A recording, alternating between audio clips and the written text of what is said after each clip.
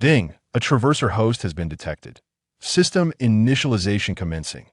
Ding, congratulations host on completing the system activation task, successfully escaping from planet Vegeta, creating a facade of your demise. As a reward, you have acquired instant teleportation and perfect control over your energy.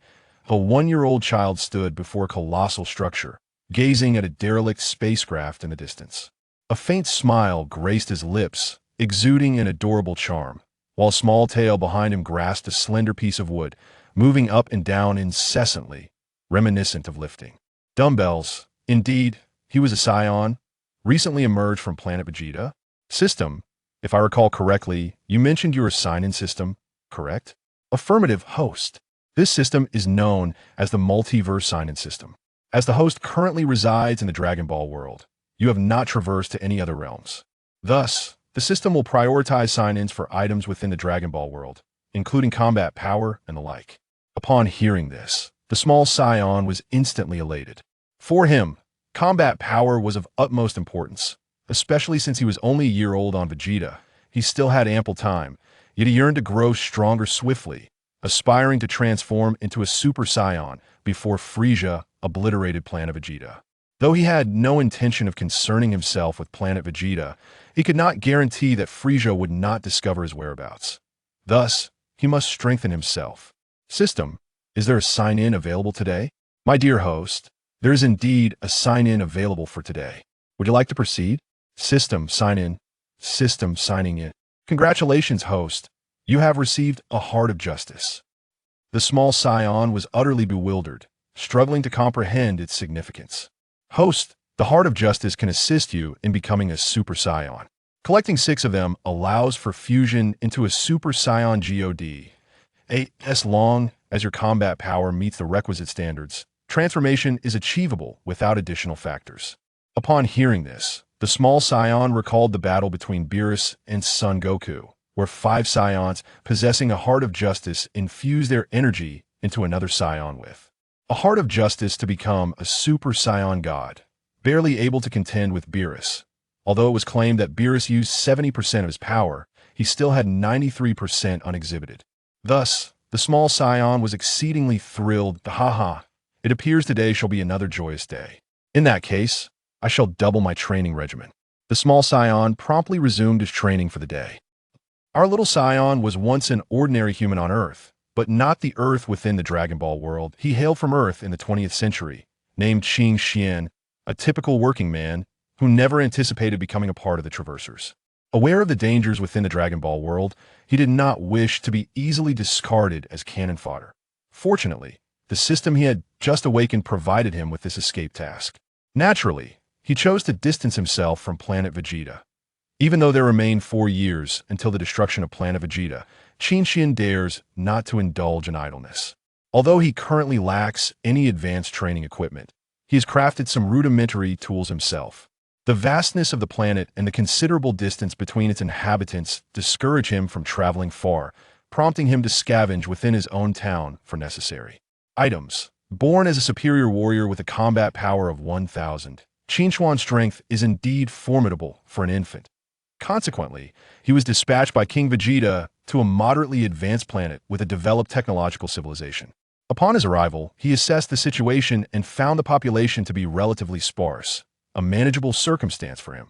The dwelling he currently occupies was seized from those who attacked him upon discovering his presence. Despite his formidable abilities, Qin Xian feels a deep unease. He was once an ordinary person and is ill-equipped to cope with the sudden necessity of taking lives. However, he understands that unless he eliminates these threats, his own survival is at stake. Under duress, Qin Xian resorted to exterminating all those who possess combat capabilities throughout the planet, leaving behind a wealth of resources. He herded the population together, confiscated their supplies, and ultimately extinguished their lives. This grim act, while a manifestation of his ambition, serves as a reminder of the world he has left behind. Contributing to his indifference towards planet Vegeta, at this moment, Qin Xian hefted several heavy iron plates, weighing approximately 30 kilograms, onto his back and commenced his push-up regimen. 1, 2, 5, 50, 100, 200.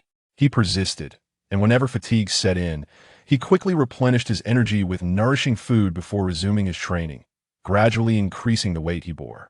During his brief moments of rest, he engaged in cultivating his energy, ensuring that aside from sleep, he did not cease his endeavors. Thus, a day passed. A beautiful day has dawned. It is time to check in with the system, he declared while standing outside, feeling the breeze as the sun stretched its golden rays across the horizon. Understood, host, came the response, ding. Congratulations, host, you have received 10 magical beans, now stored in the system space for your retrieval at any time. Seems I'm not as fortunate as I thought, yet acquiring magical beans is still quite a stroke of luck, Qin Xian mused while gazing at the beans in his system backpack. Enough of that. I shall continue my training. It's prudent to save for later, to be addressed when my supplies run low. Shortly thereafter, heavy breaths echoed from his training chamber. For Qin Xian, the concept of leisure had been cast aside. He was resolutely determined to seize his destiny with unwavering grip. System, may I inquire about my combat power? Certainly, host. Ding, the system panel has been displayed. Name, Qin Xian. Gender, male. Age, 1.5 years. Combat power, 1,500 point. Skills, instantaneous movement, perfect utilization of breath. Items, 1 heart of justice, 10 spirit beans. Ah, such a simple panel. However, I am quite weak at present, with only 1,500 points of combat power. Alas, life is unpredictable. I must strive harder. After replenishing himself with water, Qin Xian resumed his relentless training, immersed in the pursuit of improvement. Chapter 2. The new training room. After signing in on the second day, Qin Xian set a system alarm to remind him to check in punctually each day. Though the rewards consisted merely of celestial beans and versatile capsules, containers filled with a myriad of items, Qin Xian never missed a single day of signing in. After all, even the smallest morsel is still sustenance. It is not the scarcity of meat that one should fear, but the absence of it altogether. System check-in. Ding. Congratulations, host, for signing in consecutively for 1 month. Luck value doubled. Ding. Congratulations, host, for acquiring the Gravity Training Room. Unrestricted version, adjustable gravity settings. Training puppets can be retracted into system space, equipped with a shielding effect. What? A gravity room? And the consecutive sign-ins have yielded a doubling of rewards. Indeed. It seems my decision to set an alarm was wise. Qin Xian unleashed a Kamehameha wave, leveling the uneven ground beside his house, and retrieved the gravity room from the system space, placing it on the ground. Ha ha ha ha. Qin Xian laughed exuberantly and stepped into the gravity room, embarking on a new phase of training. With the resources of Zhongli City at his disposal, he found himself no longer in need of other items. Upon entering, he immediately set the gravity to 30 times, which overwhelmed him and pressed him to the ground, rendering him powerless. Fortunately, his gravity room was equipped with an intelligent assistant. Otherwise, he might have met his end. Little Bamboo, deactivate the gravity device. Understood, master. As the immense weight lifted, Qin Xian felt an overwhelming sense of relief. It seemed he needed to take things step by step. Rushing would surely lead to injury.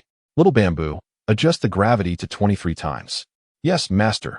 Thus, Qin Xian immersed himself once more into his training, relentlessly throwing punches, performing push-ups and sit-ups, and running. He gradually increased the gravity multiplier as he fully acclimated to the weight. Ultimately, within a single day, Qin Xian successfully escalated the gravity to 35 times. Not a moment of respite passed during that day. He even skipped meals, resorting to consuming a celestial bean whenever hunger struck. After all, a single celestial bean could sustain an ordinary person for 10 days without hunger, replenishing their strength. For someone like Qin Xian, a Saiyan accustomed to high energy expenditure, it could easily provide sustenance for 3 days and nights without rest. The crux of the matter was that his combat power was still not formidable, and his strength was not particularly high, resulting in a slower consumption rate. Otherwise, that celestial bean would barely last him 5 days. System check-in. Ding. Congratulations, host, for acquiring the time control technique. Ding. Congratulations, host, for acquiring the magic blade, 1,000 blades. Time flowed swiftly, and 2 years passed in the blink of an eye in the Dragon Ball world. Qin Xian had matured significantly. Now, he stood tall at 198 meters, with a muscular physique and handsome features. Stepping out of the gravity room, he approached the bathroom mirror to gaze at his reflection. After 2 years without a bath, he was coated in grime, obscuring his original appearance. Qin Xian spent nearly an hour in the bathroom, scrubbing away the grime that clung to him. Once again standing before the mirror, his eyes roamed up and down his reflection. Alas, how could there exist such a handsome individual in this world? Albeit slightly inferior to esteemed readers? Furthermore, the resources at his disposal were quite substantial. At present, such matters did not concern him, for his secret technique had already transformed with ease, though it was somewhat regrettable. After dressing, he retrieved a celestial bean, chewed it a few times, and swallowed it whole. Qing Xian felt an immense surge of energy within him, excitement evident across his features. With a sudden burst of power, the formidable energy within him surged forth, causing the entire planet to tremble, and the ground within a 10-kilometer radius shattered beneath him. The absence of gravitational pressure felt liberating and delightful, he mused. System, display my data panel, he commanded. Understood, host, replied the system. In an instant, the long-awaited data panel materialized before Qing Xian. Host, Qing Xian gender, male age, 40 combat power, 9,000,000,000,000, normal state. Transformation forms, Super Saiyan I, Super Saiyan 2, Super Saiyan 3. Super Saiyan 4 Super Saiyan God forms, Super Saiyan God Red, Super Saiyan God Blue, Super Saiyan God Deep Blue skills. Instant transmission, perfect mastery of key manipulation, flash technique. Time pause, time control technique, solar fist, solar cannon, heavenly round cutter, heat ray, Gallic gun, ultimate flash, Kamehameha, perfect mastery of instant transmission. Items, gravity training room. Mirror combat platform, 7 hearts of justice, 125, 964 celestial beings, magic sword of 1,000 blades, 7 talisman of the horse, 4 talisman of the chicken, 6 talisman of the rabbit, 10 talisman of the dog, 3 talisman of the dragon, 5 pairs of eternal kaleidoscopes, 4 pairs of reincarnation eyes, 8 pairs of transmigration eyes, 167 chakra fruits, 20 ability locks, 2 sets of infinity stones. To his astonishment, he had accumulated such an abundance of items. Qing Xian gazed in wonder at the myriad treasures within the system's space, alongside countless others he could scarcely comprehend. Yet, he realized that he was still far from invincibility in the 7th universe. After over 30 years of monotonous training, he had reached a bottleneck. Having been stuck for 5 or 6 years without any signs of progress, he pondered whether he required more hearts of justice or something else entirely. Previously, after gathering 6 hearts of justice and transforming into a Super Saiyan God, he had ultimately evolved into Super Saiyan God Blue through diligent practice. The subsequent transformation into Super Saiyan God Deep Blue had only been achieved after acquiring the 7th Heart of Justice and harnessing the power of divinity. Reflecting on the Hearts of Justice in his backpack, Qing Xian reminisced about the process of his transformation into a Super Saiyan God. Concurrently, memories of the artificial moon he had created surfaced, recalling how he first transformed into a golden great ape before finally ascending to Super Saiyan 4. Thereafter, he had merely reached the pinnacle of Super Saiyan 4. It seems that the path ahead is fraught with challenges. Perhaps I should explore the fusion of Super Saiyan God and Super Saiyan 4 to assess the potential. Alternatively, I could develop the transformation independently, examining the situation concerning Super Saiyan 4 and the Super Saiyan God in Deep Blue. It is also possible that my current foundational combat power is insufficient, preventing me from progressing to the next stage. Chapter 3. The Battle on Planet Vegeta in a Grand Palace. A robust man clad in a crimson robe sat upon his throne, his right hand propping up his head, while his left cradled a goblet of red wine, gazing down at his subordinate who knelt before him. Report, King Vegeta. 2 years ago, we dispatched the newly ascended elite warrior, Qing Xian, to planet Gokura. Since we lost contact with him, we have yet to send anyone to investigate. Now, Lord Frieza demands that all Saiyans return to planet Vegeta within a year. Should we send someone to check on him? The kneeling man inquired. There's no need. Just mark him as deceased, King Vegeta replied, taking a leisurely sip of his wine. By the way, what of Bardock? Has he returned? Report, King Vegeta. Due to Lady Jine's recent pregnancy, Lord Bardock has remained on planet Vegeta, the subordinate responded. Very well. Gather some of our kin and send them forth, the king commanded. Yes, King Vegeta. As the Saiyan departed, silence enveloped the vast palace once more. Bardock, do you think our child will be exceptional in the future? Jine mused. Of course, who do you think I am? Bardock replied, brimming with self-importance. Indeed, indeed. How could he not be? given that he is your child. Jine chuckled at Bardock's vanity.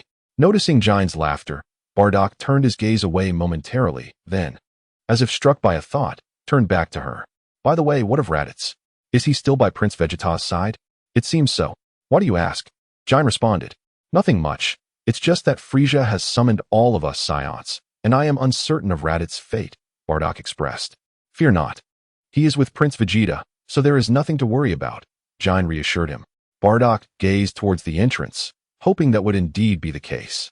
On Frisia's spaceship, Dodoria, have all the Saiyans assembled? Frisia inquired, reclining in his diminutive flying chair, sipping wine. Report, Lord Frisia. Most have returned. Only a few remain due to their missions being far from planet Vegeta. Additionally, according to reports from planet Vegeta, there are some whose whereabouts remain unknown, Dodoria respectfully replied. Oh, ho ho, Mr. Sabo.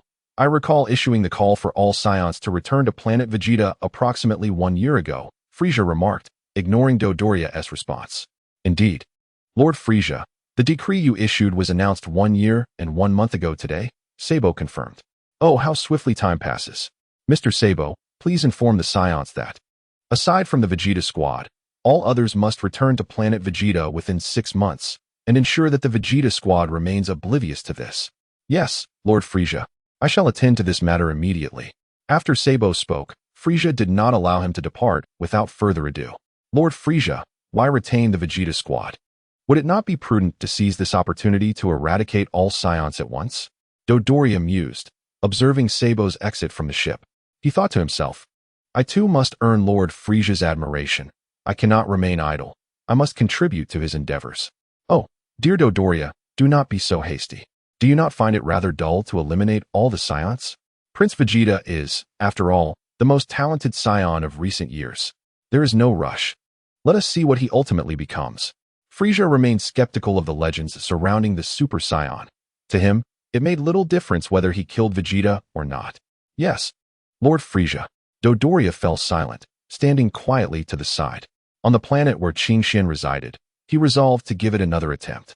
Upon reaching a combat platform, the mirror dimension, boundless yet with a terrain that could be shattered like that of Earth, he spoke.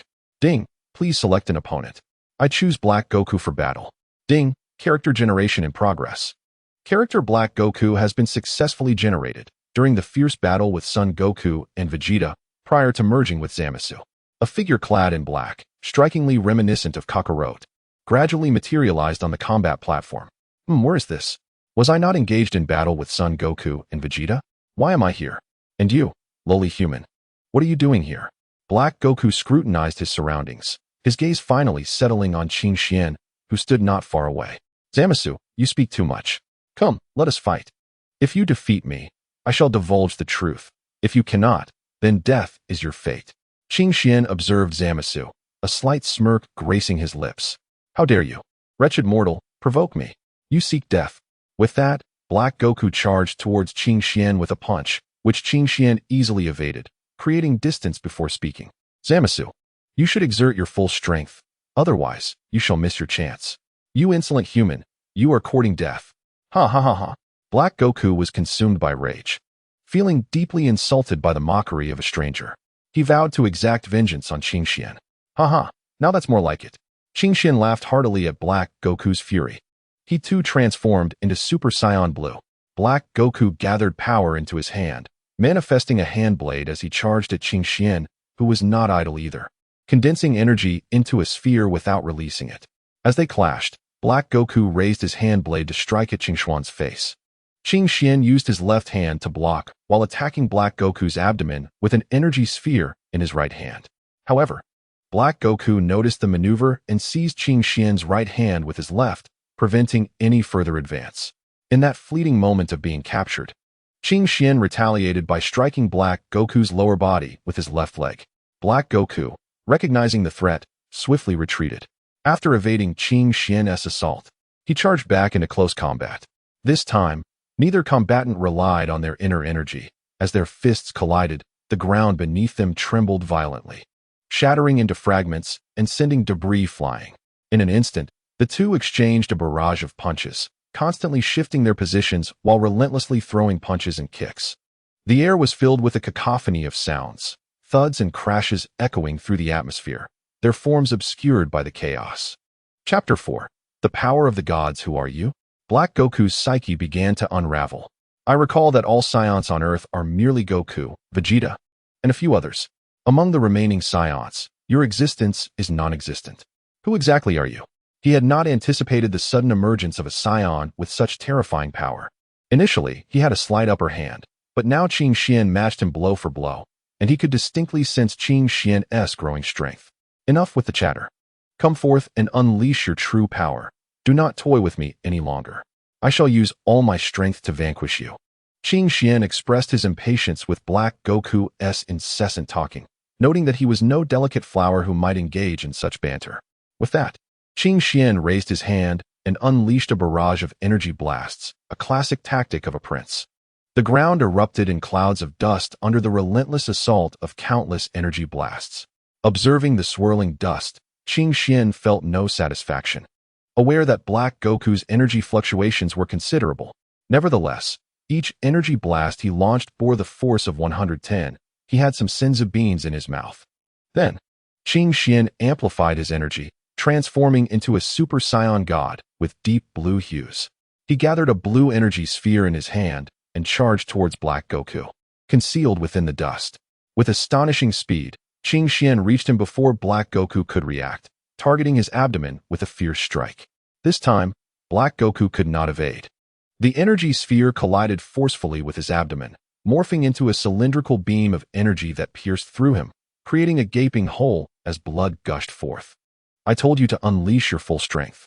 Unfortunately, I have no time to indulge you, Qin Xian said as he grasped Black Goku's head, gazing at his waning form. Die. With that, he delivered the final blow, transforming Black Goku into a headless corpse. Ding. Congratulations, host. You have successfully slain Black Goku. Reward selection available. Option 1. Black Goku's Saiyan bloodline. Option 2. All of Black Goku's skills. Choose Option 3. The complete divine power of Black Goku, including the abilities yet to be mastered. Choose Option 4. The soul power of Black Goku. Qin Xian gazed thoughtfully at the choices presented by the system. I possess Saiyan blood, and mine is more potent than that of Black Goku. However, his skills hold little of value for me. The entirety of Black Goku's power is something I can cultivate on my own. Thus, the next consideration is the divine power. The pink hue of Black Goku likely signifies a formidable divine energy, a result of merging Super Saiyan transformation with divine power. As for why his transformation does not surpass the super blue forms of Goku and the others, that is merely an illusion. It is noteworthy that after Zamasu exchanged bodies with Goku, his first transformation was pink, equivalent to the Super Saiyan form of Goku and his companions. If Zamasu could fully assimilate this body and wield it flawlessly, he would become significantly more powerful. System, I choose Option 3, the complete divine power of Black Goku. Ding. Congratulations, host. Your selection has been successful. Buzz, buzz, buzz. As the system's voice faded, a terrifying power surged within Qin Xian. The combined strength of the two had reached an alarming level. Ha ha ha. Xian, ah ha ha. Truly terrifying power. With this strength, I could nearly contend with Beerus on equal footing. Qin Xian unleashed his power, transforming into a deep crimson hue. Indeed, a deep crimson. At this moment, all his conditions were met. He possessed immense strength, sufficient divine power, and over a century of soul energy. With these criteria fulfilled, he successfully transformed into deep crimson. Next, he would solidify this form and continue to fight. Only through this could he grow even stronger, fully integrating all his abilities into battle. Xiaozhu, activate gravity training mode. Gravity at 100,000 times. After consuming a senzu bean, Qin Xian did not hesitate to resume training. Understood, master. Please be cautious. A tremendous pressure bore down on Qin Xian, and he felt the strain on his internal organs. Enduring the pressure, Qin Xian performed a split, akin to Piccolo, creating a true version of himself. Both shared the same consciousness, skills, and bloodline, yet their strength was halved. Each split would distribute power to the other half. The strength of the previous split would remain unchanged until the next division took place. We shall train separately. I will hone the physical body, and you shall cultivate divine power. Very well, let us commence. As the two Qin Xian split, they immediately sensed an overwhelming pressure, compelling them to transform into Super Saiyan to avoid collapsing, though their stamina rapidly diminished. After each consuming a Senzu bean, their condition improved slightly. Split Body 1 focused on physical training, while Split Body 2 concentrated on cultivating divine power. During the process of signing in, the method of cultivating divine power was acquired through a technique of division.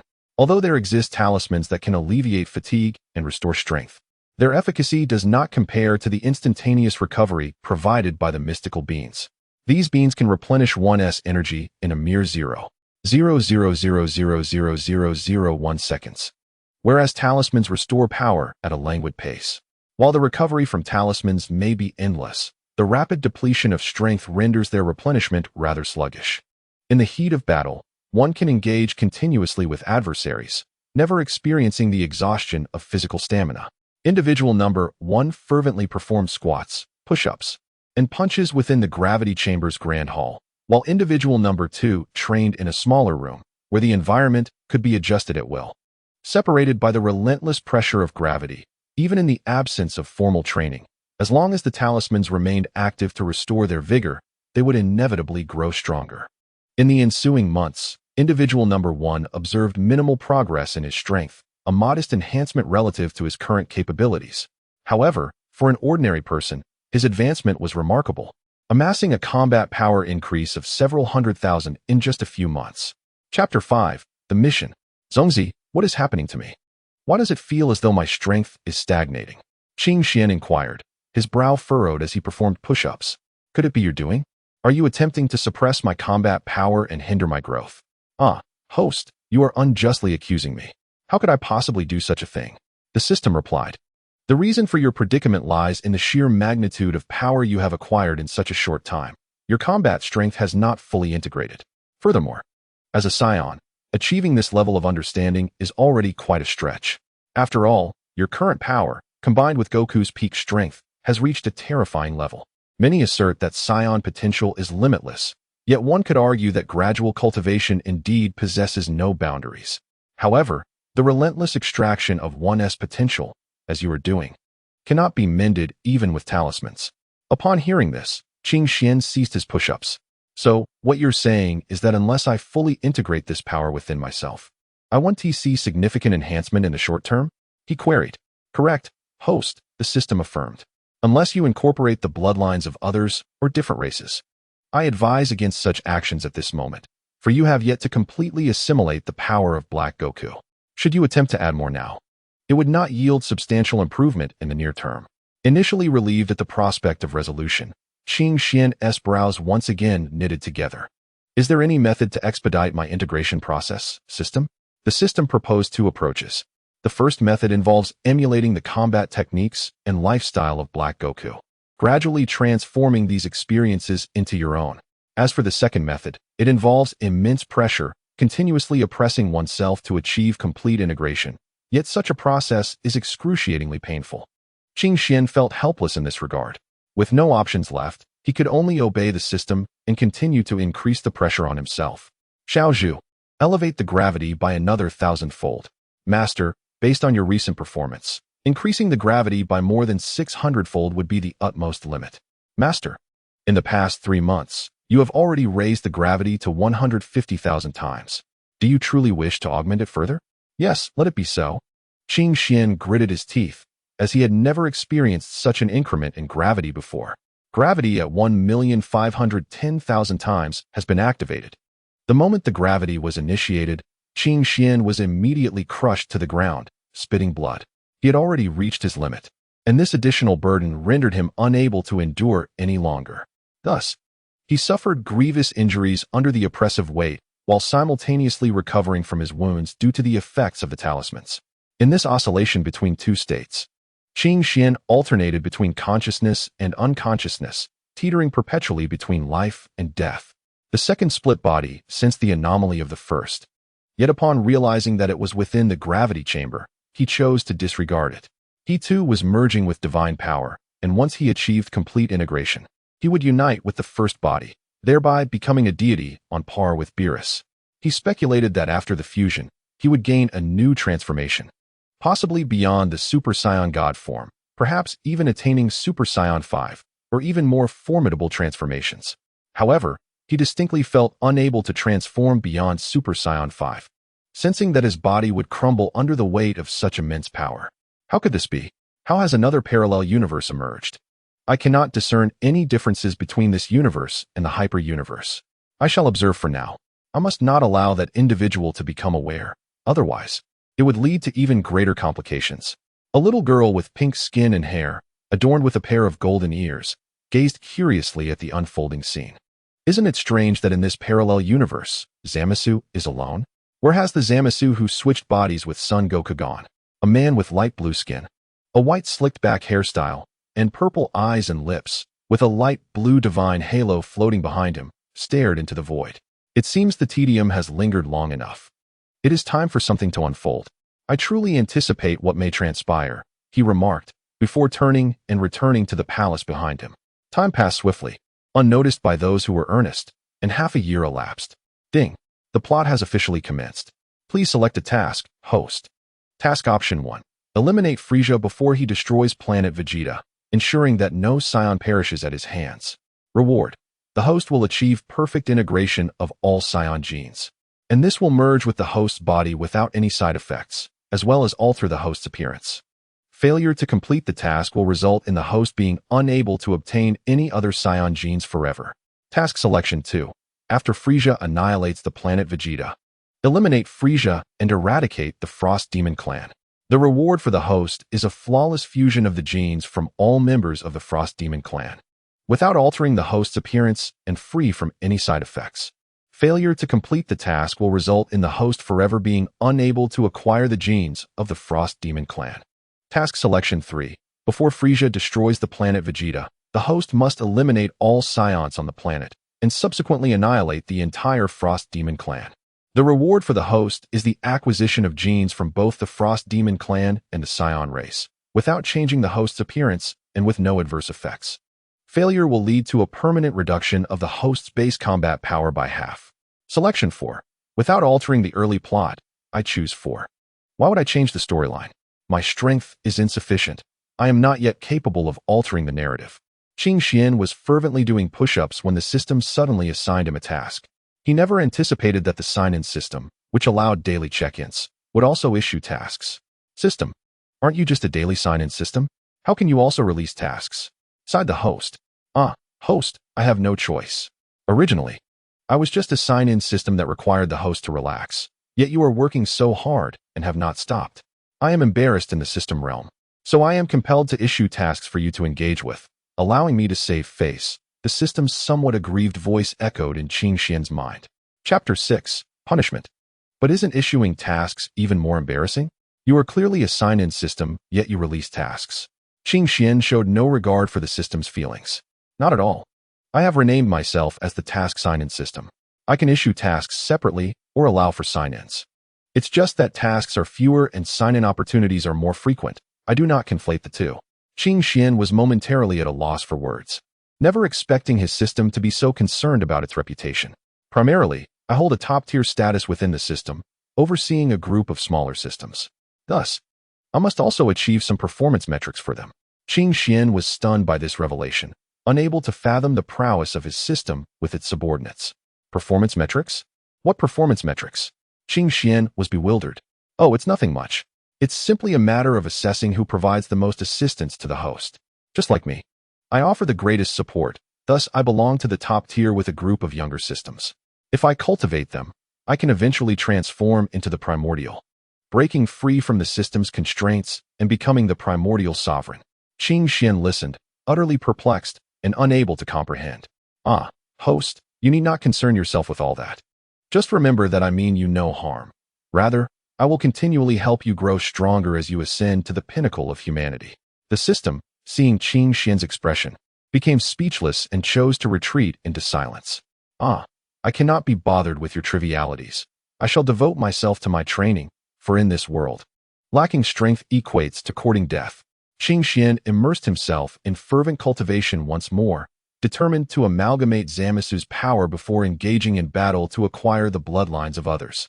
Only in this manner could he find peace of mind, with the bloodlines of others fused within him, his innate talents would ascend once more, allowing him to resume his relentless training.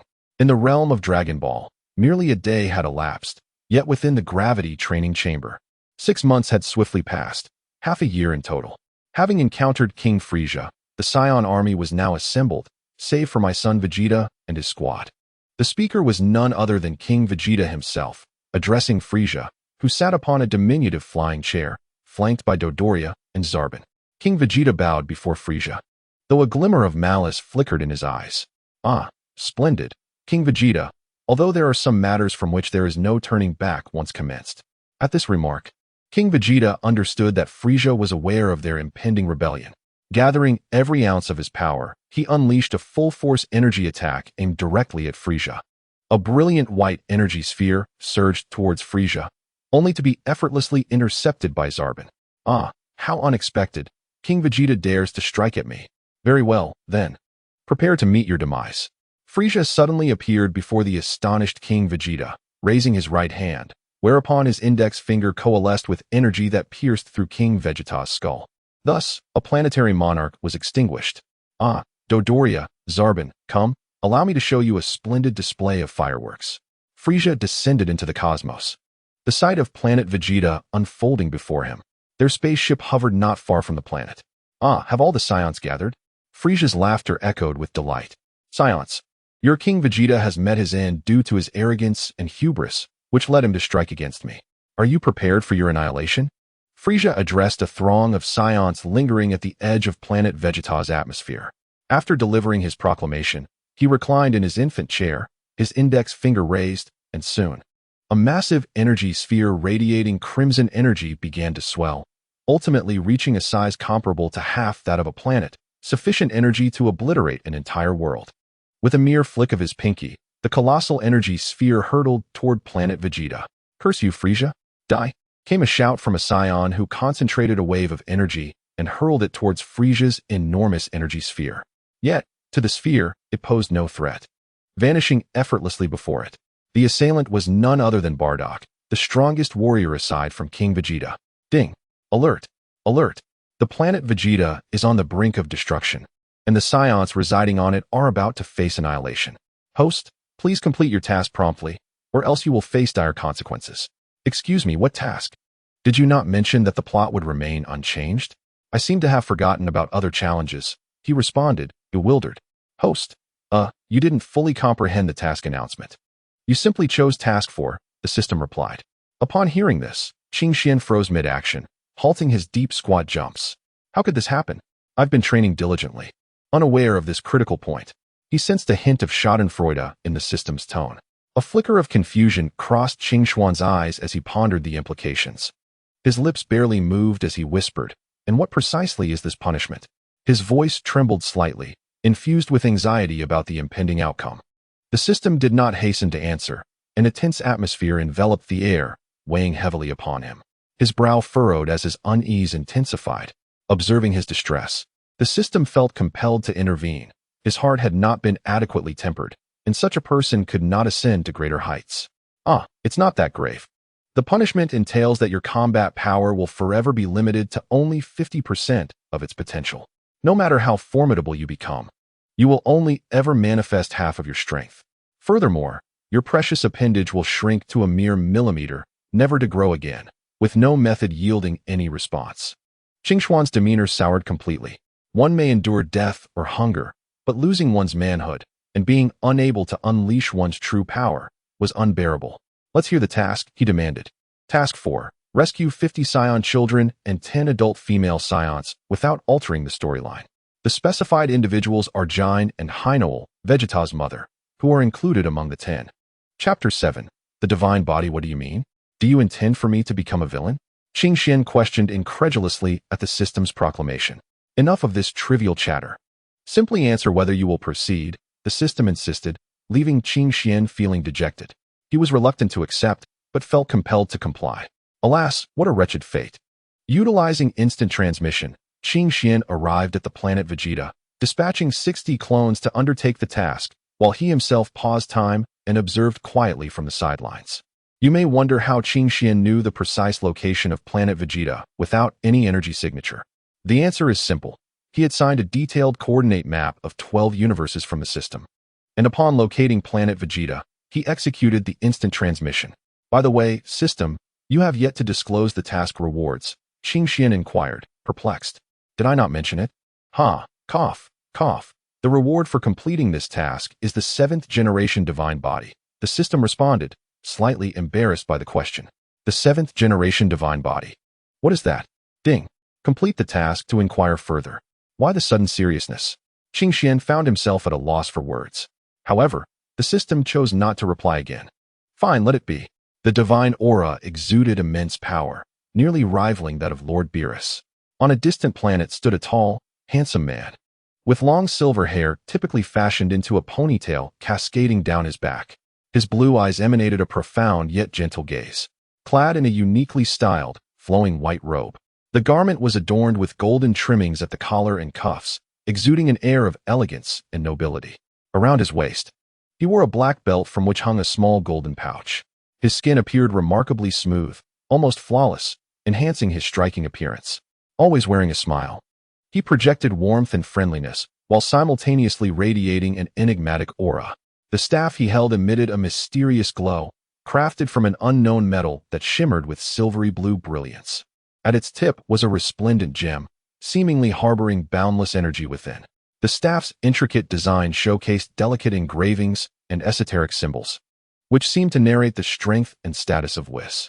When Whis grasped the staff, his demeanor became even more imposing, as if he could command the very fate of the universe. Indeed, this man was Whis, the servant and mentor of the god of destruction, Beerus. However, the sudden emergence of such a formidable presence left one puzzled. This aura was unlike any encountered before, and just as swiftly as it appeared, it vanished, prompting a desire for deeper observation of the cosmos. Meanwhile, as Whis was preoccupied, Qing Xian had returned to his previous planet, the planet Silital. His avatars soon followed, each cradling a comatose scion, girls, boys, and women alike. All were entranced, having fallen victim to Qing Xian's illusionary techniques executed through his Rinnegan. And unless they possessed greater strength than Qing Xian, they would remain ensnared. Qing Xian produced several identical gravity training chambers, which were remarkably peculiar. Upon placing these chambers alongside his earlier ones, they began to move autonomously. Before long, the numerous chambers fused together, forming a magnificent castle, with Qing Xian's original gravity training room transformed into the main hall. All those brought back by Qing Xian were enveloped within this structure, and due to his swift actions, the castle had concealed them before Whis could investigate.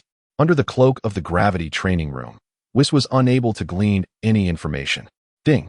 The system detected that the host had completed the task, and the reward had been issued. Would you like to accept the fusion?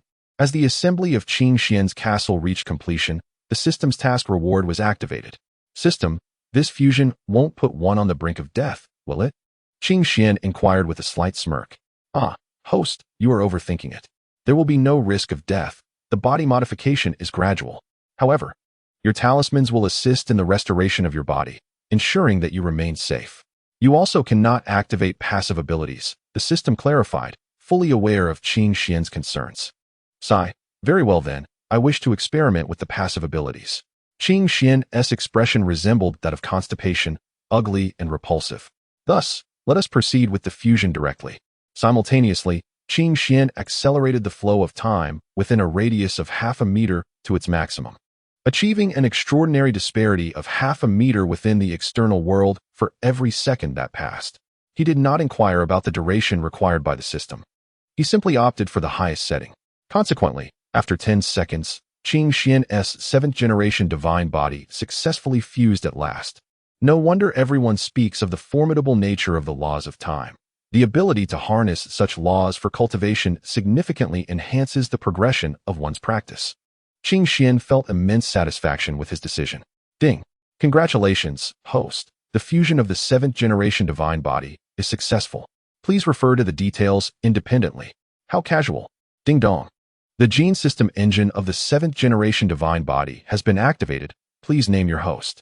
A mechanical voice resonated from within Qing Xian, entering his consciousness. What is this? Is this your doing, system?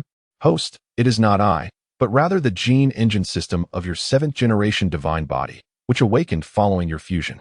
Upon hearing this, memories surged forth in Qing Xian's mind. The gene engine system had only appeared within the super divine universe.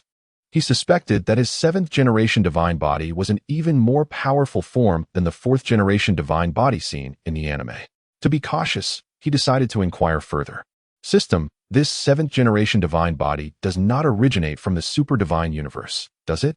Indeed, host, your 7th-generation body hails from the super divine universe, and it surpasses the 4th-generation divine body depicted in the anime. For specific details, consult your gene system. Subsequently, Qing Xian began to delve into his gene system, familiarizing himself with his 7th-generation body. Is this truly my divine body? It is indeed formidable. The hardness of my physique is astonishing. With each enhancement of my strength, my body grows increasingly powerful. I sense that even without harnessing energy, I could withstand the destructive energy of a destroyer. Moreover, the regenerative capabilities are extraordinarily terrifying, surpassing even that of Majin Buu's divine body by countless magnitudes, with an almost limitless lifespan. Most significantly, he possesses what can be deemed as infinite stamina, as his body perpetually absorbs everything from the external environment. This means that even air, oxygen, and molecules can be converted into his strength. Even without actively cultivating, his power steadily increases, with a daily growth of at least 10,000. Chapter 8. Establishing a force. Of course, the most crucial ability of the Void is also included, allowing him to convert and fuse his own power or external forces into items or other entities, everything, including food. Simultaneously, he can freely alter his form and appearance. Qing Xian reveled in the sensations of his divine body. Ding! A new task has been issued. Please establish your own force, and within 5 years, elevate the strength of 15 Saiyan children to 20,000,000, including transformations. The timeline for this task does not adhere to the passage of time within the Dragon Ball world. It is also a span of 5 years within the time-gravity training chamber. The task is complete. A fragment of time and space has been acquired. By collecting 10 such fragments, one can merge them into the Wheel of Time, enabling traversal across temporal realms. Upon gathering 100 fragments, an upgrade will occur, significantly enhancing its capabilities. Ding! May I inquire if the host wishes to accept this mission? Upon hearing this, Qing Xian fell into deep contemplation. His concern did not stem from the rewards, but rather from the fact that the youngest of these Saiyan children was merely 7 or 8 years old, while the eldest were around 11 or 12. Particularly with the Saiyans, who develop self-awareness from a young age and comprehend many concepts, educating them posed a challenge. However, there was a silver lining. Nearly every Saiyan holds a reverence for those stronger than themselves. System, I shall accept this task. Fortunately, not all Saiyans are expected to achieve a combat power of 20,000,000. Otherwise, this mission would indeed be insurmountable. Now, it is time to devise a training regimen for them.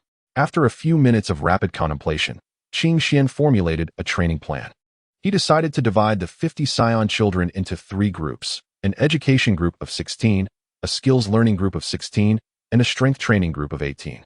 They would rotate every 6 months, allowing 3 years for observation to discern which individuals favored combat and which did not. Once this was established, individualized training plans would be developed accordingly. Excellent. The next step is to awaken them and explain the current situation. Otherwise, it could become quite troublesome. With measured steps, Qing Xian approached the unconscious Saiyans. He released a subtle aura to rouse them from their slumber. As some Saiyans gradually opened their eyes, most felt a sense of dizziness, while a dozen of the weakest remained unresponsive. Just then, a female Saiyan gently rose from the ground, akin to the first rays of morning sunlight, graceful and serene. Her beautiful eyes sparkled with curiosity as she surveyed her unfamiliar surroundings. Her figure was elegant, reminiscent of flowers swaying in a gentle breeze, exuding a faint fragrance. Sunlight cascaded upon her, illuminating her delicate skin, smooth as mutton-fat jade. A soft breeze caressed her hair, which danced lightly, as if in a dream. Her gaze wandered from the distant mountains to the Saiyans lying before her, then to the clouds in the sky, as if exploring every corner of this strange new world. Each subtle movement emanated a gracefulness and vitality that captivated those who beheld her. She remained oblivious to the impending destruction of the planet and did not perceive Frisia's terrifying energy sphere. She was Kakarote's mother, Bardock's wife, Jine. Slowly, she parted her alluring lips, producing a melodious sound. Where are we? Shouldn't we be dead? Uncertain, but we are likely no longer on planet Vegeta, came the response from Vegeta's mother, Hynol. Her skin was pristine white, akin to mutton fat jade, exquisitely delicate. Beneath the sunlight, her complexion radiated a gentle luster, reminiscent of fine pearls. Her visage resembles a blooming lily, with delicate skin radiating a subtle blush akin to petals in the morning light of spring. Her arms are elegantly elongated and slender, their texture reminiscent of silky satin, and a gentle touch evokes the sensation of a crystal-clear spring flowing at one's fingertips. Her neck is as graceful as a swan, the contrast between her alabaster skin and raven tresses exuding an enchanting allure. Her beauty transcends mere physical fairness. It embodies a purity and elegance akin to the snow lotus atop a snow-capped mountain, leaving one utterly spellbound. Upon hearing the words of their queen, Xinor, the assembled Saiyans began to survey their surroundings. Yet, despite their scrutiny, they could not discern the presence of Qing Xian before them. At that moment, he had completely concealed his aura. They felt no sense of oppression, nor could they perceive the divine essence that was Qing Xuan's seventh-generation divine form, which perpetually shrouded his figure. Qing Xian did not deliberately exert the capabilities of his seventh-generation divine form. Should he unleash his full might, it was likely that only Whis in the entirety of the seventh universe would be able to sense even a fraction of it. Otherwise, he would vanish without a trace. Ahem. Qing Xian coughed deliberately twice to draw attention. When did he appear? Why have we not noticed him until now? Xinor inquired, astonished. For she was the most powerful among the Saiyans present, with Jine following closely in strength. Did you see how he materialized? No, we did not see. The Saiyans began to murmur among themselves. Meanwhile, Jine fixed her gaze intently on Qing Xian, eager to discern his next move. Regardless of how he appeared, it must be an illusion. Do not fear, just attack him, declared an irascible Saiyan girl, raising her hand to launch an energy blast towards Qing Xian. However, the energy blast vanished without a trace when it was merely a meter away from him. What? How is that possible? The Saiyan girl stared in shock at the unfolding scene. Her astonishment was mirrored by the others, who had never witnessed such an event in their lives. Yet, after a few moments of disbelief, the Saiyan girl resumed her fierce assault, unleashing a multitude of energy blasts toward Qing Xian. Yet, her efforts bore no fruit. With a mere glance and a casual wave, he effortlessly cleaved a mountain 5,000 meters away in half along a 50-meter-wide corridor. The act accompanied by only a faint ripple of energy. Qing Xian's control over his power was astonishing. This was merely the outcome he wished for the Saiyans to perceive. The Saiyans sensed this shift and turned to behold the astonishing sight, their memories vividly recalling that the mountain had not appeared in such a manner moments ago. Chapter 9. The plan commences all right. I understand you harbor many questions, but it is unrealistic to expect me to explain everything in detail. It would be a waste of time. What you need to know now is that Frieza annihilated planet Vegeta, and I saved you in your moment of greatest peril. As for my reluctance to rescue them, it stems from their inherent malevolence, frequently annihilating other planets, compounded by the selfishness of King Vegeta. At this point, Qing Xuan's gaze swept over the Saiyans, observing their reactions. As anticipated, upon hearing of King Vegeta's selfishness and Frieza's destruction of planet Vegeta, most faces betrayed anger. However, Jine and Hynol, along with several of the eldest children, were already privy to the truth. Regarding my choice not to eliminate Frieza directly and instead liberate you, my primary intention was to empower you to seek vengeance yourselves. To me, Frieza poses no threat. Killing him would be as effortless as squashing an ant. My goal is to train you, elevating your strength to the pinnacle of the universe. Qing Xian paced before them, emphasizing that the Saiyan bloodline knows no limits. Only through relentless effort can one progress. Naturally, as one advances, the rate of improvement slows, a normal occurrence, as everyone faces their own unique challenges. From this day forth, I shall earnestly instruct all of you. Should any one of you fail to exert yourselves, do not blame me for my ruthlessness. Subsequently, Qing Xian guided everyone through the training grounds and resting areas, elucidating the unique passage of time within their castle compared to the outside world. They had access to the finest martial guidance and optimal conditions for growth. Thus, under the meticulous tutelage of Qing Xuan's avatar, everyone advanced steadily. Aunt Jine, do you seek me for a particular reason? Qing Xian had already confided in Jine and Heinol about everything except his journey through time, fabricating a tale of being rescued by a benevolent soul under whose guidance he had learned much. Unfortunately, this kind-hearted individual had incurred the ire of the planet's king for saving him, resulting in a fatal ambush a year later. Ultimately, he found himself in this castle. Discovering the training rooms and various resources, and through diligent practice, he achieved vengeance. Simultaneously, he fully comprehended everything about the castle, continuing his training until his progress slowed significantly. It was only then that he recalled the many Saiyans who remained on planet Vegeta and resolved to seek out any benevolent souls among them. He initially intended to thwart Frisia's destruction of planet Vegeta, but, upon uncovering the reasons behind Frisia's targeting of the planet through his special abilities, he chose not to intervene. Instead, he sought to rescue a few younger Saiyans, aiming to enhance their strength to ultimately confront Frisia. After hearing all this, Jine was deeply moved. She had never anticipated surviving to avenge Bardock. Qing Xian, with my current strength, am I still incapable of confronting Frisia? My battle power has reached 800,000. She inquired with hope in her eyes. Is Frisia truly that formidable? Alas, Aunt Janae, it is not my intention to discourage you.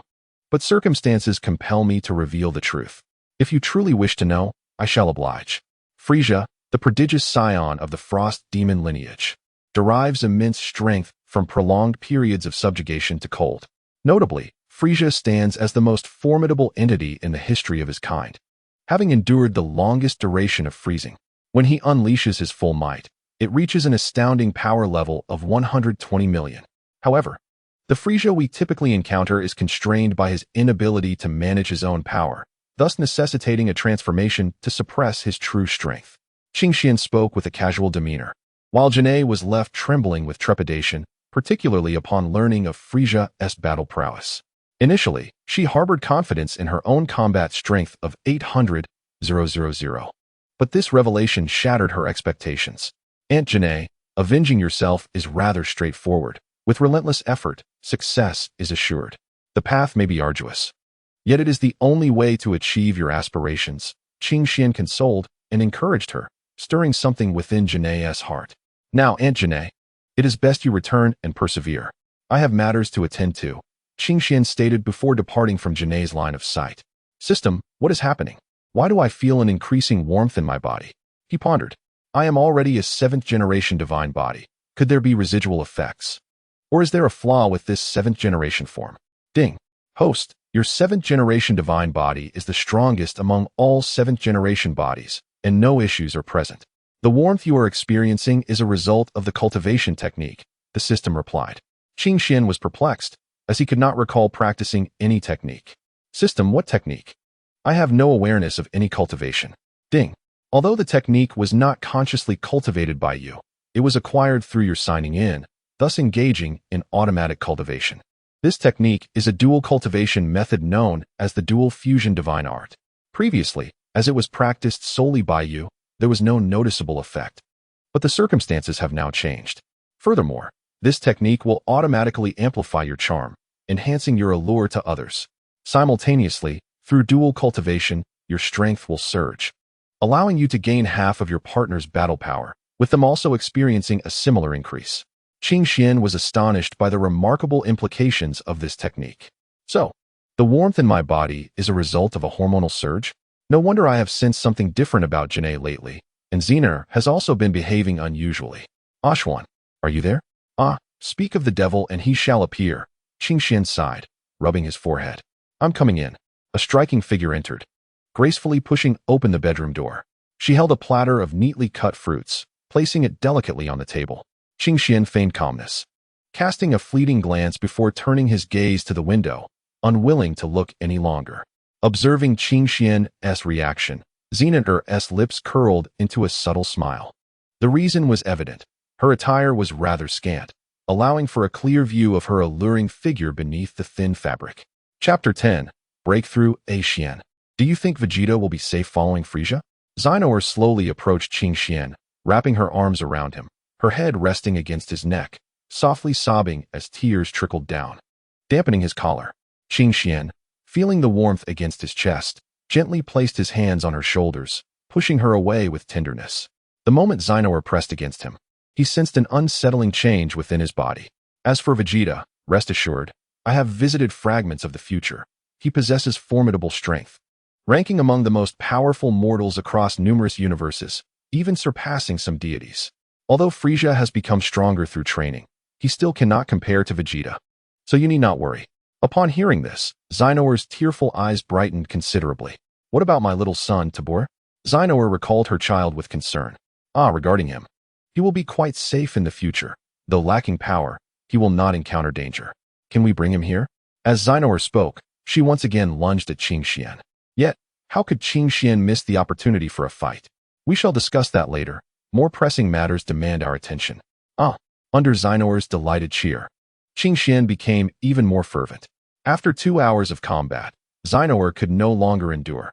Even after Qing Xian fed her another Senzabine, she would succumb to unconsciousness once more.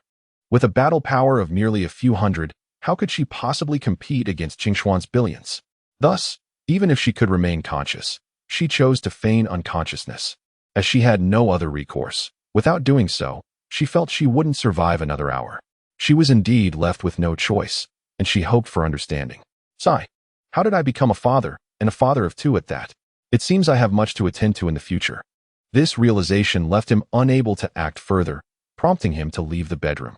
At this moment, he felt helpless, his desire for battle thoroughly ignited. This discomfort compelled him to seek a solution.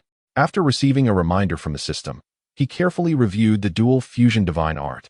Understanding that this fiery desire could not be suppressed, it must be released and could not be eradicated unless he achieved perfection in his training, which remained 20 levels away. Even if released, it would prove futile, as it would erupt again within half a day. Therefore, he adjusted the timing of his arrival in the bedroom, allowing his desire to find release. Now, he arrived at Janae's bedroom, having learned from the castle's system that she had not emerged since returning 2 hours prior. Each individual bedroom was spacious, equipped with a training room ample enough for several practitioners. Qing Xian entered Janae's quarters to find her, having just emerged from a vigorous training session, glistening with sweat, freshly bathed. Xiao Xian, what brings you to me? Gnei inquired, observing the blushing visage of Qing Xian, who clutched a towel tightly to avert any unintended exposure, her own cheeks tinged with a rosy hue. Ahem, Aunt Gnei. I require your assistance with a matter of great significance. At this juncture, you are my sole source of help. What is it that you need? Speak freely, and I shall do my utmost to assist you, Gnei replied, her determination evident upon hearing the call for aid. She harbored hopes that Qing Xian would eventually facilitate a reunion for her and her son, thus she would not let any opportunity slip by. It is but a small favor, though trivial for you. It would mean the world to me, Qing Xian implored, her urgency palpable. Gnei, perplexed as to why Qing Xian, possessing such formidable strength, still sought her guidance, listened intently. I need you to mentor and enlighten some of the children. They have been deprived of maternal affection since their young departure from their mothers. I hope you can reach out to them, Qing Xian urged. Grasping Gnei's injured arm fervently, Gnei winced in pain, her heart torn between discomfort and the weight of Qing Xian's request. How did you sustain this injury? You must be more cautious in your training. Allow me to tend to your wounds, she said, fully aware that resistance was futile, ultimately surrendering to the agony Qing Xian's healing brought her. The potency of the technique was overwhelming, rendering even celestial beings powerless, a reality contingent upon the practitioner's strength. Gnei found herself significantly weaker than Xinao air, enduring for merely an hour before Qing Xian resorted to invoking the dog and horse talismans. The dog talisman, granting eternal life, and the horse talisman, capable of healing all ailments and fatigue. Thus, Qing Xian entered a state of berserk power. Gnei bore the ordeal silently, until she could no longer withstand it, forcibly ushering Qing Xian out while returning the horse talisman.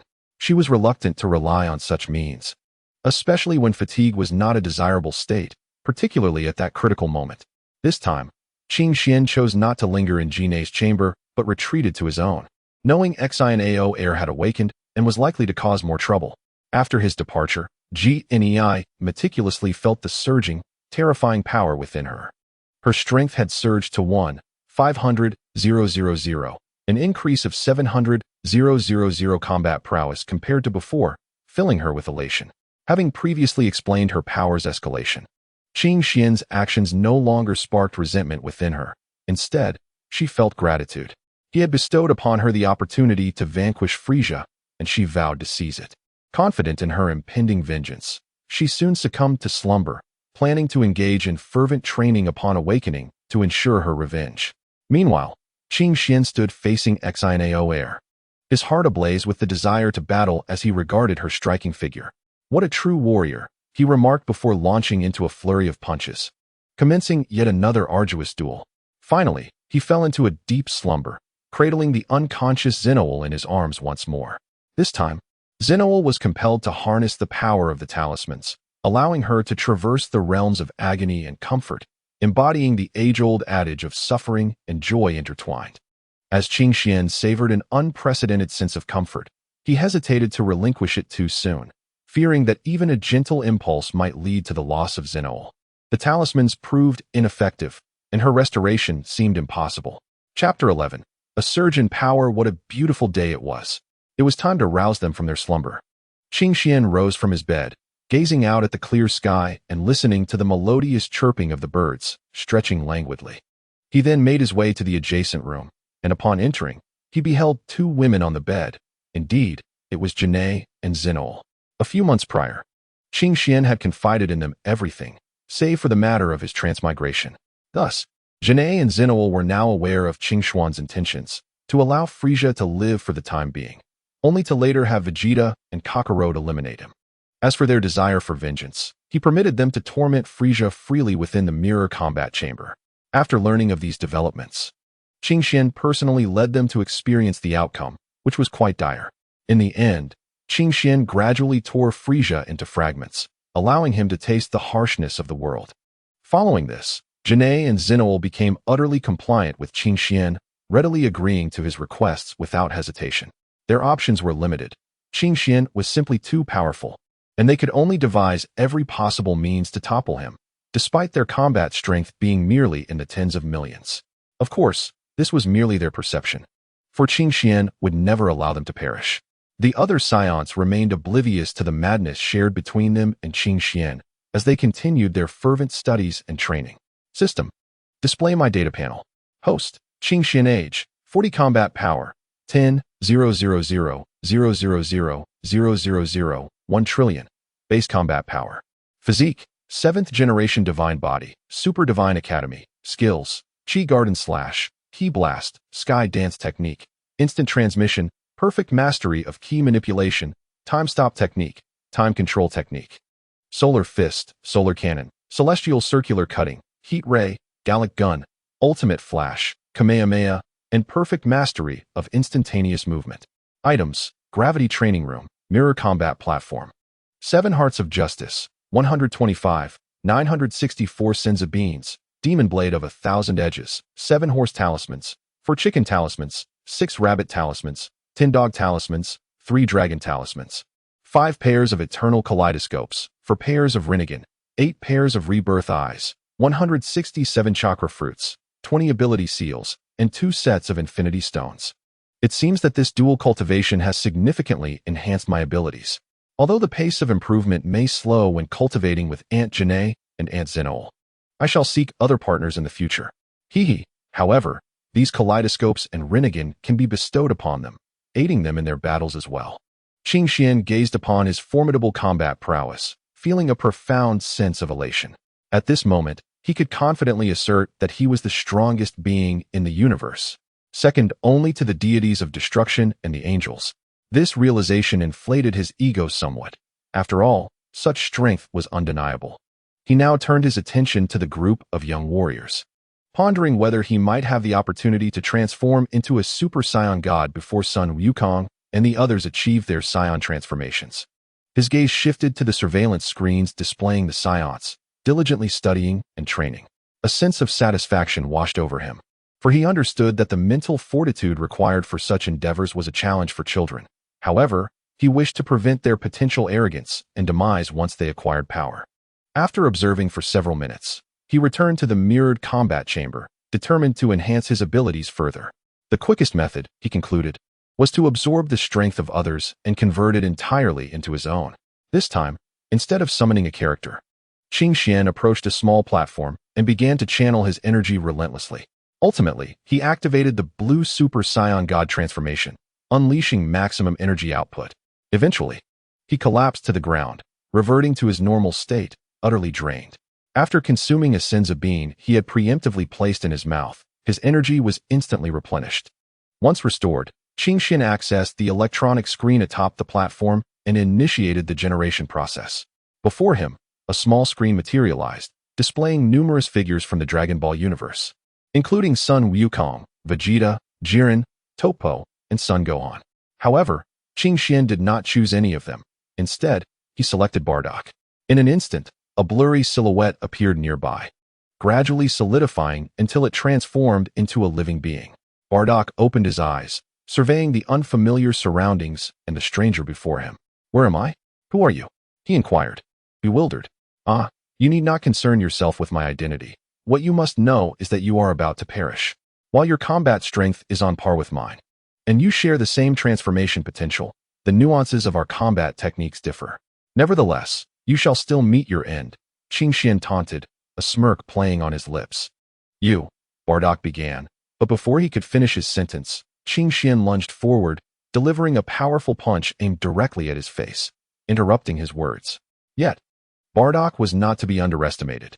Their powers were equal, and his extensive battle experience enabled him to deflect the blow with both hands. Seeing Bardock successfully block his strike ignited Qing Xuan's resolve, prompting him to unleash a relentless barrage of attacks, forcing Bardock into a defensive position. However, under the pressure of Qing Xuan's onslaught, Bardock finally decided to abandon his restraint, transforming into a Super Saiyan to push Qing Xian back. Yet, Qing Xian was equally resolute, transforming into a Super Saiyan and once again engaging in a fierce struggle with Bardock. Their fists collided with palpable force, neither able to gain the upper hand. Subsequently, both warriors ascended to Super Saiyan forms 2 and 3, ultimately achieving the majestic transformation into Super Saiyan God, a form radiating blue energy. In this newfound state, they gazed intently at one another, words unspoken as time seemed to stretch infinitely. Suddenly, they charged at each other, unleashing their full might in a simultaneous punch.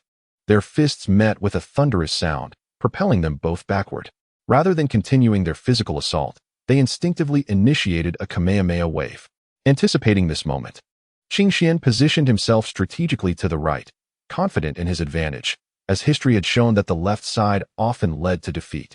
However, the situation did not unfold as he had envisioned. He was unable to overpower Bardock in a short span of time. Their energy waves clashed in a stalemate. But as time progressed, Qing Xuan's divine body continuously absorbed the rampant energy, a self-sustaining cycle.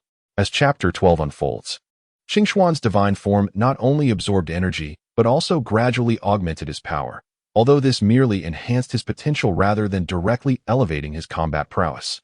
He did not wish to defeat Bardock too swiftly, recognizing their shared path as warriors, and he sought to strengthen himself through this confrontation. Throughout their exchange, Qing Xian maintained the upper hand, suppressing Bardock with relentless pressure. Despite Bardock's desperate cries, he remained overwhelmed, ultimately finding himself sprawled on the ground in a pitiful state. Qing Xian, observing Bardock's plight, taunted, "Is this all the strength you possess? No wonder you cannot protect your own kin, nor your beloved." He smirked wickedly. "Fear not, Kine. I shall take good care of you. After all, those nightly lamentations are simply irresistible. What have you done to Kine? I will kill you." Bardock, gravely injured, could do little more than shout helplessly from the ground. Qing Xian, upon hearing Bardock's cries, lost all inclination for playfulness. He approached Bardock, pressing his foot against his head, grinding it against the earth. With a slight exertion, he crushed Bardock's skull. "Ding! Congratulations, host. You have successfully challenged and killed Bardock of equal strength. Please choose one of the following options. 1. Scion Bloodline 2. Bardock's combat experience 3. Half of Bardock's combat power." Gazing at the three choices, Qing Xian quickly made his decision. "Ah, the combat power, though it may be slightly less, even a little is still something valuable." He sighed. "Oh, Aunt Kine, I am so sorry. I accidentally eliminated Uncle Bardock. Fear not, I shall compensate you well, granting you my undivided attention for a few days." His smile grew increasingly sinister. Suddenly, his grin faltered. As a thought struck him, he began a frantic self-examination, ultimately activating his gene system and igniting the engine. Ding dong. The genetic engine has successfully activated. And Ali is at your service, Master. Ali, please scan my body and mind. Ding dong. Scanning initiated. Scan complete. Master. There are no issues with your physical condition, so there is no need for concern. Host. The reason you feel out of sorts is that you have gained strength, and the techniques you possess are amplifying your desires. Rest assured, this situation will not persist for long, unless you choose not to return to your former state. Upon hearing the system's response, Qing Xian's lips curled slightly, and he inwardly cursed. If that is the case, then I shall strive to cultivate diligently. For only through this can I truly seize control of my life. Qing Xian slowly opened his eyes, exhaled deeply, and stood up, gently pushing open the heavy door of the training room. Brilliant light flooded in, and he gazed directly at the sudden brightness. As he completely stepped out of the training room, the cobblestone path beneath his feet emitted a crisp sound, as if welcoming his return. Qing Xian proceeded along the winding path, flanked by lush trees swaying gently in the breeze, seemingly nodding in salute. Before long, a magnificent structure came into view. It was the education hall. Entering the education hall, the spacious and bright lobby was filled with a subtle aroma of books. At the front, a figure strikingly similar to Qing Xian stood at the podium, eloquently narrating something to a group of children. That doppelganger appeared lifelike, its gestures fluid and expressions vividly changing, just like the real Qing Xian. The children sat raptly at the foot of the stage, their eyes wide with attention as they absorbed every word from the podium, occasionally displaying expressions of astonishment or bursting into joyful laughter. The entire education hall brimmed with vitality, presenting a scene of harmonious delight. Qing Xian understood that the future of the Saiyan race hinged on the flourishing of the younger generation. Thus, he resolved to create a superior and more comfortable environment for these promising children. After careful contemplation, Qing Xian decided to undertake a large-scale expansion of the existing castle. Following 9 hours of diligent construction, the castle's size had multiplied several times over. The previously enlarged castle now became even more spacious, every corner radiating magnificence and solemnity. Moreover, Qing Xian meticulously planned to enhance and improve the internal facilities of the castle. He introduced numerous advanced training apparatuses, libraries, and recreational areas to cater to the diverse needs of the Saiyan populace. Additionally, to imbue the castle with ecological beauty, Qing Xian ingeniously transformed parts of the landscape. The once monotonous flatland was reshaped into undulating hills and gardens surrounded by streams, rendering the entire castle akin to a paradise. The most crucial education hall for the Saiyans was situated in the northern part of the castle. This towering edifice stood majestically, encircled by verdant trees. Whenever a gentle breeze swept through, the rustling leaves seemed to serenade the learning atmosphere with nature's soft melody. These trees not only enhance the environment, but also provide the Department of Education with refreshing air and pleasant shade. Qing Xian gazes at his doppelganger outside, filled with profound reflections. Indeed, studying is quite arduous. However, I consider myself fortunate, as I have escaped the depths of hardship. After a moment of contemplation, Qing Xian hurriedly departed from the solemn and dignified Department of Education, his figure swiftly darting through the woods and past numerous rooms, akin to a flash of lightning. Ultimately, he arrived at the grand and magnificent martial arts hall, which is situated in the western part of the castle, resembling a resplendent jewel embedded within its structure. Upon entering the martial arts hall, a scene of extraordinary vibrancy unfolded before his eyes. A group of spirited and energetic Saiyan children stood in perfect formation, attentively listening to the teachings of a tall, striking figure before them. This remarkable figure was none other than another manifestation of Qing Xian. This doppelganger, identical to the original, possessed extraordinary strength and exceptional wisdom. With exquisite skill and an accessible teaching style, he patiently guided the children in mastering various combat techniques and the application of power. Every movement was executed with precision, and every piece of advice resonated deeply, benefiting all the children present. Thanks to the existence of the system, Qing Xian had acquired an abundance of resources. Chapter 13. Little Wukong. Under the astonishing and wondrous system sign-in feature, Qing Xian felt as though he had unlocked a treasure trove brimming with riches. continuously reaping an array of precious items and knowledge. Among these, the most striking were the copious and diverse educational resources, encompassing every academic discipline, from astronomy and geography to humanities and history, forming an expansive ocean of knowledge awaiting Qin Xian's exploration and absorption. In addition, a series of tantalizing martial arts techniques also found their way into his possession. Some of these techniques were forceful and domineering, capable of unleashing earth-shattering power in an instant. Others were subtle and enigmatic, difficult to defend against, and yet others possessed both offensive and defensive capabilities, exhibiting a remarkable versatility. However, much like all things in existence, these techniques varied in quality, comprising both extraordinary martial arts and mediocre practices. Nevertheless, for Qin Xian, who yearned for strength, this undoubtedly represented a considerable fortune. Nonetheless, the significance and value of these books remained irreplaceable and immensely precious to the Saiyan children. The knowledge contained within them could serve as powerful tools to guide and shape these inherently fierce children. Through reading, they could access a broader world, diverse thoughts, and varied cultures, gradually expanding their horizons and transforming their ingrained thought patterns. Simultaneously, the wisdom and principles embedded in these texts could aid them in learning to control their emotions, understand the feelings of others, and cultivate virtues such as compassion and kindness. Thus, the once perceived symbols of barbarism and violence, the Saiyan children, may, under the influence of knowledge, receive a commendable education, evolving into individuals of moral integrity, refined character, and formidable inner strength. This transformation would enable them to achieve greater accomplishments, rapidly generate their own selves, and cultivate a righteous heart, significantly aiding their eventual ascension to Super Saiyan and Super Saiyan God.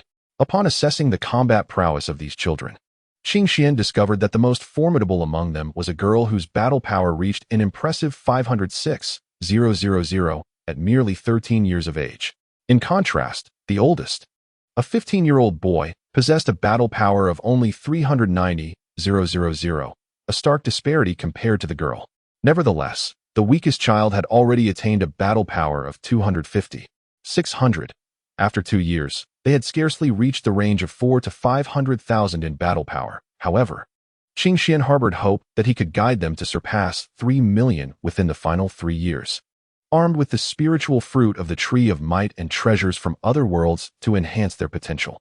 Moreover, he planned to employ methods from the Grand Elder of Namek and techniques used by the old Kai to help Gohan unlock his potential.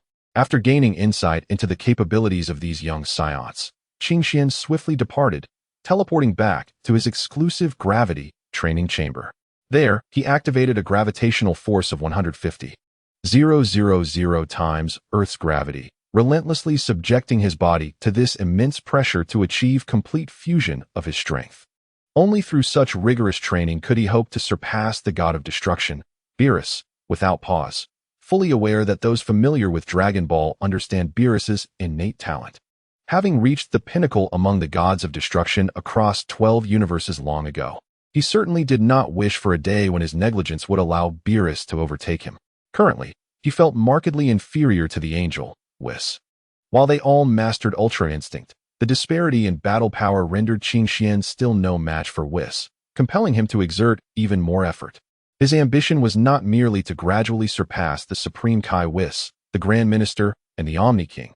He aimed to achieve this before Beerus awoke, ensuring that he remained undetected by Whis and the others during this period, for otherwise, all his efforts would be in vain. After all, they would not wish for anyone to stand above them, as they were the most powerful beings in all universes. The notion that angels cannot interfere in universal matters is mere rhetoric. It is simply that the Grand Minister fears the Omni King. However, should an angel truly intervene at will, the authority and position of the Grand Minister would be unchallenged by the Omni King. Ultimately, it is better to avoid unnecessary conflict, which is why the Grand Minister advises against arbitrary involvement.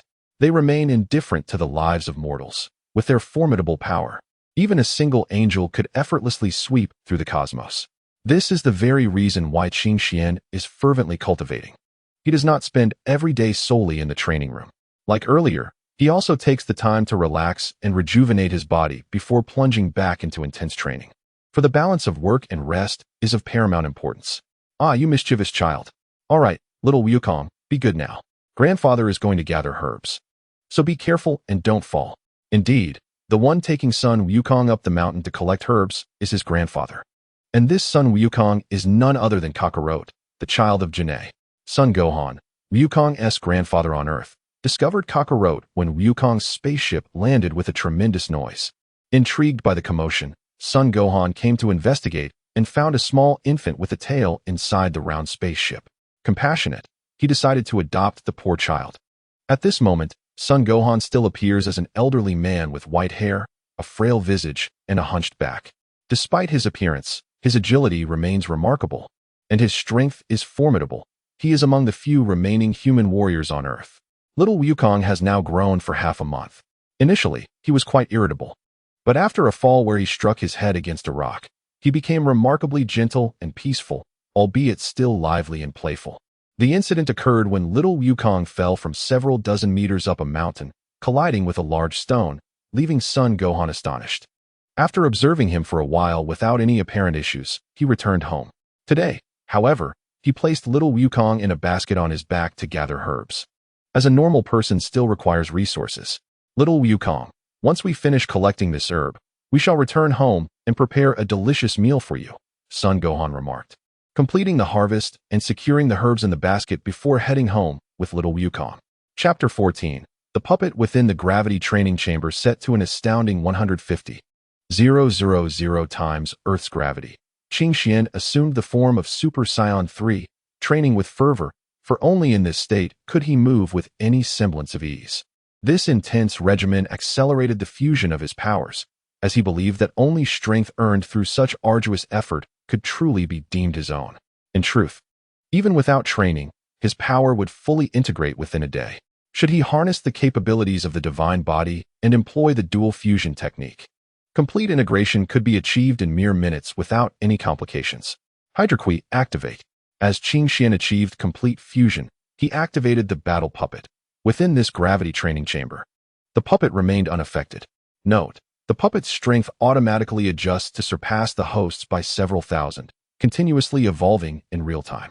The movements of the puppet were exceptionally effortless, contrasting starkly with Qing Xuan's own formidable presence, which lagged considerably behind. Attack me, hold nothing back. Yes, master. The emotionless voice of the puppet, Hydrogen K, resonated as if it were merely a machine programmed to execute commands.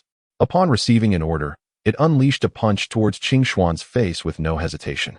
The strike cutting through the air with a fierce wind, swift as a flash of lightning.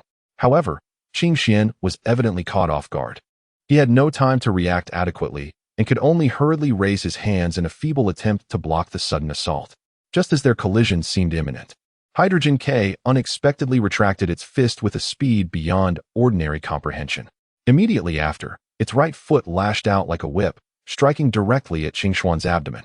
The series of movements unfolded with the rapidity of a tempest, leaving one breathless. At that moment, Qing Xian had just managed to fend off the initial punch and had not yet adjusted his stance or defense, rendering him unable to evade the kick that sent him flying. Hydrogen K offered no opportunity for Qing Xian to respond. It darted forward like a specter, closing the distance with alarming swiftness, leaving Qing Xian with no chance to react. In an instant, Hydrogen K swung its fist, forged as if from steel, raining down blows upon Qing Xian like a torrential storm. The flurry of punches merged into an impenetrable curtain of strikes, dazzling and overwhelming. Faced with this sudden and formidable onslaught, Qing Xian was taken aback, yet he remained composed.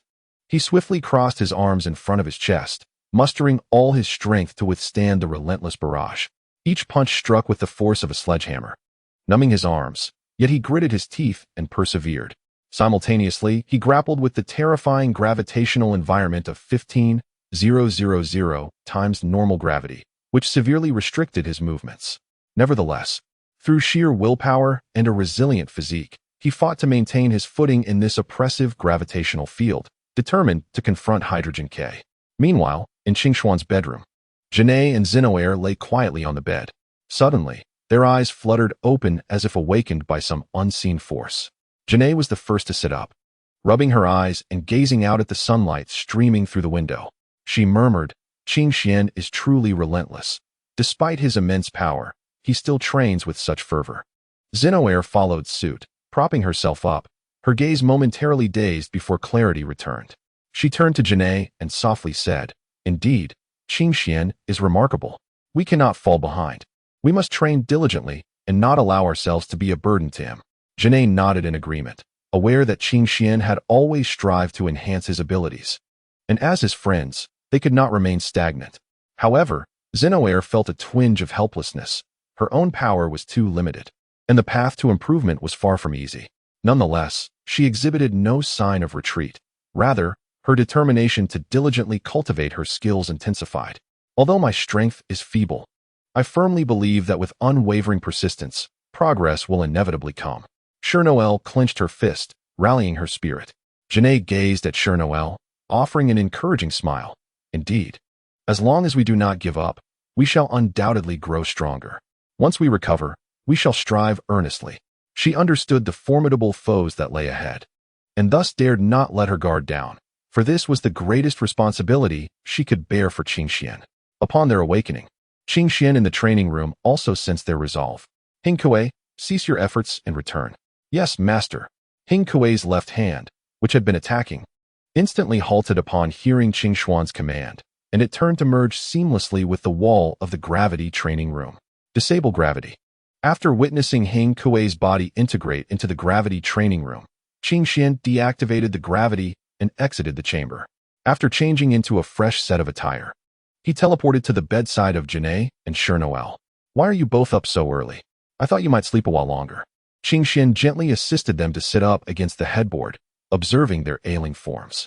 Janae's complexion was as pale as parchment, yet she managed to muster a faint smile, softly saying, "Qingxian, seeing you train so diligently, we feel remiss to continue our idleness."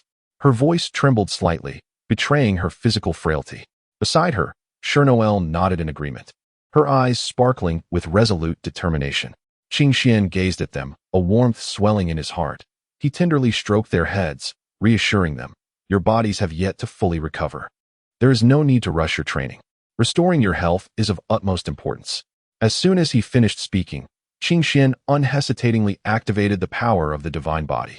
A soft golden glow emanated from his palm, and a warm, gentle energy surged forth from within him. This energy flowed like a gentle stream, softly infiltrating the bodies of Janae and Chernoel. It seemed to possess a life of its own, instinctively seeking out the damaged areas within them, tenderly nurturing the weakened cells like a spring breeze. Janae and Chernoel felt a comforting warmth enveloping them. Their discomfort gradually subsided, replaced by a sense of ease and delight. Their spirits were uplifted, as if rejuvenated. "Qingxian, what is this?" Janae gazed at him in astonishment, her eyes filled with curiosity. Qingxian smiled gently, patiently explaining, "This is a capability of the divine body, allowing me to transfer my energy to you, assisting in your recovery." His voice was warm and kind, instilling a profound sense of reassurance. Chapter 15. The cultivation of laws. Initially, he considered feeding them one by one, but upon reflection, he realized it would be unfair to prioritize one over the other. Even if they were not adversely affected, Qingxian aimed to maintain balance in his care for them. Found himself nestled between the two women, gently embracing them as he sat at the vacant head of the bed. He carefully brought over another bowl of red date millet porridge, suspending the two bowls before them. With a spoon in each hand, he slowly fed them both, one spoonful at a time. While the scene might appear comical and amusing to onlookers, it was a moment of unparalleled sweetness for the two women. It was clear that no one else cared for their partners in such a tender manner. Thus, any gesture of care from him filled their hearts with immense joy, allowing Qingxian to effortlessly penetrate the depths of their souls, leaving indelible marks within. With the system's assistance, they had completely surrendered to him. Qingxian gazed at the system panel. Host, Qingxian. Gender, male. Combat power, 1, 500, 000, 000, 000. Partners, Janae, Xenoil. Emotional value, 100. Maximum value is 100. Physique, 7th generation divine body, Super God Academy. Details will not be frequently mentioned henceforth, only in special circumstances. Qingxuan's eyes widened in disbelief as he stared at the astonishing surge in his power level, his heart racing as if it might leap from his chest. An indescribable exhilaration washed over him, overwhelming all his thoughts and emotions like a tidal wave. At that moment, the entire world felt transformed. Those once unattainable goals now seemed within reach. The challenges that had once instilled fear and helplessness now appeared trivial. The rapid enhancement of his strength imbued him with an unprecedented sense of achievement and confidence, causing him to radiate an extraordinary brilliance. Taking a deep breath, he felt the powerful energy coursing through him, and a confident, bold smile instinctively graced his lips. I knew it. With relentless dedication to my training, I will one day stand atop the pinnacle, Qing Xian silently vowed, his eyes shimmering with unwavering resolve. He was no longer lost on the path of future cultivation. Instead, he brimmed with endless anticipation and aspiration. He firmly believed that with his ever-increasing strength and indomitable spirit, he would surely overcome all obstacles and become a truly unparalleled warrior. It was time to delve into the cultivation of other skills. Qing Xian sensed the divine powers within him, along with the terrifying potential of destruction. These powers bore a resemblance to the laws of strength found in immortal novels, indicating that the hierarchies within the Dragon Ball universe were not exceedingly high, as only a select few could wield such laws. As for Sun Wukong and his companions, their ability to obliterate stars was simply due to the world's inability to withstand such forces. While feeding the two enchanting beauties, Qing Xian pondered the power dynamics of the Dragon Ball universe. It seemed an opportunity to explore the laws of time was on the horizon. Communicating with his other cultivating avatar in his mind, he continued to feed the two captivating women, reflecting on his doppelganger's journey. Alas, a doppelganger is ultimately just a mere reflection, never a true embodiment. Perfection in form remains an unattainable ideal. It appears that I must seek a suitable corporeal vessel for my avatar, allowing our consciousness to intertwine completely, thus granting us an additional chance at existence. Within the sanctuary of cultivation, the avatar of Qing Xian ceased the cultivation of divine powers upon receiving directives from the primary essence. The avatar pondered the methodology for harnessing the forces of the laws of existence. In this realm, there exists a proverb: time is revered, space reigns supreme, fate is immutable, and causality wears the crown. Destruction is boundless, creation is infinite, the five elements are in perpetual conflict, and the interplay of yin and yang is ceaseless. Battles rage against the heavens, with celestial beings and demons vying for supremacy. Light and darkness are inseparable, and the cycle of reincarnation is unending. The cosmos is in constant flux, power reigns supreme, chaos is eternal, life is everlasting, and death is but an illusion. Yet, such phenomena manifest only within the same realm of existence, largely contingent upon individual experience. These notions do not constitute proper cultivation. We must begin with the essence of life itself. After all, in this moment, eternal life is the ultimate foundation, even in the absence of a divine body. One can still achieve immortality. For my companions, this means a more enduring companionship, free from the burdens of aging, illness, and mortality. Upon reflecting on these thoughts, Qing Xian resolved to delve into the comprehension of the laws of life, albeit his current understanding was still nascent, hence his progress was painstakingly slow. Therefore, he activated a time controller set at a ratio of 100:000:1. What, then, constitutes true life? Some assert that life is embodied in the beating heart, the flowing blood, and the rhythmic breath. Others contend that it represents the harmonious union of soul and flesh, a complex existence woven from thoughts and emotions. No, the essence of life encompasses far more. For plants, life commences from a minuscule seed, breaking through the soil, basking in sunlight and rain, flourishing until it bears fruit. This entire journey encapsulates their life story.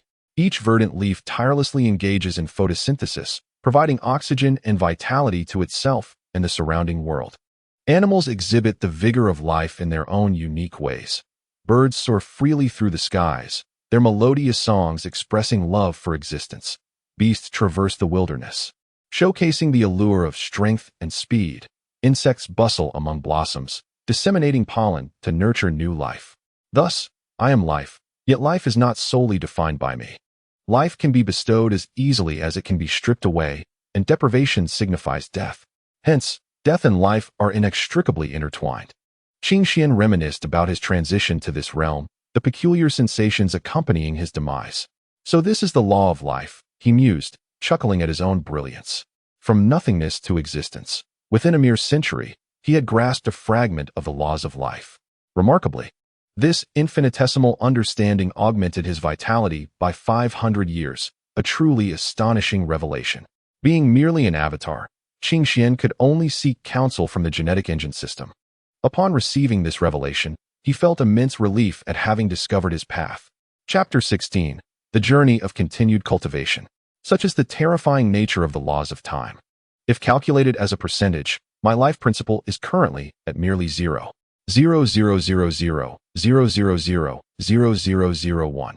Qing Xian encouraged himself, urging to swiftly cultivate this principle while simultaneously crafting a tome on the laws of life.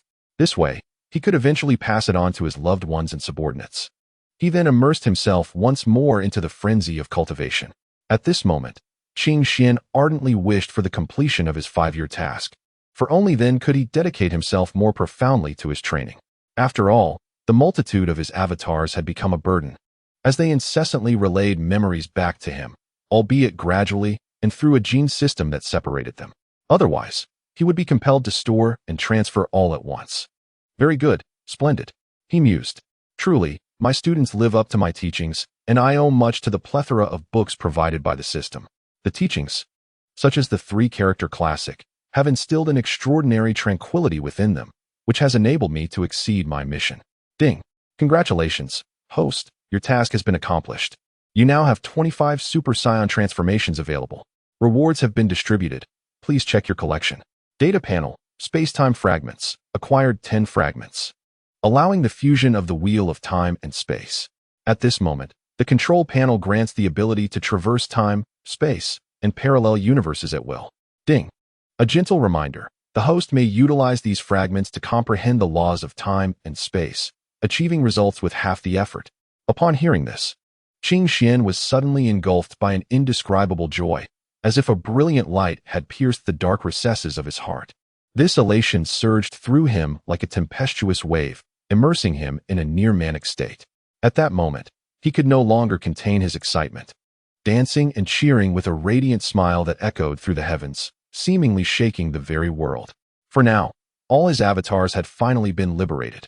This signified the shattering of the chains that had previously hindered his progress. He was no longer distracted by the myriad troubles they brought. Now, he could wholeheartedly devote himself to the exploration and understanding of the principles of power, thus enhancing his strength anew. The laws of time and space were indeed magnificent. Possessing them would accelerate his growth significantly. He resolved to hasten his pace and impart these insights to his companions, encouraging their cultivation as well. Presently, he was preparing for the future, unwilling to allow it to exceed his control. With all 4 of his avatars now free, he decided to commence their training. One would delve into the laws of time, another into the laws of space, while yet another would continue with the laws of life. And the last would embark on the training of the laws of death, interdependent and harmonizing. Only through this synergy of life and death principles could they be cultivated more swiftly. Qing Xian glanced at his control panel. Host, Qing Xian. Gender, male. Companion, Janae. Xenoal, life bond. Combat power, 390 trillion law. Law of life, 30. Skills and items. Qing Xian summoned 4 clones, returning to the gravity training room. He had accelerated the flow of time within the chamber to an astonishing 10,000,001, intending to cultivate these laws to their utmost limits until he reached a bottleneck. He did not harbor illusions of unimpeded progress. The laws transcend mere rules, and without the aid of treasures, it is arduous to attain greater heights. His hopes rested solely on the system, for it was through this reliance that he could refine his skills more effectively. Directly comprehending the time laws within the gravity training room would only squander more of his precious time. Master, we can now successfully transform into Super Saiyans. Shall we seek vengeance against Frisia? This was a diminutive Saiyan named Tashilian, age 13, who had already achieved the transformation into a Super Saiyan. Though he had yet to reach full power, he could easily contend with Frisia's 2 minions. Indeed, Master, we have surpassed Frisia's strength. Now is the opportune moment for retribution. Among them was a girl who had consistently been the top of their ranks. She possessed a striking beauty, resembling a flower that blooms in the spring, radiant and captivating.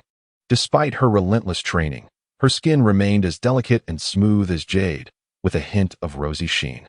Beneath her gracefully arched willow leaf brows lay a pair of sparkling eyes reminiscent of clear lake waters, capable of enchanting the hearts of onlookers with their brilliance. Her petite, yet elegant nose was perfectly nestled on her exquisite visage, enhancing the three-dimensionality of her features. Her cherry-like lips, naturally tinted, bore a subtle smile that brought joy to those who beheld her. Complementing her beauty was her long, lustrous black hair that cascaded like a waterfall over her shoulders, dancing in the breeze and adding an ethereal grace to her presence. Her name was Iron, due to her parents' circumstances. She had always been the most diligent and powerful among the Saiyan children, as well as the most obedient. "Yes, master, we must avenge our parents and our kin." Qingxian, observing the lively crowd, felt no disturbance within. He was acutely aware of the Saiyan's aspirations. "Not yet can Frisia be slain. I still find him useful. However, I possess a means for you to vent your frustrations, one that will surely satisfy you." A smile graced Qingxuan's lips as he regarded the Saiyans assembled below. "It is precisely what I had previously mentioned to you, the long-awaited mirror combat training room." With that, Qingxian led them to the mirror combat training room. Ushering the group inside, he began to introduce them one by one, intending to demonstrate the workings of the chamber for their benefit. Qingxian approached the controller, selecting the avatar of Frisia, and after choosing a quantity of 1, he opted for Frisia's power during the era on Namek, infusing energy into the device. Chapter 17. The Beginning of Fate and the Commencement of Indulgence. Now, unleash your pent-up frustrations. Here, you can enhance your strength and acquire greater combat experience. Additionally, collaborative combat is permitted. Simply follow my instructions. Rest assured, the power you summon will always be on par with your own and will never exceed it. However, be vigilant, for their intellect mirrors yours, meaning that should you summon multiple entities, they will coordinate as allies, so exercise caution. Observing their eager expressions, Qingxian, with a benevolent fabrication, imparted a false truth to them. "Moreover, I must inform you that if you perish during battle, you too shall meet your demise. So give it your all. I have other matters to attend to." Qingxian's true form did not venture to the gravity training chamber. Instead, he stepped outside. After notifying Jinai and Xenar, he departed the planet alone. Qingxian now harbored a singular ambition, to forge a weapon of his own creation. By signing into the system, he obtained the Compendium of Weapon Crafting, a tome rich with diverse weaponry, containing everything one could conceive and more. It detailed the materials required for crafting each weapon, alternative options, and comprehensive forging methods. His primary task was to gather materials, while also exploring whether there existed forces beyond his grasp in this world. Although he no longer feared any beings within this universe, he remained aware that there were more formidable entities, necessitating a degree of caution. Over the past 5 years, Qingxian's prowess had surged remarkably, and even Jinai and Xenar had successfully transformed into Super Saiyan 2 with ease. Their divine senses now spanned the entirety of the universe, rendering them unafraid of imminent danger. Their formidable strength ranked among the foremost in the cosmos, and none could sever their telepathic communication, which provided Qingxian the assurance to venture forth in search of materials for weapon forging. With ample time remaining, he decided to leisurely explore the cosmos, further refining his mindset, which would undoubtedly enhance his strength. Qingxian soared swiftly through space, discovering several planets devoid of life or inhabitants, compelling him to depart. After a prolonged flight, he suddenly recalled the existence of his cosmic map, which invigorated him with excitement. "Let me commence my search from the nearest life-bearing planet, seeking the necessary materials." The trivial amount he currently possessed was insufficient, with so many Saiyans requiring abundant materials. It appeared he had squandered considerable time. Qing reflected on the myriad forging materials detailed in the comprehensive forging compendium, realizing that among the countless options, only a select few could be deemed the pinnacle of quality. Consequently, he found himself compelled to alter the core of his weapon. At this juncture, he could only bestow upon the weapon some fundamental characteristics, lacking the ability to inscribe intricate runes or engrave laws upon it.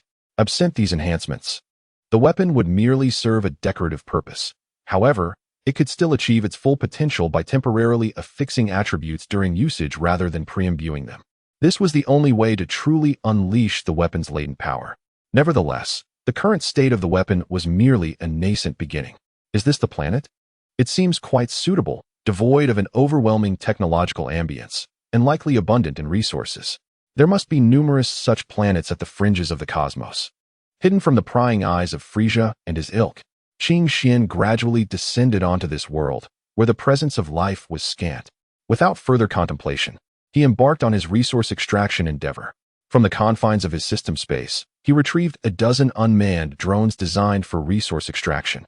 Inputting the data for the desired materials into the drones relieved him of the arduous task of manual labor. Finding a comfortable spot bathed in sunlight, Qing Xian reclined, indulging in a cup of tea and a few fruits. The drones possessed an automated exploration feature, so upon release, they dispersed to extract different materials. Feeling somewhat bored, he pondered whether to summon Janae and Xinoel to join him in today's escapade. After all, his clone remained at their previous location should any issues arise. The clone would alert him, allowing for a swift return. Thus, he made a delightful decision. Playing in such a beautiful setting would surely be a joyous experience. After muttering his resolve, Qing Xian executed an instantaneous teleportation back to the training chamber. Chapter 18. Mirror Combat Training Chamber. Janae gasped as Qing Xian suddenly transported them to this planet. Brother Qing Xian, will our spontaneous arrival here lead to any trouble? The children are still fervently training. What if they surpass us in strength? However, Qing Xian did not afford her the opportunity to voice further concerns, for such matters were inconsequential. Fear not. I have thoroughly surveyed this planet. There are no significantly powerful beings present, and I have deployed drones to monitor the surrounding space. So, Sister Janae, rest assured, all is well. Let us continue to share our insights on martial arts. As Qing Xian engaged in combat with Xinoel, he sought to reassure Janae, encouraging her not to easily abandon the fight. He had no desire to lose enthusiasm in such a splendid environment. Very well. I shall join the fray as well. If necessary, I can transform into Super Saiyan too, for Xinoel's strength remains insufficient to match yours. Had we known, we would not have consented to cultivate alongside you. Truly, you are a fervent practitioner. I had assumed you brought us here to admire the scenery, not to endure a beating. With no other recourse, Janae launched a fierce kick followed by a powerful punch. The battle was so intense and intricate that a description seems superfluous. It must be said that Qingshuan's strength is indeed formidable. Even when the two transformed into Super Saiyan 2, they could not match Qing Xian in her base form. Instead, upon witnessing Xanae and Janae's transformation, Qing Xian became even more exhilarated and zealous, eager for a battle of this magnitude. With a surge of energy, she unleashed a relentless assault upon them. The exchange of blows forced them to retreat step by step, unable to retaliate due to the vast disparity in power. One side possessed peak combat strength in the hundreds of billions, while the other, in their normal state, boasted thousands of billions, an unequivocal mismatch. In the midst of the fray, Frisia declared, "I want you all dead. Behold my lightning cannon." A towering Saiyan launched a ferocious attack against Frisia, ultimately employing his mightiest technique before Frisia could even transform, annihilating him. "Frisia, you have brought ruin upon my family. Our planet lies in ruins because of you," the Saiyan said, surveying the shattered fragments of Frisia before him. "We demand blood for blood," he asserted. A group of bewildered Frisia stared in astonishment at the now transformed Saiyan, whose overwhelming power instilled a sense of dread, sending shivers down their spines, though they were devoid of hair. They sensed death approaching. "Vile Saiyan monkey, do not be so arrogant. Prepare to die?" The Frisia forces all transformed into their final forms, confronting the Saiyans in a tense standoff. In this moment of palpable tension, Frisia's side could no longer contain their impulsive desires. In a flash, they surged forward like lightning, launching an all-out assault against the Saiyans with tremendous force, as if to rend the very fabric of space itself. The Saiyans, however, were undeterred. They swiftly reacted to the onslaught. They raised their arms, gathering brilliant orbs of energy in their palms, and without hesitation, unleashed a barrage of formidable energy blasts. In an instant, countless energy blasts surged forth like a torrential downpour, hurtling towards the advancing Frisia forces. Yet, despite the sheer number and might of these attacks, they proved somewhat inconsequential against Frisia's overwhelming power. When the energy blasts collided with Frisia, it was akin to striking an unyielding fortress, merely stirring faint ripples without inflicting any substantial damage. Nevertheless, the Saiyans did not waver or retreat in the face of adversity. As the thick, billowing smoke had yet to fully dissipate, they made a swift decision. utilizing the shroud of smoke as their cover, akin to a fleet of agile cheetahs, racing towards the location of Frieza and his cohorts. Thus commenced a breathtakingly intense battle. At present, Qing Xian was embroiled in a fierce and frenzied confrontation with Jine and Xinor, while the Saiyans clashed violently against Frieza's forces, a struggle steeped in bloodshed. After a relentless day and night of combat, the tide of battle finally revealed its victor. In the clash between Qing Xian and Jine, Qing Xian emerged flawlessly triumphant, leaving Jine and Xinor utterly devoid of their temper. Conversely, the Saiyans' skirmish with Frieza was merciless, littered with the remnants of Frieza's severed limbs and shattered bodies. Under Qing Xuan's guidance, they employed the mirror combat training chamber to replicate their own selves, engaging in battles with identical combat prowess, techniques, and strategies. This endeavor significantly accelerated their combat strength and experience. When fatigue set in, they would summon Frieza to engage in relentless slaughter, thus maintaining their fervor for training.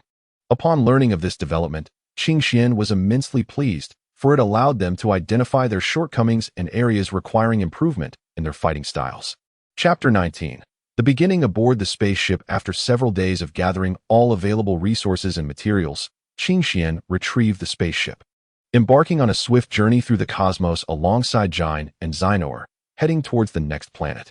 Qing Xuan's spacecraft, a reward from the system, boasted remarkable resilience and a robust exterior. It could harness energy replenished by Qing Xian, enhancing its speed proportionally to the accumulated energy. It was equipped with an energy storage compartment, allowing the controller to modulate energy levels, feeding into the fuel chamber and propulsion system, enabling the vessel to reach light speed and even exceed it, all while featuring an intelligent control system. The world is different. There is no need for excessive concern. This spaceship was also impressively vast, capable of resizing. Yet its maximum dimension reached only 500 square meters. It encompassed all essential facilities, including a lounge, storage room, and kitchen, resembling a quaint villa. Who would have thought that space could be so beautiful? How had I overlooked this before? Indeed, previously I had not paid much attention. It turns out that being in the company of Brother Xian has uplifted my spirits, as having someone I cherish nearby makes all the difference. Within the spacious and advanced interior of the spaceship, Xinor and Jine stood side by side, their gazes captivated by the vast, starry expanse beyond the porthole. Countless stars sparkled like jewels embedded in a black velvet sky, radiating enchanting light that adorned the celestial realm, rendering it dreamlike. Gazing upon this mesmerizing spectacle, Xinor and Jine were filled with joy and awe.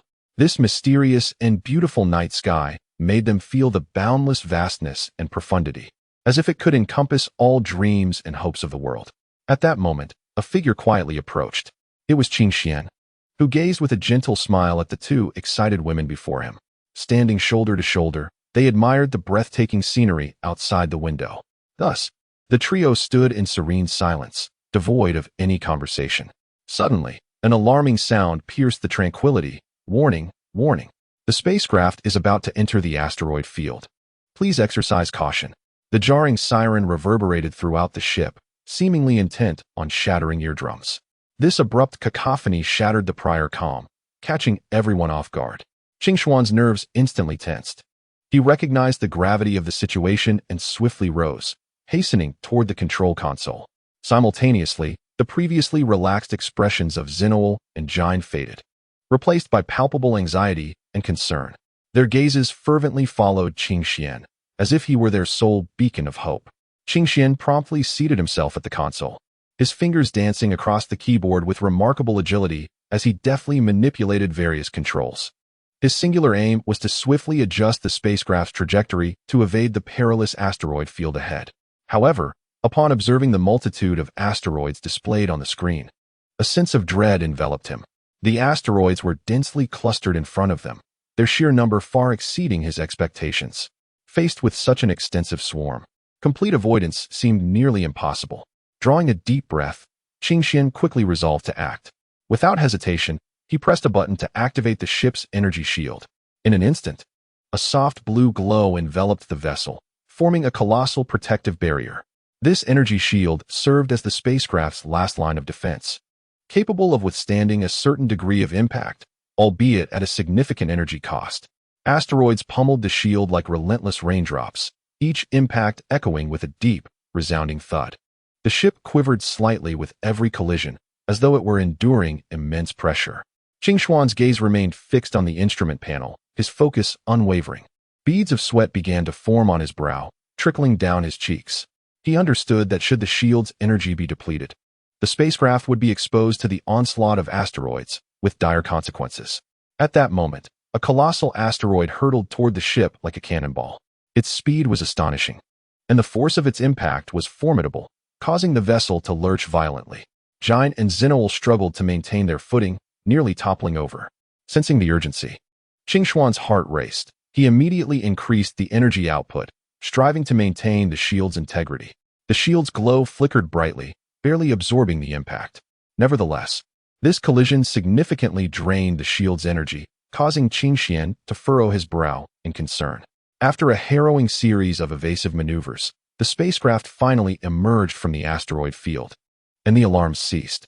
The trio exchanged relieved smiles, their tense emotions finally easing as they continued their journey toward the next planet.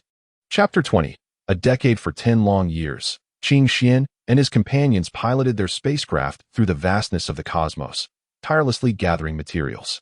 Throughout this decade, they ventured to numerous planets, and now they had nearly all the resources required for weapon crafting, except for one crucial element, the high-intensity fusion material, which remained elusive. Qingxian set his sights on the white dwarf star, intending to harness his formidable power to compress it relentlessly until reaching its utmost limit. He envisioned directly extracting the material and molding it into the desired weapon. He harbored a particular desire for a sword, though he also had a fondness for firearms. After all, swordsmen exuded a striking charisma, and guns were undeniably impressive as well. This internal conflict was alleviated when he discovered a method within the comprehensive weapon crafting tome that allowed for the fusion of both sword and gun into a singular entity. Thus, Qingxian's objective was to craft the weapon before the story's unfolding, while simultaneously advancing technology. The cornerstone of technological advancement lay in talent. Yet individuals of Saiyan descent were exceedingly rare. Consequently, he resolved to seek out talent on other planets. His destination was Cyril Star, where he intended to make a wish using 2 of its unique Dragon Balls. Unlike others, Cyril Star's Dragon Balls required only 2 to grant a wish. Albeit with a significant caveat, one must exchange their lifespan. This made the number of individuals capable of utilizing the Dragon Balls exceedingly few, as not many possessed the longevity to trade for wishes. The more potent the wish, the greater the lifespan required. Thus, a person with ample years could effortlessly achieve even the most formidable desires. However, Qingxian was untroubled by such matters. Presently, his lifespan could be considered infinite, impervious to the ravages of age, though this could change depending on whom he encountered. If he were to cross paths with the supreme Kai of time, he could only hope to hold his ground, for the laws of time were treacherous, and currently, his grasp of them remained feeble. Thus, he chose to remain discreet. As for risks akin to those faced by the Saiyans, he felt assured there were none. Only the 3 of them had ventured forth, and unless someone specifically sought to investigate, their small number would likely go unnoticed. The supreme Kai of time, burdened with overseeing countless worlds, would remain oblivious to their presence. Qingxian contemplated the future's trajectory. As a scientist of this era, his knowledge was limited, and it seemed prudent to make a sojourn to Earth. Settling there held its allure, especially given the abundance of beauty on the planet. Reclining languidly on a soft, comfortable bed, Qingxian's strong arms enveloped Gina and Shinao Air closely. The trio nestled together, their gazes drawn to the immaculate, mirror-like ceiling of the spacecraft. In that serene moment, the surroundings were enveloped in tranquility, punctuated only by the gentle hum of the engine, whispering softly in their ears. Gentle rays of sunlight streamed through the porthole, tenderly caressing their faces as if enveloping each individual in a golden veil. Qingxian squinted slightly, a satisfied and blissful smile gracing his lips. He murmured softly, "Look, the ceiling of this spaceship is as vast and boundless as the sky of our future." Janae nodded gently, her beautiful eyes sparkling with a glimmer of longing, while Zanair nestled her head more snugly against Qingxuan's chest, listening intently to the powerful rhythm of his heartbeat. "All right, my little sloths, it's time to rise. This will be our final planet, and once we complete our collection here, we shall return home." Before descending onto this planet, Qin Xian and his companions utilized their insightful eye to glimpse the planet's history, whether it was one of peace or conflict. It became evident that as long as humanity exists, strife is inevitable. However, this planet had made some advancements in technology, nearing the creation of a spacecraft. Indeed, progress often requires pressure and conflict to accelerate its pace. Qin Xian shook his head and piloted the ship downward, opting not to engage with the planet's indigenous inhabitants this time. Their needs were minimal, just a few dozen tons, most of which had already been gathered from the previous planets, prompting Qin Xian to plan a swift departure. Unfortunately, events took an unexpected turn. Midway through their extraction, a spaceship descended from the sky, disrupting Qin Xian's plans. This vessel could not evade the scrutiny of the natives and was promptly discovered. "Chief, a foreign spaceship has landed in the north. Should we send someone to investigate?" inquired a creature with a crimson hue, a square head, and a mantis-like body, addressing a similarly adorned but larger figure clad in opulent attire. "Go check it out to prevent any issues." "Yes, I shall proceed at once." Soon, over 100 mantis-like beings gathered, piloting their crafts toward the site of the spaceship's landing. Sometimes, it was truly bewildering. They were contentedly enjoying life here, only for such unexpected events to unfold. Qin Xian sensed the impending situation before their arrival at the planet, realizing that his observations had been somewhat superficial, given that this planet was merely a waypoint. However, he never anticipated that the spaceship would land here, so close to them. "Ashwan, many people are approaching from that direction. Should we send them away?" Janae sensed that numerous figures were swiftly making their way toward them, with a clear intent to reach their location. "Do not concern yourself with them. It will only lead to a myriad of troubles. They are heading directly to the landing site of the spaceship, and we are separated by a great mountain. As long as they do not come over, they are unlikely to discover us. I am disinclined to engage in discourse with them. More importantly, I wish not to jeopardize an entire planet over such trivial matters, for it is undeniable that these possessions now rightfully belong to me." Gina glanced at the spaceship as it vanished from her sight, deciding to disregard it. After all, a woman ought to heed her man's words, though she must retain her own discernment. Thus, she employed her mental prowess to observe the situation unfolding in that direction. Chapter 21. Earthlings. A thunderous roar echoed, as if the very earth trembled in response.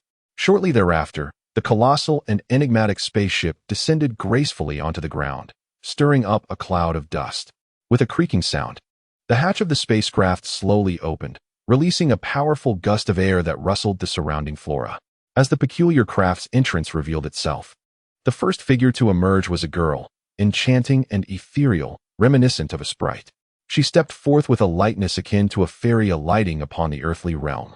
Following her, another silhouette came into view, a man, slender and tall as a reed, astonishingly resembling the fabled Ultraman. However, just as they stepped out of the spaceship, the once tranquil surroundings underwent a startling transformation. From all directions, a multitude of peculiar beings, numbering over 100, began to emerge. These creatures were tall and robust, possessing forelimbs as sharp as blades and fearsome visages, resembling colossal mantises. In the blink of an eye, these mantis-like entities encircled the girl and the slender man, forming an impenetrable barrier. The charming girl, upon witnessing this commotion, swiftly took refuge behind the man who bore an uncanny resemblance to Ultraman. "Who are you? And why have you surrounded us? What shall we do, Gak?" she exclaimed. "Fear not, for I, the Galactic Patrol, am here. They cannot harm you," he reassured her. The Galactic Patrol is an organization tasked with maintaining peace within the galaxy, primarily focused on combating crime and upholding tranquility. It is led by the monarch of the galaxy, with members including Gak, Mels, and others. Most team members possess relatively low combat prowess, relying chiefly on technological means to fulfill their duties. Gak is one of the principal figures within the Galactic Patrol, having formed a connection with Earthlings after his spacecraft's crash landing. During his time on Earth, he befriended Bulma's sister, Tais, and embarked on a series of adventures. The girl now hidden behind Gak's jacket is indeed Tais. Mels, an elite member of the Galactic Patrol, also serves as an apprentice angel and plays a significant role in the narrative, assisting Goku and others in their struggles against formidable adversaries. Though the Galactic Patrol is dubbed the police of the galaxy, their combat capabilities are not particularly high. Most members possess only slightly superior strength compared to Earthlings. Their primary responsibility lies in addressing crimes perpetrated through technological means, while formidable foes beyond their capacity, such as Frisia, are referred to the Kaioshin for resolution. Gak sincerely implored, "Everyone, please believe us. We mean no harm. We truly did not come here to wreak havoc. It is merely that our spacecraft, after a prolonged journey, unfortunately ran out of fuel, compelling us to seek a replenishment of resources in this place. We sincerely hope for your kind assistance."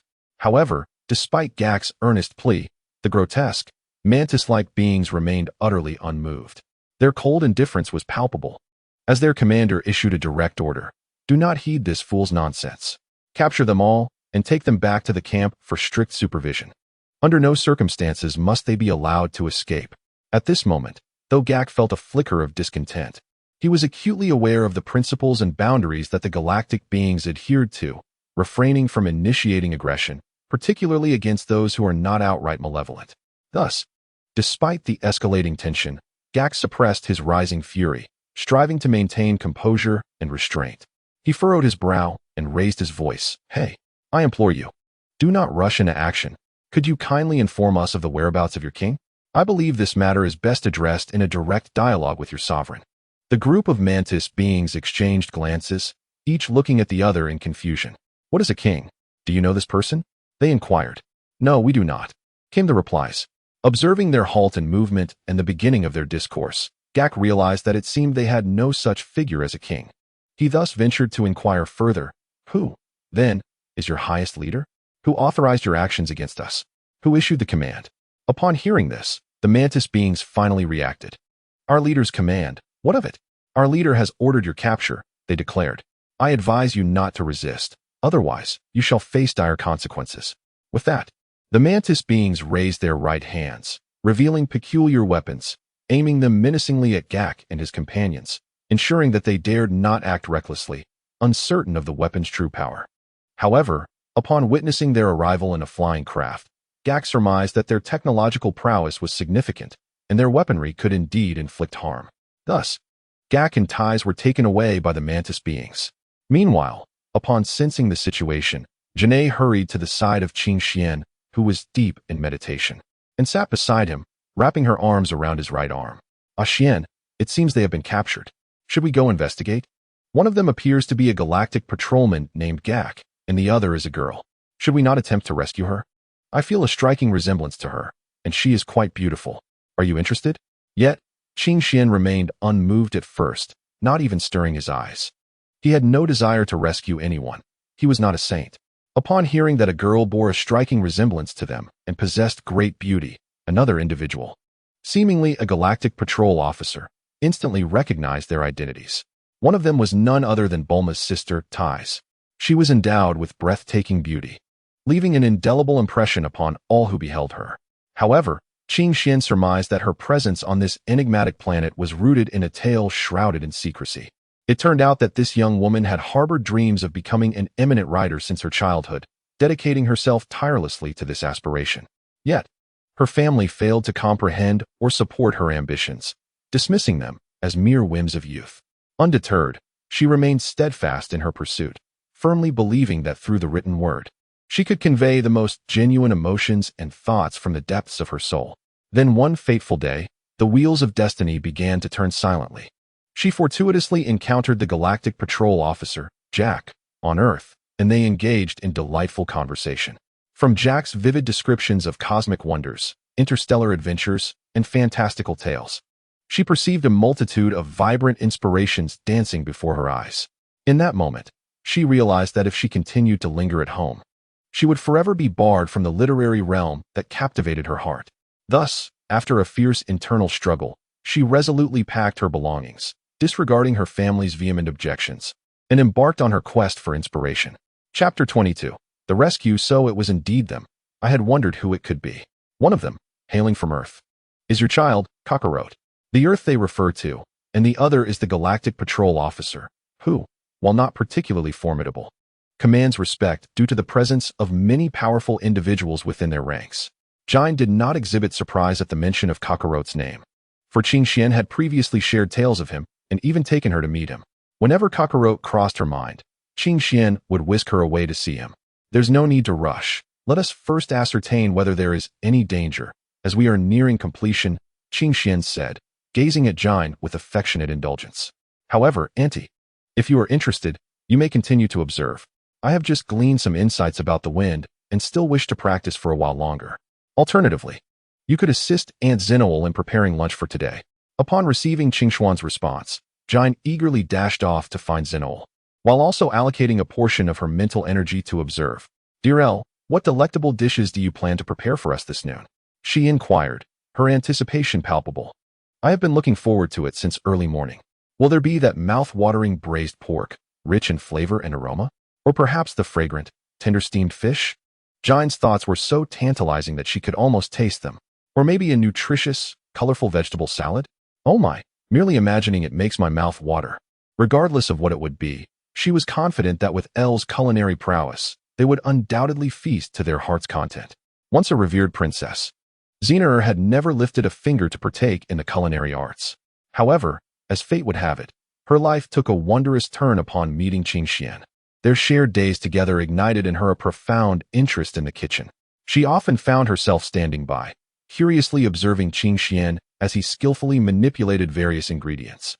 His deft movements and focused demeanor stirring her admiration. Gradually, Xenaer mustered the courage to step into the kitchen, endeavoring to learn the art of cooking under Qingshuan's guidance. Initially, she fumbled through her attempts, nearly injuring her fingers while chopping vegetables or misjudging the balance of seasonings. Yet, Qingxian remained patient, offering her encouragement and support. With the passage of time, Xenaer's culinary prowess flourished, enabling her to create dishes ranging from the simplest to the most intricate with increasing ease. To her delight, one day Qingxian gifted her a mysterious cookbook of culinary deities. This tome seemed to brim with boundless cooking wisdom and delectable secrets, each page exuding an enticing aroma. Xenaer cherished the cookbook, dedicating herself to its study, constantly unraveling its mysteries and incorporating her newfound knowledge into her cooking.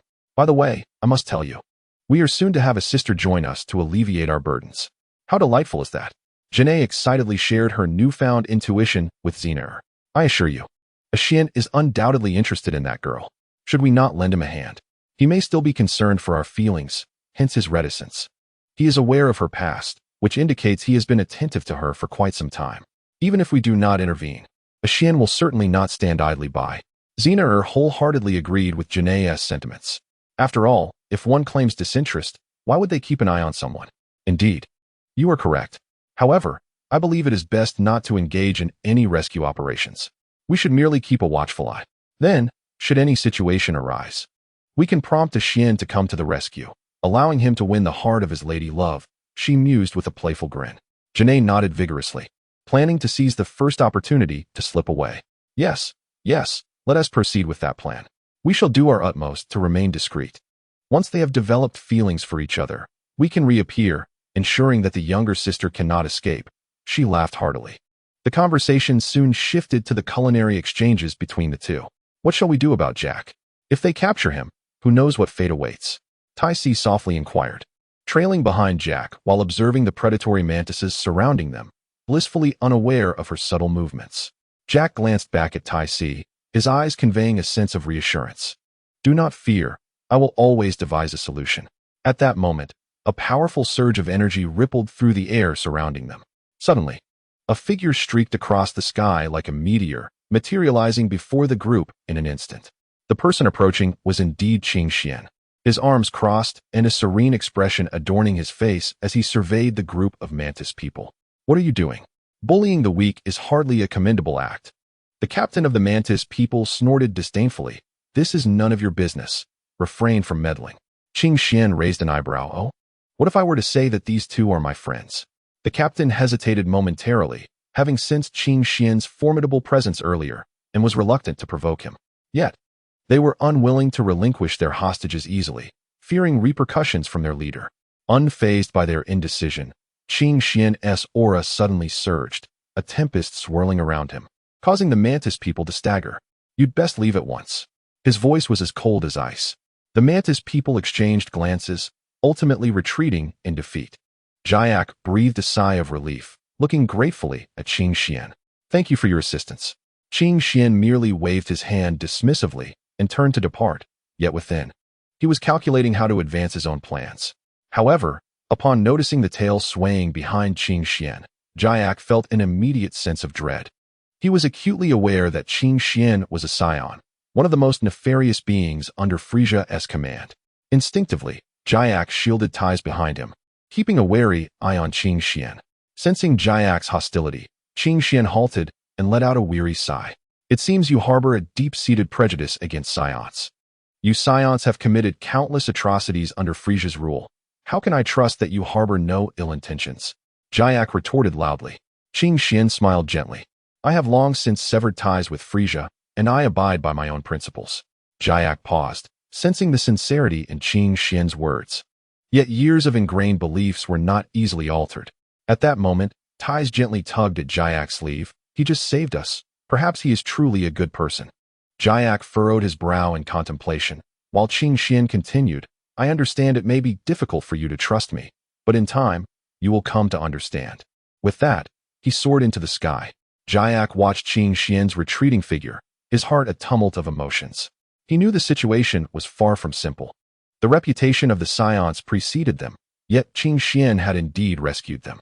Ties, observing Jiak's conflicted demeanor, softly suggested, regardless, we are safe for now. Let us gradually learn more about him. Jiak silently nodded, leading Ties to a secure location to rest, while simultaneously deciding to investigate Qing Xian discreetly. Chapter 23. The Tree Fortress. Once they were out of Qing Xian's line of sight, Ties eagerly inquired of Jiak, Jiak, what exactly is a Saiyan? You seemed rather fearful of him just now. Is he truly an irredeemable villain? Upon hearing this, Jiak's body shuddered slightly, a flicker of dread flashing in his eyes. Saiyans are not an ordinary race. They live for battle, endowed with immense power by nature. Moreover, the temperament of most Saiyans is notoriously fierce and brutal. But we cannot hastily judge them all as wicked, can we? Surely, there must be some benevolent Saiyans among them. Ties remarked with curiosity sparkling in her eyes. Jiak shook his head helplessly. You do not understand. The upbringing of Saiyans makes it exceedingly difficult for them to embody goodness. Each time they endure near-fatal injuries and subsequently recover, their combat prowess significantly escalates. Consequently, they frequently venture forth into battle, seeking formidable adversaries, leaving devastation in their wake. Is there truly no one in the cosmos capable of halting their rampage? The individual clenched his fists, visibly aggrieved. There are indeed some, though few are willing to provoke the Saiyans. Nonetheless, Frisia has always regarded the Saiyans as a thorn in his side, for their potential is exceedingly vast. If left unchecked, they could one day pose a threat to Frisia's dominion. After expressing his concerns, Jack gazed into the distance, his heart laden with trepidation. He feared that the presence of Saiyans here might inevitably attract Frisia as well, compelling him to remain vigilant. It appears we must hasten our departure, otherwise, should he catch up or if Frisia arrives, our escape would be entirely thwarted. With urgency, Jack grasped Ties, and they sprinted towards their spacecraft. Yet, just as they were nearing their vessel, the horde of mantis beings reappeared, capturing them once more. This time, however, Qing Xian did not come to their rescue. They seemed to have lost their free will, helplessly escorted by the grotesque and towering mantis creatures, step by step toward the fabled lair of their leader. As they progressed, the surroundings grew increasingly ominous. Eerie sounds echoed from the dense woods, sending chills down their spines. After what felt like an eternity, a colossal structure resembling a grand castle emerged before them. This edifice was woven from countless sturdy trees, appearing from a distance as a naturally formed fortress, exuding an aura of invincibility. This was none other than the Tree Fortress Palace, the residence of the Mantis leader. Report to the leader. These two scoundrels are responsible for the slaughter of a squad leader and all his members. Please seek retribution on their behalf, the towering mantis on the throne commanded, raising its right claw to silence the room. Who are you, and why have you trespassed upon our planet, killing so many of my subordinates? If you do not provide an explanation today, you shall join them in their graves. I will not spare anyone who harms my kin. Jack and Ties trembled violently under the weight of the leader's imposing presence. Without reservation, Jack divulged the truth. The one who killed your subordinates was a Saiyan, not us. We were merely passing through to refuel and inadvertently disturbed your kind, which led to us being brought here by your subordinates. The Mantis leader appeared perplexed. They possessed a spacecraft and had ventured beyond their planet, thus were aware of the existence of Saiyans and their notorious reputation throughout the universe. They also found it curious how Saiyans could appear on their planet, given its considerable distance from others. After a moment of contemplation, the Mantis leader inquired, "How could Saiyans arrive here without reason? Surely, you must be withholding something." Jack quickly shook his head. "There is truly nothing more to say, my lord. We too are baffled by this circumstance." The leader squinted, deciding to send someone to investigate for any traces of Saiyans nearby. Just then, a commotion erupted outside. A small mantis hurried in to report, "Leader, trouble. A being radiating a formidable aura has appeared outside, resembling a Saiyan." The leader was taken aback, instantly rising to its feet. Gak and Tais exchanged worried glances, sensing the gravity of the situation.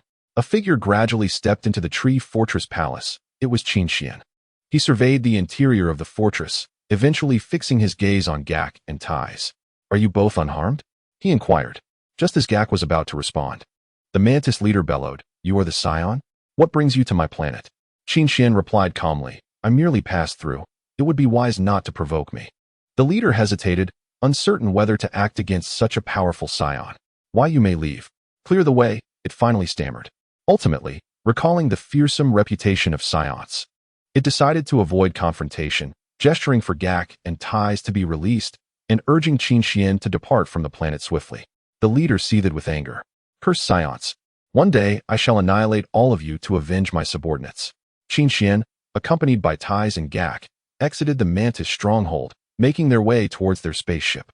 "Thank you for saving us twice. I truly apologize for our previous poor demeanor," Tais said, breaking the tense silence as she stepped forward and deeply bowed to Qin Xian to express her remorse. Qin Xian smiled at her, placing his hands gently on her shoulders to help her rise, and remarked, "It's all right. As long as you are safe, that is all that matters. I rescued you purely out of boredom." Continuing to guide them onward, Qin Xian suddenly recalled something. "Once I escort you to your ship, make sure to refuel and replenish supplies promptly before leaving this planet. The governance here is commendable, with a capable leader, and their technology has reached an interstellar level. They are relatively peaceful compared to others. Do you need anything else? If so, let us gather what we can as we proceed," Qin Xian suggested, glancing back at Gak, who lagged behind. Well," Gak stammered, struggling to speak due to his fear of Saiyans. Tais quickly took over the conversation. "Actually, there's not much we need, just some food. As for fuel, our ship deployed small robots to collect it automatically upon landing." Qin Xian recalled the encounter with the diminutive robots, initially mistaking them for inhabitants of this planet. However, upon further investigation, he discovered they were merely small robots dispatched from Yasek's spaceship to collect fuel. "Very well. Let us swiftly gather provisions and depart from this planet," he declared. Tais, taken aback by his decisive response and eagerness to expel them, felt a flicker of curiosity. "May I inquire your name? You have rescued us, yet we remain unaware of your identity. Moreover, why the urgency for our departure?" Qin Xian replied candidly. "You may call me Qin Xian. As for the reason for your hasty exit, it is simply that I too shall be leaving soon. For I have no further business on this planet. Should you linger here after my departure and fall into the wrong hands, it would be beyond my capacity to assist you." Tais wished to voice more questions, yet Qin Xian did not afford her the opportunity, striding ahead. "I am Tais, hailing from a planet called Earth. This is Yasek, a member of the Galactic Police Force," she introduced. Qin Xian acknowledged her words with a mere nod. "Understood." Tais continued to chatter, while Qin Xian intermittently responded to her inquiries. Meanwhile, Yasek trailed behind in silence, clutching an array of universal capsules. These capsules had been gifted by Tais, whose father, Dr. Brevis, was the inventor of such technology. Naturally, Tais possessed an abundance of them. As Tais and Qin Xian busily collected food and other trinkets from the marketplace, they paid little heed to the curious gazes of onlookers. The task of gathering items fell to Yasek, who was rendered mute. With their continuous exchanges and purchases, a bond began to blossom between them. Indeed, it seems that women, regardless of their origins, are invariably drawn to intriguing, talented, and formidable men. Gradually, they arrived at the site where Yasek had docked his spaceship. "Qin Xian, where are you headed? May I accompany you?" "I promise I won't be a burden," Tais implored, her large, doe-like eyes radiating a pleading innocence. Hoping to join him on his adventure, Unable to withstand her pitiful demeanor, Qing Xian relented. Very well, you may follow me. But do not inquire about my residence on that planet. For now, you should leave this one, and I shall seek you out afterward. But Taz began. Yet Yasik swiftly ushered her into the spaceship, leaving her to call out, Qing Xian, please come for me soon. I shall be waiting. Qing Xian couldn't help but chuckle softly, shaking his head as he observed their spaceship, under Jekka's command, departing from the planet. In an instant, he teleported to the side of Janae and Zinoair. What are my two lovely wives up to? What book are you reading? Upon his return, he noticed Janae and Zinoair seated together, engrossed in their reading. Hee. It's a delightful book, the one you previously gifted us. We've been rather busy and didn't have the time to read it until now, they replied. Qing Xian felt a twinge of sadness. After all, he had not taken proper care of those who cared for him. Ever since they had joined him, they had scarcely taken a moment to rest, dedicating themselves fervently to their training. Despite Qing Xuan's insistence that they take breaks and look after their health, they remained undeterred. Driven by a desire for vengeance on behalf of their family, like a nimble fish, Qing Xian swiftly maneuvered past their graceful figures, positioning himself between them. His arms, as if possessing a will of their own, gently encircled their slender waists, which seemed delicate enough to break with a mere touch. At that moment, both women turned their heads almost in unison. Their beautiful eyes, tinged with a hint of playful annoyance, rolled dramatically at him. Nevertheless, they refrained from uttering any words of reproach or refusal. Their slightly pouted lips and the blush on their cheeks revealed a subtle, yet undeniable shyness and acquiescence. You have truly endured much over the years. Rest assured, your strength has now reached a level where you could easily vanquish Frisia. There is no need for such relentless toil. Embrace life and enjoy it, he assured them. I will always be here to protect you. As he gazed at their flawlessly smooth faces, reminiscent of freshly shelled eggs, his heart brimmed with affection. Unable to contain himself, he first placed a gentle kiss upon the left cheek of the rosy-faced woman, savoring the silky texture and faint scent of milk. He then shifted his lips to the equally adorable right cheek, planting another kiss with a soft sound, as if to convey all his love for them through that tender gesture. Oh dear, what are you doing? We are reading. Don't interrupt us. If you're bored, go bask in the sun. That could help with your training, they protested playfully. Qing Xian had previously explained his divine physique to them and offered to help them upgrade to a divine state. Initially, they had refused, expressing pride in their Saiyan heritage and reluctance to change. However, after Qing Xian assured them that the transformation would not alter their bloodline, but merely adjust some physical structures, while allowing them to live with him forever, they eventually consented. Hearing this, Qing Xuan's heart remained unperturbed, though he feigned a pout. Woe is me. You are so cruel. Despite my kindness towards you, you seem to have grown weary of me. Are you planning to abandon me? However, Gnei and Xinor were not deceived. They were acutely aware of Qing Xian's character and thus chose to ignore him, continuing instead to immerse themselves in their books. Chapter 25. Return to the castle. Qing Xian regarded the group of seemingly unresponsive individuals before him, feeling an inexplicable sense of helplessness. Quietly, he rose to his feet and cautiously began to withdraw from their midst. Yet, as he stood, it seemed a sudden thought struck him, compelling him to sit back down. He extended his hands, meticulously exploring the area around his seat. Moments turned into minutes, and Qing Xian showed no signs of halting his actions. At last, the previously motionless ladies could no longer contain themselves and raised their hands, poised to strike at him. Seeing this, Qing Xian, as if awakening from a dream, hastily quickened his exploration and swiftly fled the scene. In due course, Qing Xian found himself in a tranquil corner, where he seated himself upon the ground, closed his eyes, and quietly savored the warmth bestowed upon him by the sun's rays.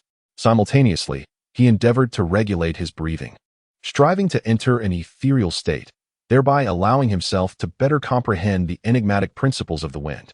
What, then, are the principles of the wind? Are they akin to a gentle breeze, formless and colorless yet omnipresent? Or do they resemble a fierce hurricane, wielding the might to obliterate all in its path? Qing Xian's mind was awash with contemplations regarding the myriad possibilities of the wind's principles, as he searched for a glimmer of insight to unravel the riddle that had long perplexed him. Suddenly, a gentle breeze swept by, carrying with it a faint whisper that seemed to intermingle with the air. Qing Xian abruptly opened his eyes, sensing something peculiar about the wind. Following its direction, He beheld in the distance an ancient tree, its trunk robust and its foliage lush. The tree emanated a faint blue luminescence. Intrigued, Qing Xian hastened toward the tree. Upon nearing it, he observed that its bark was etched with peculiar symbols. These markings were remnants left by the tree as it endured the elements. Yet, those patterns seemed to pulse with life. He reached out to touch one of the lines, and in an instant, a surge of wind energy coursed through him. It became clear that these markings encapsulated fragments of the wind's principles. As he activated more of these lines, Qing Xian gradually discerned that the principles of the wind encompass both gentleness and ferocity, the essence lying within the heart of the wielder. Much like the ancient tree, which has withstood the test of time, standing resolute, it embraces all through its gentle strength. At that moment, clarity flooded Qing Xian's mind. As the enigma that had troubled him began to dissipate, he understood that his next endeavor was to continuously cultivate his skills, to truly grasp the essence of the wind's principles and wield them with finesse. Having spent ample time in this endeavor, he had gathered the necessary resources and gleaned a fragment of understanding regarding the wind's principles. It was now time to depart. Throughout his training, Gnei and Xinoer had respected his solitude, diligently remaining vigilant in his vicinity. As Qing Xian approached where they were seated, the two women set aside their books and rose to greet him. Xian, you appear to have reaped considerable rewards, Gnei remarked with a smile. Indeed. Let us take our leave, Qing Xian responded, nodding with a smile. Qing Xian embraced their slender waists and, utilizing instant teleportation, returned directly to his castle. Prior to their descent, they had already stored the spaceship within the system's spatial confines, thus allowing for a seamless return. As for future excursions, he had previously taken the ship solely for relaxation. Possessing the capability akin to that of a Kaioshin, he could teleport anywhere at will, provided he was aware of the coordinates, and with 12 universes at his disposal, he could effortlessly reach any destination. Upon their return to their room, Xinoer observed that, although the space was impeccably clean and devoid of dust, everything within remained untouched. Their castle boasted an automatic dust-clearing function, ensuring no speck of dust infiltrated its premises. Ah, we are finally back, she mused, noting the unchanged state of the room. It appeared that no one had visited in their absence, and she wondered if the little ones still remembered them after all these years. Indeed, I wonder how long they have been cultivating within the castle. If I recall correctly, the last time we returned was 2 years ago, Janae remarked. Feeling the swift passage of time, Qing Xian, perceiving the melancholic expressions on their faces, tightened his embrace slightly. All right, my dear wives, do not be disheartened. Rest assured, the concerns that plague your minds will not come to fruition. The talismans upon you will ensure your everlasting vitality and eternal youth. Moreover, in due course, I shall assist in upgrading your divine bodies, alongside our children Kakarot and Vegeta. Therefore, you need not worry about any separation from me. Janae and Xinoer rested their heads upon Qing Xuan's shoulder as he naturally guided them to recline on the bed, their gazes drifting toward the ceiling in a tranquil state. Meanwhile, Tai sat quietly within the cabin, her gaze penetrating through the porthole, fixed upon the vast expanse of the twinkling starry sky. Countless stars sparkled like gems embedded in a black canvas, exuding a captivating and mysterious glow. She furrowed her brow slightly, and, with a hint of melancholy, murmured, Brother Qing Xian, what could he be doing? He promised to come find me, yet so much time has passed, and he has yet to appear. As Tai pondered, she gently bit her lip, her eyes revealing a flicker of anxiety and anticipation. The night sky was serene and beautiful, yet Tai found herself unable to appreciate the splendor. Her thoughts entirely consumed by the brother who occupied her heart and dreams. Hearing Tai's lament, Gak, with caution, responded, it would be best to avoid encountering that Saiyan again. He is nothing short of a nightmare. The terror lingers within me, even now. Just recalling the moment we faced each other quickens my heartbeat, as if it might leap from my throat. His overwhelming aura, fierce gaze, and chilling power are truly unbearable. Merely contemplating the potential consequences of facing him again sends shivers down my spine. I hope we never endure such a harrowing experience again. Jack's words fell upon deaf ears for Tai Si, as her heart was wholly captivated by Qing Xian, leaving her devoid of inspiration even to pen her novel. Meanwhile, Jack hastened the speed of his spacecraft, as if Qing Xian might appear before him at any moment. Chapter 26. Convergence throughout the protracted and arduous decade, the Saiyans. entrenched within their castle and devoted to their training, have effectively traversed 50 full cycles of spring and autumn. During this expansive passage of time, each Scion maintained an unwavering focus and indomitable will, never once succumbing to lethargy or complacency. Day after day, they immersed themselves in grueling training, undeterred by the changing seasons or inclement weather. Before the first rays of dawn penetrated the clouds, the Scions were already rising, embarking on a day replete with rigorous and orderly practice.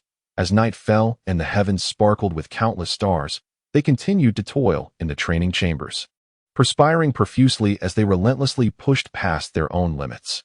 Over these 50 years, the Scions engaged in mutual skill refinement, fostering collective growth and advancement.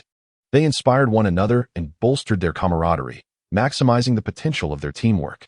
In the face of repeated setbacks and challenges, they never uttered the words of surrender. Rather, they persevered with tenacious resolve.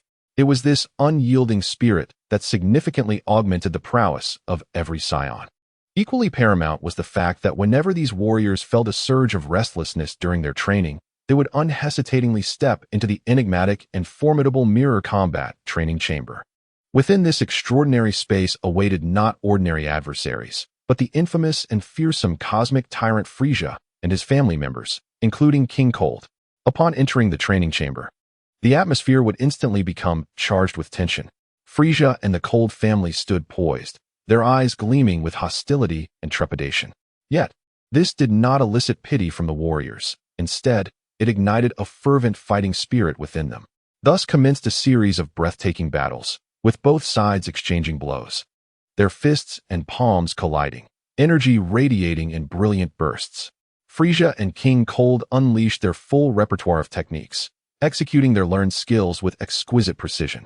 Each strike bore immense power, while every defensive maneuver was masterfully crafted. As time progressed, the intensity of the combat escalated. Frisia, wielding his terrifying strength, launched relentless assaults. Yet the trainees stood resolute, effortlessly countering his onslaught. Frisia and King Cold were compelled to coordinate their efforts, alternating between scattered attacks and concentrated strikes to breach the Scion's defenses. In this arduous contest, the practitioners not only honed their temperaments but also fortified their wills, learning to maintain composure until the very end, untainted by emotion and unclouded by hatred.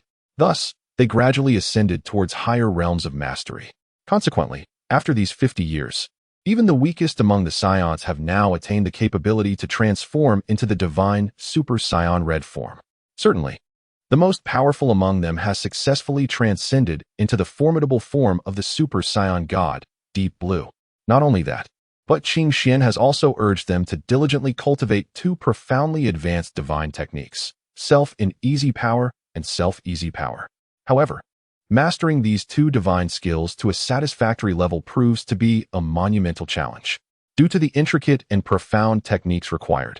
Along with the unimaginable difficulty of energy control, only a select few can truly grasp their essence.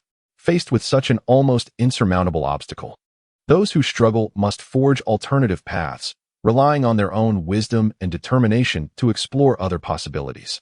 It is worth noting that while Qing Xian does not neglect this group of Scions, he maintains a certain reserve when it comes to imparting his skills.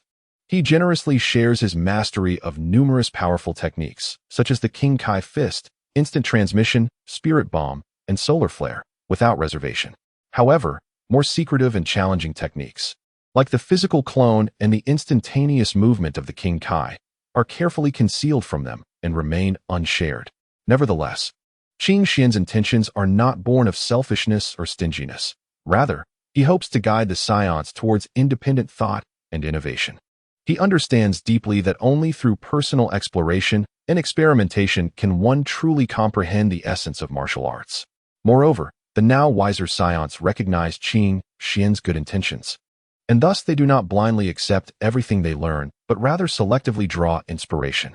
They engage in in-depth research and repeated exploration, aiming to develop their unique combat styles and systems of techniques. After leaving his chamber and ensuring the privacy of his surroundings, Qing Xian proceeded to the plaza. Once he gathered all the Scions, he spoke. "You have trained here for 55 years. It is now time for you to emerge.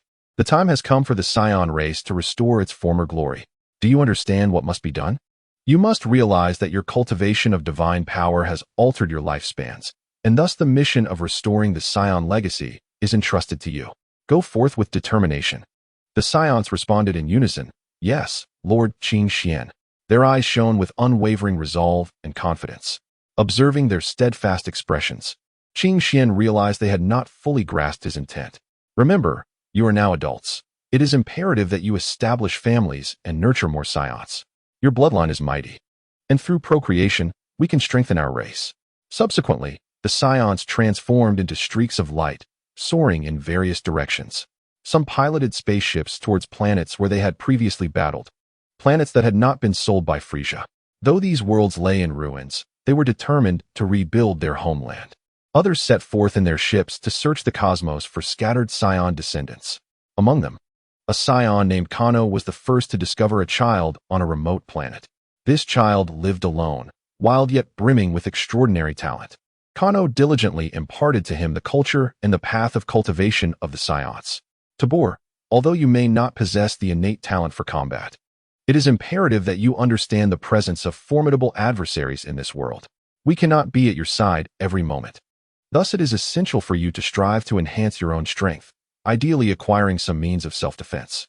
Only then can we feel a measure of ease. Meanwhile, upon reaching the desolate planets, the Saiyans began to harness divine power to transform the barren landscapes, gradually breathing life into the lifeless terrain. They constructed new cities and established various training grounds. Qing Xian observed silently, a faint smile of contentment gracing his lips as he witnessed the Saiyans' fervent efforts. He knew that the glory of the Saiyans would inevitably illuminate the universe once more, and they would greet the myriad challenges of the future with renewed vigor. Chapter 27. The damaged spaceship. In this moment, tranquility enveloped the surroundings, as if all matters had momentarily come to a halt. Qing Xian stood still, pondering briefly before concluding that there was no pressing issue to attend to at present. "I shall seek out Tai. Surely she has been anxiously awaiting my return." With a firm resolve, Qing Xian hesitated no longer. He inhaled deeply, focusing his energy, and softly uttered, "Instantaneous movement." In an instant, a brilliant radiance erupted from him, enveloping his entire being. The light flickered and vanished, and Qing Xian's figure disappeared without a trace. The next moment, as the light re-emerged, Qing Xian found himself aboard the very spaceship occupied by Tai and her companions. Like a wraith, he silently approached Tai from behind. He stood quietly, his gaze fixated on her enchanting silhouette. At that moment, Tai was wholly absorbed in admiring the magnificent scenery beyond the spaceship's window, blissfully unaware of Qing Xian's stealthy approach. Qing Xian watched her in silence, a torrent of indescribable emotions swelling within him. The lady before him possessed a graceful form, her long hair cascading like a waterfall around her slender waist, and a pale blue gown billowed gently in the breeze, as if she were one with the surrounding beauty. Sunlight streamed through the window, illuminating Tai's flawless contours, casting an ethereal aura around her. Qing Xian found himself entranced, momentarily forgetting his original purpose, simply wishing to quietly accompany her and savor this rare moment of tranquility. At that instant, Tai seemed to sense the intense gaze upon her from behind and slowly turned around. Upon seeing Qing Xian, her eyes widened in surprise. "Qing Xian, you finally came." Her voice rang like a melodious silver bell. Qing Xian snapped back to reality, feeling a bit sheepish as he scratched his head. "Apologies, I was lost in admiration." Tai's cheeks flushed slightly as she shot him a playful glare. Suddenly, the spaceship jolted violently. The alarm blared, and the announcement echoed. "Unidentified life forms detected nearby. Please prepare for combat." Qing Xian's gaze sharpened as he firmly grasped Tai's hand, reassuring her, "Do not fear, I am here." With that, he swiftly approached the control console to assess the situation. The display screen revealed a horde of bizarre extraterrestrial creatures advancing toward the spacecraft. A confident smile graced Qing Xian's lips, radiating an aura of unyielding strength and courage. He inhaled deeply, summoning a fraction of his vast power, a mere whisper of the 1 billion units within him. Though this energy seemed trivial to him, it was sufficient to obliterate dozens of planets. At that moment, Qing Xian held a singular, resolute conviction. He must annihilate all creatures that dared to disturb his precious tranquility, and they would pay dearly for their intrusion. In the next instant, He executed his signature skill of instantaneous movement, vanishing from his original position like a wraith. In the blink of an eye, he found himself standing firmly outside the spacecraft, where he beheld a peculiar assembly of creatures eyeing the vessel with predatory intent. Remarkably, these beings could breathe freely in the vacuum of space without any protective gear, a truly astonishing phenomenon. Yet, Qing Xian felt no surprise. He understood that this world harbored countless life forms, many of which could survive in the cosmos. He dismissed these thoughts and swiftly brought his hands together in prayer, channeling a tremendous energy that coalesced in his palms. With a commanding shout, a group of blind fools, a dazzling energy cannon erupted forth, slicing through the night sky like a bolt of lightning, aimed directly at the strange beings. A thunderous roar resounded as the energy cannon tore through the fabric of space, overwhelming the creatures that had previously been poised to attack. In an instant, they were completely consumed by this formidable onslaught, reduced to ashes that scattered into the vastness of the universe. After vanquishing the extraterrestrial threat, Qing Xian returned to the spacecraft. Tai Si immediately leaped into his embrace, her eyes still filled with trepidation. He gently stroked her hair, whispering words of comfort. Just as Tai Si and Jake Sun began to catch their breath, the spacecraft's energy system suddenly malfunctioned. Warning lights flickered incessantly, and various instruments emitted chaotic sounds. Jake Sun frantically operated the controls, striving to salvage the vessel. But his relentless attempts yielded no results. A sense of dread washed over Qing Xian. It was undoubtedly the earlier creatures that had caused this disruption. And now a grave situation had arisen. His brow furrowed. He had foreseen this outcome and knew that if repairs were not made swiftly, the ship could spiral out of control and crash. Harnessing his extraordinary abilities, he began diagnosing the faults. It became clear that the alien assault had damaged critical circuits and interfered with the energy core. Qing Xian stabilized the core with his own energy, then set about repairing the damaged lines. As the spacecraft piloted by Jacker was on the verge of crashing, Qing Xian, after an intense and frantic repair effort, managed to achieve a precarious restoration. However, at that moment, Qing Xian feigned exhaustion, his brow glistening with sweat. Alas, given the current situation, it is indeed time for you to consider acquiring a new vessel. Even if we manage to fix this one now, it is unlikely to endure for long. While Qing Xian pretended to sigh, he discreetly observed Tai Si's reaction. Yet, Tai Si seemed utterly unconcerned with Qing Xian's remarks about the spacecraft. Her gaze was entirely captivated by the perspiring figure of Qing Xian. Without hesitation, she offered him a glass of refreshing water and gently took a soft handkerchief to tenderly wipe the beads of sweat from his forehead. The depths of Tai Si's enchanting eyes were filled with a soft, watery affection as she gazed at Qing Xian and softly uttered, "Do not overexert yourself. As long as I can be with you, nothing else matters." Upon hearing this, Qing Xian felt a warmth in his heart, swiftly taking the glass and drinking it down in one go. He then gazed back into Tai Si's eyes with equal affection and earnestly vowed, "Rest assured, Tai Si, no matter what challenges and crises we may face in the future, I will exert every effort to safeguard your safety, ensuring that you suffer not a single scratch." Tai Si, moved by his words, felt her eyes moisten slightly and nodded gently in response. Subsequently, the two exchanged smiles, and in that moment, their mutual affection seemed to transform into an invisible force, propelling the spacecraft steadfastly towards its predetermined destination. Meanwhile, Jacker stood by, feeling like a bystander to their intimacy. Chapter 28. Earth. Suddenly, Tai Si sensed a gaze filled with melancholy fixed upon her. She snapped back to reality and, upon closer inspection, discovered it was Jacker, who wore an expression of deep sorrow, as if he had suffered a great injustice. Feeling a twinge of embarrassment, Tai Si quickly spoke. "My apologies, Jacker. We were just lost in thought. However, our situation is indeed quite precarious. I left in such haste that I did not bring any spare parts for the spacecraft. Perhaps we should find the nearest location to land and see if there is any way to effect repairs. If that fails, could we possibly manage to return to the Galactic Patrol headquarters? If all else fails, we could land on Earth, and my father might be able to assist with the repairs."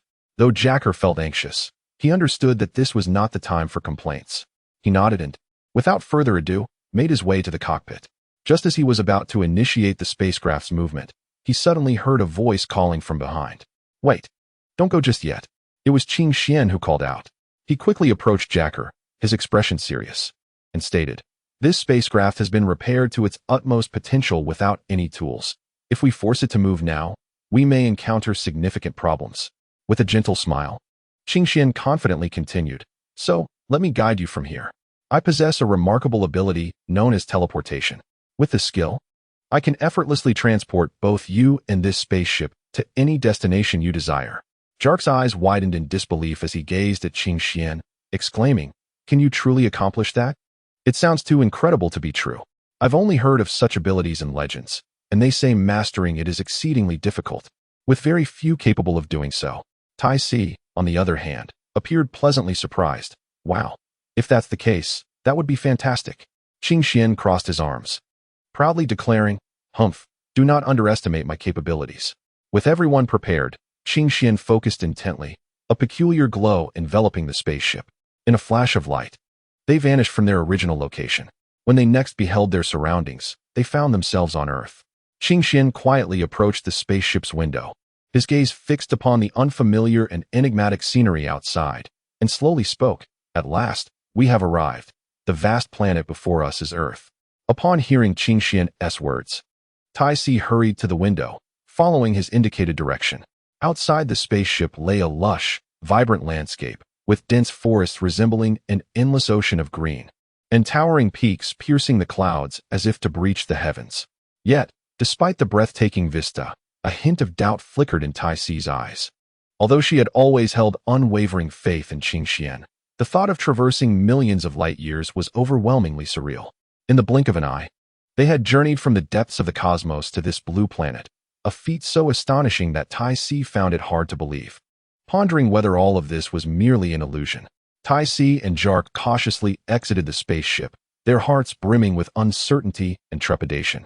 Eager to verify the authenticity of their extraordinary experience, Tai Si nervously retrieved her meticulously preserved mobile phone from her pocket, her fingers trembling as she navigated to her contacts, locating the all-too-familiar number of her father. As the dialing tone resonated, each beep reverberated like a heartbeat in Tai Si's chest, heightening her anxiety. Time seemed to freeze until, at last, her father's deep and warm voice came through. "Hello? Is this Tai Si? Why the sudden call?" Hearing that familiar voice, Tai Si felt her taut nerves ease slightly, yet she hurriedly recounted the peculiar circumstances they found themselves in. "Wait, that can't be right. Didn't you go to outer space with that galactic patrol officer, Jark? How did you return? Where did you land? Should I send someone to meet you?" As Tai Si absorbed her father's words, she gradually regained her composure. "Oh, dear father, we have only just arrived on Earth. Please do not fret. We are merely here for a brief visit and shall return shortly." "Very well, I shall end this conversation now." With that, Tai Si hurriedly pressed the disconnect button. She exhaled a sigh of relief and turned her gaze towards Jack and Qingxian beside her. Jack scratched his head, his eyes wide with incredulity, his face a canvas of astonishment. He could not help but exclaim, "My goodness, Qingxian, your abilities are truly remarkable. To be able to transport us across the vast expanse of the universe to this distant Earth with such ease is simply unbelievable." He clapped his hands in excitement. "Could you teach me? Rest assured, I am no ordinary individual. I am a distinguished member of the elite galactic patrol. My skills and talents are beyond question. Therefore, if you are willing to impart the wondrous skill of teleportation to me, I am certain I could master it effortlessly." With a beaming smile, Jack unabashedly flattered himself, boasting as if he were a cosmic superhero endowed with boundless powers. He animatedly gestured, envisioning himself racing through the galaxy with the prowess of instant teleportation. At that moment, any remnant of the terror he felt upon first encountering Qingxian vanished completely. Once, when their eyes had met, a tide of inexplicable fear had washed over him, leaving him utterly paralyzed, as if his very soul had left his body. Yet, those harrowing memories had faded with time, as if they had never occurred. Now, he had wholly cast aside that disconcerting experience, immersing himself in admiration for Qingxian's formidable prowess and the extraordinary skill of teleportation. Chapter 29. Home. Qingxian shook his head slightly, fixing a serious yet somewhat regretful gaze upon Jack. "Jack, allow me to be frank with you. This skill is not easily mastered. It demands a high level of innate talent and aptitude from its practitioners. Given your current abilities, the prospect of achieving mastery in this skill is akin to chasing a dream, utterly unattainable. Therefore, I advise you to conserve your efforts and focus on performing your duties diligently as a member of the Galactic Patrol. Upon hearing Qin Xian's words, Jack's previously confident demeanor dimmed instantly. He slowly lowered his head, as if all strength had been drained from him, engulfed by a profound sense of disappointment and despair. A deep sorrow welled within him, making him feel truly disconnected from this formidable skill. However, it was not long before determination rekindled in Jack's eyes. He lifted his head, clenching his fists resolutely as he spoke. Qin Xian, I understand that my qualifications may not be the best, but I refuse to surrender easily. This skill represents not just an enhancement of my strength, but my very dream. Qin Xian raised an eyebrow in surprise, about to respond, when Jack continued. I acknowledge that my talent may be limited, yet I am willing to exert efforts several times, even dozens of times more than others. As long as there exists a glimmer of hope, I shall endeavor. Qin Xian regarded him quietly for a moment, then sighed. Since you are so determined, I can show you a path. On a distant, peculiar planet, there exists a unique energy crystal. If you can obtain and absorb it, it may compensate for your deficiencies in aptitude. However, I am uncertain of its exact location. It is rumored to be fraught with peril, and many formidable individuals have perished there. A resolute expression crossed Jack's face. No matter the danger, I must attempt it. He resolved to venture into the cosmos in search of it as soon as the spaceship was repaired, while also undertaking tasks in the universe. In truth, he was uncertain whether such a cosmos truly existed, yet he believed that within the vast expanse of the universe, such a miraculous entity must exist. For the fruit of the spirit tree is one of them. Qin Xian turned to Taze, gazing at her gently as he inquired, Taze, could you share with me the location of your home? Which direction might it be? If you tell me, I can take you there directly. As he spoke, a smile adorned his face, radiating warmth akin to the gentle embrace of a mother, casting a soothing light upon Taze and instilling an ineffable sense of comfort and security. In this tender interplay of light and shadow, Taze appeared enchanted, gazing dreamily at Qin Xian's handsome, smiling countenance. Time seemed to freeze in that moment, everything around them blurred, leaving only Qin Xian's sunlit smile indelibly imprinted in the depths of Taze's eyes. She remained transfixed, wholly absorbed, oblivious to the clamor and chaos surrounding her. After what felt like an eternity, Taze gradually returned to her senses, yet her heart continued to leap joyfully within her chest, akin to a playful fawn. In that direction, she murmured, gently biting her lip in an attempt to quell the surging emotions within her. However, the waves of excitement and shyness crashed upon her heart in relentless succession. Upon seeing the direction Taze indicated, Qin Xian guided her and Jack into the spaceship. He then lifted the vessel high above his head with one hand and soared toward the direction Taze had pointed, moving with remarkable speed. Taze's eyes widened in astonishment, pressing eagerly against the window, her gaze following the rapidly retreating scenery. Her mouth slightly parted, seemingly poised to exclaim. Yet she found herself momentarily speechless due to the overwhelming spectacle. Jack, seated beside her, was equally captivated by the astonishing sight. Having just entered the spaceship, he straightened in his seat, gripping the armrests in disbelief, his expression one of utter astonishment. Outside the car window, mountains, rivers, and fields flashed by like a cinematic fast-forward. The verdant trees melded into a seamless expanse, resembling a tumultuous green ocean. The distant hills undulated majestically, evoking awe at nature's artistry. The clouds in the sky floated like cotton candy, pure and immaculate, contrasting beautifully with the azure heavens, creating a breathtaking tableau. Taze and Jack gazed vacantly out the window, utterly absorbed in the stunning scenery, oblivious to the passage of time. Taze murmured to herself, how have I never noticed the beauty of Earth's landscapes before? As Qin Xian soared through the skies with remarkable speed, they streaked across the horizon like bolts of lightning, reaching the skies above the West City in the blink of an eye. At this moment, Qin Xian found herself high above, with a panoramic view of everything below in the bustling metropolis. As she attentively surveyed the vibrant city, an extraordinary and peculiar building suddenly caught her eye. It was an immensely grand semicircular structure, resembling a brilliant moon resting upon the earth, emanating a mysterious and enchanting glow. This semicircular edifice occupied a vast area, nearly encompassing an entire block. Its unique design featured smooth, flowing lines, as if meticulously sculpted by nature itself. The building's surface shimmered with a faint golden radiance, imparting an air of nobility and elegance. From a distance, it harmoniously blended with its surroundings yet stood out distinctly, like a dazzling gem upon the land. Qing Xian brought them to a halt in front of the grand villa, gently descending while carefully placing the spacecraft down. Ties then emerged from the vessel, followed closely by the galactic patrolman, Jack. Ties excitedly dashed toward the front door, and just as she was about to knock, the door swung open automatically. Her parents stood at the threshold, their faces alight with surprise. "Our precious daughter, Ties, you have returned." Ties leaped into their embrace. Qing Xian and Jack quietly trailed behind the trio, their pace leisurely. Along the way, the three engaged in cheerful banter, completely unaware of the two following them. Unbeknownst to them, they arrived at a quaint and cozy house. The leader gently pushed open the door, and the others followed suit, entering in an orderly fashion. Given the vastness of their home, it could easily be described as a secluded manor. However, throughout this time, the three never once glanced back at Qing Xian and Jack, as if the latter two were entirely non-existent, utterly disregarded. Chapter 30. The Universal Capsule. It was no wonder that the three were so engrossed. Having not seen Ties in quite some time, and Ties also had not reunited with her parents for ages. Thus, their conversation naturally flourished, causing them to overlook Qing Xian and Jack. Nevertheless, Qing Xian and Jack displayed remarkable generosity, harboring no feelings of dissatisfaction or anger over the oversight.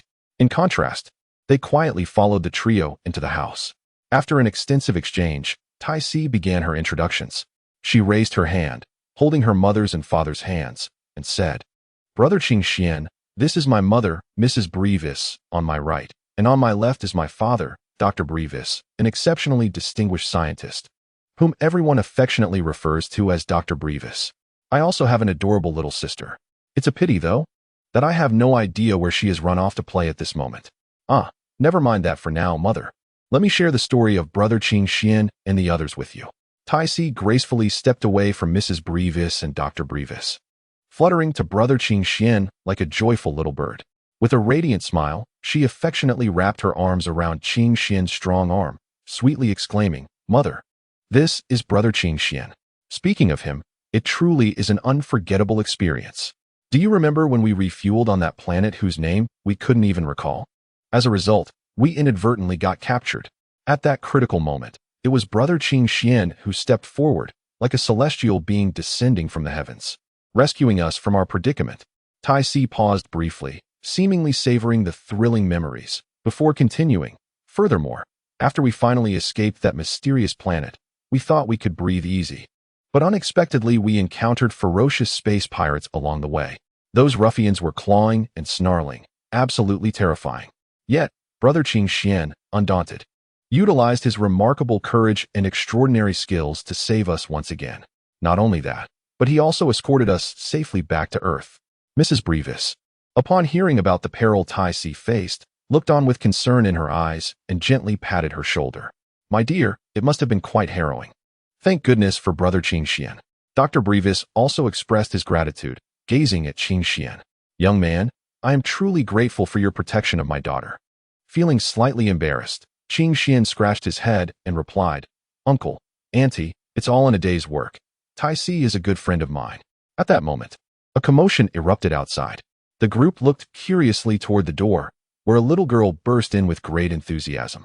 Her hair was tousled, and her clothes bore strange stains. Sister, I heard you were back," she shouted, rushing toward Tai Si. Tai Si laughed as she embraced her, saying, "This is my little sister. She is always so impulsive." The little sister curiously scrutinized Qing Xian and Jack, asking, "Who are you?" Tai Si, holding her sister, pointed to Qing Xian and Jack, saying, "These two are my friends, Brother Qing Xian and Brother Jack." The little sister's eyes widened with wonder as she took in the two. Noticing her fascination, Tai Si recounted the tale of Qing Xian saving them, and the little sister's eyes sparkled with excitement. "Wow, a great hero." The younger sister suddenly rushed over and grasped Qing Xuan's hand. "Brother Qing Xian, could you teach me martial arts? That way, I too can become a great hero like you." Qing Xian bent down, gently ruffling her hair. "Of course, but learning martial arts is no easy feat. It requires enduring much hardship." The sister nodded vigorously. "I am not afraid of hardship." Qing Xian smiled, and a warm atmosphere enveloped them as everyone began to engage in delightful conversation, sharing amusing anecdotes. Dr. Breves clapped his hands and proposed, "Today, we must celebrate. It has been far too long since we gathered." Thus, everyone pitched in to prepare a meal. The dining table was adorned with a plethora of delectable dishes, and laughter resonated throughout the room. During the meal, Dr. Breves shared some of his latest scientific research ideas, captivating both Qing Xian and Jack. After dining, Tais led Qing Xian and Jack to explore the intriguing inventions within his home. Dr. Breves, with a smile, guided Qing Xian into his spacious and enigmatic exhibition hall. Soft light cascaded down, illuminating a series of astonishing inventions. As they approached an exquisite display stand, Dr. Breves paused, proudly pointing to a small, vibrant capsule resting atop it. "Look, Qing Xian, this is my proud creation, the universal capsule. It is, without exaggeration, the pinnacle of my life's work. It is thanks to this that our family enjoys the life we have today." As he gently lifted the capsule, excitement sparkled in his eyes. This marvelous capsule possesses unimaginable capabilities. It can compress various objects into a minuscule space and store them within this tiny capsule for convenient transport. Whether it be enormous furniture, intricate machinery, precious artworks, or even vast and weighty houses, once placed inside the universal capsule, they instantly become as light and portable as dust. Furthermore, when one needs to utilize these shrunk items, a simple operation will restore them to their original state. Isn't that astonishing? Qing Xian gazed at the universal capsule, his eyes filled with admiration. "Dr. Breves, this is truly an extraordinary invention." Dr. Breves waved his hand dismissively. "Oh, it's nothing much." Qing Xian then candidly expressed a purpose. "Dr. Breves, I actually have something I would like to ask for your assistance with. When their spaceship encountered pirates, despite my rescue, the ship still sustained damage. It can no longer navigate through space, and I was hoping you could help repair it." Upon hearing Qing Xuan's words, Jack eagerly nodded and implored Dr. Breves. "Yes, Dr. Breves, please assist us. I have an urgent matter that requires me to travel to another planet to retrieve something." Chapter 31. Repairing the spaceship. Dr. Breves slowly raised his head, his gaze settling upon Jack, who wore an anxious expression.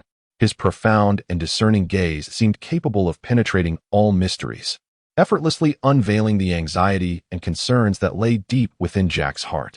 At that moment, Jack stood with his hands tightly clasped, brow furrowed, and beads of sweat forming on his forehead. His slightly accelerated breathing and restless pacing revealed the extreme tension he was experiencing.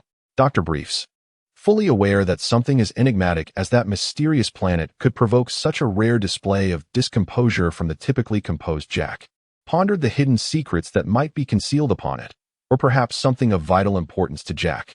Yet what could it be? Only Jack himself could truly know. And while Qing Xian was also privy to this knowledge, he chose to remain silent, as he too was unaware of the planet's whereabouts. Dr. Breves acquiesced and requested Qing Xuan's assistance in maneuvering the spacecraft to the estate's backyard, while he set about the repairs alone, accompanied only by a few small robots. Qing Xian stood quietly to one side, his gaze fixed intently on the diligent figure of Dr. Breves. As time elapsed, boredom began to creep in, prompting him to gently shift his stance and gradually turn to leave. At that moment, Jack was left alone, silently observing Dr. Breves as he focused intently on mending the severely damaged spacecraft. Dr. Breves, wholly engrossed in wielding his tools, was oblivious to the surrounding changes, even as perspiration beaded on his forehead. Just as Qing Xian stepped out of the area, a faint crackle of electricity reverberated through the space.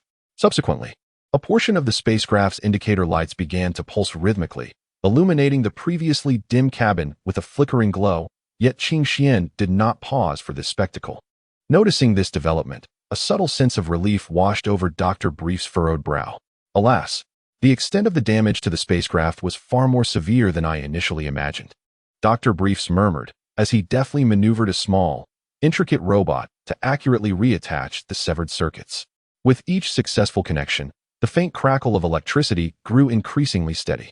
Jack, hearing Dr. Breves' words, fell into silence, as inspiration struck Dr. Breves, leading him to the key solution. He wholeheartedly immersed himself in the task of assisting Jack with the repairs. The erudite and seasoned doctor skillfully manipulated an array of tools and instruments, each motion executed with precision and confidence. Meanwhile, The small yet capable robots displayed no less aptitude. They darted effortlessly among the intricate components of the spacecraft, moving with the speed and agility of lightning. Their diminutive forms flickered in and out of sight within the dim cabin, as if racing against time itself. Thus, in the days that followed, Dr. Brivs and the little robot collaborated closely, united in their efforts. Undeterred by hardship, they tirelessly examined every potential point of failure, meticulously repairing and fine-tuning each one. Perseverance bore fruit. After several days of relentless toil, the exhilarating moment finally arrived, marked by the sudden, resonant roar of the spaceship. This sound, akin to thunder, reverberated throughout the space, invigorating their spirits. Undeniably, the restoration of the spacecraft had been a resounding success. At that moment, both Dr. Brivs and the little robot radiated an unmistakable joy and pride. However, during these brief days, Qingxian seemed to have embarked upon a grand journey toward the pinnacle of life. On the very day Dr. Brivs commenced repairs on the spaceship, which was the day following their meal together, the sunlight streamed through the clouds, casting a golden veil upon the earth. Early in the morning, Qingxian rose with great care to prepare himself, and with a heart brimming with anticipation and delight, he set off to meet his beloved goddess, Thais. Upon their meeting, the moment their eyes met, it felt as though an electric current coursed between them, and the air was infused with a sweet aroma. Hand in hand, they strolled along the bustling streets, pausing occasionally to admire the exquisite wares displayed in the shop windows, or to be captivated by the extraordinary performances of street artists. Laughter and joy filled the air, enveloping them in a warm embrace of happiness. With each store they passed, Thais was drawn to the beautiful trinkets or charming dolls in the windows, and Qingxian never hesitated to purchase her desired treasures as gifts. Witnessing the surprise and delight on Thais' face upon receiving her gifts made Qingxian feel as though his heart might melt. Thus, they wandered and explored, savoring this rare time spent together. Consequently, during these days, they hardly returned to the manor, choosing instead to reside in a hotel. As for the source of their finances, that need not be questioned. After all, living off the earnings of others is often a man's greatest aspiration, while doing so with dignity is the ultimate dream. Naturally, acquiring funds was not a challenge for him. During his resource-gathering endeavors, he had also collected gold, which he could readily exchange. Sister, where have you both been these past few days?" Bulma exclaimed, her large eyes wide with curiosity as she gazed at Thais and Qingxian, who were slowly entering the house hand in hand, shoulders brushing together. A small ripple of discomfort stirred within her. After a brief pause, she continued, "Could it be that you two have been sneaking off on secret dates?" With a huff, she added, "Did you not say you hadn't known him for long? How is it that you've begun dating so swiftly?" As she spoke, Bulma pouted, a hint of displeasure etched upon her face. There is no denying that the allure of handsome men is profound. Even children are easily captivated. Alas, we have merely been wandering about these past few days. Qingxian mentioned that he had never set foot on Earth, so I took it upon myself to show him around and let him experience the environment here. Thais, caught in a blush by her sister's revelations, felt too shy to confess, and thus concocted a reason that wasn't entirely fabricated. After all, it is true that Qingxian had indeed never visited this Earth, and Thais had genuinely wished to escort him on a leisurely stroll. However, she had not anticipated how swiftly their relationship would develop. Chapter 32. Returning home. Bulma, is that Jack still around? Thais could only divert the conversation. Bulma, aware of this distraction, did not grant her sister the opportunity to evade the topic and directly inquired, "Humph, he left just before you returned. Do not change the subject. Where exactly did you two go?" Thais awkwardly chuckled, her gaze evasive. "Oh, we just wandered around a bit." Bulma crossed her arms. Skepticism etched across her face. "Wandered around? Sister, do you take me for a 3-year-old? Speak the truth." Thais, unable to maintain eye contact, felt at a loss for words. Qingxian, observing Thais' nervous demeanor and darting eyes, could not help but chuckle inwardly, but chose not to expose her fib. With a gentle smile, he turned to Bulma and said, "Indeed, Bulma, that is the crux of the matter. After all, I am not a native of this Earth and had never ventured here before. Everything is quite unfamiliar to me. I am grateful to the kind and lovely Thais for graciously guiding me, allowing me to savor the beauty of this magnificent planet." After delivering this statement, Qingxuan's gaze returned to Thais, a fleeting glimmer of mischief dancing in his eyes. He continued to Bulma. By the way, Bulma, you seem a bit displeased. Do you feel neglected? If that is the case, how about you accompany me on a date? At these words, Bulma's face flushed crimson. Who would want to go on a date with you? You peculiar fellow? She retorted, turning her head away in a huff. Tai Si, wide-eyed with jealousy, was taken aback by Qing Xuan's unexpected proposition.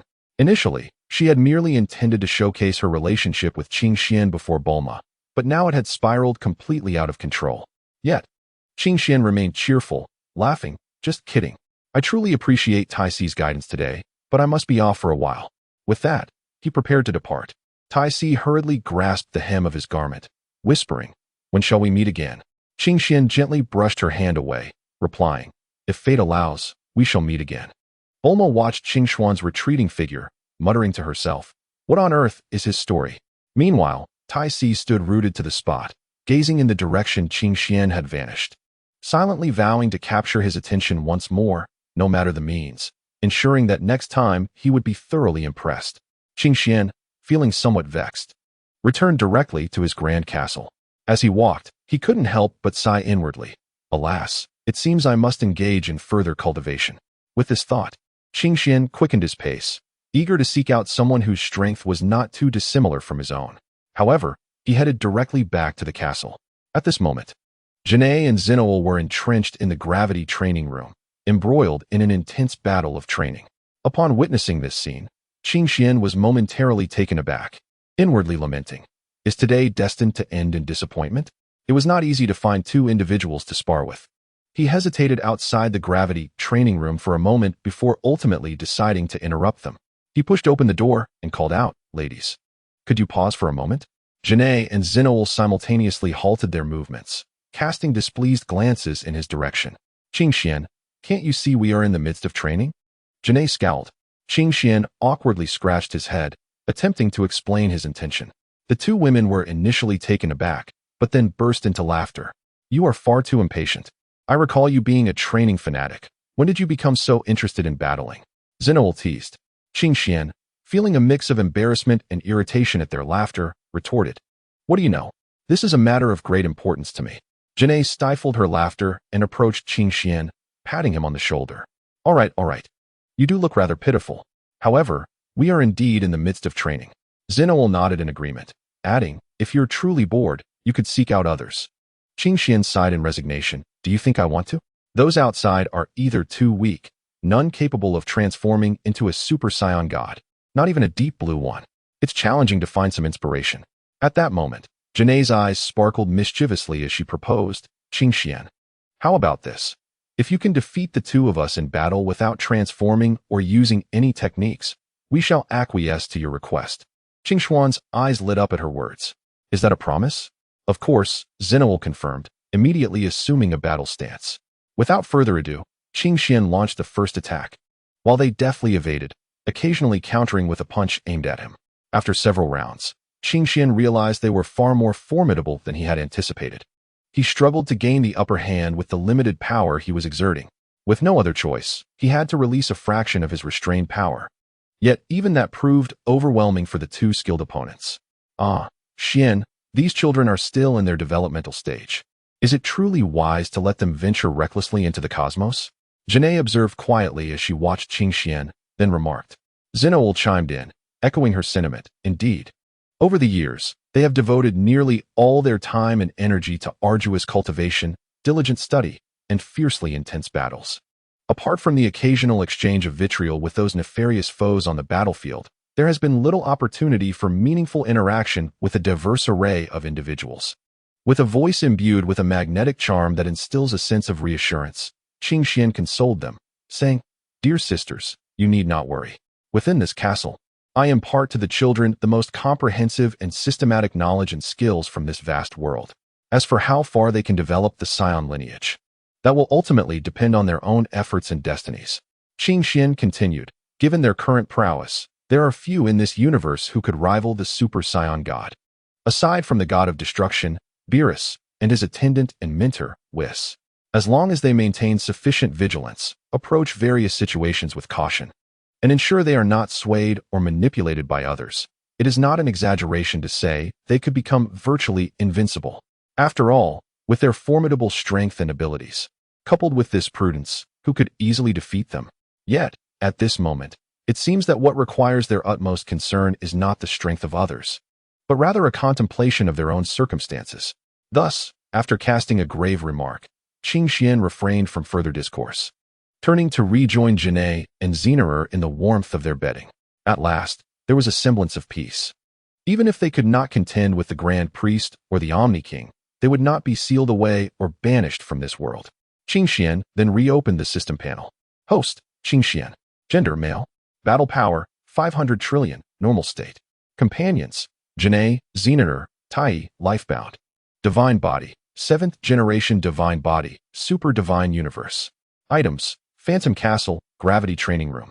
Mirror Combat Training Room, 2, 086, 079 Spirit Beans, 164 sets of Shadow Kingdom, 1, 693, 496 Chakra Fruits, 5, 679 Spirit Tree Fruits, 69, 538 pairs of Rebirth Eyes, 19, 824 pairs of Samsara Eyes, 956, 840 pairs of Eternal Kaleidoscope, 5 Soul-Biting Blood Swords, 6, 489 Demon Blades. Skills, Kamehameha, Energy Slash, Demon Flash, Spirit Bomb, Kamehameha Wave. Ki Blast, Dragon Fist, Ultimate Flash, King Kai Fist, Instant Transmission, Ultra Instinct, Time Skill, for symbols Fist, Shadow Fist. Laws, Law of Time, 30, Law of Space, 30, Law of Life, 30, Law of Gravity, 30, Law of Wind, 10. Alas, this mountain of items truly gives one a headache. Though each contains precious laws of power, the pace of cultivation is as slow as a snail. While the laws are omnipresent, progressing in cultivation proves to be an insurmountable challenge. Having laboriously reached 30% is akin to encountering an indomitable wall, blocking any further advancement. Qing Xian furrowed his brows, consumed by a profound sense of worry as he pondered silently. He found himself ensnared in deep contemplation. Could it truly be that the only possibility for breakthrough lies in venturing into other realms? Moreover, it seemed that one must ascend to those lofty and enigmatic higher worlds to achieve such a feat, yet how easy could it be to reach such places? The journey is long and fraught with unknown dangers. At this thought, Qing Xian felt a wave of helplessness and despondency wash over him, leaning against the wall in resignation. His heart shrouded in confusion. It is said that in certain worlds, some laws are exceptionally powerful, while others are relatively feeble. If he could discover a world that harmonizes with the laws he cultivates, perhaps he could shatter the impasse before him. But in the vast cosmos, where might such a world be found? Even if he were to locate it, gaining entry would pose another formidable challenge. The more he pondered, the more agitated he became, as if ensnared in a fog, unable to find a way out. Bulma, with her wide eyes, gazed intently at Tai's, her curiosity unabashedly evident, eagerly inquiring, "Sister, do tell me more about that, brother Qing Xian. Did anything particularly special occur between you two? How did it feel?" Tai's, taken aback by this barrage of questions, felt her cheeks flush and reproached. "Oh dear, you little rascal, why do you suddenly ask so much? You children ought not to meddle in adult matters. Hurry back to your laboratory and conduct your experiments." As she spoke, she reached out to gently push Bulma away. However, upon witnessing Bulma's pitiful, expectant expression, Tai's heart softened. After much hesitation, she finally stammered her reply. "Well, it's actually not bad. It's just that his strength is truly overwhelming. I am no match for him, and I lose every time we compete." Bulma's eyes sparkled at this revelation, excitement causing her to dance about as she exclaimed, "Haha, so that is how it is. Sister, don't be afraid. Next time I will join you, and together we shall surely defeat him." Tai's, observing her sister's innocent exuberance, could only smile wryly as she repeatedly shook her head in refusal. No, absolutely not. If our parents discover that we want to trouble him, they would undoubtedly be very angry. So please, do not entertain such thoughts." Bulma, however, paid little heed to these warnings. She noted that Tai's mentioned their parents would be angry, but she did not say they would be angry at her, thus leaving her with a glimmer of hope. Tai's, dismissing Bulma entirely, turned gracefully on her heel, stepping lightly as she departed the room. Her elegant figure gradually receded, ultimately vanishing at the doorway. Subsequently, Tai set off alone towards the city center. Along the way, Her mind replayed the words Qing Xian had once shared with her. He expressed a great fondness for the local delicacies.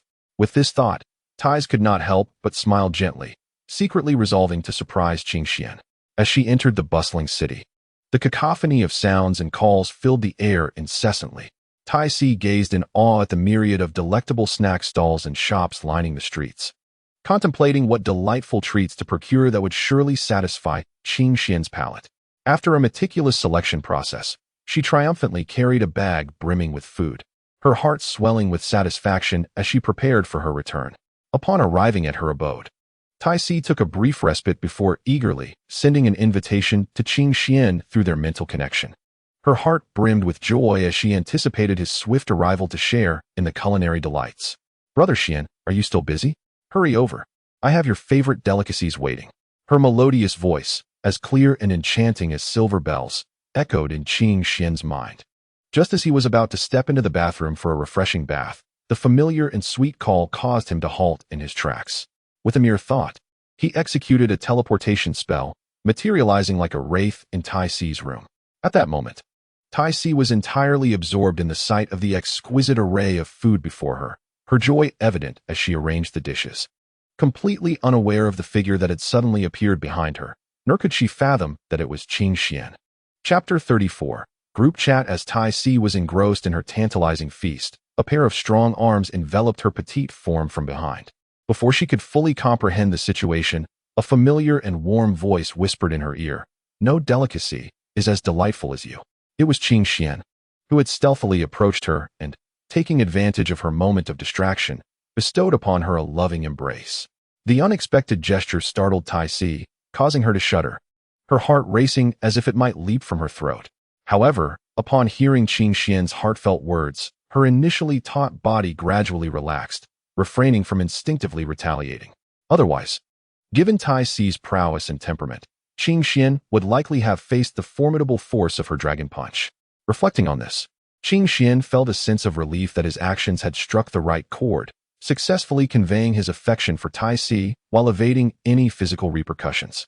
By now, Tai Si had undergone extensive training under Qing Xian's guidance, rendering her the most formidable individual on the planet, unmatched even by Piccolo. "Brother Xian, you finally arrived," Tai Si exclaimed, turning to embrace him tightly. Her face radiated with a brilliant smile, her large, sparkling eyes shimmering with excitement. "Look, these are the snacks I bought. Each one meticulously chosen, all your favorites." With eager anticipation, she withdrew from his embrace and presented a plate of treats, her heart yearning for his praise. The plate emanated a subtle fragrance that seemed to tantalize the senses. Qing Xian accepted the delicacies, and as he gazed at the joy-filled girl before him, warmth surged within him. "Wow, they look absolutely delicious." "Thank you," he replied with a smile, his eyes brimming with affection. Upon hearing this, the girl smiled even more joyfully, exclaiming, "Hee, as long as Brother Xian likes it, that's all that matters. Although my culinary skills are not yet up to par, rest assured, once I master them, I shall prepare a variety of delicious dishes for Brother Xian every day, all right?" After speaking, she slightly parted her crimson lips, her large eyes, as clear and captivating as autumn waters, blinked gently, filled with boundless anticipation and delight as she gazed intently at Brother Xian before her. In response, Qing Xian wore a gentle smile and said softly, all right, I understand. Thank you so much, my lovely Tai Si." With that, he slowly placed the delicate pastry aside and, extending his arms, gently enveloped the petite and charming Tai Si in his warm embrace. Subsequently, with a slight exertion, he lifted her in a classic princess carry, securely cradling her in his arms. Thus, Qing Xian walked step by step towards the bed, holding the bashful Tai Si. Yet, at that moment, immersed in the sweet atmosphere, Tai Si suddenly realized that Qing Xian was completely unclothed. A wave of intense shyness surged within her, instantly flushing her fair cheeks, making her appear like a ripe apple, radiant and irresistibly adorable. "I am aware that you may not wish to dwell on what might transpire during this period, so I shall skip ahead, returning our focus to the castle." Gnei inquired, "Sister, why is it that, despite our ability to transform into Super Saiyan God Blue, we still cannot defeat Brother Xian? Is it that we lack effort? Or perhaps our talents are insufficient?" Xino ire had awakened shortly after Qing Xian's departure, or rather, she and Gnei had never truly fallen asleep. Both Xinoir and Gnei, having exerted themselves to the fullest during their battle with Qing Xian, were still unable to overcome him, their faces flushed from the exertion. This may be due to his exceptionally high base combat power. Even in our Super Saiyan God Blue forms, we cannot match his Super Saiyan form, Gnei patiently explained, her tone tinged with exasperation. Despite their unwavering diligence, facing Qing Xian only intensified their pressure. Sister Gnei, I remember quite clearly. Those little ones seemed to possess the ability to transform into Super Saiyan gods as well. Recalling that moment, the impression left on her was indelibly strong. When they beheld Brother Xian, their gazes were as if glued by a powerful adhesive, utterly unable to divert their attention. Moreover, the emotions reflected in their eyes were so intense that they seemed on the verge of overflowing. It was as though countless delicate threads were tightly intertwined, ready to snap at any moment.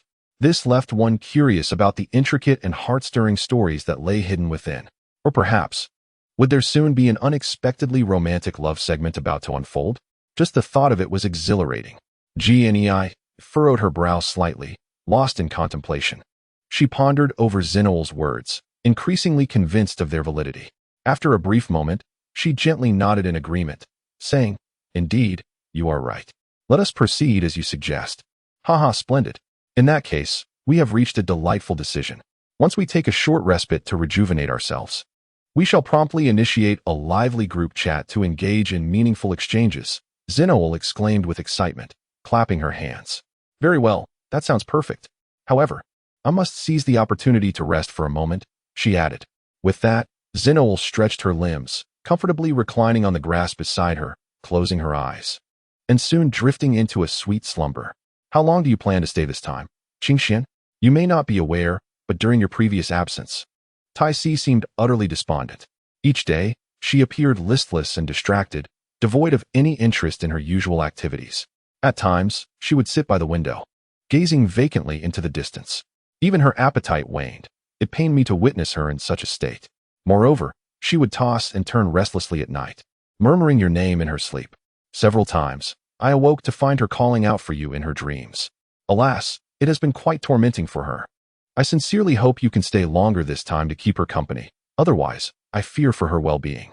Just as Mrs. Breves was about to continue, Tai Si's face flushed a deep crimson, resembling a ripe apple.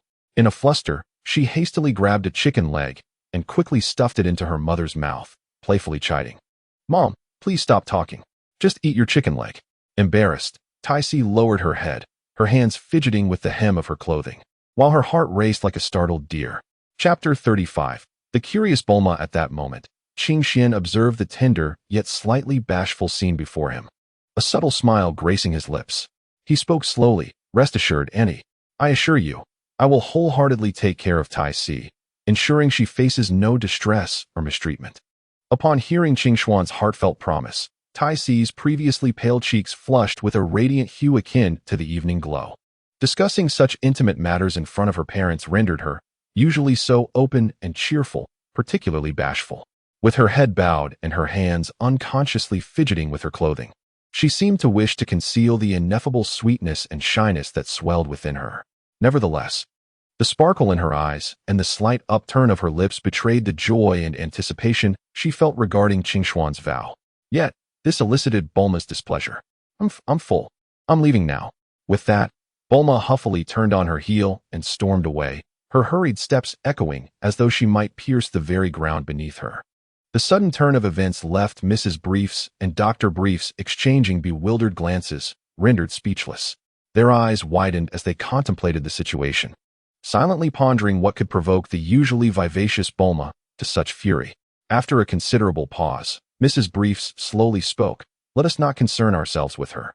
I suspect she has once again immersed herself in some intricate experiment. This child, once engaged in her research, becomes quite capricious." With that, she gently shook her head, a hint of a wry smile playing on her lips. Meanwhile, the atmosphere at the dining table began to ease slightly. Dr. Briefs nodded in agreement with his wife's perspective and redirected his attention to the sumptuous feast before him. He picked up a tantalizing morsel of meat and savored it, exclaiming, "My dear, your culinary skills have truly reached new heights. These are all your signature dishes." He then turned to Tai and inquired, "By the way, how did your recent travels go? Did you find joy in your adventures?" Tai, sitting nearby, felt her cheeks flush with a deeper hue upon hearing his words. She lowered her gaze slightly and replied softly, "Yes, we had an absolutely delightful time. The world outside is truly magnificent, overwhelming in its beauty. We encountered many fascinating people and experiences, which have added countless unforgettable memories to our journey." As she spoke, she lifted her head, her eyes sparkling with excitement. Qing Xian glanced towards the direction Bulma had departed, feeling puzzled, yet quickly returned his gaze to the Tai family. "Thank you, uncle and aunt, for your trust. Once we finish our meal, we plan to take a stroll." Tai's face lit up with anticipation as she raised her head. The briefs couple nodded with smiles. As they walked along the path, Tai linked her arm with Qing Xuan's, her face radiating happiness. Suddenly, a small spacecraft flew overhead and landed not far away. The hatch opened, and Bulma stormed out. "Sister Tai, how could you associate with this individual? His origins are dubious." Qing Xian remained unfazed, asserting, "Miss Bulma, my feelings for Tai are genuine." Bulma crossed her arms defiantly, retorting, "Who can say? I have investigated you, and your presence is indeed suspicious. Unless you can prove yourself, I remain unconvinced. I found that you were previously seen in West City, along with 2 women at your side." She questioned his intentions, suggesting he might harbor ulterior motives. Upon hearing this, Qing Xian understood the source of Bulma's ire. Previously, when he had accompanied Jine to see Kakarot, Zenoul had also joined them. And then he had taken 2 beautiful women around the city. He had not erased his traces on Earth, resulting in surveillance footage that Bulma had discovered. Although Qing Xian had thoroughly explained everything to Tai, Bulma remained oblivious to these details. Tai did not voice much concern regarding the number of women around Qing Xian. Initially, she felt a strong aversion to the situation, as such emotional entanglements starkly contrasted with traditional values. As time progressed, and she delved deeper into understanding Qing Xian, she gradually realized her inability to resist his formidable charm and strength. At this moment, facing the agitated and restless Bulma, Tai Si exhibited an extraordinary calmness. She gently reassured, "Bulma, please cease this unreasonable commotion. It truly is not a matter of great significance. I have long been aware of these matters, but I simply felt there was no necessity to inform you explicitly." Then, Tai Si slowly approached Bulma, tenderly grasping her hands, gazing into her eyes with warmth and determination, and continued, "All right, Bulma, I comprehend your thoughts. As long as our parents consent to our living together, I shall have no objections whatsoever." Initially, Bulma intended to conceal her innermost feelings, yet to her surprise, her sister discerned her secret almost instantly. When her sister unveiled the truth, Bulma felt her face flush, as though countless eyes were fixated upon her, rendering her utterly uncomfortable and longing to disappear into the ground. At that moment, Bulma found herself unconsciously fidgeting with the hem of her clothing, her gaze becoming evasive, completely abandoning her usual bold and carefree demeanor. Meanwhile, Qing Xian observed her with curiosity. "Bulma, if you find yourself feeling a tad bored at this moment, why not join us for a stroll? You may discover some delightful and intriguing treasures," Qing Xian suggested with a smile, before slowly making his way towards the bustling city center. Tai Si, lacking the patience to wait for Bulma's response, swiftly seized her delicate hand, holding it tightly, and then joyfully followed in Qing Xuan's footsteps, stepping forward with a light-hearted gait. Sunlight cascaded upon them, casting 3 elongated shadows. A gentle breeze fluttered through, teasing Bulma's hair and skirt, as if celebrating the joyful journey that lay ahead. At this moment, Qing Xian was immersed in the beauty surrounding him, his heart brimming with joy and contentment. Everything here mirrored the splendid scenes he had envisioned countless times in his mind. The surroundings were tranquil, with only the soft rustle of leaves stirred by the breeze. In the distance, rolling hills were shrouded in a delicate veil of mist, resembling a traditional ink painting. The sky, a sapphire blue, was adorned with clouds as pure as snow, lazily floating by. Sunlight filtered through the gaps in the leaves, creating patches of golden light on the ground, akin to fairies frolicking in delight. In the heart of this serene world lay a crystal-clear lake, shimmering and reflecting the verdant mountains and azure sky. The lakeside was carpeted with lush grass, interspersed with unknown wildflowers that exuded an enchanting fragrance.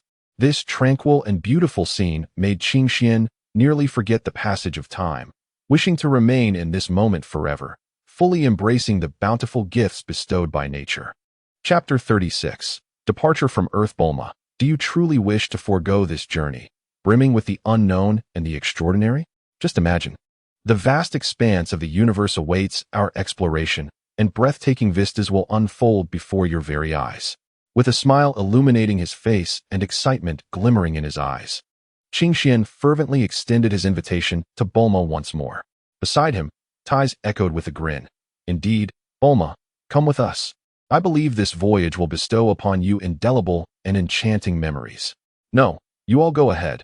Bulma gently shook her head, her lustrous blue hair swaying slightly with the motion.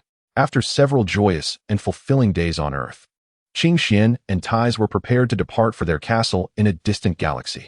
However, before they embarked, they had a significant mission to undertake, to venture into the enigmatic sixth universe in search of individuals with immense potential. At this moment, Qing Xian harbored grand aspirations within his heart. He understood that to realize his ambitions, the current resources at his disposal were far from sufficient. Thus, he began meticulously planning, laying a solid foundation for the eventual departure from the Dragon Ball world, aspiring to transform it into a formidable realm. For Qing Xian, the Dragon Ball world was not merely the cradle of his growth, but also the birthplace of his dreams. Here, he had forged bonds with numerous like-minded companions and experienced countless thrilling adventures. Now, he resolved to use this place as a springboard to gradually expand his influence, allowing the Dragon Ball world to shine even more brilliantly. He had finally discovered his dream, to conquer the myriad realms and encompass all worlds within his domain. Qing Xian now moved freely throughout the entire Dragon Ball world, simultaneously preparing to merge all timelines and dimensions within it. He envisioned expanding the realm's expanse, simplifying management and future upgrades. Returning to the earlier conversation, Bulma sighed. No, you go on. I still have many experiments to complete. Though she longed to join them, she felt constrained. Despite Dr. Briefs and Mrs. Briefs being quite liberal, Bulma was uncertain if they would consent. Additionally, being only 13, she was not yet fully aware of her own desires and had not agreed to leave with them. I see, then so be it. Let us set forth, Qing Xian declared.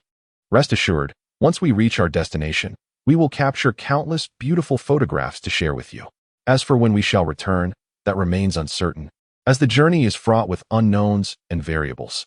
All right then, it's settled. Let us hasten our departure. When your parents return home, be sure to share everything with them. However, do not worry too much.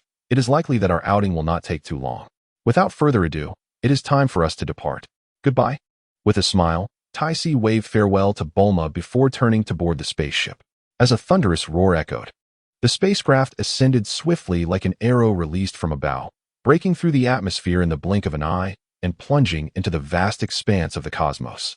Before them unfolded a dazzling and mysterious starry sky, with countless stars twinkling faintly, resembling jewels embedded in a black velvet canvas. Their vessel, akin to a shooting star, raced through the boundless void of space. Brother Qing Xian, are we heading to your planet, or must we first proceed to the so-called sixth universe? Tai Si nestled comfortably in Qing Xian's warm embrace, her large, sparkling eyes fixed curiously on the dreamlike beauty of the starry sky outside the window. Qing Xian smiled gently, tenderly stroking her flowing, golden hair that cascaded like a waterfall, and replied softly, My dear, let us first visit my planet. Once we arrive, I shall properly introduce you to your two elder sisters.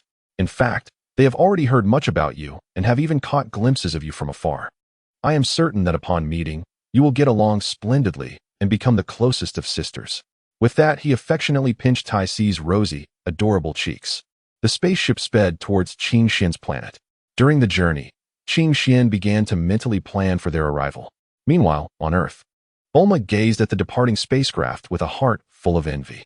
She resolved to complete her current experiments swiftly, so that next time a similar opportunity arose, she could embark without hesitation, though whether she could truly achieve this remained uncertain. At last, the spaceship reached Qing Xian's planet.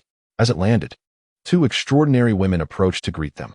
Upon seeing Tai Si, they paused momentarily before breaking into warm smiles. Welcome, Sister Tai Si, the eldest said gently. The second sister took Tai Si's hand, examining her closely. Though initially shy, Tai-Si quickly acclimated to the atmosphere and engaged in delightful conversation with her two sisters. Qing Xian stood by, watching the scene with satisfaction. In the days that followed, Tai-Si familiarized herself with everything on the planet, learning unique knowledge and skills alongside her sisters. Meanwhile, Qing Xian began preparing for the matters related to the sixth universe, aware that this would mark the beginning of a new journey, fraught with challenges yet essential to undertake. Sister Tai-Si, please tell us, how far have you progressed on Earth? Given that you are here now, we can surmise a great deal, Gina said as she sat on the grass with Tai-Si.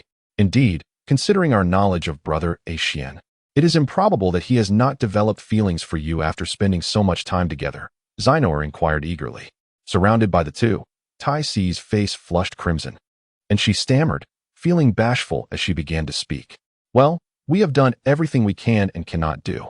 Upon hearing Tai-Si's words, Gnei and Shinua Ai exchanged glances and smiled. Indeed, once Brother A. Xian sets his sights on something, he acts without hesitation, leaving neither you nor us the opportunity to react, Gnei teased. Shinua Ai's face flushed with embarrassment at Gnei's remark. Chapter 37.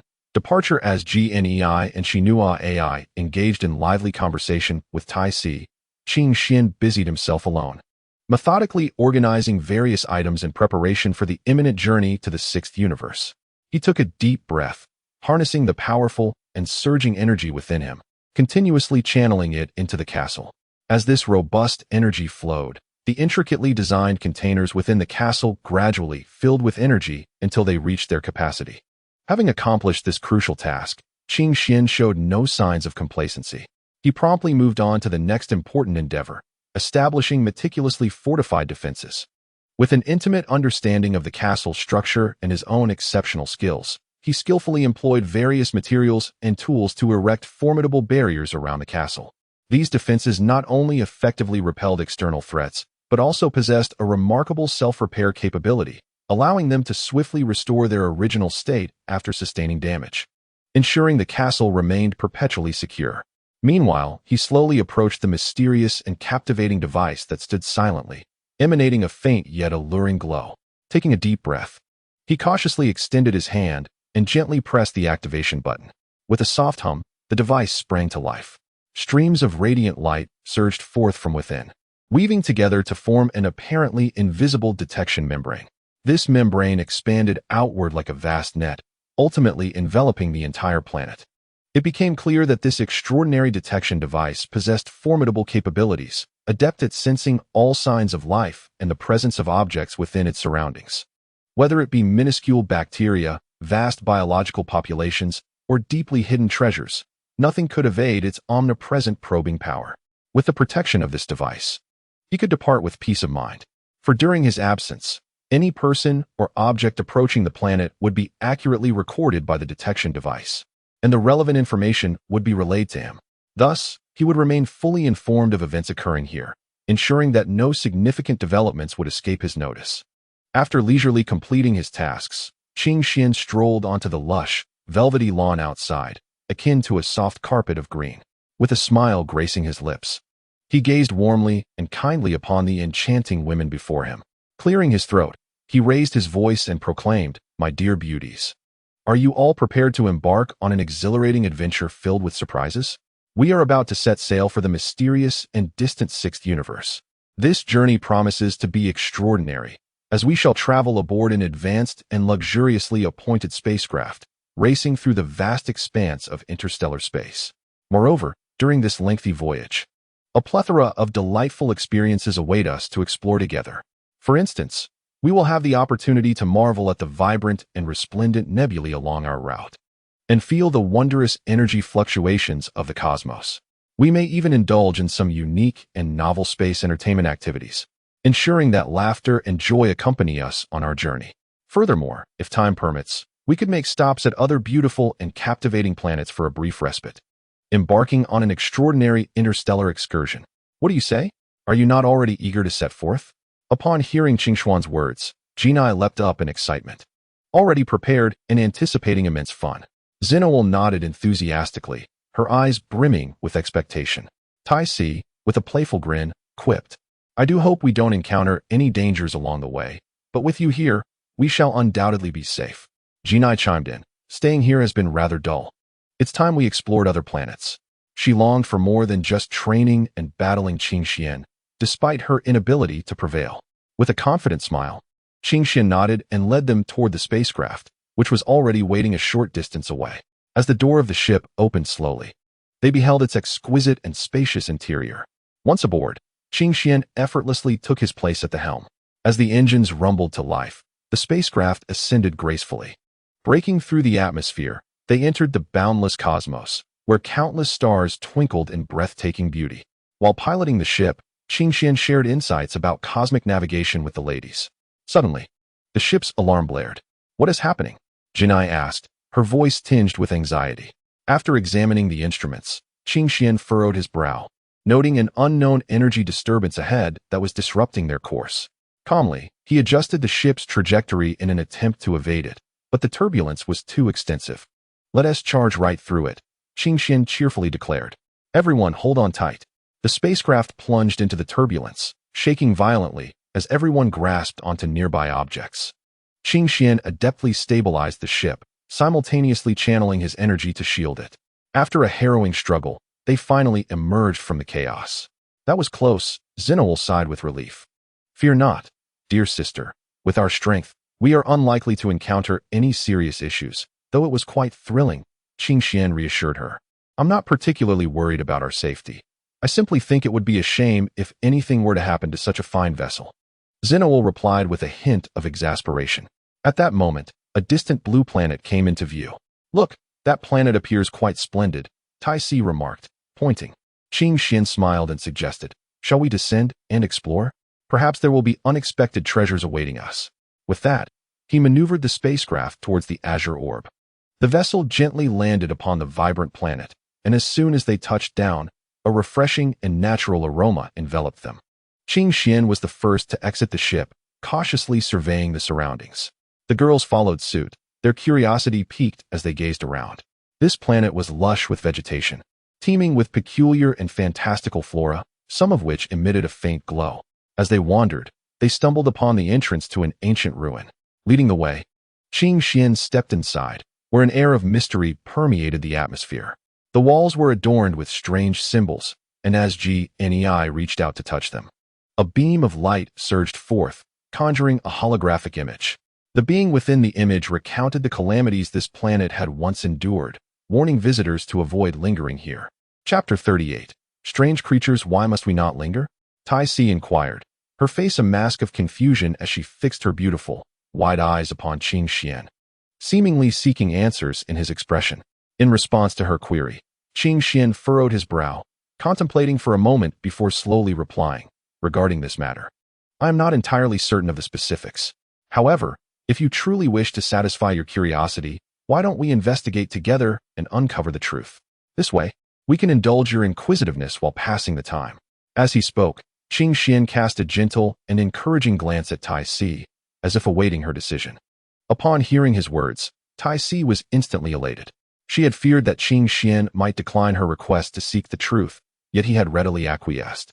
Overjoyed, Tai Si did not hesitate to open her arms and, like a jubilant little bird, she fluttered towards Qingxian, planting a hearty kiss upon his cheek. In that moment, astonished gazes from those around them were drawn, but Tai Si remained oblivious, her heart brimming with anticipation and joy for the forthcoming adventure. Jinai and Zinoul exchanged knowing smiles, observing the scene without uttering a word, but their unwavering gaze at Tai Si rendered her somewhat bashful. She ducked behind Qingxian, hesitant to show her face, yet ultimately, Qingxian led the trio away, with Tai Si trailing closely behind. The four of them arrived at the exterior of the ruins, first returning to the spacecraft. After Qingxian stowed the vessel within the system's space, they embarked on their adventure across the desolate planet. As they traversed, a mist-laden forest suddenly loomed ahead. Qingxian's senses heightened. He sensed an unusual aura emanating from the woods. However, Tai Si, undeterred, eagerly charged forward. Qingxian swiftly grasped her arm, cautioning, "This place harbors danger. We must ensure your safety.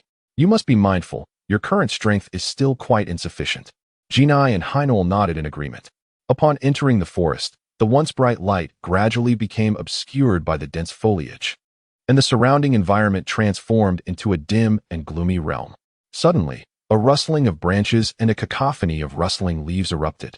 To their astonishment, a group of mysterious creatures resembling monkeys, yet possessing an extraordinarily large stature, leapt from the treetops like phantoms, claws bared, charging towards them with ferocity. In the face of this unexpected assault, Qing Xian reacted with remarkable swiftness. Without a moment's hesitation, he raised his arm, channeling immense power, and unleashed a dazzling energy cannon that soared towards the ferocious onslaught of monsters. Standing beside him, Tai's was rendered pale by the heart-stopping spectacle, instinctively retreating behind Qing Xian, her body trembling slightly. However, as she glimpsed his valiant figure, fearless in battle, through his broad shoulders, her fear gradually transformed into an indescribable admiration.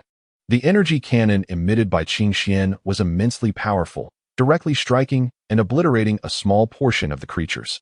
Yet, these peculiar beings were numerous and dispersed, making it clear that relying solely on the energy cannon would not suffice to eradicate them swiftly.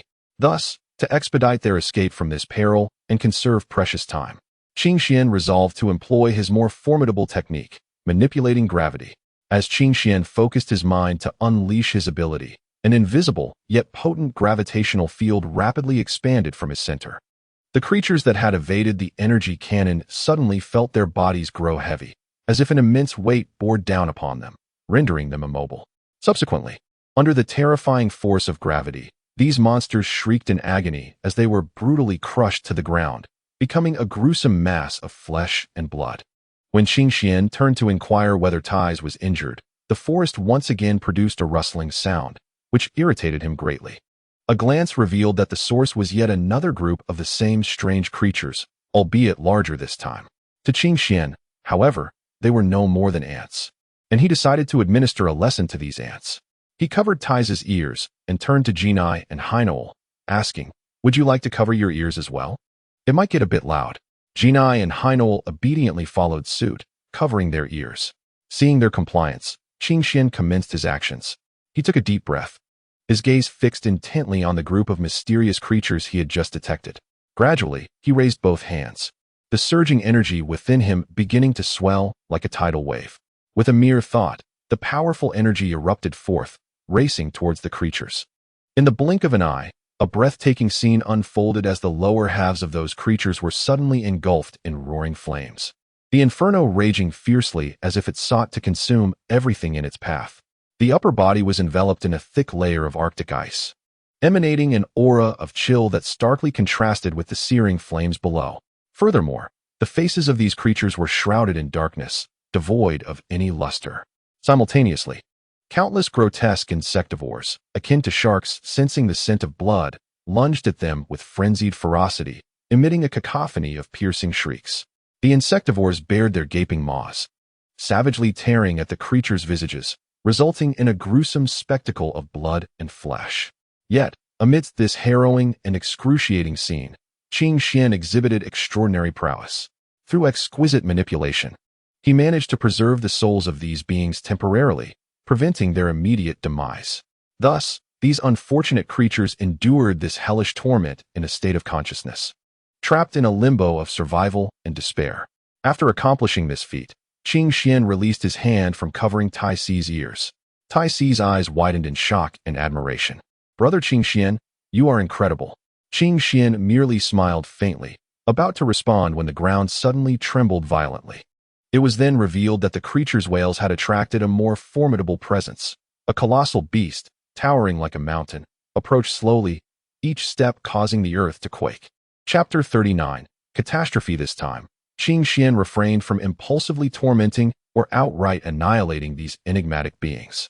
A peculiar sensation surged within him, an instinctual awareness that these seemingly ordinary creatures were anything but simple. Consequently, he resolved to adopt a more composed strategy. With a wave of his hands, an invisible force erupted, manifesting as a transparent cage that ensnared the creatures firmly in place. Regardless of their struggles and roars, they were powerless to escape this formidable restraint, rendered immobile. Subsequently, Qing Xian employed his miraculous ability of instantaneous movement. In a flash of light, He whisked Tai Si and two other women away, ghost-like, effortlessly traversing the grotesque corpses resembling monkeys strewn about. When they reappeared, they stood before a gargantuan entity. This creature was impressively large, bearing a striking resemblance to a majestic lion while possessing a head as robust as that of an elephant, delivering an overwhelming visual impact. These monsters were undeniably fearsome in appearance, instilling terror at a mere glance. However, beneath their intimidating exterior, their strength was not as formidable, with combat prowess barely reaching 1 or 2,000. To true powerhouses, such a level of strength might be insignificant, yet for Tai Si, hailing from Earth, it posed an insurmountable pressure. At that moment, her complexion was as pale as parchment, her delicate frame trembling slightly, her beautiful eyes filled with dread and helplessness. Faced with such a terrifying beast, she completely lost the courage to resist, clinging desperately to Qing Xian's garment as though it were her sole lifeline.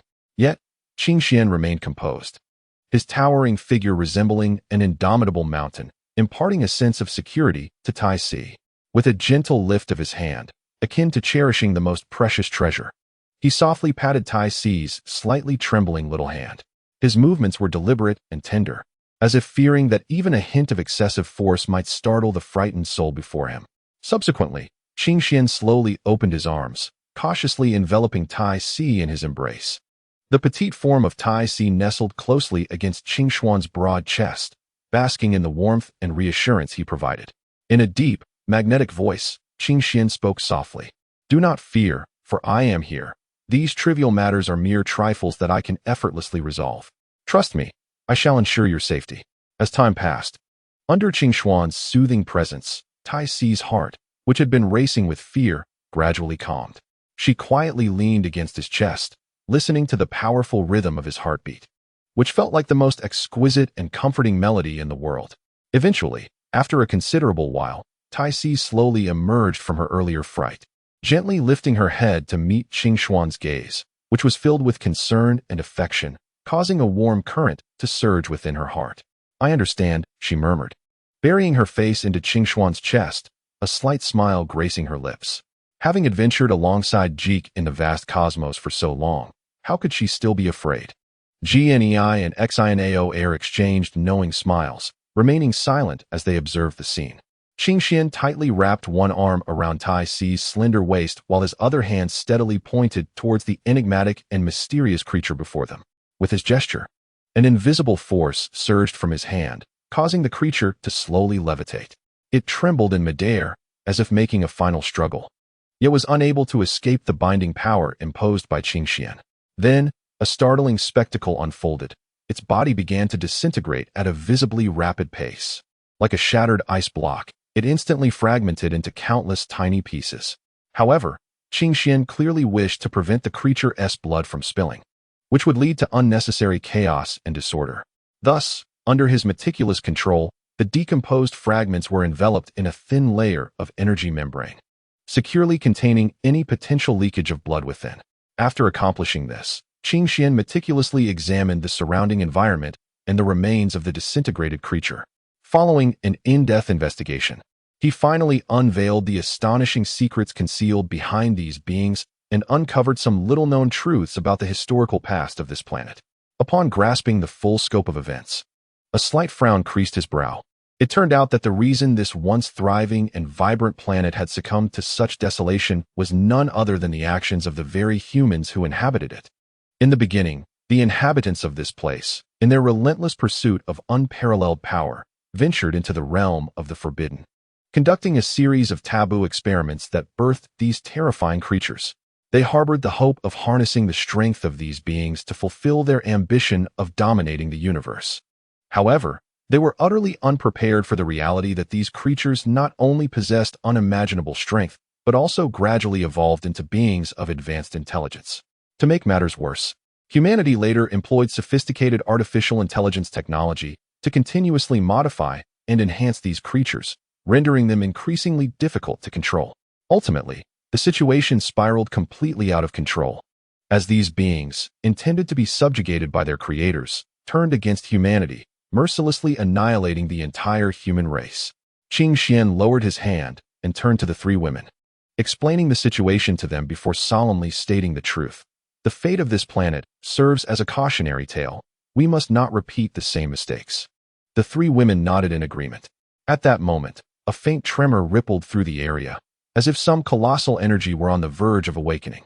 Qing Xian became vigilant, poised to unleash his power to protect everyone when he discovered that a swarm of small mechanical creatures, resembling bees with a metallic sheen, was approaching.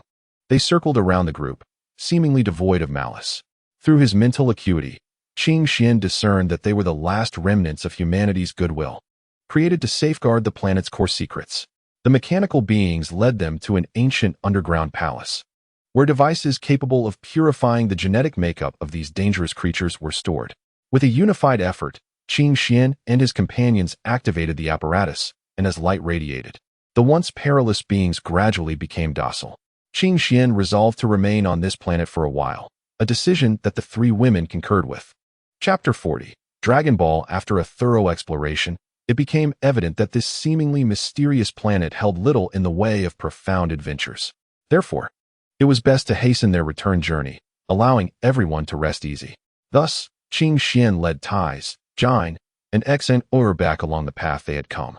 To avoid leaving any traces that might provoke future troubles, Qing Xian decided to dispose of the corpses of the creatures they had encountered. With a flick of his power, he effortlessly disintegrated all the remains, leaving not a single trace behind. As they walked, Qing Xian couldn't help but ponder that in a few short years, Kakarot and the other little ones would surely have grown into adulthood. Furthermore, the tasks assigned to the other children would likely soon come to fruition. Upon hearing Qing Xian mention Kakarot and the others, Jine and Xen's faces lit up with delight, clearly filled with anticipation and affection for the children. Before long, Qing Xian and his companions set sail once more, heading towards the sixth universe. What exactly is this sphere? Bulma exclaimed, her eyes wide with curiosity as she gazed at the translucent orb in her hand, murmuring to herself, "It appears rather beautiful." The sphere before her exhibited an almost entirely transparent quality, as if it had been meticulously sculpted from the purest crystal. Even more astonishing was the fact that within this translucent orb lay a small star, shimmering with a faint luminescence, reminiscent of the most resplendent celestial body that had fallen from the night sky. At that moment, Bulma was alone in her home, immersed in a mountain of documents, striving to unearth valuable information. By chance, she stumbled upon this enigmatic sphere. Unsure of its nature, Bulma resolved to conduct a thorough examination. She cradled the orb in her hands, gently rotating it and scrutinizing it from every angle. However, despite her efforts, aside from the enchanting little star, there appeared to be no other remarkable attributes. Unwilling to concede defeat, Bulma retrieved various advanced instruments to analyze the sphere, yet the results were profoundly disappointing. None of her devices could detect any useful data, and even the thought of damaging the orb proved to be an impossible task. Faced with such a perplexing situation, Bulma found herself at a loss. Thus, she decided to seek her father's assistance, her heart brimming with questions. When she approached him, she eagerly inquired, "Father, please take a look at this sphere. What on earth is it? It truly is beautiful, but after hours of testing, I found nothing, and no matter what I tried, I couldn't harm it." Upon hearing his daughter's query, Bulma's father was momentarily taken aback. After taking the orb from her, he gazed at it for a moment before replying, This. To be honest, I am not entirely certain. However, I vaguely recall that it was a gift from someone long ago. I spent considerable time researching it at that time and had the impression that it might be referred to as a Dragon Ball or something of that nature. But the specifics escape me now." He sighed and shook his head, returning the orb to Bulma. "Nonetheless, I am sure there are some related documents still stored away at home. You might consider searching for them." As Dr. Brief spoke, he adjusted the thick glasses perched on his nose. Initially, upon realizing her father's uncertainty about the matter, Bulma felt a twinge of disappointment. Yet, in that very instant, the prospect of finding additional documents ignited a radiant smile upon her lovely face.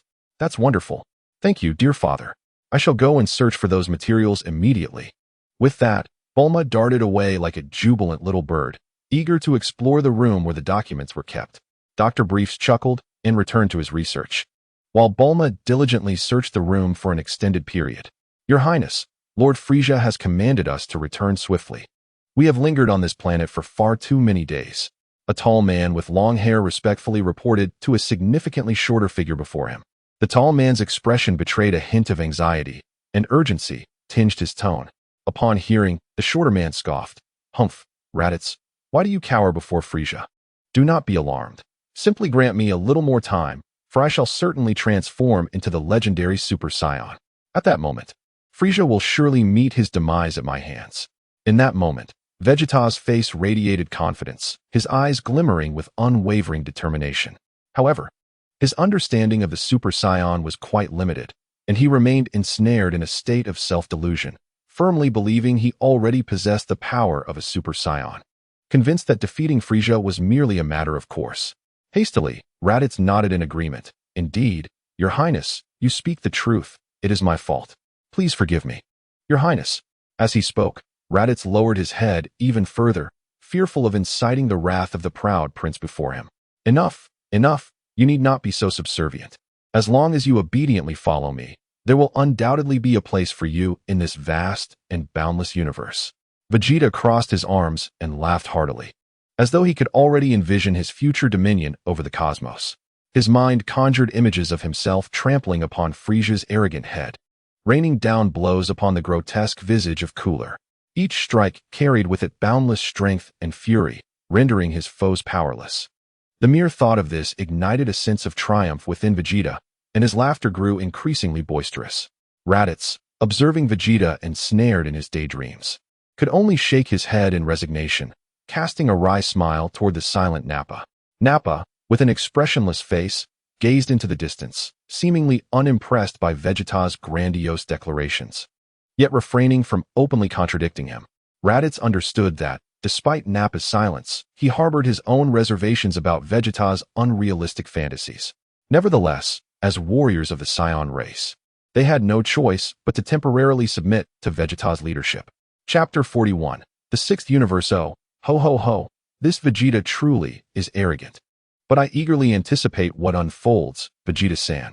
Frisia hovered in the air, his purple skin glinting with a chilling sheen in the sunlight, while white armor encased his slender yet powerful form. His tail swayed gently, akin to a serpent poised to strike. However, if he believes he can easily surpass me, he is gravely mistaken. Frisia's voice sliced through the air like a sharp blade. At that moment, Dodoria leaned closer. My lord, shall we teach Vegeta a small lesson? After all, he is rather boastful at present. Frisia scoffed. No need. Let him prance about for a while. Watching him strive and ultimately fail will be far more entertaining. Moreover, there exist other elements on this planet that pique my interest. He narrowed his elongated crimson eyes, surveying everything around him as if the entire universe were an exquisite plaything at his disposal. At this moment, he reveled in the delightful cat-and-mouse game, knowing that neither Vegeta nor the hidden energy sources on this planet could elude his grasp. Unbeknownst to Vegeta, Frisia was already privy to their conversation, remaining ensconced in his own fantasies. Time flew by, and in the blink of an eye, Qing Xian and his companions had embarked on a fantastical adventure that spanned 2 years. Throughout this lengthy period, they indulged in merriment, marveling at the countless breathtaking vistas the universe had to offer. Their footprints graced various planets, where laughter and joy followed them wherever they went. At times, they would quietly admire the bizarre natural landscapes. More often, they enthusiastically engaged in local festivities, immersing themselves in the unique charm of diverse cultures. However, this 2-year journey was not merely a pursuit of pleasure and leisure. Beyond witnessing the scenery and experiencing the allure of alien worlds, Qing Xian and his companions frequently found themselves embroiled in intense battles. Each fierce confrontation served as a crucible for honing their skills and an invaluable opportunity to enhance their combat techniques. Thanks to their relentless participation in real combat, Tai Si underwent a remarkable transformation. Her combat prowess soared like a rocket, reaching an astonishing level of 2,000,000. This figure would have seemed utterly fantastical to her former self, yet it now stood before her as a vivid reality, reflecting on the initial steps of her journey. Although Qing Xian had fervently assured her that he could help elevate her combat abilities and grant her extraordinary powers like soaring through the skies and unleashing energy blasts, Tai Si had harbored doubts at that time. However, with each victory over formidable foes, she gradually recognized the veracity of Qing Xian's words. At this moment, standing at the juncture of the 7th universe and the 6th universe, Tai Si was filled with profound sentiment. Looking back at the past 2 years, brimming with challenges and opportunities, she acknowledged that her remarkable progress was inseparable from the unwavering support and encouragement of her sisters, Gnei and Shinua, as well as the meticulous guidance of Qing Xian. Gazing at the enigmatic boundaries of the universe before her, Tai Si eagerly anticipated the arrival of new adventures. Are you all ready, my dear ones? Once we pass through this barrier, we shall depart from the 7th universe and successfully reach the 6th universe. Qing Xian smiled gently at the 3 women beside him. He continued, this journey is not a brief one, and we might not be able to return to the 7th universe in the foreseeable future. However, if ever you find yourselves yearning for home and wish to return for a visit, that will be entirely feasible, I assure you.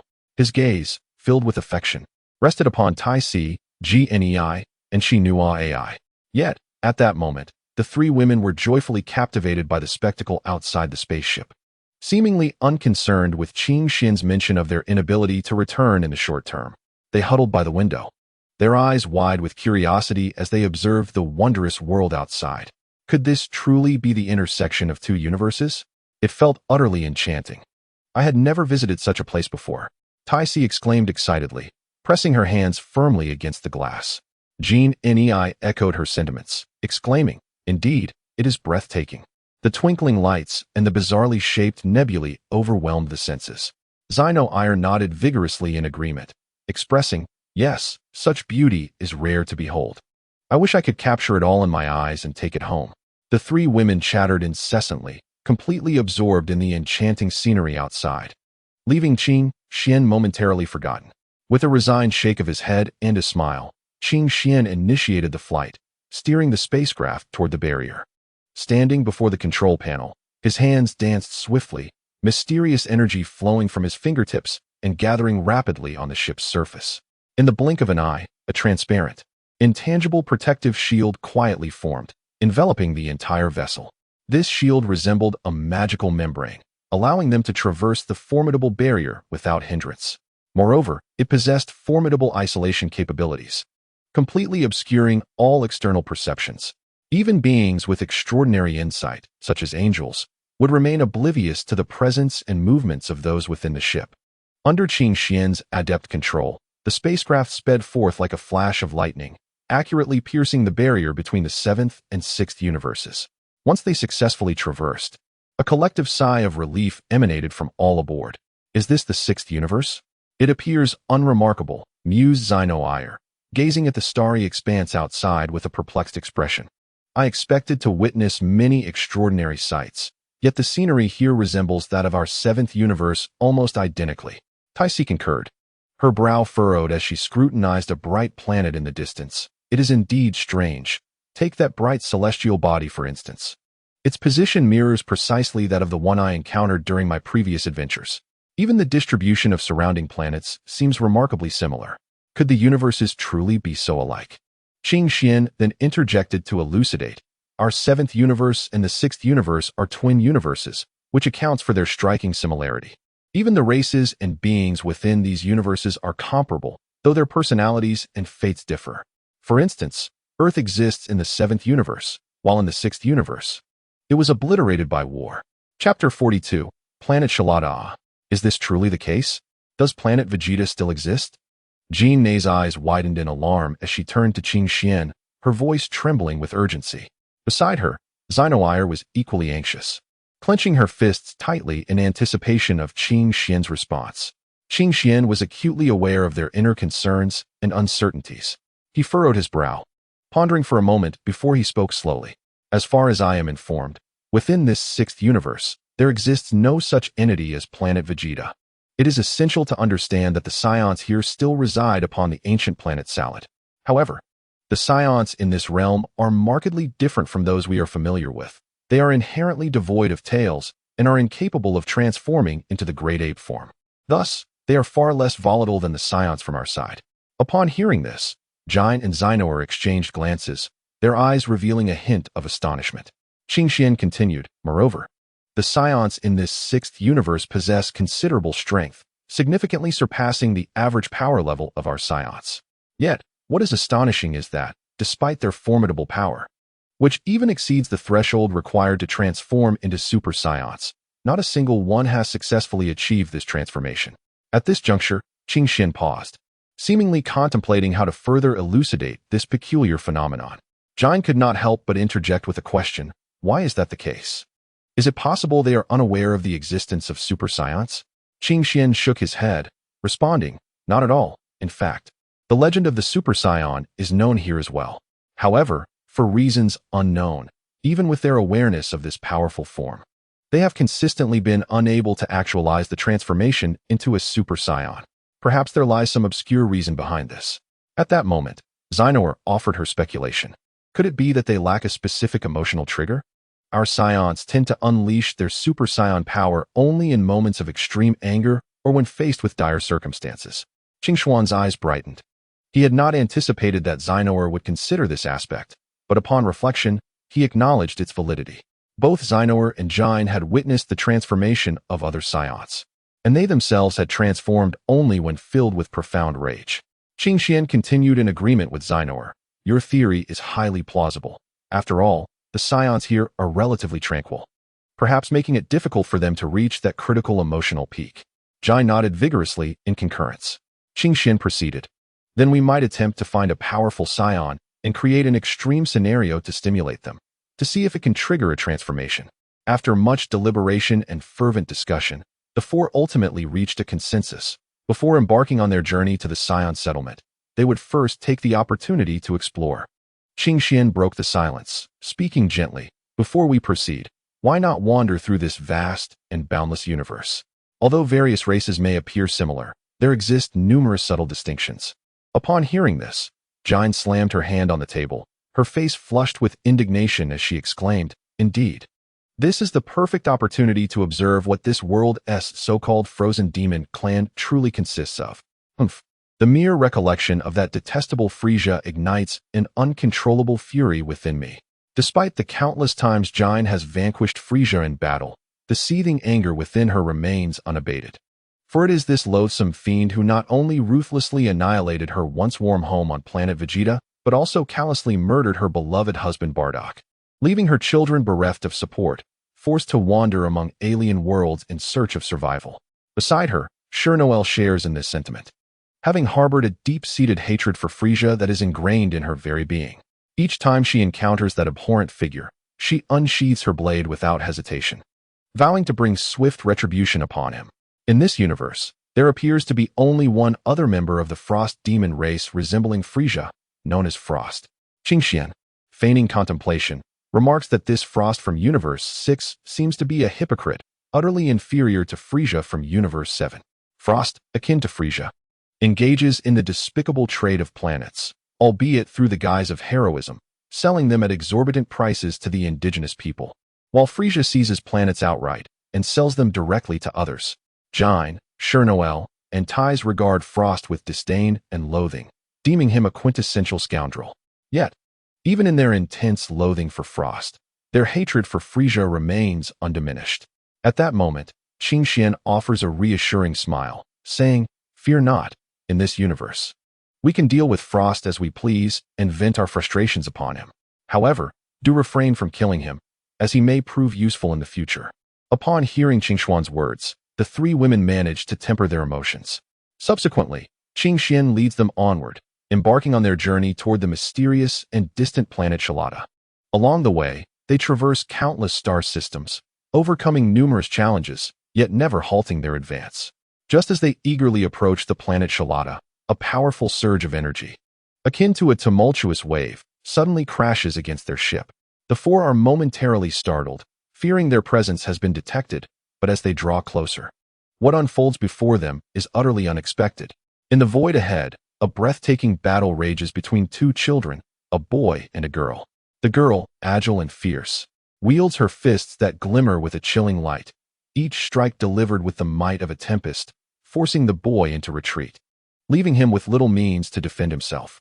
Clearly, the girl possesses superior strength, her relentless attacks raining down upon her opponent like a torrential storm. Meanwhile, at a distance, another girl hides cautiously, observing the fierce clash with bated breath. Her gaze revealed a blend of tension and concern, suggesting a profound emotional connection to the two individuals engaged in combat below. Perhaps she was an ally of one or merely a passerby drawn to the scene. Yet her emotions at this moment were undoubtedly intricate. Chapter 43. The battle. Qing Xian piloted the spaceship as it gracefully descended onto a massive asteroid not far from them. The four of them sat silently in the cockpit, peering through the transparent viewport at the fierce clash unfolding beneath. The figures of the combatants darted through the atmosphere, trading blows with the sound of whistling fists, while energy waves rippled outward like water disturbed by a stone. Initially, Tai Si watched the battle with casual indifference, oblivious to the underlying peculiarities. However, as time progressed, her expression gradually grew solemn.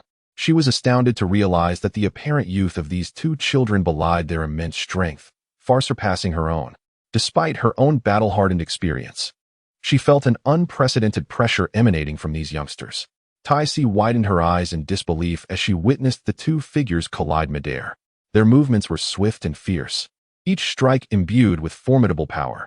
Particularly striking was the realization that these children were merely 11 or 12 years old, stirring turbulent waves of astonishment within her. The notion that such terrifying prowess could manifest at such a tender age was utterly unfathomable. In contrast, Gnei and Shinua Air appeared remarkably composed in the face of this spectacle. Had it been in the past, they too might have shared Tai Si's shock. Yet, after enduring numerous trials and adventures, such displays of strength seemed less extraordinary to them now.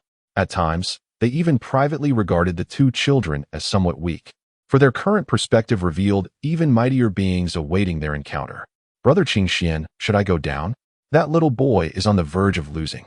Should I lend him a hand? Tai Si remarked, observing the boy who was gradually falling behind. As soon as Tai Si voiced her concern, a multitude of individuals emerged from the planet Sharada, watching the duel from a distance. No need, they are merely sparring. There's no cause for concern. The battle will conclude shortly, and reinforcements are already arriving, Qing Xian replied, glancing at the group of a dozen individuals ascending from below. Just as Qing Xian finished speaking, the tide of battle shifted dramatically without warning. The boy, who had been at a disadvantage and nearly overpowered, suddenly erupted with a dazzling and extraordinary light, as if a latent energy within him had been fully unleashed.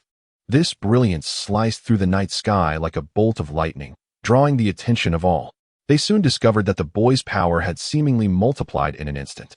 His previously slender frame now radiated strength, muscles taut, and each movement carried with it a fierce wind and an overwhelming aura.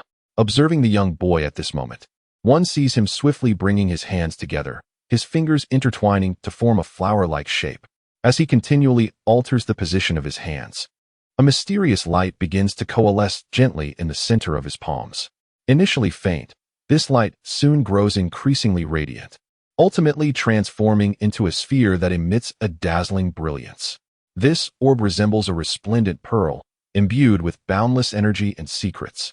In response to the boy's sudden eruption of power, the nearby girl displays no trace of panic. Rather, her beautiful eyes glimmer with an unmistakable excitement. Undeterred, she steps forward lightly, her entire being radiating a brilliant glow. This luminescence envelopes her like an exquisite suit of armor, rendering her akin to a celestial goddess descending from the heavens, exuding an awe-inspiring aura. The petite girl slightly narrows her eyes and gradually raises her hands, as a formidable energy begins to gather within her palms. This energy spirals like a vortex, pulsating with an exhilarating intensity. At that moment, the boy opposite her, resolute and unwavering, clenches his jaw, his muscles taut, channeling his own energy relentlessly into his palms. In the blink of an eye, two brilliant beams of light shoot forth from their hands, colliding with a ferocity that is nothing short of explosive. A thunderous roar resounds, shaking the very foundations of the world. Subsequently, a colossal mushroom cloud ascends, with a violent shockwave surging outward in a frenzied expansion. The brilliance is so intense, akin to the blazing sun, that the onlookers can hardly open their eyes, raising their hands to shield their faces. Yet, as this spectacle gradually subsides and the light begins to fade, the astonished crowd discovers that the two children remain unscathed, suspended in midair. Their figures stand out vividly in the sunlight, resembling two immovable mountains, steadfast in their position. Just as the onlookers marvel, the boy flashes a grin at the girl, suggesting that it seems they have reached a stalemate. The girl huffs in response, declaring that she will surely defeat him next time. Together, they then soar downward. Seeing this, Qing Xian and the others prepare to depart, but at that moment, an elder emerges from the group that had come from the Salada planet, blocking their path. Distant guests. What brings you here to witness the children's competition? He inquires. Qing Xian politely replies that they merely passed by and were compelled to pause and watch the thrilling battle. The elder scrutinizes them with profound eyes, stating, "You possess an extraordinary aura. Should you be interested, you are welcome to visit our planet." Just as Qing Xian is about to firmly decline, GNEI unexpectedly interjects. "That sounds splendid. Perhaps we might indeed encounter some intriguing and novel experiences here." In her exquisite gaze shimmered a light of curiosity and anticipation, clearly reflecting her enthusiasm for the imminent exploration of the unfamiliar planet of Salada. Upon hearing Jinei's words, Qing Xian's initially resolute stance wavered slightly. He furrowed his brow, contemplating for a moment before ultimately nodding in agreement to accompany the enigmatic elder into the realm of Salada. The elder's ability to effortlessly detect Qing Xian and GNEI was quite straightforward. After they had securely anchored their spacecraft in the designated area, they had made no attempts to conceal their presence. Perhaps their unfamiliarity with the surroundings or a confident belief in their own prowess led them to forego any deliberate concealment. Chapter 44. Legends. Qing Xian and his three companions trailed closely behind the mysterious elder, gradually descending towards the ground. At last, they set foot upon the solid terrain of Salada. Following the elder, they traversed dense jungles and rugged mountain paths, ultimately arriving before a grand palace. While it may not be described as extraordinarily magnificent, it certainly surpassed the ordinary in scale. The palace, expansive and elegantly designed, evoked a sense of solemnity. Its walls, constructed from massive stone blocks, were adorned with intricate carvings and ancient runes, seemingly narrating the rich history and cultural heritage of this planet. The roof was covered with a thick layer of glazed tiles, shimmering with a kaleidoscope of colors under the sun's rays. The palace gates were imposing and sturdy, flanked by two majestic stone lions, their fierce expressions vividly alive, safeguarding the tranquility of this regal abode. Qing Xian and his companions followed the elder as they entered the palace. Upon crossing the threshold, their eyes were drawn to the resplendent and awe-inspiring interior. In the center of the palace stood a massive and opulent throne, exuding an intangible aura of authority and power. Flanking this throne were 10 exquisitely crafted chairs on either side, standing like loyal sentinels in silent vigil. To their surprise, the elder who had led them did not ascend the throne as anticipated. Instead, he humbly chose a seat at the lower left side of the main throne. Meanwhile, other Saiyans from Salada took their places in an orderly fashion. They all gravitated towards the left seating area, with each position assigned according to their status. Those of slightly lower rank occupied the seats adjacent to the elder. At this moment, the elder smiled at Qing Xian and gestured for her to ascend the throne. Although taken aback by such an invitation, Qing Xian approached with confidence and poise, settling herself upon the throne that symbolized the utmost power. On the other side, Jinai, Chernoel, and Tais exhibited not a shred of hesitation as they gracefully approached the chairs on the right, taking their seats in succession. The entire scene exuded an air of solemnity and order, as if an important ceremony was on the verge of unfolding. Initially, the Saiyans from the planet Salada expressed some dissent. However, upon encountering the gaze of the elder, their objections faded into silence. The elder was acutely aware of the terrifying power possessed by Qing Xian and his companions, which far surpassed their own by several folds. With a piercing gaze fixed upon the four before him, the elder spoke slowly. "Judging by your appearances, you must undoubtedly be Saiyans. Yet it is evident that you do not hail from our planet of Salada." His eyes lingered on the subtly swaying tail behind Qing Xian, and he continued, "The presence of your tails readily identifies your Saiyan lineage. However, it perplexes me as to why you still retain these tails. Logically, after enduring that dreadful calamity, all Saiyans should have lost their tails." Jinai and Chernoel were oblivious to the nature of the so-called calamity, as the records from planet Vegeta did not provide explicit details. Only Qing Xuan's expression shifted slightly, as if he had recalled something significant. Before Qing Xian could articulate his thoughts, the elder spoke once more. "In the distant past, A time seemingly forgotten by time itself, the planet Salado witnessed a harrowing and horrific battle. The magnitude of this conflict and its destructive force were such that the entire universe trembled in its wake. It swept through every inch of land on this planet like a ferocious tempest, ensnaring all Scions without exception. Legend has it that during that time, the Scions, due to profound ideological rifts, gradually split into two distinct factions, the malevolent Scions and the virtuous ones. The conflict between them escalated, ultimately evolving into a relentless and brutal war. It is said that this war was so fierce that it nearly led to the annihilation of the planet Salada. Both sides exerted their utmost strength, unleashing powerful and lethal techniques, with the energy collisions illuminating the dark night sky and the thunderous explosions resonating in succession. The Earth fractured, and the once vibrant planet descended into a scene reminiscent of apocalyptic despair. However, righteousness ultimately triumphed over evil. After a long and arduous struggle, the virtuous Scions, armed with unwavering will and indomitable spirit, achieved a decisive victory.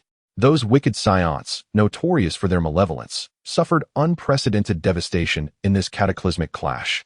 Once arrogant and oppressive, they were thoroughly vanquished by the forces of justice.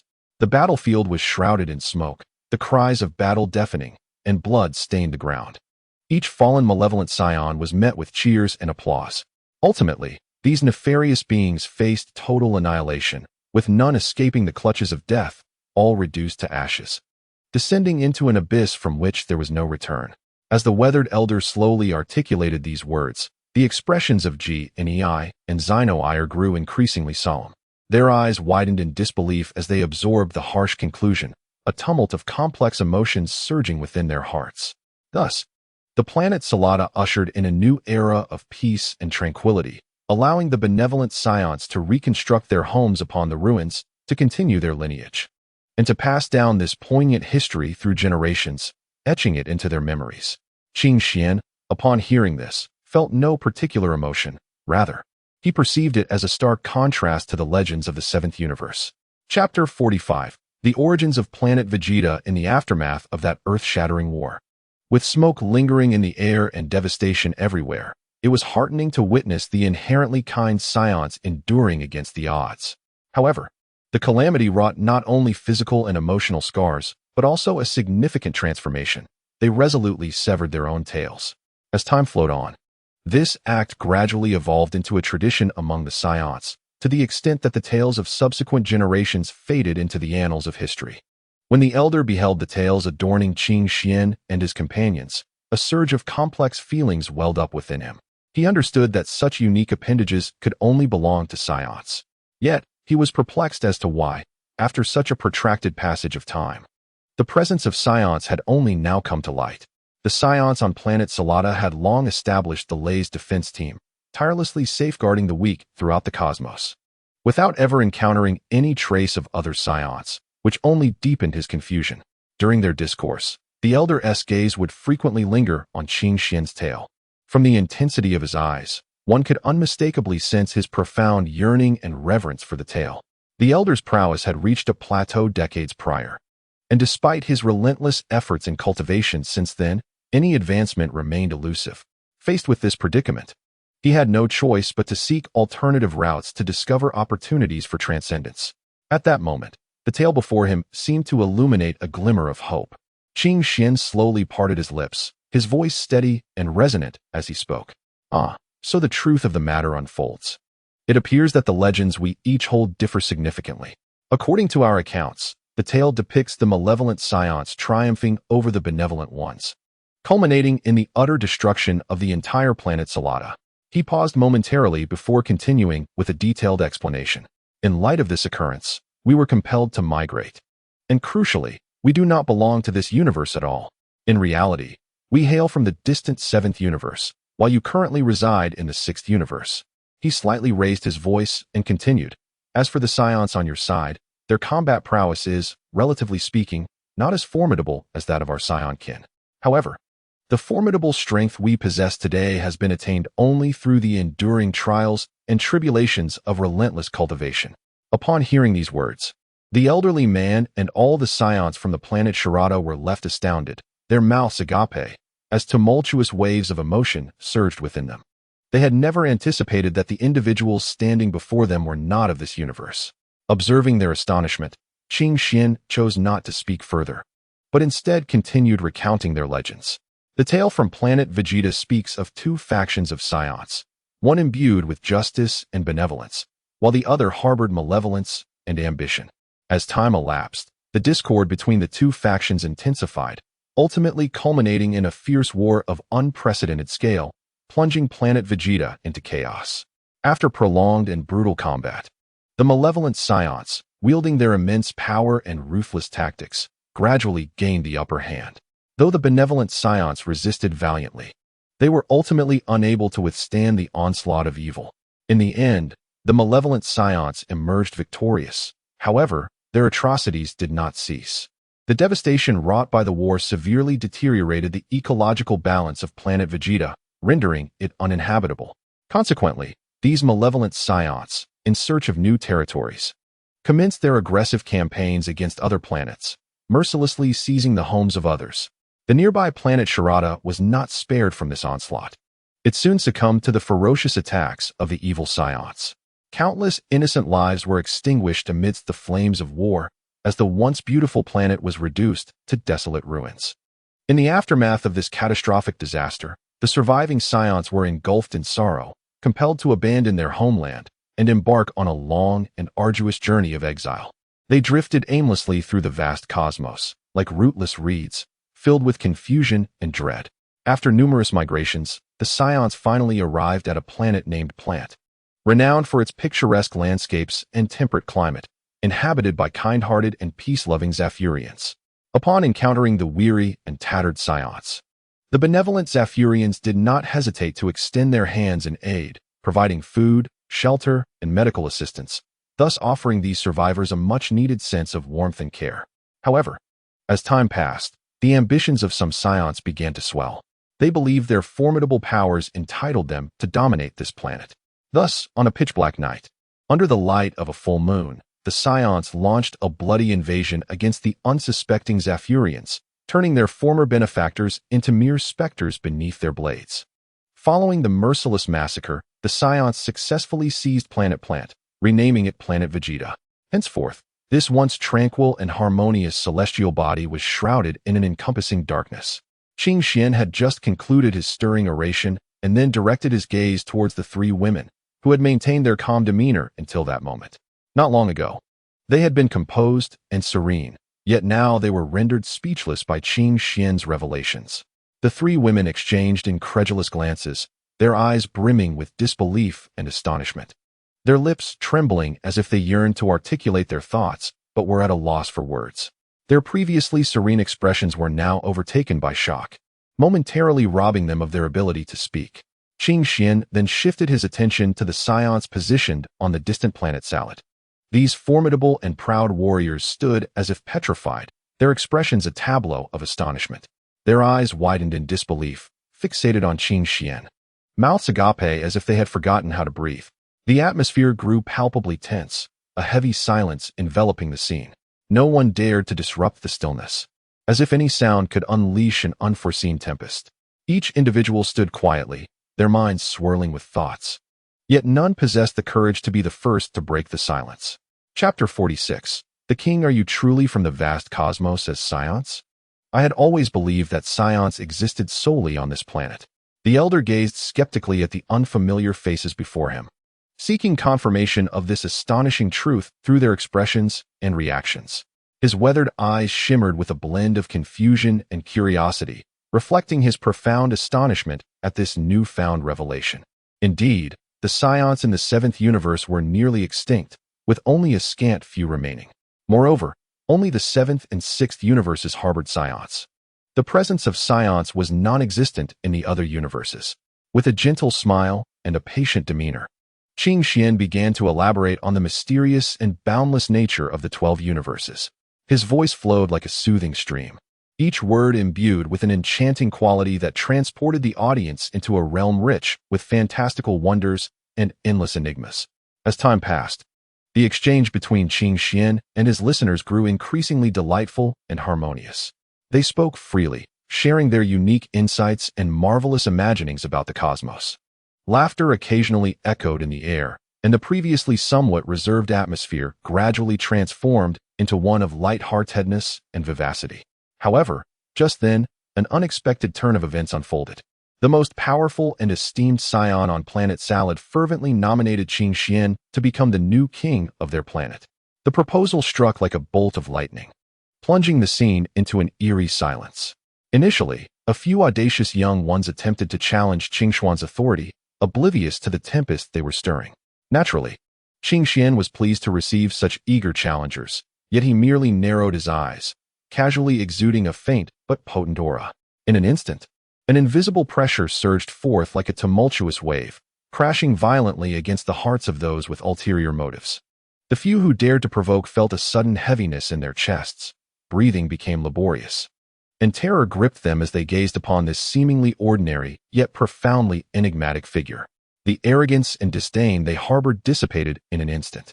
Faced with such formidable power, they finally recognized their own insignificance and ignorance, promptly bowing their heads, deterred from any further audacity.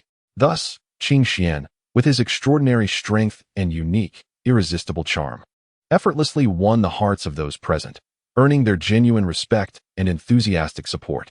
The power he displayed was nothing short of astonishing. Each move seemed to contain boundless energy, and his amiable yet authoritative demeanor compelled others to willingly follow him. After a series of intense and thrilling contests, everything unfolded seamlessly, and Qing Xian ascended to the throne of the Sarada planet, becoming the supreme ruler of this world. During this period, he learned the name of the mysterious elder, Solanal. Though he appeared unremarkable, one could discern a profound calmness and openness in his wise, deep-set eyes, shaped by the trials of life. Furthermore, Qing Xian gained deeper insights into the two children who had previously engaged in a fierce battle in the atmosphere. The brave boy was named Gabe, agile and quick-witted, always ready with a strategy in the heat of conflict, while the girl he battled was called Caulifla, possessing not only exceptional combat skills, but also an indomitable spirit. As for the girl who had been discreetly observing from the sidelines, her name was Kair, and her curious, lively gaze left a lasting impression on Qing Xian. Simultaneously, Qing Xian shared detailed accounts of his own circumstances, including his origins and the reasons for his arrival on Sarada planet. Through their candid exchanges and shared experiences, the distance between them gradually diminished, and their trust in one another strengthened. Lien Sual, I need you to summon all Saiyans immediately. No matter where they are, whether on missions or elsewhere, none must be left behind. They must all set aside their affairs and return at once. Solanal declared sternly to Lien Sual, the captain of the defense team seated beside him. The ascension of the new king must be known to every Saiyan, hence Solanal's urgent command to Lien Sual. Lien Sual was acutely aware of the situation. Thus, upon receiving the command, he rose without a moment's hesitation, his movements swift and decisive. His resolute gaze conveyed a profound sense of commitment and determination towards the task at hand. He then reached for the wireless earpiece securely positioned by his right ear, prepared to relay instructions to his subordinates. A calm yet powerful voice emanated from the earpiece. Zika, listen. Immediately inform all Saiyans in the field that they must return to planet Sharada within half a month. This is an urgent recall order of the highest level. No one is permitted to delay or defy it. It is essential to understand that Lien Sual is no ordinary individual. As the captain of the Raised Defense Corps, he possesses formidable strength and is renowned throughout planet Sharada. He holds a distinguished status among its elite. Moreover, he shares a special bond with Khalifa, for he is her elder brother. Hence, his issuance of such a significant command carries immense authority and efficacy. Indeed, Khalifa possesses stunning beauty, yet her fiery temperament and terrifying prowess instill dread in all who encounter her. Despite her youth, it is nearly impossible to find anyone on planet Sharada who does not fear her. Her enchanting visage ought to bloom like spring flowers. However, when angered, her once vibrant eyes ignite with a fierce blaze, capable of incinerating everything in their vicinity. The smile that occasionally graces her lips is no longer a sign of warmth and kindness, but rather a cold, merciless mockery. As for her strength, it is truly formidable. With a mere gesture, she can unleash cataclysmic upheavals, and even a light punch can obliterate a mountain or summon tumultuous waves. effortlessly showcasing battle power in the millions. In the face of such might, who would dare provoke her? Hence, although everyone acknowledges Khalifa's extraordinary beauty, her unpredictable and volatile nature, coupled with her fearsome strength, compels the populace of planet Sharada to maintain a respectful distance, wary of inciting the wrath of this formidable female warrior, lest they invite their own doom. Chapter 47. Half a month. Very well. For the next half-month, as we find ourselves with ample leisure time, why not take the opportunity to delve into the technological advancements of planet Sharada? A smile graced Qingshuan's face as he surveyed the assembly, articulating his vision for the upcoming fortnight with clarity. Upon hearing his words, the attendees engaged in quiet whispers, yet none voiced dissent or exhibited any sign of discontent with the proposed plan. After all, as the supreme ruler of this land, how could one neglect to thoroughly comprehend the myriad facets of one's own kingdom? The array of advanced technologies within is undoubtedly of paramount importance. Thus, Qingxian rose from the dining table and turned to his companion, Solanal, proclaiming aloud, "Please, Solanal, lead the way. Let us venture forth together to observe the current prowess and performance of the Saiyans on this planet, Salada." After bowing respectfully, Solanal stepped forward, with Qingxian and the others trailing closely behind. As they journeyed, they beheld the uniquely styled architecture of Salada, soaring into the heavens and exuding a sense of science fiction. Saiyans traversed the streets, emanating an aura of formidable strength. It was widely known among the Saiyans that their planet had acquired a new king, a ruler of considerable power. Nevertheless, they refrained from comment, understanding that such a transition had been sanctioned by the higher echelons. Following an extensive observation of the town, the group soon arrived at a colossal research center, where an astonishing array of devices was on display. Solanal proudly elaborated on how Saiyan technology had not only enhanced their quality of life, but also served military defense and interstellar exploration. Qingxian, intrigued, approached an energy conversion device. And just as he was about to touch it, an alarm blared. The apparatus had detected unfamiliar energy fluctuations, triggering an immediate response. In an instant, a battalion of Saiyan warriors surrounded them. Solanal hastily clarified the identity of Qingxian and his companions, and after a brief exchange, the misunderstanding was resolved.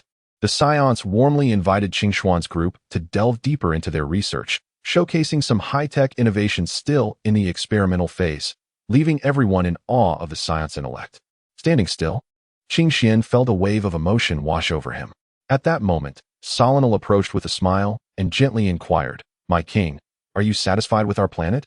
Qingxian, his eyes gleaming with approval, nodded and replied slowly, "Indeed. Your swift response to the unexpected situation was commendable, and the technological advancements displayed here are quite remarkable.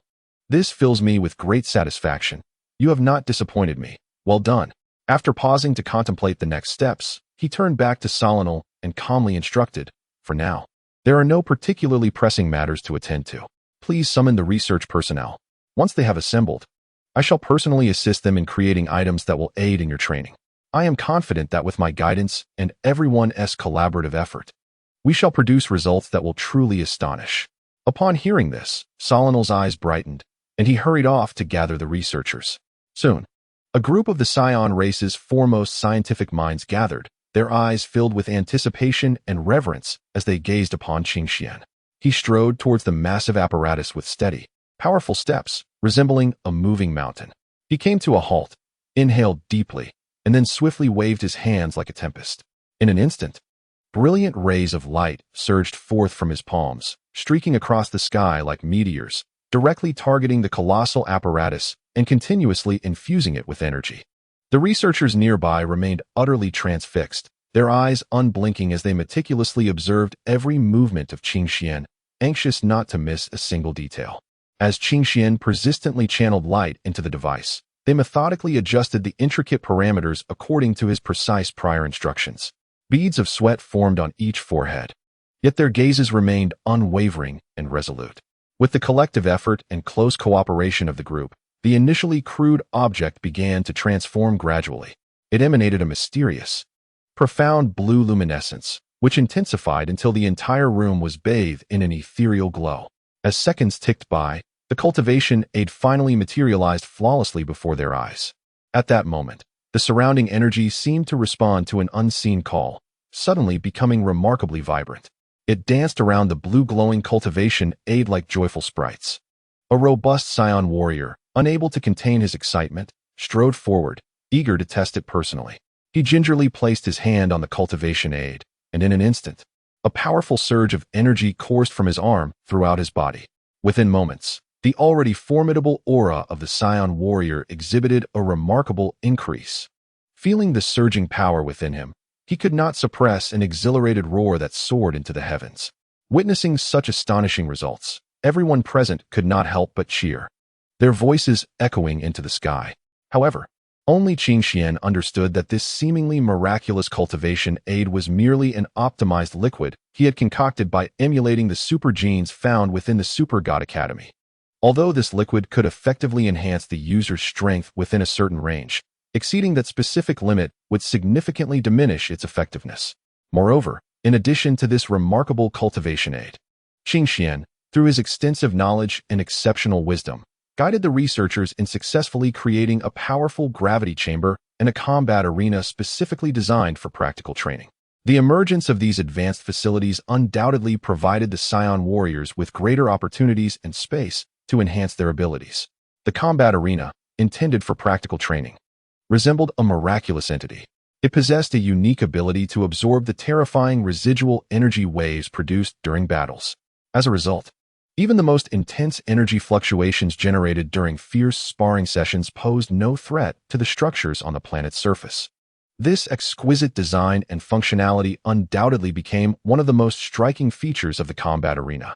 Chapter 48. Guidance. Qing Xian turned his gaze toward the nearby Solonal and spoke softly. Next, I shall personally select a few children of extraordinary potential and talent to accompany me in dedicated cultivation. After a brief pause, he continued, however, we must first await the return of those who have ventured out on missions to Sharada Planet. Once they are back, I will systematically instruct all the Saiyans. Upon hearing Qing Xuan's intention to initially mentor only a select few children, disappointment etched itself on Solonal's face, casting a shadow over his demeanor. Yet, before this feeling of despondency could linger, Qing Xian quickly added, fear not, for I shall ensure that each individual receives equal attention in their training. At these words, a spark of excitement ignited in Solonal's eyes, and his joy was nearly palpable, threatening to overflow from his expression. He nodded vigorously, as if he could hardly wait to embark on this journey of learning. Meanwhile, Qing Xian, with a smile, assured him, during the time we await everyone's arrival, I shall not remain idle. I will meticulously document the invaluable experiences, unique methods, and exceptional skills I have amassed over the years, along with the various techniques in which I excel, so that you may enhance your cultivation more effectively. After finishing his statement, Qing Xian resolutely turned and strode toward his quarters. His tall and graceful figure gradually receded, leaving Solonal standing alone, feeling somewhat lost. After a moment, Solonal regained his composure as Qing Xuan's voice echoed in his ears. By the way, what time will you summon Caulifla, Kale, and Gabe tomorrow? It turned out that Qing Xian had been speaking while walking. Solonal quickly nodded respectfully, replying, yes, my lord, I understand. However, Qing Xian seemed intent on continuing, walking leisurely as he spoke. I shall begin my teachings with the three of them. I have observed their battles before, and I believe their talents are quite remarkable. Remember, ensure they arrive at the palace beforehand to wait. Solonal promptly nodded again, affirming that he would comply. Qing Xian then halted and turned to face the stationary Solonal, adding, furthermore, do not bring me any tedious documents or materials in the future. I have no inclination to peruse such matters. I possess neither interest nor experience in managing this planet. Handle it yourself or seek assistance from others.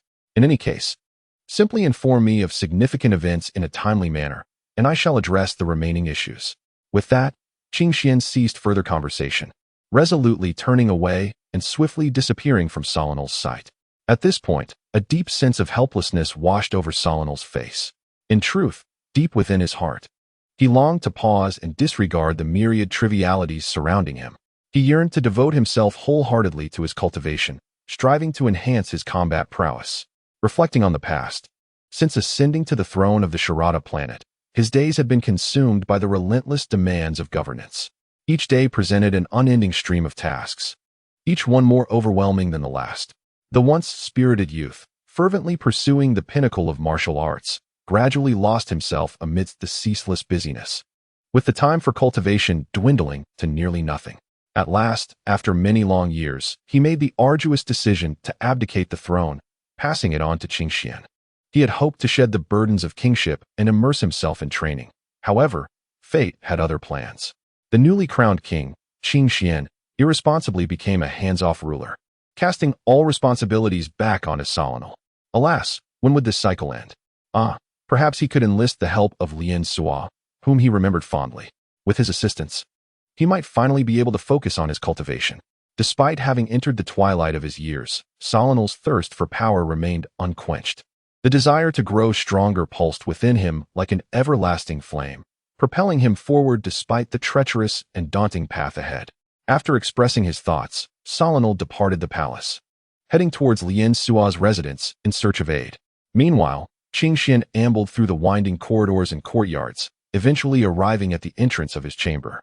He gently pushed open the slightly heavy door, stepping inside, only to discover that Genei, Xinor, and Tai Si were not present, their whereabouts unknown. This absence dampened Qingxuan's spirits further, for he found himself devoid of anyone to confide in regarding his troubles. Thus, he resolved to engage in the practice of the Tao. Approaching the bedside, he prepared to immerse himself once more in the cultivation of the Yin-Yang Tao. Yet, at that moment, memories of earlier events surged through his mind. Having decided to begin instructing Califura and the others, he realized that Kakarot and Vegeta must not be neglected. Qingxian pondered to himself. They must not be left too far behind. He needed to devise a way to expedite their growth. Only then could he find some peace of mind. And it would also bring greater joy to Genei and Xinor. Without hesitation, Qingxian closed his eyes, focusing his mind, and initiated communication with his corporeal avatars residing in the seventh universe. Through mental connection, he imparted clear directives for them to journey to Earth and locate Kakarot and Vegeta, where he would begin their meticulous training. Meanwhile, he delved into his own cultivation, reflecting on the knowledge he had amassed over the years. Immersed in the dual pursuits of training and recollecting wisdom, time slipped away unnoticed. Suddenly, a series of urgent knocks shattered the tranquility. Qingxian opened his eyes, furrowing his brow, and rose to open the door, revealing Sorinal, whose anxious expression was palpable. "My lord, I have just received news that a mysterious and formidable energy is approaching the Sharada planet. The readings indicate its strength far exceeds that of any adversaries we have previously encountered," Sorinal stated nervously. Qingxuan's gaze sharpened, and after a moment of contemplation, he replied, "It appears we must adjust our plans accordingly. You are to inform Caulifla and the others to assemble at the palace immediately. I shall also pause my cultivation and prepare to confront the intruders." Under Qingxuan's guidance, they emerged victorious with ease in the ensuing battle. Chapter 49. Mastery. Once Qingxian had organized these matters, he returned to his chambers, seeking a moment of respite. For he was well aware of the importance of balancing work and rest. At that moment, a torrential downpour commenced outside, as if orchestrated as a cleansing ritual, specifically designed for Qingxian, who had not participated in the coronation ceremony. Paying no heed to the deluge, he hurried back to his quarters, as if something of great significance awaited him. Upon pushing open the door and entering, he was taken aback by the sight before him. Nixoner and Tai Si were gathered around a large table, engaged in lively conversation. Clearly, they had been awaiting Qingxuan's return, and upon his entrance, smiles illuminated their faces. Since their arrival on this planet, Qingxian had explicitly forbidden them from engaging in cultivation, a decree that left them perplexed, as cultivation was of utmost importance to them. Hence, they had come today to seek clarity regarding his reasoning behind such a decision. Oh dear, how can the rain be so relentless? Gazing at the torrents cascading outside, a wave of discontent surged within him. Very well, since the rain shows no signs of abating, I shall patiently wait for it to cease before venturing out to find Sorinal. This presented a perfect opportunity to delve into focused cultivation on this rare rainy day. Sorinal, his brow furrowed and his face etched with worry, stared out at the deluge that seemed poised to inundate the entire world. For him, this rain represented more than mere natural phenomena. It stirred painful memories that haunted him. Once, it had been the very sound of that vexatious rain that disrupted his judgment, leading to a grave error that wrought immeasurable loss upon the Sharada planet. Each recollection of that incident filled him with regret, guilt, and self-reproach. Thus, He resolved to cease dwelling on it and retreated to his cultivation chamber. After Qing Xian assisted the laboratory researchers in creating the first cultivation chamber, he had been the first to request one and subsequently constructed it at his residence. Shortly after Sorinal entered his cultivation space, a peculiar light suddenly flashed from outside. Activating the chamber, Kakarot gazed up with wide, innocent eyes at the figure before him, who claimed to be his teacher, the avatar of Qing Xian. The avatar, with a serious countenance, addressed Kakarot solemnly. From this day forth, I shall be your teacher. Henceforth, you must adhere to my every command. Should I instruct you to journey east, you must not dare to venture west. Understood? Kakarot nodded, yet his eyes betrayed a glimmer of confusion and curiosity. Qing Xuan's avatar seemed to perceive his unspoken thoughts and continued. As long as you obediently comply and diligently cultivate your strength, once your power reaches a certain zenith, I shall bestow upon you immeasurable rewards. Moreover, I can introduce you to the grandfather you have long yearned for yet never encountered.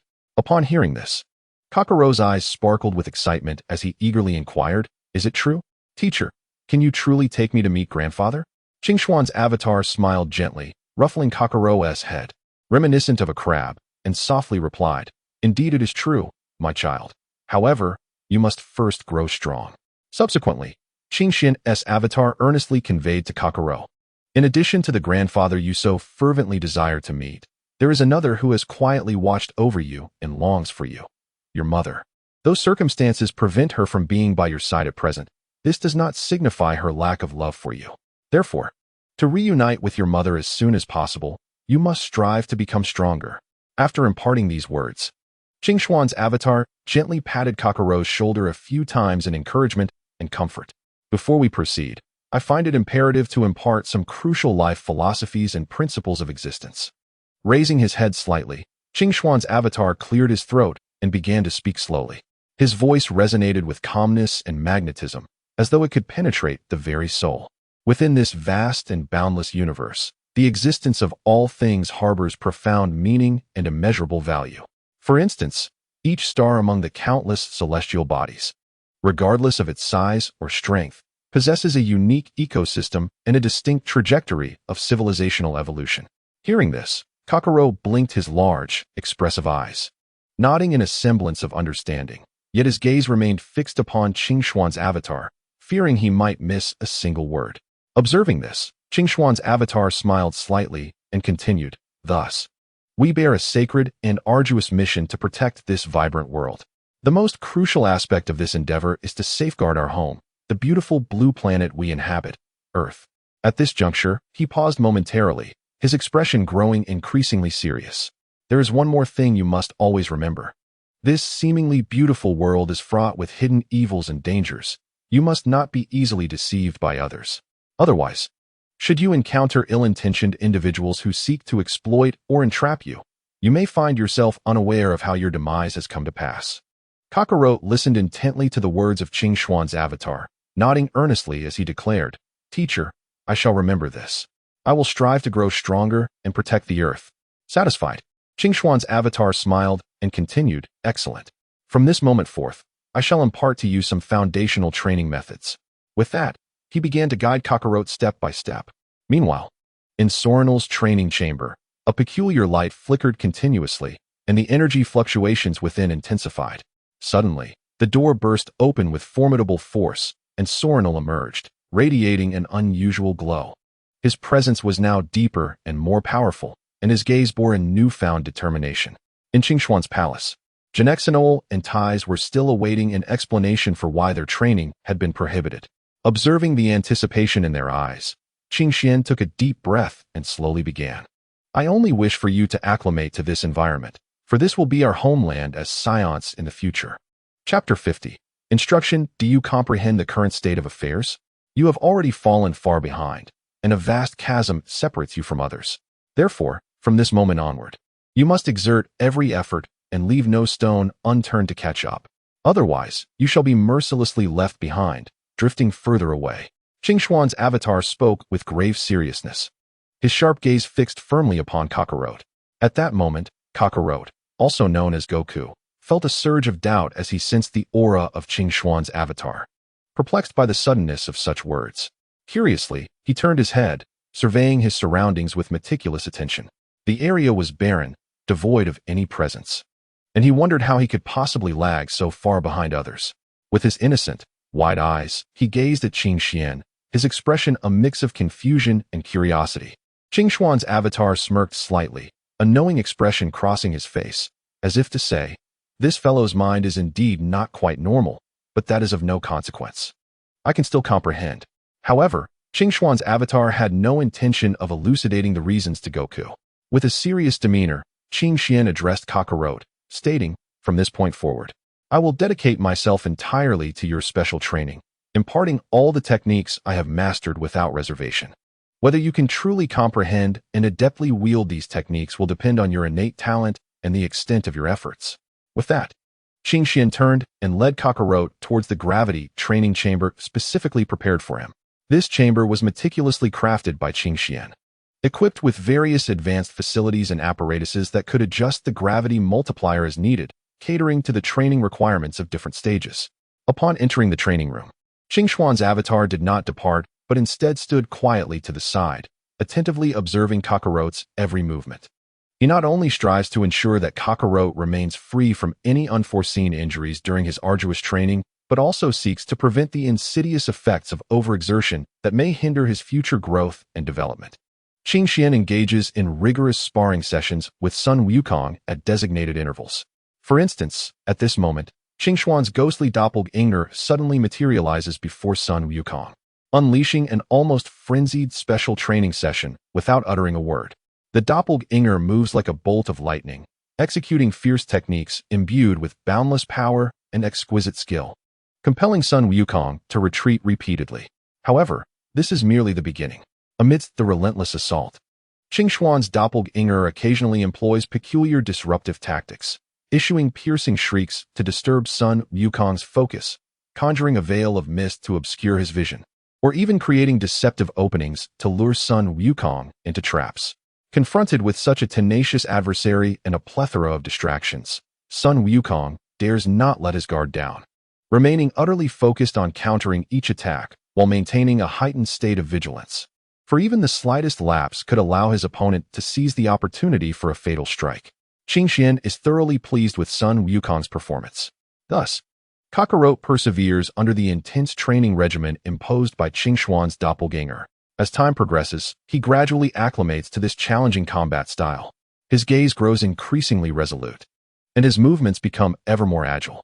Meanwhile, at Vegeta's location, Qing Xian dispatches another doppelganger to guide them. It is crucial to note that Vegeta is markedly different from Kakarot. Upon encountering Qing Xuan's doppelganger, a look of unabashed disdain floods Vegeta's keen, hawk-like eyes. Moreover, a fierce rage ignites within him, akin to a volcano on the brink of eruption. For the proud Vegeta, this is an affront that he finds utterly intolerable. He cannot fathom that as the proud prince of the Saiyans, he would be so contemptibly regarded by another, even to the extent of being asked to take him as a disciple.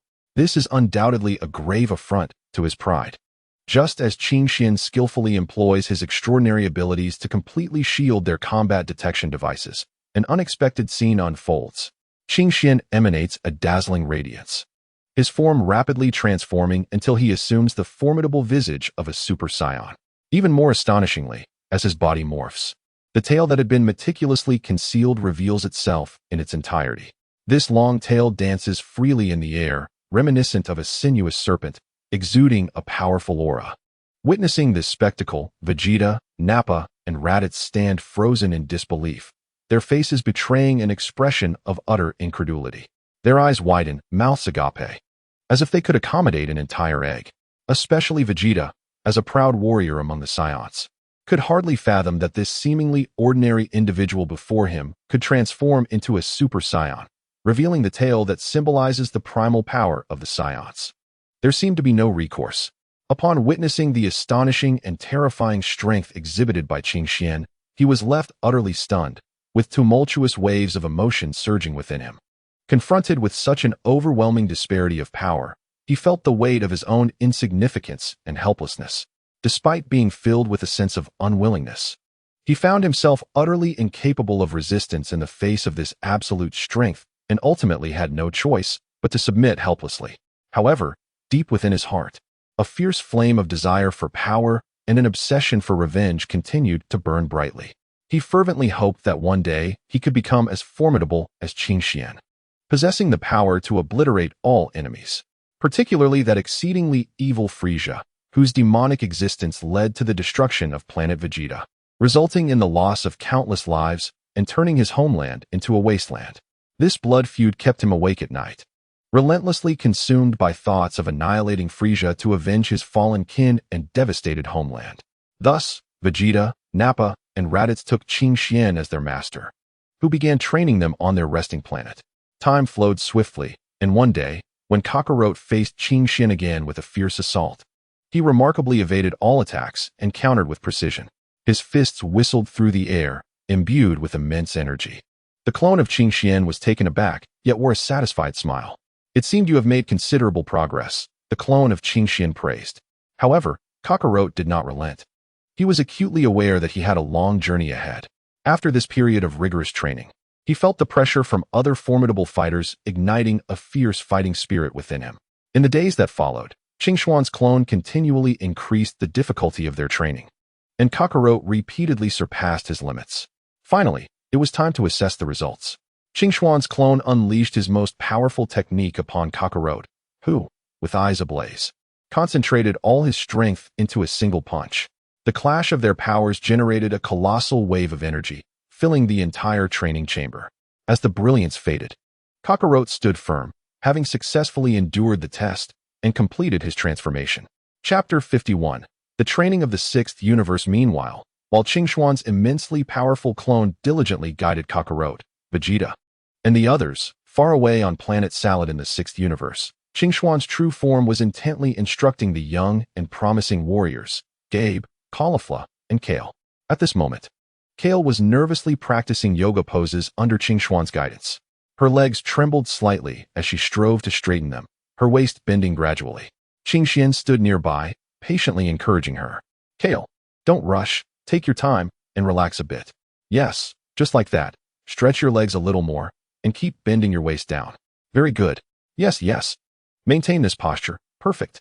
Keep pushing forward. I have faith that you will undoubtedly succeed. As time passed, Kair gradually acclimated to this entirely new form of exercise, and her formerly tense body began to relax.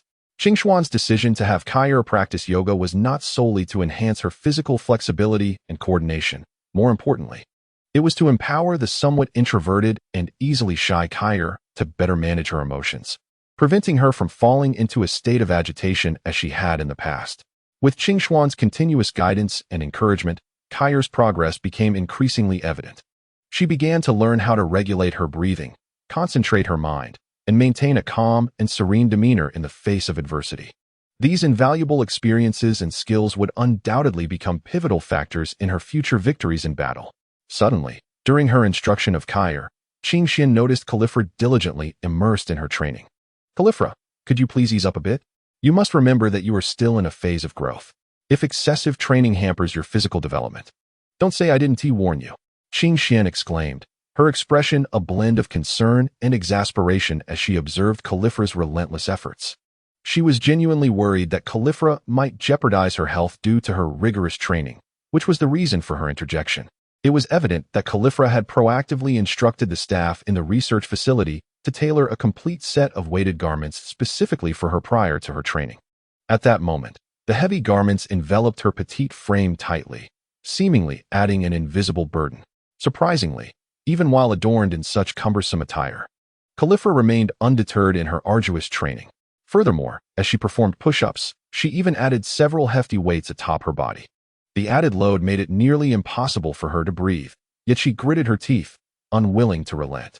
With each extension and contraction of her arms, beads of sweat cascaded down like rain, soaking the ground beneath her. As time progressed, her breaths grew increasingly rapid, and her once rosy cheeks began to pale. Yet she persevered, refusing to surrender. This high-intensity training was undoubtedly arduous and painful for a girl still in her formative years. I understand, Master. You can rest assured. There will be no issues, she replied, her gaze evasive and her speech somewhat hesitant. Caulifla was acutely aware of the depth of Qin Xuan's concerns and apprehensions. However, she had already resolved to forge ahead, undeterred by such worries. She yearned to continually surpass herself, aspiring to one day outshine her revered mentor, Qingxian. She is determined to ascend to the pinnacle of strength on the planet Sharada through her own efforts and innate talent, striving to become the undisputed queen of this celestial body. In her mind, she envisions herself suppressing Qingxian with unparalleled prowess, compelling him to sing her praises in submission. Whenever this thought crosses her mind, Karifa feels an electrifying surge of energy, ready to double her training at any moment. Qingxian, on the other hand, finds himself in a state of helplessness, realizing that he cannot ignore her presence, and thus divides a portion of his attention towards Karifa. However, upon directing his gaze towards her, he is captivated by her graceful figure. Within the confines of her small training space, she resembles a living sculpture. Her proportions are nothing short of perfection. Her slender waist, delicate and inviting, seems as if a gentle breeze could sway it effortlessly. Her long, straight legs flow gracefully from her top posterior, each inch of her musculature exuding an exquisite blend of strength and flexibility. Her skin, fair as snow, glistens under the lights, radiating a soft, pearlescent glow. At this moment, fine beads of sweat trickle down from her forehead and cheeks, tracing the elegant lines of her jaw and cascading down her elongated neck, finally disappearing between her beautifully sculpted collarbones. The sweat clings to her attire, accentuating her enchanting curves. Her breath quickens, her chest rising and falling with the intensity of her exertion, each movement pulsating with the vitality of life. The crystalline droplets of sweat adorning her body shimmer like fragmented jewels under the light, portraying a harmonious blend of athletic vigor and passionate allure. While still embodying feminine grace and beauty, she is a mesmerizing tableau of motion and stillness, ensnaring the gaze and enchanting all who behold her unique charm.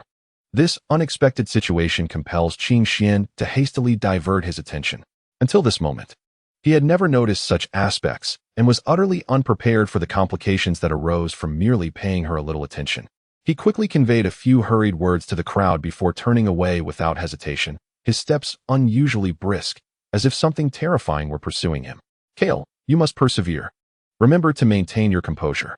Upon my return, I shall impart to you a supreme technique that will enable you to cultivate tranquility and harness the latent power within you. With that, Qingxian gently patted Kale's head before disappearing from the sight of the onlookers without a backward glance. At this juncture, he did not acknowledge Karifa, who was present, nor Gabby, who was diligently training in the gravity room, as he departed, leaving Kale standing in a daze, blushing and at a loss, gazing at the direction in which Qingxian had vanished for an extended period. Chapter 52. Parallel Dimensions. Even after Qingxian had turned his back and left the scene, his thoughts and gaze remained magnetically drawn to the figure of Karifa. However, as time progressed, the attention he received not only failed to quell the raging fire within his heart, but further stoked its flames. Ultimately, he could no longer endure the tumult of resentment and agitation that plagued him, and he strode purposefully toward his chamber. The moment Qingxian stepped into his quarters, his gaze was met with the sight of three delicate faces peacefully resting upon the grand bed, having succumbed to slumber for a full 7 or 8 days. Observing these three women, who had suffered due to his actions, a profound sense of guilt surged within Qingxian's heart. It was essential to note that since their arrival on the planet Sharada, they had merely embarked on a hasty tour upon their initial arrival, only to be subsequently confined to bed due to unforeseen circumstances, never again having the opportunity to rise and move about. At this moment, Qingxian gazed intently at the three women lost in deep sleep, their breaths even and steady, their tightly shut eyelids resembling mysterious portals that shielded them from the clamor and turmoil of the outside world. The slightest flutter of their lashes seemed to narrate tales from their dreams. Their fair skin, illuminated by the soft glow of the moonlight, appeared increasingly translucent, akin to the delicate sheen of mutton fat jade. This sudden situation left Qingxian utterly at a loss, as though he were under a spell, his body rigid and immovable, unable to take even the slightest action. The scene before him stirred a powerful wave of compassion within him, making it difficult to bear the thought of departing. Yet, reality is often merciless. Faced with such a daunting predicament, Qingxian felt an overwhelming sense of helplessness and despair, for patience is an excruciating ordeal. After a painful internal struggle, he eventually steeled himself and, with heavy steps, slowly exited his familiar and warm quarters. Subsequently, he embarked on a distant and uncertain journey, resolutely leaving the planet Sharada behind. At this moment, a myriad of thoughts and memories flickered through Qing Xian's mind, but soon, one notion struck him like a bolt of lightning. The mysterious card obtained through the system's sign-in. Perhaps it held the key to resolving his current dilemma. This extraordinary card was known as the Parallel Space-Time Traversal Card, possessing astonishing capabilities, as long as the user harbored a desire. They could effortlessly traverse to the corresponding parallel space-time. However, such traversals were not entirely without limitations. The prerequisite was that the intended parallel space-time must indeed exist. In the realm of Dragon Ball, numerous parallel dimensions abound, such as the well-known Dragon Ball universe, the enchanting world of Dragon Balls, and the various unique realms of future time and despair time. Yet, although these parallel dimensions have long existed in the cosmos, due to the differing timelines of their respective universes, directly crossing the barriers separating these worlds to reach one's destination is nearly an insurmountable task. Thus, in this moment, the mysterious and powerful parallel space-time traversal card could prove invaluable. This card possessed the remarkable ability to entirely disregard all temporal constraints and obstacles. Moreover, what is truly astonishing is that regardless of the duration one lingers in an alternate dimension, upon deciding to return to their original timeline, they will invariably arrive precisely 1 second after their departure to the parallel realm. Without further ado, I must embark on a journey to one of these parallel worlds at once. However, the plethora of choices available is overwhelming. How shall I decide? Alas, it seems prudent to first venture into the future world and uncover its mysteries, mused Qing Xian contemplatively. At this moment, he found himself in a state of inner turmoil, his mind racing with thoughts of which world would most effectively aid him in resolving the formidable dilemma he currently faced, while simultaneously ensuring the safe return of vital figures from that realm. Suddenly, a dazzling light enveloped him, and when he reopened his eyes, he discovered that he had traversed a vibrant passage and landed firmly on Earth. Steadying himself, he began to survey his surroundings. What greeted his eyes were crumbling ruins, a desolate landscape stretching endlessly as if ravaged by a cataclysmic war. The lifeless bodies strewn about, grotesquely positioned, were a harrowing sight, bloodied and exuding a nauseating stench of decay.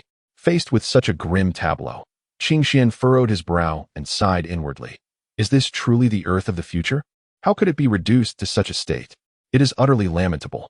Reflecting upon the architects of this devastation, androids 17 and 18, his gaze hardened, and he exclaimed with indignation, These two wretches have utterly desecrated our once beautiful Earth, rendering it unrecognizable. Such transgressions are unforgivable. As he surveyed the bleak surroundings, he keenly attuned himself to the planet's current plight. The deeper he delved into the reality, the more his heart ached with sorrow. After a period of profound contemplation, he resolved, once I address the matters at hand, I shall undoubtedly forge the Dragon Balls to restore Earth to its former vitality and prosperity. With this thought, Qing Xian clenched his fists, his gaze fierce and focused on the horizon. Concerning the reckless and devastating Android 18, he vowed to mete out severe retribution. As for Android 17, should he dare to disregard counsel and continue his reckless ways, he would not hesitate to eliminate him completely, reducing him to mere dust. Standing resolutely on the ground, Qing Xian initiated a comprehensive scan of the Earth through the dark dimension. In an instant, the information of all life forms on the planet surged into his mind like a tidal wave.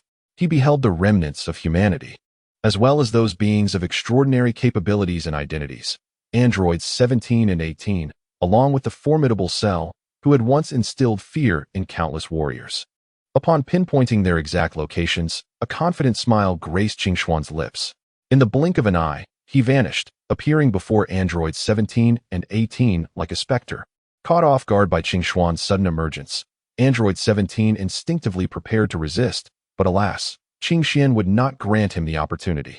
Qing Xian's right hand clenched into a fist, a terrifying force coalescing upon it, and without a moment's hesitation, he unleashed a thunderous strike aimed squarely at the face of number 17. The resounding crash echoed as number 17 was propelled away like a cannonball, his body tracing a long arc through the air before crashing heavily onto the ground several kilometers away, stirring up a cloud of dust. Despite the astonishing power of Qing Xian's punch, he deftly controlled the intensity of his strike. Although number 17 lay thoroughly incapacitated and plunged into a deep coma, his life was spared. After all, for Qing Xian, extinguishing number 17 was not his ultimate aim. Chapter 53. Qing Xian's keen gaze, sharp as that of a falcon, was fixed firmly upon number 18 as he strode forward with measured, resolute steps towards her terror-stricken visage. Each stride seemed to carry the weight of 1,000 mountains, rendering the very air around him dense with tension. Number 18, though filled with dread, was propelled by a fierce instinct for survival, unwilling to surrender without a fight. She swiftly danced her hands, unleashing dazzling beams of light that transformed into myriad energy orbs, hurtling towards Qing Xian like a tempest. Yet, a shocking turn of events unfolded.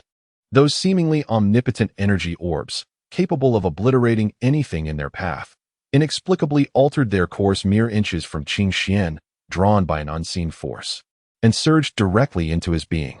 In the blink of an eye, all the energy orbs vanished without a trace, as if they had never existed. Witnessing this spectacle, number 18's eyes widened in disbelief, her fear intensifying as she regarded this unfathomable adversary. Nevertheless, she refused to concede defeat. Upon realizing the futility of her energy assault, she promptly resolved to engage Qing Xian in close combat. When confronted with number 18's demands, Qing Xian wore a serene smile, indicating his lack of objection. However, internally, he was fraught with urgency, acutely aware of the time constraint and the dire consequences of delay. Almost instantaneously, Qing Xian's figure flickered, moving like a specter toward number 18. In an instant, he stood before her, delivering a punch with the force of a tempest. The punch, imbued with tremendous power, whistled through the air as it descended upon number 18. Caught off guard by the ferocity of Qing Xian's assault, she, a seasoned warrior, reacted with remarkable swiftness. She hastily crossed her arms in front of her chest, attempting to withstand the onslaught. Alas, Qing Xian's strength was insurmountable. Her defense crumbled before him as if it were mere paper. With a resounding thud, number 18 was sent hurtling backward like a projectile, crashing heavily to the ground. Lying on the ground, number 18 appeared utterly disheveled, a trickle of blood seeping from the corner of her mouth, her eyes ablaze with fury and resentment. With great effort, she struggled to rise, casting a fierce glare at Qing Xian, her teeth clenched as she shouted, "What a despicable scoundrel! Who exactly are you? Why is there no mention of you in Dr. Jiro's records?" Upon hearing number 18's inquiries, Qing Xian could not help but smirk internally. He scrutinized her with a mocking gaze, then leisurely replied, "Curious about why I chose to assault you? Huh, what a delightfully amusing question. However, I cannot divulge the answer just yet. Perhaps after this battle concludes, my benevolent mood might inspire me to share the reasoning behind my actions. But for now, you should simply brace yourself for my onslaught." With that, Qing Xian stretched his limbs, adopting a posture that signaled his readiness to continue the attack. Number 18 instinctively assumed a defensive stance, yet once again, Qing Xian did not follow the expected course of action. This time, his assault targeted her vital points. With a tearing sound, as if something were being shredded, while fragments of clothing fell to the ground. Do you wish to know why your bomb failed to detonate? It is because, the moment we laid eyes on you, I employed my abilities to silently transform it into your own flesh and blood. Qing Xian explained with a smile, his demeanor calm and unperturbed. Such an unseen transformation, how could your limited capabilities ever hope to detect it? He shook his head slightly, his gaze landing on number 18, whose face was ashen and spirit broken. One can only say that all of this is a consequence of your own actions. Look at the havoc you have wreaked upon our beautiful Earth, leading countless innocents to their demise. Qing Xian expressed his indignation, his eyes sparkling with anger. Though those lives may hold no practical value for me, your reckless abandon truly fills me with disgust. He crossed his arms, his expression grave as he continued.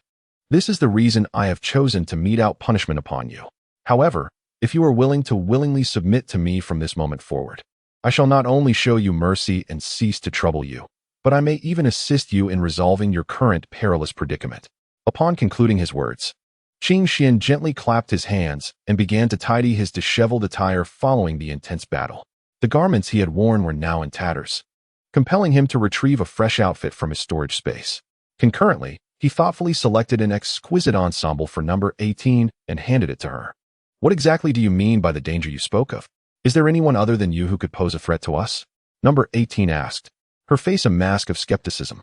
Swiftly regaining her composure, she adeptly accepted the clothing Qin Xian offered and donned it.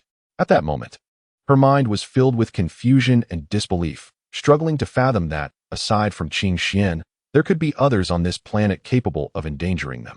It is essential to recognize that the Earth of today is no longer what it once was. Those formidable warriors of yore, save for Trunks, have perished at the hands of others. In such circumstances, how could a threat emerge that endangers their very existence? However, Qing Xuan's subsequent words struck like a thunderclap in number 18's ears. On this Earth, there indeed exists another android, Cell, created by Dr. Gero.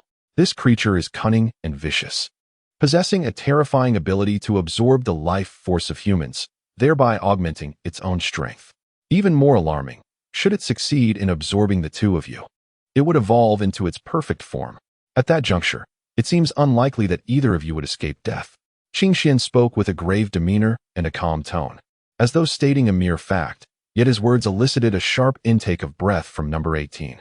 Chapter 54. Number 17. How can this be? Shortly after Dr. Gero awakened us from our slumber, we unhesitatingly eliminated him. Prior to this, there was no android named Cell. Number 18 queried, her expression fraught with skepticism. Qin Xian did not rush to refute her, simply shaking his head slightly, and then explained to her in a gentle and patient tone. Cell is the ultimate android that Dr. Gero devoted himself to creating. Regrettably, the project was incomplete and remained in the developmental stage, thus you were unaware of its existence at the time. Then, after a brief pause, Qin Xian continued, more critically, even though Dr. Gero has met his demise, the computer he left behind continues to operate, and with its formidable computational power, it has successfully birthed this terrifying entity known as Cell. Upon concluding this explanation, Qin Xian waved his arm gently, causing a stream of clear, translucent water to cascade like a delicate ribbon, swiftly washing away the remnants of blood from his palm left by their recent fierce battle. After hearing this, number 18 fell silent for a moment, a glimmer of concern flickering in her eyes. Where is Cell now? How powerful is he? Qin Xian sighed. He is immensely powerful, and he continuously absorbs the energy of the strong to enhance himself. As for his current whereabouts, I am also in pursuit. However, it is certain that if left unchecked, the entire Earth will face a dire crisis. Number 18 clenched her fists. Then we must stop him, no matter how formidable he is. I refuse to be absorbed by him. Without him, the Earth should not be so easy for him to evolve. Qin Xian smiled slightly. I sought you out for this very purpose. You possess an infinite energy core, and your strength is not to be underestimated. If we join forces, perhaps we can still contend. Number 18 nodded. Very well, let us seek him out together. However, I do not wish to be entangled in any convoluted schemes. We shall confront him directly and eliminate him. Qin Xian responded promptly. Very well, let us set forth immediately to Dr. Gero's former research facility. Perhaps we may uncover traces of Cell or clues regarding his next moves. Thus, the two soared toward the direction of the research institute. However, Qin Xian had deceived her. This cunning individual clearly did not wish for Cell to perish as easily as a fragile toy. After all, if Cell were to meet his end so swiftly, it would render the encounter rather dull for Qin Xian. As they sped through the skies, the distance they covered was considerable. Suddenly, Android 18 seemed to awaken from a trance, abruptly recalling her younger brother, Android 17. At that moment, she realized that 17 lay alone near the site where they had just engaged in fierce combat. Oh dear, how could I have forgotten? My brother is still over there, waiting in anguish. I must hurry to assess the situation and ensure that no harm befalls him. With her heart racing, 18 glared fiercely at Qin Xian and swiftly altered her course, racing back at a breathtaking speed. Qin Xian could only shake his head in resignation. Following 18's lead, upon their arrival, they discovered that 17 had vanished, leaving behind only remnants of their struggle. In a state of panic, 18 searched frantically but found no trace of him. Qin Xian knelt to examine the signs of the battle and remarked slowly, "It appears that someone took advantage of our absence to abduct 17. Judging by the evidence, their strength is formidable." 18 shot an angry glare at Qin Xian, exclaiming, "This is all your fault for deceiving me into seeking Cell. If anything happens to 17, I will not spare you." Just then, the temperature around them plummeted, and a chilling voice echoed, "There is no need to search. I have already taken 17. Cell emerged slowly, a cruel smile gracing his lips. It turned out that Cell had anticipated their arrival and had set a trap to capture 17, luring them here. With gritted teeth, 18 demanded, "What have you done to my brother?" Cell laughed arrogantly. "If you both comply, I might consider sparing his life." Qingxian and 18 exchanged a glance. Knowing that a fierce battle was inevitable, they silently prepared themselves for the imminent confrontation. 18 was the first to launch an assault, charging toward Cell with a powerful right fist. Cell effortlessly sidestepped her attack and retaliated with a swift kick to her abdomen, sending her hurtling back. Observing this, Qingxian swiftly formed hand seals, unleashing a barrage of water blades towards Cell. Cell crossed his arms to defend, causing a mist to rise from the point of impact. "Is this all you can muster?" Cell scoffed. Once 18 regained her footing, she charged forward again, this time unleashing a potent wave of energy. Cell braced himself, only to be pushed back a few steps. Qingxian realized that this strategy was futile. He stealthily maneuvered behind Cell, attempting a surprise attack. However, Cell seemed to possess uncanny awareness, delivering an elbow strike to Qingxian. Caught off guard, Qingxian was struck in the chest, blood spilling from his lips. Witnessing Qingxuan's injury, 18's eyes glistened with fury, her energy surging as she radiated a dazzling light. "I will rescue my brother today and defeat you," she roared, her speed suddenly escalating. Her strength significantly amplified. This time, her assault finally forced Cell to retreat repeatedly. A look of astonishment crossed Cell's face. He had not anticipated that Android 18 possessed such latent potential. Seizing the moment of Cell's disarray, Qingxian, despite enduring excruciating pain, unleashed a powerful water-based ninjutsu to hinder Cell's movements. Android 18 seized the opportunity and struck with all her might, sending Cell hurtling away. "You despicable bastard! How dare you absorb my brother? Spit him out!" Android 18, resembling a raging beast, unleashed a frenzied barrage of attacks. Her fierce techniques and relentless force sending chills down the spine. Qingxuan's eyes widened in shock as he beheld the scene before him, utterly astonished by Android 18's madness. He could scarcely fathom that Android 18 would abandon all reason and recklessly fight for the sake of Android 17. However, after a brief moment of disbelief, Qingxian began to regain his composure and reflect, gradually coming to a poignant realization. It turned out that Android 17 was indeed Android 18's biological brother. Furthermore, tragically, the two had lost their parents at a young age, relying solely on each other to navigate the treacherous world they inhabited, struggling for survival amidst adversity. The trials and tribulations they had endured over the years, the hunger and cold they faced, and the countless instances of external oppression had forged an unbreakable bond between them. Now that Android 17 was in peril, how could Android 18 not be consumed by anxiety, fighting to protect him at all costs? Chapter 55. The elimination of Cell. Even as Android 18 unleashed a relentless and ferocious storm of attacks, each strike seemingly potent and majestic, they fell upon Cell like mere tickles, utterly incapable of inflicting any substantial harm. For Cell, a being of unfathomable strength and formidable power, such attacks were but trivialities. Witnessing the escalating crisis, Qingxian could no longer contain the flames of fury and urgency within him. He could not stand idly by any longer. In an instant, Qingxuan's previously pale visage, feigned due to self-inflicted wounds, regained its color, and his injuries healed as if they had never existed. Indeed, given Cell's immense power, it was impossible for him to harm Qingxuan's skin. All prior injuries had been deliberately inflicted by Qingxian himself. Then, in a flash, Qingxian moved like a streak of lightning across the sky, unleashing a punch with an incredible speed that defied human imagination, aimed directly at Cell's rock-solid abdomen. The force behind this punch was astonishing, so much so that those present could scarcely blink before witnessing a blurred afterimage dart past. Yet, in the next moment, a thunderous crash reverberated through the air as Cell's massive form was propelled backward like a cannonball, crashing heavily into the towering edifices behind him. In an instant, bricks flew, dust billowed, and the entire row of buildings crumbled as if made of paper, collapsing into a chaotic ruin. Even more astonishing was the fact that, due to Qingxuan's earth-shattering punch, he forcefully expelled the previously devoured Android 17 from the belly of Cell. Poor Android 17 lay unconscious, clearly suffering from severe trauma. Yet, Qing Xian showed no signs of pause or hesitation. He was acutely aware of the imperative to eradicate evil completely, ensuring that Cell was given no respite or opportunity to retaliate. Thus, while Cell was still reeling from the impact of that monumental strike, Qing Xian unhesitatingly launched another attack, swiftly forming hand seals and chanting an incantation.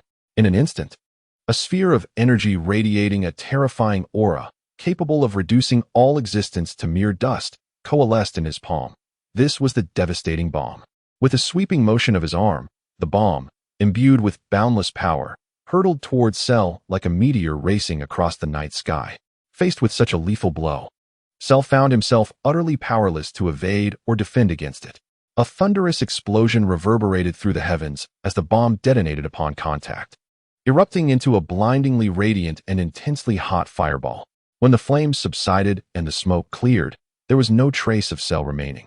The ultimate android meticulously crafted by Dr. Gero had been utterly reduced to ashes, no longer existing. Android 18 stood in a daze, her body still poised for attack. Her gaze vacant and devoid of consciousness, seemingly lost in the aftermath of the intense battle. As time ticked by, she remained as still as a statue. At that moment, Qing Xian approached her with deliberate steps, his movements light yet assured, each stride exuding an inexplicable pressure. Finally, he stood before Android 18, pausing to gently speak. "It is all right. Your brother has been rescued, and you need not fear any further harm." With that, Qing Xian tenderly grasped her tightly clenched fist and gently released it. However, Android 18 remained oblivious to it all, still standing in a trance. Observing her state, Qing Xuan's lips curled into a sly smile, and he continued, "Do you not wish to see? His condition is rather dire. It seems he is on the verge of collapse. But, if you and your brother comply with my wishes from now on, I may consider intervening to assist him." As he spoke, Qing Xian wore a smile as radiant and gentle as flowers blooming in spring. In stark contrast was his tranquil gaze, deep and still as a serene pool, seemingly untouched by the harrowing spectacle that had just unfolded, as if it were nothing but a fleeting dream, disconnected from him entirely. At that moment, upon hearing Qing Xuan's words, Android 18 felt a sudden tightening in her heart and swiftly turned to race towards the fallen Android 17. The sight that met her eyes was grim. His once iron-hard skin was now marred by grotesque cracks, blood oozing from the wounds and staining the ground beneath him. His breath was faint, akin to a flickering candle in the wind, poised to extinguish at any moment.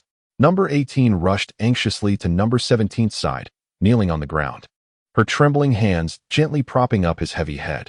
She called out his name with a voice strained by fear and despair. Yet, no matter how fervently she shook his body, he remained unresponsive, his eyes firmly shut, as if lost in an eternal nightmare from which he could never awaken. Tears uncontrollably streamed down number 18's cheeks, pooling into streams of sorrow on her pale face. Her countenance bore the marks of grief, her expression one of profound anguish. Her heart torn asunder. Ultimately, she collapsed helplessly to the ground, clutching Qing Xian's pant leg, weeping inconsolably as she pleaded, "I beg you, save number 17. I will do anything if you can rescue him."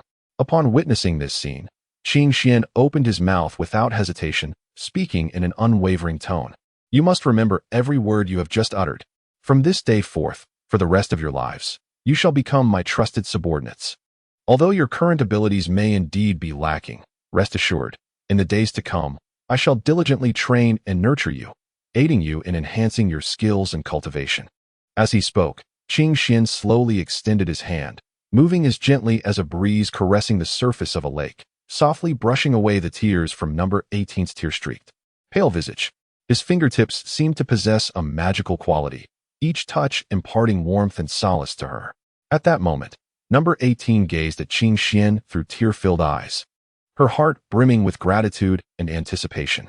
She understood that from this instant, her fate was irrevocably intertwined with that of this powerful yet gentle figure before her.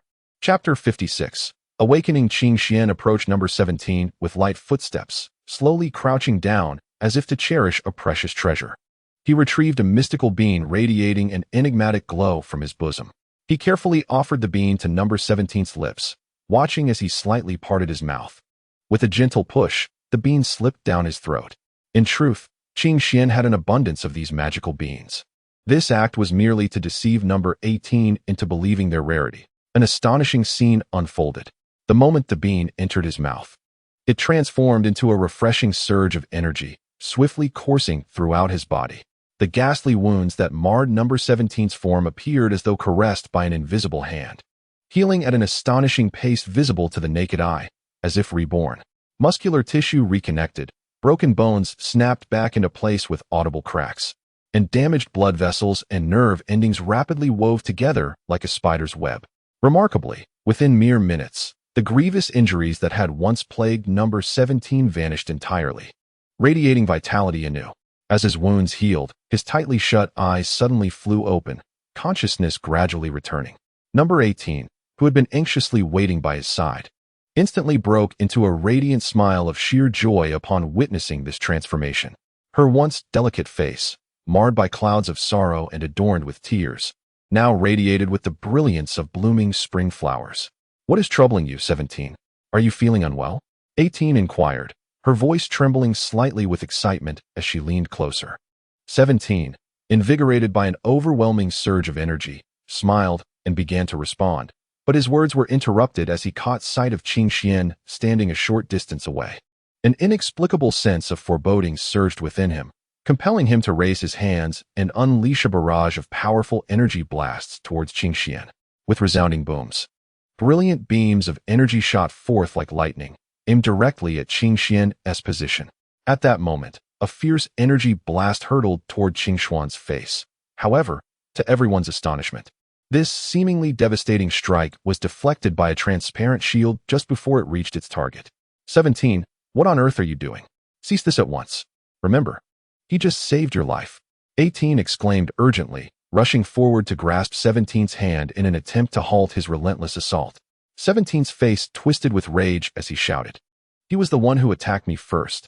If it weren't for his sudden aggression, I wouldn't have been gravely injured. Nor would that vile green creature have swallowed me whole." As he spoke, his emotions swelled, the weight of his grievances pressing heavily upon him. Was it not all his doing? Had it not been for him, how could he have suffered such a devastating blow? If it were not for him, would that monster have so easily absorbed him? If it were not for him, he might have long since met his demise. Despite the fury blazing in 17's heart, he found himself powerless against 18's grasp. The truth was, after her enhancement by Qing Xian, 18 had gained a tremendous increase in strength, rendering her far beyond the opponent 17 had once known. However, it was important to note that even with this newfound power, she would still struggle to contend with the formidable Cell who had absorbed 17's abilities. 17, there is no need for such impatience. Even if you feel like an ant on a hot skillet, it will avail you nothing, for you can never defeat me, let alone inflict any substantial harm. Qing Xian remarked with a smile, teasingly addressing the furious 17. 17's eyes widened, flames of anger flickering within them, yet he found his hands immobilized as if under a spell. Unable to move, the architect of his predicament, 18, held him firmly in place. In this moment of despair, 17's frustration intensified. What shocked him further was the realization that in just a few short days, during which he had been incapacitated and nearly lost his life upon awakening, 18's power had surged, surpassing his own. In the past, the strength of number 18 was undeniably inferior to that of number 17, yet the tides have dramatically turned. Number 17 could not help but ponder, has number 18 acquired some mysterious power during this period? Or has she undergone arduous training to achieve such an astonishing breakthrough? Regardless, the undeniable reality of being firmly subdued by number 18 felt like a bucket of cold water poured over number 17, filling him with a profound sense of defeat and despair. Slowly, he lowered his hands, his eyes betraying a hint of helplessness and hopelessness. At this moment, confronted by the formidable and enigmatic Qing Xian, he recognized his utter inability to change the situation, resigning himself to the harsh truth. Very well, since that is the case. As a reward for saving you, from this day forth, you shall become my subordinate. Remember, it is not just you. Your sister shall share the same fate. Qing Xian declared with a smile, though the warmth of that smile was entirely absent, replaced instead by an undeniable authority. Upon hearing this, number 17, who had nearly relinquished all resistance, abruptly lifted his head in disbelief, staring at Qing Xian. However, upon meeting Qingshuan's calm and tranquil gaze. The flicker of rebellion that had ignited within him was swiftly extinguished. Do not be so astonished. I speak nothing but the truth. Furthermore, abandon any thoughts of resistance. It is wise to obey. After all, your sister has already consented to this arrangement, and she is now under my command. As he spoke, Qingxian paid no heed to number 17's reaction and casually extended his arms to draw number 18 gently into his embrace. Number 18 complied, leaning against Qingxian, her face devoid of expression, as if she had long grown accustomed to the entirety of the situation. Seeing this, number 17's lips quivered slightly, yearning to voice something. Yet ultimately, he could not utter a single word. Now listen closely.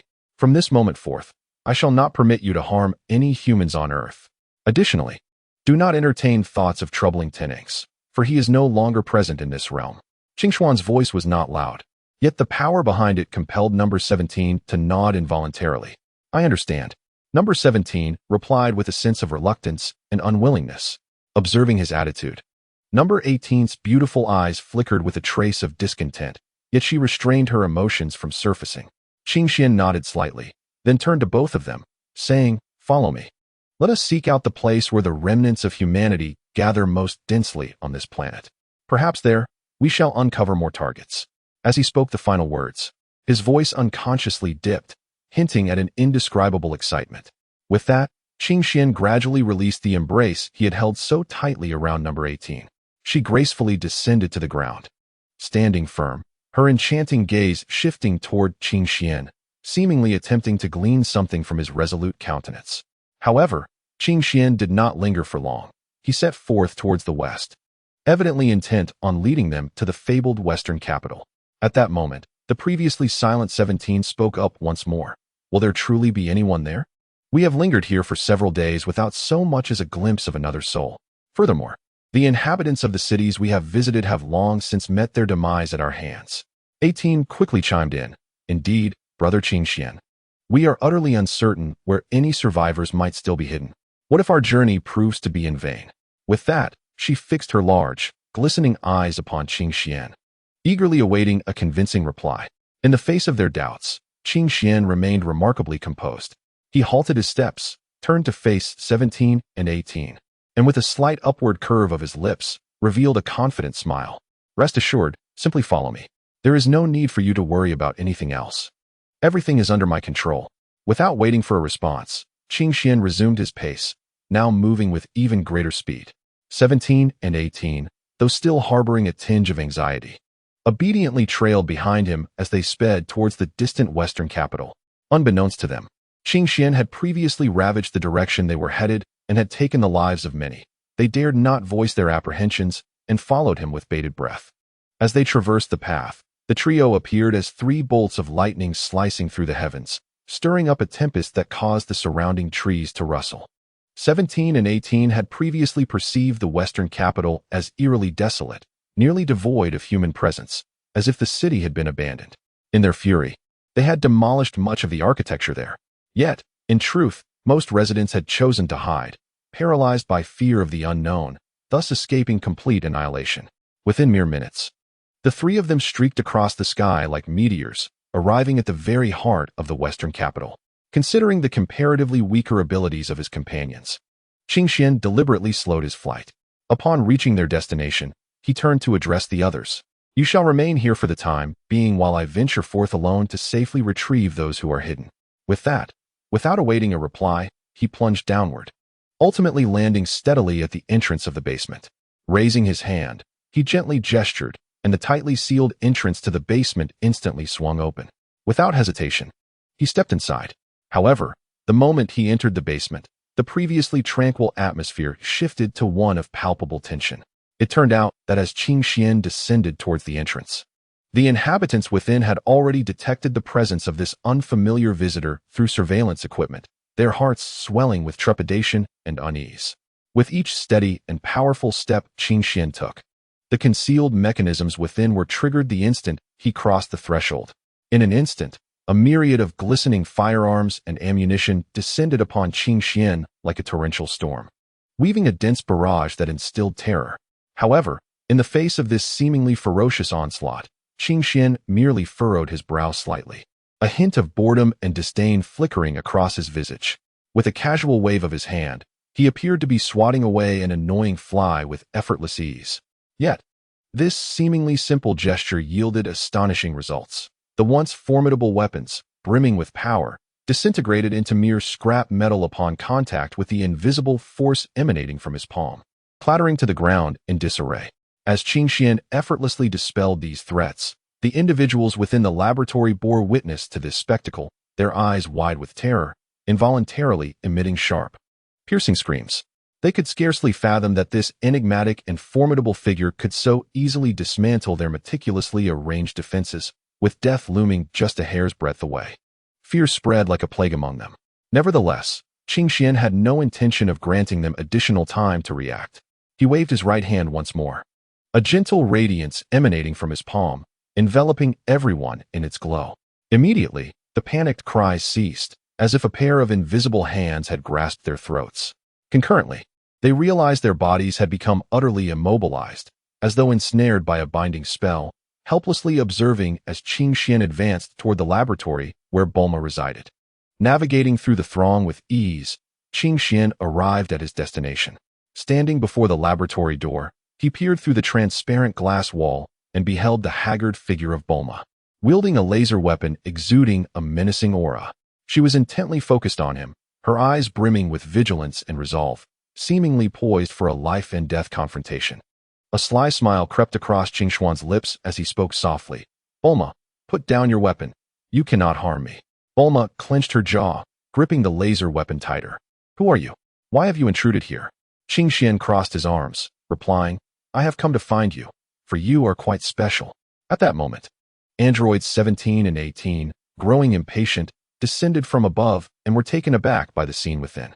"Qingxian, what do you intend to do with all these people?" 17 inquired. Qingxian did not turn, addressing Bulma. "Come with me. You can save this broken world." Bulma, bewildered, responded, "Me? How could I possibly do that?" Android 18 approached Bulma, scrutinizing her. "Brother Qingxian would not be mistaken. Perhaps you possess a unique ability yet to be discovered." Bulma gazed at the assembled figures, her heart torn. Suddenly, Qingxuan's expression deepened in intensity as he extended his hand, releasing a gentle energy that enveloped Bulma. She felt a warm current surge within her, and the weapon slipped from her grasp unbeknownst to her. Qingxian led Bulma out of the basement, where sunlight streamed down. He gazed into the distance, sensing that a new journey was about to commence, one that would alter the course of this world because of her. No matter how much Bulma struggled, it was of no avail. Chapter 58. The speech. Qingxian cautiously guided Bulma out of the basement, then turned back to lead the trembling humans hidden within, one by one, into the light. These individuals bore haggard expressions and looked utterly terrified, as if they had just emerged from a nightmarish ordeal. Qingxian ascended slowly into the air, surveying the panicked crowd below, and declared loudly, "From this day forth, you need no longer scurry like mice in this dark, damp underground. Step boldly into the light, and confidently rebuild your own sanctuary." However, in response to Qingxuan's words, the crowd did not erupt into cheers. Instead, they remained in a state of disarray. Some whispered furtively to one another, while others regarded Qingxian with skeptical eyes. Noticing their hesitation, Qingxian furrowed his brow slightly and raised his voice once more. "There is one more matter to address. Henceforth, you need not fear number 17 and number 18 any longer, for at this moment, they have been subdued by me and now stand as my allies." With that, he gestured for number 18 and number 17 to step forward. The two approached Qingxian and stood beside him, their expressions devoid of emotion. Although they did not exhibit hostility towards the crowd below, the onlookers gazed upward with a mixture of hope and trepidation, their hearts a tumult of conflicting emotions. Many were filled with doubt and confusion, pondering if this enigmatic powerhouse, Qingxian, possesses such formidable strength to easily subdue the terrifying number 17 and number 18, why not simply eradicate them altogether? The memories of their past suffering and trauma were still vivid. Now, with their adversaries before them, the inability to exact revenge left many feeling indignant. Yet, despite the tumult of hatred and anger within, these ordinary humans knew all too well that they stood no chance against the likes of number 17 and number 18. let alone challenge the inscrutable Qingxian. Thus, even though they felt a sense of injustice, they reluctantly chose to trust Qingxuan's words, hoping for a future of tranquility and stability. I understand. I comprehend the seething hatred that burns within each of you like an unquenchable fire. Every one of you yearns to avenge your dearly departed loved ones.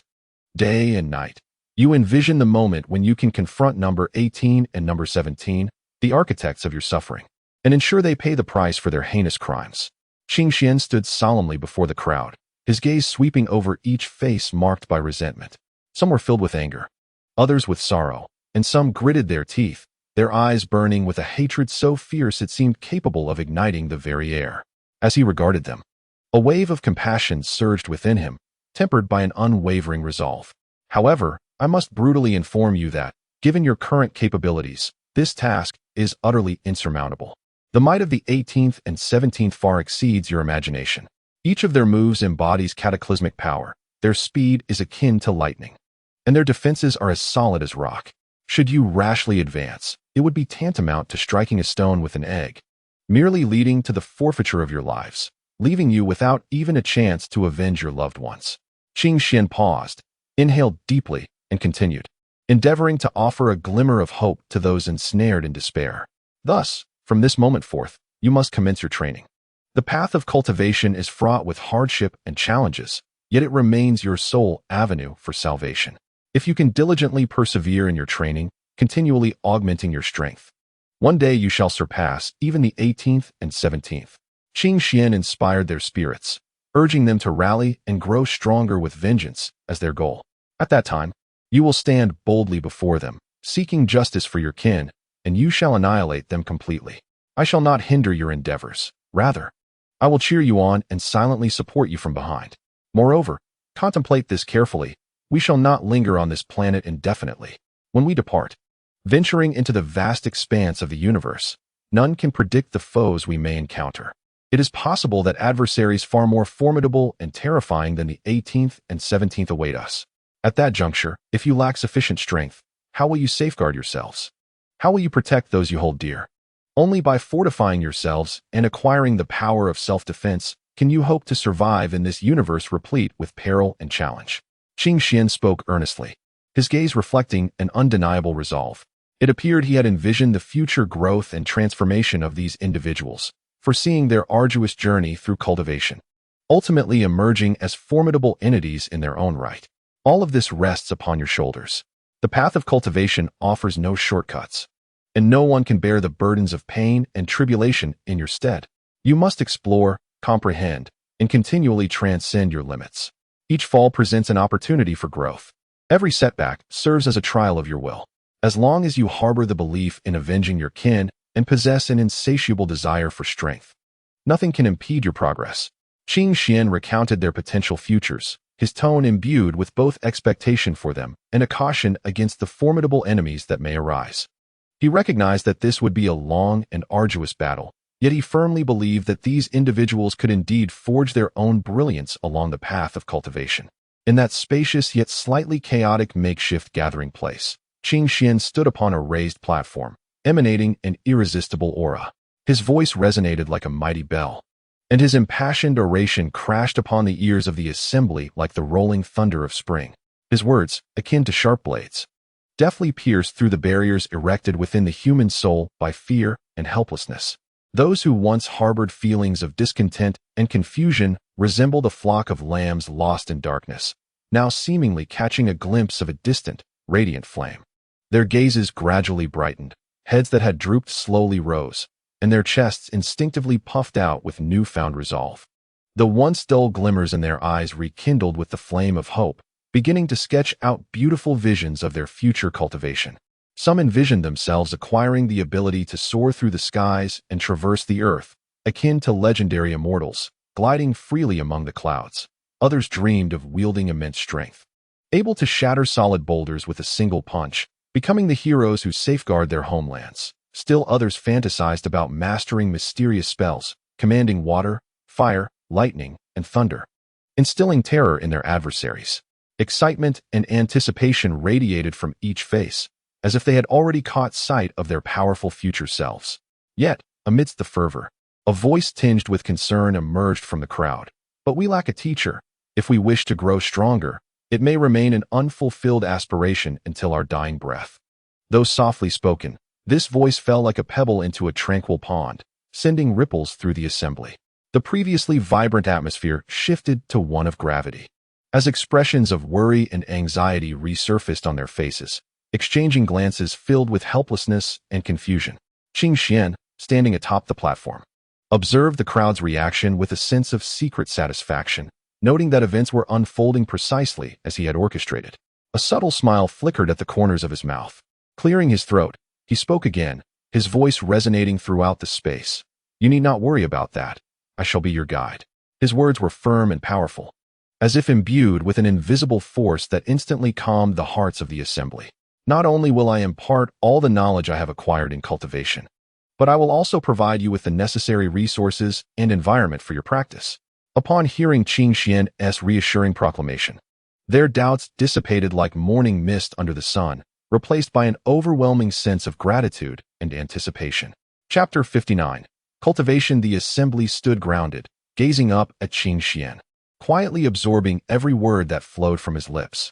As they finished listening to his speech, the clouds of doubt that had lingered in their hearts melted away in the warmth of his words, much like snow under the gentle rays of spring sunshine. Their previously furrowed brows relaxed, and the confusion in their eyes was replaced by boundless gratitude and hope. Each face radiated with brilliance, as if illuminated by the light of future possibilities. Observing the hopeful glimmers in their eyes, Qing Xian's lips curled into a gentle smile as he continued, "Now, focus on nurturing your bodies. You have endured numerous trials, and your physiques are weary. Only by restoring your health can you summon the energy required for the endeavors that lie ahead. Then, let us unite our efforts to construct a solid foundation for our home. A stable abode is akin to the roots of a grand tree. With it, you can cultivate your skills in peace. Imagine possessing a warm and sturdy sanctuary, a place where you can immerse yourself in your training, undisturbed by the outside world. How splendid that would be." Qing Xian understood that merely fostering physical well-being and erecting a dwelling might not suffice to instill sufficient motivation within the populace. Thus, in a bid to rekindle their spirits, he resolved to unveil a grand revelation. Clearing his throat, he cast a sweeping gaze over the assembly and pronounced, "If you excel in your endeavors, I may assist in resurrecting your loved ones." At these words, the crowd's eyes widened in astonishment, disbelief etched across their faces, and an intense silence descended upon the gathering, so profound that one could hear a pin drop. Observing their reactions, Qing Xian continued, "However, you must exert yourselves, for your kin in the underworld will inevitably enter the cycle of reincarnation. Once they embark upon this cycle, reviving them becomes exceedingly challenging. Thus, you must seize the moment and strive diligently." As these sentiments resonated, a tempest of emotions surged within them. Excitement rendered them almost speechless. Some clenched their fists, while others' eyes sparkled with unwavering determination, as though they had resolved to give their utmost effort. Satisfied by the fervor emanating from the crowd, Qing Xian nodded appreciatively and added, "Subsequently, I shall devise a training regimen tailored to each of your unique talents and characteristics. Should you adhere to this plan, remarkable progress is assured. The first to reach their goal shall have the privilege of resurrecting the person they desire most." Each of Qing Xian's words struck like a hammer, profoundly shaking their hearts. A fiery spirit of ambition ignited within them, and they silently vowed to train relentlessly, not to disappoint Qing Xian's expectations, and to revive their beloved ones at the earliest opportunity. In that moment, they envisioned the familiar faces of their kin and glimpsed a future filled with happiness and fulfillment. Meanwhile, not far off, Bulma was suspended in midair, ensnared by a mysterious and potent force wielded by Qing Xian. Her eyes widened in shock as she stared intently at him. Having lived in this world for quite some time, she was well aware that humans could be resurrected through the Dragon Balls. In the past, whenever someone faced the tragic fate of death, gathering the 7 Dragon Balls and summoning the Eternal Dragon to grant a wish for resurrection could potentially breathe life anew. However, she was painfully aware that Piccolo had indeed perished. It was crucial to note that Piccolo had an intrinsic connection with the Dragon Balls. Upon his death, the Dragon Balls would vanish, turning into mere stones devoid of purpose. Without the Dragon Balls, the hope of resurrecting the deceased was utterly extinguished. In her understanding, The notion of bringing the departed back to this world was nothing short of a fantasy, an impossibility beyond reach. At this moment, Bulma found herself ensnared by the mysterious powers wielded by Qing Xian, her mouth seemingly locked by invisible shackles, rendering her utterly mute. With wide, astonished eyes, she gazed vacantly at the unfolding events before her. Her heart churned violently, akin to a stone cast into a lake, stirring tumultuous waves of confusion and countless questions in her mind. Just as her inner turmoil reached a crescendo, Qing Xuan's calm, yet undeniably authoritative voice broke through. Very well. You may leave now and take the time to recover. In a few days, when you return, I shall be here awaiting your arrival. His tone was unassuming yet imbued with an irresistible force. Those whom he had just aided seemed compelled by an unseen power, nodding in reverence and gratitude before turning to depart. Though their steps were still somewhat unsteady, their eyes shimmered with a glimmer of hope for the future. Once Qing Xian had sent everyone on their way, he extended a hand, and with a gentle wave, Bulma, who had been suspended in midair, floated towards him like a leaf stirred by a soft breeze. He led her to her laboratory, a sanctuary that Bulma had painstakingly constructed, filled with an array of advanced instruments and devices. Upon entering, he noticed her palpable anxiety and couldn't help but smile gently, saying, "I understand your trepidation, but please remain calm and listen to me." With that, he released his hold on her. As soon as Bulma regained her freedom, she instinctively stepped back, her eyes brimming with caution. Unfazed, Qing Xian approached a nearby table, elegantly pouring himself a glass of water. His movements exuded grace and composure, as if this were his own domain. Subsequently, he settled into a swivel chair, reclining comfortably against the back, his legs casually crossed.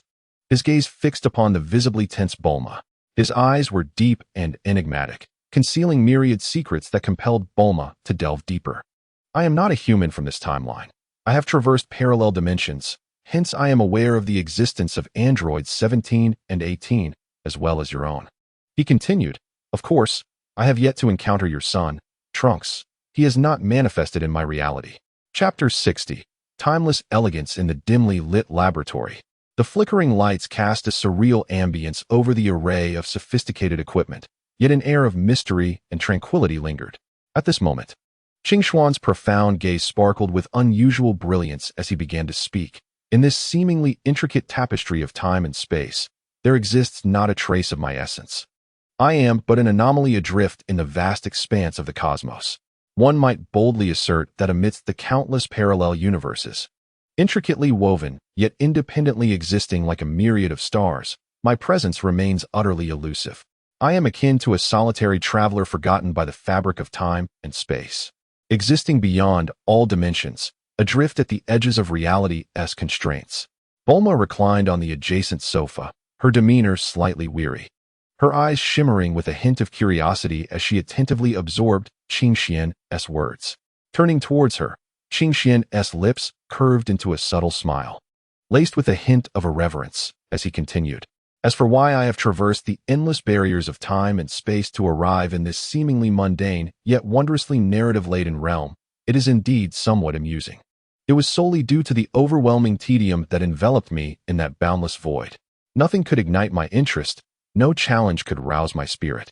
I felt akin to a beast ensnared in an invisible cage, desperately seeking an escape, yearning for new and exhilarating experiences." As he spoke, Qing Xian sauntered closer to Bulma, an ambiguous glimmer in his gaze. He gently reached out, brushing aside a stray lock of hair from her ear, teasingly declaring, "Of course, my arrival here is not merely to alleviate my boredom. There exists a more significant reason, and that is you. Though time has etched its marks upon your visage and the years have advanced, in my eyes, you remain irresistibly enchanting, retaining all your allure." Upon hearing Qing Xian's playful remarks, a faint blush blossomed on Bulma's previously pallid face, reminiscent of a bashful flower unfurling its petals. She instinctively averted her gaze, her hands nervously fidgeting with the hem of her garment. The bond she shared with Vegeta resembled a tome filled with unfulfilled longings. Reflecting on their past, it became painfully evident that merely a year after Trunks' birth, Vegeta departed from this world forever. Their moments together had been fleeting and hurried. They had only intersected during a handful of brief nights. After Bulma's pregnancy, Vegeta seemed bewitched, dedicating all his energy to rigorous training. He immersed himself day and night in intense workouts, as if the pursuit of strength were his sole aspiration. Bulma often endured solitude and loneliness in silence, yearning for his companionship and concern, yet every time she beheld him, she found only the silhouette of his unwavering dedication to training. Thus, a profound emotional foundation had never been established between them, akin to a castle yet to be completed, swaying precariously in the storms of time. Nevertheless, Qing Xian was acutely aware of all this. He understood Bulma's character and thoughts deeply, and thus resolved to use this insight as a means to launch a fervent pursuit of her affection. "I know what thoughts occupy your mind," he stated, a confident smile gracing his lips, "but I remain utterly unconcerned. After all, I possess a heart as bold as that of a cunning strategist." Bulma, taken aback by Qing Xian's words, wore an expression of perplexity and confusion. She blinked her large eyes, curiously inquiring, "What does it mean to possess a heart akin to that of a villain? And what exactly is this villain?" Qing Xian, witnessing her curiosity, cleared his throat twice and then earnestly explained, "Ahem, well, you needn't concern yourself too much with that. Just remember this, I have taken a liking to you, and you absolutely cannot refuse me." At that moment, Qing Xian understood well that mere sweet words would not sway Bulma. After all, she was no longer the innocent girl she once was. Until she explicitly expressed her consent, any flowery language would merely be fleeting words to her. Thus, he resolved to adopt some decisive and assertive measures. Surely, Bulma was not someone easily moved. If he merely treated her with gentle kindness, it would likely be a daunting task to breach her defenses swiftly. Hence, he decided to first conquer Bulma with his formidable strength and unwavering determination, compelling her to regard him with newfound respect. Once he had successfully won her over, he would skillfully employ sweet words and romantic gestures to deepen their bond. These affectionate utterances would not only convey the emotions nestled deep within his heart, but also allow Bulma to sense his sincerity and tenderness. Meanwhile, the romantic endeavors would add vibrant colors and cherished memories to their relationship, ensnaring Bulma even further in the enchantment of their love.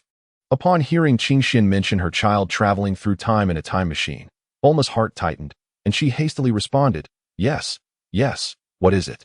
Do you have something to say?" Her voice trembled, clearly sensitive to this topic. Noticing her distress, Qing Xian quickly reassured her, "I said not to be anxious, for the matters that require your concern are yet to come." Bulma felt even more uneasy upon hearing this, yet she maintained a facade of composure and asked, "So, what exactly is it?" Qing Xian smiled gently and replied, "Trunks' journey to the past will not affect the present timeline. Rather, it influences an alternate reality." His words struck Bulma like a thunderclap, leaving her wide-eyed and astounded, utterly unable to comprehend his meaning. To clarify, he had created another timeline, as the future of his realm had altered while this one remained unchanged. Thus, his travels to the past bore no consequence, only endlessly generating parallel realities. After releasing Bulma, Qing Xian began to explore the laboratory, examining this and touching that. "I know what you intend to do. You wish to protect these humans and alter the past to resurrect Goku and the others, right? Rest assured, did I not mention that whenever I desire, I can bring back to life those you wish to resurrect, provided they have not reincarnated and are still in the underworld?" Qing Xian elaborated on the conditions for resurrection, affirming that even those who have naturally passed away from age or illness could be revived. Chapter 61. The Threat. Dearest Miss Bulma, as long as you acquiesce to my request, I shall grant you boundless assistance. Furthermore, I possess the means to ensure your perpetual youth and beauty, perhaps even fulfill your desire for immortality. Qing Xian's voice seemed imbued with a certain enchantment, softly echoing in Bulma's ears like the whisper of a demon, rife with temptation. Moreover, I can resurrect any individual you wish to bring back, whether they are your dearly departed family and friends or others who occupy your thoughts. I can return them to the very moment before their demise, allowing them to re-enter your life. Such an extraordinary ability, does it not stir your heart? Qing Xian's words struck Bulma's heart like a heavy hammer. For a fleeting moment, a flicker of uncertainty crossed her gaze, as a tide of yearning and anticipation surged within her. Yet, in an instant, her expression solidified, and she coldly retorted, "I shall never agree to your terms. Who knows what sinister intentions lie behind your offer? The promise of eternal youth and the resurrection of loved ones may well be a grand trap, concealing unspeakable machinations. Qing Xian appeared unfazed by Bulma's reaction, a subtle smile curving his lips as he remarked, "Miss Bulma, do not be so quick to dismiss my proposition. I wield powers that you find difficult to refuse." With that, he waved his hands, and the surrounding space began to distort. To Bulma's horror, she beheld her deceased parents standing before her. Father, mother. As Bulma's body lunged forward like an arrow released from a bow, Qing Xian remained impassive, once more gesturing with his elongated fingers. In an instant, the figures of Dr. Briefs and his wife, Bunny, dissipated into the air like smoke, vanishing without a trace. Bulma, propelled by inertia, lunged forward only to find emptiness, crashing heavily to the ground. Her body, bereft of support, crumpled against the cold surface, as if all strength had been siphoned from her in that moment. Bulma's eyes brimmed with tears, her vision blurring as she glared at Qing Xian. Her voice trembling with anger. "What do you want from me? Why must you use such methods to threaten me?" Qing Xian's lips curved into a faint smile, his tone calm yet tinged with mockery as he replied, "Miss Bulma, it is quite simple. Should you concede to my modest request, the scene you just witnessed can become reality, and you shall be reunited with your parents for eternity." Bulma clenched her jaw, striving to suppress the fear and fury bubbling within, attempting to maintain her composure. "What is it that you desire? Name your wish, and I shall grant it, provided you cease this torment." A note of desperation crept into her voice. However, Qing Xian did not immediately respond, instead relishing the anguish and helplessness that enveloped Bulma in that moment. At last, he slowly began to speak. "Miss Bulma, what I seek is not beyond your capabilities." Yet before Qing Xian could finish his sentence, Bulma could no longer contain herself. Her emotions surged forth like a torrent breaching its dam, and she collapsed onto the ground, her hands covering her face as she wept bitterly. Her cries were heart-wrenching, as if she were releasing all the anguish and sorrow that resided within her. Her parents had been brutally slain before her eyes by number 17. They had sacrificed their lives to shield her, to protect her whereabouts from being revealed. And yet now this detestable Qing Xian tormented her in such a manner, forcing her to oscillate between hope and despair. This filled Bulma with an overwhelming sense of pain and guilt. Qing Xian gazed at Bulma with a smile, his voice deep and resonant, capable of penetrating the very essence of one's soul. "Bulma, you must comprehend that my request is, in fact, quite simple. I merely require your assistance in my training, which should not pose a challenge for you. After all, you wish to resurrect your parents, do you not? Surely, you would not want your child Trunks to encounter any misfortune." He paused momentarily to gauge Bulma's reaction, then continued. "You must understand that altering the past and future is strictly prohibited by the laws of the universe. Any who dare to defy these laws shall face the wrath of the universe's most formidable destroyer, and may even be utterly annihilated." Qing Xuan's tone grew grave, yet his eyes shimmered with a hint of confidence. "However, I am unlike others. My power has transcended that of the destroyers, which grants me capabilities beyond the ordinary. Thus, I alone possess the means to assist you in realizing your desires, and that is the essence of what I can offer." Bulma's eyes widened in disbelief, her expression one of incredulity. She stared intently at Qing Xian, as if searching for even the slightest indication of deceit upon his visage, yet his expression remained steadfast and unyielding, rendering his words beyond reproach. Qing Xian smiled once more and gently waved his elongated fingers, a mysterious luminescence flickering before them, as if the very fabric of space were being torn asunder, revealing a wondrous and spectacular scene. Before them unfolded a tableau of fierce combat, featuring Son Wukong, Vegeta, and the destroyer engaged in a tumultuous battle. Son Wukong's form was entirely different from what Bulma had previously witnessed. His hair gleamed with a golden radiance, his muscles defined, each movement imbued with power and swiftness. Bulma watched in awe as Son Wukong transitioned through various forms, from Super Saiyan 1 to Super Saiyan God Blue, and then to Vegeta's transformations from 1 to 2, culminating in the transcendent Super Saiyan Blue. She could hardly believe her eyes. Qing Xian, noticing Bulma's astonishment, smiled and elucidated. "The might of a Super Saiyan is formidable. Each transformation from Super Saiyan 1 to Super Saiyan God Blue entails a tremendous enhancement of power." He meticulously detailed the multiplicative relationships between the various forms of the Super Saiyan, leaving Bulma utterly spellbound.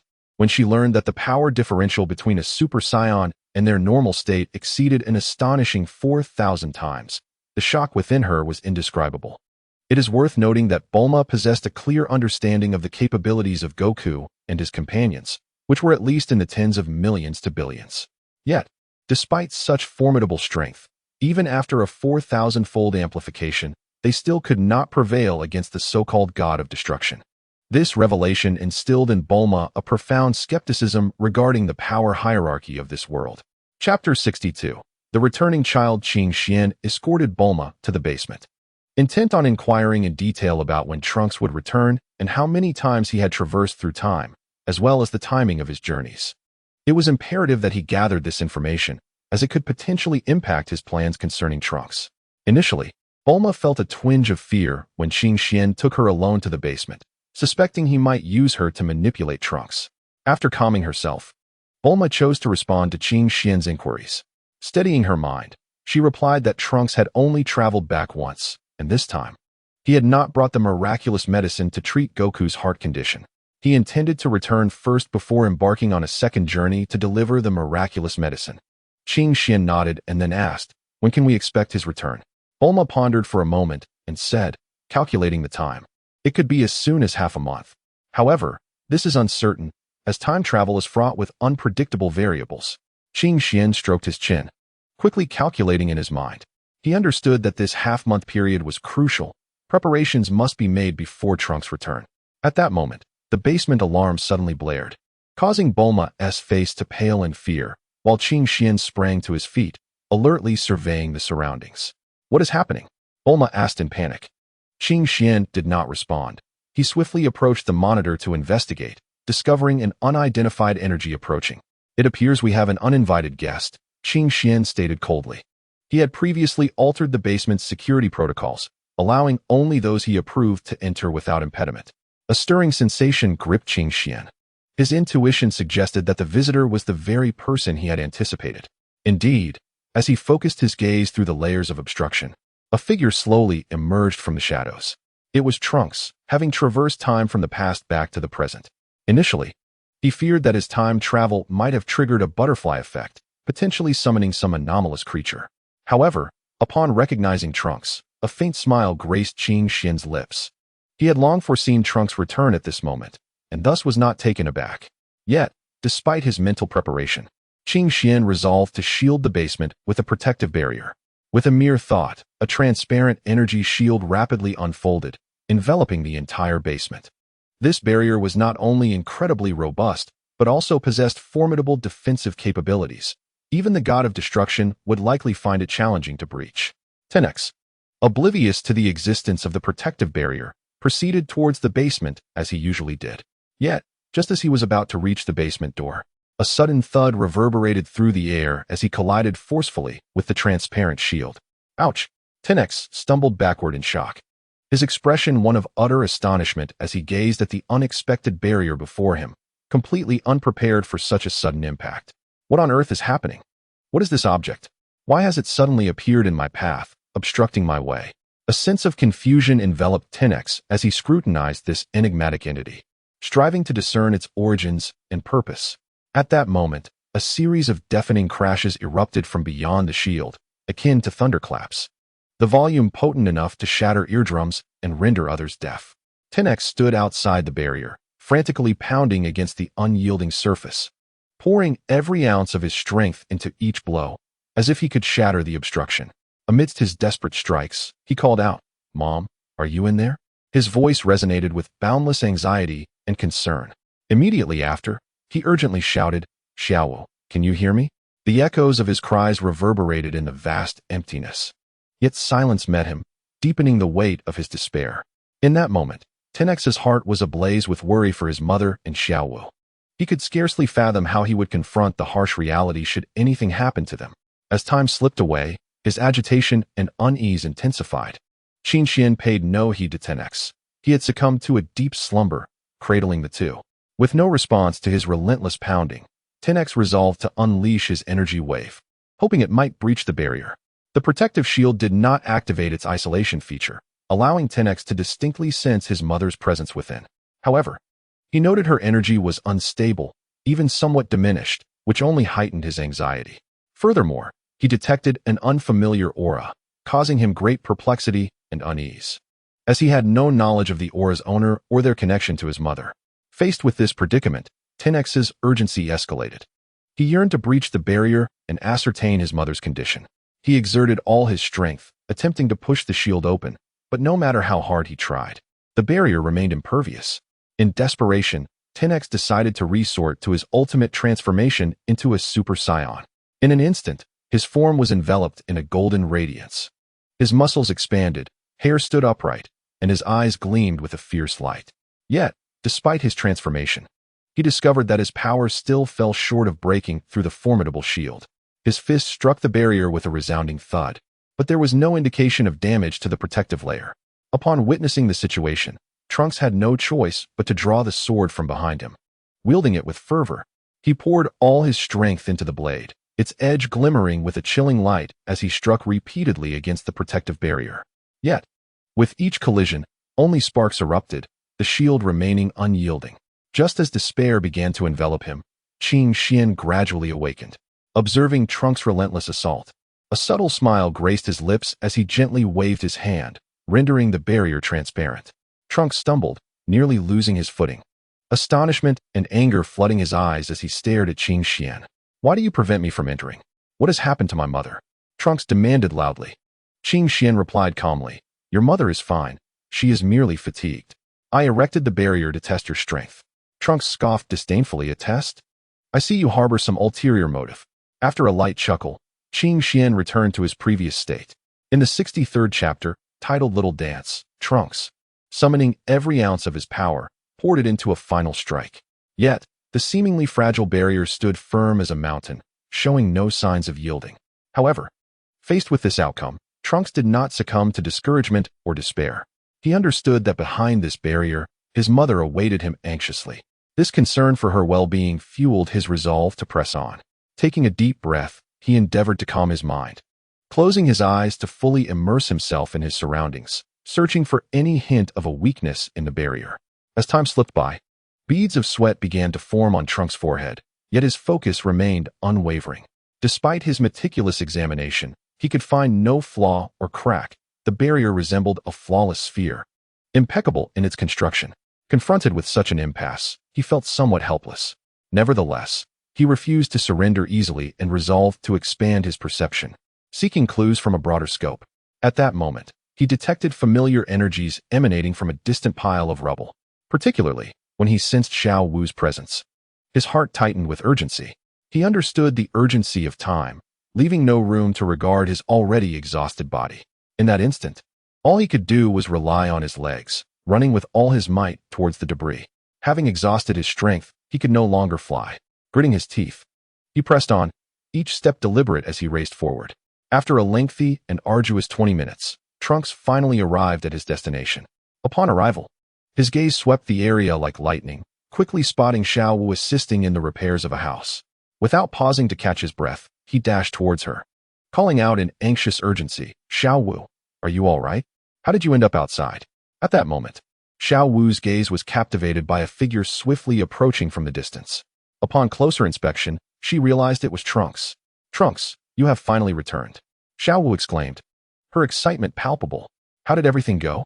Was it successful?" Although Xiao Wu understood that Trunks had traversed time using a time machine, she was oblivious to the specifics of his mission. However, Trunks did not immediately respond to her inquiry. His brow furrowed with anxiety as he questioned, "Xiao Wu, you haven't answered my question. How did you all end up outside? Why didn't you find a place to hide? What if the androids discover you?" His voice revealed a hint of urgency and concern. Then, Trunks pressed on, "And what about my mother? Why isn't she with you? I sensed her presence over there, but it was extremely faint. It seems a bit better now. What on earth has transpired?" Trunks was overwhelmed with questions and unease, eager to learn what Xiao Wu and the others had endured during his absence. His face was etched with worry, his brow tightly knit, filled with dread and apprehension regarding the androids. Yet, Xiao Wu gently reassured him, stating that there was no need to fear the androids any longer, for Lord Qing Xian had subdued them and would ensure their safety. "Rest assured, Trunks, with Lord Qing Xian around, we will be fine." Her words were like a gentle spring breeze, soothing Trunks' anxious heart and providing him with a momentary sense of calm. Nevertheless, He could not entirely shake off his trepidation regarding the androids. After all, those formidable beings had inflicted considerable pain and threat upon him in the past. At that moment, the others began to gather around, echoing Xiao Wu's sentiments and praising Lord Qing Xian. Indeed, Lord Qing Xian is truly remarkable. They chorused. Not only has he subdued the androids, but he also plans to train us. Perhaps one day, we too can soar through the skies like Trunks. Their words were like warm sunlight, gradually dispelling the shadows that loomed over Trunks' heart. Curiosity and anticipation began to blossom within him regarding Lord Qing Xian, as he wondered if this figure truly possessed the power to protect them and even enhance their strength. Suddenly, a young woman with short hair stepped forward from the crowd. Though her attire was simple, her beauty was striking. Her fair skin and petite figure exuded an air of refreshing elegance. She approached Trunks directly and softly said, "Trunks, it seems your mother, Mrs. Bulma, has been left behind by Lord Qing Xian, presumably for some experiment. But do not worry, she hasn't emerged for several days. And we bring her meals every day." Trunks' complexion instantly paled, his eyes widening in disbelief as he stared at the young woman. The realization that his mother was left behind for experimentation filled him with a profound unease, causing his trust in Lord Qing Xian to waver. Trunks was acutely aware that his mother, Bulma, was an unparalleled and formidable scientist on this planet, a fact that left no room for doubt. However, he remained utterly oblivious to the true intentions behind Qing Xuan's decision to leave his mother behind. A plethora of thoughts began to swirl in his mind, each more speculative than the last. Yet he could not ascertain Qing Xuan's true motives. What compounded Trunks' frustration was the looming possibility that he might suddenly find himself with a new, powerful father figure, leaving him utterly at a loss. In the face of such a predicament, he felt entirely unprepared for what lay ahead. Nevertheless, the most pressing concern for Trunks was how to penetrate the impenetrable barrier. No matter his attempts, he seemed unable to discover a way through, which left him feeling despondent and helpless. Xiao Wu, observing Trunks, could not help but feel a surge of compassion for him. Noticing his pallid complexion, she realized he had likely not eaten, and promptly remarked, "You seem a bit under the weather. Have you eaten yet? Please wait a moment. I shall fetch you something to eat." Trunks offered a grateful glance in her direction, nodding slightly in agreement. Her gaze shifted to a location nearby, where a resounding noise had just erupted. Xiao Wu understood all too well that this was undoubtedly the sound of Trunks attacking the barrier. In truth, they had heard that commotion long before and were aware that Trunks had been relentlessly attempting to breach the barrier. This barrier possessed the ability to absorb energy and sound. Yet Qing Xian had not activated the sound absorption feature, allowing them to hear the deafening sounds of the assault. Chapter 64. Educating the Child. Indeed, the air has begun to improve. It seems that a smoke-free atmosphere is far more pleasant. Bulma inhaled deeply, savoring the fresh air, which lifted her spirits considerably. She slowly exited the basement, traversed the barrier, and stepped into the outside world. Sunlight enveloped her, and a gentle breeze caressed her hair, rendering everything so tranquil and beautiful. Qing Xian and Android 18 followed closely behind, and Qing Xian smiled at Bulma's joyful demeanor, his eyes reflecting a hint of tenderness. "Bulma, Trunks has returned. Would you like to go see him?" Qing Xian gently suggested, reminding Bulma of this significant news. Instantly, a radiant smile blossomed on Bulma's face, though a flicker of concern crossed her features. After all, Trunks' journey through time and space was fraught with uncertainty and peril. She could not ascertain whether he had returned safely. "Has Trunks really come back? Where is he now? Hurry, take me to him," Bulma exclaimed eagerly, her heart brimming with anxiety that left her unable to wait any longer. Qing Xian nodded and led Bulma toward Trunks' location. Along the way, Bulma's anxiety mounted. She incessantly inquired about Trunks' condition, while Qing Xian patiently addressed her questions, striving to assuage her worries. Yes, I will take you to him. He is currently with others, assisting them in restoring their home," Qing Xian assured as he carefully guided Bulma through the remnants of devastation. This desolate expanse may once have been a thriving city, but now it lies in ruins, with only remnants of walls and heaps of rubble scattered across the ground. Bulma quickened her pace, her heart brimming with concern for Trunks. At last, they spotted a gathering of individuals. This must be the congregation of the present. Bulma dashed forward like an arrow released from a bow, her anxious gaze sweeping over each person in hopes of catching a glimpse of Trunks. She called out incessantly, "Trunks! Trunks, where are you? Come out. Where could you have gone? Yet, her pleas echoed unanswered in the air, with no response from Trunks. Anxiety surged within Bulma, as the fear that Trunks might be in danger began to gnaw at her. She wove through the crowd, inquiring of each person if they had seen Trunks. But they all shook their heads in denial. Terror gripped her heart. She was afraid that something unfortunate had befallen him. In the midst of her frantic search, a voice suddenly emerged from the crowd. Sister Bulma, do not fret. Trunks has gone in search of food. She turned to see a young girl gazing at her. The girl continued, our food supplies are nearly depleted, and the crops take too long to mature to be of immediate use. Therefore, Trunks has ventured out to find more sustenance, as well as to seek out other humans who may be hiding. This girl was none other than the beautiful woman who had previously introduced Qin Xian to Trunks. Her name was Bidalai. Astonishingly, she was originally the wife of Gohan. However, in this world, the connection between Bidalai and Gohan was quite limited, with only a few fleeting encounters and no profound emotional bond to speak of. Consequently, Bidalai retained her youthful vitality, resembling a blossoming flower, exuding an enchanting charm, a paragon of beauty. At that moment, a figure streaked down from the sky like a bolt of lightning. As the crowd focused their gaze, they realized it was Trunks. However, the sight of him was shocking. His clothing was tattered, as if ravaged by a tempest.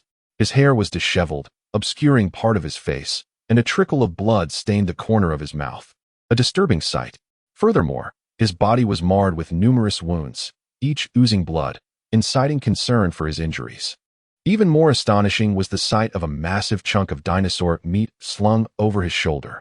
Its size a stark contrast to his form, like a colossal elephant beside an ant, clearly heavy. In his other hand, he bore a gigantic bag filled with seafood weighing several tons, piled high like a small hill. With the crucial fact being that the multifunctional capsules Trunks had brought were now completely filled. Accompanying Trunks in his descent was Android 17. In comparison, Number 17's condition was significantly better. Although his clothing bore a few wrinkles, it displayed no evident damage, clearly indicating he had not sustained any severe injuries. However, Number 17 had his right hand raised high, astonishingly supporting a massive house. This edifice appeared remarkably sturdy, seemingly housing numerous inhabitants. It was evident that a fierce battle had transpired between Trunks and Number 17. Trunks was evidently at a disadvantage, not only nursing wounds, but also being compelled by Number 17 to perform arduous labor. Mother, you have finally emerged. I was beginning to fear something had befallen you. Trunks exclaimed anxiously, his voice imbued with profound concern for his mother. He set down the burden he was carrying and dashed towards Bulma like a gust of wind, then abruptly threw himself into her embrace, as if seeking to pour forth all his fears and unease. All right, Trunks, do not worry. Mother is unharmed. Bulma gently stroked Trunks' hair, offering reassurance. Let me see the extent of your injuries. Trunks shook his head, indicating that he had not been severely harmed. Nevertheless, Bulma remained uneasy, meticulously examining every wound on his body. Just then, Qin Xian approached slowly. His steps were light and graceful, as though the entire world lay within his dominion.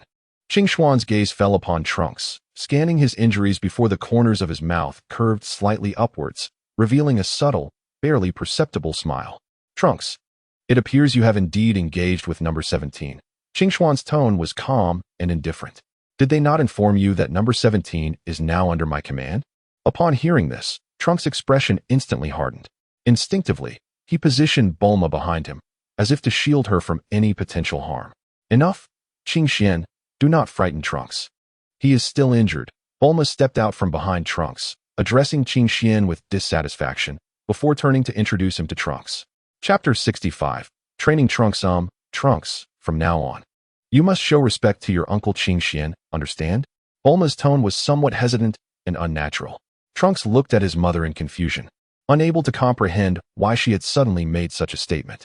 He silently mused about who this uncle Qin Xian truly was, to elicit such concern from his mother and transform her demeanor in this manner.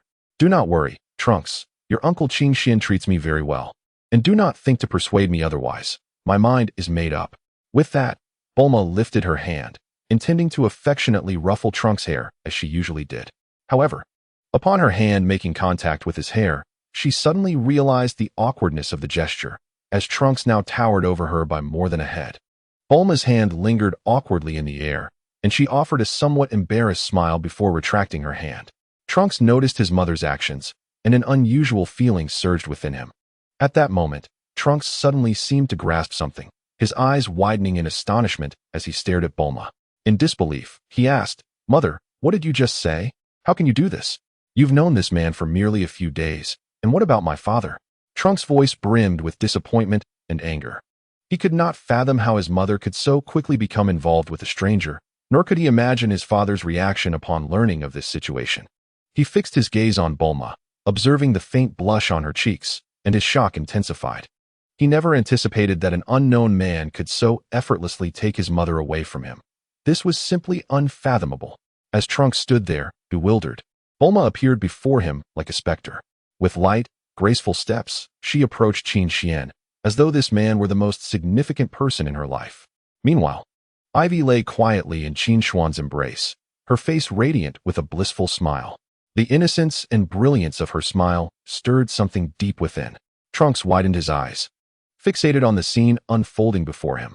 His heart, once filled with anger and confusion, began to dissolve as he beheld Bulma's long-lost smile of happiness.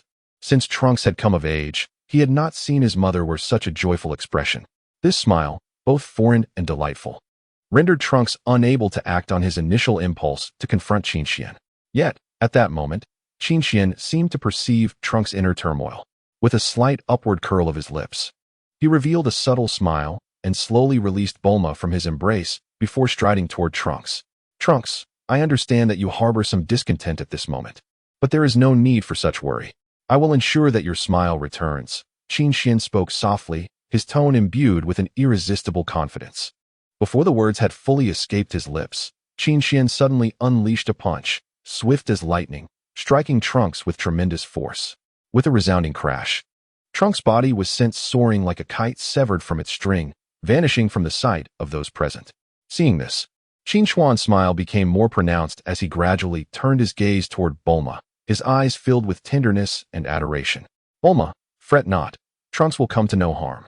I merely wish to impart a small lesson to him, to help him grasp certain truths," Qin Xian gently reassured, as if Trunks were merely a wayward child in need of guidance from a stern father.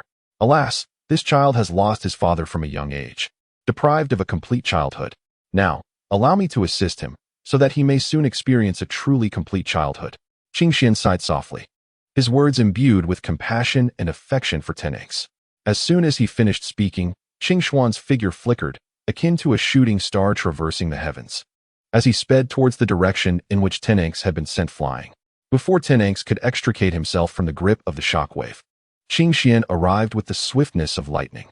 His speed was akin to a tempest, and in the blink of an eye, he had caught up with Tenenx. Without a hint of mercy, Qin Xian unleashed another punch, a blow imbued with the force of thunder, striking Tenenx with unrelenting power. Tenenx barely had time to react before he was propelled away, his body soaring like a cannonball into the vastness of space beyond Earth. Observing this, Qin Xian swiftly enveloped Tenenx in a protective shield. While this shield allowed Tenenx to breathe in the void of space, it offered no defense against harm. Thus, Tenenx found himself engaged in a breathtaking battle with Qin Xian amidst the stars. Anger and fear surged within Tenenx. He had never anticipated such cruelty from Qin Xian. Yet, his instincts for combat swiftly restored his composure, and he readied himself for Qin Xuan's next assault. Tenenx rapidly gathered formidable waves of energy in his hands. These waves crashing forth like tumultuous ocean tides, bearing the destructive force of nature as they surged towards Qin Xian. A slight smirk graced Qin Xuan's lips, revealing his disdain as he deftly sidestepped Tenenx's onslaught. Following this, he launched himself into the air, resembling a meteor as he charged towards Tenenx. Tenenx reacted with remarkable agility, skillfully turning to evade Qin Xuan's kick. In a swift motion, he seized Qin Xian's foot and hurled him away. Qin Xian executed a graceful somersault in midair, landing securely atop a meteorite. Not granting Tenenx a moment to regroup, he dashed forward, delivering a punch to Tenenx's abdomen, sending him hurtling once more. Tenenx finally came to a halt after crashing through dozens of massive meteorites, gasping for breath.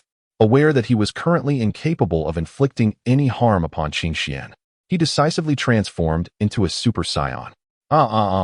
Successfully achieving his transformation, Tenenks radiated a golden aura, his power surging instantaneously. With eyes wide in fury, he charged once more at Qing Xian, his fists raining down like a torrential downpour. Qing Xian was taken aback by the minimal increase in Tenenks' strength following his transformation. And for a fleeting moment, he exerted too much force, nearly delivering a fatal blow to Tenenks. However, he quickly regained his composure and began to counterattack. The two engaging in a fierce clash amidst the cosmos, energy waves reverberating violently against the surrounding meteorites, shattering them into fragments. Seizing an opportunity, Tenenks concentrated his energy into a colossal sphere and hurled it fiercely towards Qing Xian. Chapter 66. Super Saiyan 2. A sly smile danced upon Qing Xian's lips as he beheld Trunks, once again sent hurtling through the air. Without a moment's hesitation, he unleashed a devastating energy blast. The energy beam surged forth like a bolt of lightning, infused with boundless might, and struck Trunks with unrelenting force.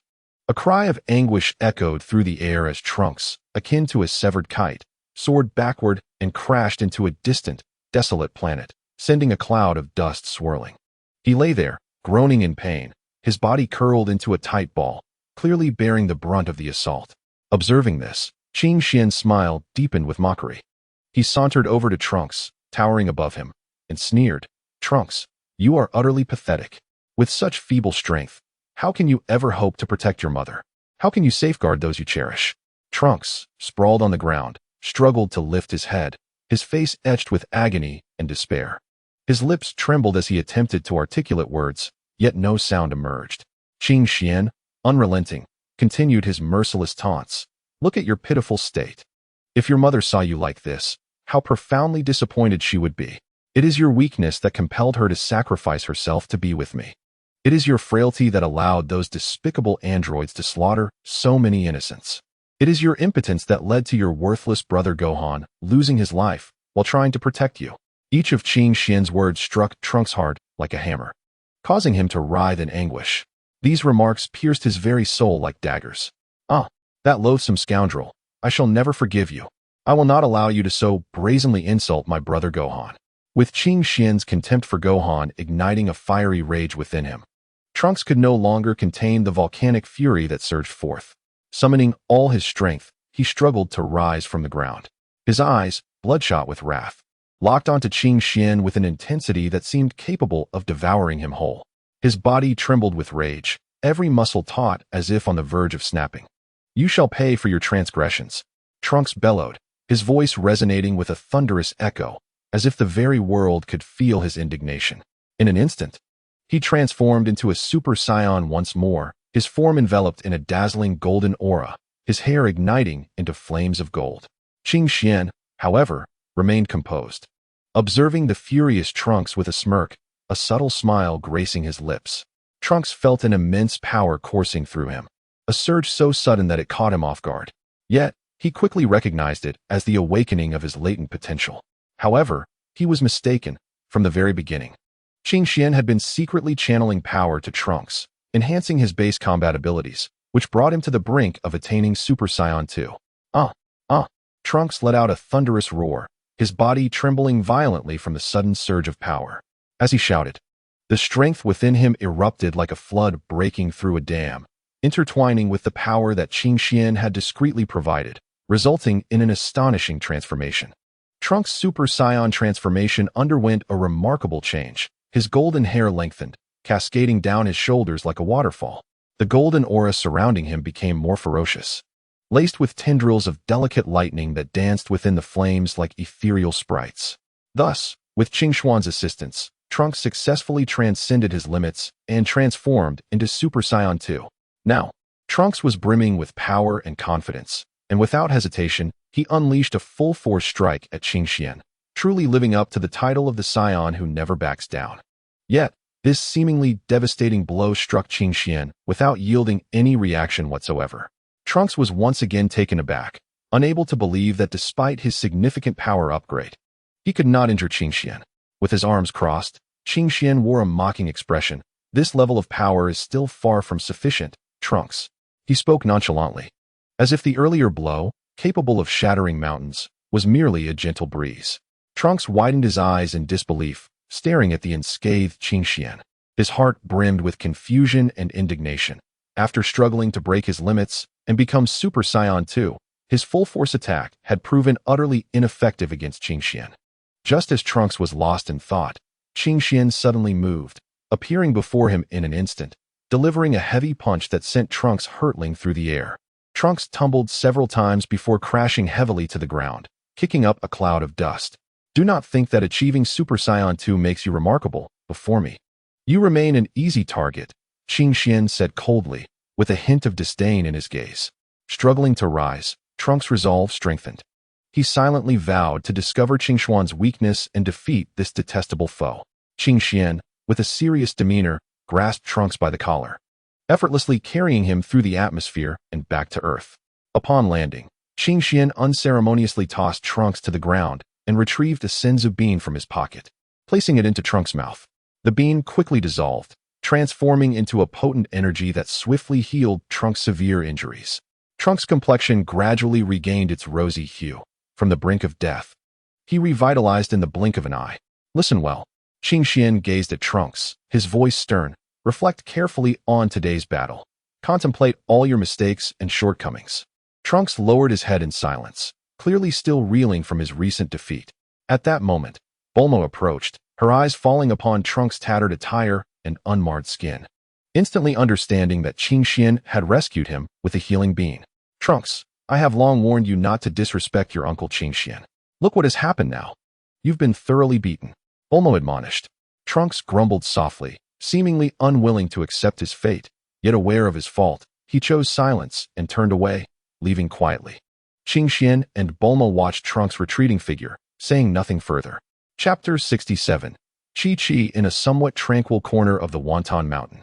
A beautiful woman of not excessive age stood silently before a house.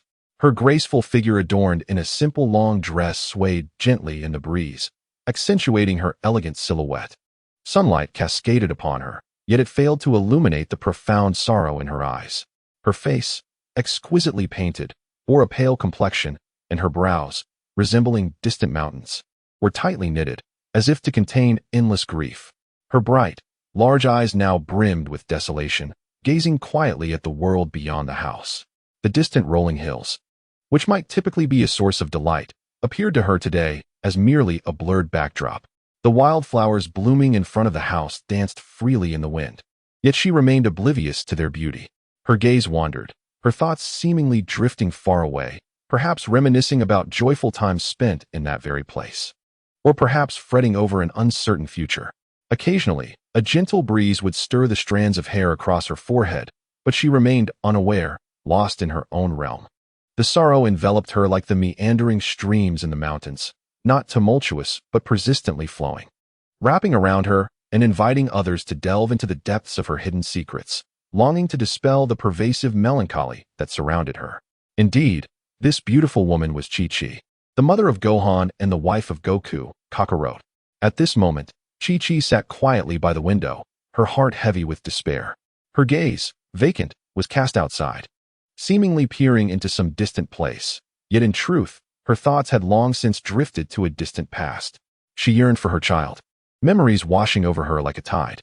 She recalled the blissful moments shared with her son, the laughter they had enjoyed together, and the challenges they faced side by side, alongside her husband Kakarot. Yet, fate proved to be cruel. Her husband had succumbed to a sudden heart ailment, leaving her in profound grief. Even more heart-wrenching was the loss of her son, Gohan, who had perished in battle against the androids, number 17 and number 18. It was a heart-stopping conflict, where Gohan, despite exerting every ounce of his strength, ultimately fell short against the overwhelming might of his adversaries. Tears streamed down Chi-Chi's pale cheeks like a string of broken pearls, each droplet imbued with profound longing for her husband and child. As she became engulfed in sorrowful reminiscence, a familiar voice suddenly pierced the silence from behind her. Chi-Chi, Chi-Chi, what is the matter? Startled, Chi-Chi snapped back to reality, her heart racing in disbelief. She could scarcely trust her own ears. The voice belonged to Bulma. Whirling around, she was indeed met with the sight of Bulma standing behind her, a concerned expression gracing her features. Just moments ago, Chi-Chi could hardly believe her eyes. wide open and fixated on Bulma, as if fearing this was merely a figment of her imagination. Since the passing of son Wukong, her connection with Bulma had dwindled to near nothingness, leaving her enveloped in trepidation and anxiety, even questioning whether Bulma, too, had faced misfortune. However, as Bulma stood before her in the flesh, all doubts evaporated, replaced by an ineffable joy and exhilaration. "Bulma, you are alive. How wonderful." Chi-Chi's voice quivered, tears flooding her eyes like a dam bursting. She turned and embraced Bulma tightly, terrified that if she let go, her friend would vanish. For years, Chi-Chi had lived in seclusion atop Baozi Mountain, isolated from the world.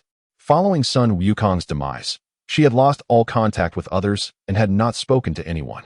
Each day was steeped in solitude, subsisting on the fruits of her own labor and the spring water of the mountains.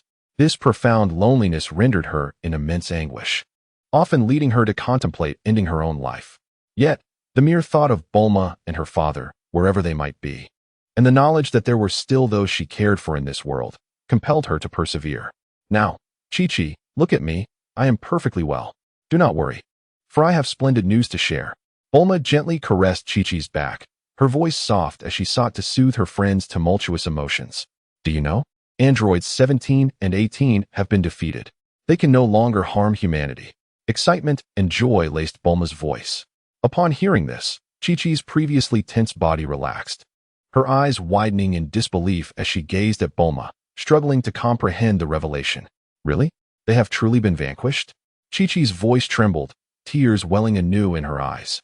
"Indeed, and even more astonishingly, they have been subdued by Qingxian," Bulma explained with a smile, signifying that they would no longer commit evil deeds and would henceforth be obedient. A smile gradually spread across Chi-Chi's face, her sobs swelling in volume. But this time they were not tears of sorrow. Rather, they were tears of overwhelming joy. At last, her vengeance had been realized, a heavy burden lifted from her heart, and this exhilaration and relief rendered her unable to contain her emotions. Chi-Chi nestled in Bulma's warm embrace, weeping incessantly like a child. Her frail body trembled slightly, akin to a leaf caught in the wind. Yet, after enduring such immense emotional turmoil, her strength and spirit had reached their limit, and she finally succumbed to a deep slumber in Bulma's arms. Although she had fallen asleep, glistening tears lingered at the corners of her eyes, a testament to the profound pain and sorrow residing within her heart. Residual traces of tears adorned her cheeks, as if narrating the tumultuous emotional tempest she had just weathered. Surprisingly, a faint arc of a smile emerged between her tightly closed lips, a barely discernible hint of joy. This delicate smile, though faint, resembled the first ray of sunlight piercing through the dense fog of dawn, offering a glimmer of hope and warmth. "Sleep now, Chi-Chi. All will be well upon your awakening. From this moment forth, you shall no longer feel such solitude or struggle. We will be by your side, unwavering in our support." Bulma gently caressed Chi-Chi's hair, holding her for a while before enlisting Qingxuan's assistance. "Qingxian, could I trouble you to help me carry Chi-Chi back to her room?" Bulma spoke softly, her face etched with concern as she gazed at Chi-Chi lying on the bed. "I wish for her to have a peaceful rest. Ever since son Gohan's passing, she has been unable to sleep soundly." Qingxian nodded, carefully cradling Chi-Chi as if she were a precious porcelain artifact. Bulma followed closely behind, her heart heavy with empathy for Chi-Chi. Once they entered the room, Qingxian gently placed Chi-Chi on the bed and tucked her in. Bulma sat at the bedside, gazing at Chi-Chi's pale visage, tears welling in her eyes. "Do not fret too much, Bulma," Qingxian reassured her. "I have just bestowed a small measure of energy upon Chi-Chi and given her a senzu bean. I believe she will recover soon." Grateful, Bulma glanced at Qingxian, saying, "Thank you, Qingxian. I truly do not know what I would do without you." Qingxian smiled in response. "There is no need for thanks. We are good friends, after all. Now, let us grant Chi-Chi some time and space to rest."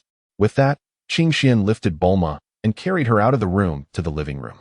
He gently placed her on the sofa and sat beside her, offering silent companionship.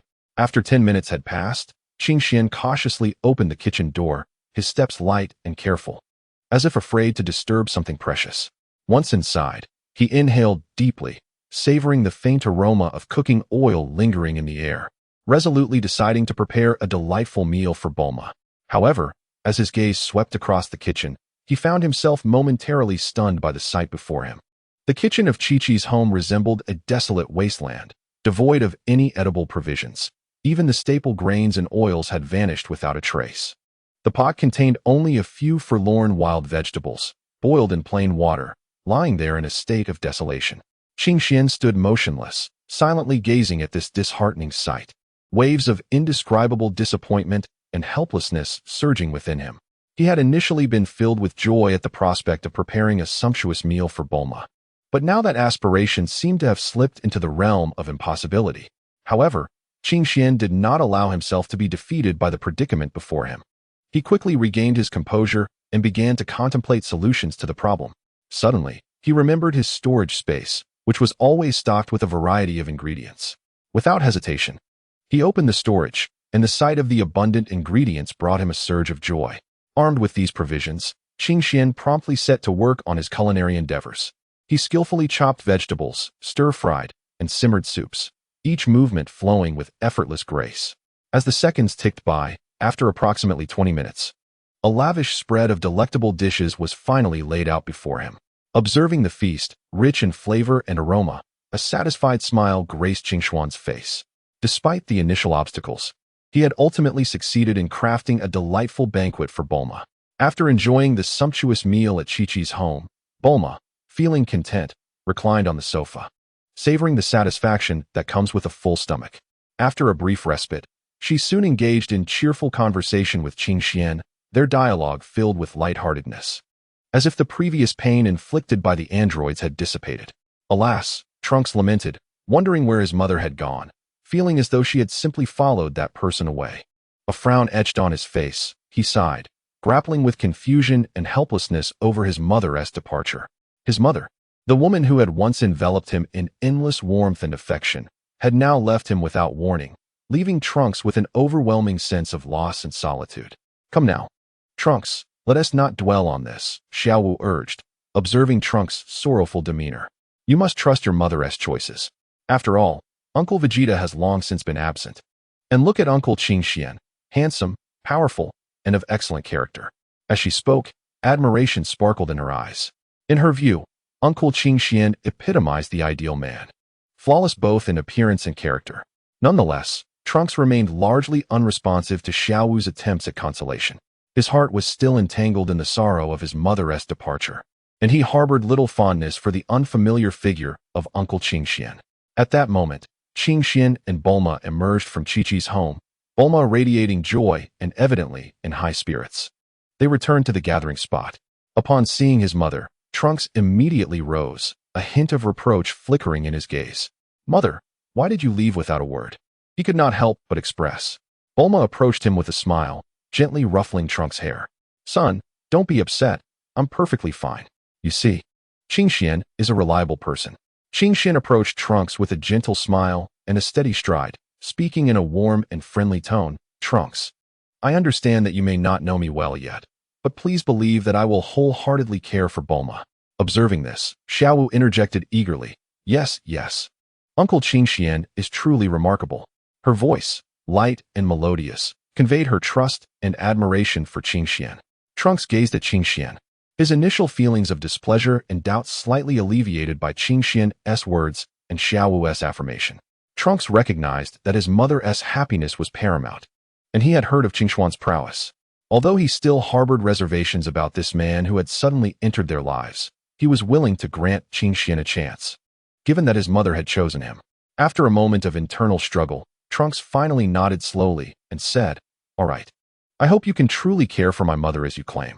Bulma, standing nearby, watched Trunks' reaction and a smile of relief graced her face. She understood that her son's acceptance held great significance for Qing Xian, and in that moment, the dynamics among them seemed to subtly shift.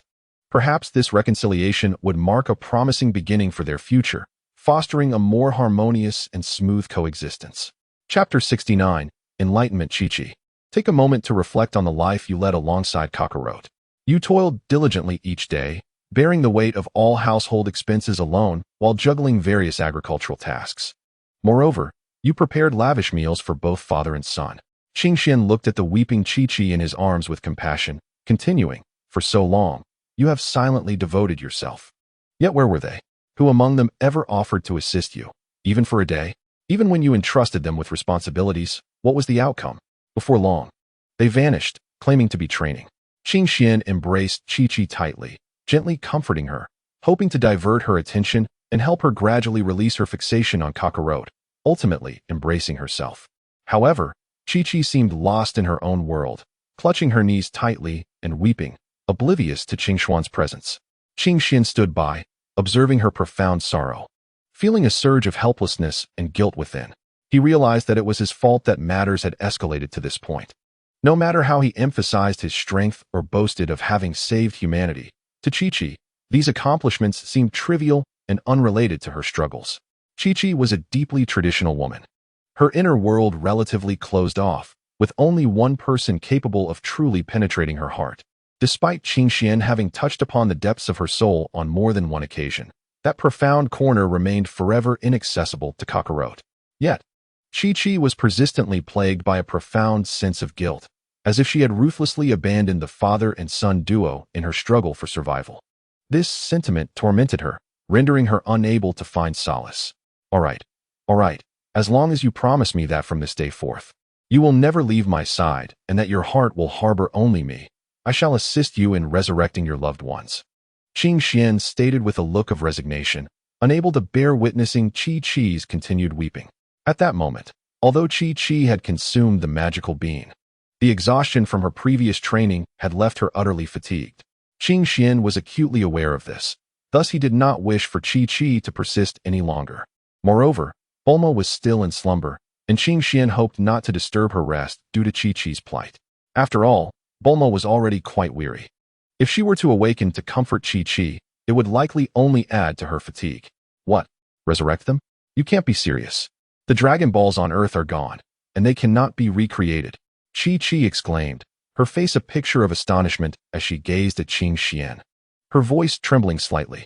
A flicker of hope had ignited within her heart, only to be extinguished by the harshness of reality. Kakarot and Son Gohan were of immense significance to her, and the anguish of losing them was unbearable. What will you use to bring them back? You must be deceiving me. You're merely trying to trick me with your words and bully me once more. Chi-Chi's emotions surged, her tears welling up as her voice brimmed with fury and despair. However, just as she was on the brink of collapse, she suddenly perceived a dissonance in the situation. Although Qing Xian's words sounded exhilarating, they seemed to conceal an element of unreality. Following her fury, Chi-Chi completely lost control of her emotions, her cries erupting like a deluge, resonating throughout the room. The volume of her lament was so overwhelming that it roused Bulma from her slumber. Bulma, rubbing her eyes and sitting up groggily, mumbled, "Who is crying so pitifully in the middle of the night?" When she finally became fully aware and realized the cries were emanating from Chi-Chi, she immediately leaped out of bed and hurried to her side. "What's wrong?" "Chi-Chi, please don't cry," Bulma gently consoled, softly patting Chi-Chi's back. Qing Xian stood by, observing the scene with a resigned sigh. He turned to Bulma and said, "I told her I could resurrect Kakarot and the others, but she doesn't believe me. She thinks I'm lying." Bulma regarded Qing Xian thoughtfully before turning to Chi-Chi. "Chi-Chi, please calm down and listen to me. Qing Xian possesses extraordinary abilities. He truly has a way to resurrect Kakarot and the others." Chi-Chi's sobs did not cease. She stammered, but the Dragon Balls on Earth are gone. How can we bring them back without the Dragon Balls?" Qing Xian's lips curled into a mysterious smile. "Fear not, Chi-Chi, for I have my own means. I am aware that Dragon Balls also exist on other planets. As long as we can locate those Dragon Balls, we shall undoubtedly fulfill the wish of resurrection." Kiki, filled with skepticism, gradually ceased her tears. She raised her tear-streaked face to gaze at Qing Xian, inquiring, "Are you truly sincere?" Qing Xian regarded Kiki with utmost seriousness and replied, "I would never deceive you. As long as you agree to my terms, I shall ensure it." Upon hearing this, Kiki hesitated, her brow furrowing slightly. After a moment of contemplation, she slowly nodded in agreement. The reason for her hesitation stemmed from a sudden recollection of the existence of Dragon Balls on the distant Namek star. Moreover, she had once personally utilized the large Dragon Balls of the Namekians. However, the exact location of the Namekians remains a mystery to all. It is likely that only the King of Worlds is privy to such knowledge. As Kiki reminisced, Her heart once again fell into turmoil and indecision.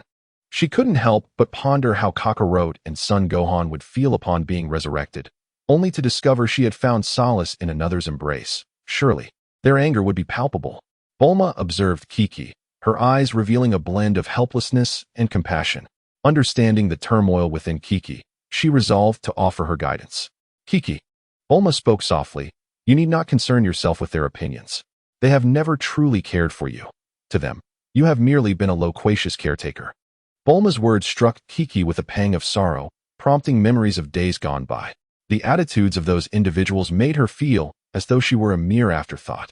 Furthermore, Bulma continued, they have long departed from this world, especially Son Goku, who has been gone for over a decade.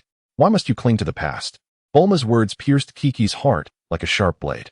She recognized the truth in Bulma's statement, yet the act of relinquishing her attachment to Son Goku seemed insurmountably challenging. Bulma sat beside Kiki, gently grasping her hand and offering a soothing caress. This gesture provided Kiki with a sense of warmth and comfort. Kiki, you must believe in your own worth and significance. You are a strong woman with your own life and dreams. Do not allow the past to shackle you. Look forward and embrace a new life. Bulma's voice resonated with encouragement and support. Chapter 70. Training with two aspirants. Qin Xian gazed at the two individuals, their hearts brimming with a yearning for formidable power, and an involuntary wave of sentiment washed over him. He understood all too well that immense power could often lead one to madness, causing the loss of reason and self. Nevertheless, Qin Xian also recognized that such an opportunity was rare. If seized, it could not only enhance his own strength, but also cultivate capable allies. After much contemplation, Qin Xian ultimately resolved to acquiesce. He spoke slowly, it is not impossible for me to teach you, but there is a prerequisite. From this moment forth, you must fully obey my commands without the slightest hint of defiance. Moreover, during the training process, there must be no trace of negligence. Qin Xuan's gaze was piercing, intently fixed upon the two individuals before him, observing their reactions. After exchanging a glance, the two women nodded without hesitation, indicating their willingness to accept the conditions laid before them. Sensing this, Qin Xian felt a slight sense of relief. He looked at their earnest and resolute expressions and ultimately consented to allow them to cultivate together under his guidance. From this day forth, he declared, I shall officially lead you into the realm of cultivation, embarking on a wondrous journey of spiritual training. With a gentle smile, he continued, first, you must calm your minds and attune yourselves to the surrounding energy. This energy is omnipresent. It is the most fundamental force in the universe. Strive to capture it. Absorb it into your beings and endeavor to control its flow. At his words, Chi-Chi and Bulma immediately closed their eyes, adjusted their breathing, and concentrated intently on sensing that enigmatic energy. However, the initial progress proved to be less than smooth. Despite their efforts to follow Qin Xuan's instructions, the energy flowed like a mischievous sprite, eluding their grasp just as they were about to touch it. As time ticked away, beads of perspiration began to form on Bulma's forehead, her brow furrowing in evident anxiety and frustration. Finally, she could no longer contain herself and exclaimed, I still can't feel it. Noticing her distress, Qin Xian quickly offered words of comfort. Do not despair, Bulma. This requires time and focus. It is not something that can be achieved instantaneously. Take your time, you will surely succeed. Just as Bulma felt disheartened, Chi-Chi suddenly cried out in surprise. I think I can feel it. All eyes turned to her, and they beheld a faint glow surrounding her body. Though the radiance was exceedingly subtle, it unmistakably signified the presence of energy fluctuations. Qin Xian nodded approvingly, encouraging Bulma to continue her attempts. Inspired by Chi-Chi's breakthrough, Bulma rejuvenated her spirit, and after a while, she too successfully sensed the energy. Qin Xian observed them with satisfaction and remarked, excellent. Next, we shall learn how to harness this energy. The golden hues of the setting sun bathed the three figures, marking the commencement of a new chapter in their cultivation journey. Had I retained the dual cultivation energy within you earlier, he mused, it might have facilitated your perception of the energy. However, considering your earlier state, the energy could easily spiral out of control and potentially harm others. Thus, I chose to allow you to sense it independently for now. In truth, Qin Xian had sealed within them an immense reservoir of energy, amounting to a staggering 500,000 units. Yet, he had chosen to keep this energy sealed for the time being. After all, for those unaccustomed to cultivation, suddenly possessing such a vast amount of energy would undoubtedly lead to a myriad of complications. Therefore, his previous words were indeed intentional, aimed at preventing any potential overreach or mishap in future confrontations. He continued, "The simplest application of this energy is to condense it into your fists and feet, thereby enhancing the potency of your attacks. Now, I invite you to try gathering the energy into your fists." Chi-Chi and Bulma once again closed their eyes, diligently striving to follow Qingxuan's guidance. Quickly, Chi-Chi responded, her fists aglow with a faint luminescence. She attempted to strike, shattering a nearby stone. Seeing this, Bulma redoubled her efforts, yet always fell just short. In her moment of frustration, she suddenly felt a surge of power within, realizing that Qingxian had discreetly released a fragment of her sealed energy, aiding her in finding her rhythm. With exhilaration, Bulma unleashed a punch that generated a formidable force. Qingxian smiled and nodded, acknowledging their talent. "Well done, both of you. Next, we shall learn to harness more advanced techniques, such as flight." With that, Qingxian lightly leapt, hovering in midair. Chi-Chi and Bulma widened their eyes, brimming with anticipation for the new challenge. As the sun set, their training continued. Thus, Qingxian guided them relentlessly in their practice, and after a year in this alternate realm, they finally achieved a profound understanding. Meanwhile, Qingxian consistently engaged them in combat. As the battle progressed, Chi-Chi and Bulma gradually adapted to Qingxuan's rhythm, beginning to counterattack. Noticing their improvement, a hint of excitement flickered in Qingxian's eyes as he subtly raised the intensity of his assaults, energy swirling around him, creating a powerful aura. Chi-Chi and Bulma felt the pressure of this energy, struggling to breathe, yet they did not falter. Instead, their fighting spirit ignited. Suddenly, Qingxian altered his approach, his movements becoming elusive and difficult to predict. Bulma, using her intellect, began to analyze his attack patterns, while Chi-Chi concentrated, striving to sense Qingxuan's energy. In a flash, a spark ignited in Chi-Chi's eyes. She had seemingly uncovered a flaw in Qingxuan's defense. With a fierce shout, she charged toward him, followed closely by Bulma, their synergy unleashing a fierce onslaught. Qingxian was taken aback by their ability to discern his feigned vulnerability in such a brief span, but he remained composed, skillfully evading their strikes. The battle raged on, their figures darting across the arena, the sound of energy clashing reverberating through the air. Chapter 71. Further training. With a gentle smile, Qingxian addressed Chi-Chi and Bulma. "Now, I shall teach you how to utilize your energy for flight. In truth, it is not a difficult endeavor." Upon hearing this, Bulma sprang from her seat, excitement radiating from her like a jubilant rabbit, her eyes shimmering with eagerness. "Really? Let us begin at once. I can hardly wait to soar." Chi-Chi, too, clenched her fists in anticipation, gazing expectantly at Qingxian. Observing their enthusiasm, Qingxian smiled softly before patiently explaining. "First, you must calm your minds and feel the flow of energy within your bodies. Attempt to distribute your energy evenly throughout, as naturally as breathing. Then, using the power of their minds, channel the energy to create an upward thrust." With that, Qingxian gracefully leaped, floating in midair like a feather. Upon witnessing this, Bulma and Chi-Chi immediately attempted the method Qingxian had demonstrated. However, Bulma barely lifted a few centimeters off the ground before losing her balance and crashing to the ground with a thud, wincing in pain. In contrast, Chi-Chi's performance was notably superior. She soared into the air with grace, resembling a butterfly dancing in the breeze, managing to linger in the sky for several seconds. Yet, this fleeting joy was short-lived, as she ultimately succumbed to the pull of gravity, plummeting back to the earth like a shooting star. Despite this, Qingxian remained undeterred, exuding optimism and encouragement for Bulma and Chi-Chi. With a gentle yet resolute voice, he reassured them, "Do not rush, take your time. As long as you persevere, success will surely follow." Furthermore, Qingxian personally demonstrated various flying postures, akin to his seasoned mentor. He showcased elegant movements and fluid techniques in the air, allowing Bulma and Chi-Chi to grasp the essence of flight more intuitively. Under Qingxuan's patient guidance, Bulma and Chi-Chi continued to experiment, fail, and retry. Gradually, they mastered the art of flying, progressing from brief ascents to soaring freely, each advancement sparking their excitement. At long last, Bulma and Chi-Chi were joyfully flitting around the yard, They resembled two liberated birds, reveling in the joy of flight, their laughter echoing in the air. Qing Xian stood nearby, quietly observing their happiness, a gratifying smile gracing his face.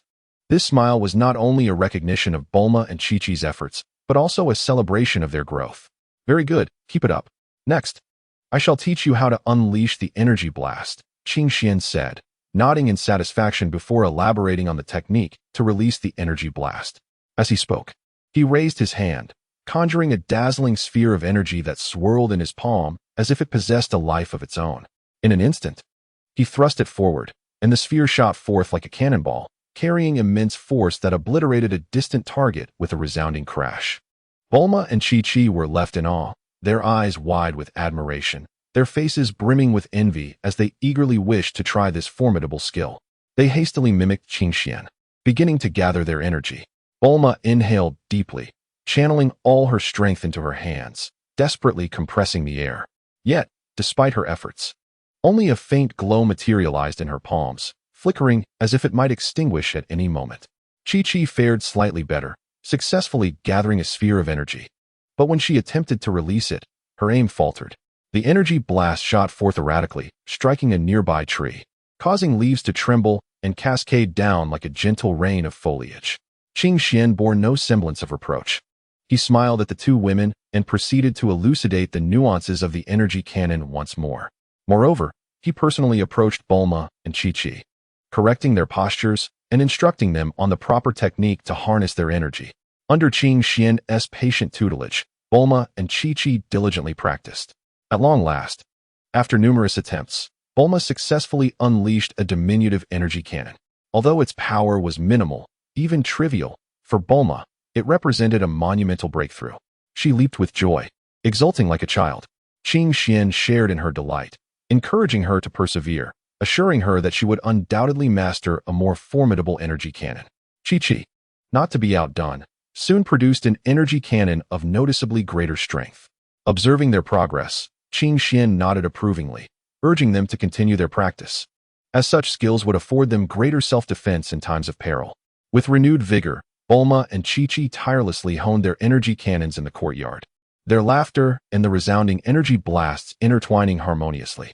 Next, I shall gradually teach you how to swiftly harness your newfound powers, ensuring that you do not become ensnared by the allure of strength, Qing Xian declared as he guided Bulma and Chi-Chi into their next training session.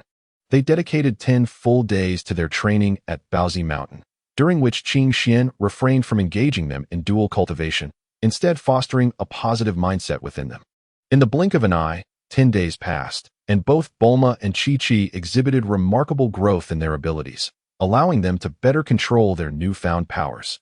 This progress indicated that Qing Xian could expedite their further development, helping them channel their inner combat desires. During this period, Qing Xian was not idle. He constructed his own palace within this realm. Upon completion, he resolved to take Bulma and Chi-Chi to the palace to experience the new environment while continuing their training. As they stepped into the palace, the opulent decor left Bulma and Chi-Chi in awe. The exterior of the palace was grand and imposing, while the interior was a breathtaking spectacle, with crystal chandeliers casting a gentle glow, marble floors polished to a mirror-like sheen, and exquisite murals adorning the walls. Bulma excitedly darted about, touching this and examining that, her voice filled with wonder. Chi-Chi, more composed, surveyed her surroundings, her eyes reflecting curiosity about the new environment. Qing Xian led them to the training room, which housed an array of training apparatus. Now, we shall embark on more advanced training, he announced. He positioned Bulma and Chi-Chi before an energy absorption device, guiding them to absorb more potent energy. Initially, they struggled to acclimate, their energy surging chaotically within them. However, under Qing Xian's guidance, they gradually mastered the technique of absorption. With each wave of energy absorbed, they felt their strength ascending steadily. Chapter 72. Bu Qing Xian stood at the heart of the palace, surrounded by resplendent decor and dazzling light. He gazed quietly at the surrounding space, as if the entire palace lay within his dominion. Suddenly, he gently waved his finger, and a faint beam of light shot forth from his fingertips, rapidly expanding outward. This light spread like ripples, enveloping the entire palace. As the radiance diffused, the flow of time seemed to alter. What was once a slow passage quickened as if a fast-forward button had been pressed, causing everything within the palace to accelerate in motion. Qing Xian observed this scene with satisfaction, the corners of his mouth curving slightly into a smile. This ability to manipulate the flow of time mirrored the methods he employed within his own castle.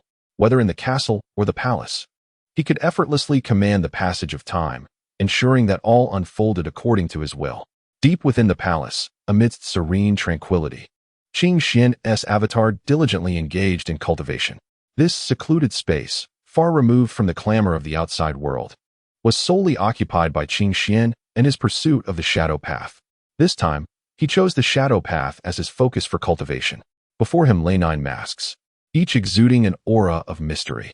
The 10th mask adorned his face, symbolizing a connection between him and the shadow path. Qing Xian closed his eyes, centering his thoughts, and surrendered himself entirely to the power of the kingdom of shadows. He felt the dark energy coursing through him, gradually permeating every cell. The essence of the shadow path lay in the mastery of all shadows, transforming them into extensions and weapons of oneself. Taking a deep breath, Qing Xian began to explore this mystery by harnessing the power of the kingdom of shadows.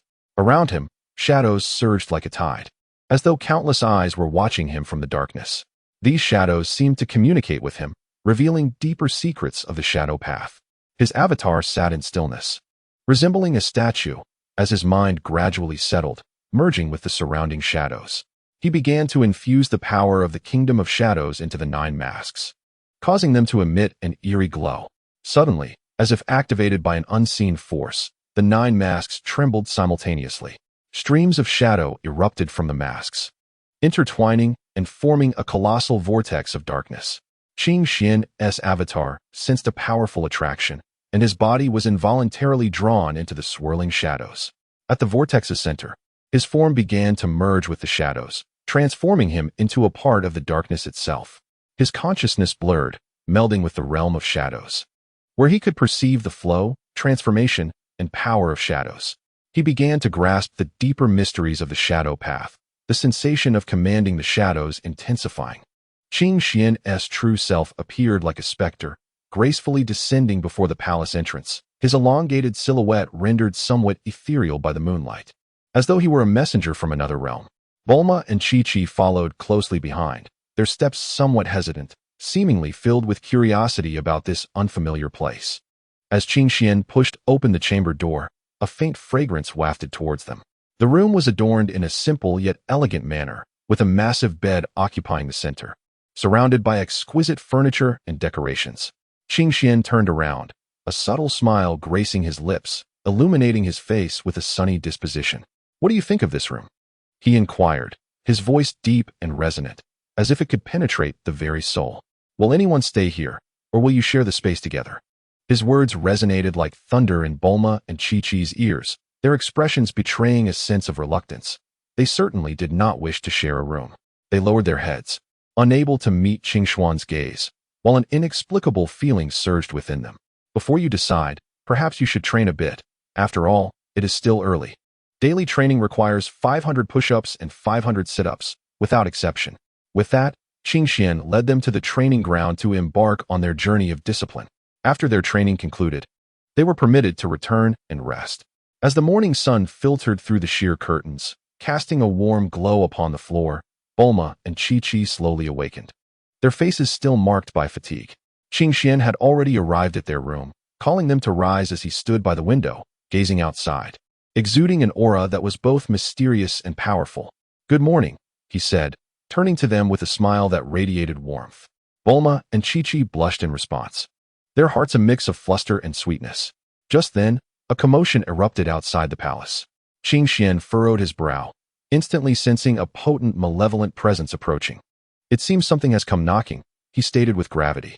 "You stay here, I will investigate." This sinister aura was none other than that of Majin Buu, who had just been born on this very day.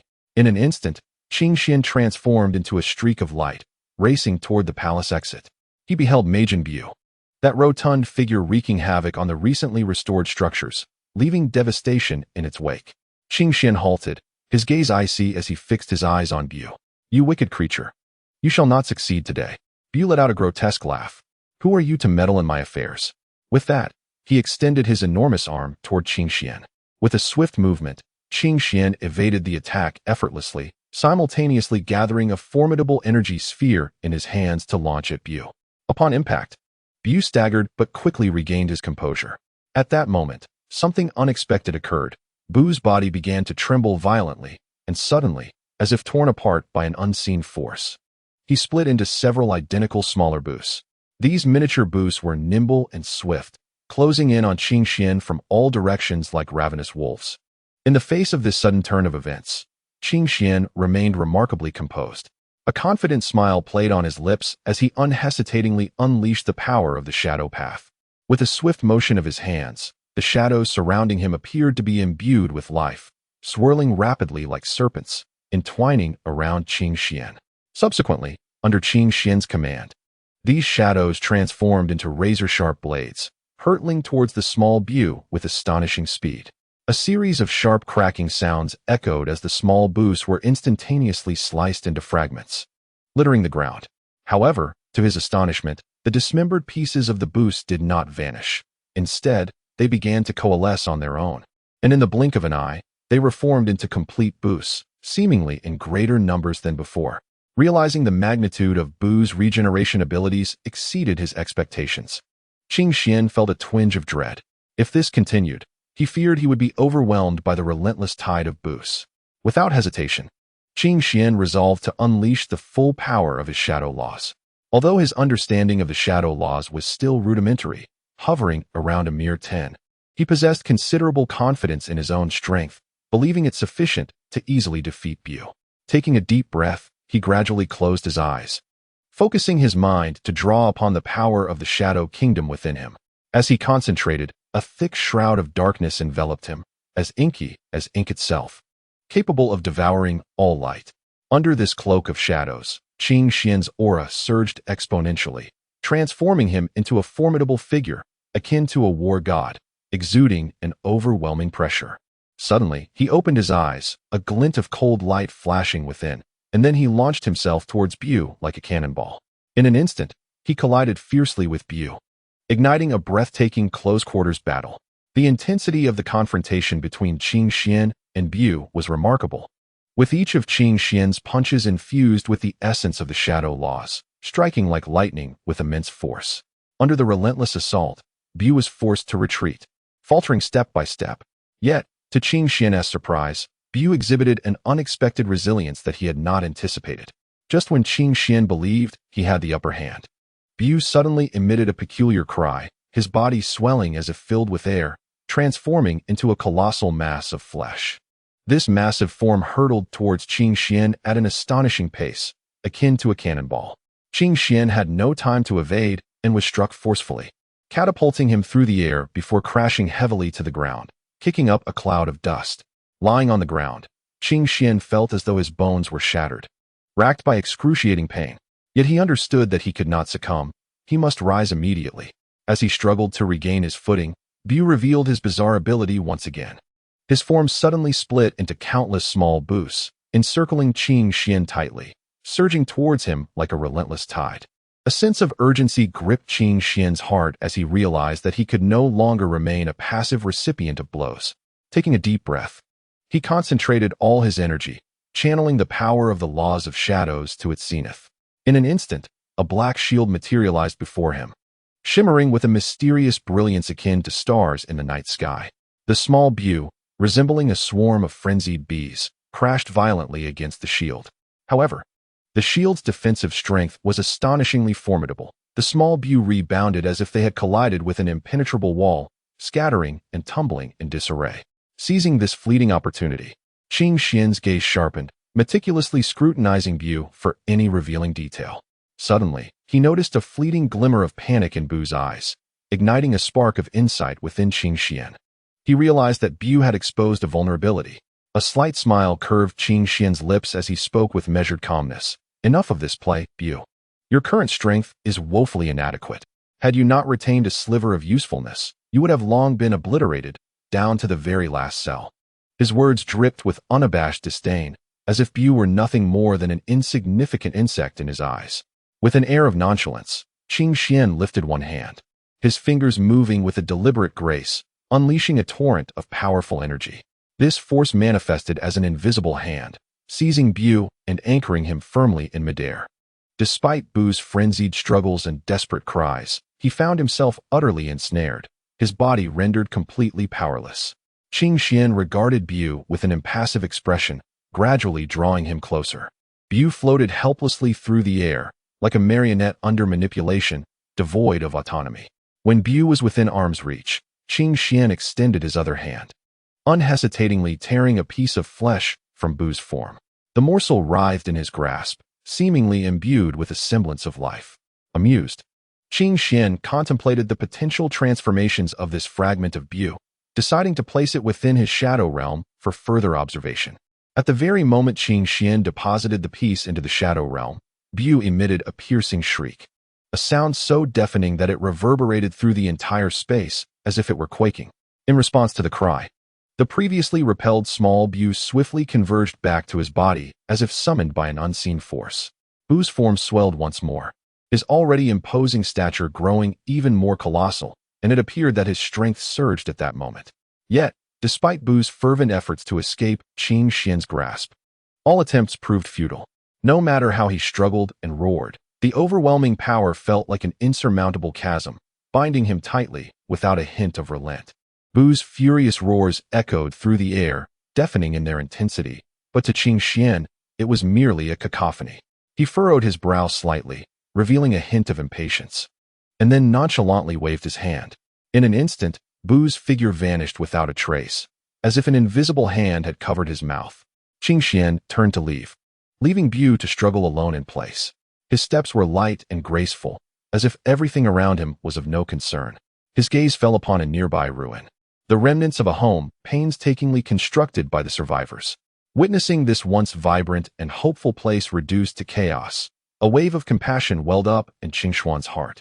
He paused, silently contemplating the devastation, as though he could feel the pain and despair of those who had survived. After a moment of silence, Qing Xian slowly raised his hand and gently waved it towards the ruins. In that instant, a miracle occurred. The dilapidated buildings seemed to be enchanted, swiftly restoring to their former glory, even more beautiful and magnificent than before. The walls gleamed as white as snow, the rooftops shimmered with golden light, and the windows sparkled like mirrors. The entire home was reborn, resembling a paradise. After restoring their home, Qing Xian unhesitatingly turned to leave with number 18, offering them no opportunity to express their gratitude. However, as he walked further away, he suddenly halted, glanced back at the still stunned and joyous crowd, and imparted a profound message. First, follow Trunks and train diligently. With your current strength, you are far too weak, otherwise you would not have allowed the demon Bu to so easily devastate your home. Qing Xuan's words resonated like thunder in their ears. They exchanged glances, a complex array of emotions surging within them: shame, regret, and profound gratitude and admiration for Qing Xian. After a moment of silence, the crowd seemed to awaken from their reverie, kneeling in unison to deeply bow in the direction Qing Xian had departed, collectively proclaiming, "Thank you, Lord Qing Xian, for your concern and guidance. We shall forever remember this and will strive doubly hard in our training, ensuring that no one can easily destroy our home again." This scene appeared to freeze time itself. Qing Xuan's silhouette receded in the sunlight, while those kneeling in gratitude expressed their deepest thanks to the savior of their home in their most sincere manner. Trunks, initially oblivious to Qing Xuan's words, found his mind haunted by the earlier encounter with Bu, the terrifying demon who effortlessly turned people into chocolate, including himself. He watched helplessly as so many lives were extinguished in an instant, filled with despair and helplessness. Had it not been for Qing Xuan's timely arrival, they would have surely become mere sustenance for the demon.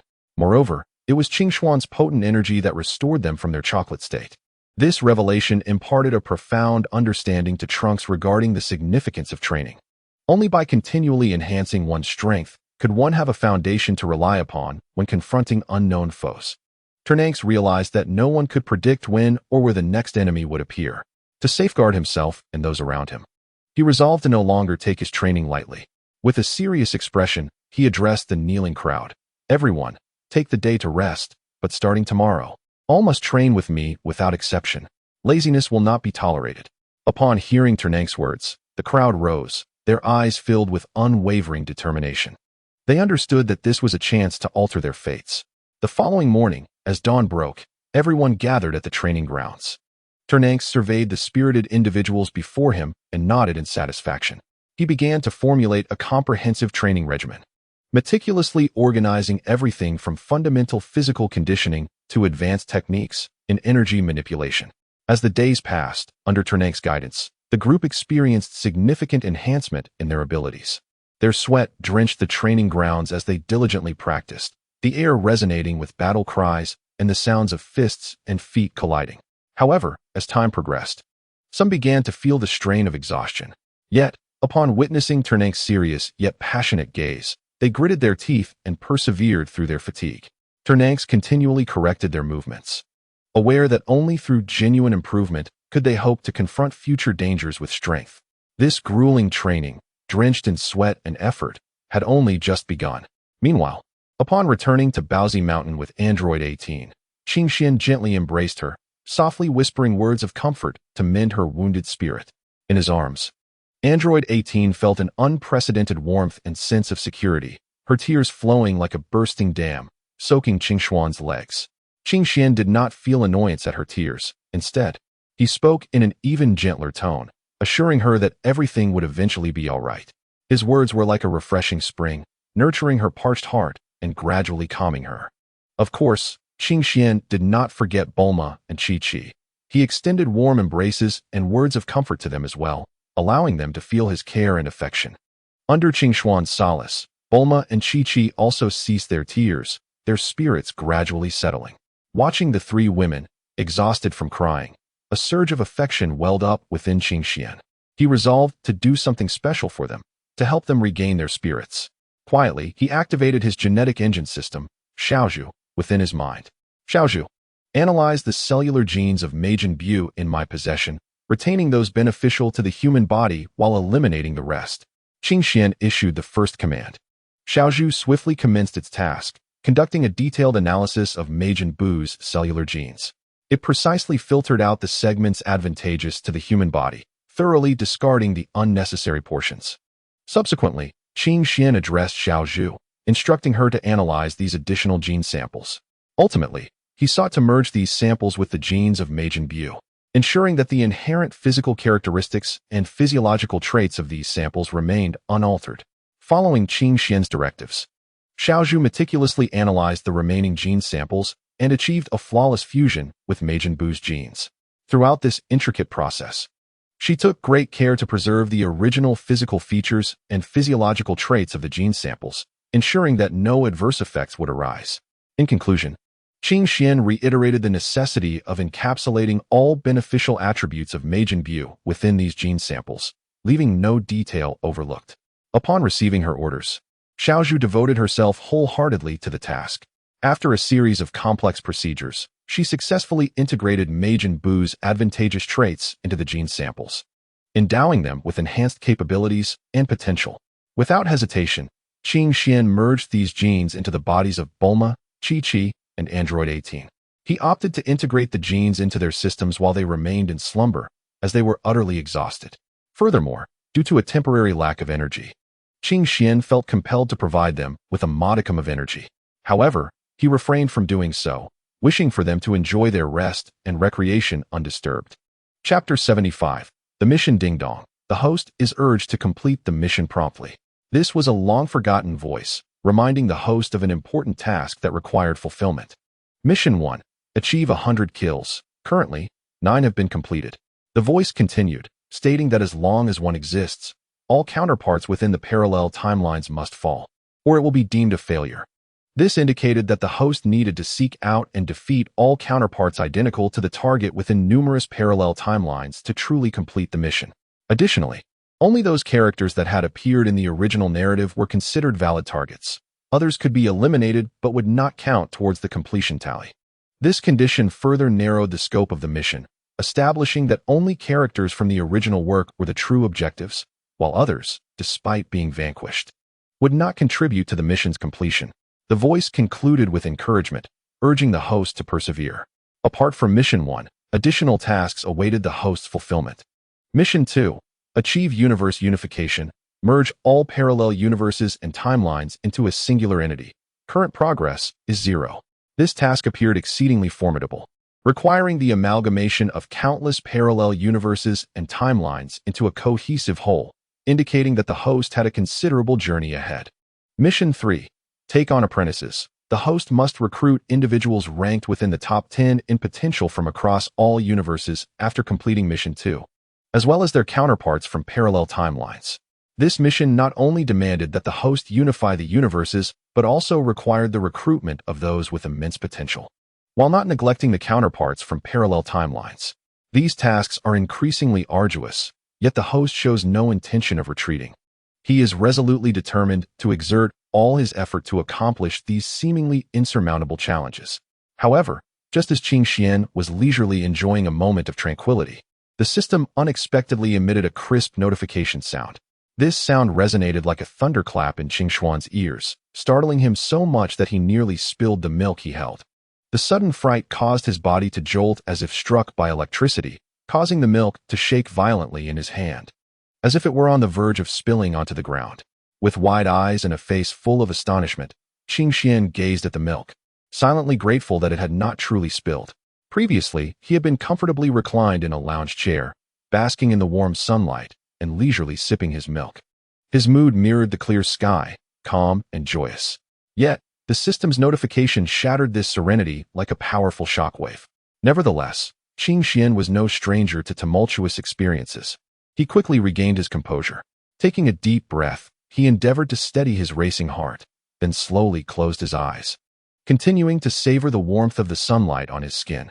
Though he outwardly appeared calm, internally, his mind was far from tranquil.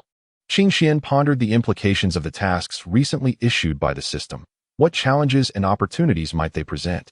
Various scenarios flashed through his mind, and the more he contemplated, the more he sensed that these tasks were not as straightforward as they seemed. However, to Qing Xian, these tasks were child's play, devoid of any real challenge. With minimal effort, he could swiftly complete them. Yet, since there was no time constraint on these tasks, he felt no urgency. He preferred to take his time and relish the process. System, what on earth is going on? Why have these tasks been suddenly issued? And how am I supposed to complete the first one? Qing Xian anxiously questioned in his mind. Ding dong. Please rest assured, the tasks have been generated based on the deepest thoughts of the host's heart, with only a slight increase in difficulty. After all, given your attributes, these tasks should not prove too daunting. The system's voice resonated in Qing Xuan's mind, tinged with a hint of teasing. Upon hearing this, Qing Xian felt somewhat speechless. He was aware that he could be a tad unruly at times, but he did not expect the system to mock him so. Just as he was about to retort, he realized the system was not inclined to grant him that opportunity. Host, the tasks have been issued and cannot be retracted, modified, or reduced. So please, give it your all. I am confident that with your abilities, you will successfully complete these tasks. The system's voice echoed once more, leaving no room for Qing Xuan's protests. Very well, host. I fully understand your decision. After all, you have your own matters to attend to, and I have several subordinates who require my guidance. I shall adhere to your request, maintaining a low profile except during the issuance of tasks and their completion. Nevertheless, rest assured, I will retain some essential functionalities, such as the check-in mode and system storage. This way, you can continue to enjoy the conveniences and benefits provided by the system. Should you require my assistance, feel free to reach out to me through specific means, and I will respond to your needs promptly. Additionally, I will keep a close watch on your progress to ensure that you navigate your tasks smoothly. I hope you and your subordinates achieve success in your endeavors. Should any issues arise or assistance be needed, do not hesitate to inform me. As soon as the system's voice faded, it dissipated like a wisp of smoke, as if it had never existed. Qing Xian stared in astonishment at the spot where the system had vanished, his heart's outcry swelling like a tide. System, come back to me. His voice echoed in the vast emptiness, tinged with indignation. When have I ever given you orders? When have I made such demands? You ought to clarify this. Qing Xian's emotions surged, his shouts reverberating within him, yet the system remained unresponsive. Confusion and anger swirled within him, intertwining to the point of near despair. After a while, Qing Xian's cries gradually subsided. He came to the realization that no matter how fervently he called, the system would not reappear. This harsh reality struck him like a heavy hammer, leaving him feeling powerless and despondent. He primarily wished to avoid being shackled by any tasks. He desired to act of his own volition, rather than being coerced into labor. Chapter 76. The Demon Gene Kiki, your strength is still inadequate. Although you possess a combat power of 15 million, it remains insufficient, and your combat style is monotonous, rendering you unable to withstand your adversaries. Bulma. While your battle power exceeds Kiki's by a significant margin, your reflexes are sluggish, and you lack experience, unable to even defeat a puppet of equivalent power. After instructing Kiki, Bulma, and Little Wu, as well as Biddy Li, Qing Xian sought out Trunks. Trunks, just look at your current state. You are utterly pathetic. You are no match for me, unable to even contend with my normal form, let alone protect Little Wu, your mother, or any other humans. Qing Xian regarded the fallen Trunks with disdain, mockingly. Trunks gritted his teeth, his eyes filled with resentment and fury. He glared at Qing Xian, silently vowing to conquer this formidable foe. Struggling to push himself off the ground, he attempted to rise again, but due to his severe injuries, his body wobbled uncontrollably, nearly causing him to fall once more. However, Trunks did not surrender. He steadied himself with all his might, took a deep breath, and summoned every ounce of strength to shout, "No, I shall never relinquish my resolve. I am determined to grow stronger, powerful enough to safeguard everyone." Even as he uttered these words, a dazzling golden radiance erupted from Trunks' being, akin to a volcanic eruption. This luminescence enveloped him in an instant, as if bestowing upon him a resplendent golden armor. Simultaneously, Trunks' aura surged forth like a wild stallion, ascending fervently. It was the encouragement from Xiao Wu and others that awakened the latent power within him, propelling him to a new realm of strength. Qing Xian squinted slightly, a hint of astonishment gracing his features. Trunks charged at Qing Xian with a fierce roar, his fists raining down like a torrential downpour. Qing Xian dared not underestimate him any longer and responded with earnestness. In that moment, their battle stirred a tempest, causing the very palace to tremble. Meanwhile, Xiao Wu and the other women, including Di Li, watched anxiously from the sidelines, rallying their support for Trunks. This breathtaking conflict resembled tumultuous waves, captivating all who beheld it, stirring their hearts. Yet, just as the spectators believed this fierce clash had reached its zenith, they realized it was merely the beginning. The true climax appeared far from fruition. Regrettably, this seemingly intense spectacle was merely an illusion. Despite Trunks' valiant display in battle, he remained firmly entrenched at the Super Saiyan 2 stage, having not achieved a genuine breakthrough. The primary reason for this predicament lay in his inadequate foundational combat strength. Furthermore, Trunks exhibited a conspicuous lack of experience. He had not devoted sufficient time to explore and comprehend the transformation techniques of Super Saiyan 3, rendering it difficult for him to unleash his potential through fury when confronted with formidable foes, thereby hindering his magnificent transformation. Upon your return, be sure to train diligently. Qing Xian advised Trunks earnestly. Your current strength is still too feeble. You must exert yourself twice as hard. The gravity room serves as an excellent training venue, and you should make full use of it. As for them, there is no need for you to concern yourself with guiding them. I shall have my doppelganger instruct them. After a brief pause, Qing Xian continued, remember, you are the linchpin in this battle. They are merely your support. Although they currently possess relatively weak combat abilities, it does not imply they will remain so in the future. Thus, you must train even more diligently, lest you allow others to surpass you with ease. Trunks, reflecting on Qing Xian's words, nodded thoughtfully, indicating his commitment to intensify his training. Subsequently, Qing Xian's doppelganger, accompanied by a multitude of capsules and the fatigued, slumped Trunks, returned to the town, which had been largely restored. Upon entering the town, Qing Xian's doppelganger addressed a leisurely strolling man. Summon everyone. I have significant matters to announce. The man initially contemplated uttering a curse, but upon recognizing the speaker as Qing Xian, he promptly sealed his lips, refraining from uttering another word. He swiftly turned and hurried towards the broadcasting room. Upon arriving at the broadcasting room, the man swiftly grasped the loudspeaker and proclaimed to the entire town, "Attention, everyone. Lord Qing Xian has an important announcement to make. Please gather at the square immediately." Within mere minutes, the square was filled with all the survivors. Without any hesitation, Qing Xian commenced his speech directly. From this day forth, I shall be your guide. As for Tenek, Due to his still immature abilities, he shall train independently. Until he meets my standards, he will no longer instruct you in your training. As soon as Qing Xian finished speaking, he unceremoniously cast Tenek aside, as if he were refuse. Next, with an impassive expression, Qing Xian retrieved a small capsule from his pocket and addressed the crowd. Inside this capsule lies a substance. Once you take it, inject the genetic serum into your bodies. It has the power to utterly transform you, allowing you to be reborn. Pausing briefly, he continued, this genetic serum can grant you an immortal constitution akin to that of the previously acknowledged puppets. As long as your cells remain intact, you can revive an infinite number of times. Upon hearing this, the crowd erupted in excitement, their eyes shimmering with a fervent desire for formidable power. Possessing such strength would not only ensure their own protection, but also grant them the ability to resurrect lost loved ones, a dream they all yearned for. Of course, Qing Xian had also administered this genetic serum to Tenek, who now lay unconscious, merely fatigued, with no signs of injury remaining. Qing Xian indifferently tossed the serum to them, as if it were a trivial matter. Yet, as they caught the vials, a glimmer of eagerness and greed flickered in their eyes. They could hardly contain their anticipation as they injected the serum into their bodies, treating it as a miraculous elixir that promised boundless strength. Observing this scene with a cold demeanor, Qing Xian silently sighed. Once they had all injected the serum, Qing Xian slowly spoke. Now, form two lines, men on the left, women on the right. Though somewhat perplexed, the crowd quickly complied with his instructions. In no time, the men stood in a line and the women in another.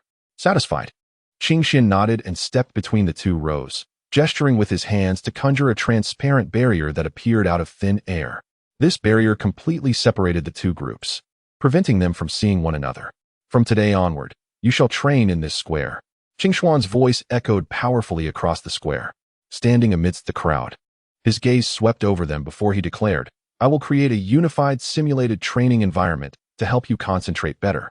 As his words lingered in the air, a murmur of surprise rippled through the crowd, clearly taken aback by this sudden arrangement. However, the avatar of Qing Xian did not grant them much time for contemplation. He promptly stated, in order to prevent distractions during your cultivation, I have decided to separate you. With a gentle wave of his hand, the crowd, previously gathered together, was seemingly propelled by an invisible force, gradually dividing into two distinct groups. On the left stood a cluster of men, while on the right was a gathering of women. Qing Xian's avatar observed the unfolding scene, noting that as the individuals were separated, their emotions underwent a palpable transformation. Those who had appeared anxious and flustered moments before now gradually settled into a serene demeanor, their faces reflecting tranquility. Concerning sustenance, there is no cause for concern. I possess a remarkable type of celestial being, renowned for its astonishing properties. Typically, an individual consuming a single celestial being will find themselves free from hunger for 10 days. However, it is essential to note that as your combat prowess continues to elevate, the efficacy of the celestial being will gradually diminish. Given your current capabilities, you can expect to maintain a sense of fullness for approximately 8 days. Nevertheless, there is no need to worry about depleting the celestial beings, for I possess a vast quantity, sufficient to sustain you for hundreds of years. Moreover, the celestial beings possess myriad other wondrous applications. They can aid in healing physical injuries and swiftly restore your stamina, ensuring that you remain in peak condition during battle. Qing Xian's avatar elaborated on the significance and effects of the celestial beings, assuring them that food would not be a concern. Furthermore, I wish to share some delightful news. In the days to come, you will only need to consume ordinary food once every 6 months. For those who excel, there will be the opportunity to savor exquisite delicacies once a month. As for those who perform exceptionally well, they may even indulge in a daily feast of culinary delights. A wave of astonishment rippled through the crowd, their eyes sparkling with anticipation. At that moment, a man stepped forward from the crowd, his gaze unwavering as he boldly inquired, Lord Qing Xian, what exactly constitutes exceptional performance? The avatar of Qing Xuan's lips curled into a subtle smile as he replied with measured calmness. Exceptional performance, of course, entails remarkable progress during your cultivation journey, as well as the mastery of combat techniques and strict adherence to the rules of cultivation. Upon hearing Qing Xuan's response, the gathered individuals nodded in understanding, acknowledging the criteria laid before them. Seeing their reaction, Qing Xian's avatar continued. Now, I shall initiate this simulated cultivation environment. No sooner had he spoken than a brilliant light flashed across the square, and the surroundings transformed as if by magic. The once barren square had metamorphosed into a lush forest, suffused with the invigorating scent of fresh air, bringing a sense of elation to all present. Simultaneously, the avatar expanded the space of the cultivation area several hundred times, while the external structures remained unaffected. The voice of Qing Xuan's avatar echoed once more in the depths of the enigmatic forest. Here, you shall encounter a myriad of challenges. Each successful breakthrough shall elevate your prowess to new heights. Now, immerse yourselves in exploration and cultivation. With those words, the silhouette of Qing Xuan's avatar gradually blurred, ultimately vanishing as if he had never existed. The crowd in the square inhaled deeply, adjusting their states of mind before seeking out suitable spots to prepare for this journey brimming with challenges and opportunities for cultivation. Within this forest, Qing Xuan's avatar had meticulously arranged numerous training environments, including those centered around gravity, magma, and rapid movement, among others. The individuals dispersed throughout the forest, each embarking on their unique paths of cultivation. A young woman stepped into the gravity zone and was immediately beset by the overwhelming force, causing her knees to buckle. Yet, gritting her teeth, she painstakingly moved forward, her attire drenched in sweat, but the determination in her gaze remained unyielding. Meanwhile, a man chose the magma zone, where the searing lava exuded a fearsome heat. He cautiously leaped along the edge, striving to enhance his heat resistance and reaction speed by harnessing the magma's extreme temperature. Suddenly, an alarm blared throughout the forest. It turned out that Qing Xuan's avatar had unleashed simulated demonic beasts to test their mettle. The beasts lunged at the crowd with claws bared, and in an instant, the forest was filled with shouts of battle, compelling everyone to momentarily cease their training and confront the beasts. Through the fierce combat with the demonic creatures, their practical skills were honed, and they gained a deeper understanding of the combat techniques that Qing Xuan's avatar had elucidated. Amidst this challenging forest environment, they continually transcended their limits, progressing toward greater strength. Simultaneously, Qing Xuan's avatar showcased astonishing abilities, deftly manipulating the flow of time within the training grounds. With a mere flick of his finger, it appeared as though he commanded the entire space, causing time to flow at an excruciatingly slow pace. In this realm shrouded by the laws of time, Qing Xuan's avatar moved freely, unhindered by temporal constraints. He swiftly adjusted the flow of time, accelerating it to an astonishing degree. The training processes that would typically require protracted periods to complete unfolded rapidly under his control, akin to a fast-forwarded film. The cultivators in this domain experienced the swift passage of time, their training speed significantly enhanced. Every action, every breath, became more compact and efficient as time hastened. Once all arrangements were completed, Qing Xuan's avatar stood as a silent observer, quietly watching over their cultivation. Meanwhile, the true Qing Xian was immersed in the practice of the yin-yang path. However, despite his tremendous efforts, the progress in mastering the yin-yang path remained stagnant, perpetually stuck at a mere 2%. Qing Xian found himself perplexed, unable to comprehend why his relentless striving yielded such sluggish advancement in the yin-yang path. He could distinctly perceive the constant elevation of the path of yin and yang. Yet the pace of this advancement fell significantly short of his expectations. In light of this circumstance, Qing Xian resolved to cease his fixation on the speed of progress, instead directing his focus towards the essence of cultivation itself. He mused that as long as the path of yin and yang continued to ascend, regardless of the velocity, it constituted a form of progress. Thus, he relinquished his doubts and anxieties, wholeheartedly dedicating himself to the cultivation of the yin and yang. Chapter 78. The Serpent Demon Bulma. Did you not previously declare that you had little to occupy your time and were disinclined to continue your cultivation? You have been incessantly clamoring to explore new endeavors. Qing Xian remarked with a smile, gently embracing Bulma and tenderly caressing her silky, fair skin as though she were a rare treasure. As he spoke, his other hand performed an almost magical maneuver, producing an aged blueprint from his bosom. This blueprint appeared somewhat worn, having been perused multiple times. Yet the lines and patterns remained distinctly visible. Behold this, it is a design for a robot. Qing Xian presented the blueprint before Bulma, his eyes glimmering with anticipation. This robot is extraordinary, not only boasting formidable strength, but also possessing remarkably unique capabilities. I believe it will pique your interest." Instantly, Bulma's eyes sparkled like two radiant stars. Eagerly, she seized the blueprint, as if fearing that Qing Xian might withdraw it. Then, with the care one would afford a priceless artifact, she delicately unfolded the blueprint. Scrutinizing it with rapt attention, her fingers glided over the paper, as if she were caressing a tangible object. Her gaze brimmed with excitement and curiosity, as if this robot had already come to life in her imagination. "Wow, Qing Xian, this design is simply exquisite," Bulma exclaimed. "Look at the energy system of this robot. And its attacking modes, they are so distinctive. I have never encountered such a design before." The more she examined it, the more exhilarated she became. Her creative desire ignited to its fullest. "I am confident I can bring it to life," Bulma declared passionately.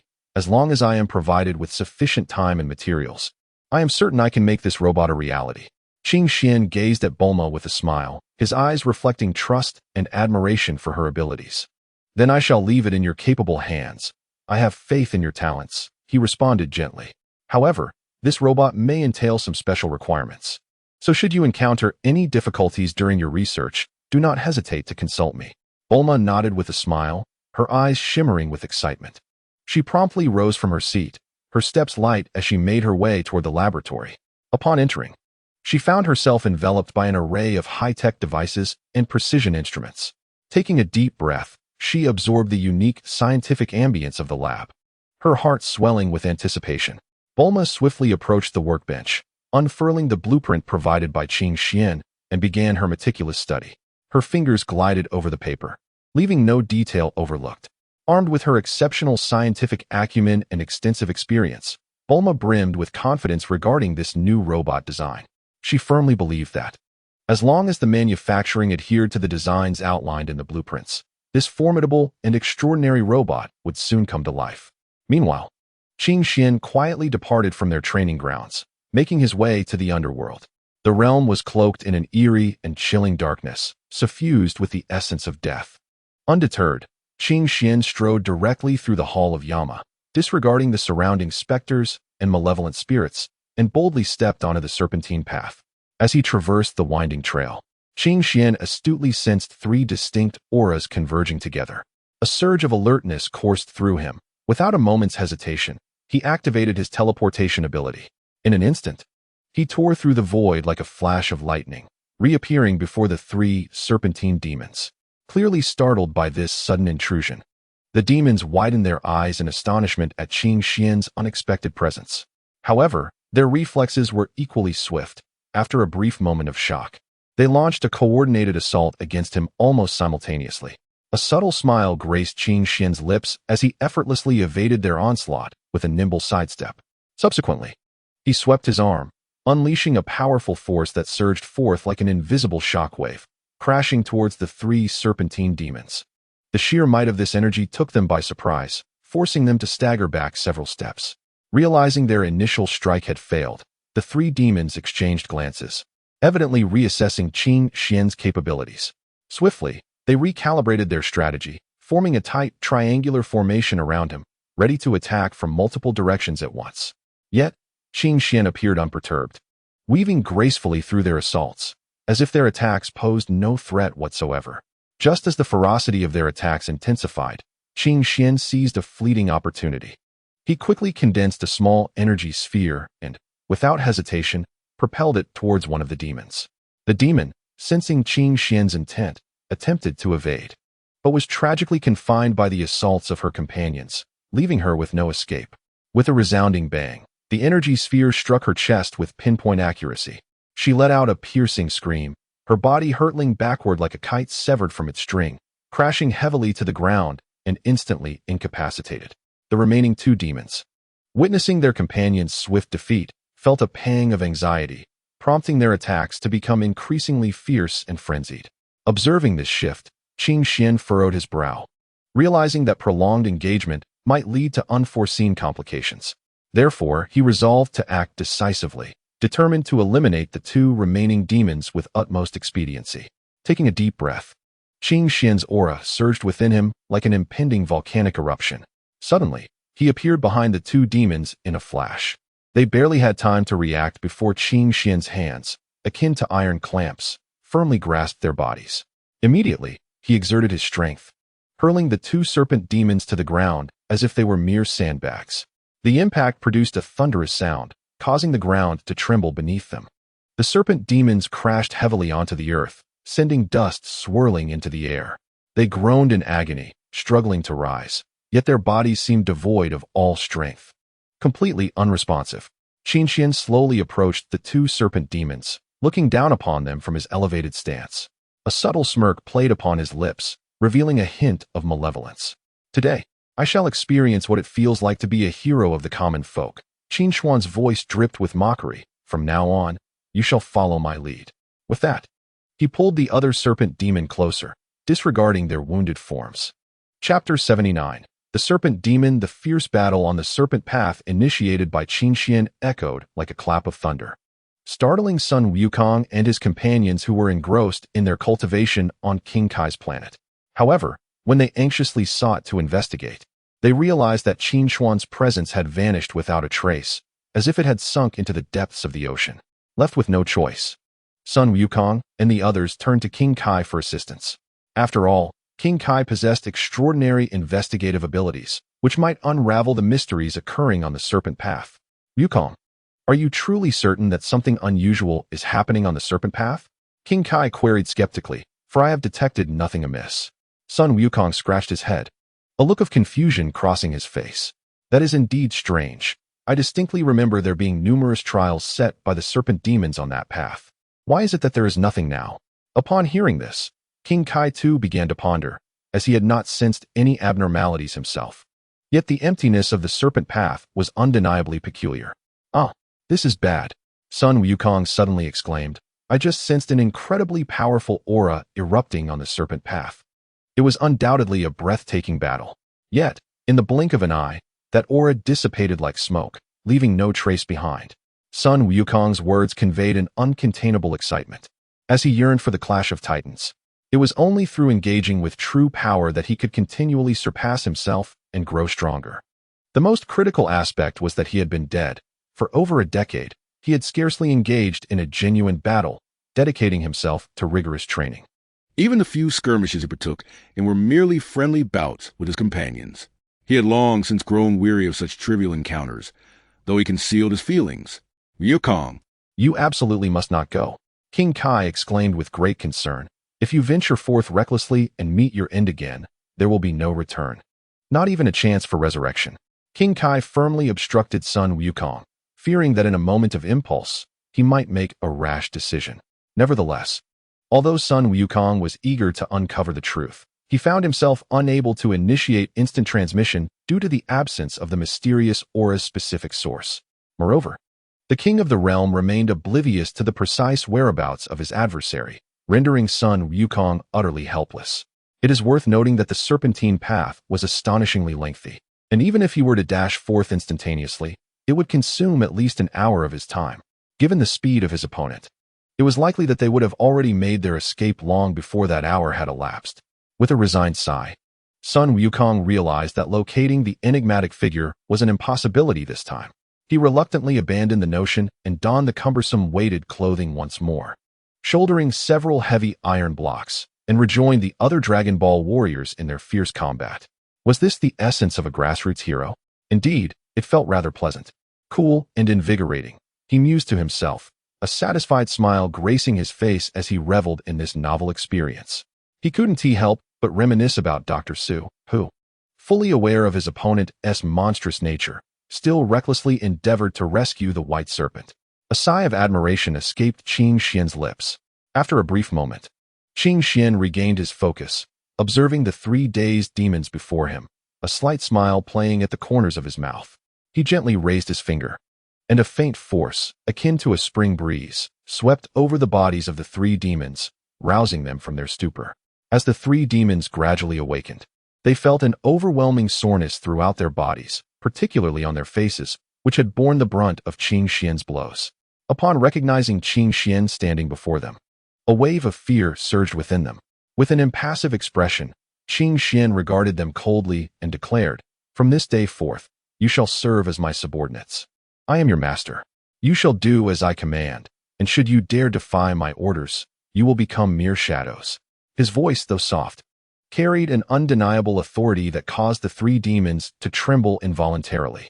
The bruised demons exchanged glances and, without hesitation, dragged their injured bodies to the ground like dogs, repeatedly nodding in submission. "Yes, master.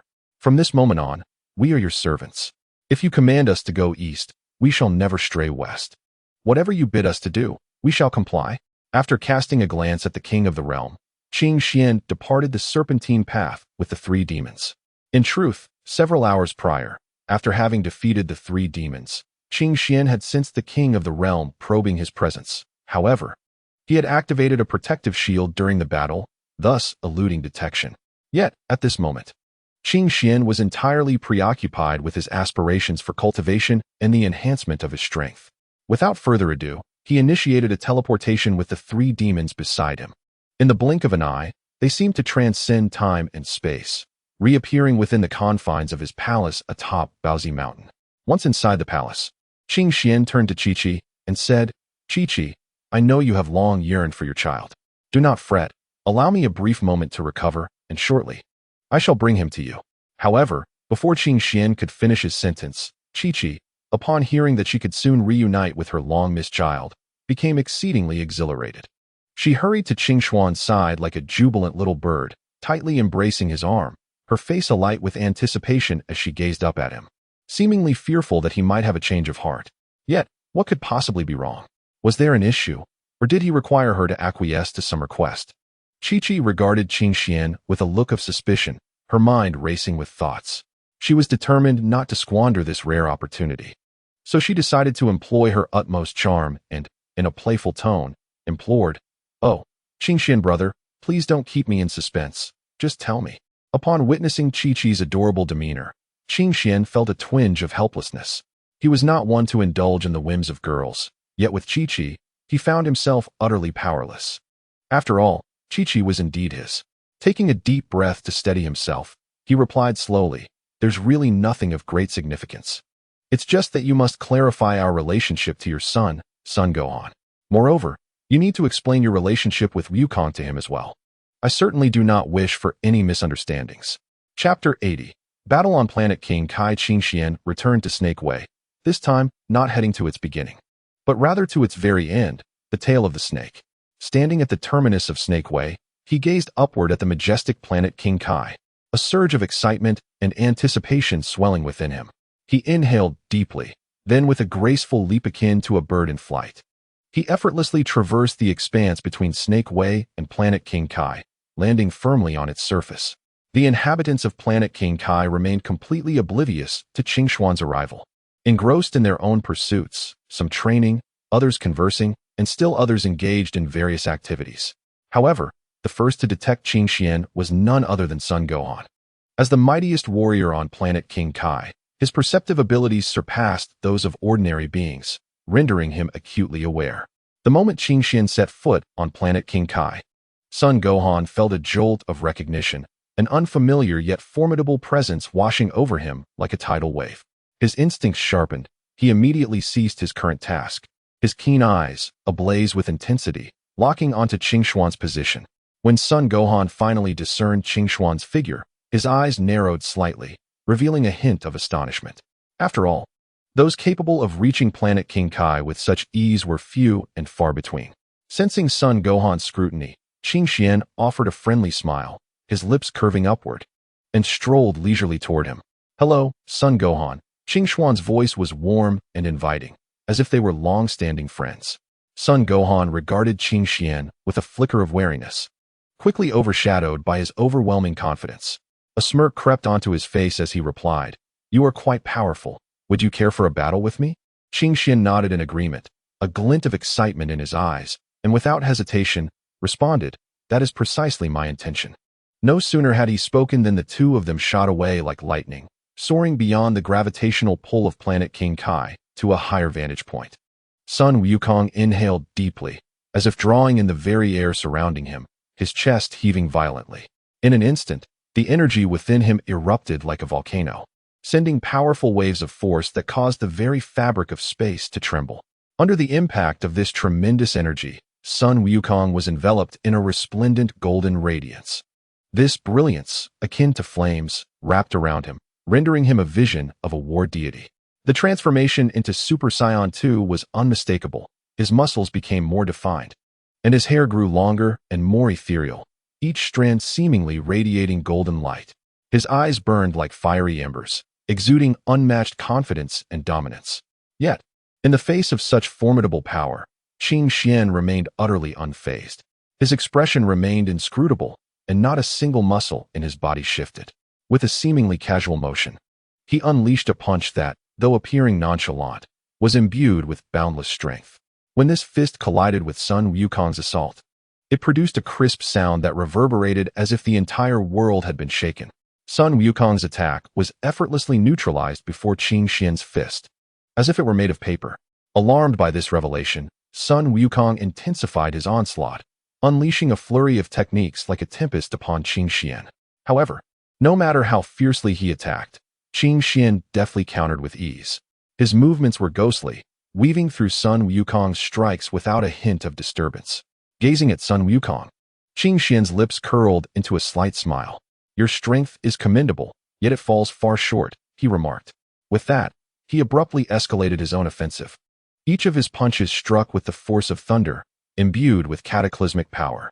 Sun Wukong began to falter, his body retreating under the relentless assault, the golden glow surrounding him flickering uncertainly. The spectacle left all onlookers utterly astounded, for they had never witnessed such terrifying prowess. Qing Xian's might left them profoundly shaken. "You are still too weak. Let them all come at me. Only then will I find the slightest interest," Qing Xian stated with an expression of indifference, a hint of disdain playing at the corners of his mouth. The crowd exchanged bewildered glances, momentarily at a loss. They communicated through their eyes, contemplating whether to heed Qing Xian's suggestion. After a brief silence, Piccolo was the first to make a decision. Without hesitation, he shed his weighted clothing, instantly feeling lighter. Meanwhile, Krillin and Tien Shinhan followed suit, unleashing their most powerful attacks without a moment's pause. "Spirit Slash!" Krillin shouted, raising one hand as a fierce green energy blade surged forth, hurtling toward Qing Xian with relentless momentum. Kamehameha! Tien Shinhan soon followed, gathering energy into his hands before launching a massive white energy beam that sped forth like a cannonball. The assaults from the two individuals struck with the swiftness of lightning, reaching Qing Xian in the blink of an eye. Yet, in the face of such formidable onslaughts, Qing Xian chose not to evade. He remained utterly still, standing resolutely as if he regarded the two attacks with utter disdain. With a resounding crash, Piccolo's energy slice and Krillin's spirit bomb collided with Qing Xian simultaneously. To the astonishment of all present, Qing Xian remarkably withstood both attacks without so much as a tremor. This spectacle left everyone in attendance utterly speechless, their eyes wide with disbelief as they beheld Qing Xian. They had never anticipated that their most potent strikes would prove utterly ineffectual against him. It was simply unfathomable. However, amidst their astonishment, Qing Xian unhesitatingly launched another offensive. For energy spheres, each the size of a fist, surged forth like bolts of lightning, hurtling directly towards Sun Wukong, Tien Shinhan, Piccolo, and Krillin.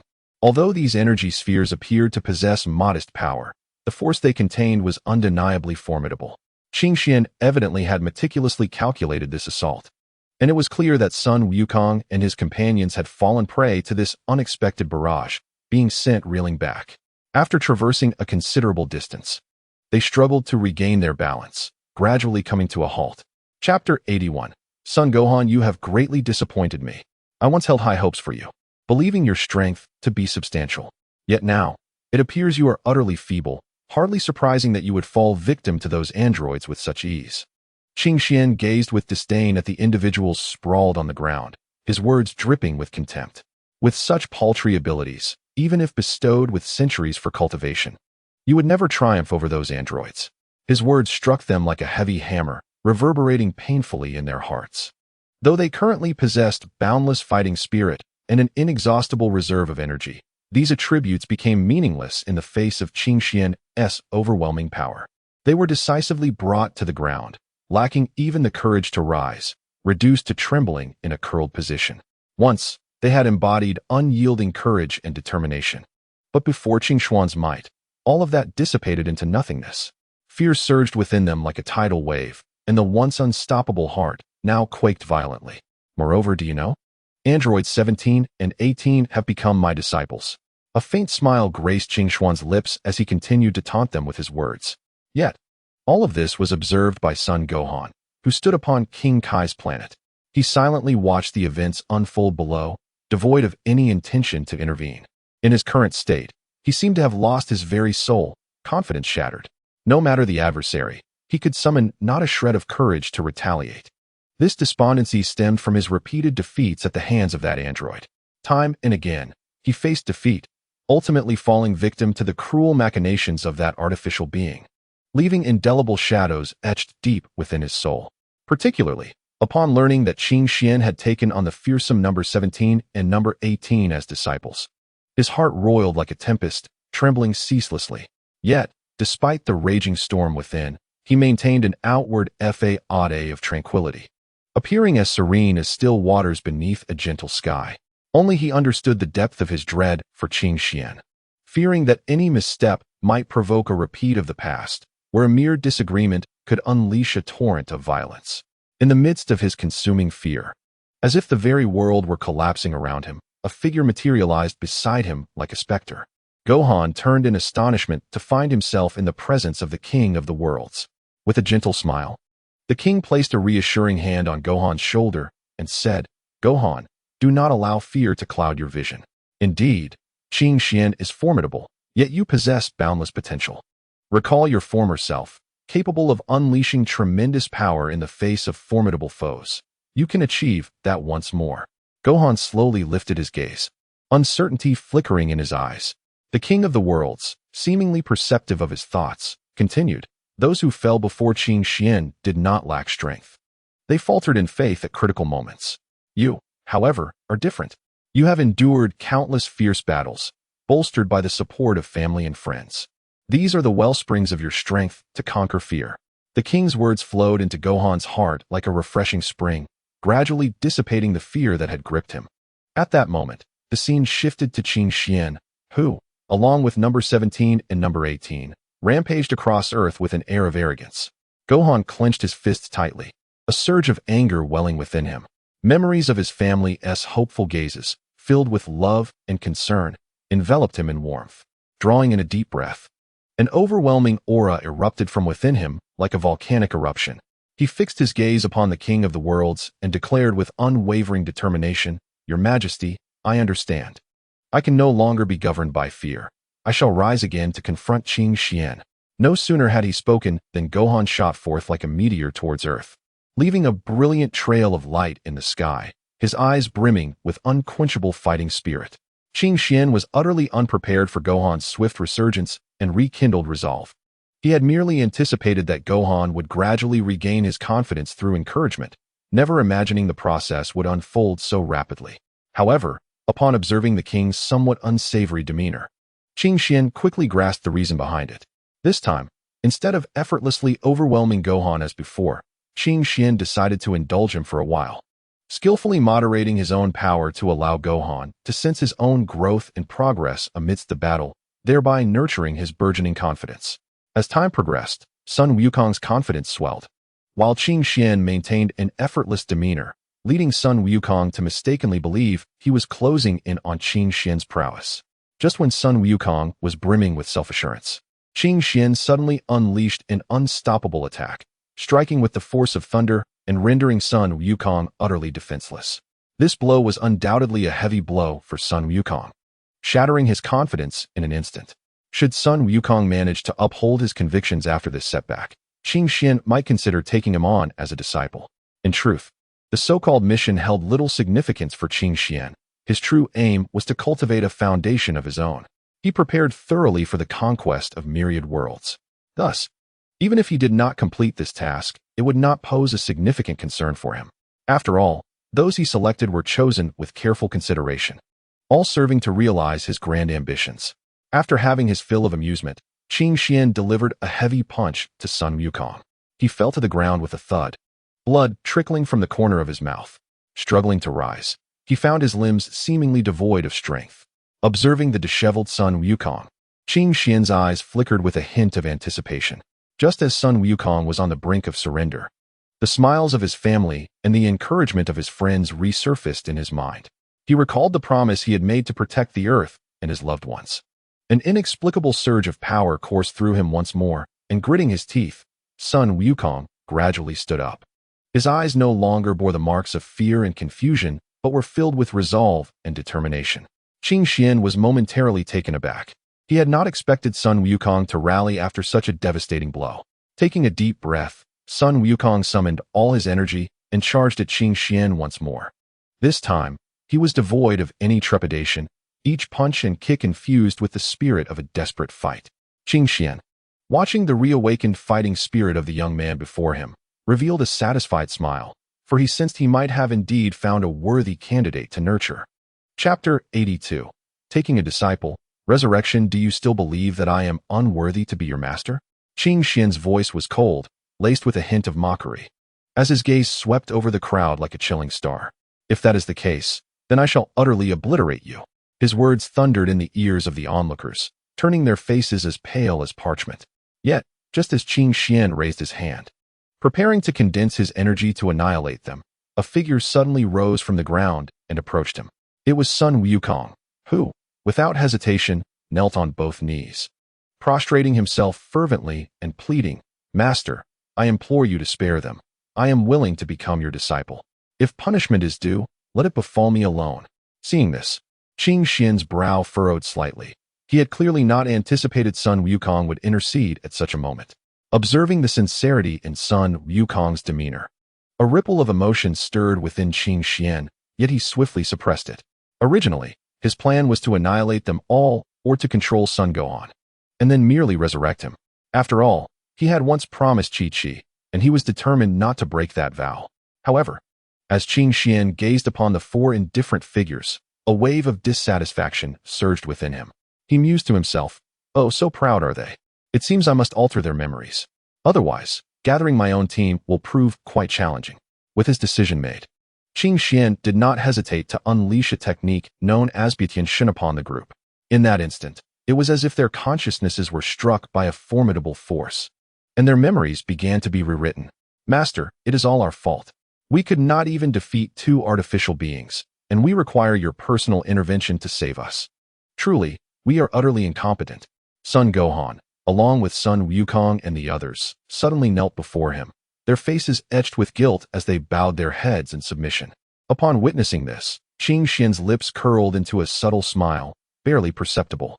He regarded the kneeling five with a sense of internal triumph. "Enough, you worthless lot, rise," he commanded with a voice that was both frigid and authoritative. As he spoke, he casually waved his sleeve, and the five of them stood up as if enchanted. Not only that, but Sun Gohan's severed hand was miraculously restored in an instant.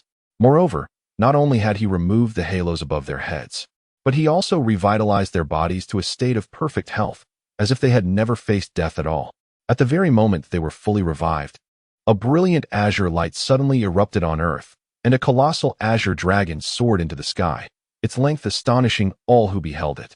Yet, just as the onlookers marveled at the dragon's appearance, it abruptly disintegrated, transforming into 7 golden orbs of light that streaked across the sky like meteors, dispersing to various corners of the Earth. Meanwhile, thousands of miles away, Bulma was engrossed in the study of a complex machine. Suddenly, she noticed the Dragon Ball radar, which had been used as a mere stepping stone. Ordinarily, the radar screen would have been blank, but at that moment, it vividly displayed 7 blinking points of light. Bulma's heart raced as she realized that this signified the resurrection of the 7 Dragon Balls. A myriad of thoughts flashed through her mind. She recalled the numerous dangers and tribulations Qing Xian had endured in his quest for the Dragon Balls and the sacrifices he made to save everyone's families. Though these were merely figments of her imagination, she felt an overwhelming sense of comfort and joy. For now, she finally had the opportunity to bring her parents back into this world. This thought struck her like a brilliant bolt of lightning piercing through the dark night sky, filling her heart with hope and anticipation. She was eager to set forth immediately to seek out the legendary 7 Dragon Balls to fulfill her long-held wish. However, just as she prepared to embark on her quest, an unexpected turn of events occurred. Qin Xian returned to the castle, accompanied by the resurrected son Wukong and the others. This sudden turn of events not only resonated with Bulma, but also caught the attention of Chi-Chi, Android 18, Launch, Biddy, and Mai, who all sensed the potent energy. Consequently, they simultaneously soared from the castle, eager to uncover the mystery. Upon laying eyes on Gohan, Chi-Chi's eyes instantly brimmed with tears, her excitement beyond words. Like an arrow released from its bow, she rushed towards Gohan and enveloped him in a tight embrace, tears cascading forth like a torrential flood. However, lost in the joy of reunion, Chi-Chi completely overlooked her astonishing battle power of 57,000,000, while Gohan's normal strength barely exceeded 5 million. Her fervent embrace constricted him to the point of near asphyxiation. Mom, slow down, I can't breathe, I'm going to die." It was only upon hearing Gohan's suffocating plea that Chi-Chi released him. Yet, she continued to weep unabated, feeling neither fatigue nor embarrassment. Only an overwhelming sense of joy mingled with disbelief. Fearful that this might be an illusion conjured by Qin Xian, a mere puppet, Chi-Chi dreaded that Gohan might vanish at any moment. Sensing the situation was appropriate, Qin Xian stepped forward to console her. "All right, Chi-Chi, no more tears. Did I not promise to resurrect Gohan? If you keep crying, your face will not look good." He gently placed his hand on her shoulder, offering a soft pat. At that moment, Chi-Chi found herself at a loss for words, fully aware that no expression of gratitude could encapsulate such immense kindness. Turning to Qin Xian, she embraced him, resting her head against his chest, sobbing heartily. Those present simply observed the scene in silence, refraining from disrupting the atmosphere. After a prolonged bout of weeping, Chi-Chi finally composed herself, her face now illuminated with a smile. She turned back to Gohan, her hands exploring him, as if searching for a mark that would confirm he was not truly her son. Yet, her efforts were in vain. The person before her was indeed Gohan. Following this, Chi-Chi and the other revived warriors engaged in conversation. Throughout, no one mentioned Chi-Chi's relationship with Goku, as if they were strangers. Nevertheless, a sense of discomfort lingered within Chi-Chi, fearing that Qin Xian might misinterpret their bond. Just as she contemplated an explanation, Qin Xian raised his hand, signaling her not to worry. Chapter 83, Bulma's mother's resurrection. At that moment, Bulma gracefully approached, her steps light and elegant, reminiscent of a blooming flower. She reached Qin Xuan's side and gently clasped his arm, her delicate voice whispering in his ear, "Qin Xian, look, I feel so lonely now. My parents are no longer by my side. Could you help me bring them back? I truly miss them." Tears shimmered in Bulma's eyes, a testament to her profound longing and affection for her parents. She continued, "If it weren't for my parents helping me evade the relentless pursuit of the androids, allowing me to escape those terrifying attacks, I might have long since ceased to exist. They have sacrificed so much for my protection." Bulma's words were imbued with deep gratitude and sorrow, her emotions surging like a tidal wave, rendering her almost unable to maintain composure. Qin Xian, witnessing Bulma's profound sadness, felt a surge of compassion within his heart. He gently reassured her, There, Bulma, do not be disheartened. I shall certainly assist you in fulfilling your wishes." However, a slight furrow creased Qin Xuan's brow as he hesitated, saying, "Yet, they have been gone for so many years now. The power of the Dragon Balls may not be sufficient to fully resurrect them." Upon hearing this, Bulma's face turned ashen, and she clutched Qin Xuan's arm tightly, her voice trembling with urgency. "What shall we do? Is there truly no other way?" Qin Xian hastily comforted her. "Do not fret, Bulma. Please wait for me a moment. I will venture to the underworld to ascertain whether their souls remain there. If they do, there may yet be a glimmer of hope."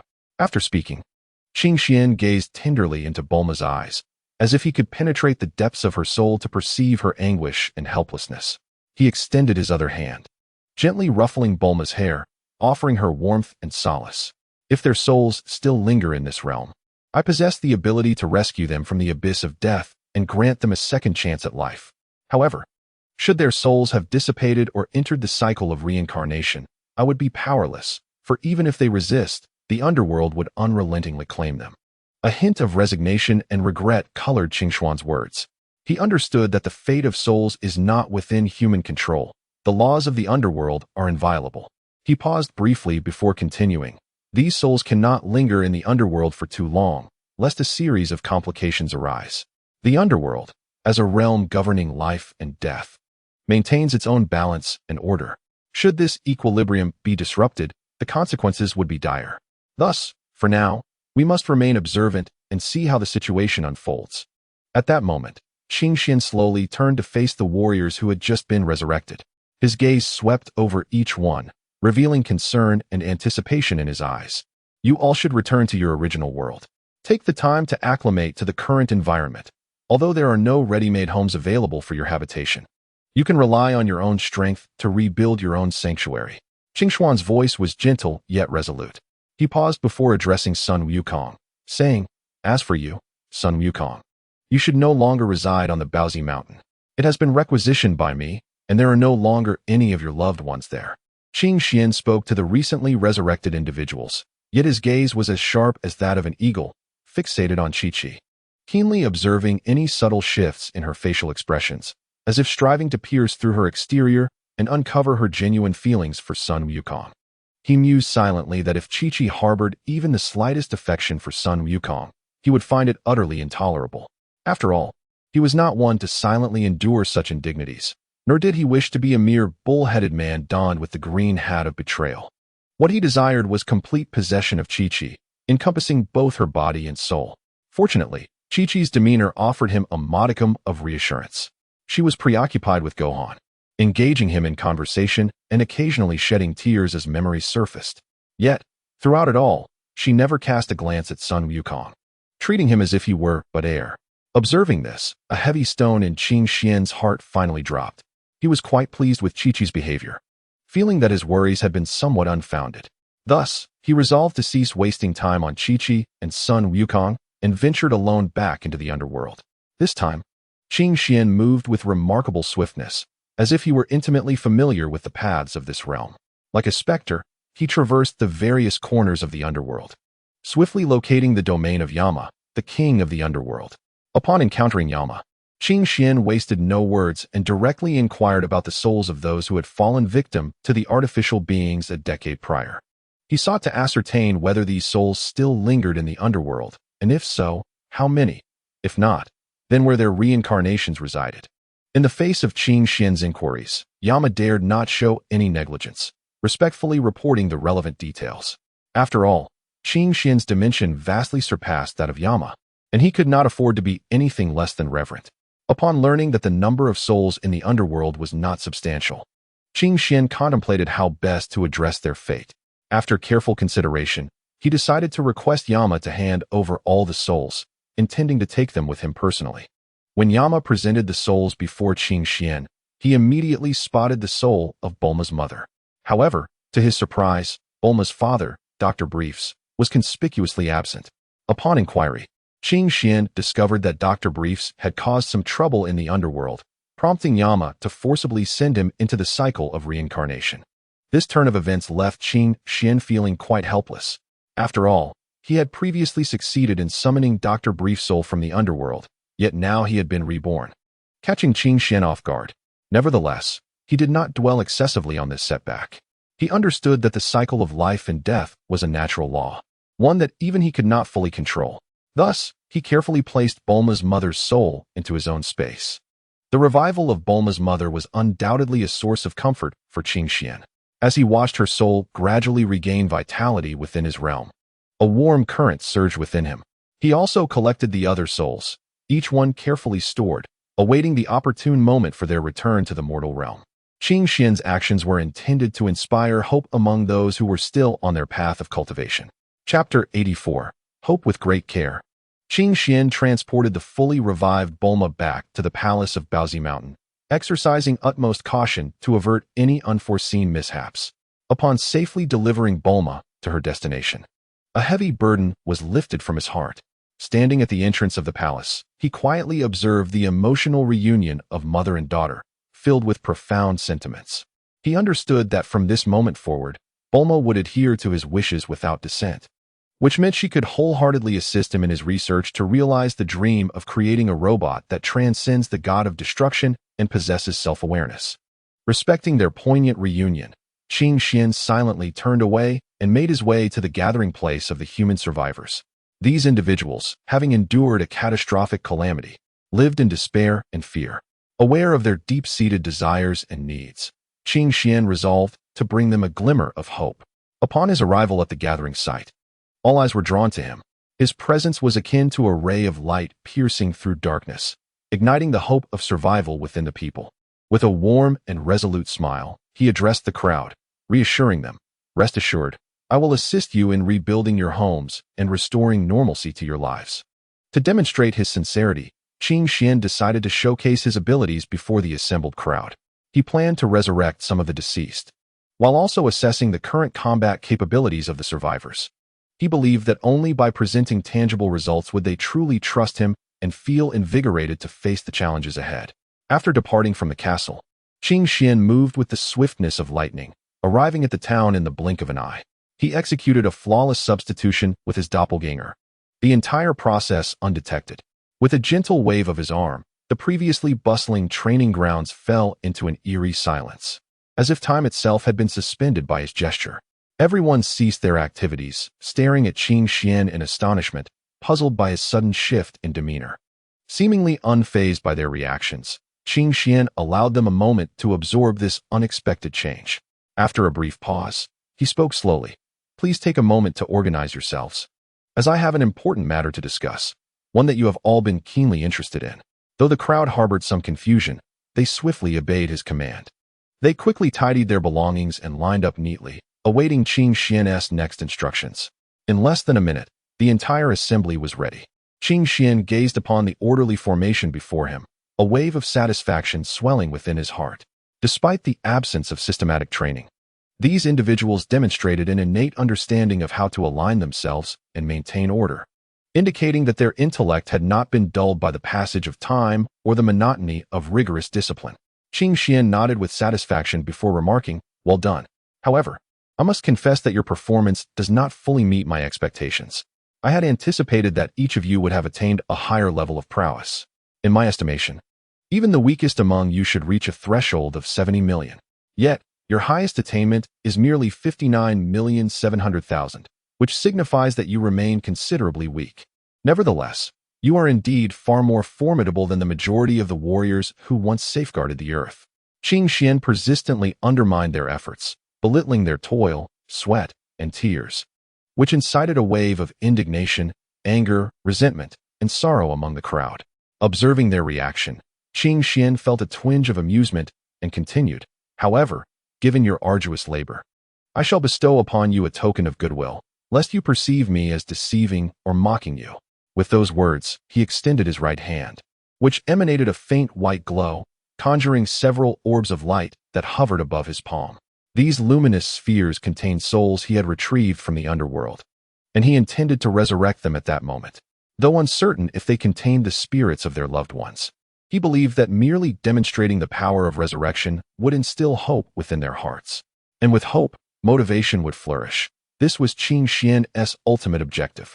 He cast the orbs into the air, murmuring incantations, as their brilliance intensified, and several figures began to materialize, gently descending to the ground, a deliberate display. Gasps of astonishment erupted from the crowd, with some rushing forward to embrace the resurrected souls in tears. This spectacle ignited a flame of hope within the onlookers, dissipating their previous anger and resentment. "You see, if you commit yourselves to diligent cultivation, the future holds far more than this," Qing Xian proclaimed. The crowd nodded in agreement, their eyes brimming with determination. At that moment, someone in the assembly called out, "Master Qing Xian, we believe in you, yet the path of cultivation is fraught with challenges. Could you provide us with some guidance?" Qing Xian smiled gently and responded, "Certainly. From this day forth, I shall devise a specialized training regimen for you, aiding your efforts to reach the levels I envision." The crowd erupted in cheers, filled with anticipation for the future. As Qing Xian surveyed the enthusiastic throng, he contemplated the advantage of having their support, bringing him one step closer to realizing his dream of commanding a legion of destruction. After imparting his instructions, he left a clone behind while his true self returned to the underworld, where he also resurrected Vegeta, altering his memories in the process. He wished to ensure that Vegeta would not be disturbed during intimate moments, so he modified his recollections to reflect a divorce from Bulma and introduced Qing Xian to her, fostering a connection between them. Subsequently, Qing Xian revived Vegeta and shared all of this with Bulma, who, being loyal to her own, bore no ill will towards Qing Xian. Qing Xian was immensely delighted, oblivious to the presence of others around him. After bestowing a kiss on Bulma's cheek, he departed. Accompanied by Vegeta, Qing Xian soon located Goku and Gohan, who were engaged in combat. Upon noticing Qing Xian and Vegeta approaching, Goku and Gohan halted their skirmish and approached them. With utmost respect, Goku and Gohan bowed to Qing Xian, addressing him as master. Qing Xian felt a deep sense of satisfaction, for during the process of altering memories, he had infused a touch of wisdom into Goku's recollections, transforming him from a brash individual into one of intelligence and courtesy. Chapter 85. The combatants. Enough of that formality. It feels rather peculiar, Qing Xian remarked with a smile, subtly shifting to the side to reveal the space behind him. As he did so, a formidable figure emerged from the shadows. This towering presence radiated an overwhelming aura that commanded attention. Vegeta, you have returned. Haha, I can finally spar with you again. Goku exclaimed, his face alight with joy, his voice brimming with excitement and anticipation. Vegeta regarded Goku with an impassive expression, a flicker of recognition gleaming in his eyes. He was well aware of who Goku was and fully cognizant of his formidable prowess. Goku, however, was not surprised by Vegeta's demeanor. He understood that Vegeta had always been a man of few words. Yet, Goku was unperturbed by this, as his primary concern was the prospect of engaging in battle with Vegeta once more. In truth, Goku had sensed Vegeta's energy earlier, albeit faintly, which had made him question whether he had misperceived it. However, upon witnessing Vegeta standing before him, he was assured of his earlier intuition. Throughout his time in the afterlife, Vegeta had not allowed himself to falter. He had been diligently training, acutely aware of the chasm that lay between himself and Goku. He understood that without relentless effort, surpassing Goku would remain an elusive dream. Goku's ability to sense Vegeta's energy stemmed from the latter's extensive training, which had honed his control over his aura to an extraordinary level. Qing Xian, fully aware of the dynamics at play, observed the fierce rivalry between Goku and Vegeta with admiration. Witnessing the eagerness of the two warriors brought him joy, as he recognized them as fervent practitioners of their craft. If you wish to duel, I suggest you take it to that open space over there, Qing Xian suggested.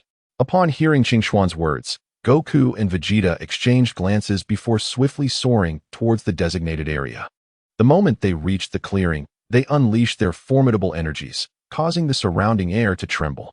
Goku was the first to strike, darting towards Vegeta with a lightning-fast punch aimed at his opponent.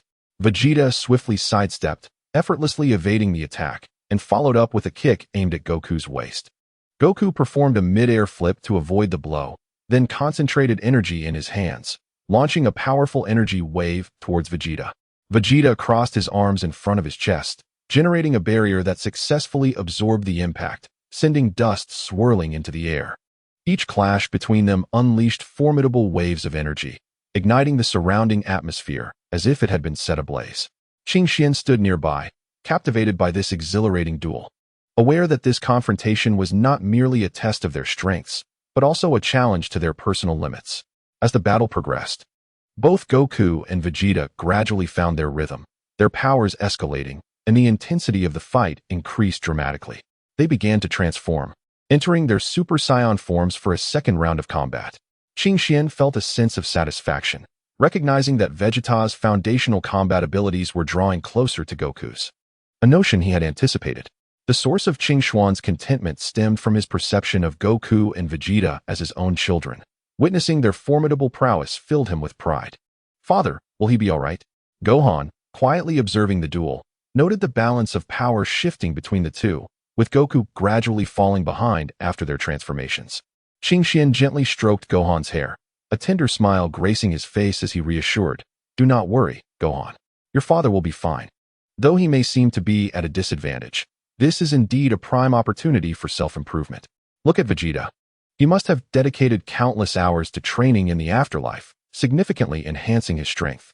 Your father, too, will gain invaluable experience from this battle, emerging even more formidable." Just as Qing Xuan's words faded, an unexpected turn of events unfolded. Goku's gaze sharpened, akin to two lightning bolts piercing the night sky. Simultaneously, his aura surged explosively, reminiscent of a volcanic eruption. In an instant, a powerful wave of energy swept through the vicinity like a violent hurricane. Even Vegeta, who had previously held the upper hand, was taken aback, sensing the terrifying power radiating from Goku, and marveled inwardly. Goku's body trembled slightly, muscles taut and veins bulging, as if every hair on his body were ignited. His hair blazed like a golden flame, dancing wildly in the air, as the power of Super Saiyan 2 raged within him, yearning for release. With Goku's transformation, the battle with Vegeta reached a fever pitch once more. This time, Goku seized the initiative entirely. Each punch and kick he delivered was imbued with boundless strength, forcing Vegeta to retreat repeatedly. Although Vegeta found himself in a precarious position, there was no trace of fear in his eyes, only exhilaration. He understood that only through continuous combat with stronger opponents could he consistently push his limits and grow even more powerful. Qingxian stood aside, quietly observing the breathtaking battle unfold before him. As he witnessed Sun Wukong reclaiming the upper hand, a satisfied nod accompanied a glimmer of admiration in his eyes. This clash had fostered growth in both formidable opponents, and he believed that in the future they would only become more powerful, ready to confront even greater unknown challenges. Haha, Kakarot, I never imagined you could ascend to Super Saiyan Stage 2. Vegeta exclaimed, laughter echoing with exhilaration and provocation. But this won't intimidate me. It's the perfect opportunity for you to witness my true strength. With his words barely uttered, Vegeta began to harness every ounce of his energy. He closed his eyes tightly, inhaled deeply, and then suddenly opened his eyes wide, unleashing a furious roar. Ah, ah, ah, ah, ah, ah. In response to this primal scream, a tremendous surge of energy erupted from within Vegeta, his hair transforming instantly into a golden, upright mane, crackling with brilliant electricity. The howling winds swirled around him, as if the very air were stirred by this overwhelming force, creating a miniature storm.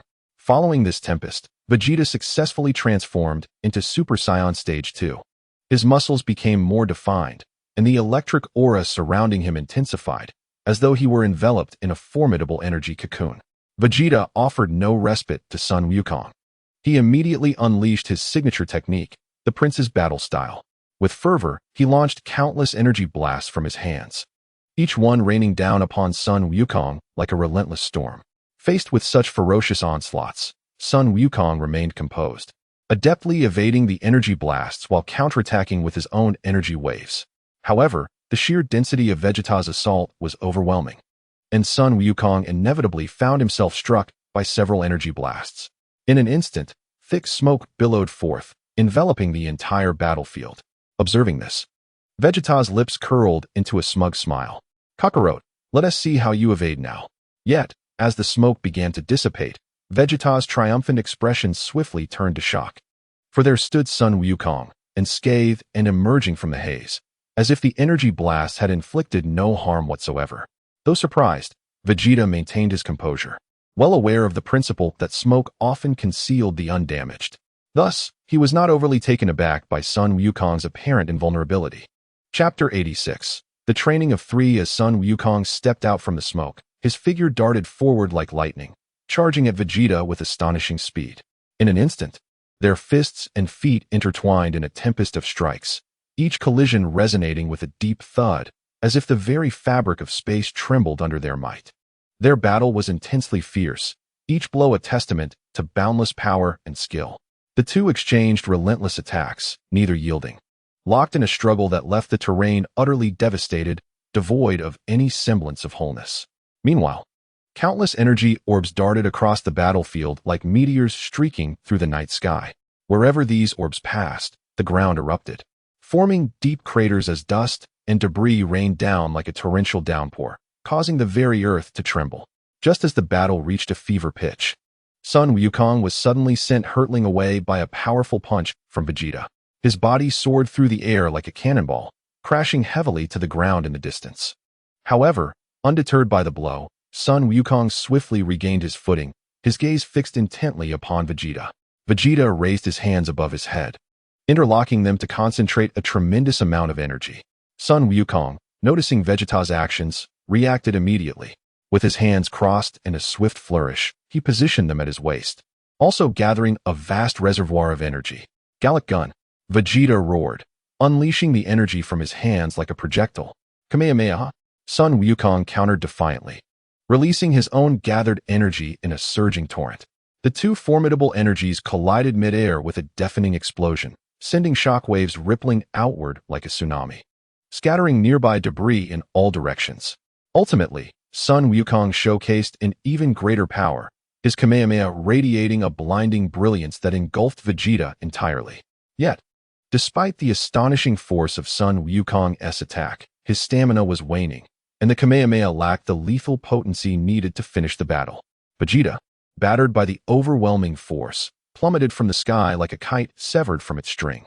Meanwhile, Sun Wukong, drained from his excessive exertion, collapsed to the ground, utterly spent, as if every bone in his body had been rendered weightless. At that moment, Qing Xian retrieved 2 Senzu beans from his pocket, unhesitatingly tossing them to son Gohan, instructing, "Gohan, hasten and feed these 2 beans to them. Otherwise, they will perish soon, and I shall have to exert even more energy to revive them." Seeing this, Son Gohan swiftly caught the Senzu beans and dashed like the wind to Son Wukong and Vegeta's sides. He carefully placed 1 bean into Son Wukong's mouth, watching as it was quickly swallowed, before feeding the other bean to the equally wounded Vegeta. Under the magical properties of the beans, they rapidly healed, emerging without a single wound, their strength fully restored. Suddenly, Qing Xian materialized before them like a specter, his voice echoing from the depths of the abyss, instilling an unsettling chill. "Your current power is as fragile as a candle flickering in the wind," he stated impassively. "If you wish to confront even more formidable foes in the future without being easily vanquished, you must relentlessly elevate your strength."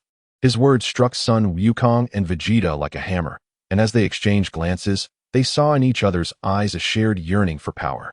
"I can create a unique training space for you, where the flow of time diverges significantly from the outside world, granting you ample opportunity for cultivation," Qing Xian continued, his voice imbued with an irresistible authority.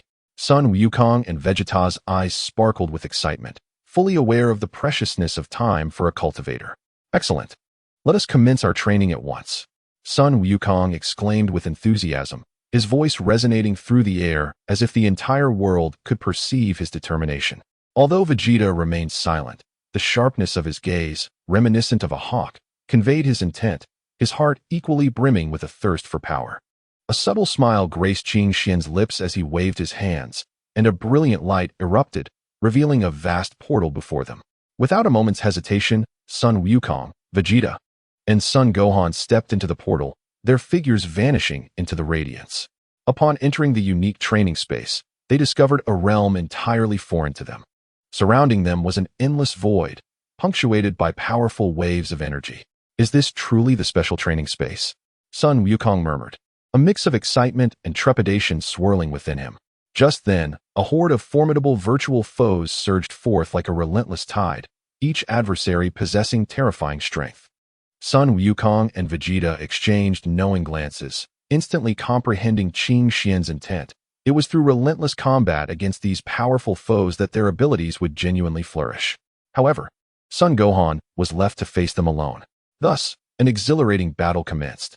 Time within this extraordinary space became indistinct as Son Wukong, Vegeta, and Son Gohan became wholly engrossed in their training, oblivious to the passage of time and the world beyond. Day after day, they engaged in fierce clashes with virtual enemies, each encounter further enhancing their prowess. Meanwhile, only a few days had elapsed in the outside world, yet within the training space, Son Wukong, Vegeta, and Son Gohan had already spent several months. Upon exiting the portal, they emanated a more potent aura than before, signaling the completion of a significant transformation. Witnessing this, Qing Xian felt a surge of joy within him. He understood that their arduous efforts had finally borne fruit, significantly elevating their combat capabilities. Most notably, Son Gohan, once considered weaker, had remarkably transformed into a Super Saiyan at the 2nd stage, an astonishing development indeed. Furthermore, with Qing Xian's meticulous guidance, Son Wukong and the others had achieved the pinnacle of Super Saiyan 3. Such a surge in power undeniably granted them a substantial advantage in battle. Throughout these encounters, they engaged in mutual sparring, learning from one another, and their camaraderie deepened significantly. Qing Xian observed all of this, feeling immense satisfaction in their growth. Chapter 87. Fusion. Now that you have attained the ability to transform into Super Saiyan at the third stage, I shall impart to you a formidable technique. This technique is not ordinary. It requires the harmonious collaboration of both of you to execute. Qin Xian paced back and forth before them, hands clasped behind his back, seemingly contemplating the best way to elucidate this extraordinary skill. Although the technique may pose some challenges during its execution, it is undeniably a profoundly powerful move. Qin Xian halted, fixing a serious gaze upon them as he continued. This technique is known as the Metamorph Fusion Technique, a creation of the Metamorphs. Through this technique, two warriors of comparable strength can merge by performing specific dance movements, resulting in a new warrior whose power far surpasses the sum of the two individuals. Qin Chuan's tone conveyed his admiration and the significance he placed on this technique as he meticulously described its characteristics and underlying principles. However, it is imperative to note that these dance movements come with stringent requirements and must be executed in precise rhythm. Such an endeavor necessitates a profound connection of heart and spirit between you, for even the slightest misstep could lead to failure in fusion. Qin Xian emphasized this, hoping they would grasp both the complexity and importance of this technique. Standing in the expansive arena, Qin Xian emanated an air of grace akin to a towering pine. He inhaled deeply, then slowly raised his arms, gliding through the movements like a celestial dancer, each gesture light and elegant. Every motion was executed with perfect precision. Whether he lifted his hands, pivoted, or raised his leg, it appeared so natural and fluid, as if these actions were ingrained in his very being. Goku and Vegeta stood by, their eyes fixed intently on Qin Xian, anxious not to miss a single detail. They observed his movements with rapt attention, marveling inwardly at the complexity and finesse of the Metamorph Fusion Technique's dance, which was both intricate and, admittedly, somewhat embarrassing. Upon completing his demonstration, Qin Xian turned to face Goku and Vegeta, a smile gracing his lips. Now, it is your turn. Begin by practicing each individual movement, and once you have mastered them, attempt to connect them fluidly. Remember, you must synchronize your efforts, maintain a consistent rhythm, and ensure your breaths align. Exchanging a glance, Goku and Vegeta nodded in unison. They took a deep breath and began to imitate Qin Chuan's movements. Initially, their actions seemed somewhat rigid and clumsy, their limbs not responding as desired, and their coordination lacking. Yet, they did not succumb to discouragement. Instead, they repeated each movement time and again, continuously adjusting their postures and exertion. As time passed, they gradually found their rhythm, their movements becoming increasingly fluid. The synergy between Goku and Vegeta intensified, their breathing patterns aligning as their energies began to harmonize. Qin Xian chose not to have Gohan practice the Metamorph Fusion Technique, but rather to guide him in understanding the divine power. This power is both mysterious and formidable, representing an immense challenge and opportunity for the exceptionally gifted Saiyan, Son Gohan. After bestowing 6 orbs of light, each embodying the hearts of righteous Saiyans, Qin Xian guided him to the location of Trunks. Trunks had been training alone, completely unaware of Gohan's resurrection. Upon seeing Gohan, his eyes widened in disbelief. As he stood before his brother, perfectly intact, "Gohan, you have truly returned," Trunks exclaimed, his voice brimming with joy and excitement. "I cannot express how elated I am. I never imagined Uncle Qin Xian could really bring you back." He hurried to Gohan and embraced him tightly, tears welling in his eyes. The warmth of Gohan's presence made it feel as if this moment was a dream. "Thank you, Uncle Qin Xian." Trunks turned to Qin Xian and bowed deeply. "Without you, Gohan would not have come back, my strength would not have grown so formidable, and my mother would not be as happy as she is now." Qin Xian waved his hand dismissively, smiling as he replied, "No need for such formalities, Trunks. It is my duty. Your reunion brings me great joy as well. Now, no more tears. 2 grown men should not be weeping so. It is only natural for me to save you. After all, you both are my children." Observing the 2 tear-streaked men before him, Qin Xian shook his head in exasperation. He paused before continuing. "However, you cannot remain in tears forever.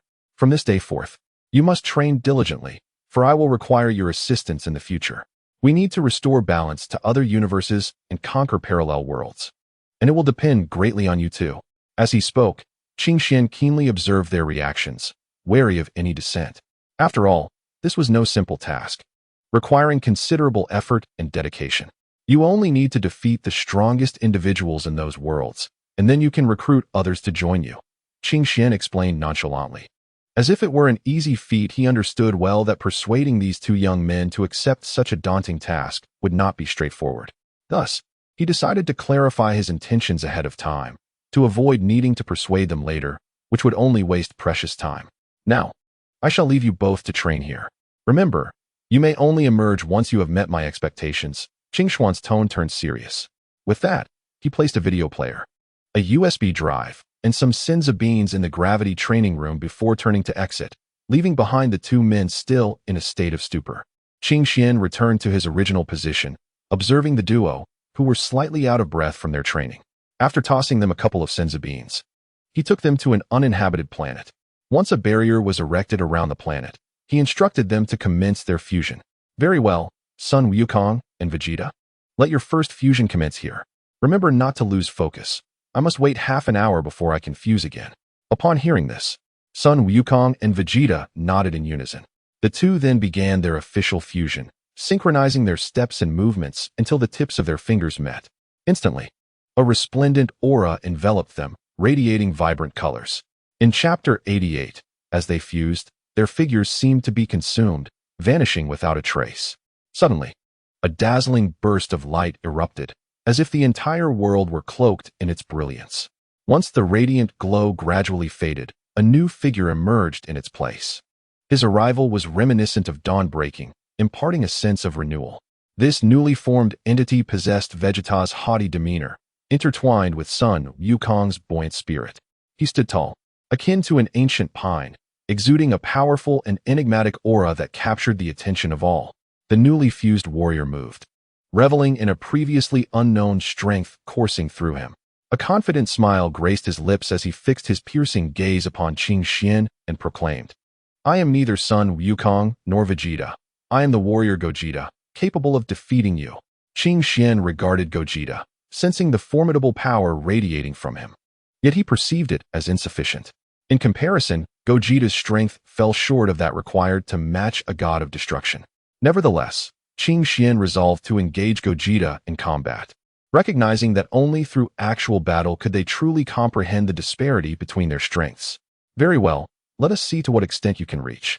Without hesitation, Qing Xian raised his hand, channeling all his energy into his palm before launching a massive energy sphere forward, akin to a cannonball, aimed directly at Gogeta. Gogeta, witnessing this, smirked disdainfully. He swiftly raised his own hand, unleashing a brilliant light that collided with Qing Xian's energy sphere in midair. A thunderous sound resonated as the energy sphere was deflected, propelled back at an accelerated pace toward Qing Xian. His expression shifted in alarm. He had not anticipated Gogeta's strength to be so overwhelming. In a moment of urgency, he sidestepped, narrowly evading the energy sphere he had unleashed. However, Gogeta offered no respite. In the instant he deflected the energy sphere, he surged toward Qing Xian like a bolt of lightning, astonishingly swift. In the blink of an eye, Gogeta stood before Qing Xian, delivering a ruthless left hook, accompanied by a fierce gust of wind, aimed squarely at Qing Xian's cheek. Qing Xuan's reflexes were remarkably swift. He abruptly tilted his head backward, evading Vegeta's left hook that whistled past his nose, the ensuing gust of wind tousling his hair. In the very moment Qing Xian sidestepped the left punch, Vegeta pivoted suddenly, his right leg snapping toward Qing Xian like a whip, delivering a downward kick of astonishing force, seemingly intent on propelling Qing Xian into the air. However, Qing Xuan's body moved with an otherworldly grace, deftly sidestepping as Vegeta's leg grazed past him, stirring up a brief whirlwind. In an instant, Qing Xian extended his palm, precisely grasping Vegeta's descending leg with the speed of lightning. A subtle smile graced Qing Xuan's lips as he forcefully flung Vegeta into the air. Vegeta executed a somersault mid-flight, landing gracefully on the ground like a gymnast. His gaze fixed on Qing Xian, a flicker of ire igniting in his eyes. With his hands clasped together, Vegeta began to channel formidable energy between his palms, a brilliant radiance intensifying. Suddenly, he thrust his hands forward, unleashing a barrage of energy waves that cascaded toward Qing Xian like a torrential downpour, their speed akin to that of lightning. Observing this, Qing Xian swiftly crossed his arms before him, conjuring a transparent energy shield that materialized instantaneously. He dared not be careless, wary of revealing any weaknesses. Most importantly, this would deliver a significant blow to them, providing the necessary impetus. The energy waves collided violently with the shield, producing a thunderous roar as the shield flickered with blinding light, on the verge of shattering. Yet, Qingxuan's expression remained unwaveringly resolute. He absorbed the impact of the energy waves effortlessly, his body swaying slightly, but never retreating a single step, deliberately feigning weakness. In the fleeting moment when the shield withstood the onslaught, Qingxian vanished from sight, as if he had never been there at all. However, in the next instant, he reappeared behind Vegeta without warning, as if he had teleported. His movements were as swift as lightning, leaving no time for response. Qingxuan's fist, akin to a cannonball, struck forcefully toward Vegeta's back. The might of this punch was immense. Were it to connect, Vegeta would surely sustain grave injuries. Fortunately, Vegeta's reflexes were equally sharp. Anticipating Qingxuan's maneuver, he executed a sudden forward roll just as the punch was about to land, narrowly evading the lethal blow. His movements were fluid and unhurried, showcasing his exceptional combat prowess and agility. Vegeta swiftly regained his footing, taking a deep breath to steady himself. An intense aura began to surge from his entire being, akin to a volcano erupting, as if an inexhaustible power within him was being awakened. With the emergence of this formidable energy, a faint golden glow enveloped Vegeta's body. His hair began to grow longer and took on a golden hue, resembling a blazing flame. Vegeta's eyes transformed into a piercing green, exuding a chilling intent to kill. He once again heightened his combat power, preparing to launch a more ferocious assault on Qingxian. In that instant, a more intense battle erupted anew. This time, Vegeta revealed his true strength, transforming into the form of Super Saiyan 2. The power of Super Saiyan 2 greatly enhanced Vegeta's abilities, elevating his speed, strength, and reflexes to unprecedented heights. However, despite unleashing all his might, Vegeta was acutely aware that Qingxuan's strength far surpassed his own. Qingxian was akin to an unfathomable enigma. The true extent of his power was beyond Vegeta's estimation. Furthermore, Qingxian concealed his combat prowess so deeply that even a master like Vegeta could not sense it. Consequently, Vegeta maintained a vigilant demeanor throughout the battle, reluctant to unleash his full potential. After all, he remained uncertain of the hidden techniques and strength Qingxian had yet to reveal. In such circumstances, Vegeta dared only to transform into Super Saiyan 2 to gauge Qingxuan's true capabilities. Upon achieving this transformation, confidence surged within him, fueled by the immense energy coursing through his veins, instilling in him a sense of dominance over others. Thus, he intended to provoke Qingxian into attacking him. He extended his right hand, beckoning for an assault. Seeing this, Qingxuan's lips curled into a subtle smile, his eyes glinting with profound intent. Chapter 89. Almost defeated, however, Vegeta failed to notice the shift in Qingxuan's gaze. As Qingxian charged towards him as anticipated, he delivered a powerful punch to Vegeta's abdomen, sending him flying 100 meters before he could regain control. Struggling to his feet, Vegeta gasped, feeling as though he might disintegrate. Qingxian then tossed him several senzu beans. After hastily consuming them, Vegeta, now cautious, transitioned from Super Saiyan 2 to Super Saiyan, the third and most potent stage, where he could unleash his greatest strength. This time, he refused to underestimate his opponent. He charged at Qingxian, unleashing a barrage of energy blasts. Qingxian moved like a specter, nimbly evading the attacks, which whizzed past him like shooting stars, inflicting no harm. Witnessing this, Vegeta's expression sharpened as he accelerated, dashing towards Qingxian like a bolt of lightning, conjuring a whirlwind of blue energy. Qingxuan's lips curled upward, seemingly having anticipated Vegeta's assault. He deftly sidestepped the oncoming strike and retaliated with a swift kick aimed at Vegeta's back. Vegeta's reflexes were lightning fast, sensing the gust of wind approaching from behind. He executed a roll forward, narrowly evading the kick. However, his movements did not cease. He swiftly pivoted, his arm whip-like as it lashed out, delivering a fierce elbow strike aimed at Qingxian. A glimmer of cunning flickered in Qingxuan's eyes as he chose not to evade, instead raising his hand to block Vegeta's assault. With a muffled thud, Qingxuan's arm absorbed the impact, sending a slight tremor through him, yet he feigned vulnerability, as if the blow had gravely wounded him. Vegeta, Sensing an opportunity, felt a surge of excitement and charged forward, intent on pressing the advantage. Yet, at that precise moment when he drew near, Qingxuan's form dissipated like mist into thin air. Startled, Vegeta had no time to react before he felt a crushing force, akin to being struck by a heavy truck, surge through him, propelling him backward like a kite severed from its string. He landed clumsily, skidding along the ground for some distance before coming to a halt. Struggling to rise, he discovered his legs devoid of strength, rendered feeble and unresponsive. At that instant, Qingxian appeared before him like a specter, a mocking smile dancing upon his lips. Vegeta, a tumult of shock and rage surging within, fixed his gaze on Qingxian, silently vowing to muster every ounce of his strength, refusing to allow Qingxian to gain the upper hand so effortlessly again. With a volcanic eruption of energy, Vegeta unleashed a deafening roar, as if striving to pierce the heavens. He thrust his hands forward, conjuring a colossal energy blast that surged forth like a blazing meteor, hurtling directly toward Qingxian. The explosive Kamehameha wave go. Vegeta's voice reverberated through the air, imbued with unparalleled power and momentum. Yet, Qingxian remained unfazed by this formidable assault. A confident smile graced his lips as he softly remarked, "Is that all you've got?" Swiftly, he raised both hands, palms facing forward, and released a diminutive energy blast from his fingers. Though seemingly insignificant, the energy contained within was immensely formidable. As Vegeta's explosive Kamehameha collided with Qingxuan's petite energy blast, an unforeseen turn of events unfolded.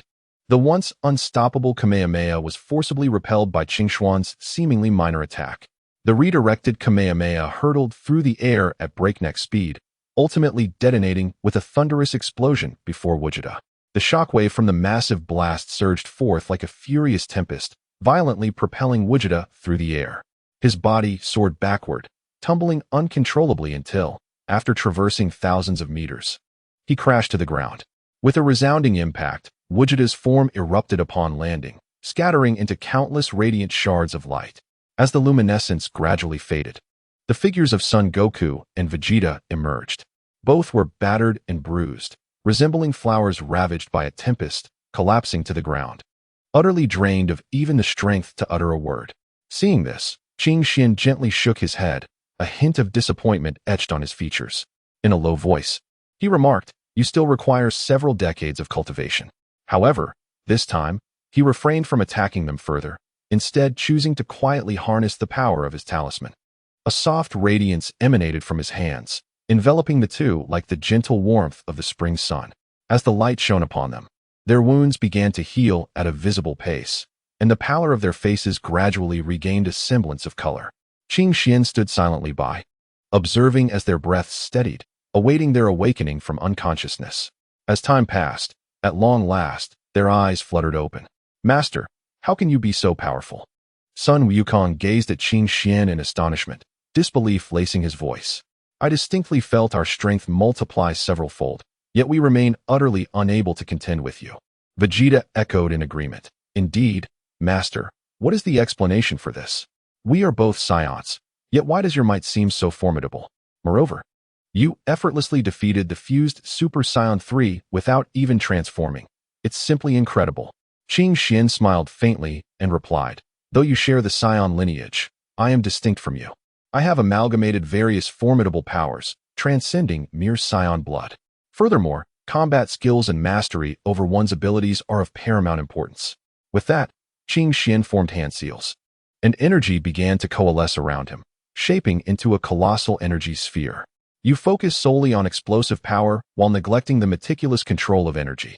With a casual gesture, he dissipated the energy sphere, prompting Sun Wukong and Vegeta to nod thoughtfully. "Master, how can we enhance our control over power?" Vegeta inquired eagerly. Qingxian regarded them earnestly and said, "In the days to come, I shall personally instruct you, starting with the fundamental perception of energy, progressing step by step." Sun Wukong and Vegeta exchanged determined glances, their spirits ignited. They understood that this would be a rigorous training regimen, yet they deemed it worthwhile for the promise of greater strength. Chapter 90. The sword's intent. Previously, while you were training in the cultivation space, you merely focused on amplifying your combat prowess, completely disregarding the refinement of your techniques.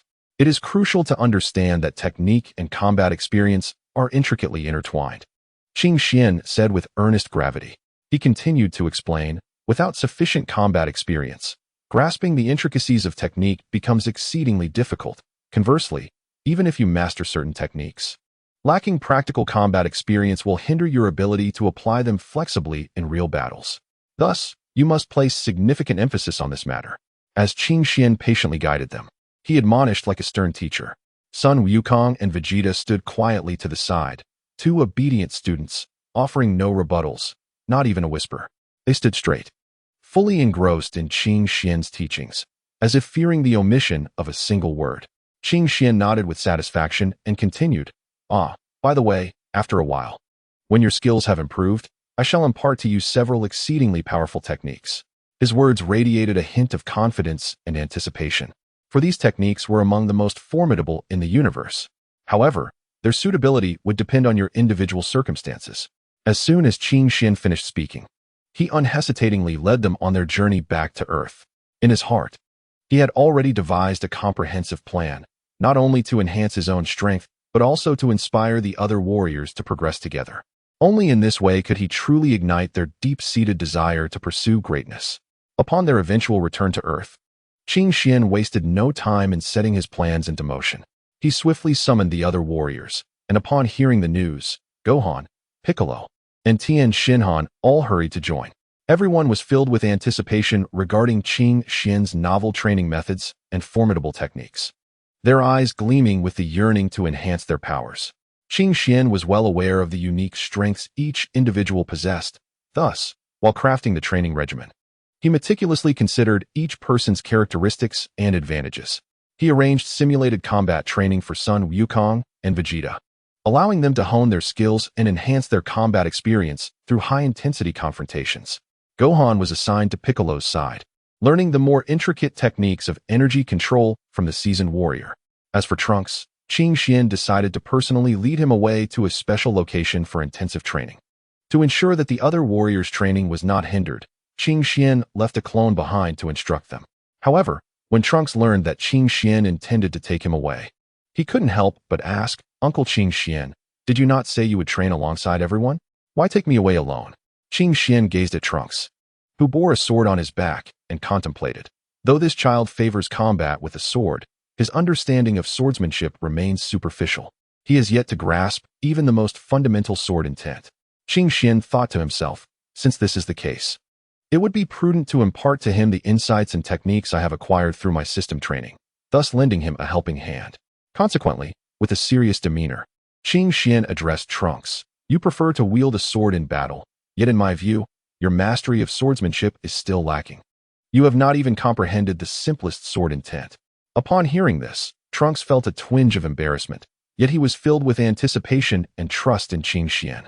Qing Xian then declared, "Therefore, from this day forth, I shall personally instruct you."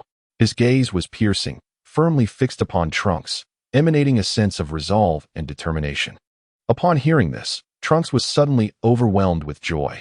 He had long yearned for guidance from Qing Xian, and now that wish was finally within reach, signifying an opportunity for him to grow even stronger.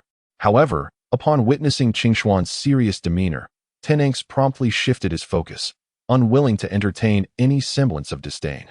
Observing Tenenx's newfound seriousness, Qing Xian nodded slightly and began to elucidate the concepts of sword momentum and sword intent. Sword momentum transcends mere techniques. It embodies the sword wielder's mental state, will, and martial comprehension.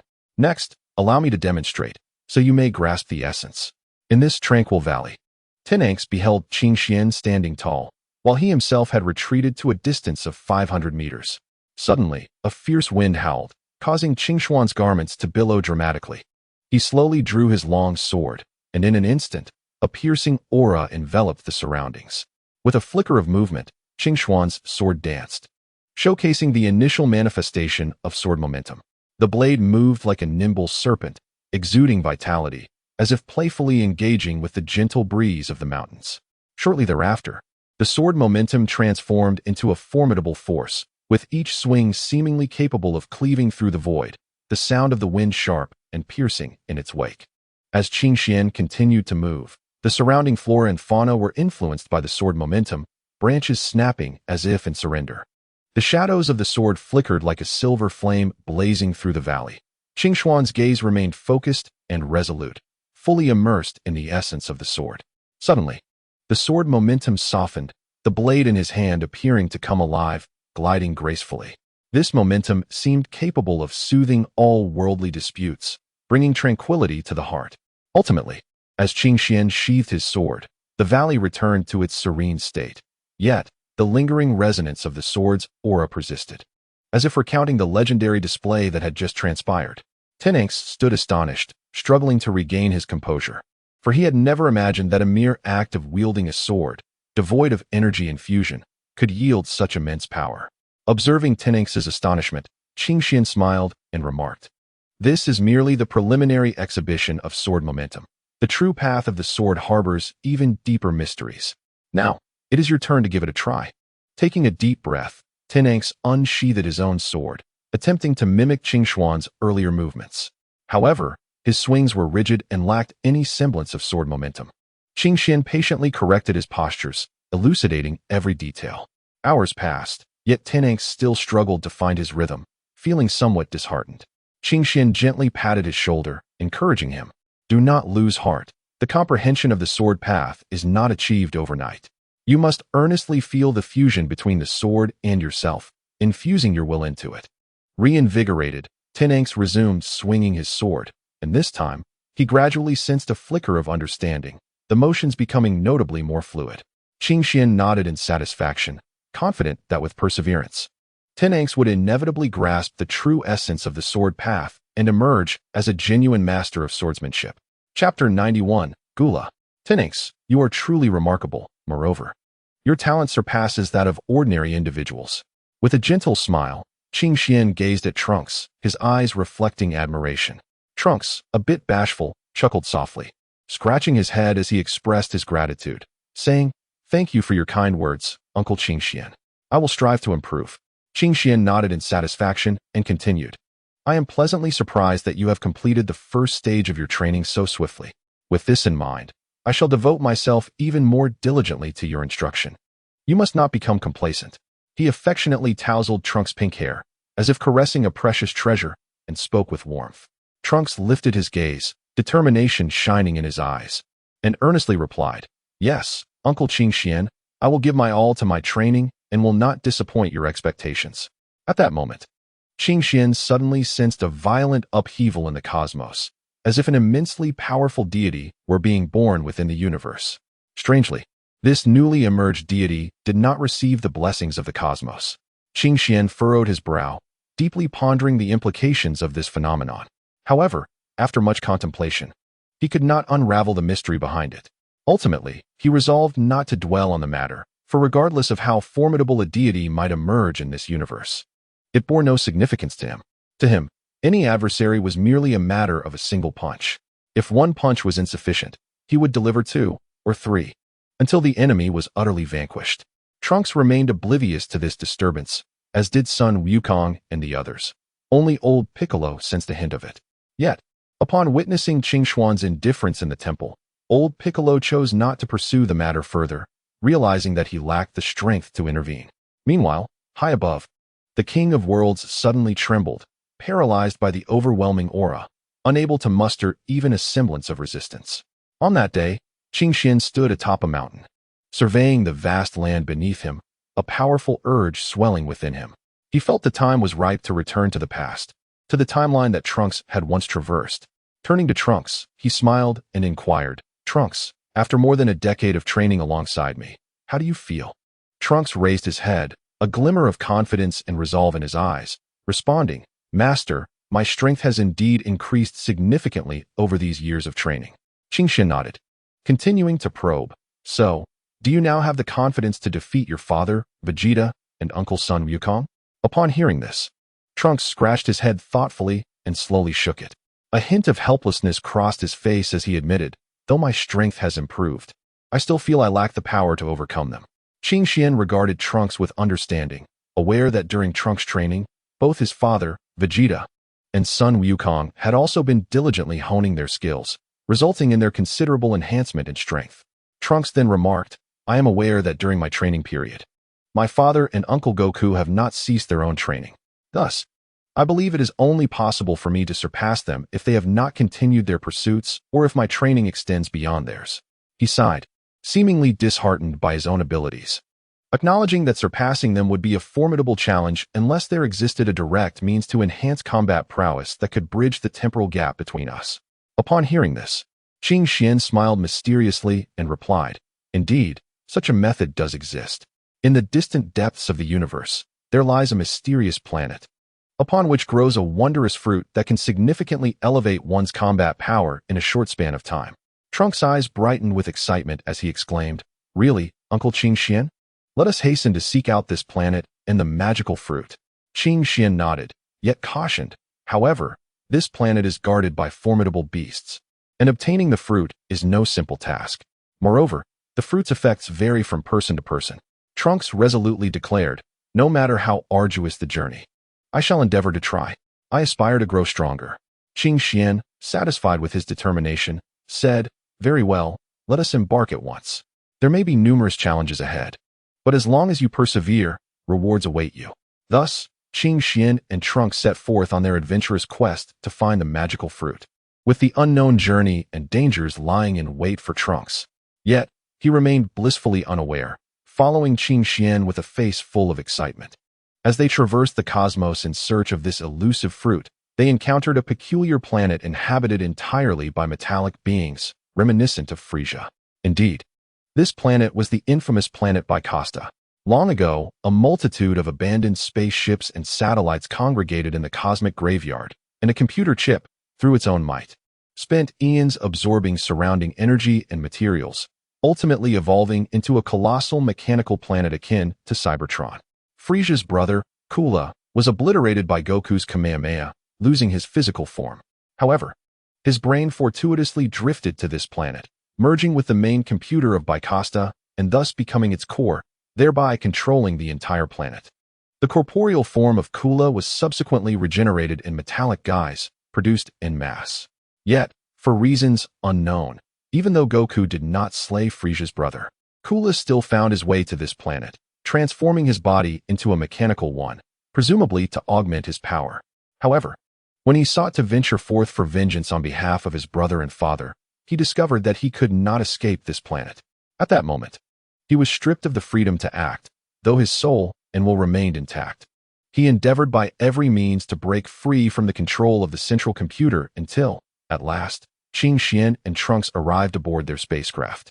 "Trunks, let us descend and explore. This planet appears to be entirely constructed of metal, which is quite intriguing, and perhaps we shall encounter something delightful." Chapter 92. Metal Cooler. Qing Xian piloted the spacecraft alongside Trunks as they landed on this metallic planet. In truth, the moment their vessel approached the planet Bicasta, the central supercomputer of the planet sensed their presence. Qing Xian was fully aware of this. Upon seeing the planet's name, he immediately thought of Metal Cooler. Bringing Trunks along was merely a means to hone his skills. Although Trunks' current combat prowess had long surpassed that of Metal Cooler, his foundational battle abilities had yet to reach the full potential of the metallic foe. Unbeknownst to Trunks, he merely regarded this as an opportunity to explore a peculiar planet and search for that enigmatic divine tree. "Very well, Uncle Qing Xian. Let us see if that strange divine tree exists here. It would be splendid if we could find it, especially since we have been out for over 10 days. Thus, Qing Xian and Trunks landed directly on the planet's surface, opening the hatch and stepping out of the spacecraft. The moment they exited, a multitude of energy orbs surged toward them. As Trunks instinctively drew his sword, he cleaved through the orbs, which exploded into clouds of dissipating energy smoke. Qing Xian observed Trunks' performance with a slight nod of approval. However, at that moment, the ground suddenly split open, and a battalion of mechanical soldiers emerged from below. Their peculiar forms glinted with a chilling metallic sheen, each wielding an array of advanced weaponry. Trunks gripped his sword tightly, his gaze resolute as he faced these mechanical adversaries. Qing Xian remained vigilant, acutely aware that the planet's supercomputer would not easily relent. Just as they prepared for battle, a colossal beam of energy descended from the heavens, annihilating the mechanical soldiers in an instant. A figure slowly descended from the beam, it was none other than Metal Cooler, who let out an eerie laugh. "Did you think you could run rampant in my domain so easily?" Trunks glared fiercely, exclaiming, "Then let us see you try." With that, he charged forward, engaging in a fierce battle with Metal Cooler. Qing Xian observed the unfolding conflict, poised to provide support at a crucial moment. The mechanical soldiers were the result of the planet's supercomputer mimicking the former Metal Cooler, now transformed into a far more formidable warrior. The current Metal Cooler was exponentially stronger than its predecessor. As Trunks lunged into combat, he was swiftly sent flying by Metal Cooler's might. The current incarnation of Metal Cooler was in its complete form, no longer requiring a transformation akin to Frieza's. In this state, Trunks, with his present abilities, appeared as a mere child, utterly powerless. Fortunately, Trunks had been injected with the genes of Bu by Qing Xian, which would not pose any harm to him. Trunks transformed into a streak of silver light, charging towards Metal Cooler, his sword gleaming with a fierce radiance, the momentum akin to the surging tide of a mighty river. Metal Cooler, with a scornful smirk, effortlessly sidestepped, retaliating with a powerful punch that struck Trunks in the abdomen. Trunks let out a muffled grunt. His body sent hurtling several meters away, yet he swiftly regained his composure and surged forward once more. Qing Xian, observing from the sidelines, silently cheered for Trunks. Feeling a slight pang of discomfort at not contributing to the atmosphere, despite knowing Trunks required no such encouragement. As the two warriors engaged in their fierce battle, Metal Cooler suddenly unleashed a powerful energy wave, ensnaring Trunks within its confines. Trunks struggled valiantly, yet could not break free. In this moment, he recognized the necessity of unleashing his full combat prowess. With a fierce roar, he cried out in defiance. Soon, a golden aura enveloped him, transforming his previously pink hair into a brilliant gold. Trunks transitioned from his normal state to the first form of a Super Saiyan. The reason he did not ascend to the third form was that Metal Cooler did not exude a menacing aura, despite his inability to sense Metal Cooler's formidable energy. Trunks remained acutely aware of his instincts after cultivating his sword intent. Though Trunks' first Super Saiyan form still fell short of Metal Cooler, he firmly believed that his mastery of sword intent would enable him to triumph. In an instant, Trunks' energy surged once more, surpassing the limits of the first Super Saiyan form and entering a new realm. With his fists clenched, he exerted tremendous force, shattering the energy wave, and propelled himself towards Metal Cooler anew, his eyes brimming with unwavering determination. Trunks had been tirelessly enhancing his combat capabilities within the first form, striving to augment his power. Yet, he remained just shy of achieving the second form, unwilling to forcefully transform into the second stage of a Super Saiyan. This was his method of solidifying his strength. He was keen to avoid hastily boosting his power due to a moment's oversight, which could lead to unforeseen complications. The rapid acceleration of his combat prowess, devoid of corresponding battle experience, could easily result in errors, poor control during combat, and a waste of energy. Once again, Trunks found himself locked in combat with Metal Cooler. The two evenly matched. Just as their struggle reached a critical juncture, the planet's central supercomputer initiated an unexpected maneuver. It commanded a cadre of advanced Metal Coolers to converge from all directions, supporting their predecessor. These second-generation Metal Coolers coordinated seamlessly to encircle Trunks. Seizing the opportunity, Metal Cooler launched a fierce assault, leaving Trunks momentarily overwhelmed. With no other choice, Trunks opted to transform into the second stage of a Super Saiyan, forcefully repelling his adversaries. This momentary respite allowed Trunks to take a deep breath, concentrate his mind, and perfectly merge the power of his sword intent with the strength of his second Super Saiyan form. His sword radiated an intense brilliance as he unleashed a series of sharp sword energies, shattering the surrounding Metal Gula too. The Metal Gula, I sensed this formidable power, a flicker of astonishment crossing its gaze, but it quickly regained its arrogance. It gathered all its strength, preparing to deliver a fatal blow. Trunks, undaunted, charged towards the Metal Gula, where sword clashed with energy, erupting in a dazzling display of light. Ultimately, through unwavering determination and the formidable power he had assimilated, Trunks successfully vanquished the Metal Gula, and Qing Xian believed that this battle had contributed significantly to Trunks' growth. However, aside from dispatching a few minor mechanical warriors, Qing Xian refrained from intervening, allowing Trunks to fight alone. Chapter 93. The mainframe. Let us proceed to observe the planet's mainframe supercomputer. Qing Xian led Trunks into the interior of the planet, where they encountered the so-called planetary mainframe. Surrounding it were numerous dormant metal gula, merely inactive at that moment. Yet, beside it stood a vigilant, awakened metal gula. "Who are you, and why have you come here?" The awakened metal gula inquired, its voice cold and mechanical. Qing Xian smiled gently. "Do not be alarmed. We merely wish to witness this planetary mainframe." The metal gula snorted disdainfully. "This is not a sight for just anyone.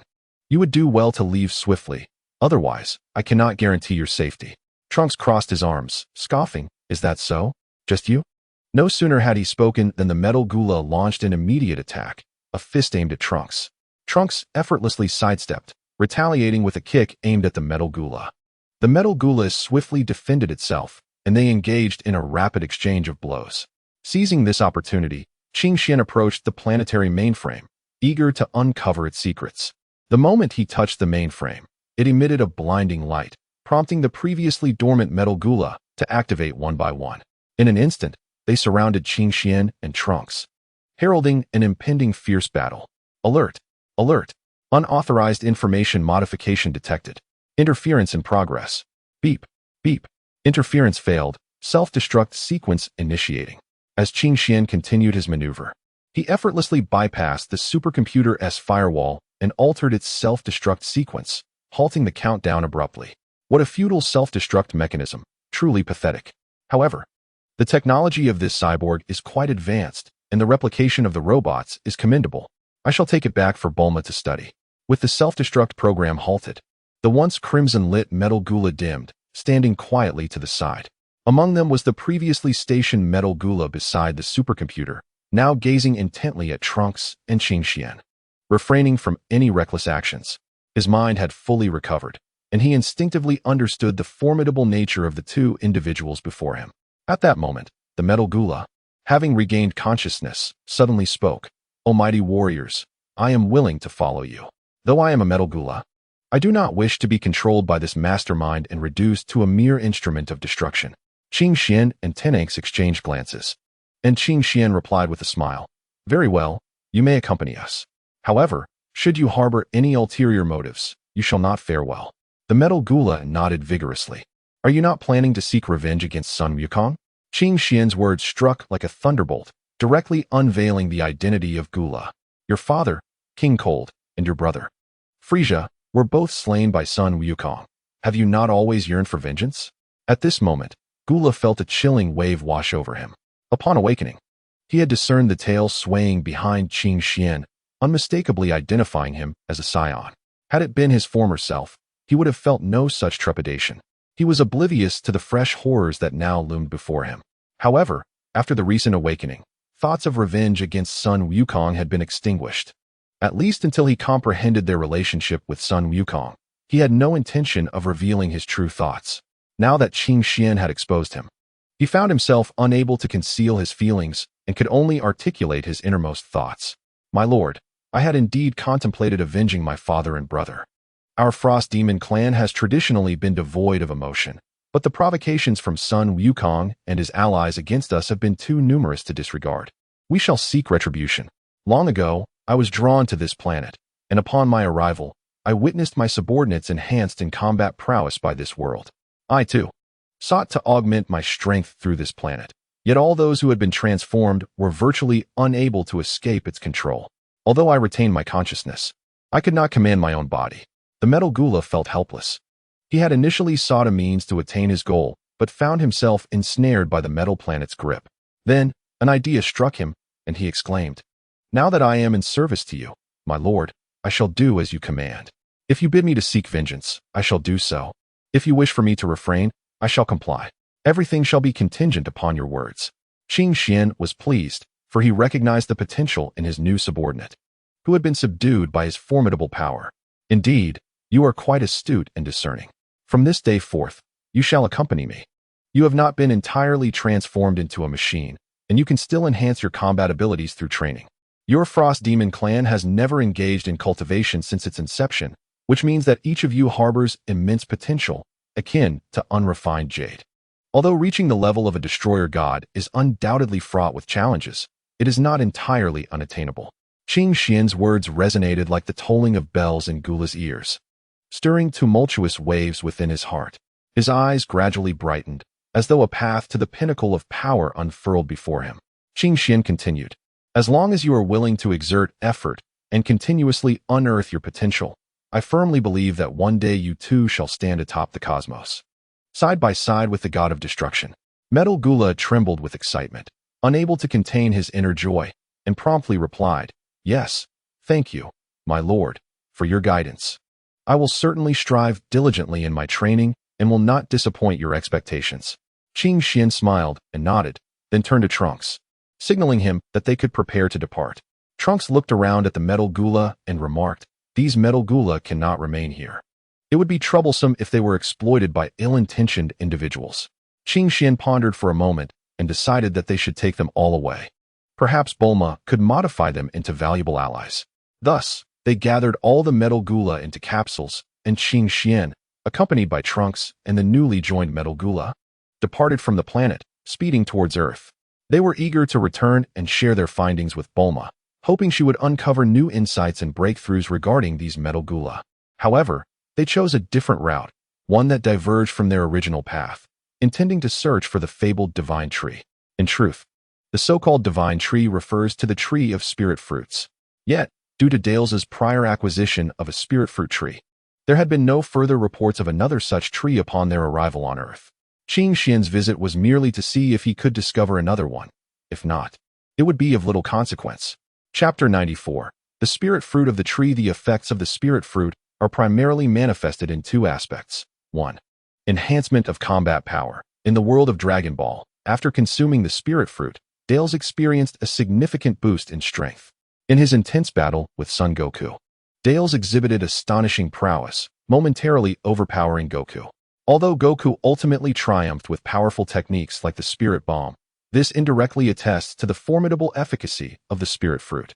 Vegeta also saw a rapid increase in his combat capabilities after consuming the Spirit Fruit, allowing him to demonstrate enhanced strength in both his normal and Super Saiyan forms, with notable improvements in both offense and defense.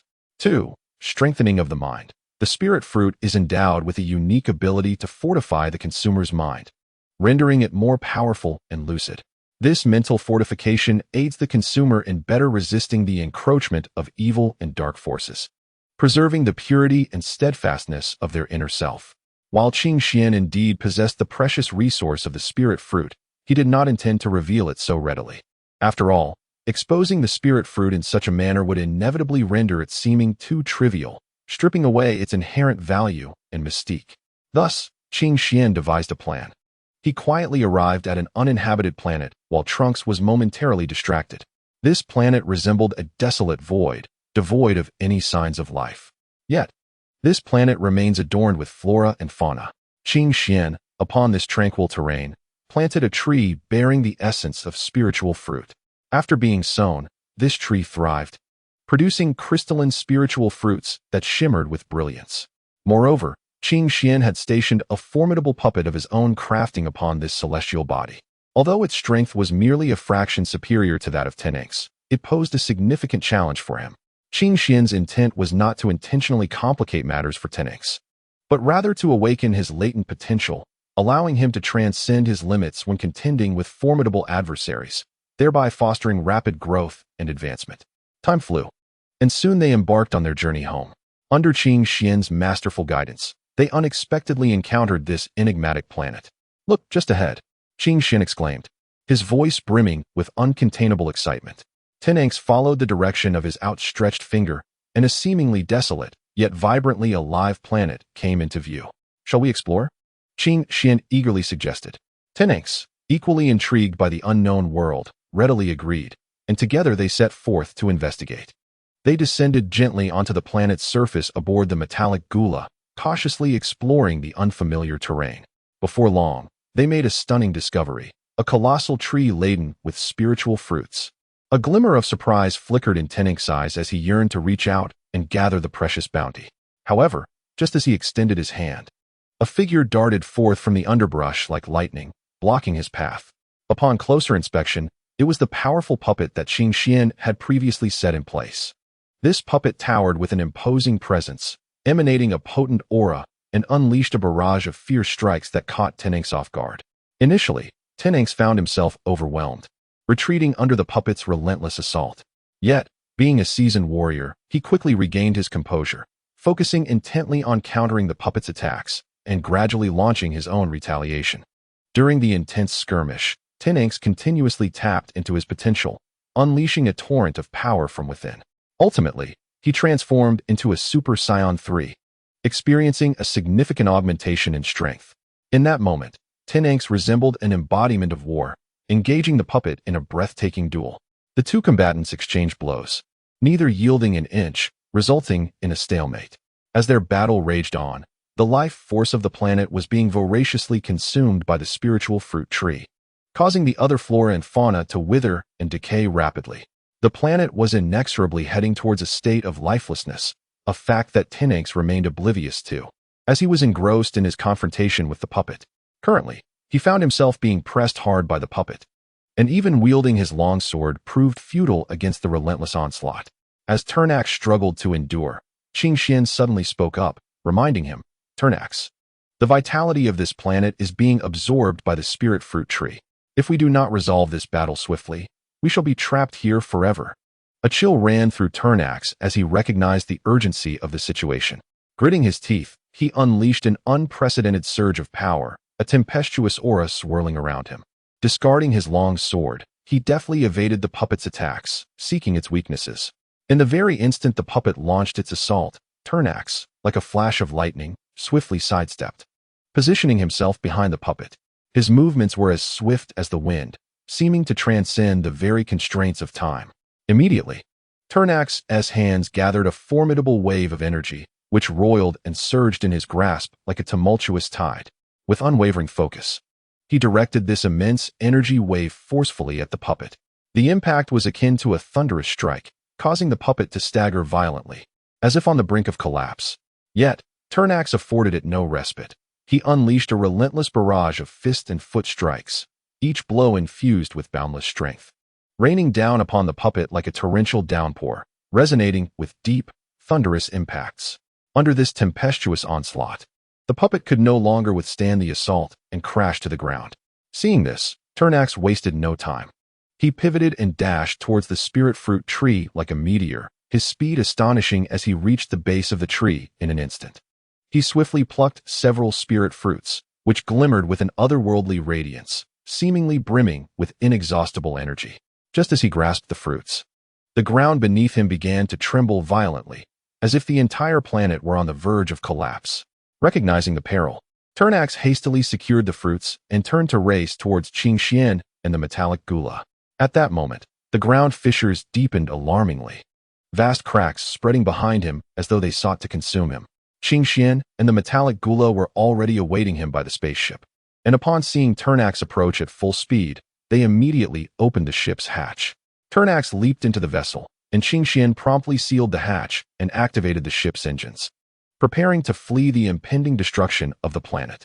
With the roar of the engines, the spaceship surged into the sky like an arrow released from a bow, swiftly escaping the planet's gravitational pull. Through the windows of the vessel, Turnax and Qingxian beheld the planet behind them gradually disintegrating, obliterating into a void.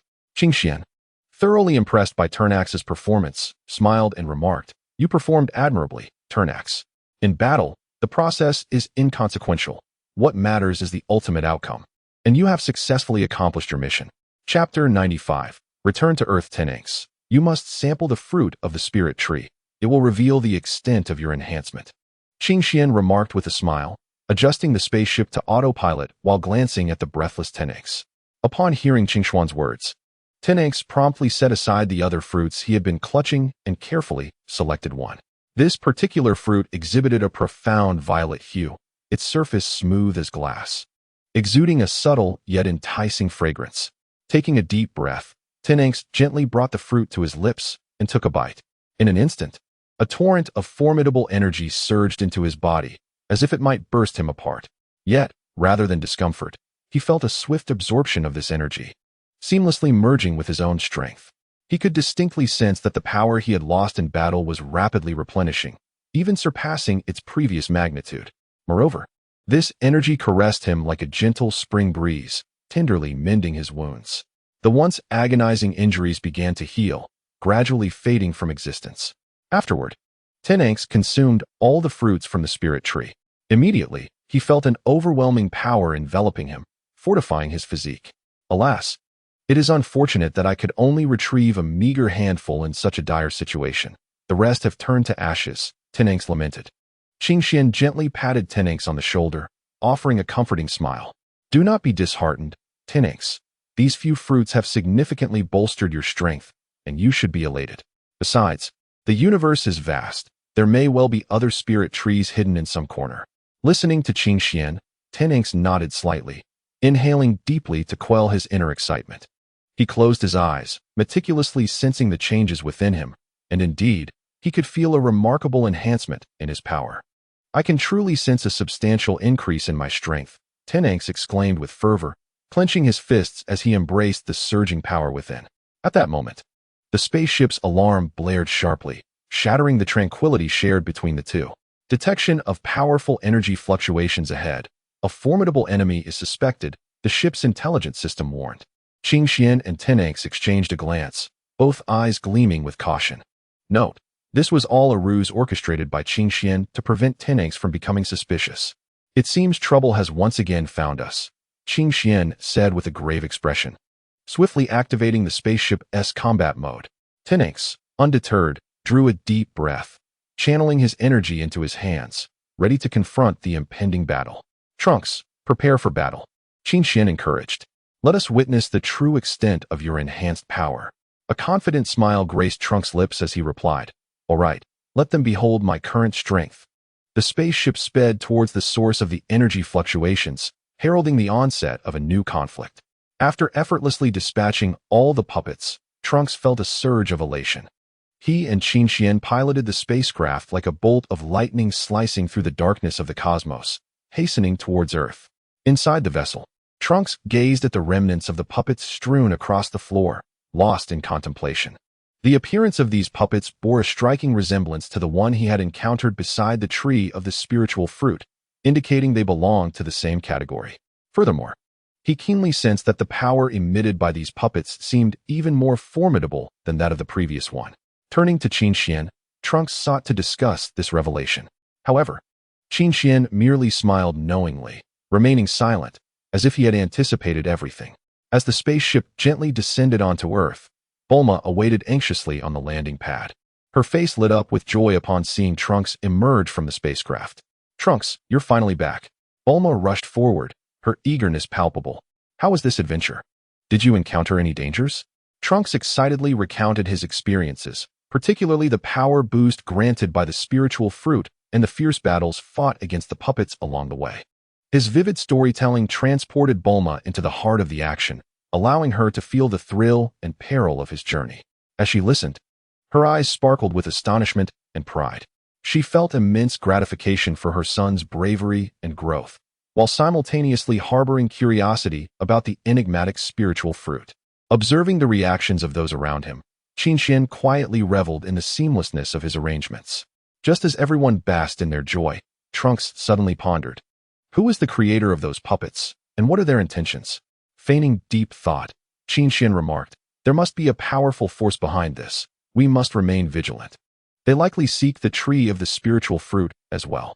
The previous puppet was probably a vanguard, but we claimed the tree before their main force arrived. Qingxian spoke these words with an air of feigned contemplation. Let us set aside other concerns for now. Our primary focus should be on enhancing your strengths. Only then can we swiftly address the crises ahead. Very well, Trunks, take these fruits back with you. Should you require more, do not hesitate to seek me out. After ensuring Trunks was well taken care of, Qingxian took a brief respite before leading everyone back to the palace atop Baozi Mountain. At this moment, Qingxian distinctly sensed a slight discomfort within his body, a sensation that alerted him to the necessity of having someone assist him in restoring his health. Without hesitation, he returned to the palace with Bulma and the others, hoping to find ample opportunity for rest and healing within its walls. Inside the palace, Qingxian devoted himself to recuperation for several days. Despite encountering various challenges during this period, he ultimately managed to restore his health to a relatively better state. He was now prepared to journey back in time, ready to embark once again on the path of taking on disciples. Qingxian swiftly set his plans into motion and soon located Trunks. He contemplated that if he could bring Trunks with him to the past, Goku would undoubtedly place greater trust in him. Chapter 96. Time Travel. Trunks, go gather your things. We are about to return to the past. Qingshuan's voice resonated in Trunks' training area. Upon hearing Qingshuan's call, Trunks gradually ceased his training, turning to face him with a steady gaze. Understood, Uncle Qingxian, Trunks replied, his tone calm, yet resolute. Observing Trunks, Qingxian smiled reassuringly. I will ensure his body is restored. You need not worry about that. Trunks nodded, acknowledging his understanding. He had faith in Qingshuan's abilities and had never doubted his promises. Moving to the side, Trunks began to gather his belongings with swift and efficient movements, soon organizing everything he needed. He then retrieved a universal capsule from his pocket, a marvel of technology capable of containing various items within. Holding the capsule in his hand, Trunks approached an open area and without hesitation, tossed it into the air. With a resounding pop, the capsule exploded mid-air, releasing a cloud of smoke. As the smoke dissipated, a yellow, oval-shaped machine emerged on the previously vacant ground. Although it bore signs of age, it emanated an aura of mystery. This machine was the time machine, created by Bulma for Trunks' time travel. Trunks approached the time machine, gently caressing its surface, his eyes filled with nostalgia. Qingxian also stepped forward, meticulously inspecting the machine's parameters. Everything appears to be in order. It can still operate normally, Qingxian affirmed. Taking a deep breath, Trunks opened the time machine's hatch and turned to Qingxian. Uncle Qingxian, let us enter. Nodding in agreement, Qingxian entered the time machine alongside Trunks. The hatch closed slowly, and the interior lights flickered to life as various instruments began to hum into action. Initiate. Trunks pressed the start button. The time machine rumbled ominously. The surrounding space began to warp, and beams of light flickered outside the windows. They felt as if they were ensconced within a tunnel of light, their bodies being tugged by an immense force. As the time machine accelerated, the world outside became a blur, and both time and space seemed to lose their meaning. After an indeterminate period, the time machine finally came to a gradual halt, the hatch opening automatically. Trunks and Qingxian stepped out slowly, their eyes scanning the surroundings. Filled with astonishment and curiosity, they found themselves inexplicably transported back to a bygone era. Yet what was even more astonishing was that they returned to the precise moment Trunks had just departed. At that instant, the group, poised to leave, was startled by a sudden mechanical sound. They turned in unison to behold Trunks approaching, accompanied by a strikingly handsome and formidable young man, whose long tail trailed behind him, undeniably drawing attention. In the distance, Trunks also became aware of their presence, his expression reflecting a hint of confusion as his gaze rested upon Qingxian. He then spoke. Uncle Qingxian, logically, after I left this timeline, the flow of time should have resumed its normal pace. After all, I am certain that the time flow in our respective timelines is identical. Trunks paused momentarily before continuing. But why have I returned to the very moment I first departed? Look, Frisia's remains still lie on the ground, and his spaceship remains parked there. What could possibly explain this? Trunks glanced at Frisia's carcass, noting that even King Cold's body had vanished. The sight of Frisia's spaceship further solidified their certainty that they had indeed returned to the moment just before Trunks' departure. As the others prepared to return home, just as they were about to leave, Goku and the others suddenly noticed that Tien had returned. A wave of curiosity washed over Goku, prompting him and the others to hasten towards Tien, surrounding him and eagerly inquiring, Tien, why have you returned? Is there something you haven't resolved, or is there something important you need to convey to us? Goku asked with genuine concern, his eyes fixed on Tien as if seeking clues from his expression. Observing Goku's anxious demeanor, Tien quickly raised his hands in a calming gesture, explaining, everyone, please don't worry. I just suddenly recalled some matters I had forgotten to inform you about. Hearing this, the group exhaled in relief. However, at that moment, Goku's attention was drawn to an individual standing beside Tien. Upon closer inspection, he noticed a tall figure exuding an extraordinary presence, radiating a formidable aura. Goku's eyes lit up with excitement as he pointed at the individual, eagerly asking Tien, Hey, Tien, who is this? His voice brimmed with anticipation and curiosity, as if he could hardly contain the urge to challenge this new presence. Tien's lips curled into a subtle smile as he introduced, This is Uncle Qingxian. He is incredibly powerful. I returned specifically with him. Moreover, he possesses a unique ability to repair some very important things. The group's attention was irresistibly drawn to Qingxian. Their expressions a blend of curiosity and reverence, as if they were assessing a mysterious and powerful being. Wow, he must be incredibly strong, someone exclaimed. Moreover, I sense that your strength has significantly increased as well, Trunks. Truly remarkable. Another person chimed in, as Trunks listened to the admiration of those around him. A wave of joy surged within him. It had been quite some time since he had received such praise, and the feeling of acknowledgement filled him with immense satisfaction. However, how did your strength suddenly escalate so dramatically? Goku inquired suddenly, his gaze piercing as he scrutinized Trunks, seemingly attempting to discern the source of his newfound power. Trunks hesitated for a moment before responding with a smile. Haha, it's really nothing much. I've just been diligently training during this period. Is that so? Goku clearly found this answer unsatisfactory, pressing on. Why do I feel as though you've undergone something extraordinary? Trunks' smile faltered slightly. He hesitated but ultimately decided to withhold the truth for now. After all, some matters are not easily explained. Chapter 97. Explanation in truth. Since my return to the past, I have been training alongside Uncle Qingxian for the past 5 or 6 years. My ability to return to this present moment so swiftly is entirely due to Uncle Qingxian's unique power, which he utilized to transport us to this specific time frame. Trunks spoke with a face full of envy, clearly yearning for Uncle Qingxian's abilities, hoping to possess such power himself. Observing this, Qingxian smiled and affectionately ruffled Trunks' hair, conveying his understanding and comfort. Meanwhile, Goku seemed to develop a keen interest in Uncle Qingxian's abilities, a glimmer of anticipation flashing in his eyes. However, Qingxian bluntly interrupted his fantasies, candidly stating, Goku, I know what you're thinking, but I advise you not to waste your efforts. Given your current strength, it is utterly impossible for you to reach my level. Qingxian's words came like a cold splash of water, extinguishing Goku's enthusiasm without mercy. He continued, I will absolutely not engage in combat with you. If you truly wish to challenge someone, seek out Trunks. When you manage to defeat him, then you may return to me. With that, Qingxian turned and walked away, leaving Goku in a state of shock. In reality, Qingxian did not intend to belittle Goku.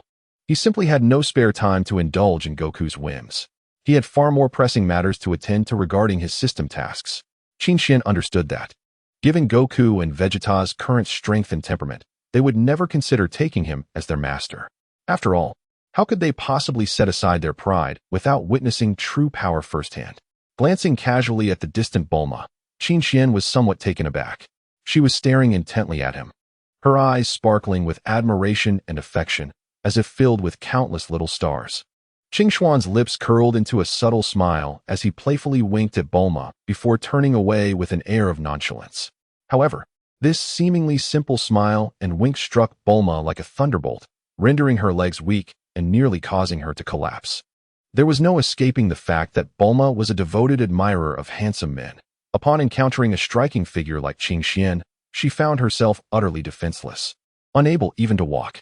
The true reason for Bulma's overwhelming reaction, beyond Qingxian's captivating exterior, lay in his extraordinary beauty that rivaled even that of the most esteemed figures.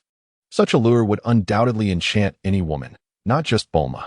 At that moment, Trunks made an unexpected decision. Instead of concealing his true identity as he typically did, he revealed it outright in front of Son Wukong and Piccolo.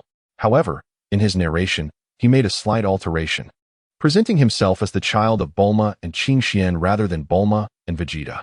This sudden twist left Son Wukong and Piccolo utterly astonished.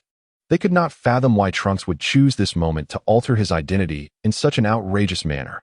Just as Son Wukong was about to interject, Piccolo swiftly covered his mouth, preventing any further words from escaping. This unexpected scene left everyone present in a state of bewilderment, exchanging glances as they pondered Piccolo's motives. At that moment, Bulma happened to approach, and upon witnessing the commotion, she curiously inquired, What are you all doing? Son Wukong, what were you saying about Trunks being my child with whom? Piccolo, let him finish. Bulma appeared puzzled by Son Wukong's mention of her name, eager to understand his intentions.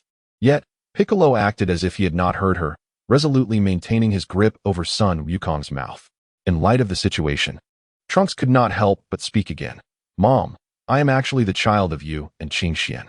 He stepped closer to Bulma to share this altered vision of the future. However, by revealing this now, I may trigger a butterfly effect that could lead to unforeseen changes in the future.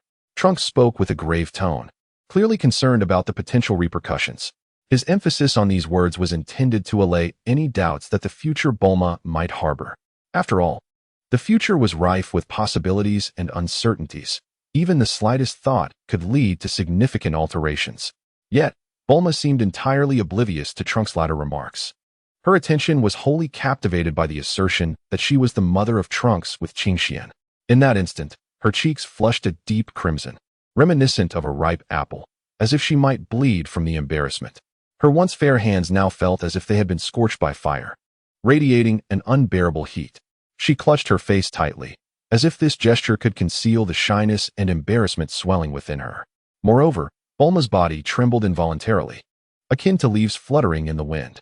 Her frame swayed continuously, seemingly attempting to dispel the overwhelming surge of warmth rising in her heart. The others, witnessing this scene, were momentarily speechless, utterly astonished that Bulma would exhibit such expressions due to a mere few words. Trunks, however, paid her no mind, treating her presence as if it were non-existent, his focus entirely devoted to conversing with others. He inhaled deeply before commencing a detailed explanation of the true purpose of their return. Uncle Goku, we have come back for a profoundly important reason, Trunks declared, his voice imbued with a sense of resolve and determination. We hope that Master Qingxian can restore your body and completely cure your heart ailment. He paused briefly before continuing.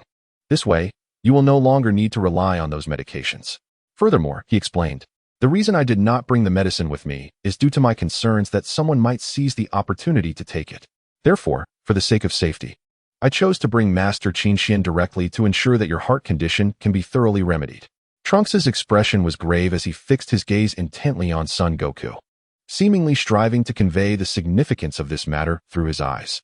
He understood all too well that if Goku were to miss his medication for any reason, the consequences would be dire. He could potentially depart from this world forever, leaving only the Dragon Balls as a means for resurrection. Realizing this, Trunks felt it necessary to clarify to Goku why Master Qingxian had been brought, to prevent any unnecessary misunderstandings. After Trunks' thorough and patient explanation, the others finally grasped the situation, gaining a clear understanding of the unfolding events. They felt immense gratitude for Trunks' elucidation, for without his insight, they might have remained in the dark, oblivious to the reality of their predicament. After all, no one wishes to lose their life without cause, so upon learning the truth, they were filled with appreciation for Trunks. In this context, they warmly invited Trunks to accompany them to Master Roshi's house, eager for further dialogue and to express their sincere thanks. However, just as they were preparing to depart, Trunks suddenly recalled an important matter regarding Bulma's mother. At that moment, Bulma's mother was in a state of bashfulness, evidently still reeling from the earlier shock. Observing her, Trunks felt a pang of helplessness. He had not intended to disclose this situation to Bulma's mother, as it was rather difficult to articulate. Nevertheless, Qingxian insisted that he do so, fervently assuring him that he would ensure Trunks' smooth arrival into the world. Despite Trunks' lingering doubts, he ultimately acquiesced to Qingxuan's repeated assurances.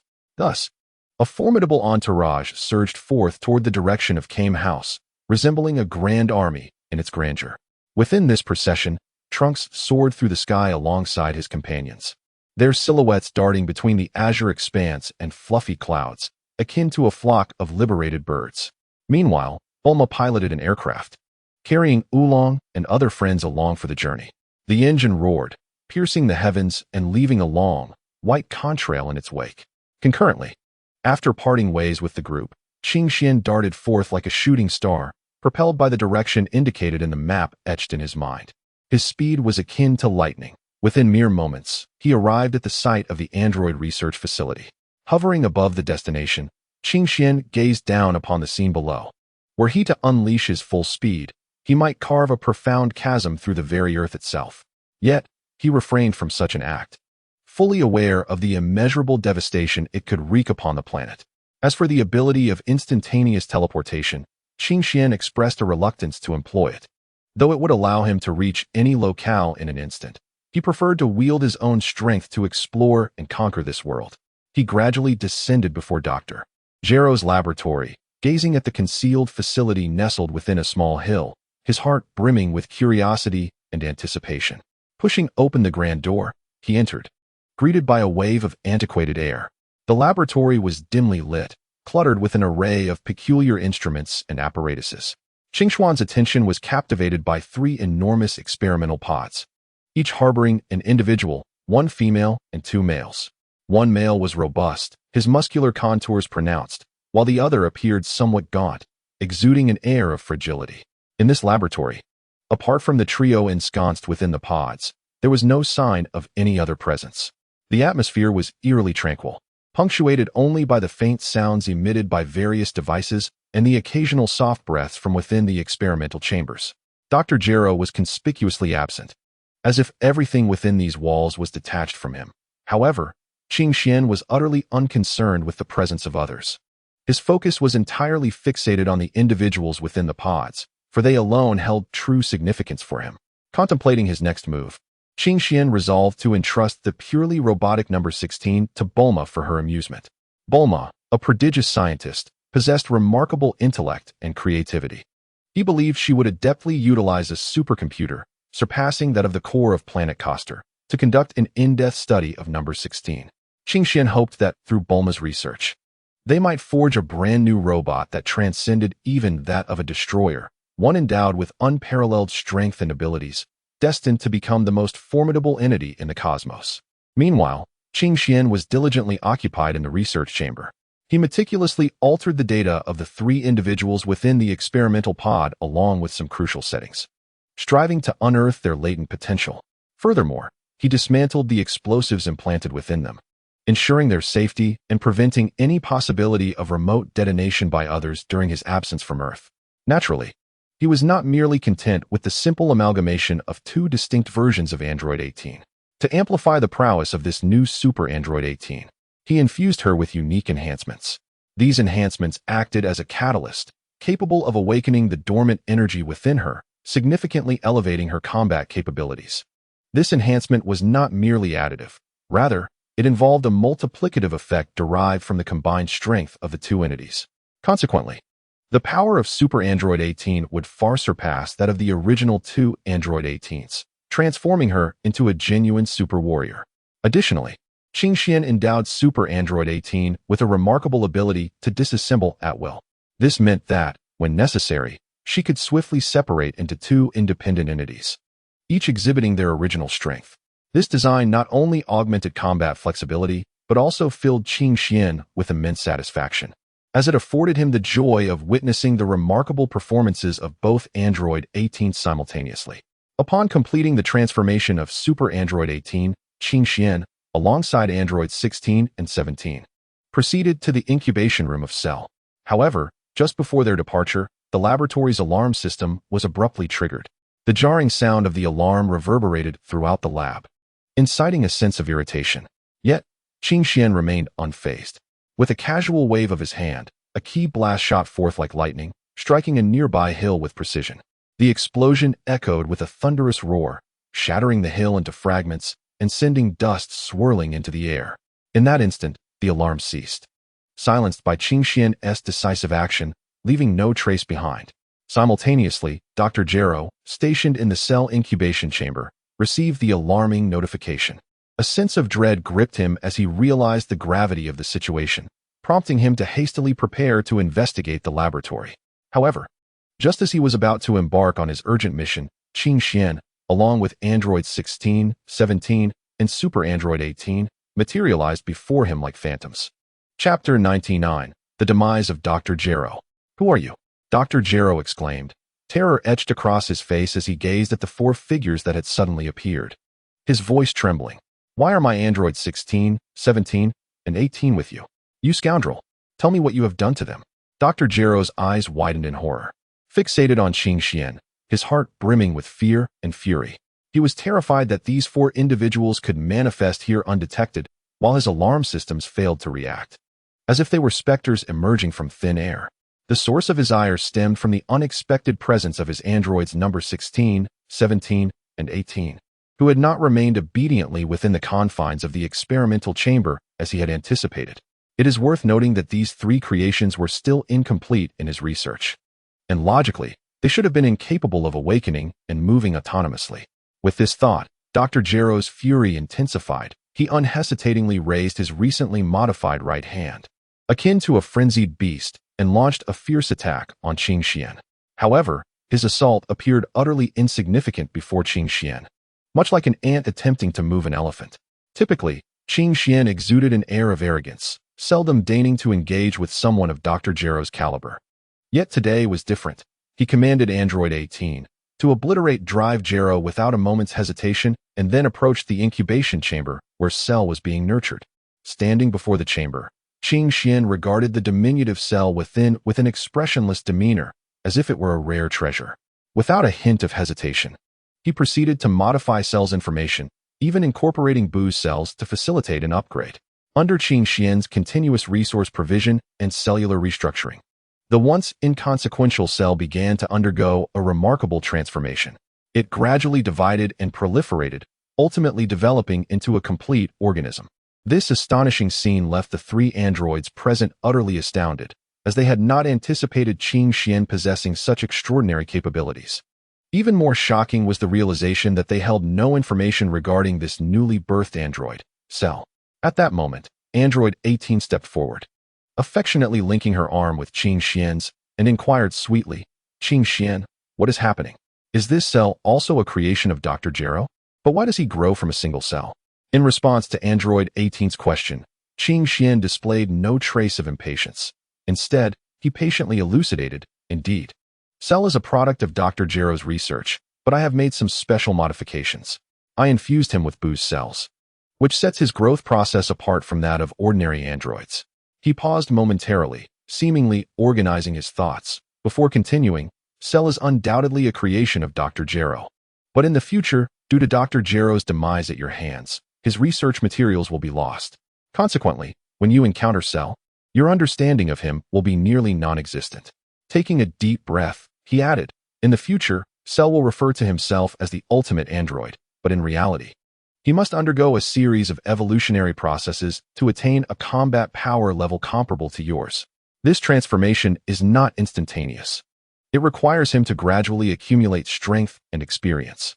Qing Xian's tone grew serious as he remarked, "Gero possesses a unique ability. He can absorb the life force and essence of humans. Once he reaches a certain threshold, he will turn his attention towards you. Should he successfully absorb you, he would become a true ultimate artificial being, with powers far exceeding your imagination." Qing Xian's words struck a chord of shock in both Android 18 and Android 17, with the former clutching Qing Xian's arm tighter, causing it to sink deeper. Sensing Android 18's fear, Qing Xian gently stroked her golden hair with his other hand. "Do not worry, I will protect you. Even if it costs me my life, I will ensure your safety." His words resonated deeply within Android 18, stirring her emotions profoundly. At that moment, the newly born Gero suddenly opened his eyes, revealing a gaze filled with ferocity and greed. Gero's form began to transform rapidly, his strength surging incessantly. Qing Xian furrowed his brow. The speed of Gero's evolution was within his expectations.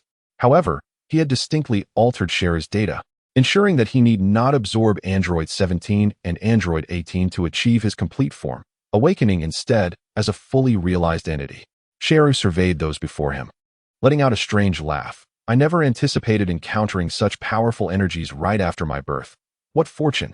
With that, he lunged at Android 17. Reacting swiftly, Android 17 unleashed a punch in retaliation. Yet, Gero adeptly evaded, swiftly maneuvering behind Android 17 and seizing him. Witnessing Android 17's desperate struggle in Gero's grasp, Android 18 felt an urgent pang of anxiety. Her body instinctively leaned forward, fists clenched tightly, ready to charge forth to rescue him without a second thought. However, just as she was about to act, Qing Xian reached out to halt her. Android 18 looked at Qing Xian in astonishment, seeing his composed demeanor as he calmly advised, "Do not rush. Let us first ascertain the strength of this modified Gero." Android 17 fought valiantly against Gero's formidable hold, yet Gero's immense strength rendered his efforts futile. Emotionless, Gero clutched Android 17, as if she were merely a defenseless prey. Suddenly, Sheru opened his gaping maw, a powerful suction emanating from it, seemingly intent on draining all of Android 17's energy. In that critical moment, Qing Xian finally sprang into action. His figure darted like lightning, surging towards Sheru. In the blink of an eye, he stood before Sheru and, without hesitation, unleashed a devastating punch upon him. The strike was akin to thunder, sending Sheru hurtling backward, crashing heavily to the ground. After rolling several times upon impact, Sheru struggled to rise, glaring fiercely at Qing Xian, his eyes ablaze with rage and animosity. Thus, an exhilarating battle commenced, marking a life-and-death struggle for Qing Xian. Chapter 100. The solitary life of Krillin. Qing Xian looked at the battle-hungry Sheru with a sneer. Sheru, you are utterly overestimating your own worth. Do you not recall that it was I who brought you into existence, granting you your complete form and infusing you with the genetic cells of Majin Buu? In response, Sheru was consumed by an overwhelming fury, feeling belittled by an unknown figure, an affront he could not tolerate. Thus, he launched a renewed assault on Qing Xian, unleashing a barrage of energy blasts aimed directly at him. Qing Xian, unfazed by this onslaught, effortlessly deflected the attacks before instantaneously teleporting in front of Sheru. With a swift motion, he grasped Sheru's head and crushed it, yet as an ultimate android. Sheru possessed formidable regenerative abilities, and his head swiftly reformed. His eyes widened in rage as he unleashed a colossal energy beam from his mouth. Qing Xian deftly sidestepped, the beam grazing his shoulder and obliterating a small mountain behind him. Furrowing his brow, Qing Xian realized that Sheru, enhanced by the genetic infusion of Majin Buu, was proving to be more formidable than anticipated. Seizing the moment while Qing Xian evaded the beam, Sheru summoned a swarm of smaller versions of himself, which surged toward Qing Xian like a tidal wave. With a cold smirk, Qing Xian erupted with powerful energy, forming a barrier that repelled the smaller Sherus. Following this, he concentrated his energy in both hands, releasing a massive spiraling energy wave that turned the smaller Sherus to ashes. Witnessing this, Sheru's fury reached its apex, and his energy surged wildly as he prepared to unleash his ultimate move. Sensing this overwhelming aura, Qing Xian felt a tightening in his chest but remained undeterred. He inhaled deeply, synchronizing his breathing rhythm, allowing his energy to rise steadily like a gentle stream. Each breath was meticulously controlled, as if the very world lay within his grasp. Sheru's deafening roar echoed, Kamehameha. This tremendous energy erupted like a volcanic explosion, hurtling toward Qing Xian with unstoppable force. Yet, in the face of such a terrifying attack, Qing Xian remained remarkably composed. A confident smile graced his lips as, at the precise moment the Kamehameha was about to strike him, he activated his ability to pause time. In that instant, time appeared to freeze, and Sheru's attack was suspended midair. Like a wraith, Qing Xian swiftly moved before Android 18, releasing her from the time suspension. Her stunning visage was now vividly before him, her eyes reflecting a blend of confusion and astonishment. Qing Xian gazed intently at her, softly declaring, Android 18, have you not always yearned to grow stronger? If you agree to a single condition of mine, I can help you realize this desire. His voice was deep and resonant, imbued with an irresistible charm. A faint blush crept across 18's cheeks as she shyly lowered her gaze and replied, Qing Xian, regardless of the condition, if it pertains to you, I will unhesitatingly consent. There is no need for you to go to such lengths to convey these terms. Her words were imbued with unwavering trust and dependence on Qing Xian. Little did he expect that after modifying the information about not seeking revenge on son Wukong, number 18 would transform in such a manner. In the original narrative, number 18 was depicted as a cold yet beautiful woman. However, she now appeared as a bashful young girl. Yet, Qing Xian did not dwell excessively on this matter, instead articulating his conditions directly. From now on, should you encounter a bald-headed boy named Krillin, keep your distance and avoid any physical contact. His indecisiveness is one thing. He also lacks the courage. He may secretly long for another, yet he dares not reveal it, fearing his wife's discovery. Yet he named his daughter after his former girlfriend, a fact his wife remains oblivious to. Upon hearing Qing Xuan's statement, number 18's eyes widened in disbelief, as if they might pop from their sockets, her face a canvas of astonishment. She had never anticipated that the seemingly unremarkable Krillin harbored such a hidden side. This revelation stirred a tempest of complex emotions within her. akin to the vast and tumultuous sea. Although she had yet to engage with Krillin directly, the records provided by Dr. Jero contained some references to him. However, they failed to mention his wife, instead alluding to an ex-girlfriend named Mary. Even more surprising was the fact that, despite Krillin and Mary having parted ways, their connection remained frequent and unwavering. This lingering bond elicited a sense of revulsion in number 18, leaving her with a feeling of disgust. With resolute determination, she nodded, Qingxian. I promise to maintain my distance from him. A satisfied smile graced Qingshuan's lips as he slowly began to reveal the method that would empower number 18. Before I revived you, I infused your being with modified Majin genes. He spoke, his voice deep and magnetic, imbued with an air of mystery. I specifically altered your cellular characteristics, rendering them as robust as Majin Buu's. Thus, as long as your cells remain unvanquished, you shall not perish. This you can trust.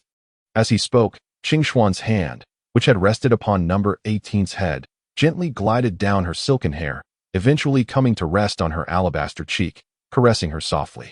A faint blush blossomed on number 18's face, reminiscent of a ripe apple, evoking an irresistible desire to take a bite. Qingxian, seemingly oblivious to her shyness, continued, Next. You need only stand before that energy wave cannon. Be sure to remain still, then you shall absorb the energy it releases. His gaze fell upon the nearby energy cannon, a flicker of anticipation shimmering in his eyes. Once you begin to absorb the energy, I shall stand behind you, infusing you with additional power. This way, your body will progress at an accelerated pace. Qingxian paused momentarily, then continued, Throughout this process, you may move freely, unencumbered by any restrictions. Moreover, absorbing energy is a passive skill of yours. At any time and in any place, you can automatically draw on the energy surrounding you, though you were previously unaware of this. Of course, this is a special ability I have bestowed upon you. Chapter 101. Becoming stronger. Number 18 felt no discomfort or opposition to Qingshuan's proposal and readily accepted the terms. Subsequently, Qingxian led number 18 before the Kamehameha wave unleashed by Cell, uttering, Are you prepared? Fear not, nothing will happen. Just focus on absorbing his energy. I will handle the rest. With excitement, number 18 responded, Yes, I am ready. Let us go. She positioned her fists at her waist, adopting a stance akin to a horse-riding posture, exuding an aura of readiness. Observing this, Qingxian promptly released the time pause skill. At the very moment he did, Cell's Kamehameha struck number 18's chest. However, contrary to expectations, number 18 was not sent flying nor obliterated. Cell immediately sensed something amiss. As he glanced over, he saw that the Kamehameha, which should have hit Qingxian, instead struck number 18. Yet, he saw no sign of her destruction or displacement. Instead, a peculiar radiance enveloped number 18, forming a protective barrier around her. The Kamehameha surged towards her like a torrential flood. Upon contact with the barrier, it emitted a blinding light and a tremendous roar. Number 18 tightly closed her eyes, wholly concentrating on absorbing the energy. She could feel the immense power flooding into her body like a tidal wave, continuously elevating her strength. As she absorbed the energy, golden light flickered around her, her aura growing increasingly formidable. Qingxian watched intently, monitoring number 18's condition. Once he sensed the moment was right, he gathered his own strength and directed it towards her. After a while, the energy from the Kamehameha was nearly depleted, prompting Qingxian to cease his infusion. Number 18's eyelids fluttered slightly, as if an invisible force was gently prying them open. Gradually, her eyes opened, revealing a brilliant light that flashed within her previously closed gaze, shining as brightly as the most resplendent star in the night sky. This radiance exuded confidence and determination, as though she had grasped a formidable power or possessed unwavering faith in her own abilities. Number 18 slowly began to move her body, her muscles trembling slightly, seemingly acclimating to the surging power within her. Each movement appeared both graceful and powerful, as if her body had seamlessly merged with this newfound strength. As physical activity unfolded, Android 18's smile blossomed gradually. It was a smile imbued with both satisfaction and confidence, as if she were utterly pleased with her current state.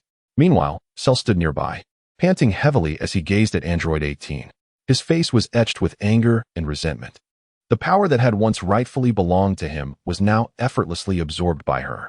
Cell's eyes widened in disbelief as he fixated on Android 18. his chest heaving violently with rage. Yet, despite the tumult of emotions within him, he found himself powerless against her. Android 18 had not only absorbed his Kamehameha, but had also siphoned away all of his energy and a significant portion of his life force. This meant that Cell's strength had been drastically diminished, rendering him incapable of contending with Android 18. In a fit of frustration, Cell roared, attempting to muster his strength for another attack. However, as he raised his hand, his legs buckled beneath him, nearly causing him to collapse. His body had been weakened to an extreme degree, making even standing a formidable challenge. Observing Cell's pitiful state, Android 18 smirked, a hint of disdain in her expression.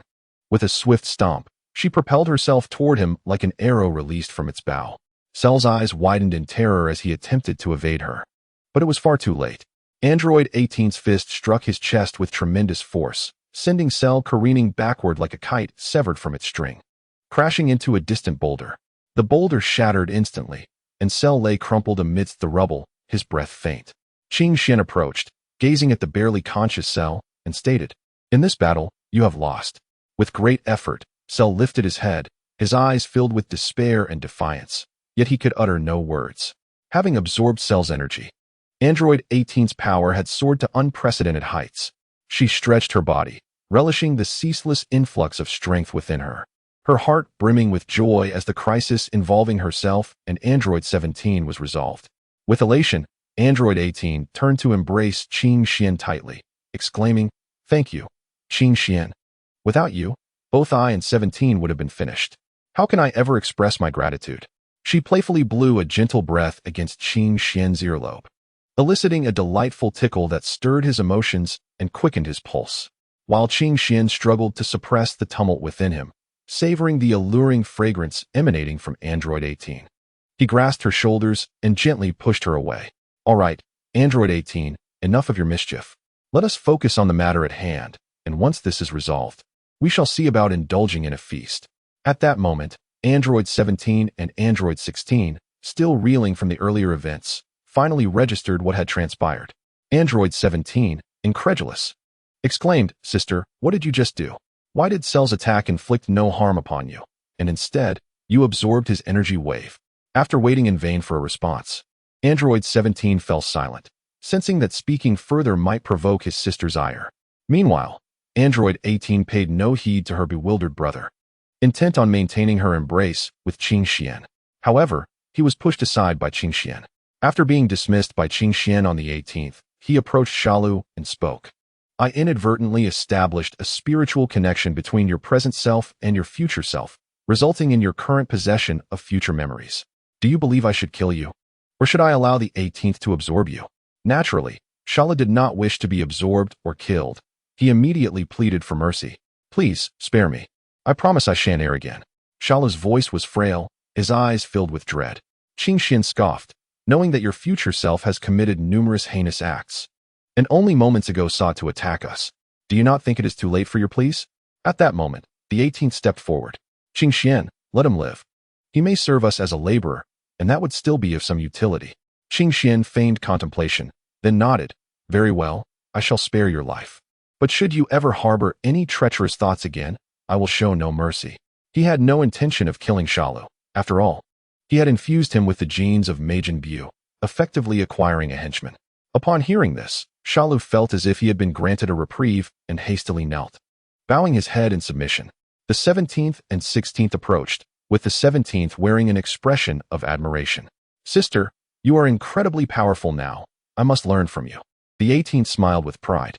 Qing Xian regarded everyone and stated, "Moving forward, we must continue to enhance our strength. None can predict what future crises may arise." Chapter 102. Time Machine. Qing Xian took a deep breath, concentrating, and once again invoked his wondrous magic. This time his target was Shalu, the adversary who believed himself to be invincible.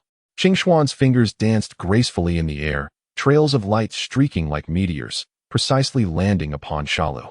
As the radiance infused him, Shala's body began to undergo subtle transformations. First, the mechanical organs within him, under the influence of Qing Xuan's magic, seemed to melt away, gradually vanishing. In their place emerged soft, elastic flesh, seamlessly merging with Shalu's original form. Qing Xian meticulously observed each of Shalu's cells, ensuring that the process proceeded flawlessly. His gaze was keen, not missing a single detail. Having completed the physical transformation, Qing Xian did not cease. He delved deeper into the recesses of Shalu's memories, seeking the secrets of this former foe's heart. As time elapsed, Qing Xian traversed the ocean of Shalu's memories, occasionally frowning, at times smiling. At last, it appeared he had discovered what he sought, nodding in satisfaction. Very well. Qing Xuan's voice echoed in the vast space. From this moment forth, you shall be the practice partner of the 17th and the servant of the 18th. Remember, the commands of the 18th are my commands, and must never be defied. Shalu remained kneeling, his body trembling slightly, yet he did not raise his head. His upper body pressed firmly against the ground, arms outstretched, as if to convey his submission to Qing Xian. Observing Shalu's posture, Qing Xian felt a peculiar sensation swell within him, a remarkable feeling akin to that of a mortal worshipping a deity. Moreover, you and number 17 must hasten your cultivation to enhance your prowess. I require you to refine son Wukong and his companions, rendering them even more formidable. A hint of gravity resonated in Qing Xuan's voice. Slowly, Sheru lifted his gaze, locking eyes with Qing Xian, an imperceptible glimmer flickering in his eyes. Yet, he uttered not a word, merely nodding in silent acknowledgement of Qing Xuan's demands. Although Qing Xian had altered the original directive to eliminate son Wukong, he had not erased Sheru's memories, which meant Sheru remained acutely aware of all that transpired. Nevertheless, he dared not express even the slightest hint of dissatisfaction. He profoundly understood that any misstep, any display of discontent, would prompt Qing Xian to annihilate him without mercy. Follow me, Qing Xian intoned, his voice steady and detached, as if this were merely an everyday occurrence. For the future you possesses not only a greater abundance of Saiyan genes, but also the genes of the Frost Demon lineage. Sheru remained silent, trailing behind Qing Xian, inwardly reflecting on the fact that he had no capacity to resist this powerful entity. Qing Xian continued, once you have fully absorbed its power, I shall guide you in further cultivation, elevating your strength to new heights. As his words faded, he waved his arm lightly, causing the protective shield enveloping them to dissipate like mist. Sheru surveyed his surroundings, astonished to find that the fierce battle he had just engaged in with Qing Xian felt prolonged. Yet time seemed to have scarcely passed. Upon closer inspection, he realized their confrontation, which had appeared lengthy, had merely spanned a few fleeting minutes. During this brief interval, they had predominantly engaged in idle chatter and mutual observation, with scarcely any time allocated to actual combat. Qing Xian appeared to have anticipated this outcome, a subtle smile gracing his lips. Without warning, he activated a formidable scanning ability, instantly encompassing the entirety of Earth within his field of vision. In mere moments, he made a discovery. His gaze settled upon a forest adjacent to a town, where a time machine stood silently erect. This time machine appeared pristine, as if freshly emerged from the production line, its surface smooth and unblemished. However, upon closer inspection, Qing Xian noted some peculiarities. The interior of the time machine was eerily vacant, devoid of any signs of life. The seats that should have accommodated operators or passengers lay empty, and the control panel bore no marks of use. This anomaly left Qing Xian perplexed. How could a brand new time machine be unoccupied? This is the time machine that the future Sheru traveled in. No wonder it was empty. For he was not human at all. Afterward, Qing Xian continued to observe, only to discover a conspicuous hole in the glass canopy of the time machine. This aperture, roughly the size of a basketball, was surrounded by shattered glass, creating an irregular gap. Judging by the shape and size of the hole, it appeared that the original cell had escaped through it. Qing Xian understood that the cell, having recently traversed time, lacked the strength to venture far due to his regression. Thus, it was plausible that cell lingered nearby, perhaps not far from the time machine. As Qing Xian scanned the vicinity with keen eyes, he noted that the ground bore no significant traces apart from a few leaves and dust carried by the wind. Just as he was about to concede defeat, he suddenly spotted a creature resembling an insect. This entity was nestled in a patch of grass, approximately a dozen meters away from the time machine. Intrigued, Qing Xian scrutinized this peculiar organism. This creature bore some resemblance to ordinary insects, yet exhibited numerous differences. It was several times larger than a typical insect, roughly the size of an adult's palm. Its body was a deep brown hue, encased in a hard shell reminiscent of a beetle. Most strikingly, it possessed an elongated tail, nearly matching the length of its body, adorned with tiny, sharp spines. Indeed, it was the future cell. A cold smirk crept across Xuan's lips as he fixed his piercing gaze upon the future cell, as if to see through it entirely. His attention then gradually shifted to the present cell, a glimmer of cunning flickering in his eyes. Come, let us enhance your strength and imbue you with more powerful cells. Only through an abundance of strong cells can you attain greater might. His voice, deep and laced with temptation, resembled a siren's whisper, impossible to resist. Upon hearing Xuan's words, the present cell, feeling as if granted a reprieve, promptly knelt and bowed deeply, tears of gratitude streaming down his face. Yes, thank you for your guidance, Master. I shall serve you faithfully. His tone was saturated with flattery and reverence, entirely devoid of the earlier arrogance. Chapter 103. Future Cell Qingxian stood resolutely, his gaze unwavering. Let us proceed to meet the future cell. Once you absorb him, we can commence our training. His voice resonated with authority, as if he had already foreseen the events to unfold. With his words, Qingxian activated an instantaneous teleportation without hesitation. In an instant, a brilliant light enveloped him, and his figure vanished from sight. Simultaneously, the entities known as number 16, 17, 18, and Cell, who had not approached Qingxian, were also swept up by a formidable force into the radiant glow. In the blink of an eye, they found themselves transported to an unfamiliar location, the very realm where the future cell resided. Qingxian slowly opened his eyes, surveying his surroundings to confirm his position. He beheld the larval form of Cell, peacefully slumbering not far away. However, upon sensing an anomaly in his surroundings, the future Cell abruptly awoke, his eyes wide with terror and astonishment. As he beheld the full-grown version of himself materializing before him, his body trembled uncontrollably. He hastily turned to flee from this horrifying spectacle, yet as a mere larva, he possessed insufficient strength to escape. His steps appeared unsteady, as if he might collapse at any moment. As the present Cell drew ever closer, the future Cell could no longer withstand the overwhelming fear within him and cried out in desperation, "No, please don't kill me. I am not ready to die." His voice trembled, laden with despair and helplessness. He realized that the being before him was likely a counterpart from another future, bound by an unspoken agreement that only one Cell could exist across all realities. After a moment of despondency, he resigned himself to the inevitable, understanding that the present Cell would not spare him. Indeed, before the current Cell, the future Cell found himself utterly defenseless, and the current Cell had no intention of showing mercy. Thus, the future Cell was absorbed into the present Cell. "Have you successfully removed all the metallic organs?"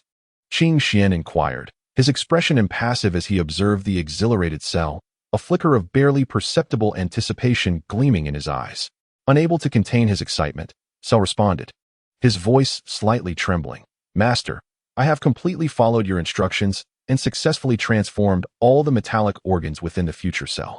Qingxian nodded slightly in approval and asked, "What are your feelings now?" Cell took a deep breath, attuning himself to the subtle changes within his body, and replied, "I sense that my strength has not significantly increased. However, I can distinctly feel that my genetic cells have become more stable and pure." A faint smile graced Qingxian's lips as he remarked, "Excellent. This is precisely the outcome I anticipated. While your power may not have visibly escalated, you will exhibit a more stable prowess in battle. Furthermore, this stability and purity of genetic cells will greatly assist in your future evolution, and the risks posed by the metallic organs have been eradicated." Cell clenched his fists in excitement, his heart brimming with anticipation and desire for the future. Eagerly, he inquired, "Master, what shall we do next? Should we continue to enhance my strength, or shall we challenge formidable opponents?" Qingxian pondered for a moment before responding, "Do not rush into confronting adversaries. Though you have successfully absorbed and transformed, this newfound power remains unfamiliar to you and requires time for adaptation and consolidation." Upon hearing this, Cell found Qingxian's words to be quite reasonable and nodded in agreement. Qingxian continued, "During this period, focus on cultivating your abilities here in peace. I shall observe your progress from the sidelines and provide you with essential guidance." Shalu nodded once more, swiftly assuming a seated position, closing his eyes, and adjusting his breath to enter a state of meditation. Qingxian stood by, quietly watching Shalu with a gaze that was both resolute and focused, as if he could penetrate Shalu's very being and discern every subtle shift within him. As time passed, Shalu became wholly immersed in the realm of his practice.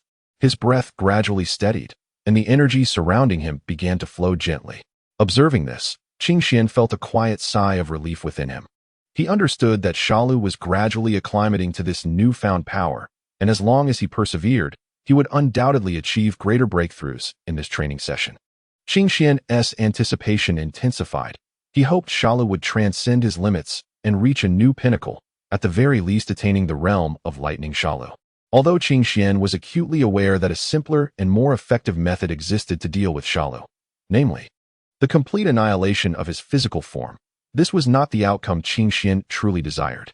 What he sought was a formidable strength garnered through relentless effort and cultivation. The substantial enhancement that came merely from the brink of death could only be viewed as a passive means for Shalu. Qingxian addressed those present, saying, "You too should commence your training here, for I am certain you would not wish to be left far behind by Shalu," barely catching a glimpse of his shadow. His tone carried a subtle warning. "Should Shalu seek retribution against you, do not blame me for failing to alert you in advance." The you he referred to primarily indicated number 17. As for number 16, being a robot, he could not enhance his abilities through personal effort like a human. Only through upgrades could his combat prowess be augmented. Number 18, on the other hand, required no mention. She was Qingxian's own, and regardless of her strength, her stature in Qingxian's heart would remain unchanged. Moreover, even if someone were to harbor intentions of revenge against Qingxian, such a scenario was utterly inconceivable, for he would never permit it to transpire. Of course, number 17 remained oblivious to this, suddenly feeling an icy chill envelop him, as if a pair of hostile eyes were fixated upon him. This unsettling sensation made him feel as if he were being stalked by a fierce beast. Concurrently, Shalu, who had been meditating with closed eyes, abruptly opened them. His gaze was akin to two bolts of cold lightning, fixed unwaveringly upon number 17, devoid of any emotional fluctuation. Shalu silently scrutinized number 17, his silence imbued with a chilling aura. Shalu was no fool. He understood very well that despite number 18 being a formidable adversary, he could never act against her. As soon as he takes action against number 18, it will undoubtedly draw the attention of Qingxian, who might ruthlessly overpower him, which would be far from advantageous for him. As for number 16, Cell harbored not the slightest interest. Chapter 104. Despair within the confines of Kame House. A joyous atmosphere enveloped everyone, laughter and merriment echoing throughout. However, one individual was conspicuously absent, Vegeta. At that moment, he found himself alone in Bulma's residence. Reflecting on the image of Trunks transforming into a Super Saiyan, his heart brimming with anger and resentment. He could not fathom this reality. Having long believed that he would be the second individual to achieve the Super Saiyan transformation after Goku. Yet now, someone had surpassed him before he could attain that pinnacle, leaving him feeling utterly defeated. The more Vegeta brooded, the angrier he became, and he resolved to prove his strength through relentless training. Thus, he made his way directly to Bulma's gravity training chamber, preparing to unleash his energy to the fullest extent. Upon entering the chamber, he adjusted the gravity to its maximum limit and commenced an intense regimen of training. He unleashed a flurry of punches and kicks, each movement infused with power and determination.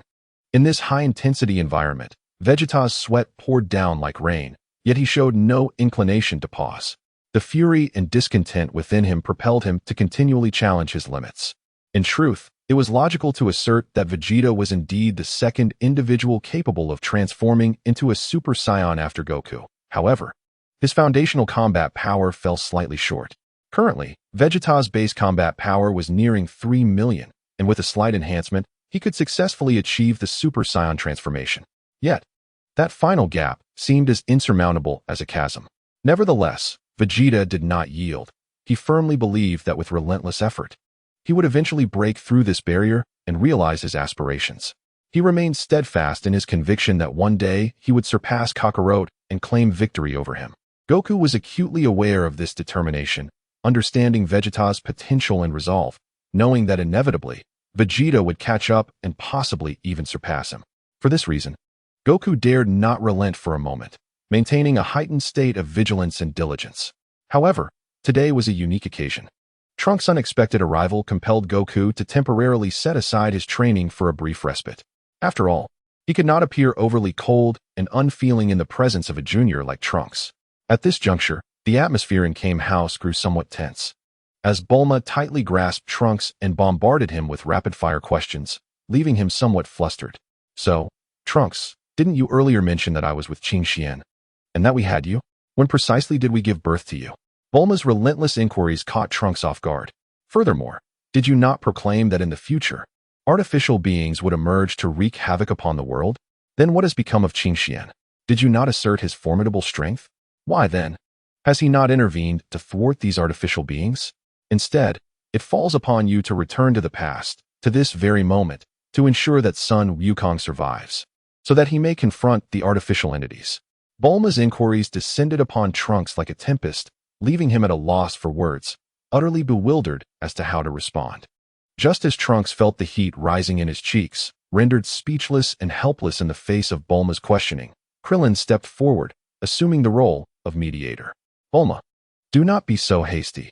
Trunks has just returned and may still be recovering from the tension of the moment, Krillin advised with a reassuring smile. Upon hearing Krillin's words, Bulma managed to compose herself somewhat, yet her brow remained furrowed, clearly dissatisfied with Trunks' demeanor. At this juncture, Yamcha, who had been standing nearby, scratched his head and spoke up. Regardless of the circumstances, we now know that danger looms in the future, so let us all devise a strategy to confront it together. His words elicited a chorus of agreement from the group, each nodding in affirmation. Meanwhile, in the gravity training chamber, Vegeta was enduring an unprecedented level of intense training. His body trembled under the oppressive weight of extreme gravity, each muscle feeling as though it was on the verge of tearing. Nevertheless, despite reaching his physical limits, Vegeta's gaze grew increasingly resolute. He clenched his teeth, a slight smile tugging at the corners of his mouth, as a fierce spirit ignited within him. I shall never allow such a fate to transpire, Vegeta vowed silently, plunging himself even more fervently into his training, pushing his limits while contemplating the perils that lay ahead, as if to eradicate this looming threat before it could fully materialize. Meanwhile, at Kame House, Trunks took a deep breath, striving to regain his composure. He spoke slowly. Rest assured, everyone, I will share everything I know. Together we shall confront the challenges of the future. The group gathered closely, ready to listen to Trunks recount the tale of what awaited them.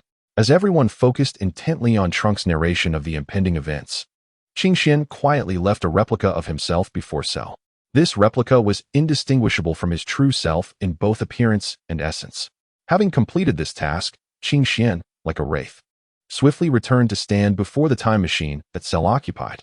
He stood there silently, gazing at the time machine as if he could perceive the myriad scenes of the past and future through it. Alas, poor Bulma, Qing Xian whispered with a sigh, his heart heavy with sympathy for her. After striving to glimpse a sliver of hope, she had been ruthlessly shattered by Cell. What was even more heart-wrenching was that her dearest child had also been cruelly devoured by Cell. But fear not, Bulma, Qing Xian murmured softly. I will come to rescue you. I will free you from this suffering. Though it may come in a different form, at least you shall no longer endure the torment of losing a loved one. His voice, though gentle, brimmed with unwavering resolve and determination. Qing Xian understood that saving Bulma would not be an easy endeavor, yet he remained undaunted. He believed that as long as he devoted himself wholeheartedly, he would surely conquer the challenges and bring new life to Bulma. Utilizing the coordinates from the time machine, Qing Xian pinpointed the era he intended to traverse. With a snap of his fingers, a spatial portal materialized before him. Without a moment's hesitation, he stepped through the portal, only to find himself in a desolate world. Regret washed over him as he surveyed the surroundings. The crumbling edifices and the pervasive smoke spoke volumes of this world's tragic fate. After a thorough examination, Qing Xian discovered that only one human remained in this timeline, Bulma, nearing her 40s. The other inhabitants of Earth had been absorbed by Cell, who had long since departed this realm. In truth, the majority of Earth's populace had not perished at Cell's hands directly, but rather at the hands of the formidable androids 17 and 18. These two powerful beings wreaked havoc in this timeline, bringing immense calamity to the planet. Yet, Bulma remained blissfully unaware of the devastation. She continued to await Trunks' return, hopeful that he would once again appear before her. Despite the passage of time, she steadfastly believed that Trunks would come back. Qing Xian silently observed Bulma's solitary vigil, and a surge of compassion welled within him. He realized that revealing the news of Trunks' demise would likely shatter her. After all, Trunks was not merely her son. He was an integral part of her very existence. Thus, Qing Xian resolved to conceal this harsh truth for the time being, sparing Bulma the anguish of knowing that Trunks had been consumed by Cell. He could not bear to witness her heartache, hoping to grant her some time to gradually accept this cruel reality. "Hello, enchanting lady," he began. "Might you be interested in making my acquaintance? I am Qing Xian, a traveler from a bygone era, entrusted with the monumental task of saving the world." A confident smile graced his lips as he continued. "Though I may possess a striking appearance, I am but a humble figure before esteemed readers such as yourselves. And I kindly ask that you do not become overly enamored with me." Bulma, taken aback by his introduction, initially stared in astonishment. However, she was not swayed by his flattery. Instead, she quickly grew vigilant. Her gaze remained fixed on Qing Xian, one hand gripping a pen tightly while the other searched the laboratory behind her, seemingly in pursuit of a suitable weapon for defense. Upon witnessing the situation, Qing Xian discerned that Bulma harbored doubts about him. He hastily waved his hand and clarified, "Do not be alarmed. I assure you, I harbor no ill intentions." After a brief pause, he continued, "I am aware that you await Trunks' return, but rest assured, my purpose here is to assist you in addressing the troubles posed by the androids." Bulma regarded Qing Xuan's words with skepticism, her grip on the pen unwavering, showing no signs of relaxation. "You claim to hail from a past timeline, yet who can vouch for your credibility? Furthermore, how can one individual possibly vanquish those formidable creatures?" Her tone was laced with doubt. Qing Xian responded with a confident smile, "I possess the capability to convince you of my authenticity. Observe this." He unleashed a small surge of energy, and Bulma felt the powerful gust it generated, her eyes flickering with surprise. Although she was unaware of Qing Xuan's precise strength, she distinctly sensed that his released power exerted more pressure than Trunks ever had. "Very well, I shall tentatively trust you. However, what is your plan for dealing with the androids?" Bulma inquired seriously as she set down her pen. Qing Xian pondered for a moment. "I must first ascertain their weaknesses and then devise a strategy. Do you possess any information regarding them?" Bulma nodded and turned to retrieve a stack of documents from a cabinet. "These are my previous findings. They may be of assistance to you." Qing Xian accepted the documents and began to peruse them carefully, gradually inching closer to Bulma. Naturally, she sensed his movement and began to retreat to the side, ultimately finding herself cornered against the wall. With a polite smile, Bulma said, "Ah, I haven't introduced myself yet. Hello, Qing Xian, I am Bulma. However, with the androids currently unaccounted for, the world seems relatively peaceful." Qing Xian scratched his head, contemplating the situation. In truth, the circumstances are not so optimistic. The androids have not vanished. They are merely wandering the globe, having grown bored due to the absence of humans. Yet, they may very well return in the future. Additionally, I possess some information regarding Trunks. Bulma's eyes brightened. "You have news about Trunks? When will he return?" Qing Xian hesitated, swallowing his words before smiling. "He is striving to grow stronger and cannot return for the time being, but he asked me to convey that you need not worry." Bulma nodded gently, her expression softening with relief. "That is good. That boy always causes me concern." As Qing Xian observed Bulma, he silently resolved to find a way to alter the tragic fate of this timeline, ensuring that she could genuinely exhibit a smile of happiness. Once again, Qing Xian slowly approached Bulma. The once relaxed Bulma now watched him with renewed tension, exclaiming, "What do you intend to do?" Realizing his actions had been misinterpreted, Qing Xian quickly halted, an embarrassed smile gracing his features. "I apologize, I was simply too focused on the documents." At that moment, the laboratory alarm blared unexpectedly. "Oh no, the androids are coming." Bulma's expression shifted dramatically. Qing Xian swiftly tucked the documents into his coat and pulled Bulma behind the laboratory table for cover. Through the narrow crevice of the laboratory, they beheld the entrance of androids 17 and 18, striding with an air of confidence. Qing Xian clenched his fists and whispered to Bulma, "You stay hidden. I shall confront them." With that, he took a deep breath and leaped out from behind the workstation. Android 17 smirked derisively upon seeing Qing Xian. "Well, what do we have here? A little bug." Ignoring the provocation, Qing Xian swiftly assumed a combat stance. Android 18 crossed her arms and coldly remarked, "Let us dispatch him quickly and then return to our amusement." The battle was imminent, with Qing Xian launching the first strike, dashing towards 17 like a bolt of lightning, delivering a powerful punch. 17 effortlessly evaded, countering with a swift kick, which Qin Xian narrowly dodged. The laboratory was filled with the sound of fists slicing through the air and sparks flying, as Bulma watched anxiously from her concealed position, astonished by Qing Xuan's fearless demeanor in the face of formidable foes. Just as Qin Xian and 17 were locked in a fierce exchange, 18 suddenly ambushed from the side. Sensing danger, Qin Xian hastily sidestepped but was still grazed by 18's attack, leaving a trail of blood on his shoulder. Undeterred, Qin Xian's eyes sparkled with resolve as he began to concentrate, preparing for a more powerful assault. Chapter 106. Spitting blood. At this moment, they had transitioned from the confines of the laboratory to the outside world. Disguising oneself is indeed a hassle. Yet, it seems to be quite effective, Qin Xian mused internally, feeling a sense of relief that his ruse might succeed. After all, he had meticulously orchestrated this performance with the intention of lulling the two androids into a false sense of security.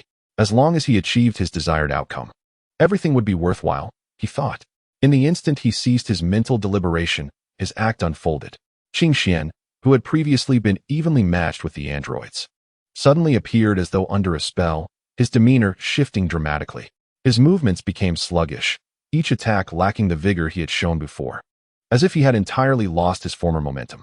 Seizing the opportunity, androids 17 and 18 unleashed a relentless barrage of attacks. Qin Xian found himself retreating under their onslaught, with no means to retaliate. It seems you are not so impressive after all. 17 laughed triumphantly, his strikes raining down on Qin Xian like a tempest. Meanwhile, 18 chimed in with chilling laughter. Indeed, I expected more from you.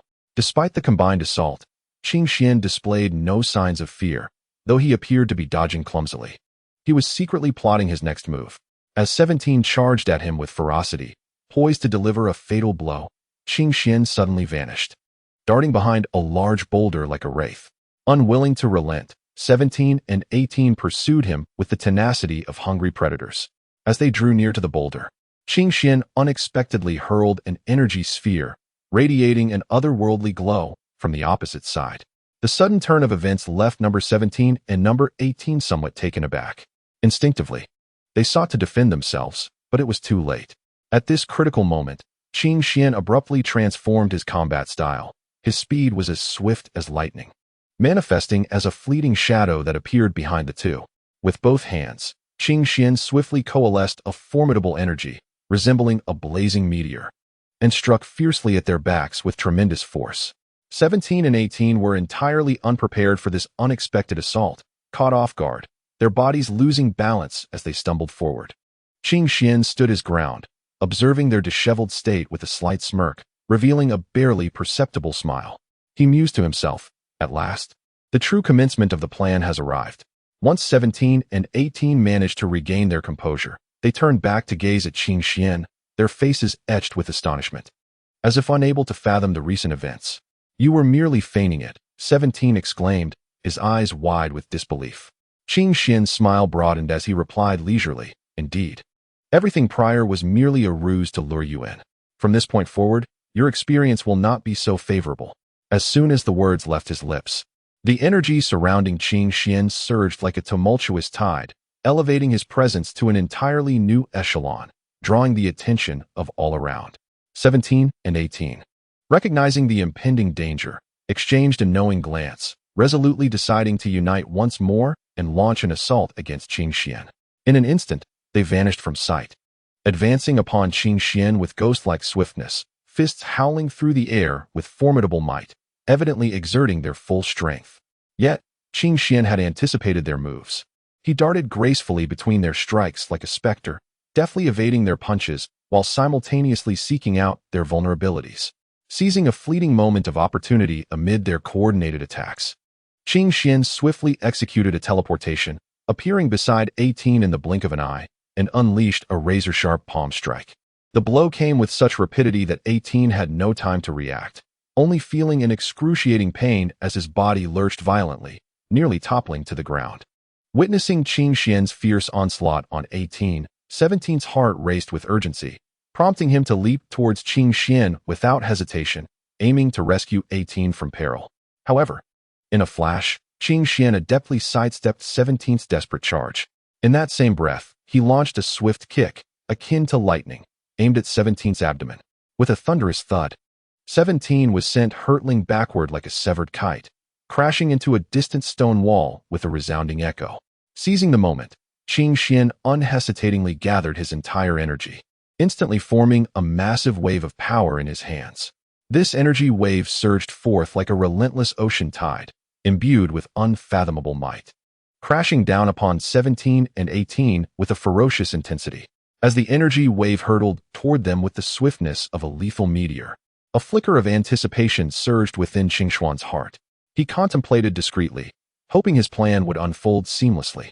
However, just as the energy wave was about to strike them, Qing Xian executed an unexpected maneuver, subtly shifting the trajectory of the energy sphere. This seemingly insignificant alteration allowed the energy wave to narrowly miss Android 17 and Android 18, sparing them from harm. Qingshuan's actions held profound significance. Everything he did was intended for the eyes of Bulma, who was observing from a distance. Engaged in fierce combat with Android 18, Qing Xian and his opponent exchanged blows without yielding. Meanwhile, after experiencing a setback, Android 17 had learned to be more cautious, cleverly launching energy spheres from the periphery to support Android 18. As the battle intensified, Bulma, stationed at her observation point, furrowed her brow, her eyes filled with concern. Qing Xian caught a glimpse of Bulma's expression and felt a surge of satisfaction, aware that his plan was taking effect. Suddenly, Qing Xian feigned a vulnerability, prompting Android 18 to seize the moment and land a punch squarely on his chest. He was sent flying into a massive boulder, blood trickling from the corner of his mouth. Unable to contain herself, Bulma dashed from her hiding place, shouting, "Stop!" Androids 17 and 18 halted, glaring at Bulma, but refrained from launching another attack. Seizing the opportunity, Qing Xian rose, pretending to be weak, and murmured, "Bulma, you shouldn't have come." Bulma rushed to his side, her face etched with worry. "Are you all right?" Qing Xian felt a swell of pride within, masking his pain with a facade of suffering. Chapter 107. Escape. At present, Bulma's trust in Qing Xian had reached unprecedented heights. This was no mere coincidence. It stemmed from the fearless courage Qing Xian displayed in the face of the formidable androids 17 and 18.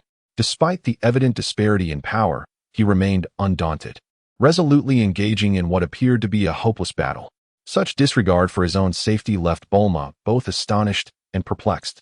Unbeknownst to her, Qingshuan's true strength surpassed all appearances. With but a flick of his finger, he could effortlessly vanquish both androids. This left Bulma in a state of confusion, unable to fathom why Qing Xian would fight so desperately. After all, in this world, apart from her, there seemed to be no other humans. What then? Was the meaning behind his actions? Was it solely to protect her? Yet, their interactions had been minimal, and they had only just met. In such circumstances, why would Qing Xian willingly risk his life for her? Bulma resolved to seek clarity from Qing Xian at the first opportunity, but certainly not now. As androids 17 and 18 remained watchful and poised nearby, supporting the seemingly gravely injured Qing Xian, she kept a vigilant eye on the two androids. At that moment, the android, known as number 17, suddenly erupted into an eerie laughter, a sound that shattered the tranquility of the surroundings. A smirk danced at the corners of his mouth as he taunted, "Ah, how deeply committed you are. However, no one is leaving today." Before his words had fully settled, number 17 lunged towards Qing Xian and Bulma with the swiftness of lightning. His speed was astonishing, as if he had instantaneously traversed the very fabric of space, closing the distance between them in the blink of an eye. Seeing the imminent threat, Qing Xian instinctively shoved Bulma back, bracing himself against the pain coursing through his body as he resolutely advanced to confront the oncoming assault. Number 17's fist barreled towards him like a cannonball, imbued with unparalleled force and velocity. In a desperate attempt to shield himself from the lethal strike, Qing Xian crossed his arms. There was a resounding crash as his arms met the impact of 17's punch, unleashing a tremendous shockwave that reverberated through the air. Though he managed to partially withstand the blow, Qing Xian was still sent reeling backward, his footing faltering under the sheer might of the attack. Meanwhile, number 18 observed the unfolding scene with a detached gaze, her attention fixated on Qing Xian. A flicker of confusion crossed her eyes as she pondered why this seemingly frail human was so determined to protect Bulma. Was there something extraordinary about her? Or could she somehow manipulate their control? From a short distance away, Bulma watched helplessly as Qingxian struggled against 17's relentless onslaught. A tumult of emotions surged within her, leaving her feeling profoundly unsettled. Just as number 17 prepared to strike again, Qingxian suddenly unleashed a thunderous roar, a sound that resonated like a clap of thunder, deafening in its intensity. Simultaneously, a powerful aura erupted from him, akin to a volcano in full eruption, overwhelming and unstoppable. This unexpected transformation sent a tremor through both number 17 and number 18, their eyes wide with astonishment as they beheld the latent power of this seemingly fragile human. Caught off guard, number 18 lost her focus just as she was about to attack. Seizing the moment, Qingxian wasted no time. He tossed a flash grenade to distract them, swiftly scooping up Bulma and darting away like a bolt of lightning, vanishing from their sight in an instant. Number 17 and number 18 were left in stunned silence, unable to comprehend the sudden turn of events. By the time they regained their composure, Qingxian and Bulma had seemingly evaporated into thin air, as if they had never existed at all. Qingxian sprinted with Bulma in his arms, refusing to pause even for a moment, fearful of being pursued by 17 and 18. At last, he stumbled upon a concealed cave and dove inside without hesitation. Once inside the cave, Qingxian allowed himself a brief sigh of relief, though Bulma remained shaken. Her complexion as pale as a ghost, her body trembling slightly. Qingxian, too, felt the toll of his exertion, a wave of dizziness washing over him as his surroundings began to blur.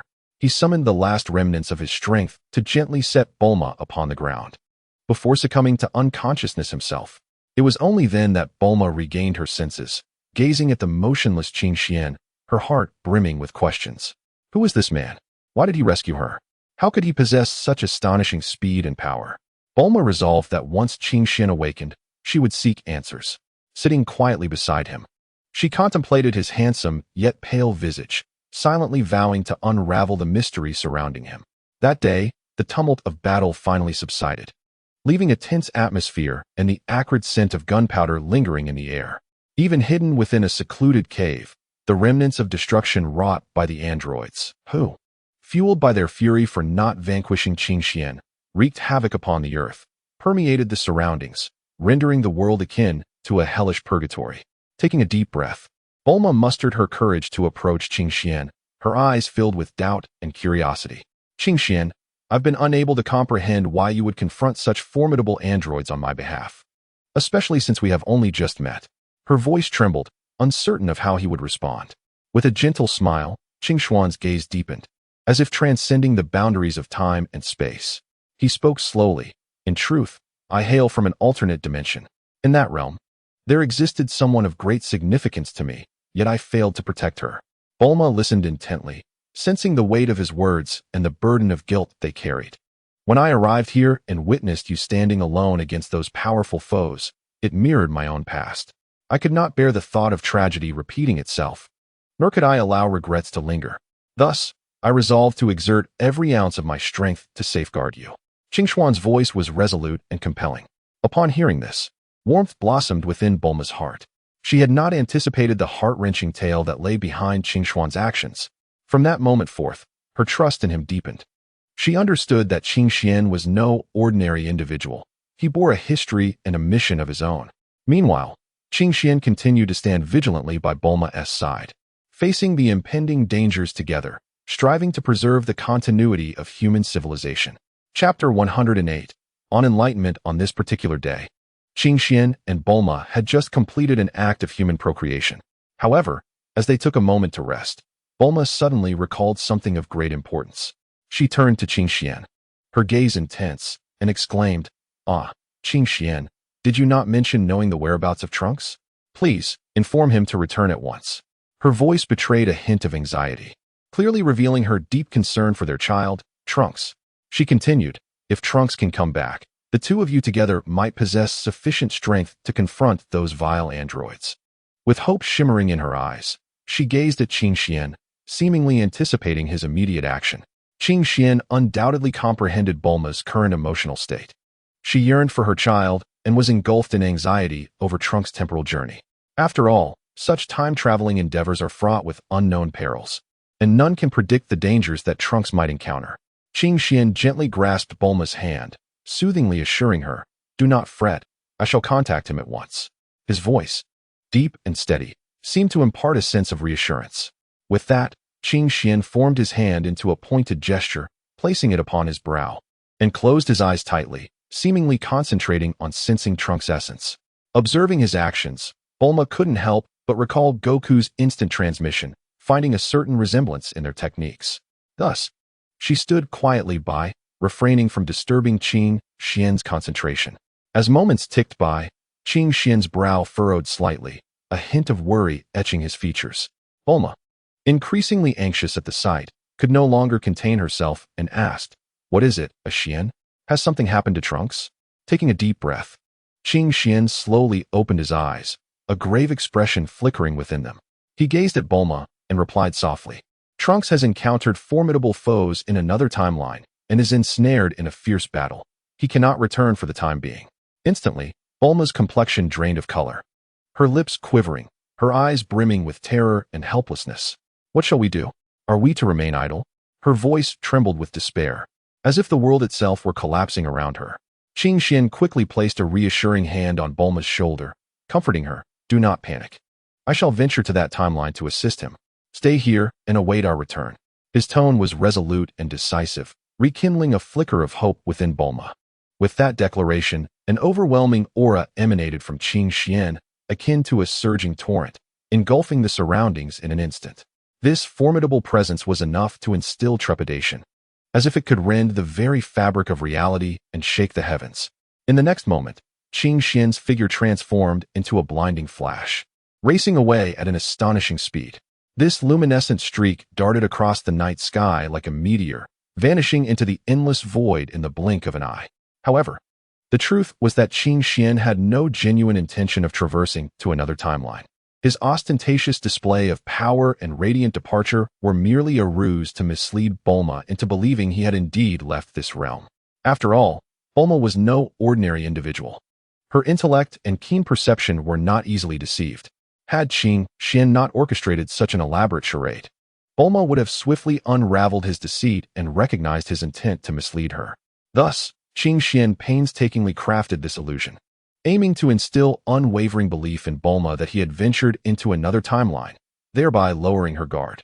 In truth, Qing Xian's actual destination was the underworld, or rather, he intended to find a means to resurrect Trunks. As long as Trunks can be returned to his original world, and with a slight modification of his memories, all issues shall be effortlessly resolved. After much contemplation, Qing Xian ultimately resolved to venture into the underworld. For within that realm, there awaited someone, more precisely, a demon, anticipating his arrival.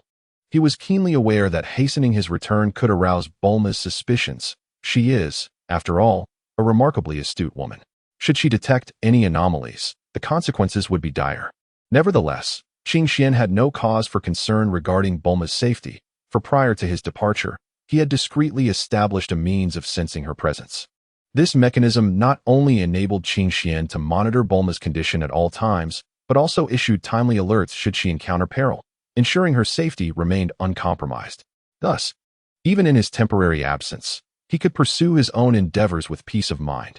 And so, Qing Xian arrived in the underworld, continuing his exploration of the enigmatic path between yin and yang. This domain, steeped in death and shadowy energy, might instill fear and unease in an ordinary person. Yet for Qing Xian, it served as an exceptional place for cultivation. However, despite recognizing the importance of mastering the path of yin and yang, he harbored an innate reluctance to linger in such a grim and foreboding environment. Yet, to attain greater strength, he must endure the solitude and depression, persistently delving into the profound mysteries of yin and yang. After a long and fulfilling fortnight, Qing Xian finally recalled a crucial task, the resurrection of Trunks. During this period, he engaged in profound discussions with Tai Si, the serpent demon, and others such as BGNI and Chi-Chi, exploring various cultivation methods and philosophical concepts, from which he gleaned invaluable insights and knowledge. Yet, amidst this bustling life of practice, he nearly forgot his primary objective, reviving Trunks. Trunks held immense significance for Qing Xian. Especially at this juncture, and he was willing to forego the temporal acceleration bestowed by the forces of time and space to achieve his revival.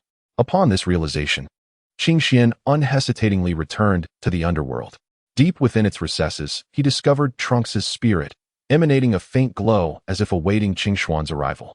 With utmost care, Qingxian brought Trunks' spirit back to the mortal realm, channeling formidable energy to facilitate his resurrection. As light radiated, Trunks' body gradually regained vitality.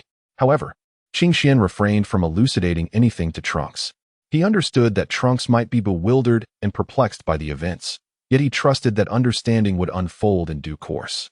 Thus, Qingxian, accompanied by the resurrected Trunks, returned directly to Bulma.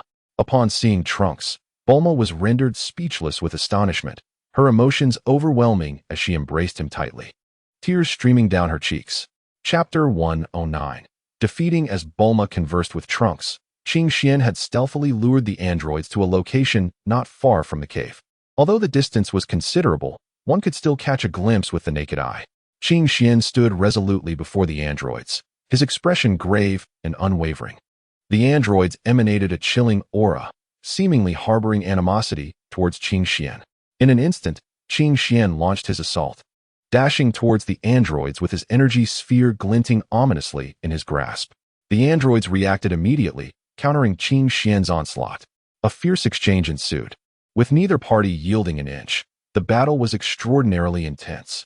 Qingxian displayed remarkable agility, deftly evading the android strikes while perpetually counterattacking. However, the androids' prowess was formidable, their speed and strength quite formidable. Meanwhile, Bulma, who had been conversing with Trunks, suddenly heard the distant sounds of battle. Her expression shifted, instantly recognizing that something was amiss. "Trunks, hurry and assist your uncle Qingxian. He cannot contend with those two androids alone," Bulma urged anxiously, aware of the perilous situation. Upon hearing Bulma's urgent plea, Trunks became alert. He glanced towards the battlefield, where Qingxian was embroiled in a fierce clash with the androids, the situation dire. "You must aid him, Trunks," Bulma insisted again. Qingxian was already at a disadvantage against those two androids. He is undoubtedly in grave danger now. As she spoke, she pushed Trunks with determination, hoping he would rush to support Qingxian. Trunks hesitated momentarily, but ultimately resolved to heed Bulma's words and assist Qingxian in confronting the androids. He understood well that with Qingxian's strength, overcoming the two androids should be a trivial task. Nevertheless, in light of Bulma's insistence, Trunks felt compelled to act. Without a moment's delay, he transformed into a Super Saiyan, engulfed in brilliant golden light and blazing flames, shooting forth like a meteor straight into the heart of the fierce battlefield. In the blink of an eye, Trunks arrived at the center of the fray. With a thunderous roar that reverberated across the landscape, he unleashed a mighty punch aimed at Android 17. The android, sensing the overwhelming force, reacted swiftly, evading Trunks' powerful strike with a deft sidestep. At this very moment, Qingxian seized the fleeting opportunity, swiftly executing his technique. Chanting incantations, he waved his hands, sending forth an energy sphere that raced like lightning towards Android 17. Reacting with remarkable speed, Android 17 leaped gracefully into the air, akin to a nimble leopard, effortlessly dodging Qingxian's energy sphere. The sphere grazed past him, and where it passed, the grass was severed as if sliced by a razor's edge. As Qingxian and Trunks executed their flawless coordination to launch a fierce assault on Android 17, another android suddenly unleashed a move of instantaneous teleportation. In an eerie flash, he materialized behind Trunks, and without a hint of mercy, delivered a devastating punch, akin to a tempest, crashing into Trunks' back. To everyone's astonishment, this figure was none other than Android 18. Moments ago, she had been forced to retreat under Qingxuan's relentless pressure, gasping for breath, only to catch a glimpse of a scene that ignited her anxiety. Her brother, Android 17, was being besieged by Qingxian and Trunks. Witnessing her brother struggling against their onslaught, Android 18 understood the gravity of the situation. If she did not act swiftly, her brother's fate would be dire. Thus, she made a decisive choice to risk a surprise attack on Trunks to divert his attention and alleviate her brother's plight. In the blink of an eye, Android 18 approached Trunks with ghostly swiftness, launching her ambush while he was unprepared. However, Trunks, being a seasoned warrior who had battled them countless times, reacted with lightning speed. He deftly sidestepped Android 18's surprise attack and, in an instant, seized her arm with a swift motion. With a powerful throw, he flung Android 18 like a projectile towards Android 17. The impact resounded with a thunderous crash as the two androids collided, momentarily losing their balance. Qingxian and Trunks, seizing this golden opportunity, unleashed an even more ferocious barrage of attacks. Brilliant energy waves erupted from their hands like a torrential downpour, overwhelming androids 18 and 17, engulfing them in a blinding radiance. Faced with such a ferocious onslaught, despite being in a precarious situation, the androids did not resign themselves to defeat. In that critical moment, they exchanged a glance, as if their minds were in perfect harmony, and simultaneously unleashed a formidable surge of energy. This energy erupted like a volcanic explosion, forming an unyielding shield before them. Qingxian and Trunks' relentless assaults crashed against the shield like a furious storm, yet it held firm, sending countless sparks of energy flying. The stalemate resumed, with both sides gathering strength for the next clash. Just as the tension mounted, Qingxian suddenly sensed an anomaly in the energy fluctuations of the androids. A flash of inspiration struck him, prompting him to shout to Trunks, "Trunks, they are gathering energy for a powerful move. We must distract them first." With that, Qingxian transformed into a blur, launching an attack from the side towards Android 17. Trunks, understanding the cue, charged towards Android 18. The androids, sensing their movements, quickly adjusted their strategies to confront each of them. Qingxian, spotting a flaw in Android 17's defense, swiftly maneuvered behind him, raising his hand to deliver a sharp, descending strike. Meanwhile, Trunks engaged in a fierce battle with Android 18. Just as Android 17 was about to be struck by Goku, Android 18 unexpectedly utilized instant transmission to shield 17 with her own body. Goku's attack collided with Android 18, producing mere sparks, for they had fortified their defensive capabilities during a brief moment of concentration. However, this interruption disrupted their powerful technique, prompting Goku and Trunks to exchange knowing smiles. And they resolutely launched a more vigorous assault, determined to vanquish the androids in this confrontation. Chapter 110. Mulan having already triumphed over them, Trunks resolved to obliterate them entirely. Goku spoke with an impassive demeanor, his voice cold and composed, as though discussing the most mundane matter. They had extinguished so many innocent lives, rendering this world a desolate wasteland, devoid of any value or significance. Goku's tone was laced with profound loathing for the two androids. Trunks listened silently to Goku's words, betraying no dissent. He approached the two battered androids, their limbs shattered and bodies mangled, and callously hurled them into the sky like refuse. Immediately thereafter, Trunks summoned all his strength, unleashing a colossal energy wave. This wave, akin to a roaring dragon, surged forth with boundless power and fury, colliding violently with the two androids. In an instant, the energy wave and the androids clashed, resulting in a cataclysmic explosion. Flames soared, smoke enveloped the area, and the entire space quaked under the force of this tremendous energy. As the smoke cleared, the two androids were utterly annihilated, leaving no trace behind. Trunks' strike not only extinguished their lives, but also rendered them non-existent in this world. Come, go share your joy with Bulma, and then inquire if she wishes to remain here. If not, I shall take you both to the past, Trunks affirmed with a nod, returning to Bulma's side with Goku. Bulma's eyes widened in disbelief, fixated on Trunks, fearful of misjudging his condition. Upon confirming that Trunks was indeed unscathed, a tide of elation surged within her, moistening her eyes. Trunks exuberantly waved his arms, recounting the thrilling details of his battle with the androids. His voice brimmed with passion, each detail vividly depicted as if the fierce combat unfolded before them. Bulma listened intently, her expressions shifting in tandem with Trunks' narration. When she learned of Trunks' ultimate victory over the androids, a sigh of relief escaped her lips, revealing a smile born from surviving the ordeal. Goku stood nearby, observing the mother and son in silence. His gaze was tranquil yet profound, seemingly capable of discerning their innermost thoughts. After a moment, Goku spoke. "Bulma, do you wish to remain here? If not, I can lead you both to the temporal realm of the past." Bulma's smile gradually faded, her thoughts drawn back to reality by Qingxuan's words. This time and space had once been her home, filled with familiar streets, friends, and cherished memories.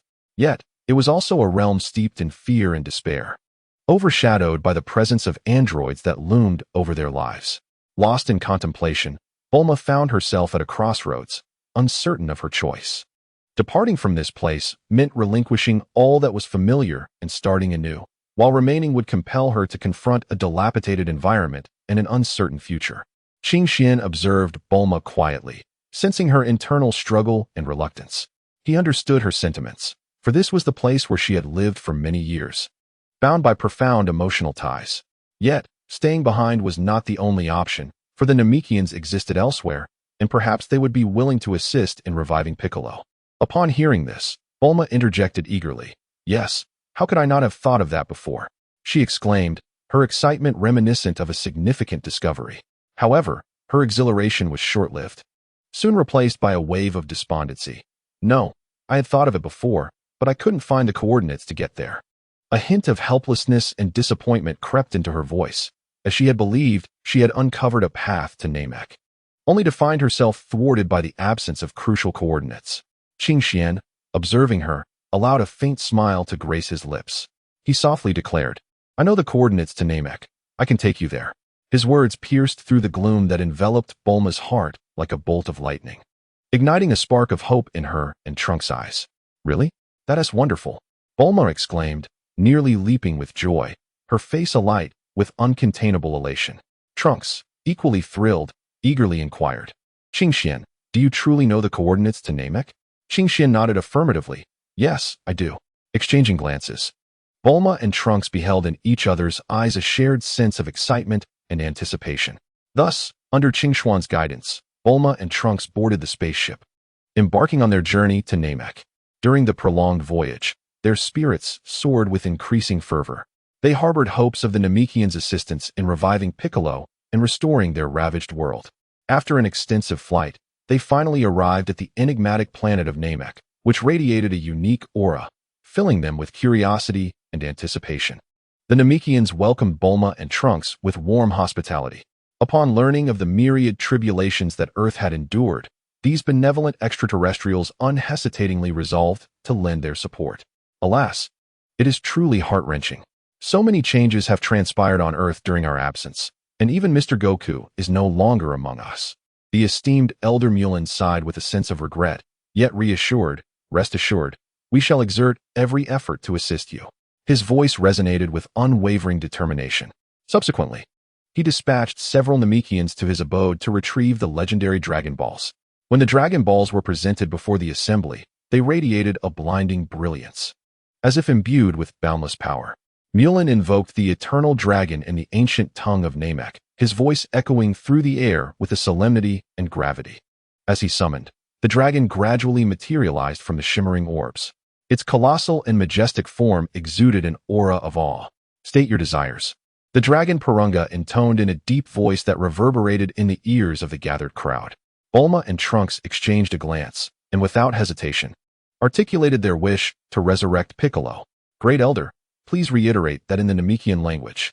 The dragon nodded slightly, a glimmer igniting in its eyes. Soon after, Piccolo's figure began to emerge from the radiant light. At the very moment of his resurrection, the old Kai was also revived. The revival of the old Kai signified the restoration of the Dragon Balls on Earth. Chapter 111. The angel having successfully granted the Earth's deity a new lease on life, it is time for us to journey back to Earth.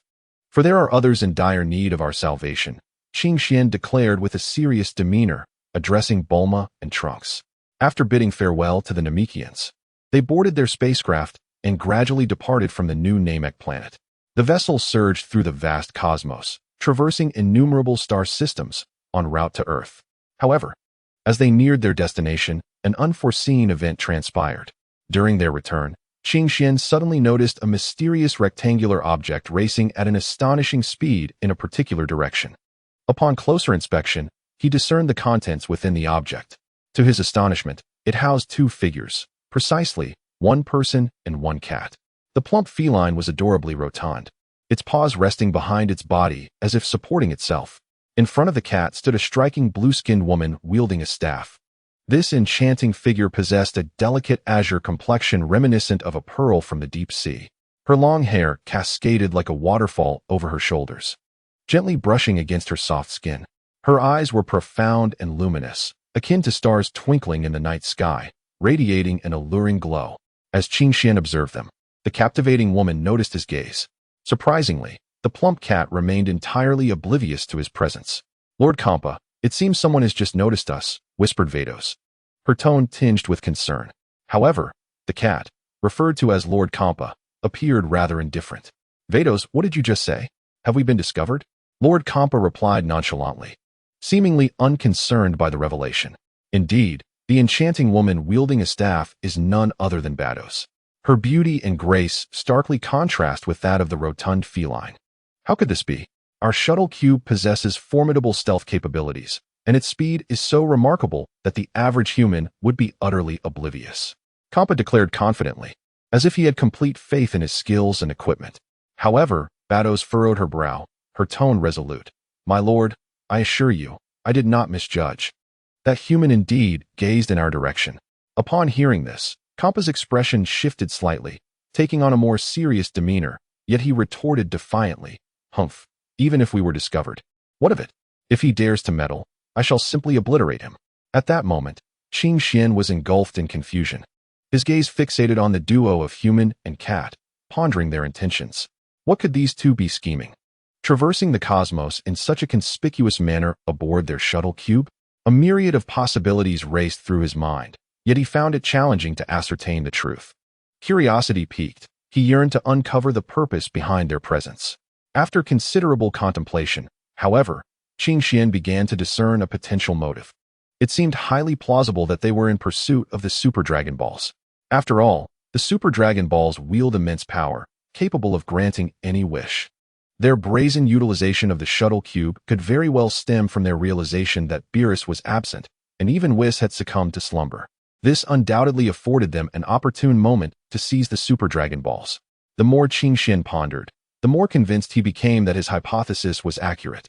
These two were intent on utilizing the Super Dragon Balls to resurrect the god of destruction, Beerus. Yet, this recollection triggered another thought. He had previously sensed an unusual energy in the future timeline. This energy, devoid of the universe's blessings, bore the essence of other deities. What could this mean? Qing Xuan's brow knitted in deep contemplation. It was certainly Kampa from the future, who, with Bado's assistance, had gathered all the Super Dragon Balls, thereby fulfilling his desire to resurrect Beerus. Unexpectedly, however, although Beerus had returned, he remained in a state of slumber, oblivious to the external world. At this juncture, Bulma, monitoring the situation through her surveillance equipment, also noticed this anomaly. She gazed in astonishment at the scene on the screen, realizing that it was Bados who had halted the shuttle cube, prompting her incredulous exclamation. "What manner of creature is this? I've never encountered anything like it before." Qing Xian stood nearby, equally captivated by the screen, his brow furrowed in contemplation. After a moment, he resolved to initiate a dialogue with the god of destruction Kampa and the angel Bados from the sixth universe. Qing Xian adeptly maneuvered his spacecraft, cautiously approaching the enigmatic shuttle cube. As the spacecraft approached to a certain distance, he gradually opened the communication channel and spoke in a courteous and gentle tone. "Greetings. I harbor no ill intentions, merely a profound curiosity regarding your identities." Upon hearing someone address him, Lord Xiangpa's anger flared, his eyes widening in rage as he shouted at Qing Xuan's vessel. "You, human, mind your own business, or I shall show no mercy."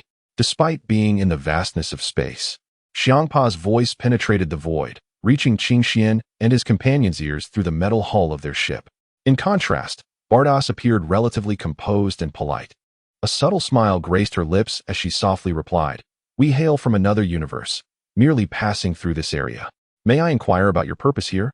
Observing this, Qing Xian swiftly tempered his grin, replacing his mischievous expression with one of sincerity as he quickly explained, "Oh, please do not misconstrue our intentions. We mean no harm. Simply harboring a curiosity about the various entities in the universe, hoping to learn more." Bardas seemed intrigued by Qing Xuan's words, nodding slightly in understanding before politely stating, "I see. Since you possess such a thirst for knowledge, we would not mind engaging in conversation. We are from the sixth universe. I am the angel Bardas. And this is Lord Xiangpa, the god of destruction of the sixth universe." With that, Bardas gestured gracefully towards Xiangpa beside her. In truth, this entire exchange could be attributed to the latent charm that Qing Xian discreetly exuded. It was this unique allure that prompted Bardos to divulge more than she initially intended. However, Xiangpa, standing nearby, clearly dismissed Qing Xuan's actions with a scoff, crossing his arms and displaying evident impatience. Chapter 112. The Super Dragon Balls. Qing Xian then pressed further. Forgive my intrusion, but may I inquire about the significance of your inter-universal journey? Bardos hesitated briefly, weighing whether to be forthright, but ultimately chose honesty. Primarily, Qing Xuan's strength surpassed hers considerably, and Bardos found herself unable to resist his charm, leading her to speak candidly. To be frank, our purpose for visiting the 7th universe is to collect the Super Dragon Balls, which are scattered between the 6th and 7th universes. She paused for a moment before continuing. Given that our two universes are twin universes, and in close proximity to one another, there are many similarities between them. Upon hearing this, Qing Xian remained remarkably composed, betraying no emotion, though he outwardly appeared quite tense. He responded calmly, I have also heard of the Super Dragon Balls. While they are indeed immensely powerful, they are dispersed across the cosmos, making it no simple task to gather them all. Moreover, even if one were to succeed in collecting them, caution is paramount in their usage. At this, Xiangpa's lips curled into a disdainful smile as he coldly scoffed. Humph, I fear no complications. Should anyone dare to obstruct me, they shall suffer the consequences. At worst, I shall destroy it. After all, I can still fulfill my own desires. Upon witnessing this, Qing Xian mused inwardly that Xiangpa was indeed a person of ruthless disposition. After a moment's contemplation, he resolved to further probe into Xiangpa's intentions and cautiously inquired, Might I ask what your true wish is, Lord Xiangpa? Just as Xiangpa was about to speak, the swift and astute Bardos interjected, This is a secret between us. Since you harbor no ill will towards us, we must continue on our journey. Bardos's voice was crisp and resolute, seemingly unwilling to grant Xiangpa any opportunity for elaboration. Upon finishing her words, she unhesitatingly manipulated the spatial cube in her grasp, preparing to depart with Xiangpa. As they seemed poised to vanish from sight, Qing Xuan's mind raced with strategies. Suddenly, a thought flashed through his mind. Without a moment's hesitation, he called out, Wait. Perhaps we could collaborate in the quest for the Super Dragon Balls. This declaration rendered both Bardos and Xiangpa momentarily speechless, exchanging incredulous glances, their faces betraying disbelief. The notion of an ordinary mortal aspiring to ally with deities of destruction was utterly absurd. Xiangpa found the idea preposterous, bursting into hearty laughter. Ha ha ha. Your childish antics are tiresome. For the amusement you've provided, I shall spare you this time. Now be gone, lest you compel me to unleash my wrath upon you. His words carried a palpable weight, instilling fear in the hearts of those who heard. Yet Qing Xian remained undeterred. He harbored no belief that Xiangpa could overpower him, especially considering that even his master and servant, the deity Bardos, was not a match for him, let alone her indolent apprentice. In fact, we possess a device known as the Dragon Radar, which can swiftly locate the Dragon Balls, and I can also utilize the Supreme Kai's instant transmission. Upon hearing this, both Xiangpa and Bardos halted their movements. Xiangpa's mirth dissipated as he scrutinized Qing Xian with renewed interest. Is this truly the case? Bardos's eyes flickered, seemingly weighing the viability of Qing Xuan's proposal. Qing Xian nodded confidently. Indeed, with the Dragon Radar and instant transmission, our quest for the Super Dragon Balls would be greatly expedited. I harbor no malice. I merely wish to partake in this intriguing endeavor. Xiangpa stroked his chin, lost in thought for a moment. The task of gathering the Super Dragon Balls had already seemed quite formidable, yet Qing Xuan's suggestion illuminated a glimmer of hope. Xiangpa mused, though still harboring doubts about Qing Xian. He recognized the lack of better alternatives. Very well, I shall place my trust in you for now. However, you better remain honest, should you dare to play any tricks. I will not hesitate to make you pay dearly. Bardos, observing the exchange, nodded slightly in agreement with Xiangpa's decision. In that case, let us embark on this endeavor together. However, you must adhere completely to our arrangements without the slightest hint of defiance. A subtle smile graced Qing Xuan's lips, a barely perceptible expression of triumph flickering within him. His scheme had finally come to fruition. Through collaboration with Kampa and Beerus, he not only stood to gain a closer insight into the mysteries of the Super Dragon Balls, but also had the opportunity to unveil the hidden truths behind the Super Shenron. He recalled the tales from his past life, where it was rumored that the Super Shenron was crafted by the dragon god, Salama. Whether this legend held any veracity piqued Qing Xuan's curiosity, and at present, he found himself on the cusp of discovery. Salama, the dragon god, was a being of unparalleled might, standing alongside the Omni King, a formidable entity whose power was almost beyond comprehension. Yet, it was astonishing that such an invincible presence could be schemed against, ultimately leading to its confinement. Qing Xian was deeply intrigued by this affair, yearning to unravel the truth behind it. After all, solving this enigma might yield unforeseen rewards along the way. At that moment, a flurry of thoughts surged through Qing Xuan's mind, prompting him to speak without hesitation. I am certainly willing to cooperate with you, but I have a small condition. No sooner had he uttered these words than the demeanor of the god of destruction, Kampa, darkened ominously. Kampa furrowed his brow, his eyes wide with anger, emanating an intensely destructive aura that seemed to make the very space around them tremble with his fury. Beside him, Beerus became immediately alert, her gaze sharp and unyielding, as if she would not hesitate to strike should Qing Xuan's terms fail to meet her approval. With a calm smile and a relaxed tone, Qing Xian continued, "My request is quite simple. Once we successfully gather the Super Dragon Balls and make our wish, I merely require your assistance in training a few individuals. This should pose no significant challenge for you." Kampa and Beerus exchanged astonished glances, their expressions revealing their surprise. Kampa snorted dismissively and replied, "Such a trivial request is acceptable. As long as you help us gather the Dragon Balls smoothly, this small matter is easily managed." Qing Xian felt a surge of joy within, though he maintained an outward facade of composure. Thus, the three of them reached an accord and set forth together on their quest to locate the Super Dragon Balls. Armed with the Dragon Radar and the ability to instant transmission, their search speed increased dramatically. Within mere minutes, they swiftly located several Super Dragon Balls scattered throughout the 7th universe and collected them one by one.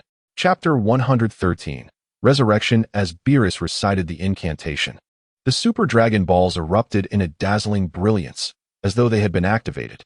This radiance spread like ripples, swiftly engulfing 2 universes. In an instant, the entire cosmos trembled under the weight of this formidable energy. Planets shook violently, and the light of the stars dimmed to obscurity. After a tumultuous upheaval, the universe gradually returned to a tranquil state. However, at that very moment, the divine dragon slowly opened its immense crimson eyes, reminiscent of a slumbering behemoth awakening from its long slumber.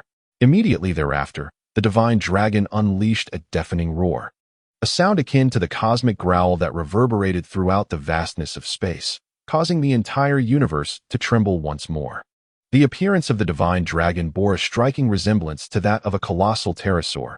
Its gargantuan body was adorned with a layer of golden scales, radiating a dazzling brilliance. Rather than being merely a dragon, it resembled a gigantic serpent endowed with wings. When its wings unfurled, they blotted out the sun, as if capable of enveloping an entire galaxy. Upon fully awakening, the divine dragon began voraciously devouring the surrounding planets and star systems. These celestial bodies were instantaneously torn apart in its maw, transforming into specks of starlight that vanished into the endless void. Regrettably, the spacecraft of Xiang Pa and his companions were not spared, being consumed within the unfathomable depths of the divine dragon's gaping maw. Upon entering the divine dragon's body, Xiang Pa and his companions were astonished to discover a realm infused with enigmatic energies. At the heart of this space lay a colossal core, emanating formidable energy fluctuations. They swiftly realized that this was indeed the core of the divine dragon.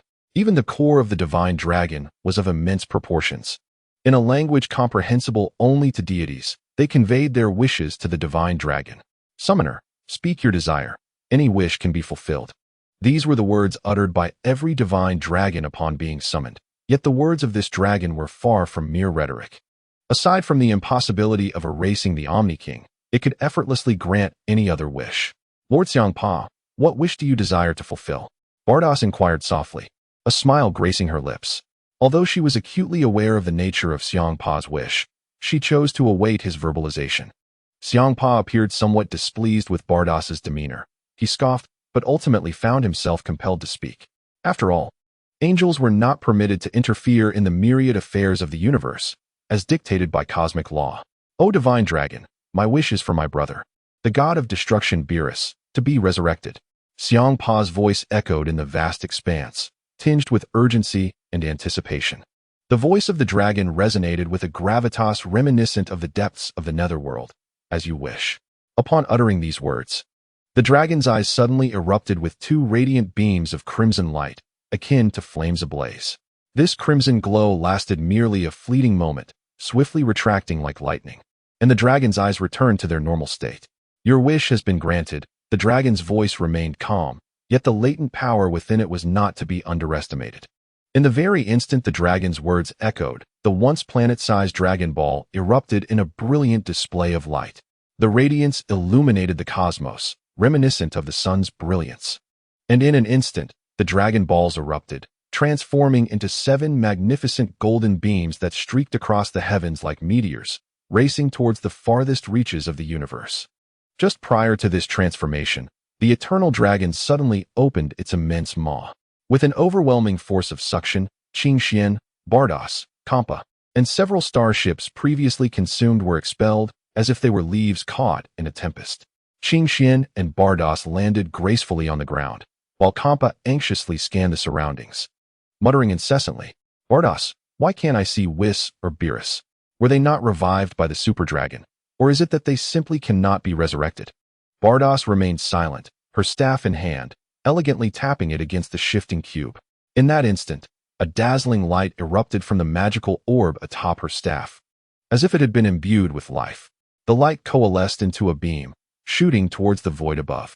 Within that ethereal space, a scene unfolded like a cinematic reel, revealing Lord Beerus, the god of destruction, peacefully reclined in his temple, blissfully unaware of any disturbances, lost in a deep slumber. His repose appeared remarkably serene, as if he were indifferent to the world around him. Kampa's eyes widened in disbelief as he fixated on Beerus, his face contorted with fury. It was unfathomable to him that this sloth was able to sleep so soundly at such a critical juncture. That insufferable Beerus! Kampa roared. I painstakingly gathered the super Dragon Balls to save you, you lazy creature. And what do? You die in your sleep, you despicable fool. The more he pondered, the more his ire surged like a volcano. Yet, beneath the layers of anger towards his brother's behavior, there lay a genuine concern for Beerus. Even after your resurrection, you remain in slumber. Kampa continued to bellow. Do you have any idea how much effort I expended to collect the Super Dragon Balls? I barely had time to enjoy my delicacies, you imbecile. Yet, amidst his tirade, a subtle smile began to form at the corners of his mouth. It became evident that despite their frequent quarrels, the bond between the brothers was profoundly strong. Although Kampa's words were harsh, deep within, he fervently wished for his brother's safety. They then turned their gaze towards the location of Whis, who was slowly awakening in the depths of the god of destruction's temple. As if sensing something, he glanced in the direction of Bardos and the others, subsequently raising his staff to initiate communication with Bardos. Bardos, thank you and Lord Kampa for bringing Lord Beerus back. Whis's voice resonated from the staff, imbued with its characteristic gentleness. Bardos smiled in response, saying, It is Lord Kampa's intention, as long as Lord Beerus is safe. That is all that matters. Xiang Pa let out a huff, expressing that were it not for the bond of brotherhood, he would hardly care for him. Oh, dear Xiang Pa, you remain ever so delightful. Chapter 114. Preparation. Bardos and the angel Whis openly mocked Xiang Pa, their laughter echoing as if it could pierce the very fabric of the universe, rendering Xiang Pa's countenance increasingly grim. Yet, deep down, Xiang Pa was acutely aware of his inferiority to Bardos and Whis, compelling him to swallow his indignation and turn away in silent fury, letting out a cold snort to voice his dissatisfaction. He crossed his arms tightly over his chest, as if seeking solace in this gesture, refusing to gaze upon Bardos's exasperating grin. Fortunately, both Whis and Bardos seemed to possess a modicum of tact, ceasing their jests and allowing Xiang Pa a moment of respite. Meanwhile, Qingxian stood quietly to the side, an impassive observer of the unfolding scene. He resembled an outsider, neither interjecting in Xiang Pa's defense nor joining in the laughter of Bardos and Whis. Nevertheless, beneath his calm exterior, Qingxian was secretly amused, finding the spectacle thoroughly entertaining. Yet, he chose to remain silent, recognizing that discretion was the better part of valor in such circumstances. Although he could not be certain, A flicker of concern nagged at Qin Xian's heart. He wondered if Trunks and the others would encounter deliberate obstructions or unfair treatment during their training with Xiangpa. Given the latter's peculiar disposition and the tenuous camaraderie shared with Trunks and his companions. However, Qin Xian refrained from voicing his apprehensions or ridiculing Xiangpa, understanding that such actions would be futile and could provoke Xiangpa's ire, potentially complicating matters for Trunks and the others. Just as Qin Xian pondered how to avert such a predicament, Xiangpa suddenly spoke up. It seemed he had discerned Qin Xian's thoughts, snorting dismissively as he declared, "Humph. Do not presume that your silence shields your thoughts from me. However, in light of your restraint from mocking me directly, I may extend a modicum of leniency when those youngsters come to train with me." Upon hearing this, Qin Xian felt a surge of joy and hastened to respond. "Lord Xiangpa, you truly possess a magnanimous spirit. They will undoubtedly train diligently and cause you no trouble." Xiangpa, upon receiving Qin Xian's words, wore a smirk of satisfaction, lifting his chin with pride as he proclaimed, "Naturally, under the tutelage of the god of destruction, their strength will surely flourish." Exchanging knowing glances, Bardos and Weiss both broke into sly smiles before simultaneously chiming, "Oh, Lord Xiangpa, we had no idea you were so generous." At this remark, Xiangpa's expression soured instantly. He shot a fierce glare at Bardos and Weiss, who had spoken in unison, retorting crossly, "Less prattle. I am not one to be overly generous. My actions are merely motivated by a desire not to be looked down upon by that young Qin Xian." Upon noticing this, Qin Xian promptly smiled and bowed in gratitude, exclaiming, "Ah, Sir Xiangpa, you flatter me. How could I ever underestimate you? I am immensely grateful for the rare training opportunity you have afforded Trunks and the others. I am confident they will cherish it deeply." With Qin Xuan's words, the previously tense atmosphere eased, and smiles blossomed anew upon the faces of the gathering. Xiangpa, with an air of haughty pride, turned his head aside, internally musing, "Humph. These rascals dare to mock me. How utterly intolerable." Although he initially wished to disregard their scornful jibes, a sudden thought flitted through his mind, prompting a change of heart. "All right," Xiangpa exclaimed as if he had just recalled something of great importance, swiftly turning to Whis. "Whis, you ought to manage your Supreme Kai more diligently. Just look. Beerus has already perished once due to him, and that is no trivial matter." Evidently, Xiangpa's remarks bordered on inappropriate, as matters concerning the Supreme Kai fell outside his jurisdiction. Nevertheless, in his quest to capture everyone's attention, he did not hesitate to voice what was not within his purview. Whis, upon hearing Xiangpa's words, maintained his serene smile and responded with measured calmness. "Lord Xiangpa, the Supreme Kai has his own considerations and arrangements, and besides, Lord Beerus has successfully been revived." "Has he not?" Bardos hastily chimed in. "Indeed, Lord Xiangpa, you need not concern yourself with the affairs of others. It would be wiser to ponder how to enhance the strength of your own Supreme Kai. After all, that should be your primary focus." Xiangpa, feeling somewhat cornered by Bardos's comments, felt a surge of indignation rise within him. Just as he prepared to retort, Qin Xian swiftly intervened.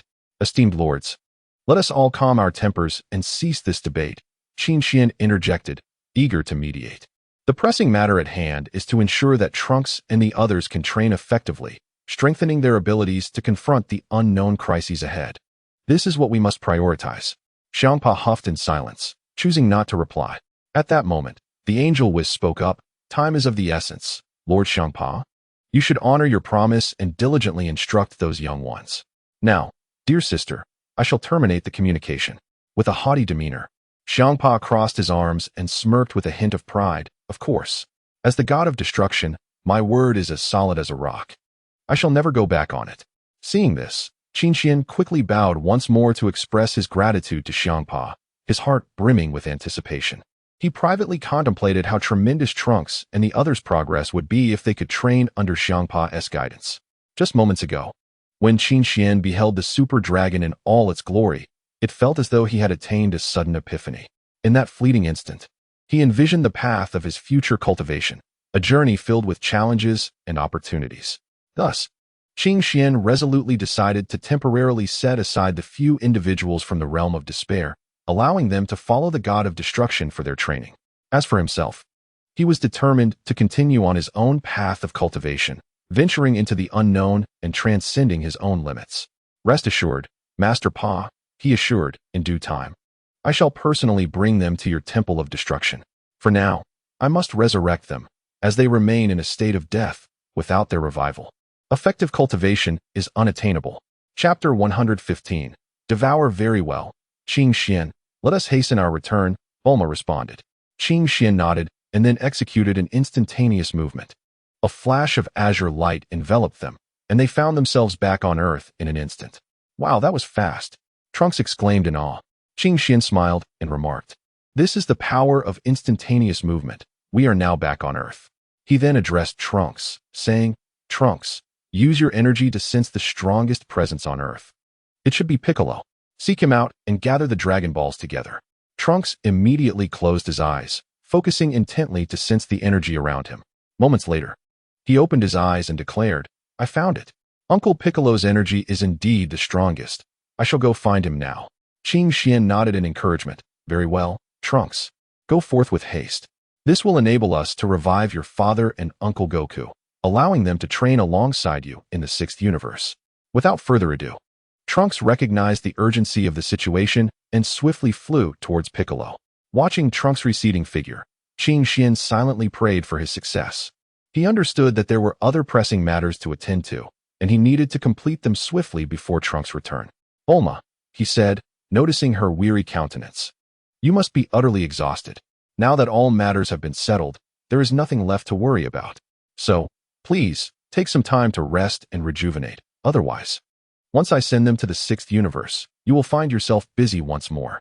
Upon hearing Qing Xian's words, Bulma's previously pale cheeks flushed with a gentle hue of embarrassment as she playfully glared at him, seemingly shy about his concern. However, despite her slight reluctance, she obediently turned away, her steps light as she gracefully made her way to her room.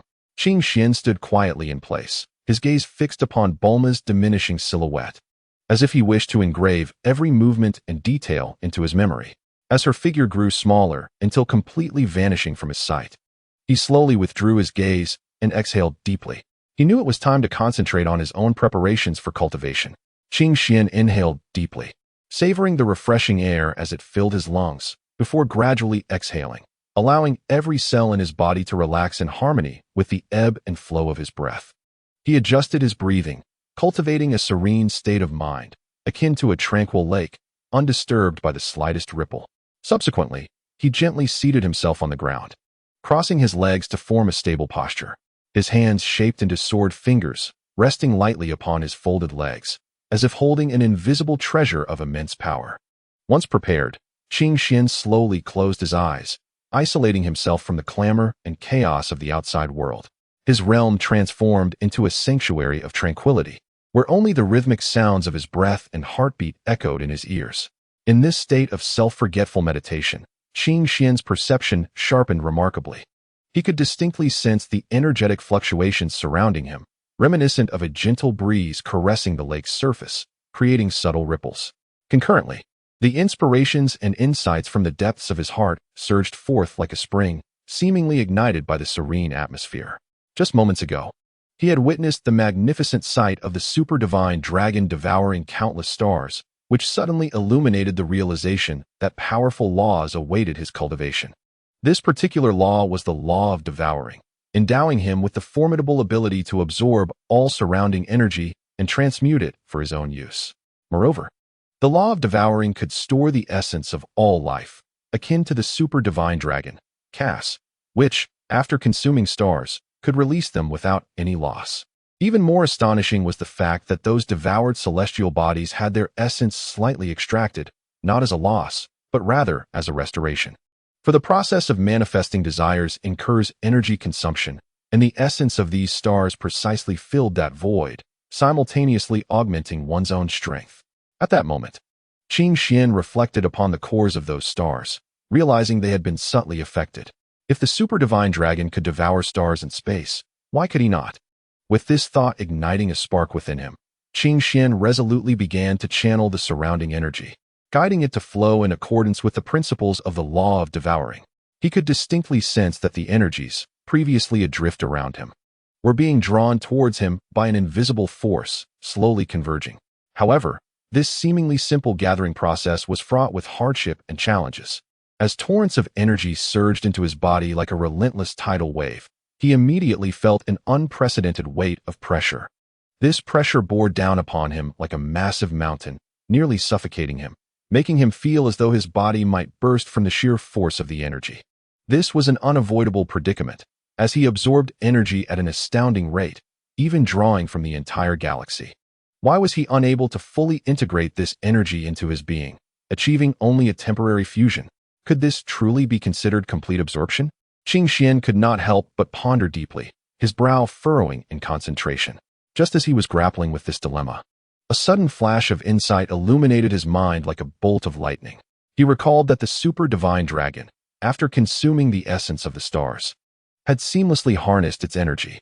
The key to this phenomenon perhaps lay in a deeper comprehension of the laws governing such power.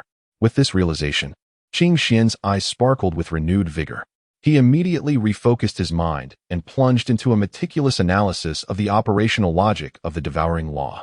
Taking a deep breath, he endeavored to calm his spirit, adjusting his state of mind to fully concentrate on the formidable energy before him. He approached the energy with a gentler, more nuanced manner, cautiously guiding it in an attempt to facilitate its smoother integration into his body. No longer did he forcibly assimilate the energy. Instead, he communicated with it, attuning himself to its flow and transformations. As time progressed, Qing Xian discovered this method indeed bore fruit. The energy began to flow more freely, alleviating the immense pressure it once exerted on his body. He could sense that the once alien and potent energy was gradually merging with him, creating an extraordinary synergy as if they had established an unspoken understanding, cooperating harmoniously. As time passed, the rapport between Qing Xian and the devouring law deepened, forming an invisible bond that intricately connected him to these principles. He could distinctly perceive the law's existence, no longer an abstract concept, but a tangible force that surged ceaselessly around him. This power was immense and profound, evoking a sense of awe within him. Simultaneously, the energy flooding into his body began to transform. No longer mere accumulations, it slowly became one with him, integrating into the very fabric of his strength. With this assimilation, Qing Xian's aura grew increasingly potent and enigmatic, enveloped by an intangible force that radiated an awe-inspiring presence. This aura seemed to emanate from another realm, suggesting he had attained a mastery over some extraordinary power. As Qing Xian reveled in this euphoric state of cultivation, a subtle shift stirred within his heart. His keen instincts alerted him to the rapid approach of two formidable presences. Slowly, he opened his eyes, his gaze piercing as though it could penetrate the void. Upon closer inspection, he immediately discerned the sources of these energies. With a thought, he manifested a doppelganger, identical in every aspect, even in aura. He instructed this twin to find a secluded spot to continue its training while he, without hesitation, stepped forward to confront the two powerful entities approaching him. Before long, he caught sight of Trunks and Piccolo. Trunks wore a beaming smile, his excitement palpable as he exclaimed, "Uncle Qin Xian, we have gathered all the Dragon Balls." It was as if he had accomplished a monumental feat. Time flew by, and in reality, this event took place 2 or 3 days later. However, for Trunks and his companions, this span felt like a mere instant. Hearing Trunks's call, Qin Xian abruptly rose to his feet, a glimmer of surprise flashing in his eyes. He smiled at Trunks and Piccolo, saying, "Well done, Trunks and Piccolo. Now, let us summon the Eternal Dragon, so that those you wish for may be revived." They soon arrived at an open area, devoid of any obstructions, where the view was unobstructed. Qin Xian arranged the 7 Dragon Balls meticulously, forming a perfect circle. Once everything was set, Qin Xian, Trunks, and Piccolo recited the ancient and enigmatic incantation together. "Arise, Eternal Dragon. Grant my wish, I implore you." As the incantation echoed, the Dragon Balls began to emit a dazzling radiance, the light intensifying until it coalesced into a colossal beam that shot skyward. At that moment, a thunderous sound reverberated through the heavens, as if the entire world trembled in response. The Eternal Dragon finally manifested. Its immense form loomed in the air, exuding an aura of awe. Piccolo stepped forward without hesitation and addressed the Eternal Dragon. "O Dragon, we wish to resurrect Vegeta and Goku, as well as all those who were slain by the androids. If they have the potential for revival, please bring them back." The dragon nodded, and a beam of light shot forth, conjuring the figures of Vegeta, Goku, and all the warriors from thin air. Simultaneously, in every corner of the city, revived individuals began to materialize. However, not everyone was granted this miraculous return. Those who had reincarnated too early were not revived. Notably, Tais, Xiaowu, Bidalai, Chi-Chi, Lanqi, and Bikini did not return. In truth, they had already been resurrected by Qin Xian and had been training in the path of Yin and Yang alongside him. They had long been living on the earth that Qin Xian meticulously crafted and placed within a spatial ring, which astonishingly contained an internal space spanning 10 billion square kilometers. At that moment, Trunks' excitement surged like a tumultuous tide, impossible to contain. He dashed forward like a gust of wind, moving with the swiftness of lightning. And in the blink of an eye, he stood before his father. Without hesitation, Trunks opened his arms wide, embracing Vegeta tightly, as if fearing he might vanish at any moment. This embrace was filled with strength, as if encompassing years of longing and concern. However, Vegeta was completely taken aback by Trunks' unexpected gesture. He froze, his body rigid and his expression one of bewilderment and confusion. "Who are you? Why are you holding me like this?" Vegeta's voice betrayed a hint of astonishment and displeasure. He felt profoundly unfamiliar with such intimate contact, even harboring a sense of aversion. Trunks, undeterred by Vegeta's reaction, released his embrace and gazed intently into his father's eyes, earnestly explaining, "Father, it is I, Trunks. For over a decade, I have dedicated myself to training, all to reunite with you." He then recounted his experiences over the years in vivid detail, including his battles alongside Goku against the androids and the arduous victories they achieved over their foes. As Trunks' narrative unfolded, Vegeta's expression gradually transformed into one of solemnity. He finally grasped the hardships and sacrifices his son had endured, a wave of guilt swelling within him. "Those wretched androids, how they have robbed me of so much time," he exclaimed, his anger igniting fierce sparks in his eyes. Nearby, Goku, sensing the tension, chuckled to lighten the mood. "Well, it's good that everyone is back. But those androids truly are a significant nuisance." His laughter, though lighthearted, belied the gravity of the android threat he fully recognized. "Fortunately, we have this, what was your name again?" "Ah, yes, Qin Xian. I cannot thank you enough. Without you, we might never have been revived, let alone vanquish those androids." Upon hearing this, Qingxuan's lips curled into a faint smile. He stepped forward, addressing Vegeta and Goku with sincerity. "There is no need for gratitude. It is merely my duty. However, the current situation is indeed dire, and we urgently require your presence in the 6th universe for training." Pausing briefly, Qin Xian continued, "There, you will encounter foes far more formidable than those you face now, but you will also gain access to abundant training resources, presenting an unparalleled opportunity to enhance your strength." After speaking, Qin Xian altered their memories, enabling them to accept the unfolding events with tranquility and engage in a competitive spirit. Chapter 117. Journey to the 6th Universe. Vegeta and Goku exchanged glances, their eyes locking in a moment that seemed to crackle with electric intensity. In that instant, they perceived within each other a burning resolve, a fervent desire for formidable power, and an unwavering commitment to self-improvement. Without a trace of hesitation, they nodded in unison. This simple gesture encapsulated boundless determination. They were prepared to forsake everything and venture into the unknown 6th universe to embrace rigorous training and challenge their limits. Qin Xian observed from the sidelines, relief flooding his heart as he recognized the immense potential and strength of these two warriors. If they could adequately hone their skills in the 6th universe, they would undoubtedly emerge as an indomitable force. Taking a deep breath, Qin Xian unfalteringly activated his teleportation abilities. In an instant, his figure flickered like lightning, vanishing from the spot along with Vegeta, Goku, and Trunks. The next moment, they found themselves on a planet in the 6th universe. The environment here was starkly different from Earth, brimming with the unknown and challenges. For Vegeta and Goku, however, this was precisely what they had been yearning for. Meanwhile, his doppelganger left on Earth remained engrossed in the cultivation of the devouring law, incessantly absorbing the energy around it, growing ever stronger. As Qin Xian arrived at Kampa's God of Destruction temple, Beerus returned with Kampa in tow. "Ah, Qin Xian, you've brought some little ones along," Kampa remarked with keen interest upon seeing Qin Xian and the others. Qin Xian smiled politely. "Lord Kampa, these two are Vegeta and Goku. And this is Trunks." I wish for them to train in the sixth universe for a time. Kampa stroked his chin thoughtfully. They do seem to possess a modicum of potential. Very well, let them train here. But should they dare to disturb my god of destruction temple, I shall not be lenient. Vegeta and Goku were elated, having long been eager to commence their training. Rest assured, I will arrange their training matters, Bato said with a smile.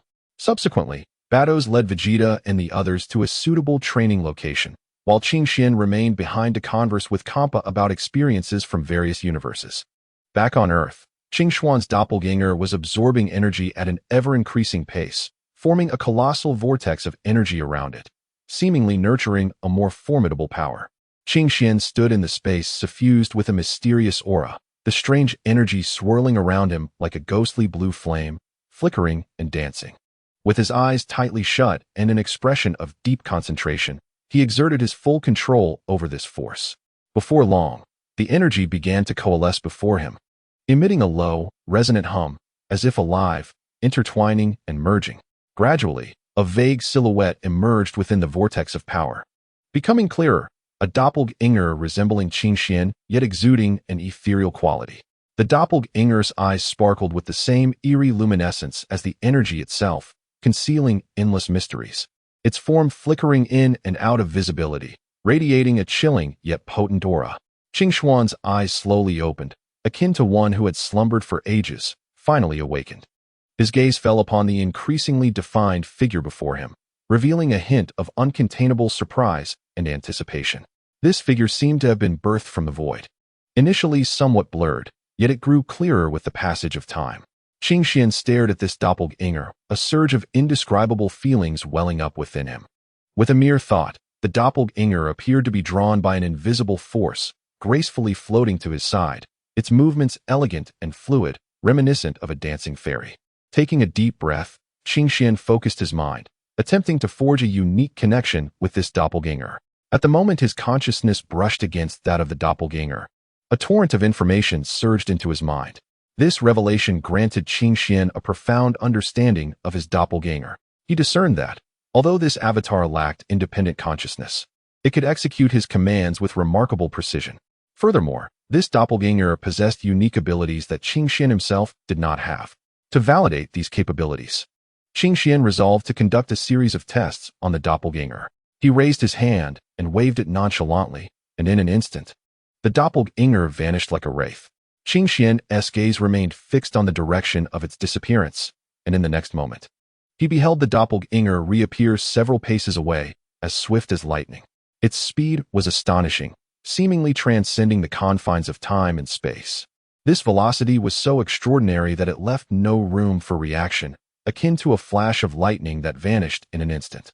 Soon after, Qingxian observed the doppelganger raise its hands, a ghostly blue luminescence emanating from its palms. This radiance streaked across the firmament like a meteor, directly striking a massive boulder in the distance. In the darkness, the light shone with exceptional brilliance, carrying formidable energy as it surged toward the rock with astonishing speed. A thunderous crash echoed as the boulder shattered into countless fragments upon impact, scattering in all directions. These debris, propelled as if struck by cannon fire, soared far and wide, disappearing into the shadows. Watching this spectacle, Qingxian couldn't help but smile slightly. He felt immense satisfaction with the power of his doppelganger. Such an assault was sufficient to instill fear in any adversary. This extraordinary avatar would undoubtedly serve as a significant asset on his future journey. Indeed, it was entirely composed of condensed energy, devoid of corporeal flesh, yet it exhibited properties akin to that of a physical form. Next, he contemplated honing the ability to control power, for he now possessed the capability to manipulate the energies of others at will. This would enable him to grow even stronger. Qingxian formulated a new strategy in his mind. He intended for the doppelganger to refine its power manipulation to perfection, allowing him to unexpectedly seize the strength of formidable foes in battle. While Qingxian pondered his future combat strategies, far away in the sixth universe, Vegeta and Goku were making new strides in their training. Within the unique environment orchestrated by Bardock, they relentlessly pushed their limits, experiencing a remarkable surge in strength. Meanwhile, the doppelganger left on Earth was engorging itself on energy, its vortex expanding as it drew in energy like a torrent. Suddenly, A powerful fluctuation emanated from the doppelganger on Earth, startling Qing Xian. He realized that it seemed to have achieved a new breakthrough. Deciding to temporarily halt the testing of this remarkable doppelganger, he employed instant transmission to return to Earth. Chapter 118. Bewilderment. What on earth is going on? Qing Xian murmured to himself, filled with suspicion. I can't shake the feeling that this doppelganger is rather peculiar. He scrutinized the doppelganger before him, observing every intricate detail. Compared to the other avatars he had previously created, this one exhibited distinctly noticeable differences. Despite the fact that this doppelganger possesses the ability to cultivate and merge with the original to enhance its strength, the capabilities it exhibited far exceeded Qing Xian's expectations. Typically, a doppelganger cannot manifest energy in such a manner, let alone possess such terrifying control. Qing Xian pondered deeply, his curiosity intensifying. Upon returning to Earth and encountering this doppelganger for the first time, he was taken aback. He had never imagined he could materialize such a unique counterpart. Previous doppelgangers were formed through his own power and subsequently infused with his blood, giving rise to a true corporeal entity. However, this new doppelganger seemed to possess a special ability, igniting Qing Xian's intrigue and anticipation. Determined to test this doppelganger's capabilities, Qing Xian stood before a massive rock and commanded, "Use your power to strike this stone." With a swift motion of its hands, the doppelganger unleashed a torrent of energy, akin to a bolt of lightning, which shot forth from its palms. The energy beam raced toward the boulder, striking it in an instant.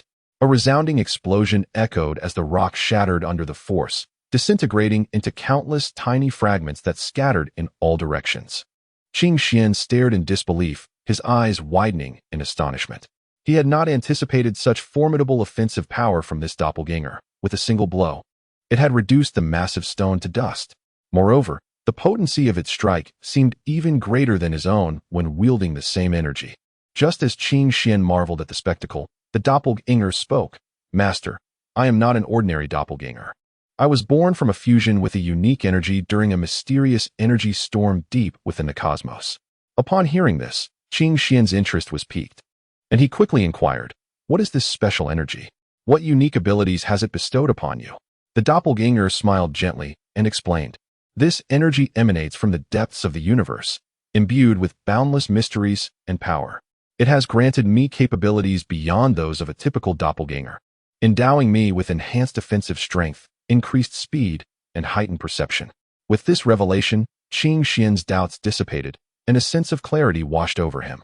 "I see now. No wonder this doppelganger is so extraordinary." The doppelganger, noticing his realization, smiled slightly and continued, "Moreover, there is something even more significant.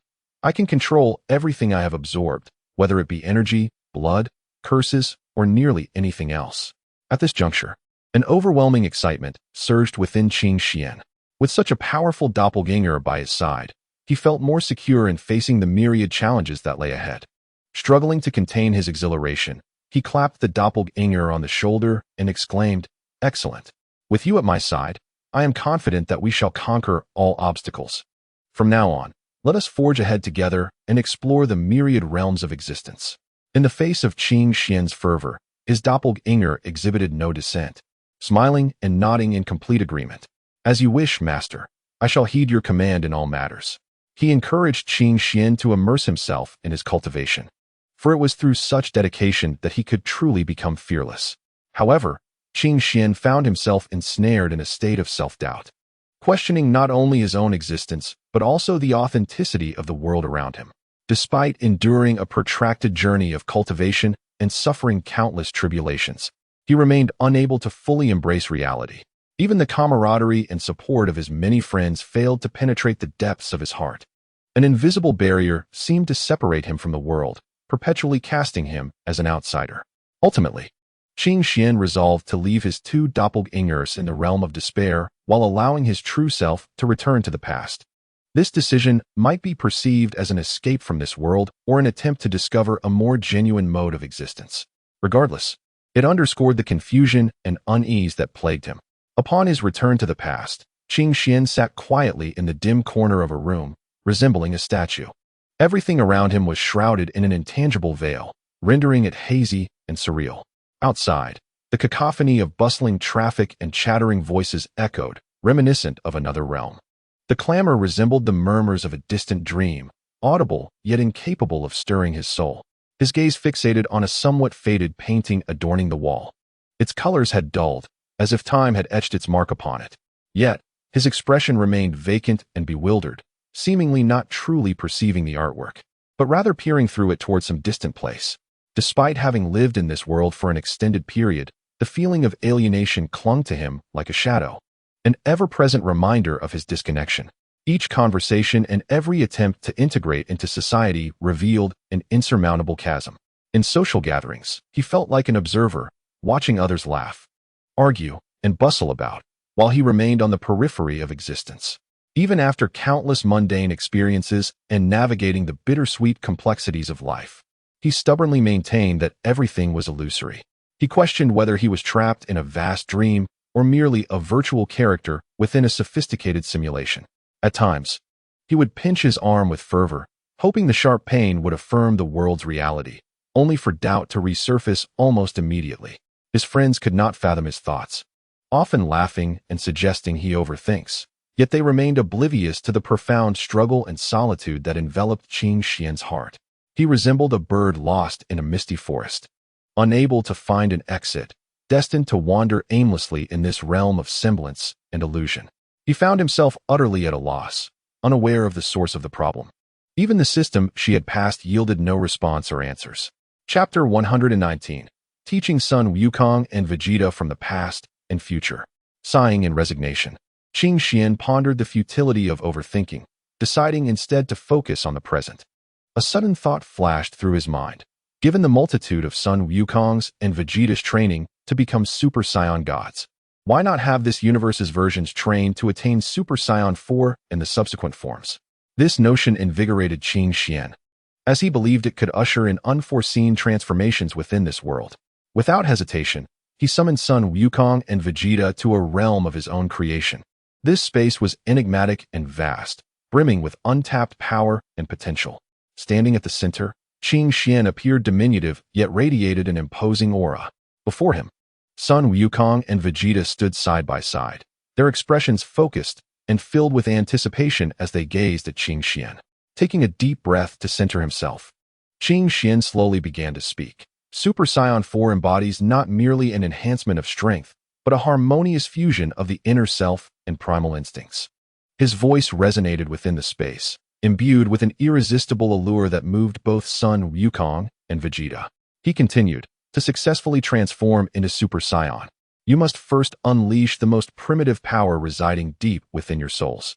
Feel the relentless energy surging within you, akin to a long-captive beast yearning to break free and unleash its wild nature. His words acted as a key, unlocking the depths of their spirits. Exchanging a glance, the two warriors recognized a shared sense of anticipation and resolve in each other's eyes. Qing Xian added, however, mere inner strength is insufficient. It must be supported by formidable combat prowess. After years of rigorous training within the temporal spirit chamber, your foundational combat abilities have finally met the requisite standards. His tone was calm and gentle, yet it stirred a tempest within the hearts of Son Wukong and Vegeta. A sense of relief washed over them, their taut nerves beginning to ease. Yet, Qing Xian's next words struck like a thunderbolt, plunging their spirits into despair. However, he paused, seemingly gauging their reactions. Indeed, a palpable unease manifested on their faces. Noticing this, Qing Xian's lips curled into a slight smile as he continued, before you can transform into Super Saiyan 4, you must first become a great ape. Moreover, this transformation must be achieved while retaining your intellect. Lastly, and most crucially, you must successfully transition from the great ape form into Super Saiyan 1. His words struck like a heavy hammer, resounding deeply within the hearts of Son Wukong and Vegeta. Maintaining rationality while in the form of a great ape and transforming into a Super Saiyan was, without a doubt, a monumental challenge for them. Qing Xian observed their astonished expressions and spoke slowly. Only through this can you truly ascend to Super Saiyan 4. This is an exceedingly arduous process that demands your utmost effort and dedication. Primarily, Son Wukong, Kakarot, due to his lineage as a lowly Saiyan, will inevitably lose his reason upon transforming into a great ape. In stark contrast, Vegeta, being of royal blood, retains his sanity in this form. The most formidable task lies in achieving the transformation into Super Saiyan while in the Great Ape state, for each transformation imposes a tremendous burden on the body. Once one transforms into a giant and then attempts to become a Super Saiyan, the strain escalates significantly. Only those with exceptional strength can succeed. In this space, you may engage in battle and transform at will, causing destruction without fear of harming this realm or affecting the outside world. As for the moon, that is a simple matter. Vegeta can create a moon, albeit at the cost of some stamina, yet we have sins of beings at our disposal. Therefore, in the time to come, you may train freely in this space, unafraid of death, for I shall resurrect you at any moment. As Qin Xian prepared to depart, he suddenly recalled something and turned back to say, I also possess the fruit of the spirit tree, which can enhance your potential, unlocking and gradually restoring any lost abilities. This way, you can harness the immense power gained from resurrection to elevate yourselves. Upon hearing this, Sun Wukong and Vegeta's eyes ignited with determination. Vegeta scoffed, Though it is arduous, I shall not retreat. Sun Wukong scratched his head and grinned. This sounds thrilling. I can hardly wait. Seeing their resolute demeanor, Qin Xian nodded in satisfaction and handed them the spirit tree fruit. Let us commence. I eagerly anticipate your transformation. With that, he vanished from the space. Vegeta immediately began to conjure the moon, a dense energy coalescing until a massive moon appeared in the sky. He transformed into a great ape first, attempting to achieve the Super Saiyan form. Sun Wukong, not to be outdone, consumed the spirit tree fruit and awaited Vegeta's next moon creation. Soon, Vegeta's first transformation attempt met with failure. Transitioning from Super Saiyan 2 or 3 to Super Saiyan 4 is a qualitative leap, making it exceedingly difficult. Next, Sun Wukong gazed at the artificial moon crafted by Vegeta and, under its luminous glow, transformed into the Great Ape state. However, unlike Vegeta, he completely lost his reason upon becoming a Great Ape. Witnessing this, Edai also transformed into the Great Ape form, engaging in a fierce struggle with Sun Wukong. Kakarot, you inferior warrior, I shall never allow you to surpass me again. Come, let us engage in battle and reveal the extent of your strength. Vegeta exclaimed furiously at Son Goku. In his eyes shone a resolute and lucid light, each of his movements imbued with fierce combat spirit and clear strategy. Conversely, Son Goku was wholly consumed by primal instincts, unleashing a deafening roar as his massive form charged forward, leaving a trail of dust and chaos in his wake. Vegeta struck first, his robust arms swinging like iron hammers towards Son Goku. Goku, relying on instinct, deftly evaded the blow and swiftly lunged at Vegeta with ferocious intent. Vegeta nimbly sidestepped and slashed at Goku's abdomen with his sharp claws. Goku, feeling the sting, let out an enraged roar, then violently swept his tail toward Vegeta. Vegeta leapt aside to avoid the attack and seized the opportunity to vault onto Goku's back, grasping his hair tightly and tugging forcefully. Goku thrashed wildly, attempting to dislodge Vegeta, who gritted his teeth and clung on with all his might. Suddenly, Goku performed a somersault, pinning Vegeta beneath him. The immense weight left Vegeta gasping for breath. Yet he refused to yield, summoning his strength to push Goku off. The battle escalated, the two warriors colliding repeatedly, leaving devastation across the wasteland. Vegeta understood that he could not afford to exhaust himself further. He seized the moment, channeling all his energy into a punch aimed at Goku's brow. Goku staggered momentarily before gradually reverting to his human form, succumbing to unconsciousness. This battle was only narrowly won while I remained conscious. Indeed, Kakarot's power is formidable, yet I am not far behind. How infuriating! But I shall not relent, Kakarot, mark my words. My foremost priority now is to enhance my physical strength and foundational combat prowess. Chapter 120, The First Success Time and Again. Their endeavors resembled Sisyphus eternally pushing a boulder uphill, appearing futile yet embodying boundless perseverance and courage. Each failure weighed heavily upon them, imposing an unimaginable burden on their bodies. However, they were not defeated by this pressure. Rather, with each fall, they rose more resolutely, pressing onward. In every setback, Qingxuan's doppelgangers served as a beacon, illuminating their path through darkness, empowering them with extraordinary strength to rise again and advance toward the goal of Super Saiyan 4. Throughout this arduous journey, Their sweat poured down like rain, each drop steeped in their yearning for success. Each attempt brought them incrementally closer to the aspiration of becoming Super Saiyan 4, as if the dawn of victory was within reach. Yet, they were acutely aware that this was merely the beginning. The true challenge lay ahead. For the power of Super Saiyan 4 was not easily attained. It stood like a towering mountain, demanding even greater effort and dedication to ascend. Son Wukong and Vegeta closed their eyes, commencing their attempts under Qing Xian's guidance. Initially, both found themselves somewhat perplexed, their energy fluctuations appearing rather chaotic. Qing Xian's avatar patiently observed from the side, refraining from intervening hastily, instead offering reminders at opportune moments. Relax your mind and body. Do not let distractions disturb you.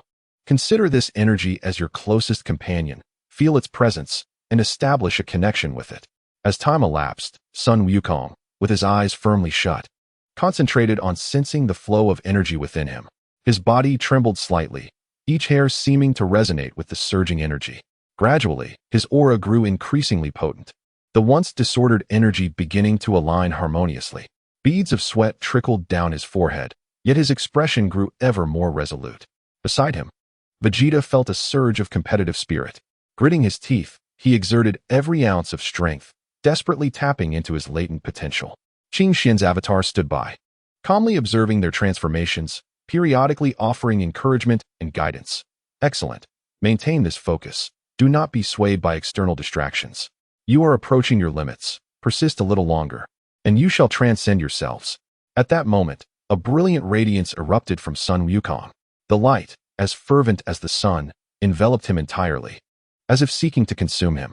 When the brilliance faded, an astonishing transformation had occurred.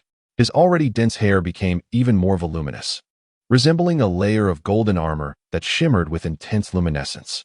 His eyes transformed into a profound crimson, akin to blazing flames, exuding a formidable yet gentle strength.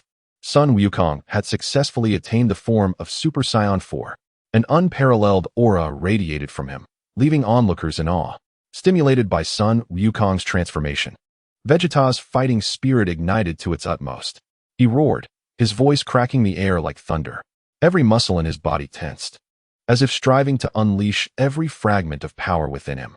Shortly thereafter, Vegeta too began to undergo a metamorphosis. His hair thickened, forming a golden fuzz akin to a plush covering. His eyes turned red, mirroring Son Wukong's, radiating a fearsome energy. Vegeta had also successfully transformed into Super Saiyan 4. His form was enveloped in a golden glow, exuding a powerful and untamed aura. The two locked eyes, excitement and exhilaration shimmering within their gazes. They could both sense the profound joy in each other's hearts, for they had finally achieved the coveted realm of Super Saiyan 4, a goal they had long aspired to attain. After enduring extensive and arduous training, pouring forth countless sweat and effort, they had at last arrived at this glorious moment. Standing before each other were no ordinary Saiyans, but formidable Super Saiyan 4s. Qing Xian gazed quietly at the two Super Saiyans, exuding an overwhelming aura, and a smile of satisfaction gradually appeared on his face. He understood that their achievements were not mere happenstance, but rather the fruits of their unwavering perseverance and relentless pursuit. Qing Xian slowly spoke, "Congratulations on successfully surpassing your limits. However, this is merely the beginning. The power of the Super Saiyan 4 is undeniably potent, yet you must continuously fortify it, allowing it to genuinely become an integral part of your being. Only in this way can you unleash the full potential of this strength when confronting more formidable foes."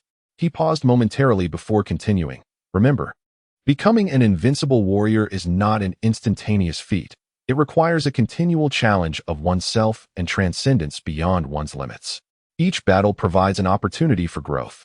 Only through relentless honing in real combat can you truly master this power." As Son Wukong and the others attentively absorbed Qing Xian's teachings, they were blissfully unaware that his true form had quietly departed, embarking on another journey. In truth, while Son Wukong and the others were engaged in their training, Qing Xian had set off to undertake an important mission, stealing from a household. He aimed to inherit the martial legacy of Wei and accomplish a seemingly impossible task. Qing Xian arrived at the estate of Bulma, knocking softly at the door. Knock, knock, knock. After a few moments, it was not Bulma who answered, but her mother. Guided by Bulma's mother, he entered the living room, whereupon learning that Qing Xian sought Bulma, she invited him to sit on the sofa for a while, assuring him that Bulma would return shortly. In the lavish living room of the estate, Qing Xian observed quietly as Bulma's mother sat gracefully on the sofa.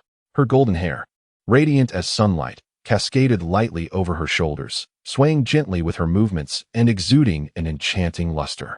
Her delicate features appeared to be sculpted by a master artist, with bright eyes resembling tranquil blue lakes, radiating warmth and intelligence. A prominent nose and rosy lips complemented one another, framing a visage that was nothing short of perfection. Dressed in a light blue silk gown, elegantly simple yet refined, the lines of the dress flowed naturally with her seated posture, enhancing her graceful demeanor.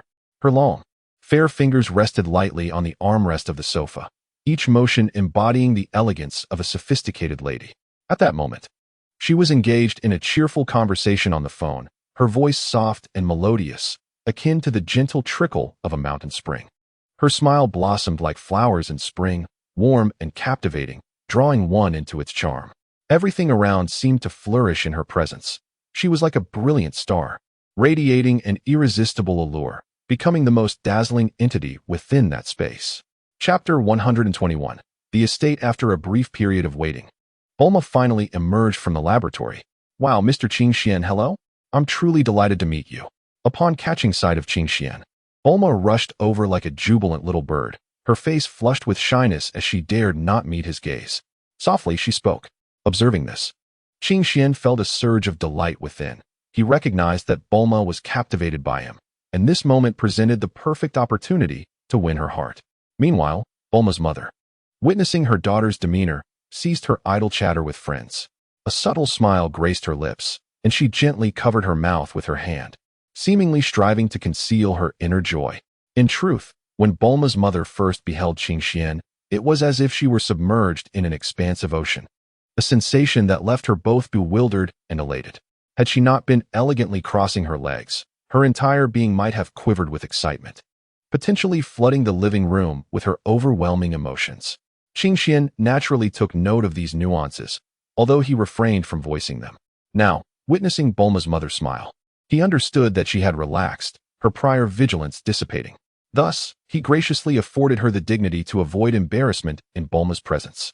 With a gentle smile gracing his lips, he softly addressed Bulma, saying, "Miss Bulma, I have long heard of your remarkable reputation as a gifted scientist. I possess a keen interest in the realm of technology and have some inquiries that I hope to discuss with you." Upon hearing Qing Xuan's words, Bulma's eyes sparkled like stars in the night sky, radiating vibrant enthusiasm. Unable to contain her excitement, she exclaimed, "Of course, Mr. Qing Xian, I would be delighted to converse with you. Let us proceed to my laboratory, where all the necessary equipment is available, and I can provide you with detailed and precise answers to your questions." With that, Bulma warmly guided Qing Xian into her laboratory. Upon entering, she transformed, exuding vivacity and eloquence. She began to enthusiastically introduce various experimental apparatus and research achievements, while Qing Xian maintained a focused demeanor, attentively absorbing every word she uttered. During her explanations, Qing Xian skillfully interjected with insightful questions that were both pertinent and demonstrated his profound understanding of technology. Bulma was pleasantly surprised by Qing Xuan's inquiries, further convinced that beneath his handsome exterior lay a depth of character and intellect. As Bulma became engrossed in her discourse, Qing Xian unexpectedly drew closer, as if drawn by an invisible force. His voice, light as a whisper yet crystal clear, reached Bulma's ears. "Bulma, you look truly beautiful when you are earnest." This statement struck Bulma's heart like a bolt of lightning. Her cheeks blushed a deep crimson, reminiscent of ripened apples, and her heart raced uncontrollably, as if it were about to leap from her throat. "Is it truly so, Mr. Qing Xian?" Bulma's voice quivered slightly, imbued with disbelief and a hint of shyness. Qing Xian gazed at Bulma's charming visage, a surge of affection swelling within him. In that moment, she resembled a startled fawn, evoking both a protective instinct and a playful desire. Thus, he gently grasped Bulma's chin with his right hand, carefully lifting her lowered head to meet his gaze. Her eyes sparkled with surprise and anticipation, tinged with an indescribable emotion. Qing Xian slowly leaned closer, the space between them diminishing to the point where they could almost feel each other's breath. Just as their noses were on the verge of touching, he abruptly halted, a smile gracing his lips. "Of course, Miss Bulma. You are the most adorable person I have ever encountered. With your amiable disposition, delightful figure, and remarkable intellect, it is only natural that you evoke such affection." No sooner had he finished speaking than he swiftly turned his head, pressing his lips softly against Bulma's. The sudden kiss caused her eyes to widen in astonishment, akin to being struck by a bolt of lightning. Although she had sensed the impending moment as he drew near, its actualization still caught her off guard. However, Bulma harbored no inclination to resist. Her body gradually relaxed, and she gently closed her eyes, as if the entire world had come to a standstill in that instant.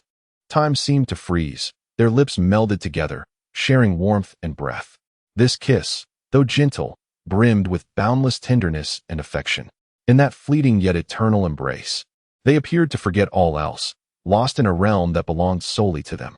Soon after, their conversation shifted towards more significant matters, the birth of Trunks. They discussed the location of his arrival and the timing of his entrance into the world.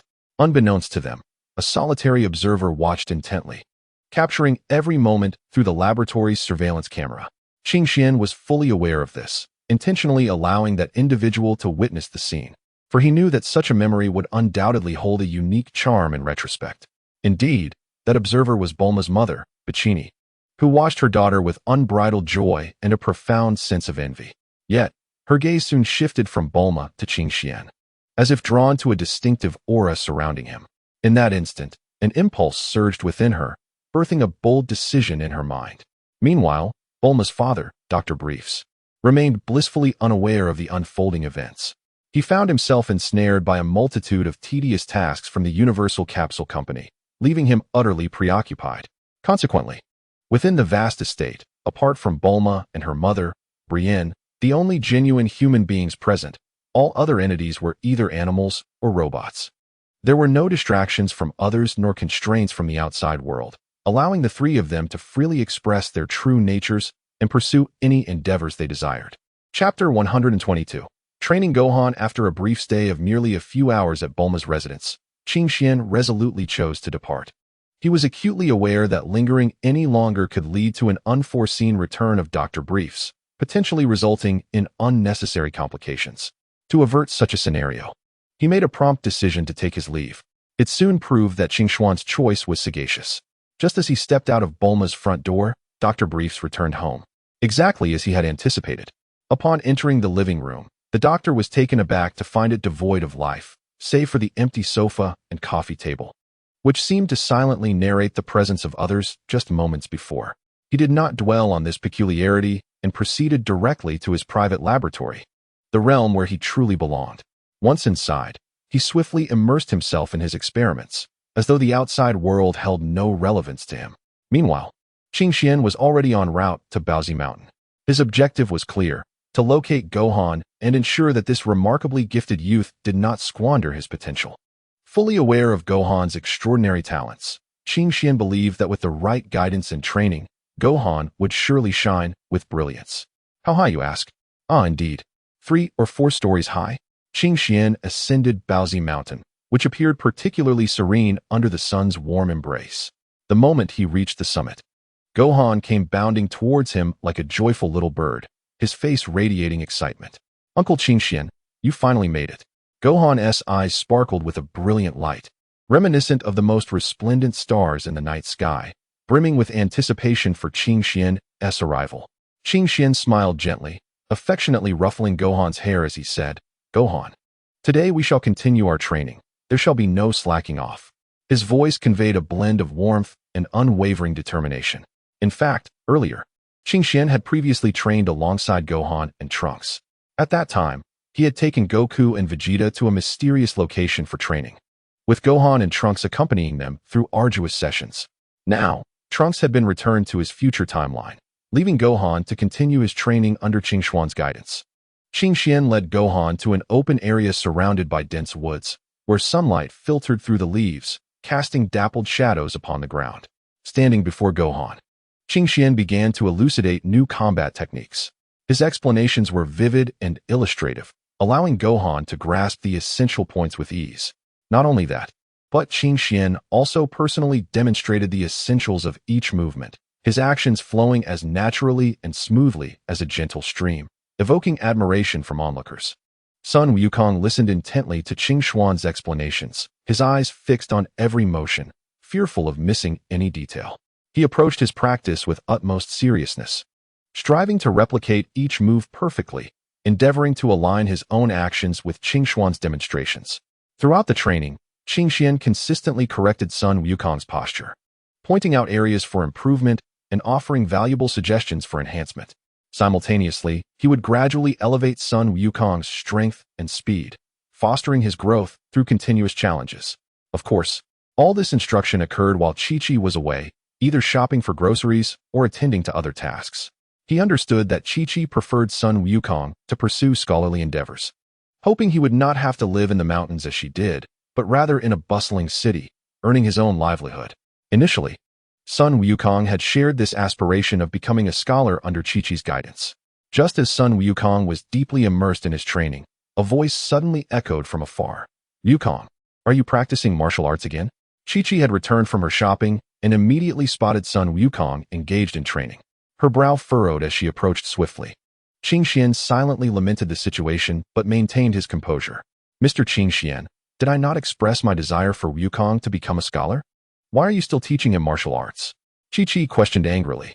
With a smile, Qing Xian replied, "Chi-Chi, I understand your perspective, but Wukong possesses immense potential. The world is not entirely peaceful, and possessing strength offers additional security. Furthermore, practicing martial arts does not hinder his studies."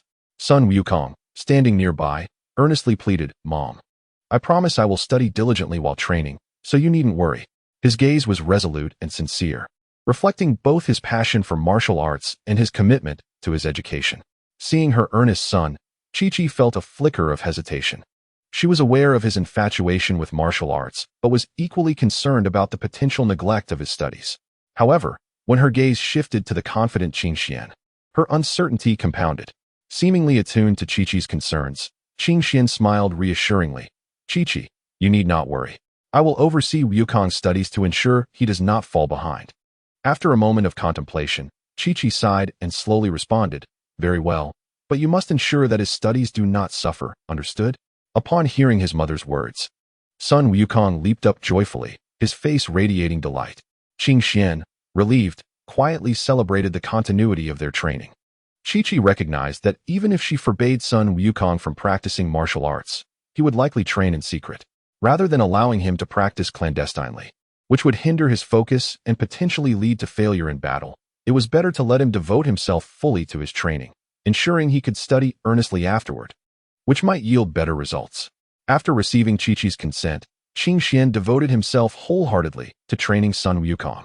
He not only focused on enhancing Sun Wukong's fundamental combat skills, but also personally guided him in mastering the mysterious and formidable divine power. During this period, Qing Xuan's life became remarkably structured. By day, he would take Sun Wukong to Baozi Mountain, a serene and refreshing locale perfectly suited for rigorous training. Qing Xian devised a series of scientifically sound training regimens tailored to Sun Wukong's specific needs and diligently supervised their implementation. As night fell, Qing Xian would visit Bulma's residence, where her family welcomed him with warmth and hospitality. Here, he found solace and spent cherished moments with Bulma and her loved ones. However, for Bulma, Qing Xuan's presence, while adding joy to her life, also brought a slight inconvenience. His days spent training on Baozi Mountain followed by nights at her home left her feeling somewhat overwhelmed. Half-jokingly, she remarked to Qing Xian, "Thank goodness you only come at night. If you were here during the day as well, I might as well forego sleep altogether and accompany you constantly." Qing Xian, delighted by her words, understood they were merely a jest. After all, he had his own duties and responsibilities that prevented him from lingering indefinitely at Bulma's home. Despite this, he remained deeply appreciative of her generous hospitality and understanding. Chapter 123. Eternal Youth. Qing Xuan's lips curled into a confident smile as he responded to Bulma, "Absolutely. As long as you are willing, nothing poses a problem. You need not worry about your health, for I possess a treasure that can grant you eternal youth, endless lifespan, and unparalleled healing abilities." Upon hearing the term eternal youth, Bulma seemed momentarily spellbound, filtering out all other words as if they were mere whispers in the wind. Her eyes widened, and she murmured to herself, "Eternal youth, eternal youth." As time passed, her expression grew increasingly entranced, akin to a love-struck individual lost in a reverie. Observing Bulma's captivated demeanor, Qingxian couldn't help but chuckle softly. He gently tapped her on the head and said, "Hey, come back to reality." Bulma, jolted from her daydream, suddenly blushed, her cheeks turning the shade of a ripe apple. Feeling a bit embarrassed, she lowered her gaze, fidgeting with the hem of her clothing. After a moment, Bulma appeared to regain her composure from the earlier awkwardness. She raised her head, her eyes shining with eagerness as she asked Qingxian, "Is that truly possible?" Qingxuan's smile grew even brighter as he tenderly stroked Bulma's hair, softly assuring her, "Of course. Moreover, I can make you even stronger than Sun Wukong and the others. Hee, I aspire to be as clever as you, Qingxian. And I am certain that you have already sensed the immense power surging within you." A triumphant smile graced his lips, as if he brimmed with confidence in his assessment. Bulma nodded slightly in agreement. Indeed, she had recently perceived a significant enhancement in her strength, a gradual accumulation akin to a gentle stream flowing day by day within her. This burgeoning power filled Bulma with both exhilaration and a touch of trepidation. She discovered that her strength had become increasingly challenging to manage. Often, a mere flick of her wrist would shatter experimental materials like fragile porcelain, or furniture would succumb to her overwhelming force. To avert such unnecessary losses, Bulma found herself investing copious amounts of time and energy each day to regulate her strength. Yet, despite her utmost caution, unforeseen incidents still occurred. She had pondered deeply, striving to unravel the mystery behind this sudden amplification of power, but to no avail. Until now, as she gazed at the person before her, all enigmas seemed to dissolve in an instant. The originator of it all was none other than Qingxian. "So you are the one behind my recent surge in power," Bulma playfully chided, her beautiful eyes sparkling as if they could shed tears. "I demand compensation. I wish to remain eternally youthful and ever so beautiful." As she spoke, she clung tightly to Qingxuan's arm like a child, swaying from side to side, seemingly resolute in her pursuit. Qingxian, amused by Bulma's adorable antics, couldn't help but chuckle. Yet he unhesitatingly lifted his hand and lightly tapped her on the brow.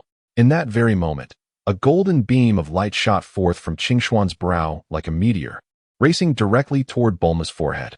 Upon contact with her brow, she was suddenly enveloped by a warm surge, a torrent of vitality sweeping through her entire being.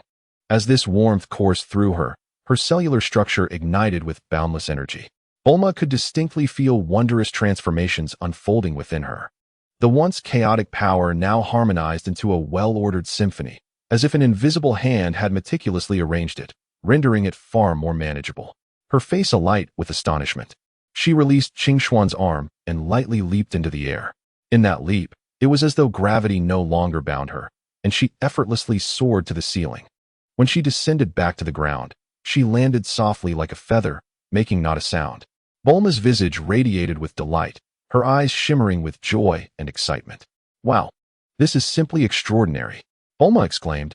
"I feel not only ageless, but also capable of controlling my power at will."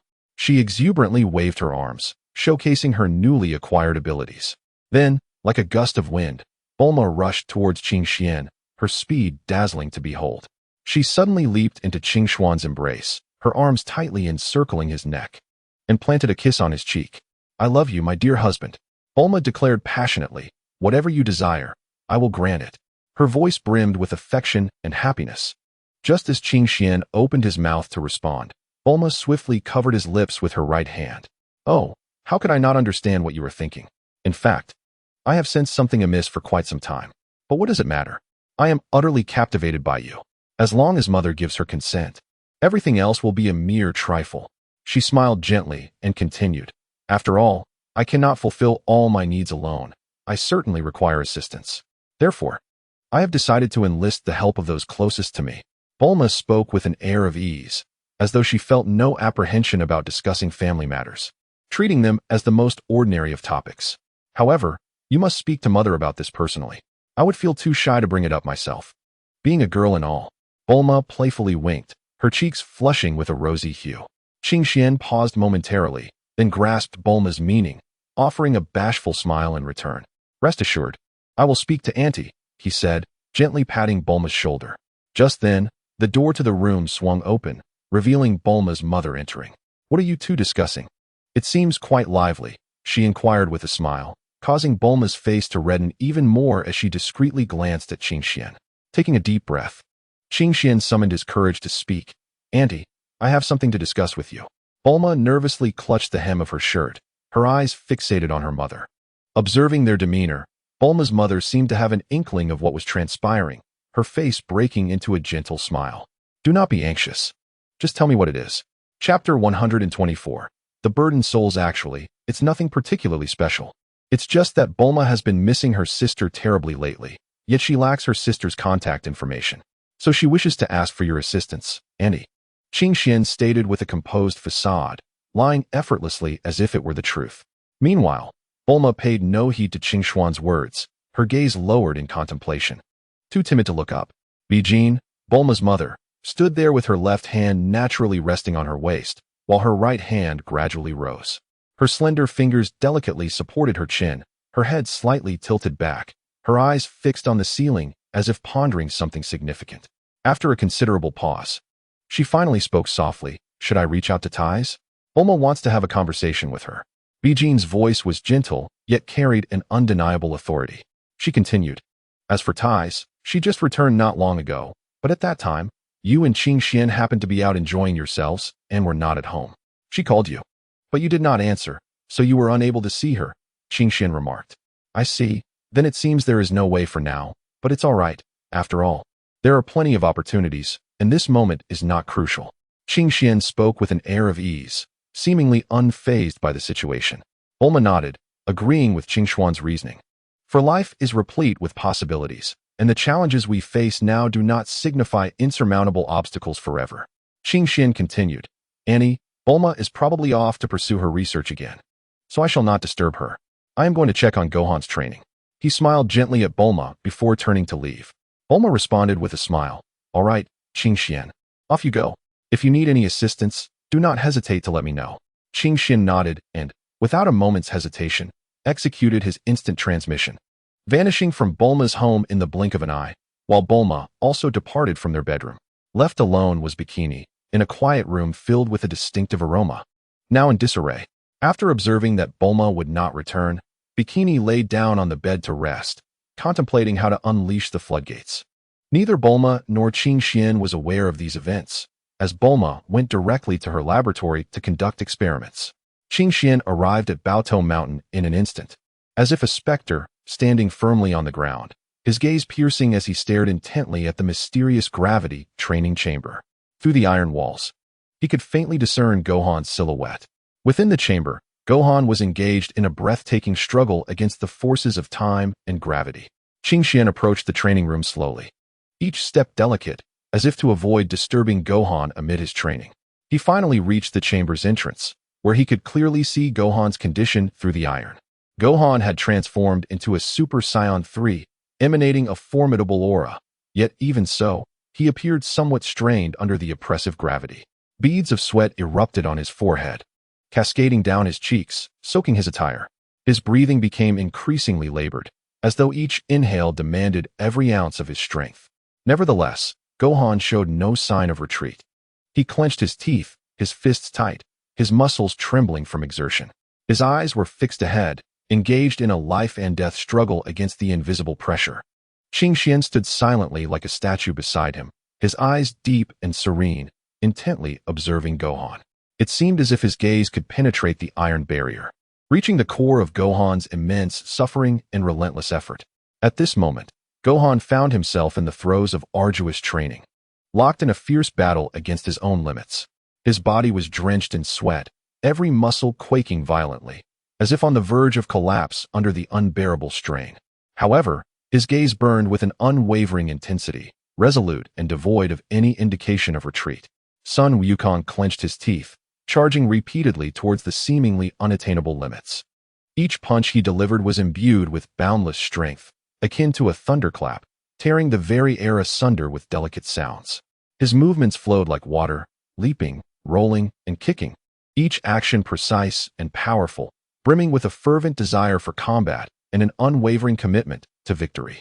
Although exhaustion surged upon him like an unrelenting tide, Sun Wukong never entertained the thought of surrender. He understood that only through relentless self-improvement could he traverse the thorny path of cultivation further. Qing Xian silently observed Sun Wukong, a profound sense of unarticulated solace swelling within him. He knew that Sun Wukong was etching his own legend through sweat and perseverance. His thoughts drifted into the past, recalling the heart-stopping battles Sun Wukong had endured.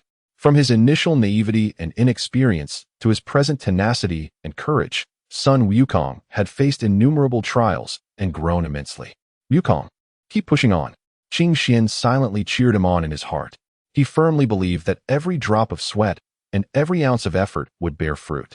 And one day, he would become one of the mightiest warriors in this vast universe.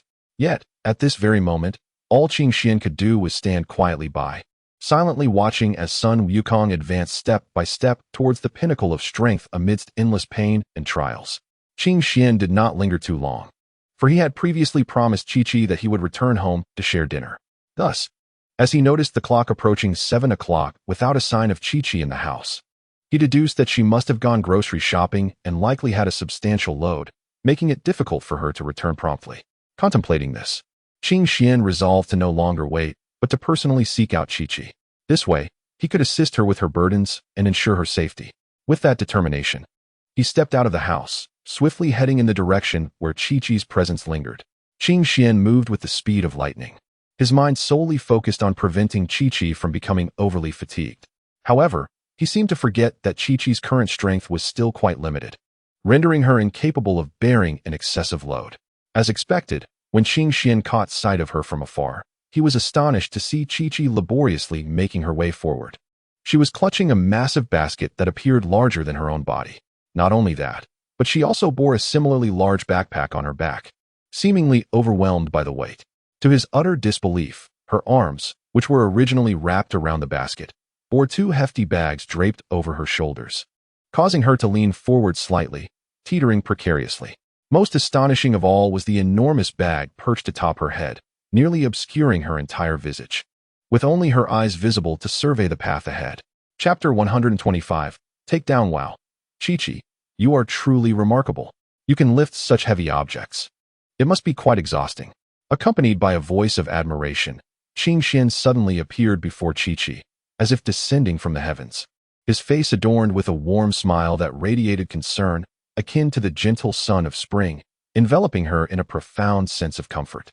Chi-Chi gazed at Qing Xian in surprise, unable to react in time. When he swiftly took the burdens from her, his movements fluid and graceful. He effortlessly lifted the weights, seemingly oblivious to their heft. Grateful, Chi-Chi looked at Qing Xian, a warm current surging within her heart. She recognized that Qing Xian had always treated her with kindness, appearing just when she needed assistance, much like today. Yet, despite this, a subtle, ineffable sense of loss lingered in her heart. For the one she truly yearned for was not Qing Xian, but Sun Wukong. Sun Wukong, a figure she revered as a hero in her heart, was also the man she loved deeply. However, he often refrained from returning home for various reasons, rarely communicating with Chi-Chi. Her gaze lingered on Qing Xian for some time, ripples of emotion stirring within her. Qing Xuan's tenderness and concern enveloped her in warmth, igniting a budding anticipation for deeper interactions with him. Qing Xian appeared to sense the shift in Chi-Chi's demeanor, a hint of ambiguous amusement flickering in his eyes. He gently took her hand and said, Chi-Chi, do you know? I have always cared for you. A slight blush crept onto Chi-Chi's cheeks, leaving her at a loss for how to respond. Her heart was a tumult of nostalgia for Sun Wukong and burgeoning affection for Qing Xian, a complex web of emotions that left her feeling bewildered. Yet, Qing Xian did not afford her much time for contemplation. He gradually leaned closer, his lips nearly brushing against her earlobe. Chi-Chi's heart raced, and her breath quickened. In that moment, she seemed to forget everything, her world narrowing to just Qing Xian. His presence intoxicated her, and she instinctively closed her eyes. Just as Qing Xuan's lips were about to touch her, time appeared to freeze. Chi-Chi's tightly shut eyes suddenly flew open, revealing a glimmer of shock and panic. Her heart raced uncontrollably as a torrent of thoughts flooded her mind. She realized she was on the verge of committing a grave mistake, one that would lead to deep regret. She could not so easily betray Sun Wukong, the man who loved her so fervently. Taking a deep breath, Chi-Chi endeavored to steady her emotions. Gently pushing Qingxian away, her voice trembled as she said, "I'm sorry. Qingxian, I cannot do this." A slight tremor coursed through Qingshuan's body, disappointment flashing in his eyes. Yet, amid the disappointment, a subtle determination shone through. He gently clasped Chi-Chi's hand and spoke, "Chi-Chi, I understand you need time, but I hope you can grasp my feelings. I will wait for you until you are ready." Chi-Chi's heart raced involuntarily as she sensed Qingshuan's sincerity and resolve. She lifted her gaze to meet his eyes, and the guilt within her gradually transformed into a profound sense of emotion. From that moment onward, Qingxian became increasingly proactive in his care for Chi-Chi. He would silently accompany her in her times of need, offering warmth and support. Chi-Chi, in turn, found herself increasingly touched by Qingshuan's attentiveness, discovering her feelings for him deepening with each passing day. At last, on a tranquil evening, Qingxian once again professed his love for Chi-Chi. This time, she did not hesitate as she had before. Summoning her courage, she firmly reciprocated his affections. Their hands intertwined tightly, as if time itself had ceased to flow in that moment, binding them together eternally. From that day forward, the bond between Chi-Chi and Qingxian grew ever more intimate. They shared countless beautiful and unforgettable moments, each instant brimming with sweetness and warmth. On sunlit days, they would stroll hand in hand along the streets of Shidu, the shops lining the sidewalks brimming with an array of vibrant displays that captured their attention. Qingxian led Chi-Chi into a fashion boutique, where racks were adorned with an exquisite selection of trendy garments. As Chi-Chi navigated through the hangars, her gaze finally settled upon a stunning dress. She gently retrieved the garment and stepped into the fitting room. When she emerged, the dress seemed as if it had been tailored specifically for her, perfectly accentuating her curves and showcasing her beauty exquisitely. Qingxian stood by, smiling approvingly, his eyes reflecting his admiration and affection for Chi-Chi. After leaving the fashion store, they ventured into a jewelry shop, where the counters were laden with an array of exquisite ornaments that sparkled brilliantly. Chi-Chi was drawn to a pair of earrings, uniquely designed and adorned with delicate gemstones that shimmered enchantingly under the lights. She picked up the earrings and posed before the mirror, and upon seeing her, Qingxian unhesitatingly addressed the clerk, declaring, "We shall take these earrings." Overjoyed, Chi-Chi adorned herself with the earrings as they exited the jewelry store, their hands still tightly clasped as they continued their leisurely stroll through the streets of Shidu, savoring the blissful moments of companionship. After wandering for a while, their legs grew heavy as if laden with lead, prompting them to enter a CF. They chose a cozy table by the window, ready to take a brief respite and relish this rare moment of leisure. Qingxian tenderly caressed Chi-Chi's hand, as if it were a precious treasure. A radiant smile illuminated Chi-Chi's face, akin to a flower blooming in the spring, vibrant and alluring. Just then, their eyes inadvertently met the gaze of Bulma's mother. Clearly taken aback by the unexpected encounter, Bulma's mother swiftly regained her composure and approached them with a smile. Chi-Chi and Qingxian stood up somewhat awkwardly to greet her. "Good afternoon, Auntie. Are you out shopping too?" Bulma's mother replied graciously. "Sigh, finding little amusement at home, I ventured outside for a stroll, only to discover you all here as well. Have you two formed a bond?" Chi-Chi's face flushed crimson, instinctively glancing at Qingxian before turning to Bulma's mother. Nodding gently and whispering, "Yes, Auntie." Bulma's mother surveyed them with a warm smile, expressing her contentment. "How wonderful. Qingxian seems quite dependable. Chi-Chi, it appears you have someone to look after you henceforth." Qingxian smiled politely and reassured her, "Rest assured, Auntie, I will take good care of Chi-Chi." Chapter 126. Emergence from isolation. Bulma's mother beamed with warmth, enthusiastically inviting them. Come, come, let us sit at home for a while. I just baked a cake, and it smells delightful. It's perfect for us to enjoy together." Qingxian and Chi-Chi exchanged hesitant glances, yet, unable to resist Bulma's mother's hospitality, Qingxian replied, "Well, if you insist, we shall join you." Graciously accepting her invitation, they followed Bulma's mother to her residence. As the door swung open, a wave of warmth enveloped them like a gentle spring breeze, instantly imparting a sense of homely comfort and coziness.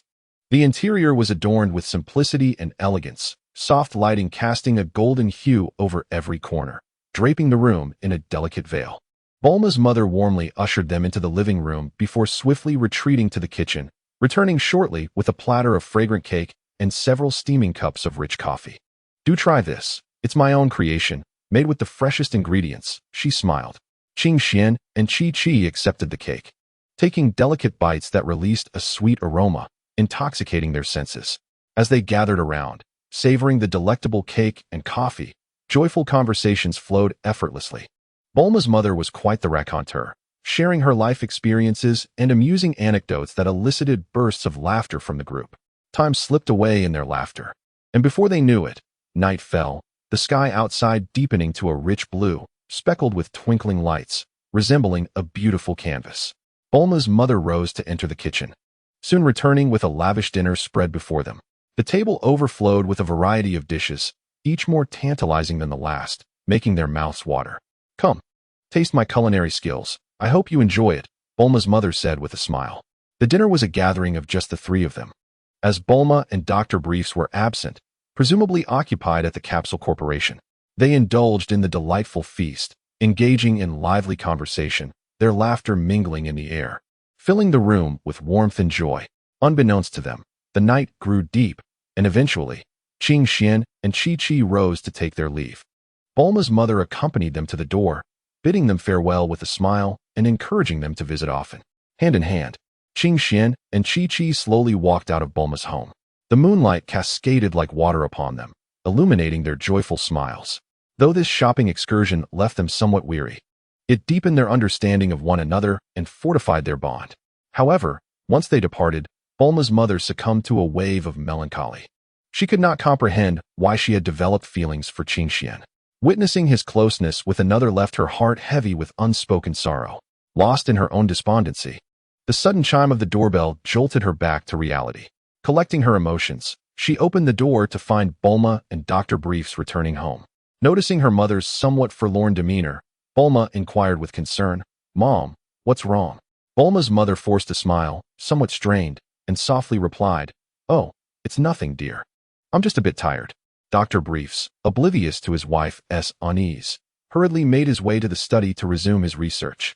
Yet, Bulma, with her keen perception, detected her mother's distress. She halted her steps and gazed at her mother with concern. After persistent questioning from Bulma, her mother could no longer conceal the truth. After a moment of hesitation, she slowly divulged her innermost feelings to Bulma.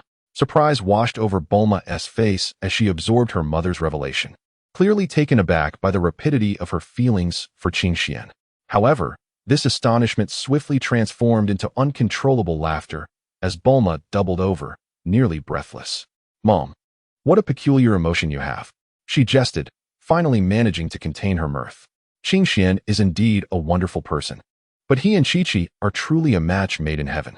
Her mother's cheeks flushed slightly as she shyly confessed, "I know it's not right, but I simply cannot restrain my feelings." Seeing her mother's embarrassment, Bulma quickly offered reassurance. "All right, Mom, don't dwell on it too much. When Qing Xian visits next, just seize the moment, and then we can all be together." Bulma's words elicited a chuckle from her mother, gradually lifting her spirits. After tidying up the table, they proceeded to the kitchen to wash the dishes. Meanwhile, Qing Xian and his companions flew swiftly from Bulma's home, reaching Baozi Mountain at an impressive speed. Upon arriving, Qing Xian and Qi Qi wasted no time, entering Son Goku's bedroom without pause. Their eyes sparkled with desire and urgency, as if the world around them had dissolved, leaving only each other. Qi Qi's heart raced, her breath quickening. Qing Xuan's hand caressed her face gently as he carefully untied her scarf. Qi Qi trembled slightly, her eyes revealing a blend of shyness and yearning for Qing Xian. As their lips drew closer, they finally met in a fervent kiss, one that was both passionate and profound, causing Qi Qi's body to instinctively respond to him. In that moment of fervor, they forgot everything else, lost in the existence of one another. At that moment, Sun Wukong finally emerged from the gravity training chamber. The air within the room was thick with an intimate ambience, as Qing Xian and Qi Qi were enveloped in a closeness meant solely for the two of them. Suddenly, the door burst open with a resounding thud, and Sun Wukong's boisterous figure rushed in, exclaiming loudly, "Mom, I have something important to tell you." The abrupt intrusion startled Qing Xian, whose previously tender expression darkened instantly. His brows furrowed tightly, and a flicker of irritation flashed in his eyes. He slowly rose from the bed, fixing a cold, penetrating gaze upon Sun Wukong. Sensing the shift in atmosphere, Sun Wukong hesitated, his steps faltering as he timidly glanced at Qing Xian and Chi-Chi. Chi-Chi, in a flurry, adjusted her attire and scolded, "Wukong, why didn't you knock before coming in?" Sun Wukong lowered his head, murmuring, "I was too anxious, Mom." Qing Xian stood up and approached Sun Wukong step by step, each advance causing him to shrink back cautiously. When Qing Xian stood towering before him, his voice was low and frigid. "Little one, you have disrupted my moment, and you must learn a lesson." Terrified, Sun Wukong shut his eyes and covered his head with his arms. Just as Qing Xian raised his hand, Chi-Chi rushed forward, positioning herself protectively in front of Sun Wukong, urgently stating, "Qing Xian, he is still just a child. He doesn't understand. Don't hold it against him." Qing Xuan's hand paused in midair before gradually descending. He took a deep breath, striving to regain his composure. He regarded Sun Wukong seriously, saying, "Next time, you must not act so recklessly, understand?" Sun Wukong nodded vigorously, whispering, "I understand my mistake." Chapter 127. A lesson for Wukong. Step out and let me assess your progress in training. Qing Xuan's voice carried a hint of barely concealed mischief. Although he claimed to be checking on Wukong's training achievements, his true intent was to exact revenge for the earlier disturbance. Nevertheless, he was acutely aware of his promise not to harm Sun Wukong. Thus, he needed to devise a method to discipline him without betraying his vow. Qing Xuan's gaze fell upon Chi-Chi, and a brilliant idea sparked in his mind. He could engage Sun Wukong in combat on another planet, ensuring that even if Wukong were to sustain injuries, Chi-Chi would remain unaware. Consequently, under Chi-Chi's anxious watch, Qing Xian led Sun Wukong away from the house. In the blink of an eye, they arrived on a desolate planet, barren and devoid of life. Qing Xian surveyed the surroundings with satisfaction, thinking to himself that this was indeed an ideal battleground. Stretching his limbs, he looked at Sun Wukong with a teasing glint, provocatively stating, "Show me the results of your training during this time." Uncle Qing Xian, maybe we should skip this. My strength is still too weak, and there's no need for a test," Sun Wukong pleaded. Qing Xian, observing the pleading boy, revealed a wicked grin. Now you realize your folly. Don't worry. Even if you should perish, I will ensure your revival. Prepare yourself, take your time, and thoroughly test your strength." Qing Xuan's lips curled into a confident smile as he extended his right hand, beckoning Son Gohan with a playful gesture, seemingly inviting a challenge. Despite a flutter of nervousness within, Son Gohan took a deep breath, centering himself. His body trembled slightly, radiating a brilliant golden light as he swiftly transformed into a Super Saiyan. With a fierce roar, Son Gohan surged forward like a blazing meteor, propelled by astonishing speed towards Qing Xian. His fists rained down like a torrential storm, each strike infused with immense power, as if intending to tear the very air asunder. In the face of Son Gohan's relentless assault, however, Qing Xian appeared remarkably at ease. With a swift motion, he deftly sidestepped Son Gohan's blows, countering with a response that was nearly instantaneous. Yet, Son Gohan did not falter. Instead, he found his fighting spirit ignited further. With each exchange, he grew stronger, each punch more ferocious than the last. Just as he believed he had begun to master the rhythm of battle, Qing Xian unexpectedly accelerated his pace. Son Gohan's eyes struggled to keep up with Qing Xuan's movements, and in a moment of carelessness, he took a heavy blow to the abdomen.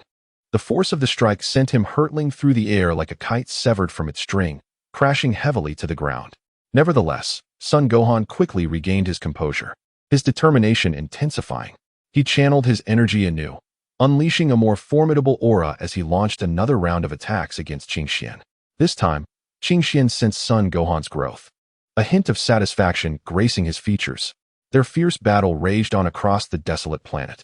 Son Gohan's power swelled as he transformed into a Super Saiyan 3, his aura immense enough to fracture the ground beneath them within a 1,000-meter radius, sending countless shards of earth soaring into the air. With eyes wide open and fury coursing through him, Son Gohan's body seemed to be ignited by an unseen force, unleashing an astonishing presence. His muscles tensed, veins bulging, every cell ablaze with the fire of anger. Like a cannonball, he charged at Qing Xian with breathtaking speed. His fists whistled through the air, creating a fierce wind that seemed to threaten to rend the atmosphere itself. Yet, in the face of Son Gohan's wild onslaught, Qing Xian remained remarkably composed. A subtle smile graced his lips, as if dismissing Son Gohan's attacks entirely. Son Gohan's fists fell like rain upon Qing Xian. Yet he evaded each strike with the grace of a specter, effortlessly weaving through the barrage. His form flickered like an illusion amidst Son Gohan's relentless punches, rendering his true position nearly impossible to discern. Witnessing this, Son Gohan's rage burned even brighter. Gritting his teeth, the veins on his forehead throbbed from exertion. He refused to be subdued by Qing Xian. He was determined to make Qing Xian aware of his true strength. Thus, Sun Wukong summoned every ounce of his strength, channeling it into a single fist, which traced a brilliant arc through the air, imbued with an overwhelming might as it descended upon Qing Xian. Yet this time, Qing Xian chose not to evade. He stood resolutely in place, his gaze fixed upon Sun Wukong's fist, as though he awaited the impending strike with unwavering anticipation. Upon the moment of impact between Sun Wukong's fist and Qing Xian's form, a resounding thud echoed, akin to two iron masses colliding. Remarkably, Sun Wukong's blow was met with an unyielding block from Qing Xian. Moreover, Qing Xian's body remained utterly immovable, as steadfast as an indomitable mountain. Sun Wukong's fist collided with Qing Xian as if striking metal, rendering his efforts futile. He felt a powerful recoil, as though his own fist had been repelled by an unseen force, leaving his arm tingling with fatigue. Before Sun Wukong could fully comprehend the situation, Qing Xian's counterattack descended upon him like a tempest, his speed as swift as lightning, and his strength akin to thunder, leaving Sun Wukong no time to evade. In an instant, he was engulfed by Qing Xian's onslaught. His body was propelled backward by the force of the assault, each step a laborious struggle, as if a colossal weight bore down upon him. Nevertheless, Sun Wukong remained undaunted, a fierce flame of defiance igniting within him. Fueling his resolve to continue the battle against Qing Xian, he unleashed his entire arsenal, each move infused with his utmost power and determination. His punches struck with the speed of lightning, his footwork as fierce as a gale, every strike imbued with a sense of desperate finality. Yet, regardless of his fervent efforts, he could not inflict any tangible harm upon Qing Xian. The disparity in their strengths loomed like an insurmountable mountain. To Qing Xian, Sun Wukong's attacks were mere irritations. As the battle raged on, the gulf between their abilities became increasingly apparent, and Sun Wukong's stamina began to wane. His body grew heavier with each passing moment, every punch and kick demanding greater exertion, while his breaths became increasingly labored, as if each inhalation were a precious commodity. Observing Sun Wukong's struggle against his relentless assault, Qing Xian felt a flicker of pity stir within him. He recognized that Sun Wukong had exerted himself to the utmost, yet the chasm between them was far too vast, a gap that mere effort could not bridge. Ultimately, Sun Wukong could no longer withstand Qing Xian's relentless barrage. His body seemed to have been drained of all strength. Collapsing limply to the ground, his eyes brimmed with a mix of defiance and despair, as though the very world had crumbled around him in that moment. Qing Xian approached Sun Wukong slowly, observing the unwillingness reflected in his gaze, and gently placed a hand upon his shoulder, saying, "You have done remarkably well, but you must strive for even greater effort." This simple statement resonated within Sun Wukong's heart like a heavy bell tolling. After enduring countless trials, he came to realize that true strength lies solely within oneself, leading to a profound disdain for his own weakness. He feared being inadequate, terrified of his inability to protect his loved ones. Thus, Qing Xian's seemingly comforting words resonated in Sun Wukong's ears as mockery and disdain. Chapter 128. Xian. While Qing Xian and Sun Wukong engaged in an intense battle, two figures on a distant planet closely monitored their every movement. A tall, robust man stood erect, his imposing figure particularly striking against the vast emptiness of space. Beside him sat a diminutive figure, creating a stark contrast. They were in the realm of the Kaioshin, a domain shrouded in mystery. The smaller man, seated on the ground, was none other than the Kaioshin Xian of the Seventh Universe, adorned in luxurious attire, with earrings dangling from his ears and sparse hair reminiscent of a superhero. In contrast, the tall man beside him, named Jebet, appeared more modest. A loyal servant to Kaioshin Xian, Jebet possessed a muscular build and a square face, exuding an undeniable strength, though he was not as formidable as Kaioshin Xian. At that moment, Kaioshin Xian sat before an exquisite crystal orb, his gaze fixated on the vivid scenes playing out within.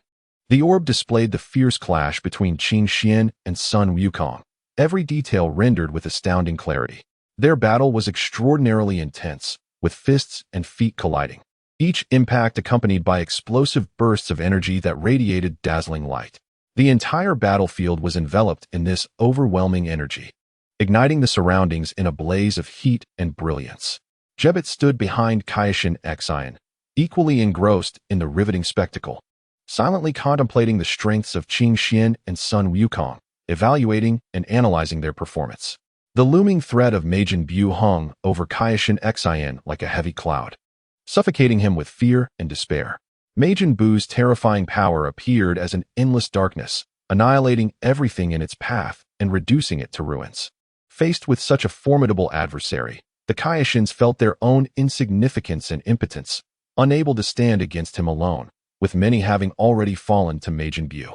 Only the East Kaioshin Xian remained, alongside the West Kaioshin, whose whereabouts were unknown. This instilled fear throughout the universe, as Majin Buu's infamous reputation spread far and wide. Yet, even in this moment of despair, Xian refused to relinquish hope. He understood that to vanquish an enemy as powerful as Majin Buu, one must harness greater strength. In his heart, he recognized that Qin Xian and Sun Wukong were undoubtedly the most promising candidates for such formidable power. Qin Xian, the enigmatic and formidable warrior, possesses unfathomable strength. Sun Wukong, a super warrior with Saiyan blood, harbors an equally astonishing potential. Only beings of their caliber could possibly vanquish Majin Buu and rescue this world teetering on the brink of annihilation. Xian clenched his fists tightly, his gaze betraying an unprecedented resolve. No matter the cost, he must seek out Qin Xian and Sun Wukong, earnestly imploring them to lend their aid. For the peace of the King Kai realm and the safety of all living beings. Xian firmly believed that Qin Xian and Sun Wukong would not shy away from this heavy responsibility. At this moment, Xian could only silently pray for the swift conclusion of this battle. Then, without hesitation, he would embark on a journey to find Qin Xian and Sun Wukong, to traverse the arduous path of salvation for the world. Qin Xian was fully aware of the unfolding events. However, he harbored no desire to intervene. The reason was clear to him. He understood that Majin Buu no longer posed any threat to Sun Wukong or Sun Wufan. At the instant Qin Xian struck Sun Wukong fiercely to the ground, King Kai Xian and his attendant, Jebet, were consumed with urgency. They could not afford a moment's delay. Instantly, they executed their instant transmission ability, racing like lightning to the location of Qin Xian and Sun Wukong. The fear swelling within King Kai Xian surged like a tidal wave. He dreaded that Qin Xian might ruthlessly deliver a fatal blow to Sun Wukong. Time was of the essence, and he had to act without hesitation, employing instant transmission to reach the scene at the utmost speed. In the blink of an eye, Xian's figure materialized like a specter between Qin Xian and Sun Wukong, his arms outstretched as if forming an indomitable barrier to thwart any further assault Qin Xian might launch against Sun Wukong. Qin Xian furrowed his brow slightly, casting a cold gaze upon the suddenly appearing King Kai Xian. "What is your intention?" Qing Xuan's voice was deep and laden with authority. King Kai Xian, observing Qing Xuan's imposing demeanor, was gripped by fear, acutely aware that one misstep could lead to his own demise. Yet, with no alternative, he pressed on to persuade Qin Xian. "Almighty being, I am King Kai Xian, created by the supreme deity of this realm, and this beside me is my attendant, Jebet." King Kai Xian spoke with obsequiousness, inclining his body slightly to demonstrate respect towards Qin Xian. Terrified of incurring Qing Xuan's wrath, he quickly continued, "O powerful lord, I beseech you to spare this individual behind me. I inadvertently witnessed your intense battle with him, and I believe both of you are pivotal forces in our struggle against Majin Buu. Should he perish, it would undoubtedly be a tremendous loss for our efforts against Majin Buu." A faint smirk curled upon Qing Xuan's lips, as he replied with a cold chuckle, "Majin Buu? Humph. He is no longer a source of concern. My confrontation with Sun Wukong is merely a simple sparring session." Jebet, standing by, felt a pang of anxiety at Qing Xuan's dismissive attitude towards Majin Buu and hastily interjected, "However, dear sir, the current state of the universe remains uncertain. we are still unaware of the full extent of Majin Buu's power. Retaining Gohan provides us with an additional safeguard against this formidable foe. Gohan, despite enduring excruciating pain, managed to rise from the ground, gasping for breath, and proclaimed, "Uncle Qin Xian, I am still capable of fighting." Observing the unwavering determination in Gohan's eyes, Qin Xian felt a flicker of admiration for the young warrior. Nevertheless, he shook his head and replied, "Enough. Let today's battle conclude here." The Supreme Kai, relieved, sincerely implored, "Lord Qin Xian, Lord Gohan, I hope you can assist us in combating Majin Buu and saving the universe." Qin Xian crossed his arms, withholding immediate response, while Gohan nodded affirmatively, declaring, "I shall fight for the universe." After a moment of contemplation, Qin Xian acquiesced. "In that case, you shall join us in the struggle against Majin Buu." Chapter 129. Departure from the desolate star. Let us go. Now that there is no pressing matter, we should visit your Supreme Kai's realm. Qin Xian contemplated allowing Gohan to retrieve the Supreme Kai sword. "No, that is not permissible," Jebet interjected hastily. "Lord Supreme Kai, the realm of the Supreme Kai is a sacred domain. Mere mortals cannot enter at will." Upon hearing this, the previously cheerful Supreme Kai's expression darkened instantly. He turned to Qin Xian, hastily apologizing, "My Lord Qin Xian, I beg your pardon for my servant's offense. Please do not hold it against him and let him go unpunished." Jebet, realizing the gravity of his error, felt a pang of regret for having provoked such a powerful and enigmatic being. His gaze darted nervously between Qin Xian and the Supreme Kai, beads of sweat forming on his brow. He was acutely aware that his actions could have dire repercussions for the Supreme Kai's realm, leaving him engulfed in fear and trepidation. The Supreme Kai's demeanor remained grim as he cast a fierce glare at Jebet, seemingly reproaching him for his rudeness. Meanwhile, Qin Xian observed the unfolding scene with a serene expression, his eyes reflecting an inscrutable depth and mystery. Jebet took a deep breath, striving to compose himself. He stepped forward, bowing deeply to Qin Xian, and earnestly stated, "Lord Qin Xian, I beseech your forgiveness for my ignorance and offense. I am fully aware of my transgressions and am willing to accept any punishment." Qin Xian nodded slightly, his voice calm and gentle. "Rise. I bear no ill will towards your transgression, but henceforth, treat all individuals with caution and courtesy, for one can never ascertain the true strength of another." Jebet nodded repeatedly, not daring to waver. "Yes, Lord Qin Xian, your wisdom is duly noted. I shall never act so recklessly again." Qin Xian waved his hand dismissively, saying, "Enough, enough. Just remember this lesson, and let everything else proceed as it should." Upon hearing Qin Xuan's words, Jebet felt an overwhelming sense of relief. He cast a grateful glance at Qin Xian, then swiftly retreated to the side, akin to a startled mouse, sealing his lips tightly to avoid uttering anything inappropriate. Witnessing this, King Shinshin felt a tremendous burden lift from his heart, and he hastily conveyed his deepest apologies to Qin Xian once more. He solemnly vowed to impose strict discipline on Jebet henceforth, ensuring that no similar incidents would transpire again. A faint smile graced Qin Xuan's lips as he gently waved his hand, signaling to King Shinshin that there was no need for such concern. Qin Xuan's gaze gradually shifted from King Shinshin to the distant horizon, as if it concealed some significant secret. He stared intently into the distance, seemingly lost in deep contemplation. Both King Shinshin and Jebet remained silent, fearful of disturbing his thoughts. After a while, Qin Xian returned to the present, his voice calm and gentle. "All right. Time is of the essence. I have many matters to attend to." He then turned to King Shinshin and Jebet, continuing, "You should take son Wukong back first, and on the way, assist him in healing his injuries. Once he recovers, allow him to draw the sword of the King of Worlds." Pausing momentarily, Qin Xian added, "I need to return for a while to address some personal affairs. I will directly proceed to the King of Worlds' realm to meet you afterward." In truth, Qin Xian had just remembered that Chi-Chi was anxiously waiting at home for his safe return. King Shinshin and Jebet nodded in agreement, not daring to show any sign of negligence. King Shinshin approached Sun Wukong and gently waved his hand, enveloping him in a soft glow. Sun Wukong's injuries began to heal at a visibly rapid pace. Gratefully, he cast a glance at King Shinshin. Subsequently, King Shinshin and Jebet prepared to escort Sun Wukong to the realm of the King of Worlds, while Qin Xian utilized instant transmission and returned home in the blink of an eye. Chi-Chi was pacing in the living room, her face etched with worry. Upon seeing Qingxian return, she rushed over, exclaiming in a mix of anger and anxiety, "Where have you been? Do you have any idea how worried I was?" Qingxian chuckled, reassuring her, "It's fine. It's fine. I merely went to assess Wukong's combat capabilities. By the way, where's Wukong? Why didn't he return with you? Did something happen to him?" At that moment, Chi-Chi realized that Sun Wukong had not come back with Qingxian. Observing Chi-Chi's anxious demeanor, Qingxian quickly explained, "Chi-Chi, please don't fret. Wukong is fine. He just sustained some minor injuries, and King Shinshin has already treated him." Hearing this, Chi-Chi felt a slight alleviation of her anxiety but still inquired with concern, "Where is he now?" Qingxian replied, "King Shinshin and Jibit have taken Wukong back to the King of Worlds realm. Once he recovers, he will draw the sword of the King of Worlds."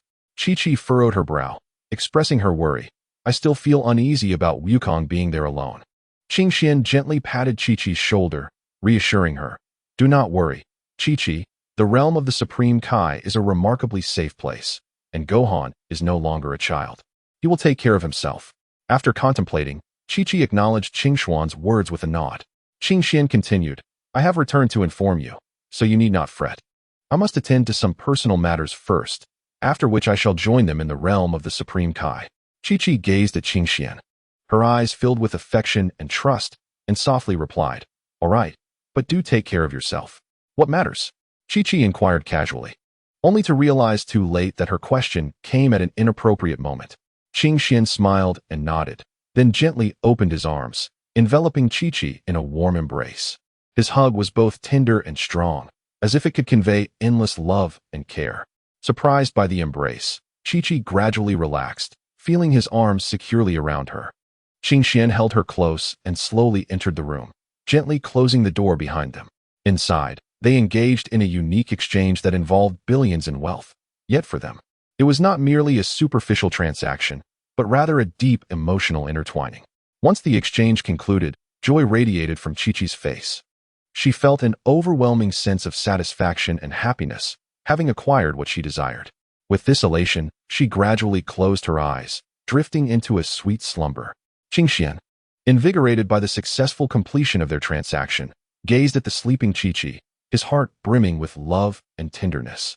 He then quietly exited the room, employing his instantaneous movement ability to swiftly depart from home like a bolt of lightning. Qingxuan's destination was the realm of the Supreme Kai, a place imbued with mystery and power. Upon his arrival, he found son Gohan awaiting him, prepared to draw the Supreme Kai sword and face a new trial. As Qingxian stepped into the arena, his gaze was immediately drawn to son Gohan, who exuded a formidable aura, his muscles taut, each line revealing a surge of strength. In Gohan's hand, the Supreme Kai sword gleamed with a dazzling light. Qingxian could not help but exclaim, "Impressive, Gohan. You have successfully transformed into a Super Saiyan 2 and drawn the Supreme Kai sword. This is an extraordinary achievement." Hearing Qingxuan's praise, Gohan smiled slightly, yet he remained humble, fully aware that his strength had ample room for improvement and that many formidable opponents awaited his surpassing. Qingxian continued, "However, Gohan, do not allow this minor accomplishment to inflate your ego. The world is teeming with powerful warriors, countless as the fish in a river.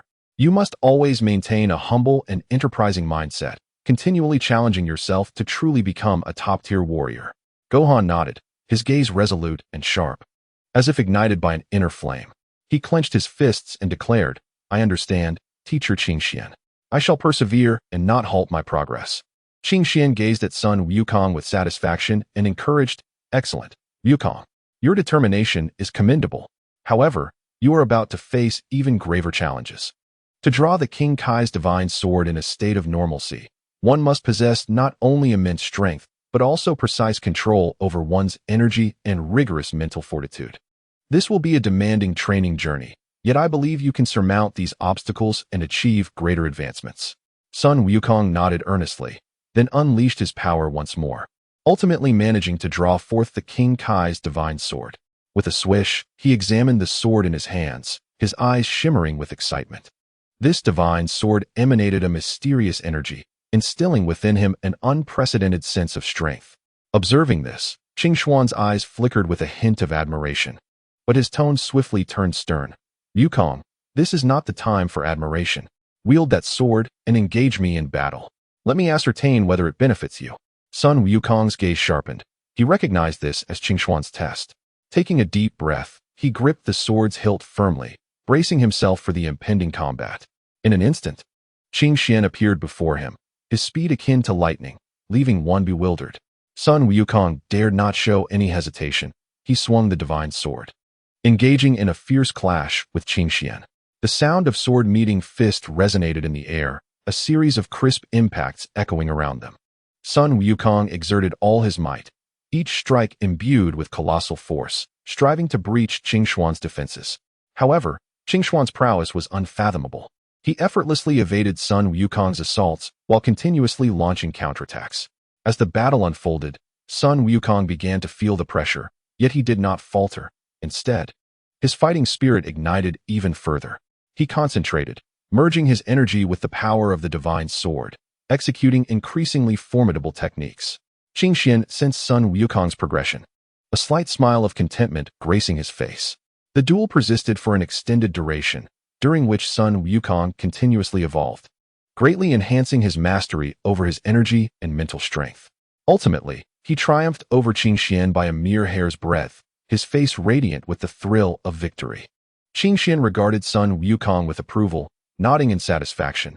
Wukong, you have performed admirably. However, this is merely the beginning. The path ahead is long, and you must continue to strive. Sun Wukong clutched the divine sword tightly, his gaze infused with determination and confidence. I will, Uncle Qingshuan. I shall ceaselessly surpass myself and become a mightier warrior. Suddenly, a series of cracking sounds emanated from the divine sword, startling both Sun Wukong and King Kai, as well as Jebet. They looked down to find the sword marred with fine cracks.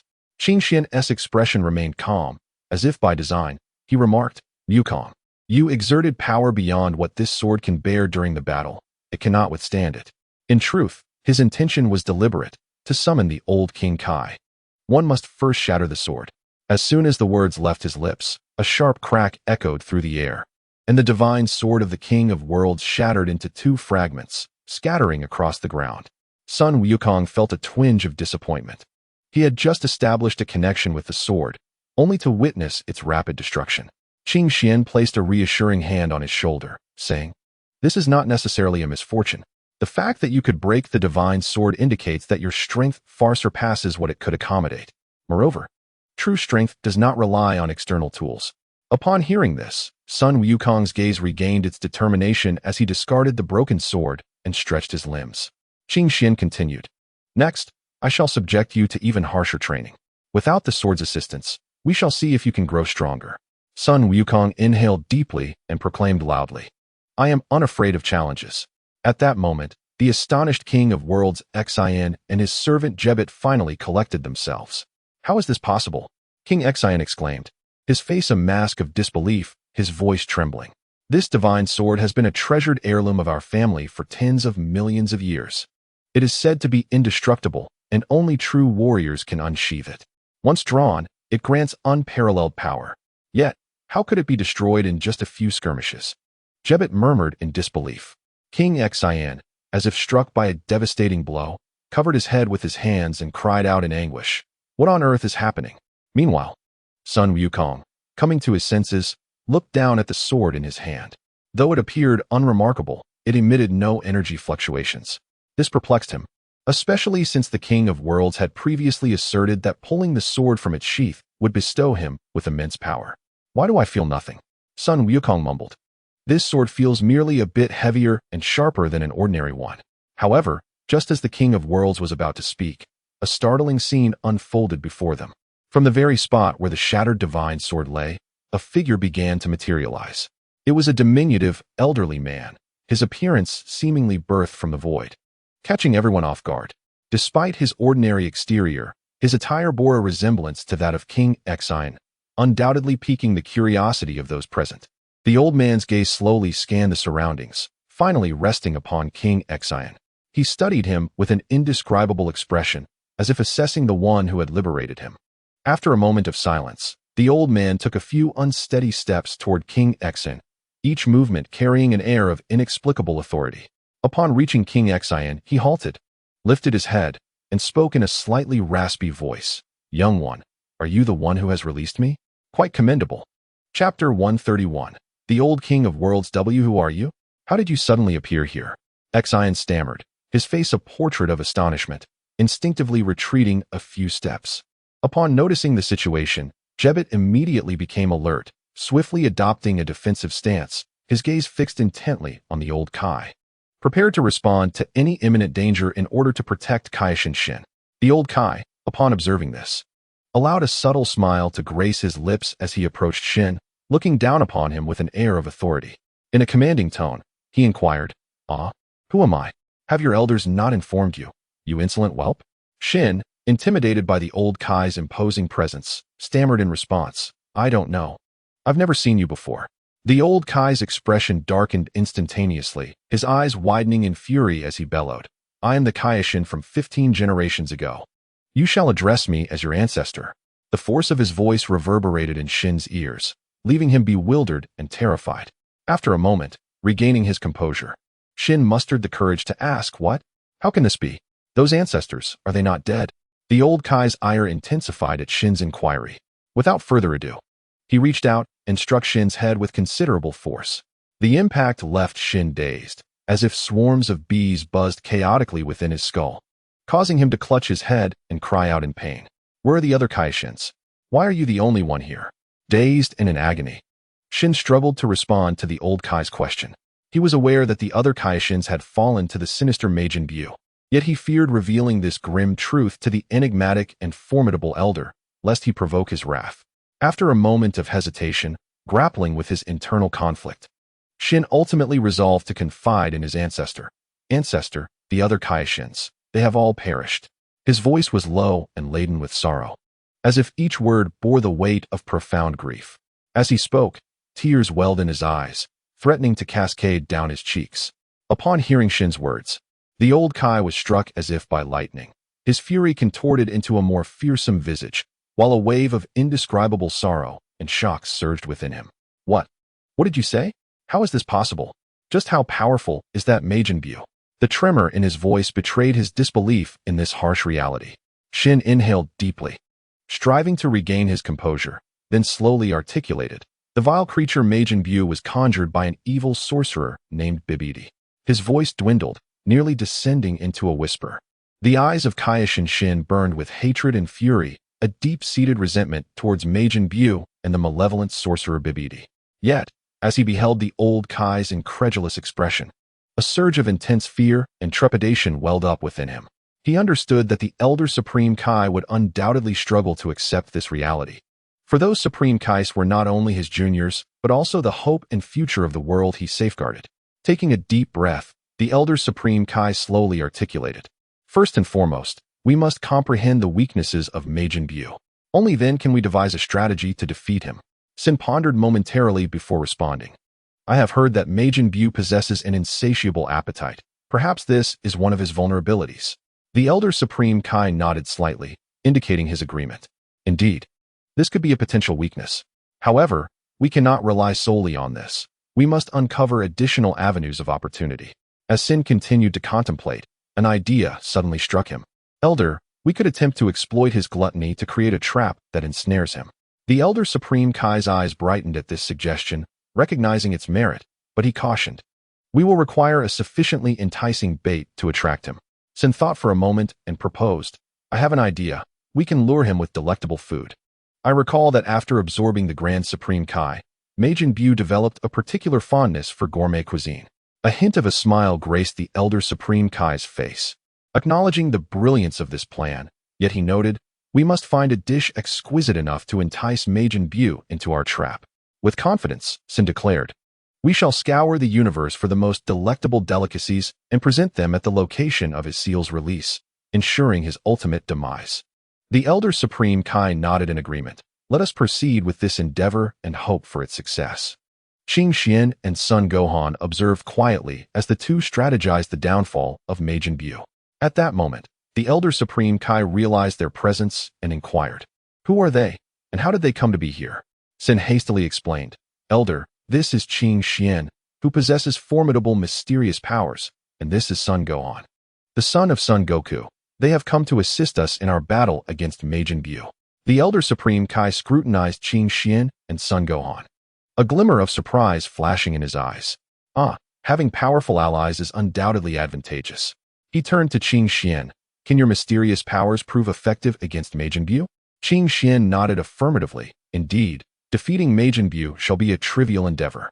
The Elder Supreme Kai then shifted his gaze to Son Gohan, recognizing him as the son of Son Goku, and inquired, "Surely you possess remarkable strength. Have you faced Majin Buu in battle?" Reflecting on past encounters, Son Gohan replied with a serious expression, "Not directly, but I trust what Uncle Qin Xian has said. He believes my power surpasses that of Majin Buu." The Elder Supreme Kai smiled with relief. I sense that my juniors are finally making a prudent decision. Suddenly, a thought struck him, and he stood momentarily frozen. After a brief pause, he turned to Supreme Kai Sin and asked, "Did you not inform the God of Destruction after Majin Buu's emergence?" The Elder Supreme Kai looked at the delighted Supreme Kai Sin, who had successfully devised a plan, yet the Elder's question left him momentarily speechless. "Ancestors, what is a God of Destruction? Is there truly a being more powerful than our King of Worlds existing in the universe? I have never heard of this."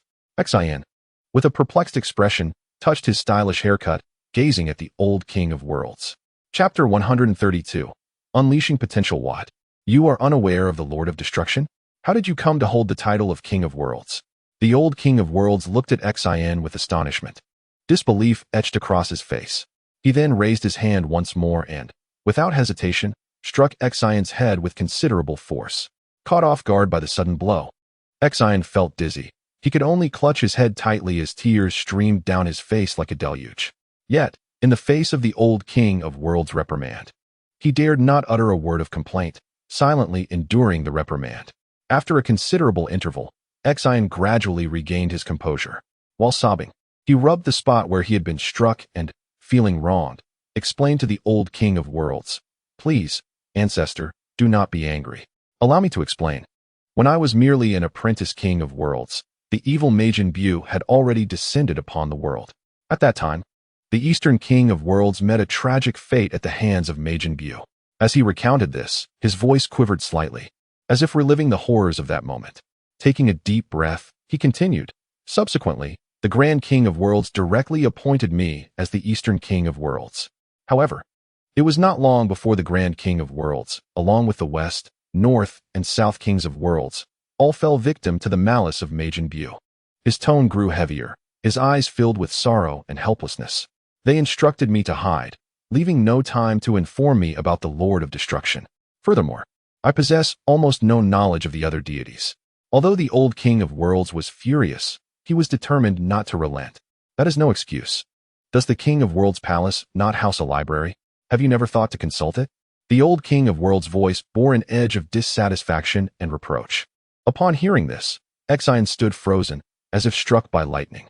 For years, he had been overwhelmed by the chaos wrought by Majin Buu, leaving him no time to attend to other matters, let alone visit the library for research. Observing Xian's bewildered expression, the old King of Worlds' displeasure deepened. He saw through Xian's thoughts, realizing that he had never set foot in the library. The old King of Worlds furrowed his brow tightly, his eyes revealing a mixture of helplessness and disappointment.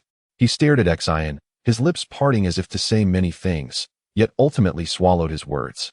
With his head bowed, Xian nervously fidgeted with the hem of his garment, appearing quite uneasy. Occasionally, he would steal glances at the old King of Worlds, his demeanor akin to that of a child who has erred, awaiting reprimand from an elder.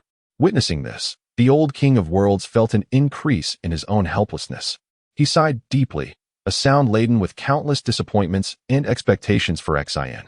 Slowly, he raised his hand, intending to deliver a firm pat on Xian's shoulder, yet hesitated midway and gently rested it there instead. He spoke earnestly, "Xian, your actions today have left me at a loss. There are certain truths you may not yet comprehend, but I hope you will take the time to reflect deeply." Xian trembled slightly, her voice tinged with a hint of sorrow as she replied, "Ancient ancestor, I understand my mistake." Observing Xian's demeanor, the old Kai's anger diminished considerably, and he responded gently, "Very well, very well. At this moment, you may not be able to absorb too much, so I shall take my time to guide you later. Remember, every choice carries its consequences. You must learn to take responsibility for your actions. These words struck Xian like a thunderclap, resonating in her ears. She nodded vigorously, as though wishing to engrave this lesson deeply into her mind. Her gaze was filled with determination, and she silently vowed to heed the old Kai's teachings henceforth, vowing never to disappoint him again. The old Kai, witnessing the resolute glimmer in Xian's eyes, felt a flicker of hope arise within him. He recognized that, despite her current immaturity, with the passage of time and diligent guidance, she would eventually mature. However, considering the circumstances, it was likely that Lord Beerus, the god of destruction, was still in slumber. Otherwise, he would not allow other Kais to perish so easily. Pondering this, the old Kai stroked his chin thoughtfully.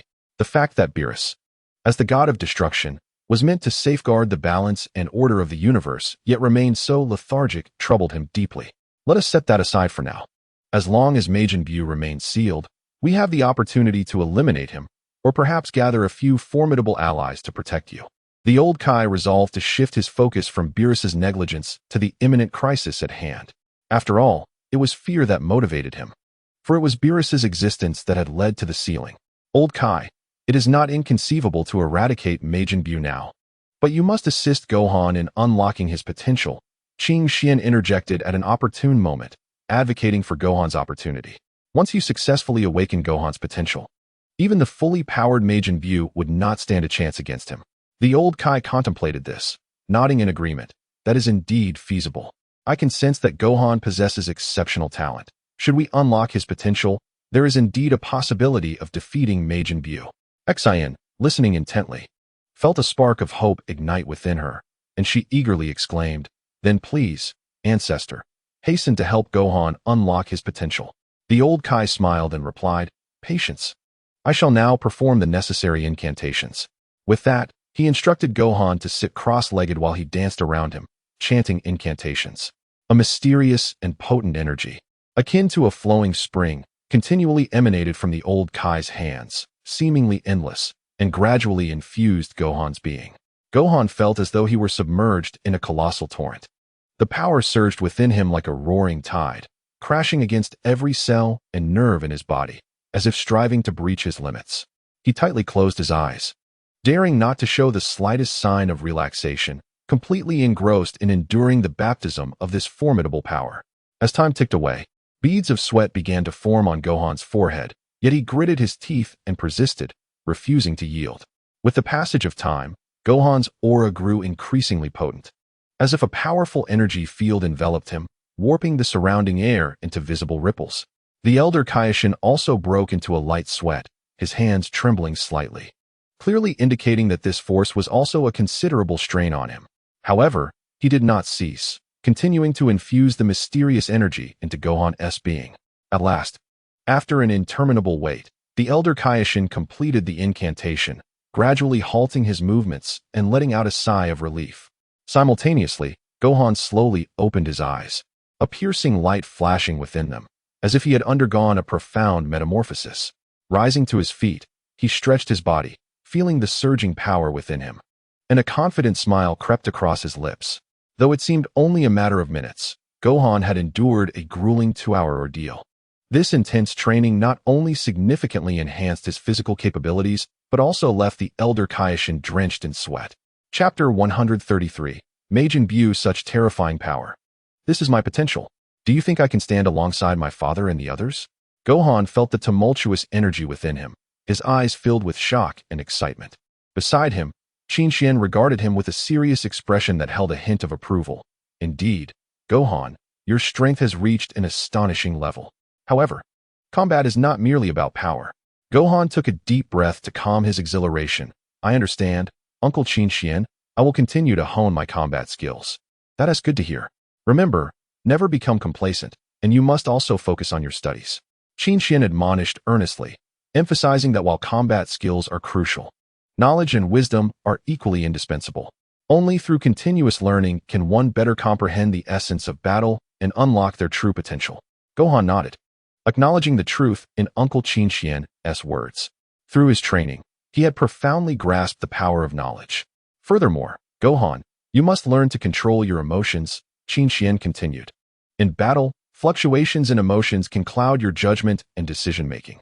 Maintaining composure and rationality is essential for making the right choices at critical moments. Gohan recalled past battles where he had suffered due to emotional turmoil. He resolved to work diligently on managing his emotions. Additionally, learn to cooperate with your teammates. Qin Xian patted Gohan on the shoulder. The strength of a team is boundless, and only through mutual cooperation can one unleash their maximum combat potential. Son Gohan recalled his companions, with whom he had shared numerous battles, fostering a profound bond of understanding among them. He realized that in the forthcoming struggles, he must place greater trust and reliance on them. I understand, Uncle Qin Xian. I shall strive diligently, Son Gohan declared resolutely. Qin Xian regarded him, a glimmer of satisfaction flickering in his eyes. He believed that as long as Gohan persevered in his efforts, he would undoubtedly evolve into a formidable warrior in the future. Very well, let us first vanquish Majin Buu, and then return to our studies, Qin Xian proposed. At that moment, the Supreme Kai Shin interjected, Master Qin Xian. We still do not know his whereabouts. What? You are unaware of Majin Buu's location? The old Kai's expression darkened instantly, his voice tinged with anger and dissatisfaction. Qin Xian and Son Gohan exchanged glances, both sensing the old Kai's discontent. They were acutely aware of the old Kai's ongoing anxiety regarding Majin Buu's existence. Ever since learning of this formidable adversary, a shadow of dread had loomed over his heart. The fact that they were completely oblivious to Majin Buu's exact whereabouts exacerbated the old Kai's concerns. Supreme Kai Shin, how could you be so irresponsible? The old Kai's rebuke echoed like thunder, causing the very fabric of space to tremble. His gaze was piercing, fixed intently upon Supreme Kai Shin, as if trying to penetrate his very soul to uncover feelings of guilt and unease. As you stated, Majin Buu is an extremely perilous entity. One misstep could lead to the annihilation of the entire universe. The old Kai's tone grew increasingly severe, his anxiety and worry palpable. We must act swiftly to locate him and eliminate him. We cannot allow him to roam free. Supreme Kai Shin bowed his head, nearly touching the ground, too intimidated to meet the old Kai's gaze. He understood the gravity of his negligence and was filled with regret and self-reproach. I am sorry, ancestor. It is all my fault. His voice was low and trembling.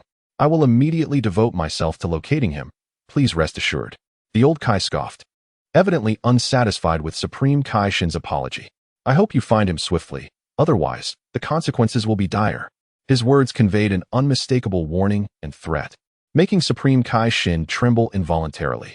As Son Gohan gazed at Qin Xian, patiently awaiting his next directive, Qin Xian finally broke the silence.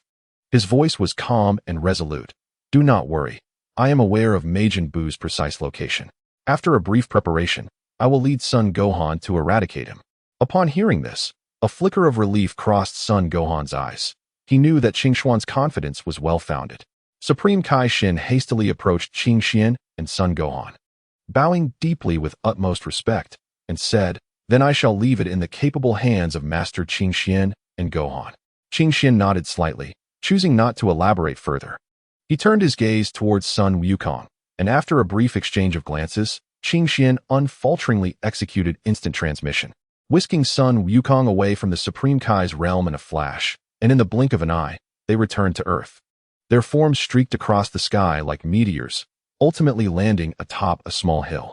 There stood a quaint house, seemingly ordinary at first glance. Yet beneath it lay concealed a colossal spaceship. Qin Xian and Son Wukong entered the vessel, and after a thorough search, they finally discovered the immense cocoon of Majin Buu in a hidden corner. Qin Xian gazed at the cocoon, a tranquil expression crossing his face. Next, I shall infuse energy into him to revive him. You must engage him in a fierce battle and hone your skills. Son Wukong, filled with trepidation, watched closely, aware that this was a matter of life and death. I will not let you down, Uncle Qin Xian, he vowed, taking a deep breath and channeling the formidable energy within him, continuously pouring it into the cocoon. As the energy flowed, the cocoon began to tremble slightly, as if Majin Buu within was stirring from slumber. Time passed slowly. Qin Xian was cautious not to inject energy too rapidly, fearing that he might inadvertently cause Majin Buu to explode. Finally, the cocoon shattered violently, and Majin Buu emerged, exuding a formidable aura, his eyes gleaming with malice and madness. Son Wukong immediately assumed a battle stance, bracing himself for the impending clash with Majin Buu. Majin Buu struck first, his fists hurtling forth like a tempest.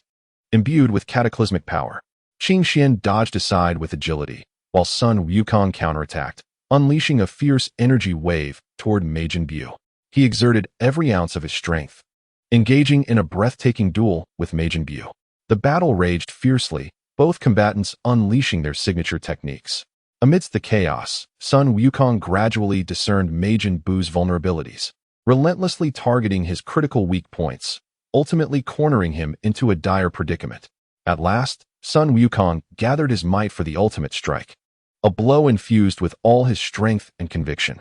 Under this decisive assault, Majin Buu was utterly vanquished, reduced to ashes, devoid of any trace of existence. Sun Wukong collapsed onto the ground, fatigue washing over him, yet a contented smile graced his face. They had triumphed in this battle. Chapter 134, Shopping Wukong. You truly are a source of great concern for me. Look at what transpired just now. Although you successfully defeated Majin Buu, you nearly lost your own life in the process. How could you be so reckless? Qin Xian admonished sternly, a serious expression etched upon his face. Sun Wukong hung his head, feeling a twinge of agitation, yet he dared not retort, fully aware of Qin Xuan's formidable prowess. To provoke him would surely invite repercussions. Qin Xian continued, do you know why I refrained from informing you earlier about Majin Buu's abilities and physical characteristics? I wish for you to explore and adapt within the crucible of battle, for it is through this experience that you shall truly flourish. Moreover, I aim to heighten your vigilance, to instill within you the understanding that one must never let their guard down in combat. The consequences of such negligence could be utterly catastrophic. Qin Xuan's voice grew increasingly thunderous, while Sun Wukong bowed his head in shame, feeling as if he had been rendered utterly worthless by Qin Xuan's words.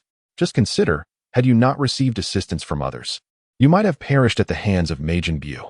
Thus, you must engrave this lesson upon your heart and never again allow yourself to be so careless. Upon finishing, Qin Xian cast a fierce glare at Sun Wukong. The latter nodded submissively, internally lamenting his plight, wishing fervently for Qin Xian to conclude his admonishment so that he might be liberated from this ordeal. In truth, during the resurrection of Majin Buu, Qin Xian had infused him with abilities akin to those of Sun Wukong, albeit with a slight deficiency, which is what spared Sun Wukong from death. Now, return home, spend quality time with your mother, and dedicate yourself to the pursuit of knowledge and training. Qin Xian gradually departed from the scene, his steps burdened, as if his heart were laden with myriad thoughts.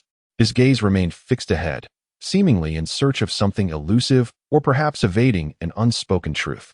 As he walked, his mood gradually settled, and he began to reflect upon the dialogue exchanged with Sun Wukong. The words resonated in his mind, plunging him into contemplation.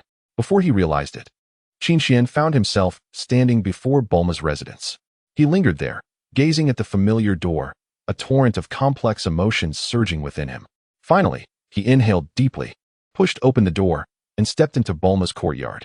Upon entering, Qin Xian beheld Vegeta, seated serenely in the garden, sunlight cascading upon her like a beautiful tableau. Her fingers delicately danced across the strings of a lute, producing a melody that soared, enchanting all who listened. Captivated by the music, Qin Xian found himself drawn towards Vegeta, his steps light as if to preserve the sanctity of this exquisite moment. Vegeta seemed to sense his approach. She looked up, her eyes meeting his, a gentle smile gracing her features, akin to the warmth of spring's embrace. Qin Xian, you have arrived, she spoke softly. Qin Xian returned her smile, replying, greetings, Sister Vegeta. He seated himself beside her, quietly absorbing the beauty of her performance, relishing this fleeting tranquility. After a while, Vegeta ceased her playing and turned to face Qin Xian, curiosity glinting in her eyes. Qin Xian, did you come to see Bulma? She inquired. He shook his head, smiling as he replied, not at all. I came specifically to engage in conversation with you, Sister Vegeta. A flicker of surprise crossed her face, followed by a bright smile. Oh, is that so? What an honor it is for me. Vegeta gently covered her mouth, laughter spilling forth like the sound of silver bells. The laughter was akin to a gentle breeze in spring, soft and warm, momentarily catching Qin Xian off guard. However, he quickly regained his composure, and his lips instinctively curled into a faint smile. They began to converse, their topics ranging from the trivialities of daily life to aspirations for the future, encompassing all that life had to offer. Qing Xian was astonished to discover the plethora of shared interests he had with Vegeta. Whether it was their mutual love for music, their obsession with literature, or their yearning for travel, they shared remarkably similar insights and feelings. As their discussion deepened, the exchange between them became increasingly natural and fluid, the atmosphere growing ever more harmonious. They laughed heartily at times and whispered softly at others, sharing the minutiae of their lives. Unbeknownst to them, their hands gradually drew closer, eventually intertwining gently. At the moment their fingers brushed against one another, a surge of electricity coursed through them, quickening their heartbeats. Their gazes met, and within each other's eyes shone a tender and profound light. In that instant, time seemed to come to a standstill, the entire world fading away until it was just the two of them. Together, Qing Xian and Vegeta began to play music, the enchanting notes dancing through the air like ethereal sprites. Each note embodied their emotions, be it joyful, melodious, passionate, or soothing. Through music, they narrated their stories, conveying warmth from their hearts through the melodies. In this beautiful moment, it felt as though they existed in a world that belonged solely to them. The surrounding noise and chaos gradually receded, leaving only a tranquil and delightful ambience that enveloped them.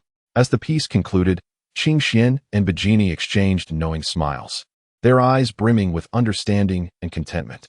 "Shall we explore them all?" Vegeta suggested, her eyes sparkling with excitement. Qing Xian nodded in agreement, understanding that this was not merely a shopping excursion, but an opportunity for them to discover the world together and share in joy. Hand in hand, they strolled through the bustling mall, absorbing the lively atmosphere around them. Vegeta enthusiastically selected various items, pausing to admire them and discussing styles and colors with Qing Xian. He quietly followed her, watching her focused expression, his heart swelling with happiness and satisfaction. He knew that Vegeta cherished such moments, relishing the pursuit of her unique beauty amidst the crowd. They entered a clothing store, where Vegeta tried on a beautiful dress, twirling in front of the mirror and seeking Qing Xuan's opinion. He smiled and nodded, praising her beauty as radiant as a blooming flower. Vegeta's face blossomed with a brilliant smile. In that moment, she was utterly captivating. In the mall's restaurant, they savored delectable dishes, sharing their feelings and stories. Qing Xian spoke of his recent creative inspirations, while Vegeta listened intently, occasionally offering her suggestions and thoughts. Their dialogue brimmed with wisdom and creativity, as if in their exchange, they had unearthed even more sparks of inspiration for their artistry. As the sun dipped below the horizon, Qing Xian and Vegeta departed from the mall, their hands laden with shopping bags, yet their hearts brimming with delightful memories and aspirations for the future. On this ordinary yet remarkable day, they crafted a beautiful moment that belonged solely to them through music and shopping. Chapter 135, Connection. Shopping can indeed be exhausting. Vegeta sighed softly, a hint of fatigue evident in her voice, as if the shopping excursion had left her utterly drained. However, in that moment, a spark of inspiration seemed to flicker within her, her lips curling into a sly smile. Without a moment's hesitation, she grasped Qing Xian's hand and resolutely led him towards a hotel in the distance. Qing Xian appeared somewhat taken aback, yet he offered no resistance, willingly allowing Vegeta to guide him as they made their way to the hotel. Upon entering, they found solace in a cozy room where they rested for several days. During this time, their respite was far from mundane. They sought out various amusements within the confines of the hotel, driven by a hint of boredom to hasten the passage of time. Finally, after enduring what felt like an eternity, Qing Xian suddenly realized that a significant amount of time had elapsed. Lying in bed, he stroked his chin thoughtfully and mused, "Ah, how swiftly time flies. It has been quite a while. I should return to check on Gina and Shinua Air." However, after a brief moment of hesitation, he continued to ponder aloud. "Perhaps I should wait until just a few minutes after my departure. That way, it won't feel too prolonged, and they shan't feel too lonely." He seemed to weigh various possibilities in his mind before arriving at this decision. Alone in his hotel room, he closed his eyes tightly, focusing intently on what appeared to be an insurmountable task: how to construct a temporal passageway without arousing anyone's suspicion and connect all the parallel timelines he had traversed. This idea was both audacious and alluring, and Qing Xian understood all too well that it was an exceedingly arduous endeavor, perhaps even an impossible one. Nonetheless, the yearning and resolve within him burned like an unquenchable flame, compelling him to pursue this notion. Qing Xian began to visualize the design of the temporal passageway in his mind, his thoughts racing like lightning, meticulously contemplating every detail. From the entrance to the exit, from the transmission of energy to the control of time, he ensured that each facet was flawless, with not a single error permissible. In the days that followed, Qing Xian tirelessly refined his design, scrutinizing every potential issue and devising countermeasures. He delved into an abundance of books and materials, even consulting his genetic system for further knowledge and insights regarding temporal passageways, fully aware that only through such thoroughness could he find reassurance. At last, after extensive planning and preparation, Qing Xian felt ready. He took a deep breath, concentrating all his energy, poised to embark on the construction of this temporal passageway. Qing Xian slowly opened his eyes, a spark of confidence glimmering within them. Harnessing his formidable magical prowess, he gradually distorted and reshaped the surrounding space. Under his control, the fabric of reality morphed like pliable clay, molded into the forms he desired. As his incantations unfolded, a portal to a parallel dimension began to materialize, resembling a colossal vortex that devoured the light around it, evoking a sense of reverence. Throughout this intricate process, Qing Xian remained cautious, striving to avoid any anomalous energy fluctuations that might draw the attention of others. As time ticked away, the temporal passage emerged like a grand edifice rising from the ground, slowly revealing its contours. Qing Xian stood by, silently observing, a faint smile of satisfaction gradually gracing his lips. Yet, he was acutely aware that this was merely the beginning. To truly complete the construction of the time-space conduit, he needed to connect various parallel dimensions, a task of Herculean proportions that demanded not only precision, but also an immense reservoir of magical energy. Taking a deep breath to steady himself, Qing Xian channeled all his focus into the temporal passage. His hands danced in the air, each movement executed with such finesse and accuracy that it seemed he had mastered the process entirely. Unbeknownst to him, time slipped away, beads of perspiration forming on his brow. Yet he persisted undaunted. He firmly believed that with unwavering determination, he could successfully link all parallel realms and realize his ambitions. Suddenly, as he immersed himself in the connection of these dimensions, a powerful surge of unknown energy surged toward him like a tempestuous wave. This force bore down upon him with the ferocity of a wild beast, striking at the nascent temporal passage he had painstakingly formed. Qing Xian's complexion turned ashen, caught completely off guard by this unforeseen occurrence. The energy was so potent that he found himself unable to resist, helplessly witnessing its destructive impact on the conduit. Gritting his teeth, he intensified his magical output in a desperate attempt to stabilize the passage, but the energy only grew stronger. At that moment, a mysterious figure emerged like a wraith from the turbulent energy, shrouded in a veil of ethereal black mist that obscured her true visage. With a voice as frigid as the void, she intoned, "You dare to attempt the connection of all parallel dimensions? Such folly is the dream of a madman. This endeavor not only threatens the balance of the cosmos, but could lead to the annihilation of all time and space. I shall not allow you to succeed." A jolt of fear gripped Qing Xian's heart. He had never anticipated that his plans would be uncovered by this enigmatic presence. However, he did not waver, for he understood that his singular purpose was to return to the moment that mattered, to reunite with Nei and Sinol. With a deep breath, Qing Xian swiftly recalibrated his strategy. While he exerted every ounce of strength to fend off the mysterious figure's relentless assault, he desperately sought an opportunity to reconnect with the fabric of time and space. The onslaught from the enigmatic adversary was exceedingly fierce, each strike infused with boundless power, as though intent on utterly shattering Qing Xian. Yet, undaunted, Qing Xian skillfully maneuvered, leveraging his profound comprehension of the laws of time and space to engage with the mysterious assailant. In this heart-pounding confrontation, seconds ticked by, with both parties employing every resource at their disposal. Ultimately, in the midst of a fierce clash, Qing Xian astutely detected a flaw in the mysterious figure's technique. Without hesitation, he concentrated all his energy and unleashed his mastery of the temporal laws. In an instant, the brilliance of the time-space portal surged to an extraordinary luminescence, as if the entire universe trembled under its might. Seizing the moment when the mysterious figure was momentarily blinded by the dazzling light, Qing Xian resolutely stepped into the time-space portal. In the blink of an eye, his figure vanished like a shooting star, swiftly disappearing from the adversary's sight. Chapter 136. Legitimacy, you wretched scoundrel. Cain seethed, gritting her teeth in a vehement curse. Should I ever find you, I shall rend you to pieces and flay your skin. Her eyes widened, glaring at the empty space before her, as if the detestable fiend stood right there. And this cursed portal, Cain fumed, stamping her feet in frustration. How is it that I cannot pass through? This is sheer lunacy. To think that I, the illustrious god of time, cannot even enter the time-space portal is utterly inconceivable.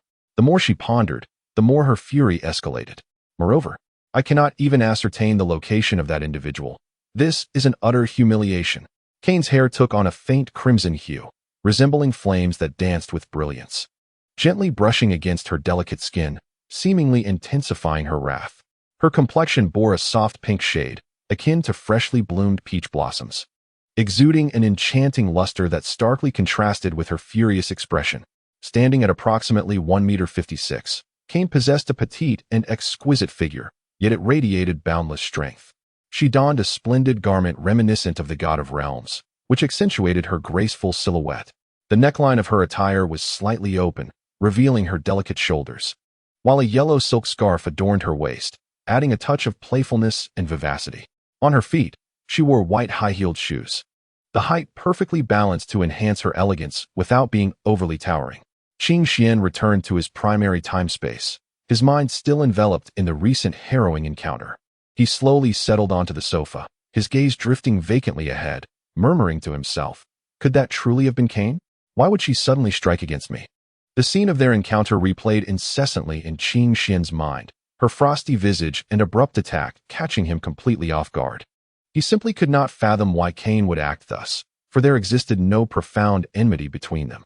Qing Xian was acutely aware of Cain's formidable prowess. After all, she was the god king of the time realm, wielding immense power and enigmatic abilities that allowed her to manipulate the flow of time effortlessly. However, this sudden ambush took Qing Xian entirely by surprise, igniting within him a tempest of anger and confusion. Just wait, Cain. I shall make you kneel before me and sing your surrender, he vowed fiercely. Rising abruptly from the ground, he clenched his fists tightly, the veins in his arms bulging, a testament to his inner fury. He silently swore to uncover the reasons behind Cain's treachery and ensure she paid dearly for it. Taking a deep breath to temper his emotions, Qing Xian began to contemplate his next course of action. Acknowledging the formidable nature of Cain as an adversary, he understood the necessity of thorough preparation. His first step was to investigate Cain's motives and objectives. Only by comprehending why she had targeted him could he effectively counter her. He pondered potential leads, such as Cain's recent activities and her associations with others, and resolved to initiate a comprehensive inquiry into these aspects. Moreover, Qing Xian recognized the need to enhance his own capabilities. While he possessed considerable strength, it paled in comparison to Cain's. He planned to dedicate this time to rigorous training, honing his skills and augmenting his power to confront the challenges that lay ahead. Despite his considerable strength, he understood that contending with Cain's peculiar temporal abilities would be a formidable challenge, particularly given that the God King of the Time Realm commanded the very essence of time across all dimensions, her temporal laws surpassing a mastery level of 60, while his remained below 40. Ultimately, Qing Xian was tasked with formulating a detailed strategy, considering various potential scenarios and devising methods to ensure his victory against Cain. As he meticulously plotted these plans in his mind, he recognized that the path ahead would be fraught with difficulties, yet he remained undaunted. He firmly believed that through relentless effort, he could ultimately triumph over Cain and reclaim his honor. Simultaneously, Qing Xian was resolved to continuously enhance his strength in the days to come, understanding that only through diligent practice and skill refinement could he secure victory in his inevitable confrontation with Cain. Throughout this process, he held steadfast to a guiding principle. When faced with adversity and challenge, retreat was not an option. Only by forging ahead could one conquer all obstacles. Upon returning to the palace, he approached the three individuals lying in the chambers, attending to their fatigue and restoring their vigor and spirit until they gradually awakened. As he departed, he pondered how to expedite his mastery of temporal laws. At that moment, the awakened Janae, Zener, and Tai approached him. Janae, with a look of concern, gazed at Qing Xian and gently inquired, "Dear brother Qing Xian, you appear burdened. as if some troubling matter weighs on your mind. Would you share it with us? After a moment of silence, Qing Xian slowly opened up, recounting the details of Kane's ambush in its entirety to Janae and the others. Upon hearing this, Janae's expression grew serious. Her brow furrowed in evident concern regarding the situation. Beside her, Zenoel also knitted her brows, thoughtfully remarking, "The god of time and space. That name is unfamiliar to me. However, from your description, she indeed sounds like a formidable adversary. Nevertheless, fear not, for we shall devise a strategy together." Tai Si nodded in agreement, offering reassurance. "Indeed, Qing Xian, we will assist you in investigating her movements. Perhaps we can uncover the reasons behind her actions against you." Qing Xian gazed at Janae, Zenoel, and Tai Si with gratitude, warmth surging within him. He smiled and said, "With you by my side, I truly feel at ease. I plan to enter seclusion for cultivation, striving to enhance my mastery over the laws of time and space. During this period, I would appreciate your help in looking into Kane's situation." Without hesitation, Janae and the others expressed their willingness to undertake this task, comforting Qing Xian and assuring him to focus on his training. Qing Xian understood all too well that, given Janae, Zenoel, and Tai Si's capabilities, it would be impossible for them to uncover any clues regarding the god of time and space, Kane. His intention was merely to provide them an opportunity to venture out and relieve their minds. Turning away, Qing Xian entered the training room and gently closed the door behind him. He positioned himself at the center of the room, legs crossed, regulating his breath before commencing his cultivation techniques, guiding the energy within him to flow gradually. As time passed, Qing Xian became increasingly immersed in his training, wholly concentrating on the mysteries of the laws of time and space, striving to break through the formidable bottleneck before him. Chapter 137, The New System Ding Dong. Accompanied by a crisp notification sound, a voice suddenly echoed in Qing Xuan's mind. "Congratulations, host, on the arrival of your first child. The fortune through progeny system has successfully awakened. Each child you have will bring substantial rewards. Please continue to strive and bear more children to strengthen yourself more swiftly." Astonished, Qing Xian stared at the new system before him, his heart awash with disbelief. He had never imagined he would possess such a peculiar system, one seemingly intertwined with procreation. However, after a moment, Qing Xian gradually regained his composure. He recalled that his previous system had mentioned possessing various functional systems, all of which required his own exploration and development. "System, does this mean my wife is pregnant? Is the child a boy or a girl?" Qing Xian inquired eagerly. After a brief silence, the system responded, "I apologize, host, but I am currently unable to determine the child's gender. However, I will inform you promptly once the child is born. As of now, it remains a single cell." Qing Xian felt a slight pang of disappointment, but soon reassured himself. My naming skills are truly lacking. However, knowing the child's gender in advance would certainly make naming easier." Upon hearing the system's mention of the child still being a single cell, Qing Xian found himself lost in contemplation. What does this cell truly signify? After much contemplation, he realized that this cell could very well be the child residing within Bulma's womb. Qing Xian reminisced about the last night before his departure, a night of particular significance.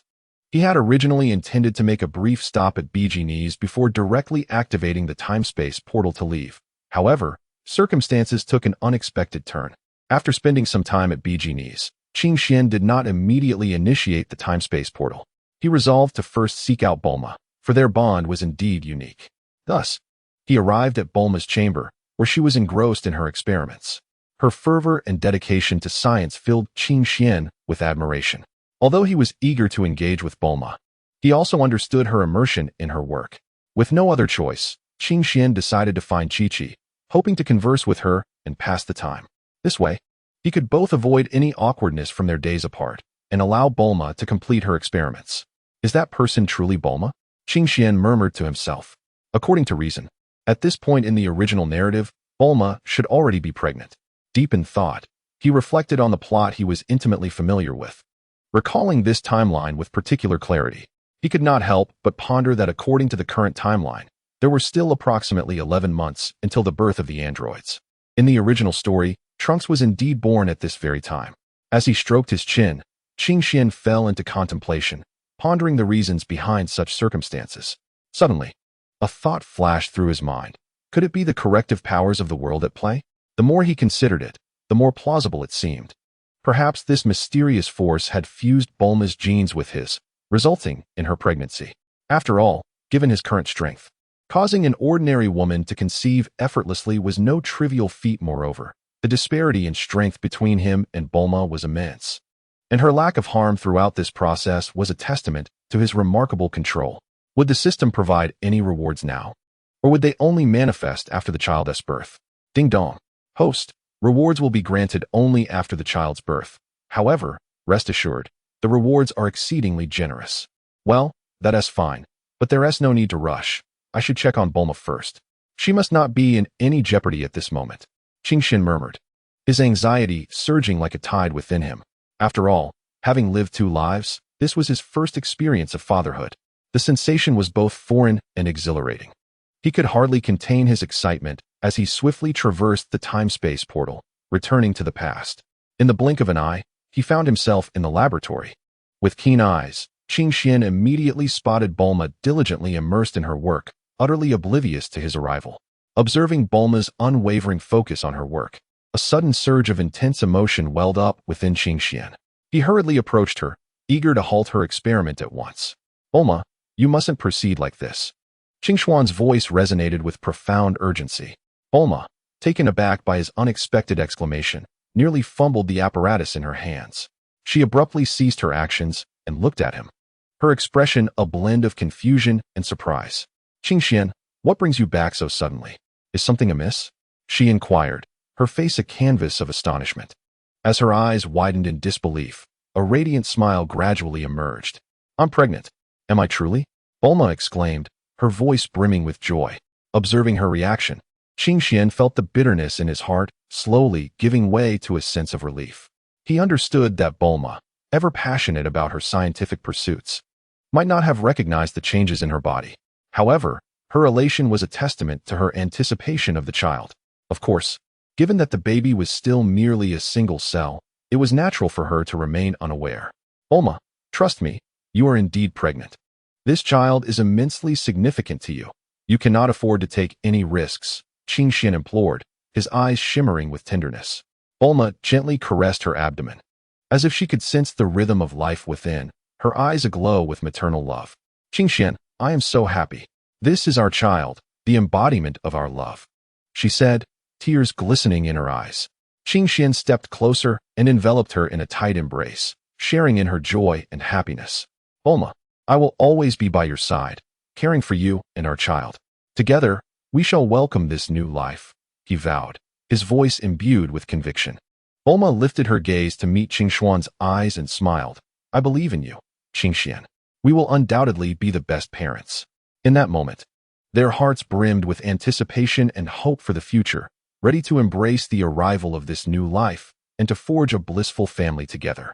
Chapter 138. The universe being Bulma, I understand that I cannot prevent you from conducting your experiments, so from now on, I will accompany you in all your endeavors until our child is born. Bulma responded with a sweet smile, nestling herself into Qingxuan's embrace and affectionately rubbing her forehead against his chest. Qingxian gently patted her back, speaking softly, just focus on your experiments. I will ensure the safety of you and our child. Bulma looked up, her eyes filled with adoration. With you by my side, I fear nothing. As they basked in their sweet moment, the laboratory's alarm suddenly blared. Bulma anxiously glanced at Qingxian. Could it be an enemy invasion? Qingxuan's expression hardened as he shielded Bulma behind him. Do not worry, I will investigate. Qingxian rushed to the surveillance screen of the laboratory with the swiftness of a tempest. Upon closer inspection, the screen revealed a band of peculiar-clad space pirates stealthily infiltrating the premises. Judging by their movements and objectives, it was evident that these uninvited guests were after Bulma's experimental achievements. A subtle smirk played upon Qingxuan's lips as he thought to himself, these fools are utterly deluded. In the blink of an eye, he darted forth like a bolt of lightning, his speed astonishing. The space pirates, caught off guard, had no time to react before Qingxian unleashed a torrent of attacks upon them, rendering them powerless. Within mere moments, these cosmic marauders were left in disarray, utterly defeated. After effortlessly dispatching his foes, Qingxian turned back to Bulma, who gazed at him with concern, softly inquiring, Are you all right? Are you hurt? Qingxian smiled and shook his head reassuringly, saying, Fear not, How could I be harmed? These insignificant characters are no match for me. You can now focus on your experiments without worry. Upon hearing his words, a heavy weight lifted from Bulma's heart. She nodded gratefully and immersed herself back into her work. However, as Qing Xian contemplated the recent events, the sky outside suddenly darkened ominously, as if heralding an impending apocalypse. A sense of foreboding gripped Qing Xuan's heart. Could it be the Dragon Balls? He murmured to himself, realizing that those space pirates were merely a diversion, their true objective being the Dragon Balls. Nevertheless, he mused, they were unlikely to stir up any significant trouble. Qing Xuan's brow furrowed as various scenarios raced through his mind. It was likely that those extraterrestrial beings sought to use the Dragon Balls to resurrect Frieza. His tone turned grave and serious. However, this threat had been looming for far too long, nearly a decade. It seemed time to deliver a stark warning to Goku and the others. Otherwise, if they failed to confront this menace, it would not just be a loss of one individual. After spending some time with Bulma, Qing Xian ventured into the space he had previously created to seek out Goku and Vegeta. Upon arriving before them, a wave of complex emotions surged within him. He inhaled deeply, as if gathering all his strength into that single breath, and then exhaled slowly, his voice low and serious as he addressed them. Goku, Vegeta, do you know what has transpired? His words struck the air like thunder, causing both Goku and Vegeta to startle. Qing Xian continued. Some extraterrestrials have attempted to use the Dragon Balls to revive Frieza. Though his voice was not loud, it bore an undeniable authority. At the mention of Frieza's name, Goku and Vegeta's expressions turned grave. They were all too familiar with that name. Frieza had once posed a significant threat to them. Qing Xian pressed on. If Frieza is indeed resurrected, it will bring unprecedented trouble your way. His gaze was intensely fixed upon Son Wukong and Vegeta, as if he sought to pierce through their eyes and glimpse the thoughts hidden within their hearts. Son Wukong and Vegeta exchanged a fleeting glance, each detecting a hint of concern reflected in the other's eyes. They were well aware of Frieza's formidable prowess. After all, they had exerted tremendous effort to vanquish him in the past. However, after a brief moment, their expressions returned to a state of tranquility. They looked at one another. And Vegeta, with a smile, proclaimed, "Haha, Frieza's resurrection? What of it? We have evolved far beyond our former selves. Even if he were to return, dispatching him would be a trivial matter." Son Wukong readily concurred, stating, "Indeed, Vegeta is correct. Our current strength vastly surpasses that of the Frieza we once faced. He is no match for us." Qing Xian, perceptive of their thoughts, interjected, "You cannot afford to be complacent. Preparation is essential. You are the strongest warriors on Earth, and I trust in your capacity to safeguard the Dragon Balls and confront Frieza's revival. Yet, vigilance must remain your ally." Son Wukong and Vegeta nodded in acknowledgement of Qing Xuan's counsel. Qing Xian continued, observing them closely.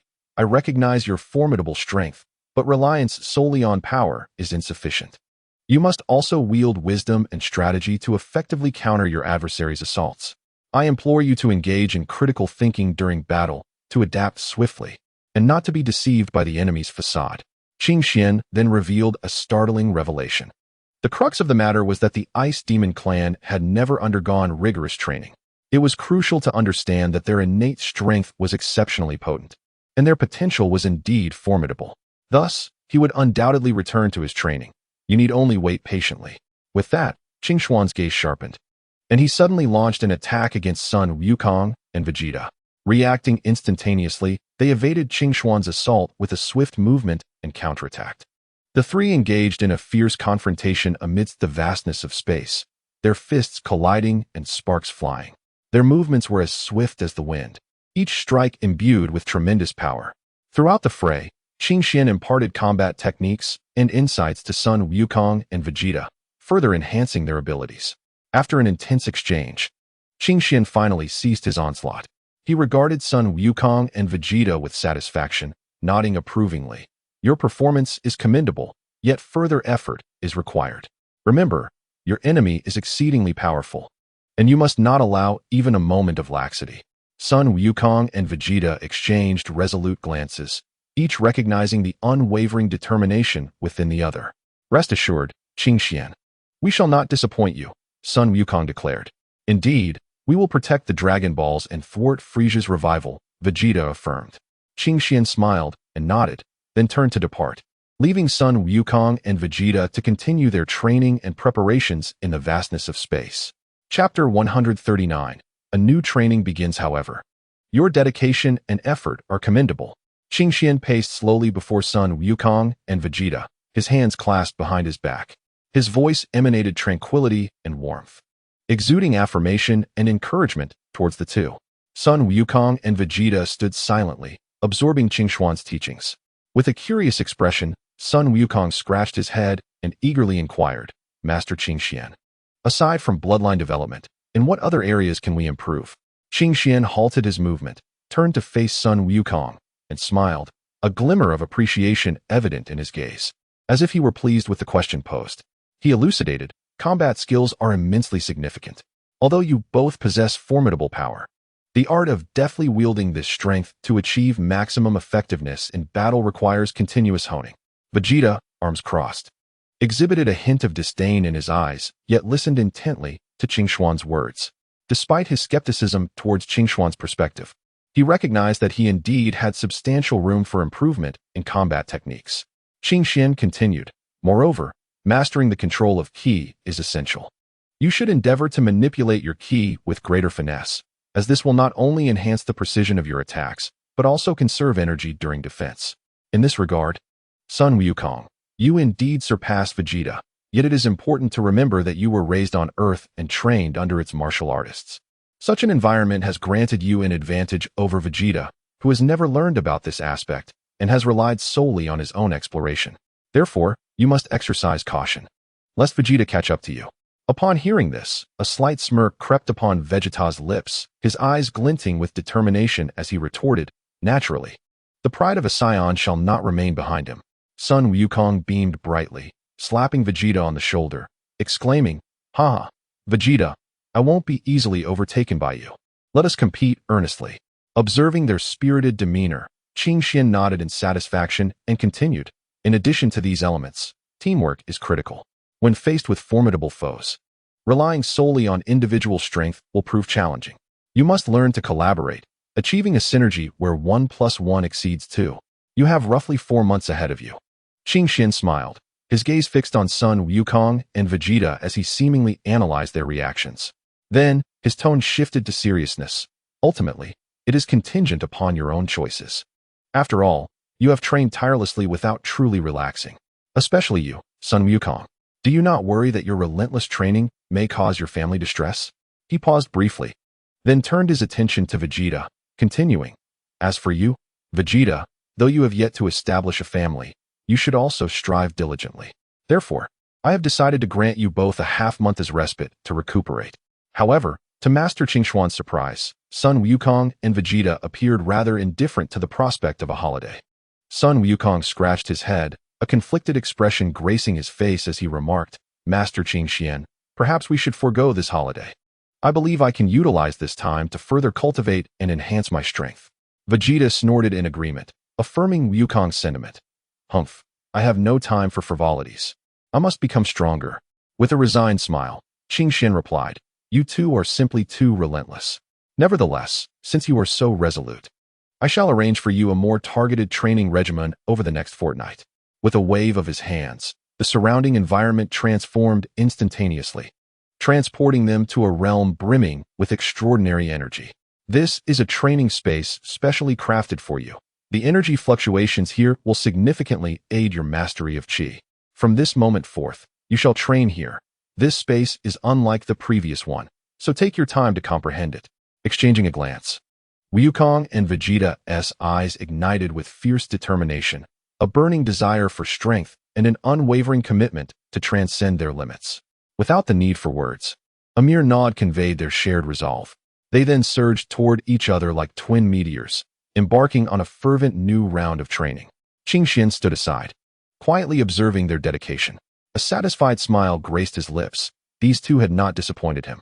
Taking a deep breath, Qingxian began to channel his divine energy into the space. As his power flowed in, the entire area trembled slightly, as if rejoicing. Furthermore, he established a dedicated training arena within this space. It was expansive and luminous, surrounded by formidable energy shields to ensure that Wukong and Vegeta remained undisturbed during their training. Qing Xian understood that after consuming the fruit of the spirit tree, both Wukong and Vegeta had experienced a substantial enhancement in their vitality, coupled with the prolonged lifespans he had previously granted them. They need not fear the specter of premature demise. To facilitate their focused training, Qing Xian intentionally eliminated all notions of time within this space. Here, time would no longer be a constraint, but something entirely under their control, only flowing again when they felt utterly fatigued and in need of rest. This way, Wukong and Vegeta could immerse themselves fully in their training, unencumbered and free to push their limits. Qing then arrived at the primary timeline, the core area of his grand design. He was acutely aware that to fuse all timelines into the primary one, the combat prowess of the primary timeline must be significantly augmented. Standing upon the soil of the primary timeline, Qing felt a potent surge of energy, which solidified his resolve even further. He understood that only by strengthening the power of the primary timeline could the grand plan of temporal fusion be successfully accomplished. Qing Xian began to contemplate ways to enhance the combat prowess of the primary timeline. Flashes of various individuals crossed his mind, including Kair, Caulifla, and Gabe. Each of these three possessed extraordinary potential and strength. With appropriate cultivation and training, they would undoubtedly contribute significantly to the combat capability of the primary timeline. However, Qing Xian held particular considerations regarding Gabe. He did not intend for Gabe to train alongside Kair and Caulifla. This was not due to any deficiency in Gabe's abilities, but rather because Qing Xian had other plans. He believed that Gabe could better unleash his potential and achieve a more unique growth through solitary training. Chapter 140. Gabe. He slowly approached the training ground of the three, where tranquility reigned, interrupted only by the gentle rustle of leaves in the breeze. Ignoring Caulifla's call, Qing Xian directly led Gabe towards the training of Sun Wukong. Indeed, Qing Xian had already devised a strategy. He was well aware that Vegeta was not keen on training Gabe. Rather than waste time on that front, it was better to seek alternative methods. Sun Wukong, a powerful and experienced warrior, was undoubtedly the ideal candidate.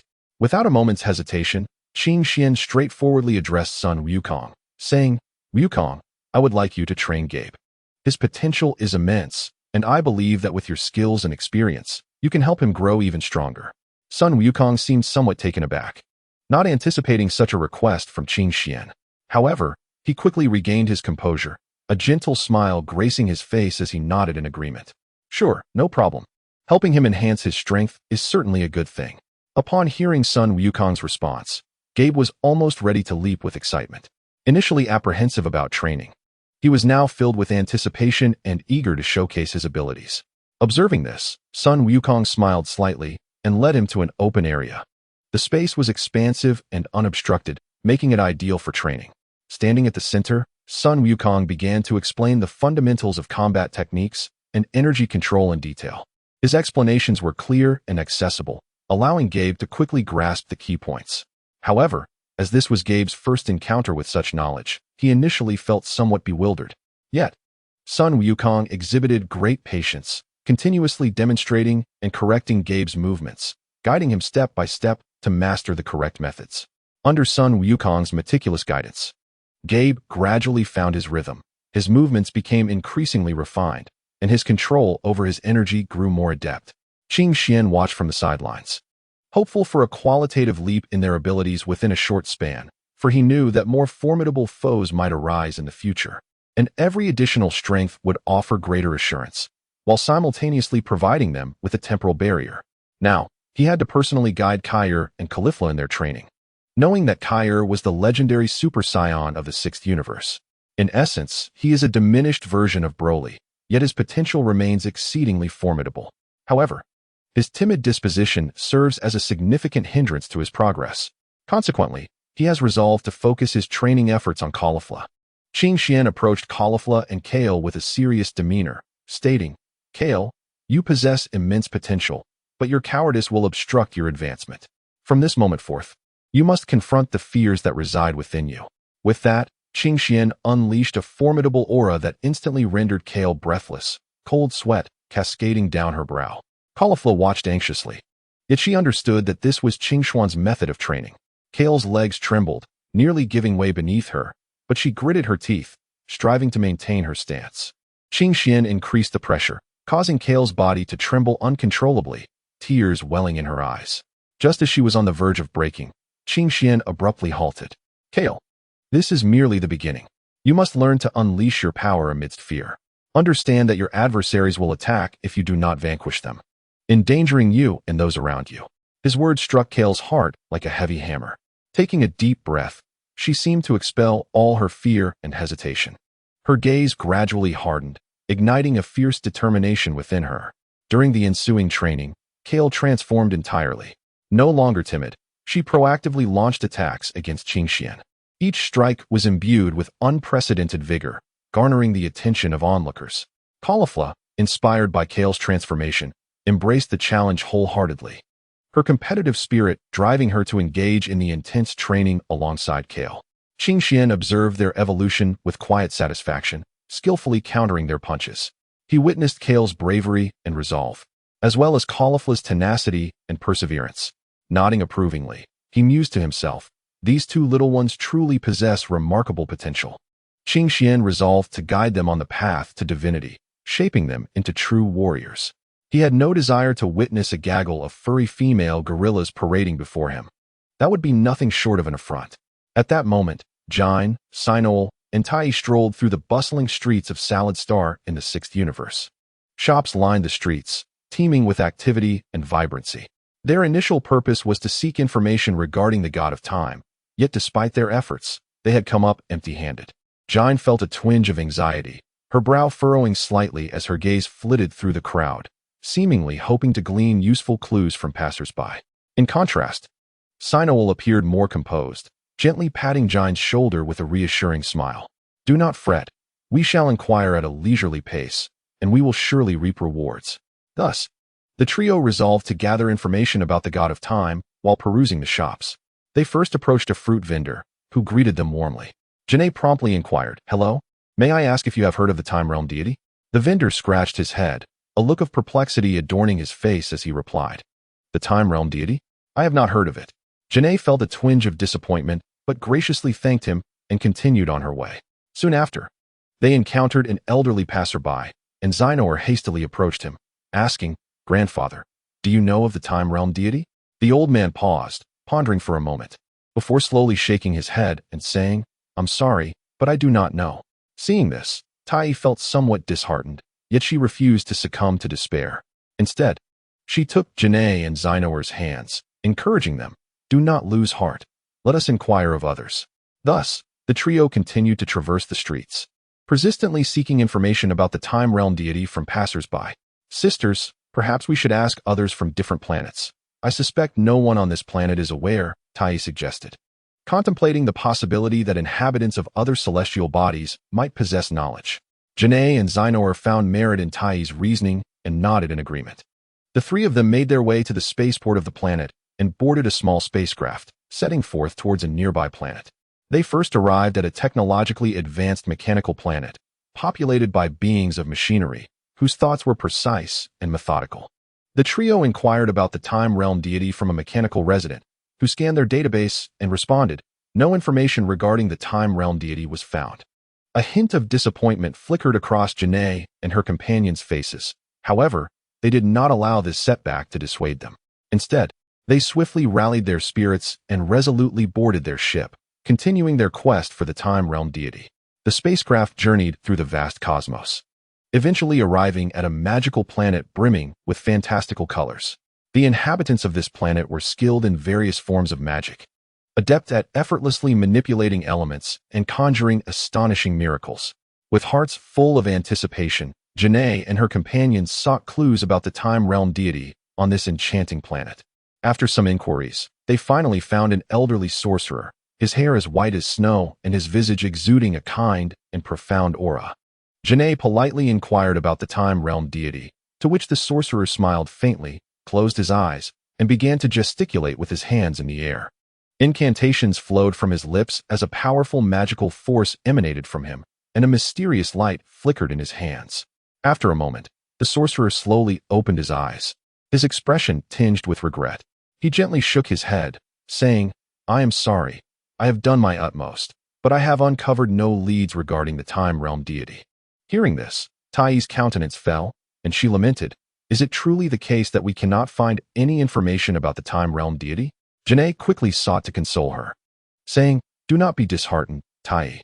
The universe is vast, and there are many other planets we can explore. Perhaps the next planet will hold the clues we seek." The words of Jine reignited hope within Thais, who nodded resolutely and declared, "Indeed, we must not give up." Thus, they boarded their spacecraft once more, setting forth unhesitatingly towards the next unknown planet in pursuit of the elusive Kaioshin of time. Amidst the boundless cosmos, Jine, Sun Wukong, and Vegeta piloted their vessel, traversing the interstellar expanse. Their quest was to seek the legendary Kaioshin of time, unraveling the enigmas that lay within their hearts. Despite the long and uncertain journey ahead, they encouraged one another, firmly believing they would uncover the traces of the Kaioshin. Throughout their prolonged interstellar voyage, they engaged in thoughtful exchanges of ideas and experiences, collaboratively exploring strategies to confront the potential challenges that awaited them. Meanwhile, on Earth in the seventh universe, under the meticulous guidance of Qingxuan's avatar, Sun Wukong's power surged at an astonishing pace. Qingxuan's avatar not only possessed exceptional martial prowess, but also held profound insights into the mysteries of time and space. Through this training, Sun Wukong experienced significant enhancements in both his combat skills and physical capabilities. As time passed, Sun Wukong quietly reached the age of 20, signifying that he had spent a full 8 years honing his abilities within the time-space sanctuary established by Qingxuan's avatar. This extensive training transformed Sun Wukong, elevating his strength far beyond that of his peers. All of this was made possible by Jine's unwavering support. Throughout these 8 years, she silently safeguarded Sun Wukong, witnessing his growth and progress. It is noteworthy that Jine's presence in the earthly sanctuary was facilitated by Qingxian teaching her the technique of manifestation. Furthermore, both Zenorial and Thais had also mastered this remarkable skill. Therefore, within this sanctuary, not only was Jine present, but also the figures of Zenorial and Thais. Additionally, in the realm where Raditz trained alongside Vegeta, Jine and the others also made their presence felt, ensuring that their children could always feel the love and support of their mothers, no matter their location. Indeed, Qingxian not only found an ideal training ground for Sun Wukong, but also deliberately selected some of his acquaintances from the original narrative to accompany him in his training. The rationale behind this was simple. Sun Wukong had never truly experienced the companionship of friends. If left to train in solitude, it would be challenging to ignite his competitive spirit. With the presence of friends and rivals, it was believed that Sun Wukong would strive even harder in his training, continually surpassing himself. For Jine, witnessing her child forge numerous friendships brought her immense joy. After all, the companionship and influence of friends are crucial in a child's development. With these good friends, Sun Wukong could not only engage in mutual training and progress, but also care for one another in life and share in joyous moments. It can be said that Qingxuan's arrangement greatly benefited Sun Wukong's training while also providing immense comfort to Jine. As for Qingxuan's true form, after imparting knowledge to Carifula and Kair for a time, he departed, leaving behind a doppelganger before traversing into the past. Qingxian stood upon a desolate planet, emanating a faint luminescence. He concentrated his mind, attuning himself to the presence of Frisia, whose unique and malevolent aura served as a beacon in the vast cosmos, gradually becoming discernible to Qingxian. Taking a deep breath, the space around him began to warp, the radiance intensifying. In the blink of an eye, Qingxian executed an instantaneous teleportation, vanishing from his original location. When the light dissipated, he materialized in Frisia's training arena. This locale was rife with lava and thick smoke, where Frisia, enveloped in a violet flame, was locked in fierce combat with a cadre of formidable robots. His diminutive yet powerful physique deftly navigated the battlefield, each strike unleashing a potent surge of energy that shattered the machines.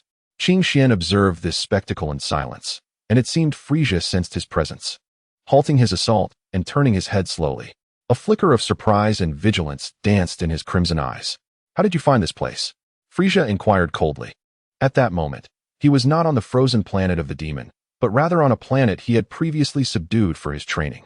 A subtle smile graced Qingxuan's lips, exuding confidence as he replied softly, "I have my methods, Frisia. I have come today to witness the extent of your so-called training."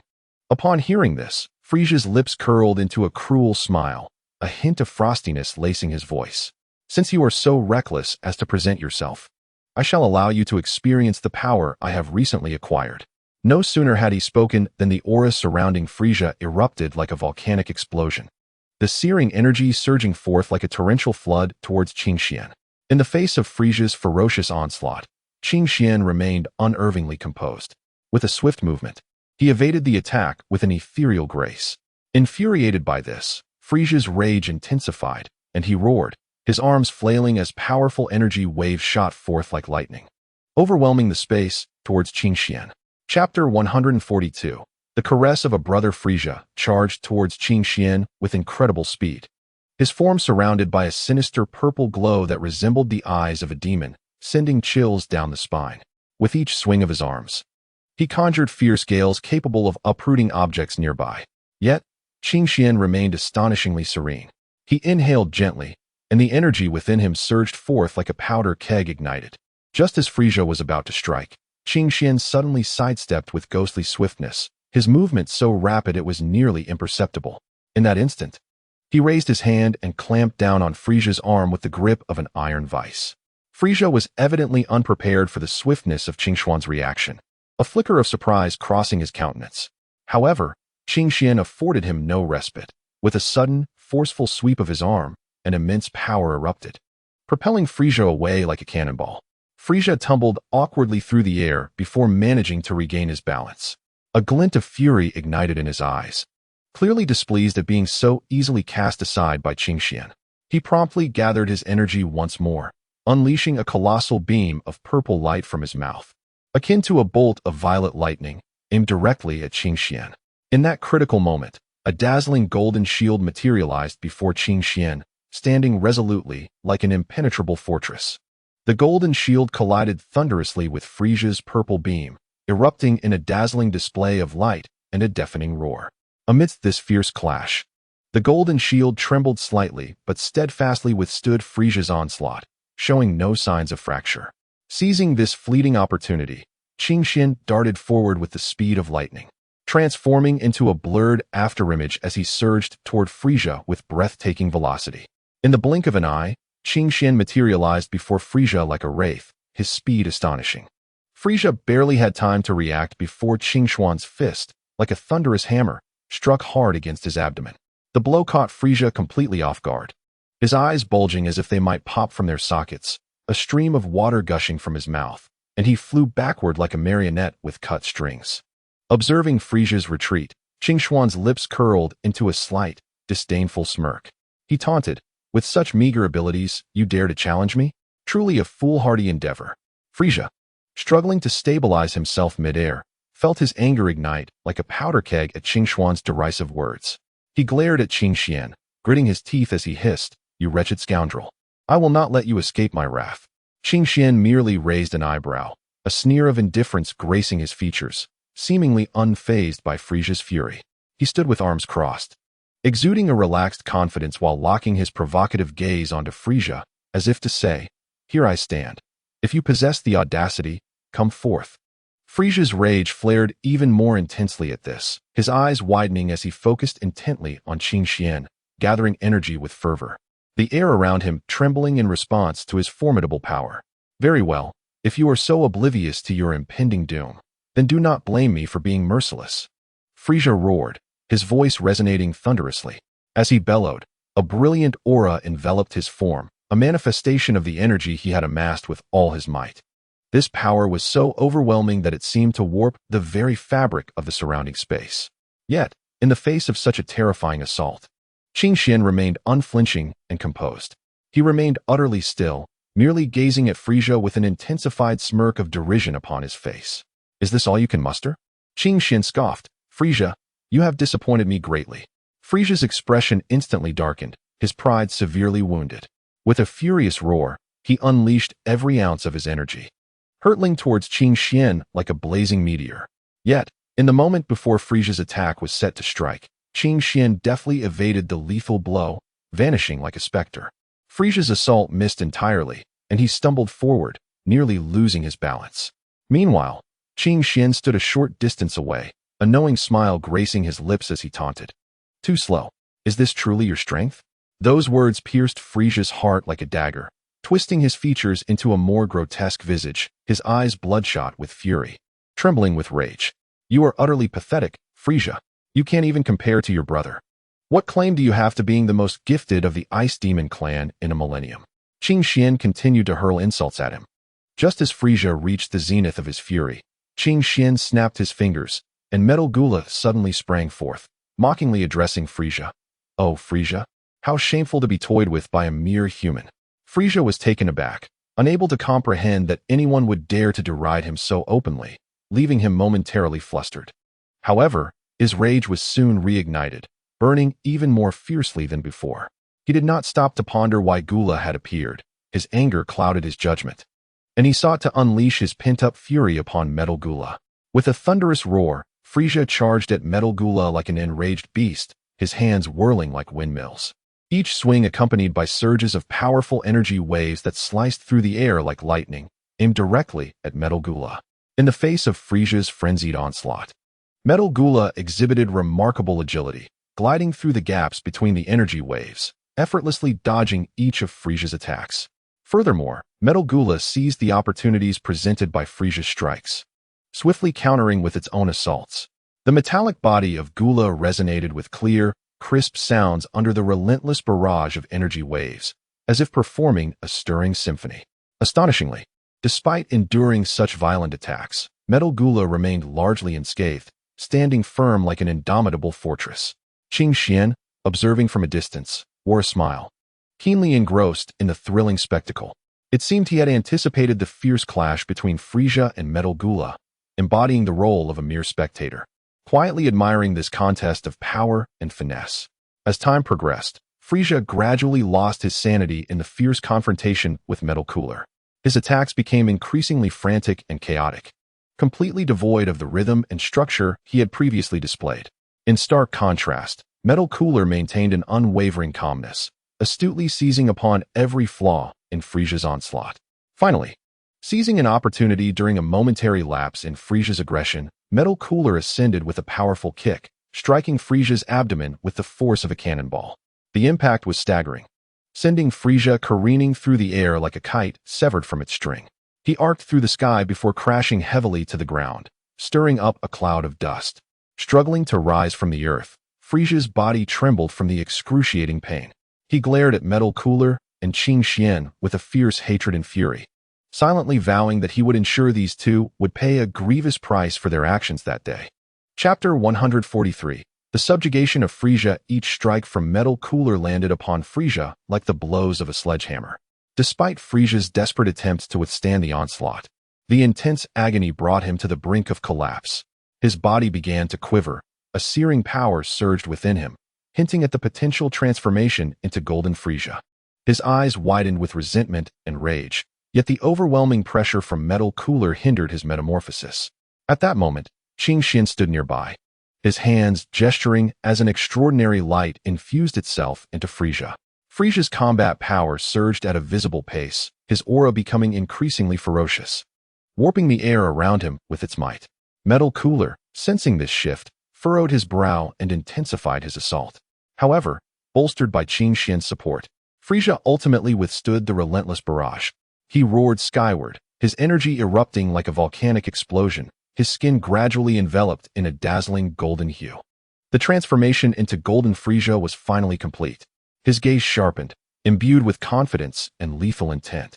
Metal Cooler observed the newly transformed Frisia with a sneer of disdain. Yet in the next instant, Frisia lunged at him like a bolt of lightning, his fists raining down like a torrential downpour. Metal Cooler quickly defended himself, only to realize that Frisia's speed and strength had vastly surpassed his previous state. The tide of battle shifted dramatically, with Frisia gaining the upper hand and forcing Metal Cooler into a defensive position. Metal Cooler regarded Frisia's golden transformation with contempt. He looked upon Frisia's confident and arrogant visage. Ultimately, in a moment of shock for Frisia, Metal Cooler teleported behind him and lashed out with a swift knife-hand strike aimed at Frisia's neck. Though startled, Frisia reacted with remarkable speed, sidestepping the attack while retaliating with a powerful punch. Metal Cooler, unfazed, crossed his arms to easily absorb the blow, the immense force causing the ground to crack beneath them. Is this the extent of your power, daring to be arrogant before me? Gula sneered, and as he spoke, an overwhelming aura surged around him, his scales shimmering with a spectral glow, radiating a sense of dread more terrifying than that of Golden Frisia. Frisia's eyes widened in surprise. While he was aware of Gula's formidable strength, he never imagined that Gula could contend with him so fiercely without transforming into his golden form. Yet, he was not one to concede easily. He concentrated his energy once more, releasing a golden beam that surged toward Gula. In an instant, the two clashed, their fists and legs intertwining in a fierce dance. Each collision accompanied by a resounding boom and an explosion of energy that seemed to warp the very fabric of space around them. After several exchanges, Frisia began to feel the strain, while Gula grew more emboldened with each passing moment. Seizing the opportunity, he delivered a powerful kick to Frisia's abdomen, sending him hurtling away, crashing heavily against a distant mountain peak, which crumbled under the impact, sending dust and debris swirling into the air. Is this truly your limit, Frisia? Gula taunted, his voice laced with disdain as he approached Frisia, each step echoing like a heavy footfall on Frisia's heart, struggling to rise from the ground. Frisia's body bore the scars of their fierce battle, with blood trickling from the corner of his mouth. His eyes reflected a mixture of defiance and despair. Yet he recognized that against Gula, he stood no chance. My dear brother Frisia, Gula continued, I can only imagine the thoughts racing through your mind as you ponder why. Despite your transformation into your golden form, I am still able to engage you in my final form. Gula towered over Frisia, a cold smirk playing on his lips. Frisia's eyes widened in disbelief. He found it inconceivable that Gula could so effortlessly overpower him. A storm of questions and resentment swirled within him, yearning to uncover the secret behind Gula's newfound might. However, Gula offered him no chance for explanation. He suddenly swung his fist with tremendous force, sending Frisia flying through the air to collide violently with a distant wall. Gula advanced, placing a foot firmly on Frisia's face, pinning him down. Leaning closer, he taunted, I shan't hesitate to reveal that all of this is the doing of Lord Qingxian. Were it not for my allegiance to Lord Qingxian, I would not have attained such power, nor would I still be standing here. Upon hearing this, Frisia's body trembled violently, his eyes wide with shock and disbelief. He gazed at Gula, his throat constricted as if choked by an invisible force, rendering him mute. After a prolonged moment, he struggled to lift his gaze towards Qingxian, who wore a faint smile that felt piercing to Frisia's senses. Just then, Gula prepared to unleash another attack, his fist raised high, poised to descend. However, at that critical moment, Qingxian interjected, Gula, spare him for now. Gula halted abruptly, confusion flickering in his eyes as he looked at Qingxian, yet he quickly withdrew his fist. Though his heart was laden with doubt, he had always demonstrated absolute obedience to Qingxian's commands. Qingxian slowly approached Frisia, crouching down to meet his gaze. His voice, though soft, carried an irresistible authority. Frisia, should you choose to submit to me, I can bestow upon you greater power. Frisia clenched his jaw tightly, filled with humiliation and resentment. He could hardly fathom that he had fallen so low as to plead for mercy to preserve his life.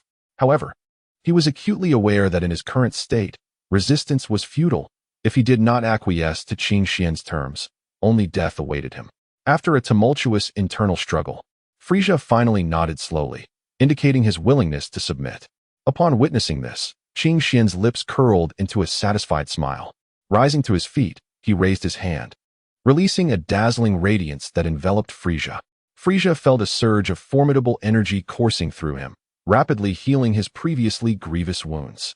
Standing nearby, Gula observed the unfolding events with a darkened expression. Despite his dissatisfaction towards Qingxian, he dared not show any sign of defiance. Fully aware of Qingxian's might and status, opposing him would only bring endless trouble upon himself. Qingxian, with a smile gracing his face, regarded Gula and Frisia, his confidence and dominance palpable. His gaze swept over the two as he spoke slowly. From this day forth, you shall accompany me in the conquest of more worlds. Gula's brow furrowed slightly, as if reluctant to accept this decision, yet he silently nodded in agreement.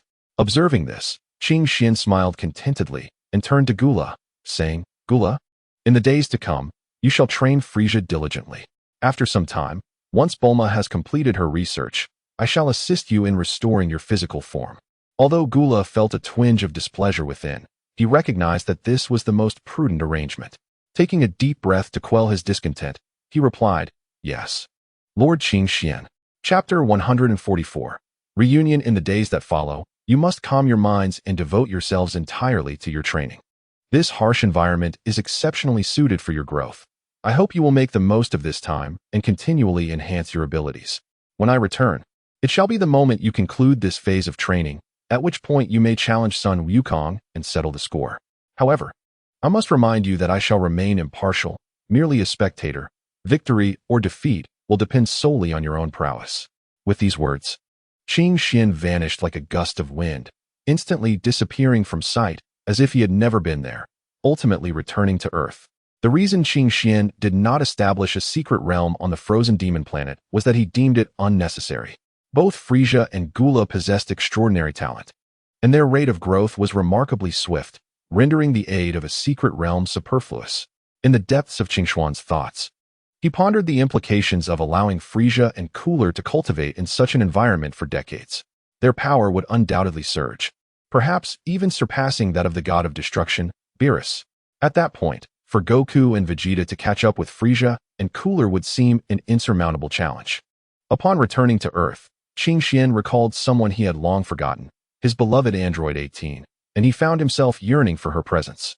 Thus, as soon as he laid eyes on Android 18, he wasted no time. He opened his arms wide and embraced her like a famished tiger pouncing on its prey, planting a fervent kiss on her cheek. This scene left the onlookers, Android 17 and Cell, utterly astonished. Android 17's eyes widened in disbelief, his face etched with a sense of grievance, as if he had endured a profound injustice. Meanwhile, Cell wore an expression of resigned indifference, uninterested in such displays of affection. As for Android 16, being a robot, he exhibited no emotional response whatsoever and remained oblivious to Qingxian and Android 18's affectionate exchange. However, Qingxian and Android 18 were completely immersed in their own world, oblivious to their surroundings. They held each other tightly, sharing passionate kisses, as if time itself had ceased in that moment. After a considerable interval, they slowly parted. Android 18's cheeks were as rosy as ripened apples, and she playfully thumped Qingxuan's chest, chiding him, "You scoundrel, returning and behaving so shamelessly." Qingxian chuckled, adopting a mischievous demeanor, and replied, "I simply missed you too much." His voice brimmed with tenderness, evoking a blush and quickened heartbeat in those who heard it. Unable to bear the spectacle any longer, Android 17 scoffed, all right, you too.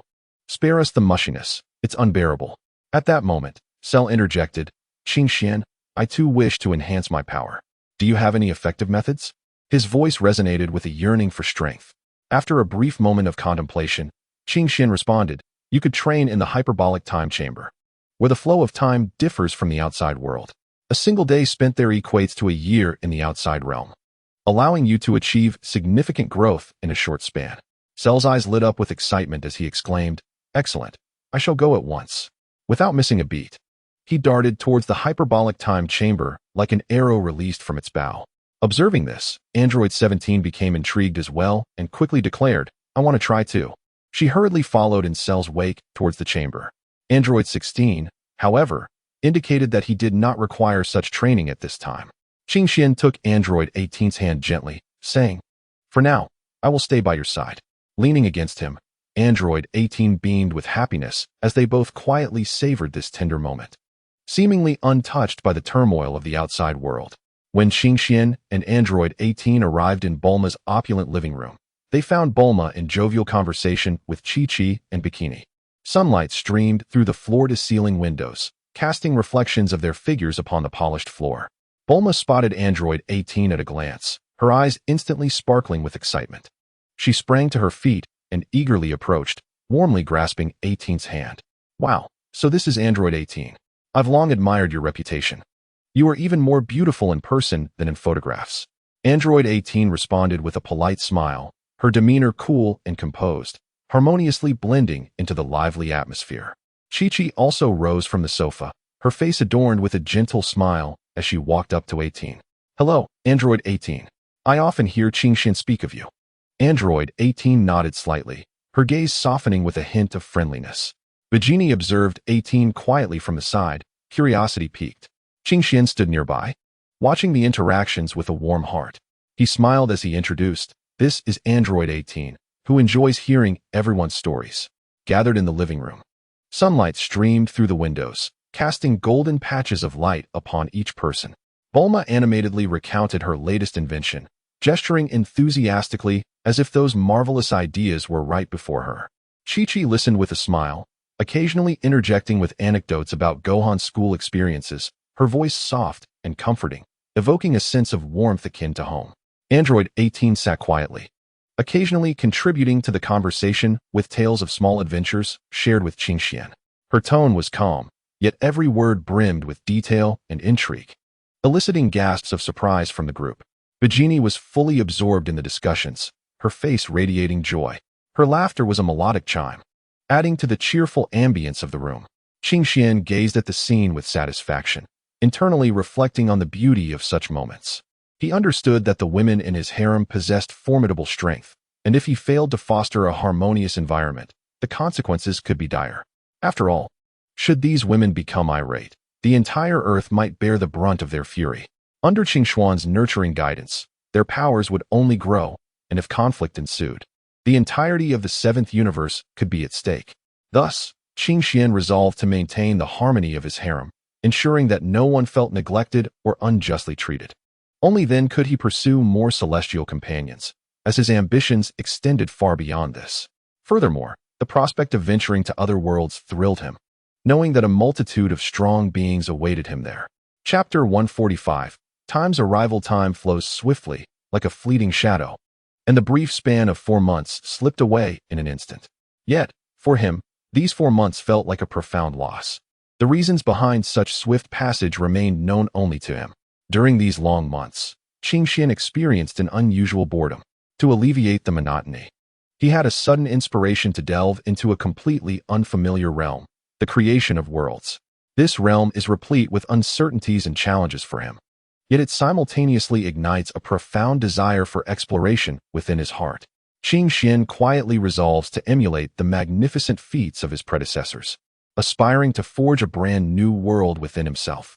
He believes that through relentless effort and cultivation, this world will gradually flourish and its quality will continually enhance.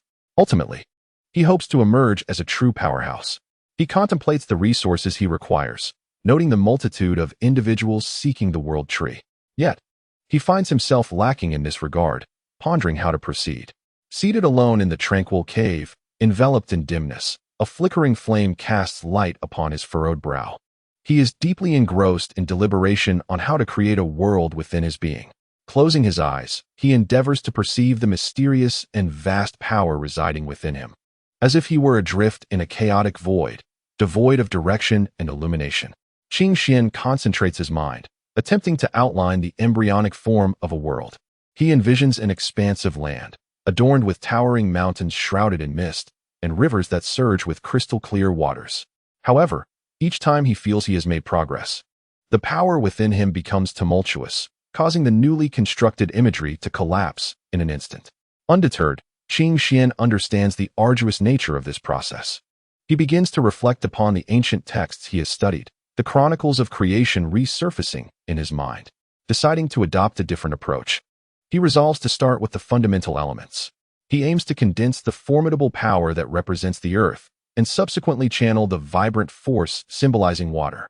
His body trembles slightly, beads of sweat trickling down his forehead, yet he grits his teeth and perseveres. Gradually, a subtle change occurs within him, as if a minuscule core has emerged, emanating a gentle glow. Qingxian senses hope, continuing to meticulously manipulate the power to allow the core to expand. He recognizes that the journey to create a world within himself is still long, yet the progress he has made fills him with confidence, as he firmly believes that success will one day be his. It truly is a challenge, but I cannot simply wait idly, he murmurs to himself.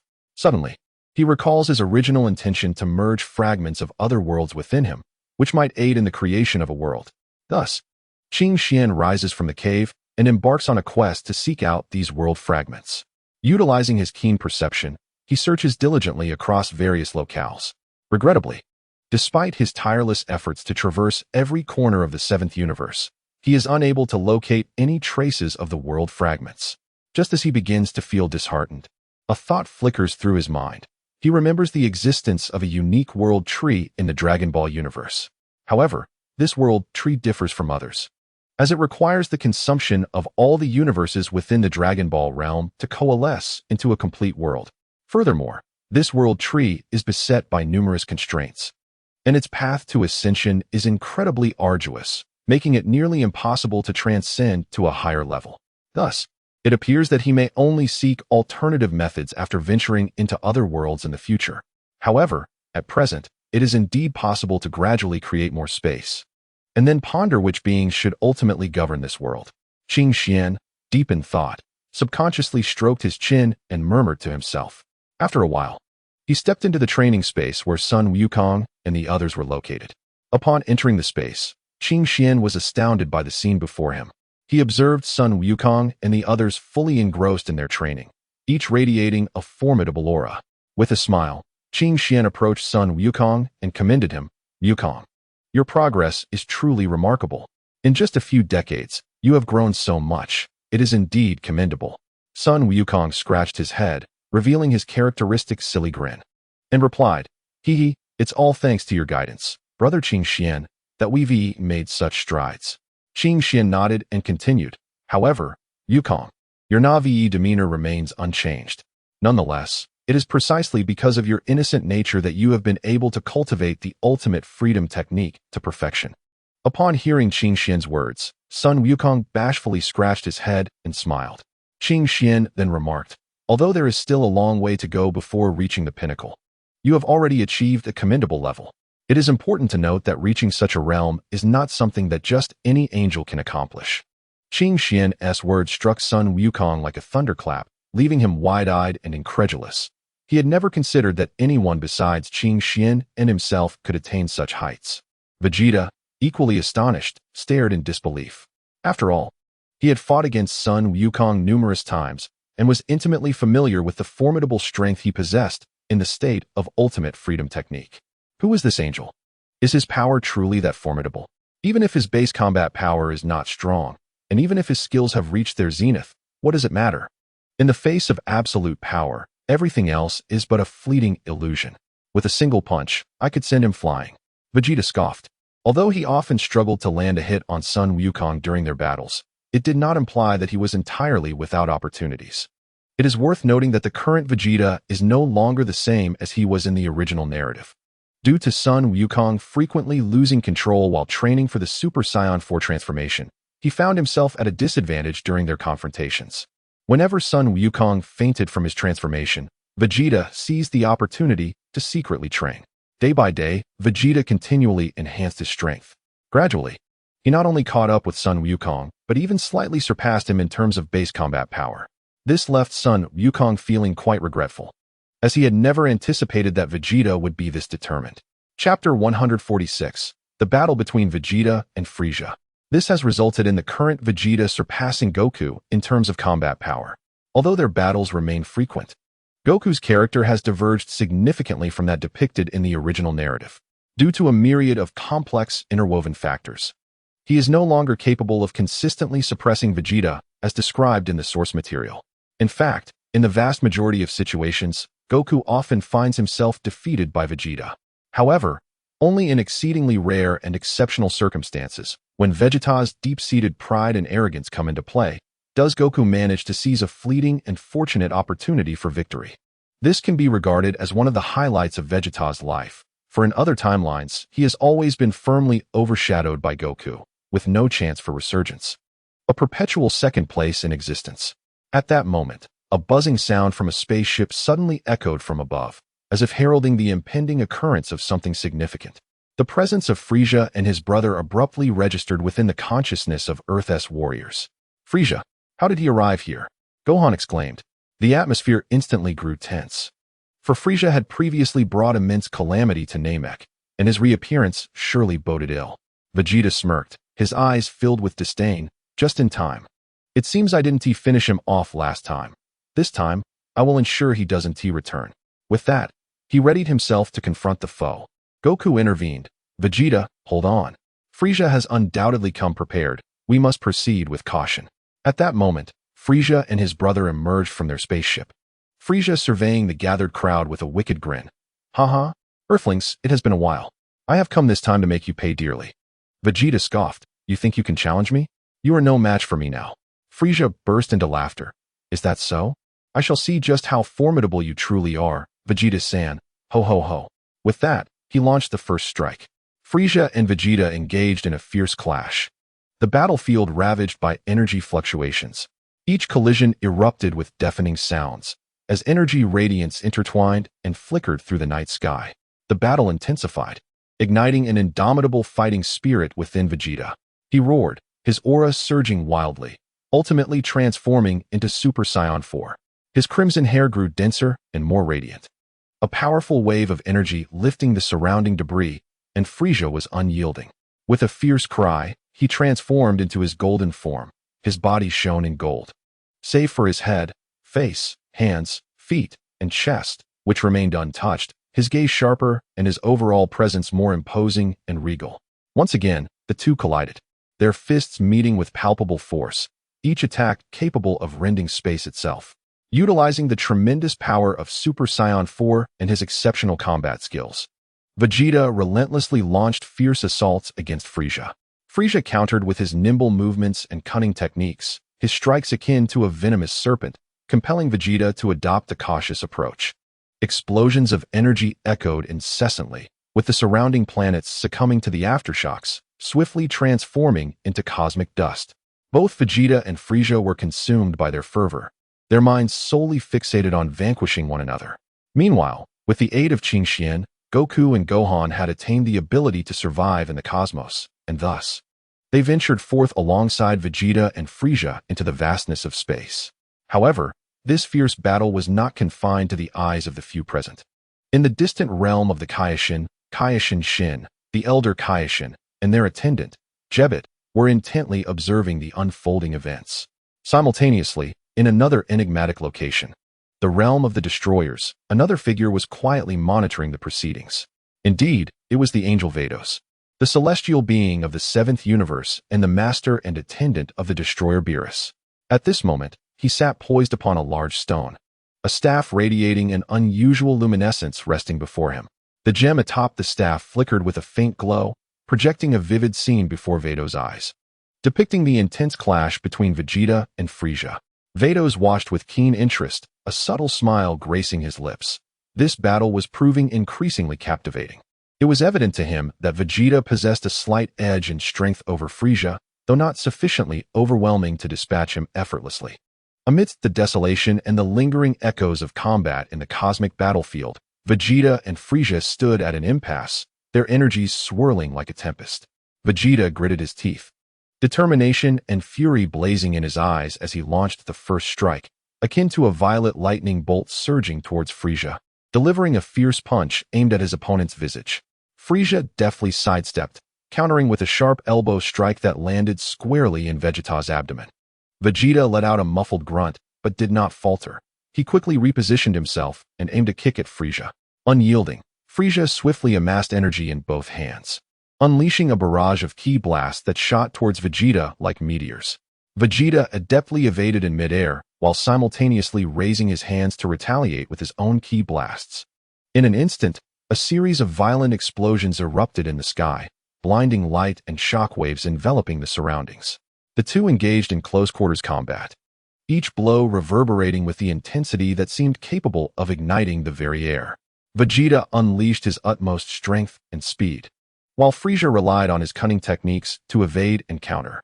Suddenly, Vegeta seized upon a fleeting opening, channeling a formidable energy into his hands, poised to deliver a decisive blow. Frieza, recognizing the threat, concentrated all his might, releasing an even more potent ki blast. The two beams converged in the air, creating a colossal vortex of energy that fractured the ground beneath them. Both Vegeta and Frieza exerted every ounce of their power, their gazes reflecting an unwavering determination to achieve their goals without retreat. At last, Sun Wukong could no longer contain himself. Vegeta, allow me to have a go. You have been fighting for quite some time. It is my turn to join the fray. Sun Wukong's words, though unassuming, ignited Frisia's fury. How dare you insult me? You wretched monkey. I shall obliterate all of you. Frisia bellowed, infusing even more energy into his death ball, the swirling energy becoming increasingly ferocious. Vegeta cast a glance at Sun Wukong and snorted disdainfully. Very well, but do not hinder me. With that, he withdrew some of his energy. Sun Wukong erupted into laughter as he charged onto the battlefield, instantly transforming into a Super Saiyan god, enveloped in golden flames, his formidable aura distorting the very fabric of space around him. Chapter 147. Sun Wukong and Cooler. Just as Sun Wukong was about to engage in battle, a figure suddenly materialized before him. Upon closer inspection, he noted that this individual bore a striking resemblance to Frisia, albeit with slight differences.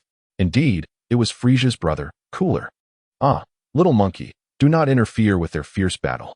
Instead, let me spar with you, Cooler taunted, a mocking smile gracing his lips as he provocatively regarded Sun Wukong. Sun Wukong met Cooler's gaze, a fierce determination flickering in his eyes.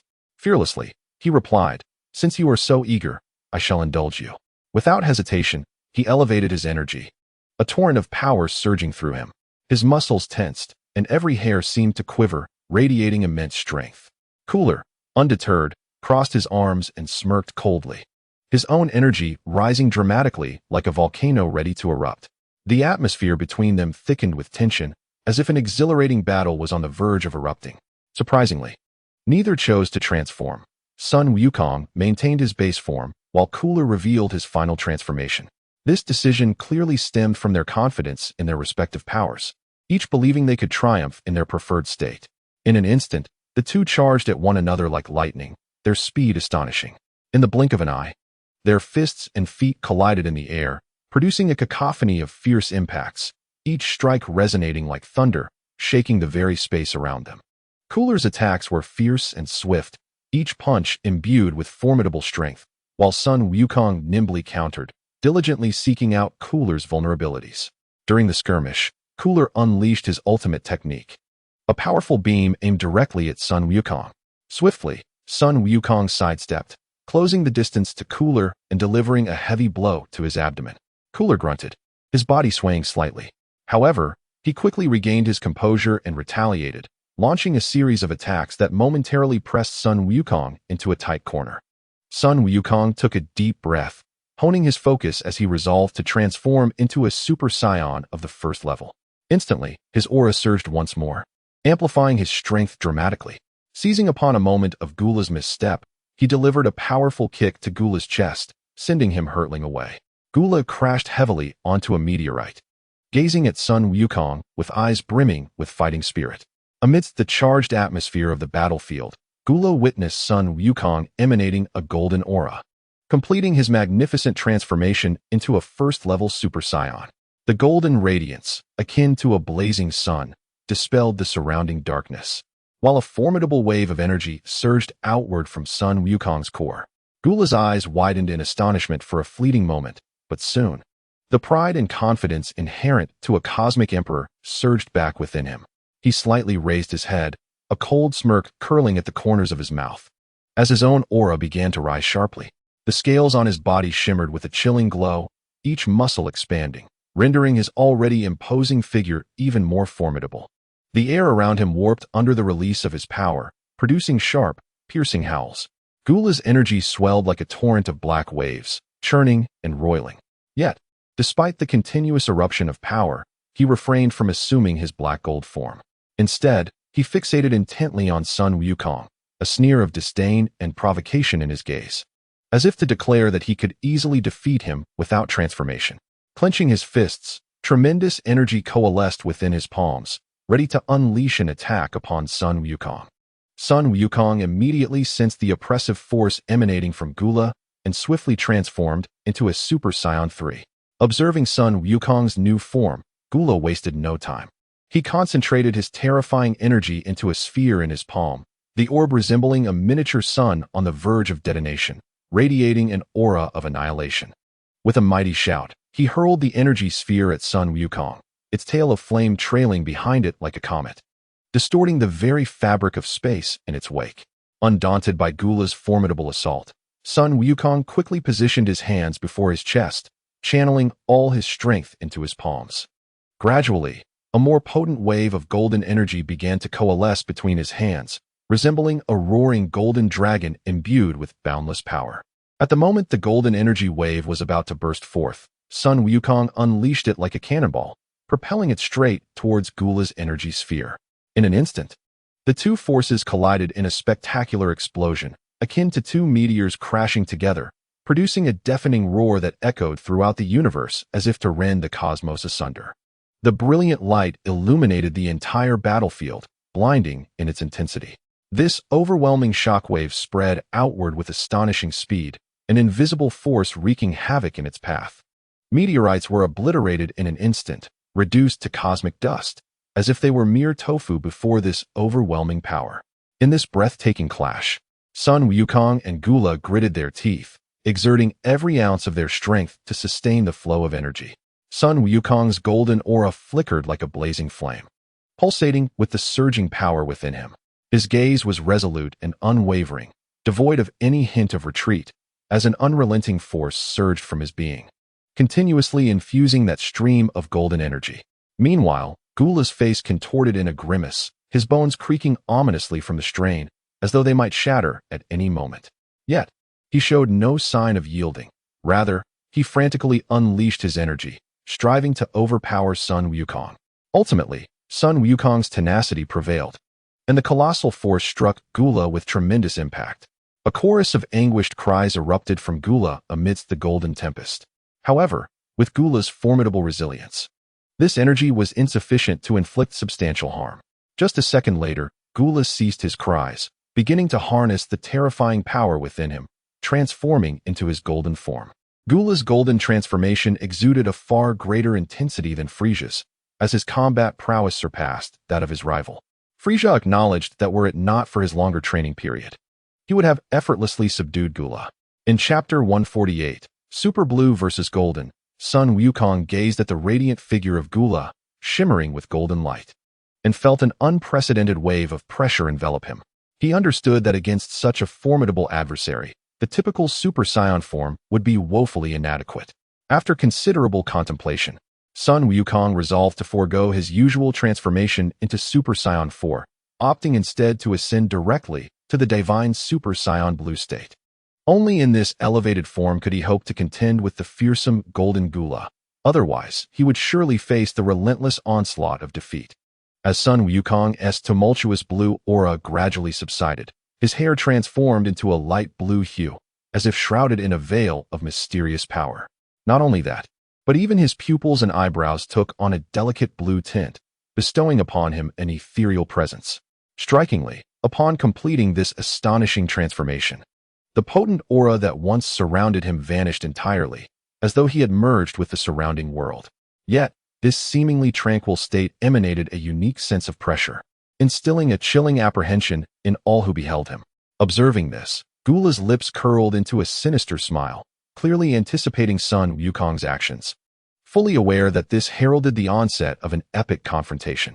In that moment, Sun Wukong and Gula collided once more, like lightning, igniting a cataclysmic clash of energies. The fierce battle left son Gohan, who watched anxiously from the sidelines, in a state of distress. He observed the unfolding situation with deep concern, fearing for his father's safety amidst this life-and-death struggle.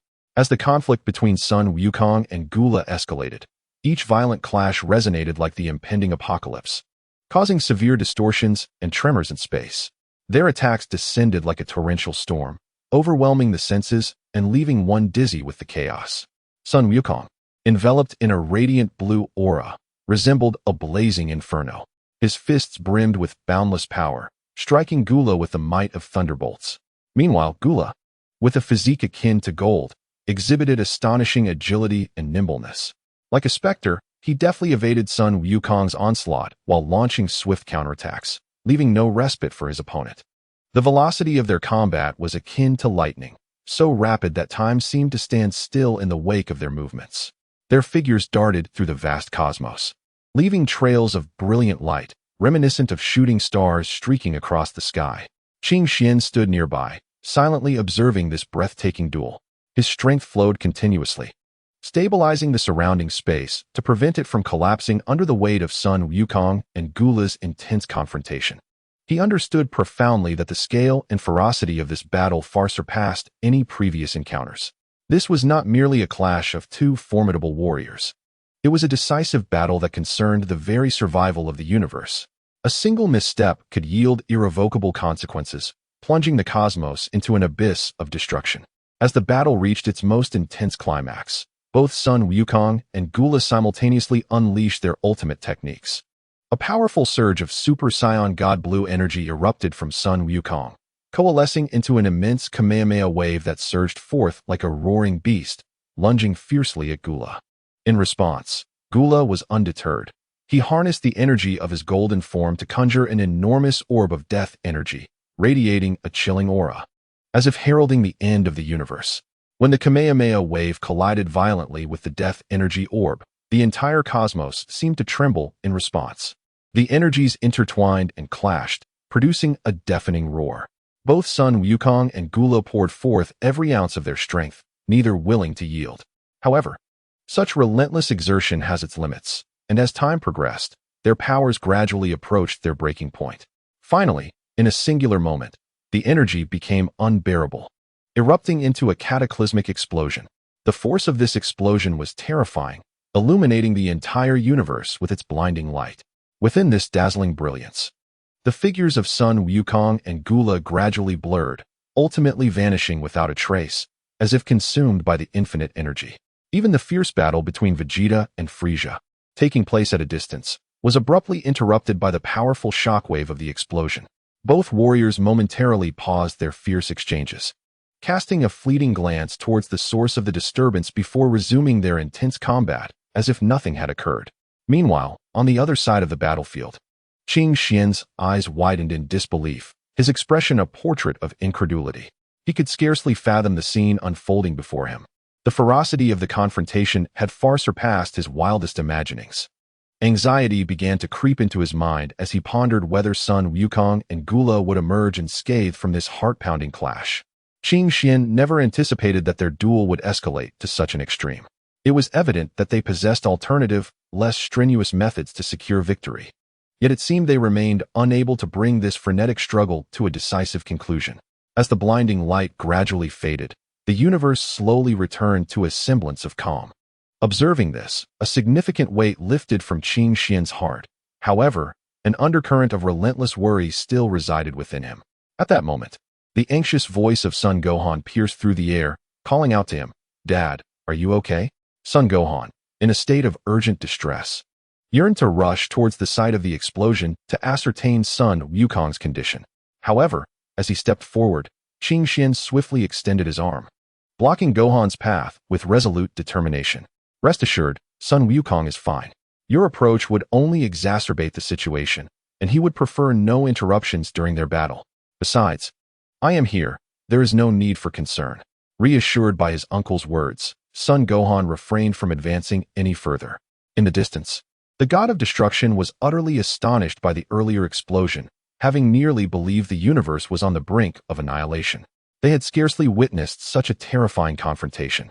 Even the old Kaioshin had seen the god of destruction Beerus in action, yet had never observed him facing a rival of equal strength nor experienced such catastrophic battle repercussions that jeopardized the safety of the universe. Chapter 149. Escalation of combat. As the dazzling light completely dissipated, the figures of Sun Wukong and Gula gradually came into focus. They stood firmly in place, seemingly unfazed by the intense battle they had just endured. Astonishingly, neither bore a single scar, a testament to the extraordinary resilience of their bodies. At this moment, both Sun Wukong and Gula refrained from immediately re-engaging, choosing instead to stand still, regulating their breath and replenishing their strength in preparation for the potentially larger-scale confrontation that lay ahead. Concurrently, on another battlefield, the fierce clash between Vegeta and Frieza was nearing its conclusion. Indeed, Vegeta had successfully transformed into Super Saiyan God Blue, significantly amplifying his power. In contrast, though Frieza still maintained his golden form, his strength had undergone a marked transformation since the Tournament of Power. It was evident that through this period of training, Frieza had made significant advancements in his prowess.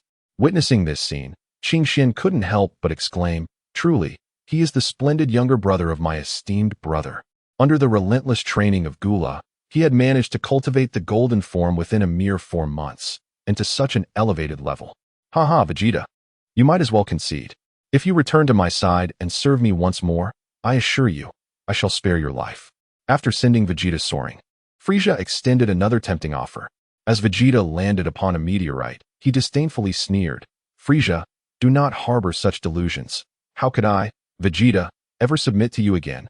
With that, his aura surged dramatically, the divine blue light of the Super Saiyan God radiating even more brilliantly.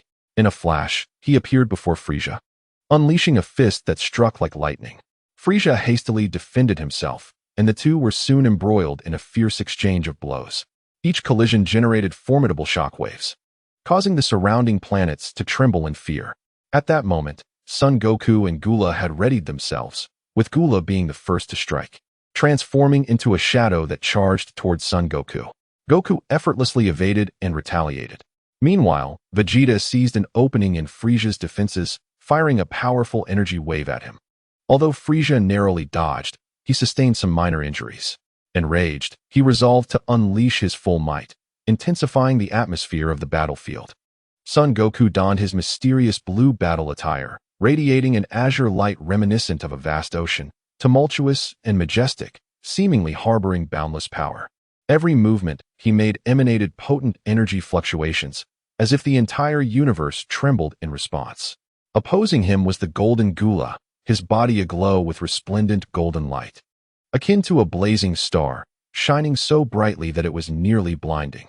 He exuded an unparalleled aura of strength, a confidence derived from absolute power, instilling an overwhelming sense of pressure. In that moment of tense confrontation, the battle erupted instantaneously.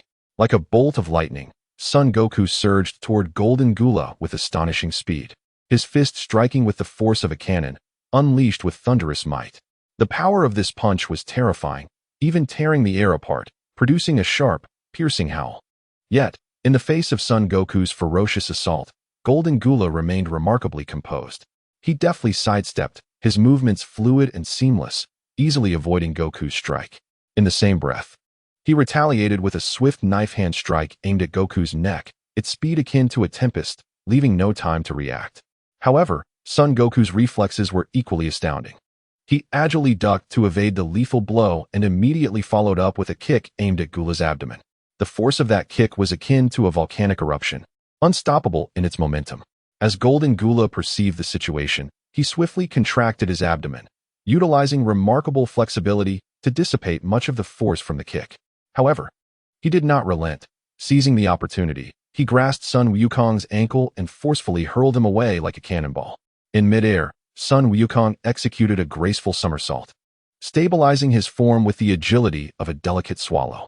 His hands moved with the swiftness of lightning, instantaneously coalescing into a massive blue energy sphere, resembling a radiant blue sun, exuding a blinding brilliance. This energy sphere, imbued with boundless power, surged towards Golden Gula at a meteoric pace. Unfazed, Golden Gula raised his hands abruptly, unleashing a torrent of formidable golden energy from within, swiftly materializing into an indomitable golden shield. At the moment the blue energy sphere collided with the golden shield, the entire cosmos seemed to tremble.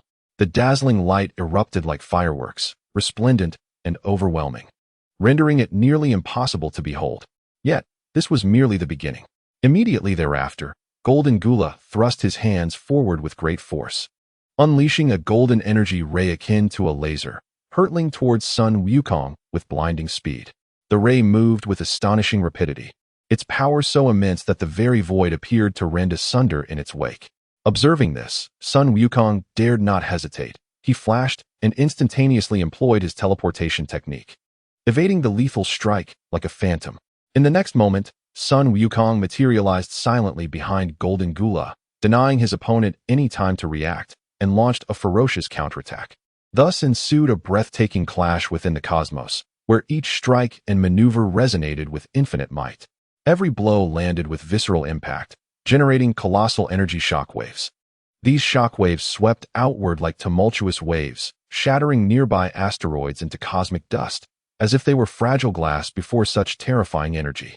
Fortunately, they had ventured into this desolate region devoid of life. Otherwise, such cataclysmic energy collisions would surely wreak havoc upon surrounding planets and the vast expanse of space. Huh. Sun Wukong, is this all the power you possess?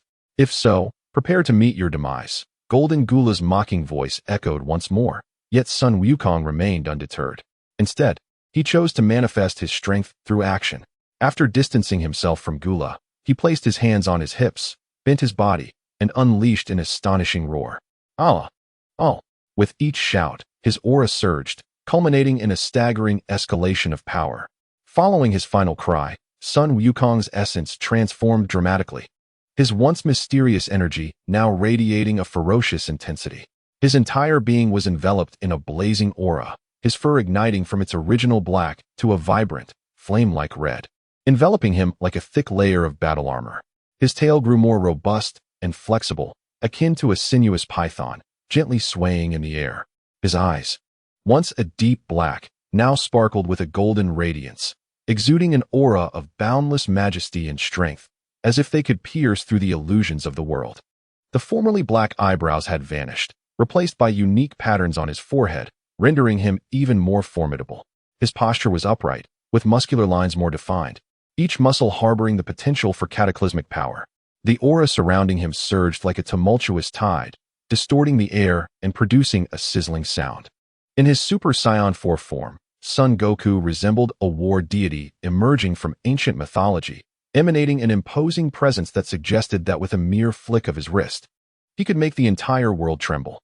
He was encircled by golden lightning, resembling a moving center of a storm, and wherever he roamed, all would submit to his might.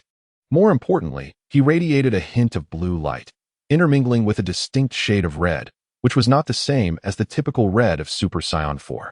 This unique crimson aura, characteristic of Super Saiyan God, now manifested in Son Goku's Super Saiyan 4 form, signifying his successful fusion of Super Saiyan 4 with Super Saiyan God.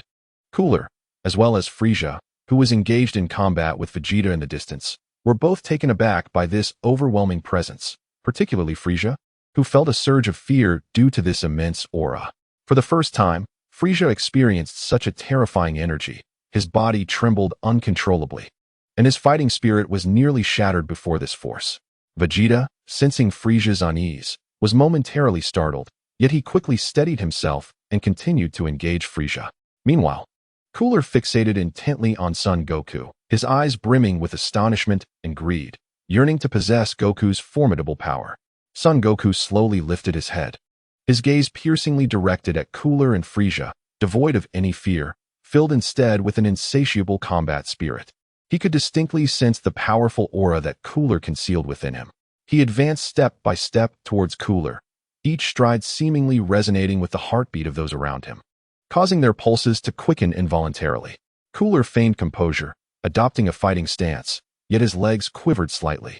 Just as Son Goku was about to close in on Cooler, Frieza suddenly abandoned Vegeta and charged at Son Goku, attempting a sneak attack from behind. The corners of Son Goku's mouth curled slightly, as if he had anticipated Frieza's move. He simply sidestepped and countered with a punch, sending Frieza hurtling away. Frieza crashed into a mountain on a distant planet, causing it to collapse instantly and raise a cloud of dust. Cooler understood that his current state was insufficient to defeat Son Goku. He needed to unleash his full fighting potential. With a mighty roar, his once golden form transformed into a silvery hue. His entire presence surged exponentially, now matching that of Sun Wukong.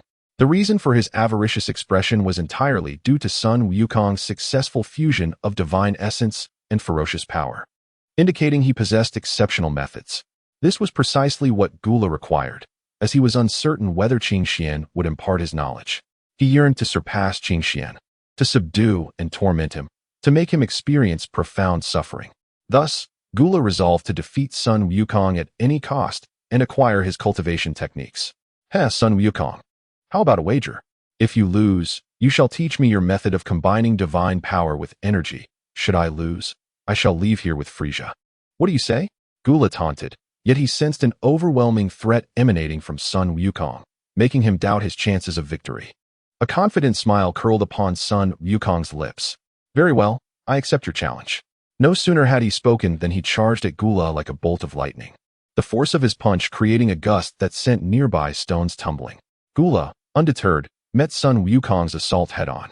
In an instant, their fists collided with the ferocity of shooting stars, producing a deafening roar that seemed to resonate throughout the cosmos. The powerful energy waves radiated outward like tumultuous tides, causing even planets to tremble in their wake. Vegeta stood by, witnessing this breathtaking clash, his fighting spirit ignited. He resolved that once he dealt with the nuisance of Frieza, he would join this life-and-death struggle. Meanwhile, Frieza struggled to rise from the rubble, his body battered and his eyes filled with dread, yet unwilling to be left behind. He gritted his teeth and charged once more at Vegeta. On the other side, the battle between Sun Wukong and Gula had reached a fever pitch. Their figures flickered through the void like entwined bolts of lightning, each fierce collision threatening to tear the very fabric of space. In a critical moment, Sun Wukong seized a fleeting opportunity, gathering every ounce of his strength to unleash a devastating Kamehameha wave, hurtling towards Gula like a blazing meteor. Gula's eyes widened in shock as he exerted all his might to withstand this cataclysmic blow. However, the sheer power of Sun Wukong's attack proved too overwhelming. Despite Gula's utmost efforts, he was ultimately sent flying, akin to a severed kite, crashing heavily to the ground. Struggling to rise, Gula realized his defeat was inevitable.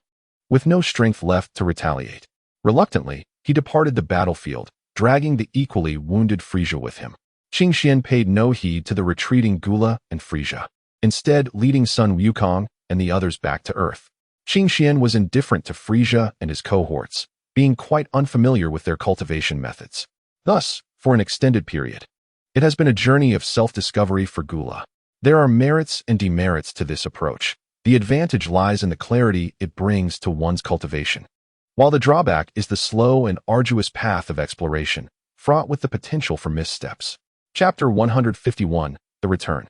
Let us return and dedicate ourselves to our training, Qing Xian declared, his expression grave as he regarded Sun Wukong and the others. His words bore an urgency, as if to impress upon them the fleeting nature of time and the necessity for diligence.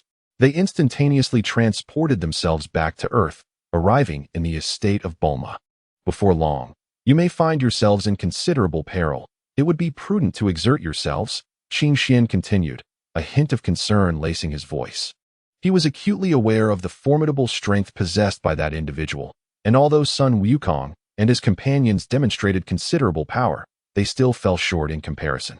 Despite your current prowess, that individual surpasses you in strength, rendering you incapable of matching him. Qing Xian candidly articulated this harsh reality. His intent was not to undermine the confidence of Sun Wukong and his allies, but to instill in them a recognition of the daunting challenges ahead. Moreover, that individual could obliterate Earth at any moment.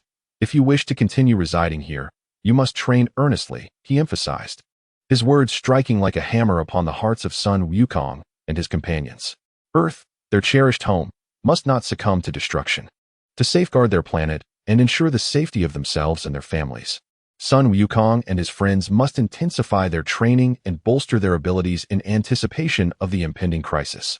Upon hearing Qing Xuan's words, Sun Wukong's gaze hardened.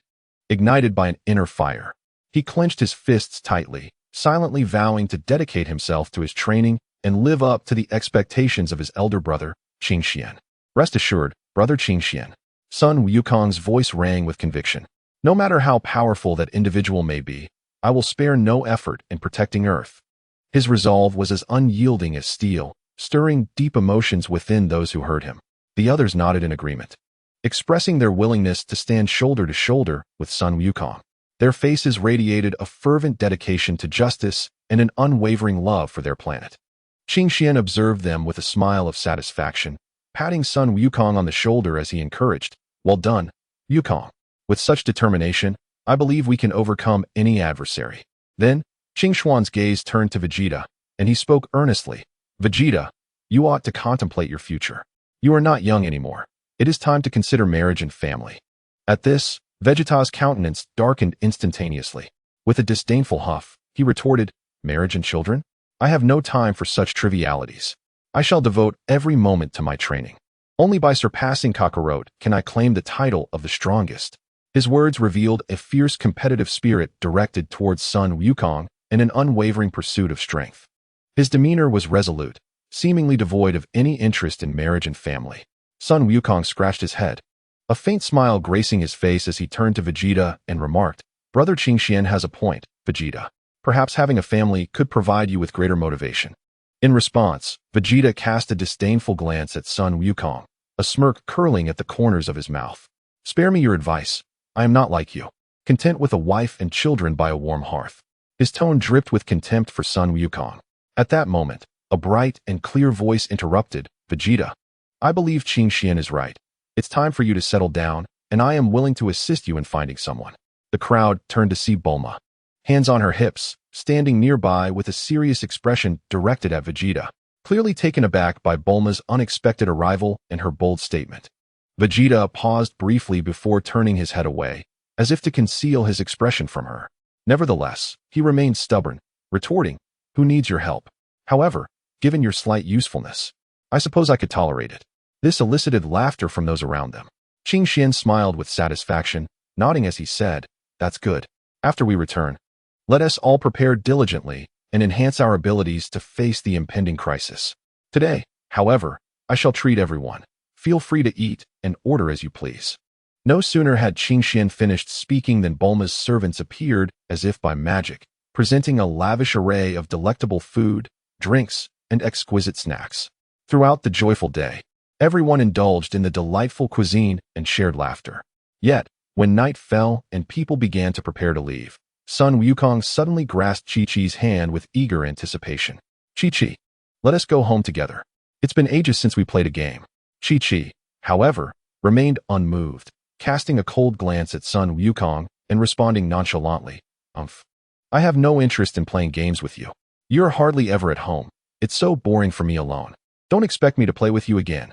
Sun Wukong, growing anxious, quickly explained, "I know I'm often away, but I have my own responsibilities.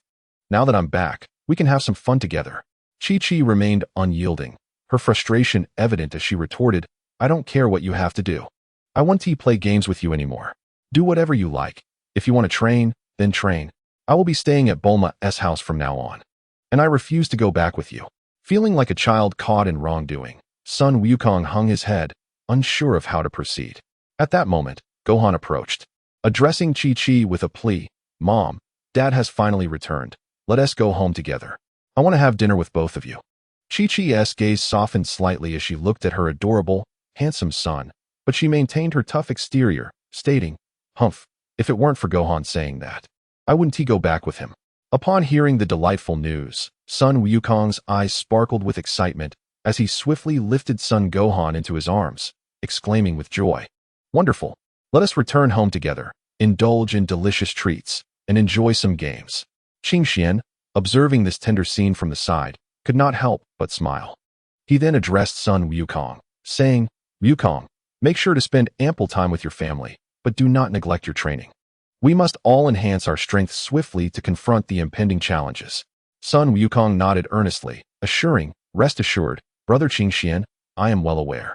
Subsequently, the family joined hands, joyfully making their way home, while the others dispersed, preparing for the forthcoming trials. Chapter 152, Illusions Before You Return. "Please wait for a moment in the living room. I need to discuss something with Bulma and Brother Qingxian," Chi-Chi gently instructed, leading Sun Wukong and Son Gohan into Bulma's living room. Without hesitation, Sun Wukong plopped down onto the sofa, brimming with excitement as he said, "All right, Chi-Chi, hurry along. We shall watch television here. It has been ages since I last enjoyed some television."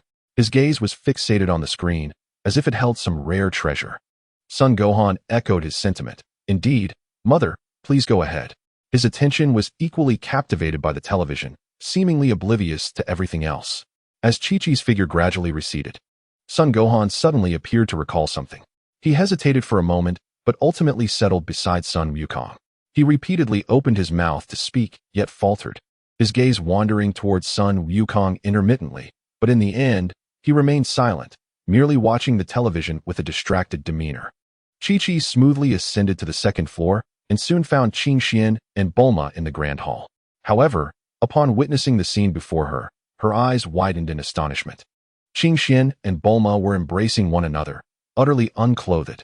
Yet, Chi-Chi felt no embarrassment or awkwardness. She swiftly shed her own garments as if they were merely cumbersome hindrances. Without hesitation, she joined the conversation between the two. Brother Qingxian, do you truly want me to return and play games with that fellow Sun Wukong? Chi-Chi's voice carried a hint of dissatisfaction and confusion. Are you planning to abandon me? Her gaze fixed intently on Qingxian, as though seeking answers within his eyes. Haha. Qingxuan's laughter erupted suddenly, reverberating through the air like a melodious echo. How could I possibly forsake such an adorable Chi-Chi? The reason I suggested your return is to keep Sun Wukong in the dark, he said, a wicked smile curling at the corners of his mouth, sending a shiver down the spine. However, Chi-Chi was evidently dissatisfied with Qingxuan's response.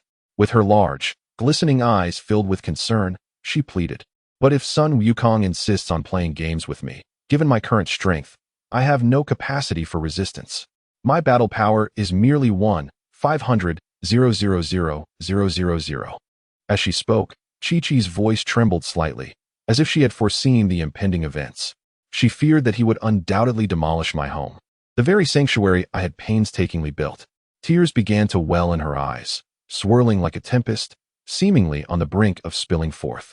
Observing her distress, Qingxian quickly offered his reassurance. Fear not.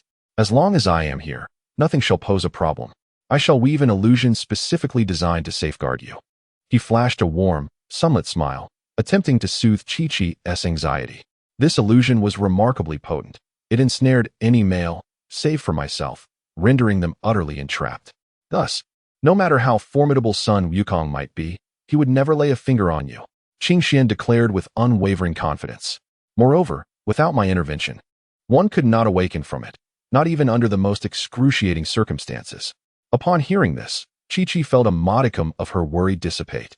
Yet she continued to bite her lip, her eyes betraying flickers of fear and concern. But what if Sun Wukong did discover this illusion? Her voice quivered, laden with trepidation at the mere thought. Qingxian, noticing her distress, comforted her once more. Do not fret, Chi-Chi. This illusion is remarkably powerful. Even the destroyer god Beerus would find it difficult to discern, let alone Sun Wukong. His tone exuded confidence, as though he possessed absolute faith in his magical prowess. Beside them, Bulma chimed in. Indeed, Chi-Chi, do not frighten yourself unnecessarily. With Qingxuan's capabilities, there is no cause for concern. Her words provided Chi-Chi with a slight measure of solace. Qingxian smiled gently, then swiftly formed hand seals, murmuring incantations. As his words resonated, a dazzling light erupted from his hands, reminiscent of the first rays of dawn, warm and gentle. This luminous aura enveloped Chi-Chi like a delicate veil, instilling within her a profound sense of security and comfort. All is set. The illusion has been established, Qingxian proclaimed with a smile. From this moment forth, should any male harbor ill intentions towards you, the illusion will activate automatically to ensure your safety. Chi-Chi gazed at Qingxian with gratitude, saying, Thank you, brother Qingxian. He affectionately ruffled her hair and replied, Go on and join Sun Wukong and the others. Remember to adhere to the plan. Chi-Chi nodded, preparing to tidy her attire before descending to find Sun Wukong and Sun Gohan. Suddenly, Qingxian embraced her once more, engaging in an exchange that lasted for 2 hours. Meanwhile, Sun Wukong, puzzled by Chi-Chi's prolonged absence, contemplated checking on her when he finally spotted her returning. Chi-Chi, you're back. Let us go. I'm eager to resume our game. Chi-Chi, however, disregarded Sun Wukong's enthusiasm and walked past him. Come, Gohan, let us return home. It has been far too long since I last visited. Upon hearing this, Sun Wufan felt quite embarrassed, as he understood that without him and Sun Wukong at home, Chi-Chi must have been exceedingly lonely, bored, and even fearful. Thankfully, Qingxian was there to keep her company, which had alleviated her distress considerably. Sun Wukong scratched his head, looking utterly perplexed, unable to comprehend the sudden shift in Chi-Chi's demeanor. Nonetheless, he trailed behind her, muttering, Chi-Chi, what's wrong? Didn't we agree to play games together? With a resigned glance at Sun Wukong, Sun Wufan whispered, Dad, perhaps Mom is weary. Let us head home for now. After exiting Bulma's residence, Chi-Chi swiftly employed her flight technique, soaring towards her home on Baozi Mountain. Upon arriving, she directly entered her room and locked the door. Outside, Son Wukong anxiously knocked on the door, calling, "Chi-Chi, open up. Let us play games together." His voice was filled with confusion and urgency. Sun Wufan tugged at Sun Wukong's sleeve and said softly, "Dad, let Mom rest for a while." Chapter 153. Together Sun Wukong, however, was unconcerned by such matters. With unbridled joy, he followed Chi-Chi, bouncing back to the room like an exuberant child. Yet, he remained blissfully unaware of the surprise that awaited him. Upon entering the room, Sun Wukong seemed to be enchanted, abruptly becoming a statue, standing still as if he had lost all awareness. As for Chi-Chi, she merely cast a fleeting glance at him, seemingly indifferent to his state. Then, she hurriedly turned and entered the bathroom, preparing for a long, soothing bath. Perhaps due to the tension from her earlier conversation with Qing Xian, Chi-Chi was drenched in perspiration, desperately needing to wash away her fatigue and unease. She lingered in the bathroom for quite some time, not because she required such an extended bathing period, but rather because she dreaded facing Sun Wukong again. She preferred to remain in solitude within the bathroom rather than confront the hypnotized Sun Wukong outside. While Chi-Chi was lost in her thoughts in the bathroom, a sudden voice resonated from the room, piercing through her ears. A wave of anxiety washed over her, fearing that Sun Wukong had broken free from the enchantment. Without a moment to ponder, she hastily wrapped herself in a towel and dashed out of the bathroom to investigate. However, upon witnessing the scene before her, she was completely taken aback. It was not Sun Wukong she saw, but another figure, Qing Xian. Qing Xian stood before Sun Wukong, waving his hand, then nonchalantly strolled to the bed and lay down, seemingly waiting for Chi-Chi to finish her bath.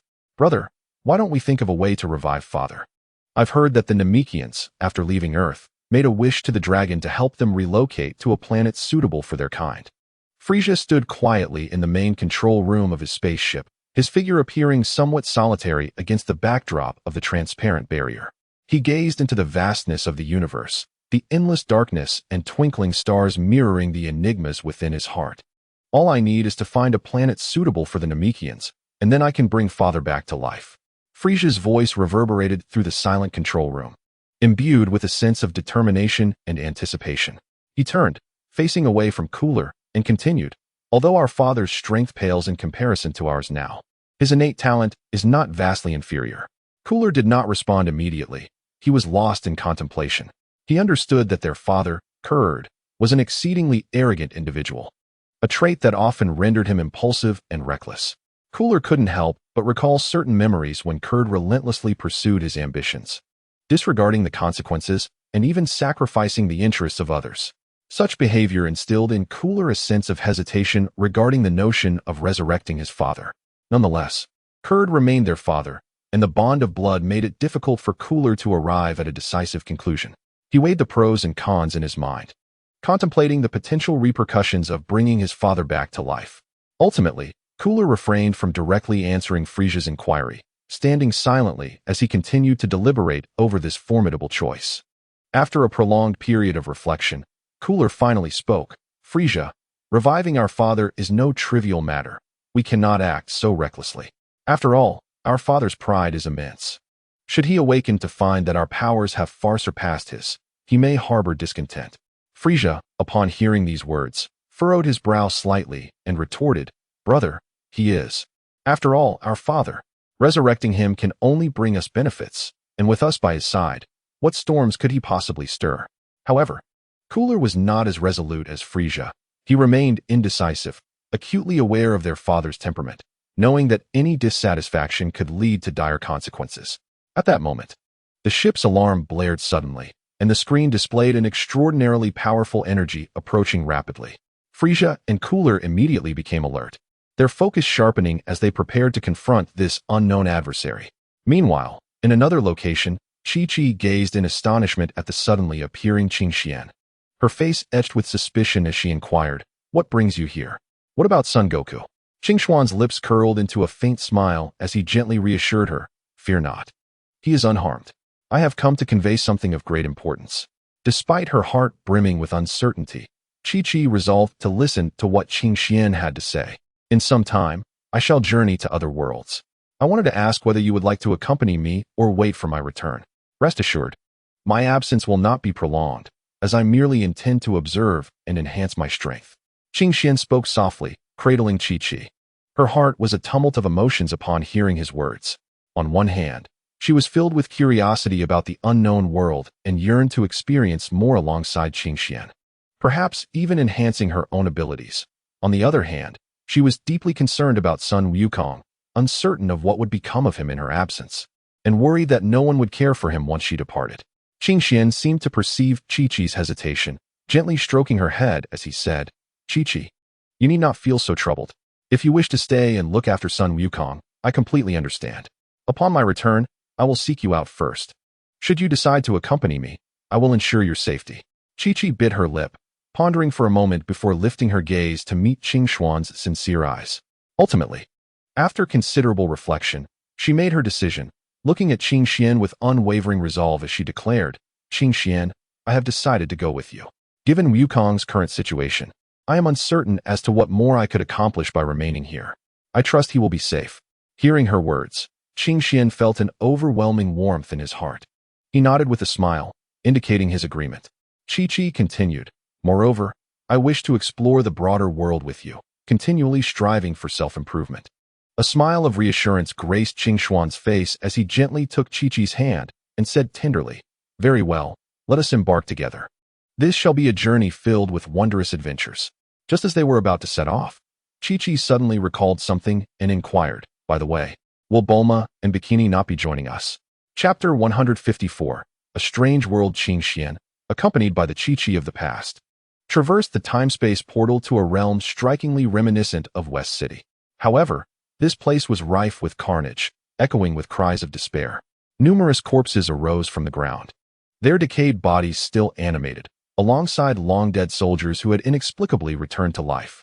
They rampaged across the land, heedless of their surroundings and the safety of the living. Firearms and ammunition were indiscriminately discharged, resulting in widespread devastation and chaos. Even more astonishing was the resurrection of extraterrestrials, once vanquished by son Wukong and his companions on Earth, now revived in this very realm. What could possibly explain this? Chi-Chi's face drained of color in fright, her grip tightening on Qing Xuan's arm as her body trembled uncontrollably. Her voice stammering, What is this place? How could this be happening?" Qing Xian furrowed his brow, equally unprepared for the terror that surrounded them. Confronted by this harrowing scene, his heart brimmed with unease and confusion. At that moment, a foul-smelling, grotesque corpse lunged at them. Qing Xian reacted with remarkable swiftness, delivering a powerful kick that sent the decaying body flying. Yet, this was merely the beginning. More resurrected foes surged from all directions, encircling Qing Xian and Chi-Chi in an impenetrable ring. Without hesitation, Qing Xian resolved to break through the encirclement, pulling Chi-Chi along with him. He tightly grasped Chi-Chi's hand and charged forward without hesitation. However, just as they were striving to break through, a tremendous roar suddenly echoed from the sky. Qing Xian looked up and beheld a colossal wave of energy, akin to a blazing meteor, hurtling towards them with astonishing speed. Realizing the imminent danger, Qing Xian swiftly maneuvered to the side, pulling Chi-Chi with him. The energy wave crashed to the ground, stirring up a cloud of dust. Wherever it struck, houses collapsed, trees splintered, and chaos ensued. The source of this formidable energy wave was none other than the resurrected Frieza. With both hands, he relentlessly unleashed powerful energy, each attack resulting in catastrophic consequences. Qing Xian stood nearby, his gaze fixed intently on son Wukong, who was locked in a fierce battle with Frieza. He meticulously observed every movement and technique from both sides, gradually gaining a clearer understanding of the world in which they found themselves. After a period of contemplation and analysis, Qing Xian concluded that they were currently within the realm of the resurrected fusion of son Wukong and Vegeta from the theatrical version. In this universe, son Wukong and Vegeta were engaged in a thrilling battle against the evil spirit wave in the underworld. However, this time, Qing Xian did not intend to take son Wukong and the others as disciples as he had previously. Instead, he harbored a different plan: to impart all knowledge regarding the Saiyan training techniques and transformation methods without reservation. Once they achieved a certain level of proficiency in these areas, he would then decide whether to accept them as disciples based on the circumstances. Additionally, Qing Xian had another critical objective for his visit: to enable Chi-Chi to absorb the evil spirit wave. He was acutely aware that this would not be an easy task for her. Yet he was confident in his ability to assist her in fully absorbing the wave without triggering any adverse effects. At present, however, Chi-Chi remained oblivious to this plan. It was easy to imagine that if she were to discover Qingxuan's intentions, she would vehemently oppose it, as absorbing the evil spirit wave was fraught with uncertainty and peril. Chi-Chi, let us first observe your counterpart in this timeline, as well as Bulma and the others, to see if they require assistance. In this realm, your powers are akin to those of ordinary individuals, Qingxian gently remarked, wrapping his arm around Chi-Chi's slender waist. Yet, Chi-Chi's mind was racing with thoughts. She understood that Qingxuan's ambitions extended beyond what he had revealed, and she was keenly aware of his true desires. The more she pondered, the more her cheeks flushed with embarrassment. Before Chi-Chi could respond, a ki blast hurtled towards their position. Qingxian reacted swiftly, teleporting with Chi-Chi to evade the attack, which detonated in the spot where they had just stood, sending up a cloud of smoke. Amidst the dust, a resurrected member of the Jinyu force emerged, grinning maniacally as he began to gather energy for another strike. Qingxian frowned. He had no time to waste entangled with these minor adversaries. With a subtle wave of his hand, a powerful energy blade shot forth, cleaving the Jinyu member in two. As the relentless adversaries continued to swarm, an increasing number of resurrected beings surrounded them. Qingxian, accompanied by Chi-Chi, fought while moving towards the direction where Bulma and the others were located. Along the way, they faced various attacks, which Qingxian skillfully neutralized. At last, they caught sight of Bulma and her companions from a distance. At that moment, Bulma and her group were hiding behind a shelter, their faces etched with terror as they observed the chaos around them. Qingxian hastened towards them, calling out to Bulma, "Do not panic, I am here." Just then, Frisia seemed to sense the commotion and turned to unleash a massive energy sphere toward them. Qingxian immediately concentrated his formidable energy, preparing to strike Frisia down once more. In this critical moment, Sun Wukong rushed in like a bolt of lightning, his speed akin to a swift gale, arriving on the battlefield in an instant. Without hesitation, he extended his palm and forcefully struck the energy sphere.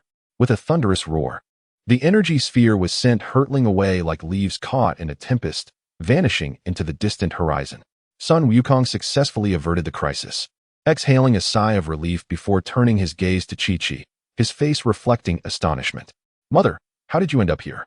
I distinctly saw you at Baozi Mountain just moments ago. How did you arrive in Shidu so quickly?" he inquired, filled with curiosity.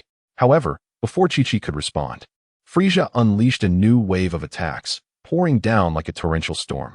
Observing this, Sun Wukong reluctantly abandoned his questioning, swiftly turning to confront Frisia's fierce onslaught. At this moment, Frisia was in a state of death, and with the underworld being sealed off, all those who had returned to life no longer faced the threat of death. Prior to Qingxuan's arrival, Sun Wukong had already engaged in a breathtaking battle with Frisia. However, due to his previous negligence and complacency, he found himself unable to maintain the transformation into a Super Saiyan for an extended duration. Chi-Chi, would you like to give it a try? These opponents are not particularly formidable and pose no threat. Besides, they cannot die again. It's sufficient for you to gain experience now. Chapter 155. The Underworld. Qingxian gently caressed Chi-Chi's silky, fragrant shoulder, treating it as if it were a precious work of art. His movements were delicate and cautious, careful not to cause her any discomfort. His gaze was soft and tender, locked onto Chi-Chi's eyes as he whispered, "Moreover, I shall always watch over you, ensuring you remain unharmed." Chi-Chi stood still, her feet shifting slightly, appearing somewhat at a loss. Her eyes were filled with conflict, as if being pulled in two opposing directions. At times, her gaze fell upon the imposing Frisia before her, and at other moments, it returned to Qingxuan's gentle visage. Despite her awareness that her own strength could easily overcome Frisia, her long untested hands felt clumsy and unresponsive, instinctively grasping the hem of her clothing. Once, Chi-Chi was a brave and fearless warrior, charging into battle without trepidation. However, the prolonged life of marriage and motherhood had gradually distanced her from the world of combat. In the present moment, confronted by a once familiar scene, she felt an inexplicable sense of strangeness and anxiety. The memories of her past, drenched in the fervor of battle, now seemed somewhat blurred, akin to a flame flickering within her heart. Taking a deep breath, she endeavored to calm herself. Gradually, she lifted her head, and her initially bewildered gaze began to solidify with determination. The combat skills and sense of power she once knew, like long-dormant memories awakening from slumber, began to resurface in her mind, bit by bit. Gently, she moved her wrist, and with the motion of her joints, a crisp sound resonated through the air. This sound appeared as a signal of her rediscovery of self, a clarion call to declare war upon her adversary. "Huh, Frisia, do you think I fear you?" she suddenly shouted, her voice booming like thunder, reverberating through the atmosphere. Simultaneously, a formidable aura erupted from her being, akin to a volcanic eruption, causing the surrounding air to tremble violently. Her hair danced wildly in the tempest, seemingly in harmony with the power surging within her. She exuded an unparalleled aura of strength that compelled attention. Frisia's countenance turned pale in an instant. He had not anticipated such a sudden outburst from her. His eyes widened in disbelief. However, she afforded him little time to react. In a flash, she darted forward like lightning, charging directly at Frisia. Her speed was so swift that it was nearly impossible to discern her movements. Gohan, standing nearby, was equally astounded by the spectacle before him. Though he knew that his mother, Chi-Chi, had previously practiced martial arts, he was acutely aware that she had never harnessed ki, let alone mastered advanced techniques such as the Kamehameha or instant transmission. His heart was filled with confusion and astonishment, his mouth slightly agape. At that moment, Qin softly remarked, "Gohan, your mother has always possessed the potential for combat. It has merely been obscured by the burdens of life." Under Chi-Chi's relentless assault, Frisia began to falter. Each punch and kick she delivered was imbued with formidable strength, forcing Frisia to evade continually. Suddenly, seizing an opportunity, Frisia launched a counterattack, sending a wave of energy hurtling towards Chi-Chi.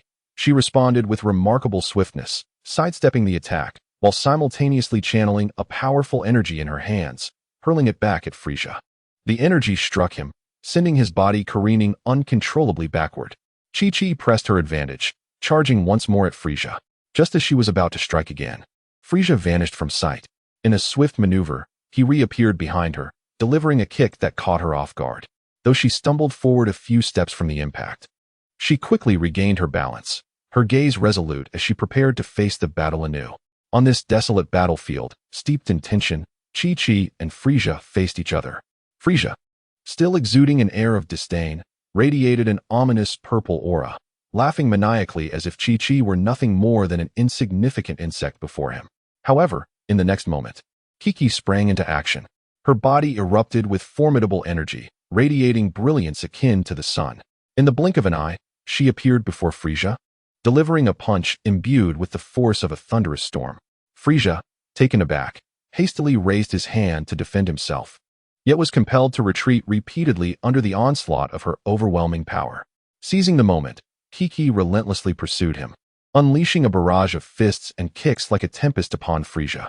Despite his frantic efforts to evade her, he was struck several times, producing the motion of spitting blood. Though not a drop was shed, his eyes were filled with dread, unable to fathom that this woman possessed such immense strength. With each assault, Kiki was accumulating invaluable combat experience, meticulously observing Frisia's evasion maneuvers and counterattack rhythms, searching for weaknesses in his defenses. Frisia attempted to retaliate, unleashing waves of energy, but Kiki effortlessly sidestepped, advancing towards him with even greater velocity. Ultimately, she coalesced a colossal energy sphere and hurled it forcefully at Frisia. Engulfed by the energy sphere, Frisia emitted a despairing scream, and with a resounding crash, he vanished into the dust. Kiki stood in place, breathing slightly heavier. She realized that this battle not only allowed her to triumph over a formidable foe, but also afforded her invaluable practical experience. Yet, unexpectedly, at the moment Frisia seemed to dissipate, his form reassembled, as if the prior dissolution had merely been an illusion. Astonishingly, there were no signs of injury upon him, as though the fierce confrontation had left him entirely unscathed.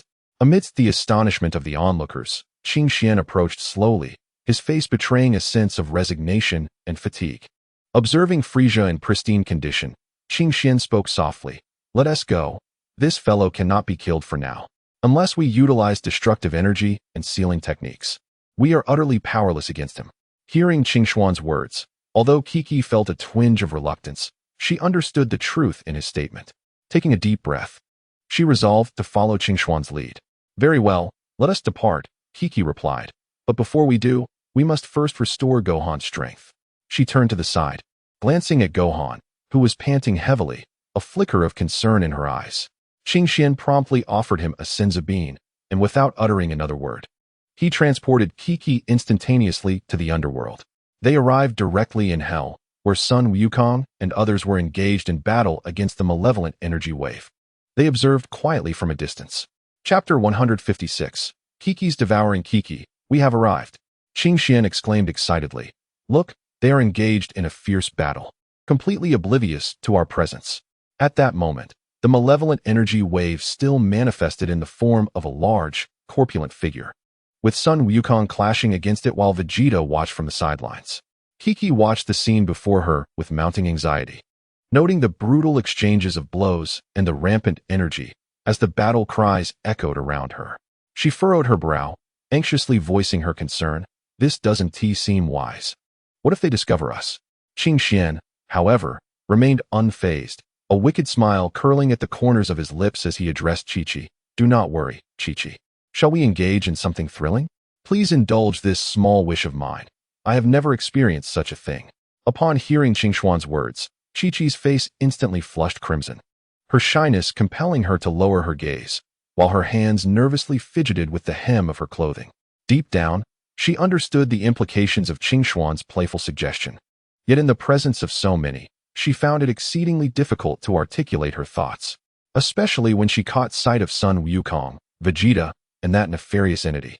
Evil Bu, not far off, an overwhelming sense of discomfort enveloped her. The crowd was too large. What if they were to witness her predicament?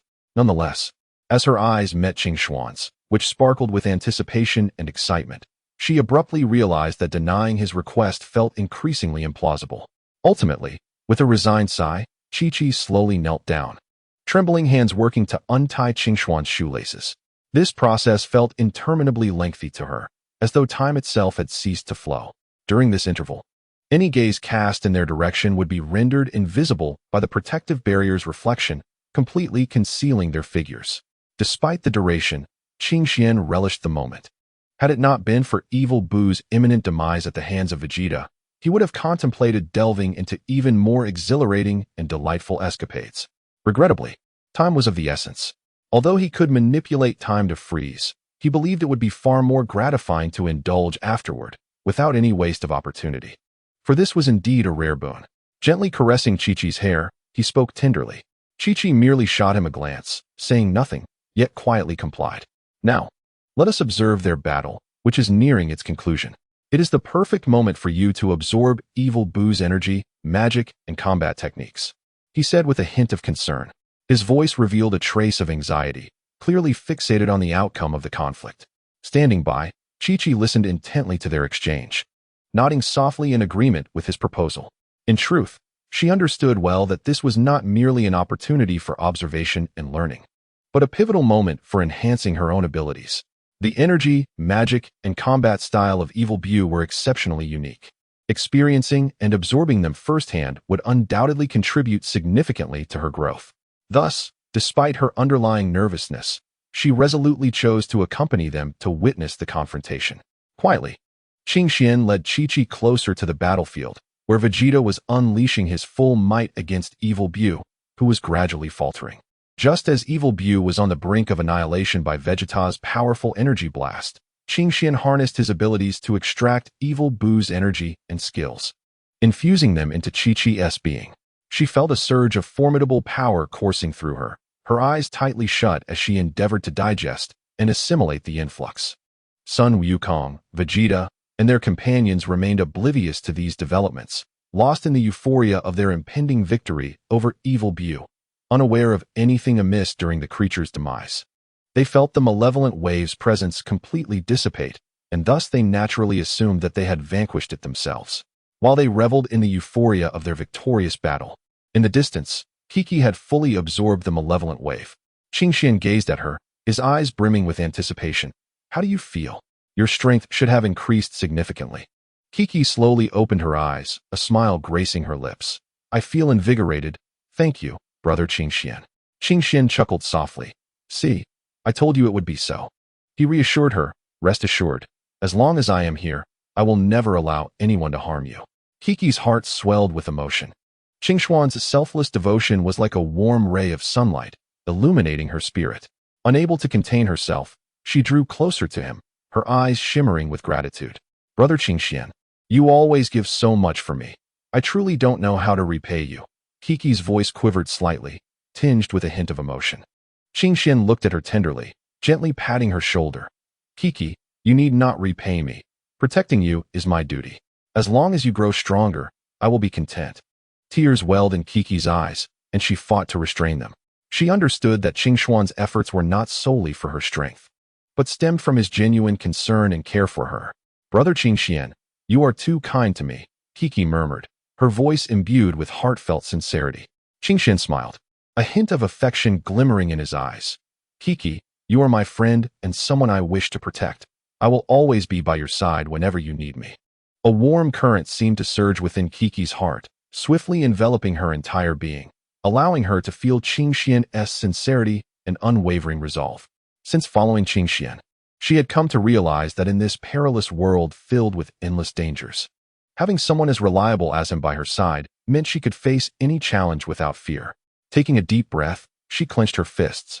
Speaking with unwavering determination, Brother Qingxian, I will strive doubly hard to become stronger, and I will not disappoint you. Qingxian regarded Kiki's resolute demeanor, nodding with a smile, affirming his trust and encouragement.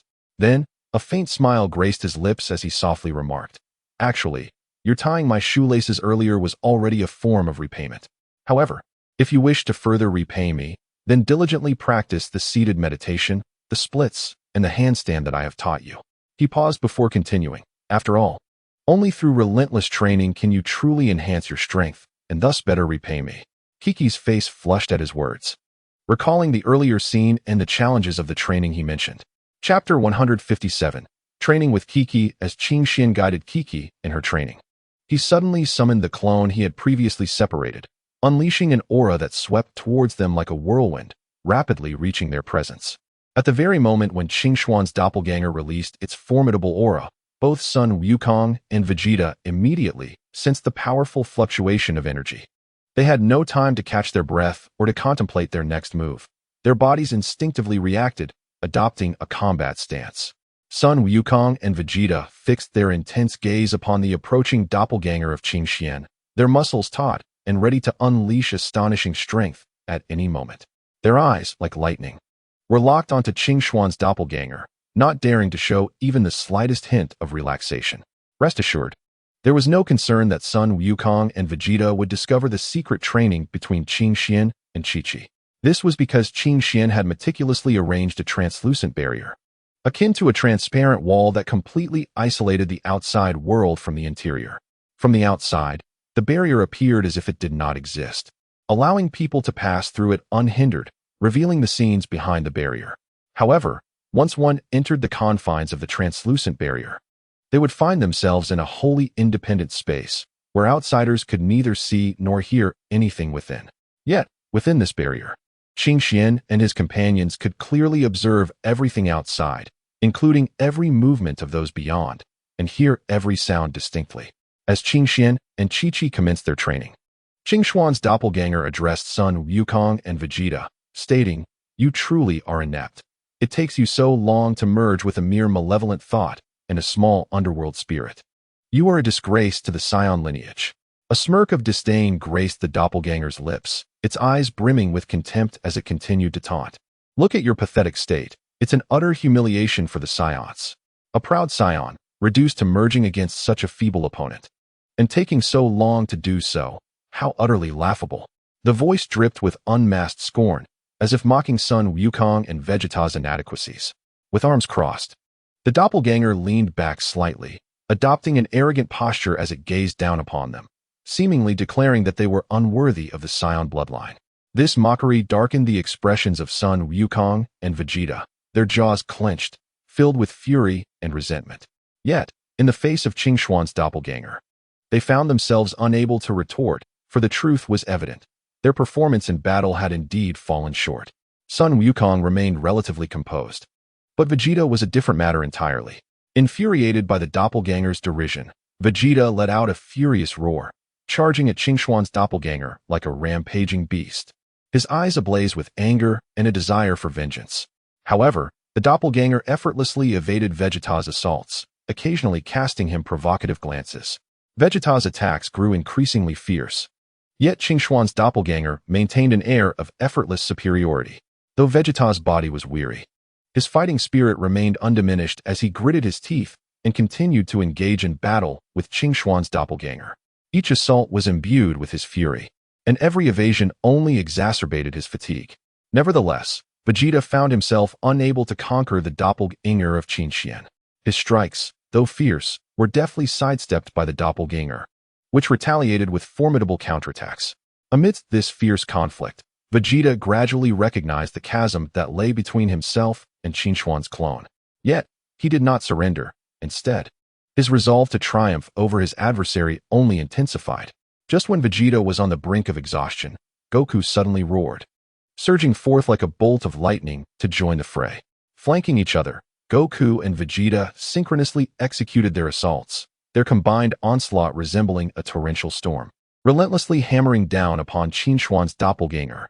However, in the face of such ferocity, the clone remained remarkably composed, darting nimbly through the onslaught of Goku and Vegeta like a wraith. Skillfully evading their strikes, it would occasionally counterattack, catching Goku and Vegeta off guard. In a sudden flash, the doppelganger maneuvered behind Goku with the swiftness of a gust of wind, its movements so rapid that they left no time for reaction. It launched a powerful strike aimed at Goku's back. Fortunately, Goku's reflexes were extraordinary. As if he possessed eyes on the back of his head, he sidestepped effortlessly, narrowly dodging the lethal blow. In that same motion, Goku delivered a fierce elbow strike towards Qingxuan's doppelganger. Observing this, the clone smirked slyly, effortlessly deflecting Goku's blow with his arm. Subsequently, he leapt and delivered a kick like a cannonball towards Vegeta. Realizing the ferocity of the impending attack, Vegeta had no choice but to lean back swiftly, aligning his body almost parallel to the ground, just managing to evade the perilous kick. As he exhaled in relief, the doppelganger suddenly feigned a vulnerability. Seizing the opportunity without a moment's hesitation, Vegeta lunged forward like a hungry tiger, intent on delivering a decisive blow. However, this was precisely what the doppelganger had anticipated. Awaiting Vegeta's charge, it responded with the agility of a cunning leopard, swiftly capturing Vegeta in a reverse grip. With a powerful throw, Vegeta was hurled away like a kite severed from its string, crashing heavily to the ground and stirring up a cloud of dust. Witnessing the clone's abrupt halt, Goku's heart raced with urgency. He was poised to charge like a tempest, yet at that moment, the doppelganger seemed to be ensnared by an invisible spell, abruptly freezing in place. "You are utterly feeble," the clone remarked expressionlessly. As if Goku were but an inconsequential ant unworthy of his interest, "You should all hasten to your demise." Before his words could fade, the aura surrounding Qingxuan's avatar surged dramatically, resembling a torrential flood that erupted from within him.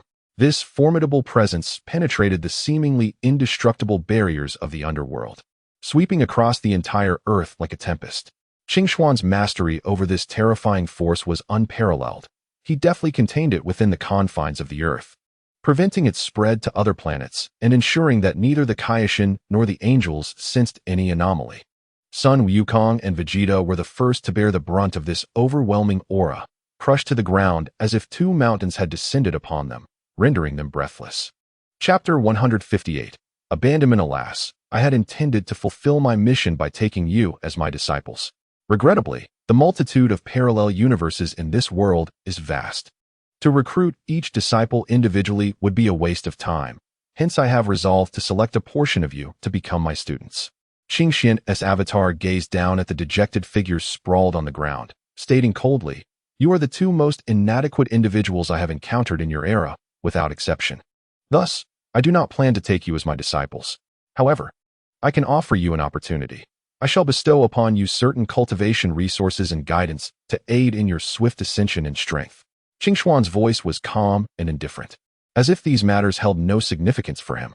His words struck Son Wukong and Vegeta's hearts like a heavy hammer, instilling in them an unprecedented sense of pressure. Yet, Qingxian's tone remained exceptionally nonchalant, as if this were merely a trivial occurrence. Lying on the ground, Sun Wukong and Vegeta initially felt a flicker of despair upon hearing Qingxuan's declaration. They could scarcely fathom that they had been so easily defeated and were now compelled to accept the other's charity. However, their despair was fleeting. Soon, the flames of defiance reignited in their eyes. Sun Wukong gritted his teeth, his voice laced with determination. "We shall follow your instructions and enhance our power. We will not give you the chance to erase this world." Vegeta echoed his sentiment. "Indeed, we will not concede so easily." Qingxian nodded slightly, seemingly unfazed by their response.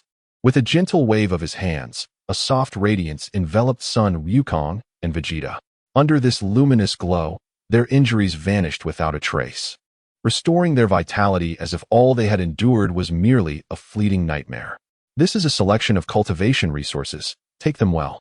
The path of cultivation is imprinted deep within your souls.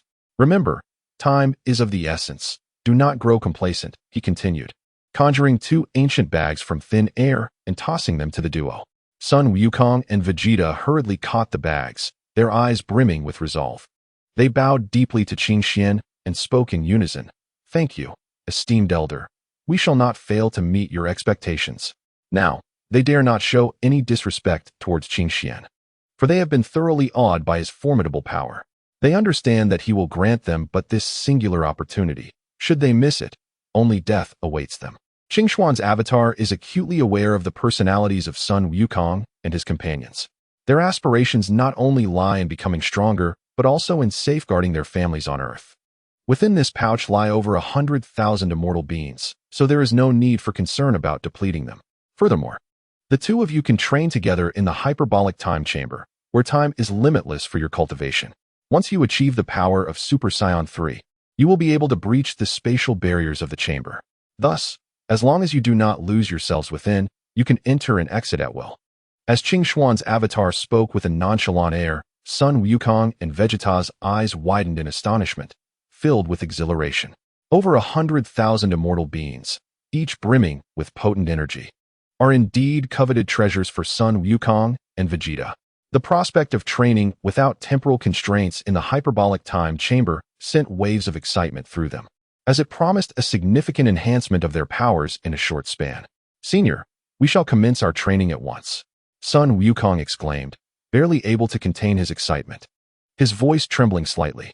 Beside him, Vegeta remained silent, yet his resolute nod conveyed his unwavering determination. Observing their eagerness, Qingxuan's avatar allowed a subtle smile to grace his lips as he gently urged, "Go forth. I shall monitor your progress. Should you attain the strength I expect within the allotted time, perhaps even greater opportunities await you." No sooner had he spoken than his avatar darted across the sky like a shooting star, vanishing without a trace. Sun Wukong and Vegeta exchanged glances, each seeing in the other's eyes a fervent desire for strength and an anticipation of the unknown opportunities ahead. Without a moment's hesitation, they vanished in a flash, racing towards the hyperbolic time chamber. As they crossed the threshold into the chamber, a surge of potent energy enveloped them, invigorating their spirits. The interior was spacious and radiant, with walls emanating a soft glow, seemingly guiding them into a state of focused cultivation. Taking a deep breath to center themselves, Sun Wukong and Vegeta resolutely swallowed an immortal being. Instantly, a torrent of overwhelming power erupted within them, surging through their meridians like a mighty river. With eyes closed, they channeled this force, relentlessly pushing against the limits of their bodies. Each breakthrough was accompanied by intense pain, yet they gritted their teeth and persevered, refusing to yield. Time flowed unnoticed, and yet the aura surrounding Sun Wukong and Vegeta grew increasingly formidable. Gradually, they radiated a golden glow, the hallmark of a Super Saiyan. The brilliance of their Super Saiyan auras illuminated the chamber, akin to two resplendent stars, each reflecting and enhancing the light of the other. As the radiant light reached its zenith, a frenzied battle commenced between the two warriors, each refusing to yield. They had previously placed a mystical bean in their mouths, allowing them to consume it during the fight should they find themselves on the brink of death, thus restoring their injuries and vitality. At the same time, while Sun Wukong and his companions were engaged in combat within the hyperbolic time chamber, Qingxuan's true self completed its training alongside Chi-Chi. Although the duration of this training was brief, its effects were nonetheless remarkable. Chi-Chi had consented to allow Bulma, Biji, and herself from this timeline to join Qingxian in his training. Initially, Chi-Chi had been reluctant to agree, but as the training reached a critical juncture, Qingxian halted, compelling her to acquiesce to his request. Observing the fatigued Chi-Chi, Qingxian offered her a mystical being, instructing her to fulfill her task. "All right, Chi-Chi, you promised me. Remember to complete it. Otherwise, I may not be so lenient next time," he urged. Chi-Chi shot him an exasperated glance and retorted, "I know. I'm going now, all right? Really? Using this method to manipulate me, you're incorrigible." Chapter 159. After safely escorting Chi-Chi out of the underworld, Qingxuan's figure appeared on the snake path like a phantom. Standing upon the cold, solid ground, he was overwhelmed by a surge of valiant spirit. He resolved to savor the legendary, chilled, and succulent serpent meat, indulging his palate. Qingxian reveled in the essence of a rugged hero, particularly when he liberated the innocent, a thrill that was beyond words. Such actions made him feel as if he were the embodiment of justice, saving countless lives. He unabashedly declared, "What harm is there in doing this countless times?" He brimmed with confidence in his strength, believing no challenge was insurmountable. Yet, he was not blinded by this self-assurance. He recognized the existence of formidable beings in this world, such as Batos and her companions. While confident in his abilities, he understood the importance of vigilance. After careful contemplation, Qingxian resolved to proceed with caution, for he had no desire to be sealed by the Time Kaishin and the Grand Minister. Such an outcome would render all his prior efforts futile, a truly regrettable fate. Thus, he decided to await the birth of his first child. Only upon the child's arrival would his power be further augmented, granting him the assurance needed to shatter the Time Kaishin's techniques and subdue them. Once the Time Kaishin was subdued, Qingxian could disregard the Grand Minister's existence. With this thought, a subtle smile of confidence crept upon his lips. Indeed, a delightful sensation, but their current strength leaves much to be desired. "It seems I must devise a way to hasten their empowerment," he mused, determination flickering in his eyes. "After all, I can restore their original settings and seal their memories. For the sake of my blissful existence, I must strive onward." Subsequently, Qingxian began to conduct intensive training for them. While Qingxian was engrossed in this training, Chi-Chi arrived in the tranquil city of West Capital on Earth. She intended to initiate her strategy with Bulma, as her understanding of the timeline in this dimension led her to believe that Bulma would be the most accessible target. Initially, she had planned to approach Lanchi first. However, lacking any means to contact her, or even knowledge of her whereabouts, she was left with no choice but to seek out Bulma. Thus, she employed her flight technique and soared towards West Capital, quickly arriving at the opulent villa of Bulma. Taking a deep breath, Chi-Chi gracefully descended, adjusted her attire, and knocked on the grand door of the villa. The door was opened by Bulma, who, clad in fashionable loungewear, looked at Chi-Chi with astonishment. "Chi-Chi, what brings you here?" Bulma inquired, her brow furrowed in confusion. Chi-Chi offered a warm smile. "Bulma, I wish to collaborate with you on some research. I know you excel in technology." Bulma's interest piqued as she appraised Chi-Chi from head to toe. "Oh, you have an interest in technology as well? Come in." Chi-Chi followed Bulma into the villa and arrived at her laboratory, which was filled with an array of advanced instruments that left Chi-Chi in awe. Bulma sat down at a computer and asked, "So, what do you wish to research?" After a moment of contemplation, Chi-Chi replied, "I would like to investigate devices that enhance combat power." Bulma's eyes sparkled with excitement. "That's a splendid idea. It may pose some challenges, but with my expertise, we should manage just fine." The two quickly immersed themselves in their research, while far away in the underworld Snake Way, Qingxian remained oblivious to Chi-Chi's strategic endeavors. He continued to be preoccupied with his own matters. Were Chi-Chi to discover this, she would undoubtedly express her frustration at the capitalist who had monopolized everything, compelling her to assist in finding women. Yet, Chi-Chi found this arrangement acceptable, as it would help alleviate her stress.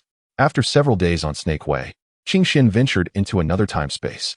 Note: due to Qingxian connecting all the time spaces he had traversed, he could no longer travel through time at will. Only those unlinked time spaces allowed for such freedom.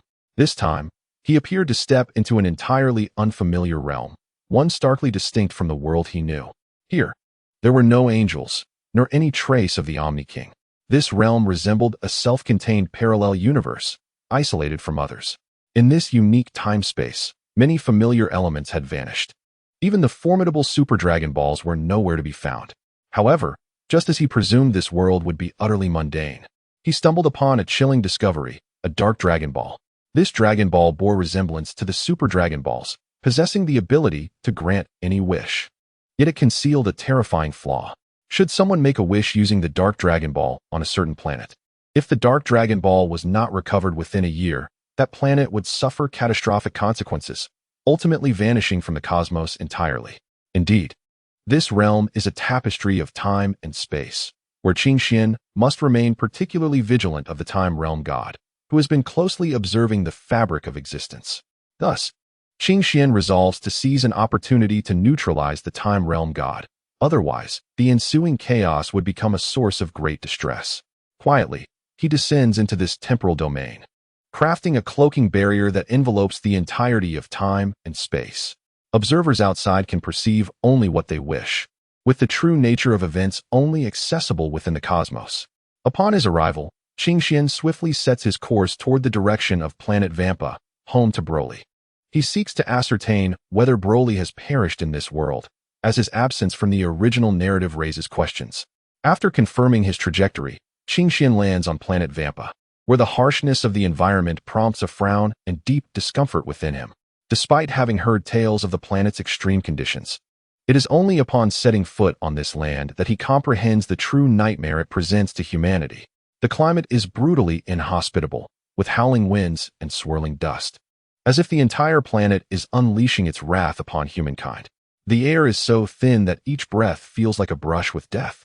The ground is littered with sharp rocks and molten lava, where a moment's inattention could result in severe burns or even demise. Most intolerable, however, is the utter absence of life. There are no verdant trees or melodious birds, only endless desolation and silence. Faced with such an environment, his fury intensifies. He recalls the architect of this devastation, King Vegeta. Were it not for him, this planet might still harbor a glimmer of hope. Now, his animosity toward King Vegeta has reached a boiling point, and he longs to confront this detestable figure to vent his pent-up rage. Without hesitation, Qing Xian activates his time-traveling abilities, instantly transporting himself back to an era when King Vegeta still reigned. Upon arrival, he discovers King Vegeta reclining comfortably on his throne, relishing footage of his own devastation of the planet.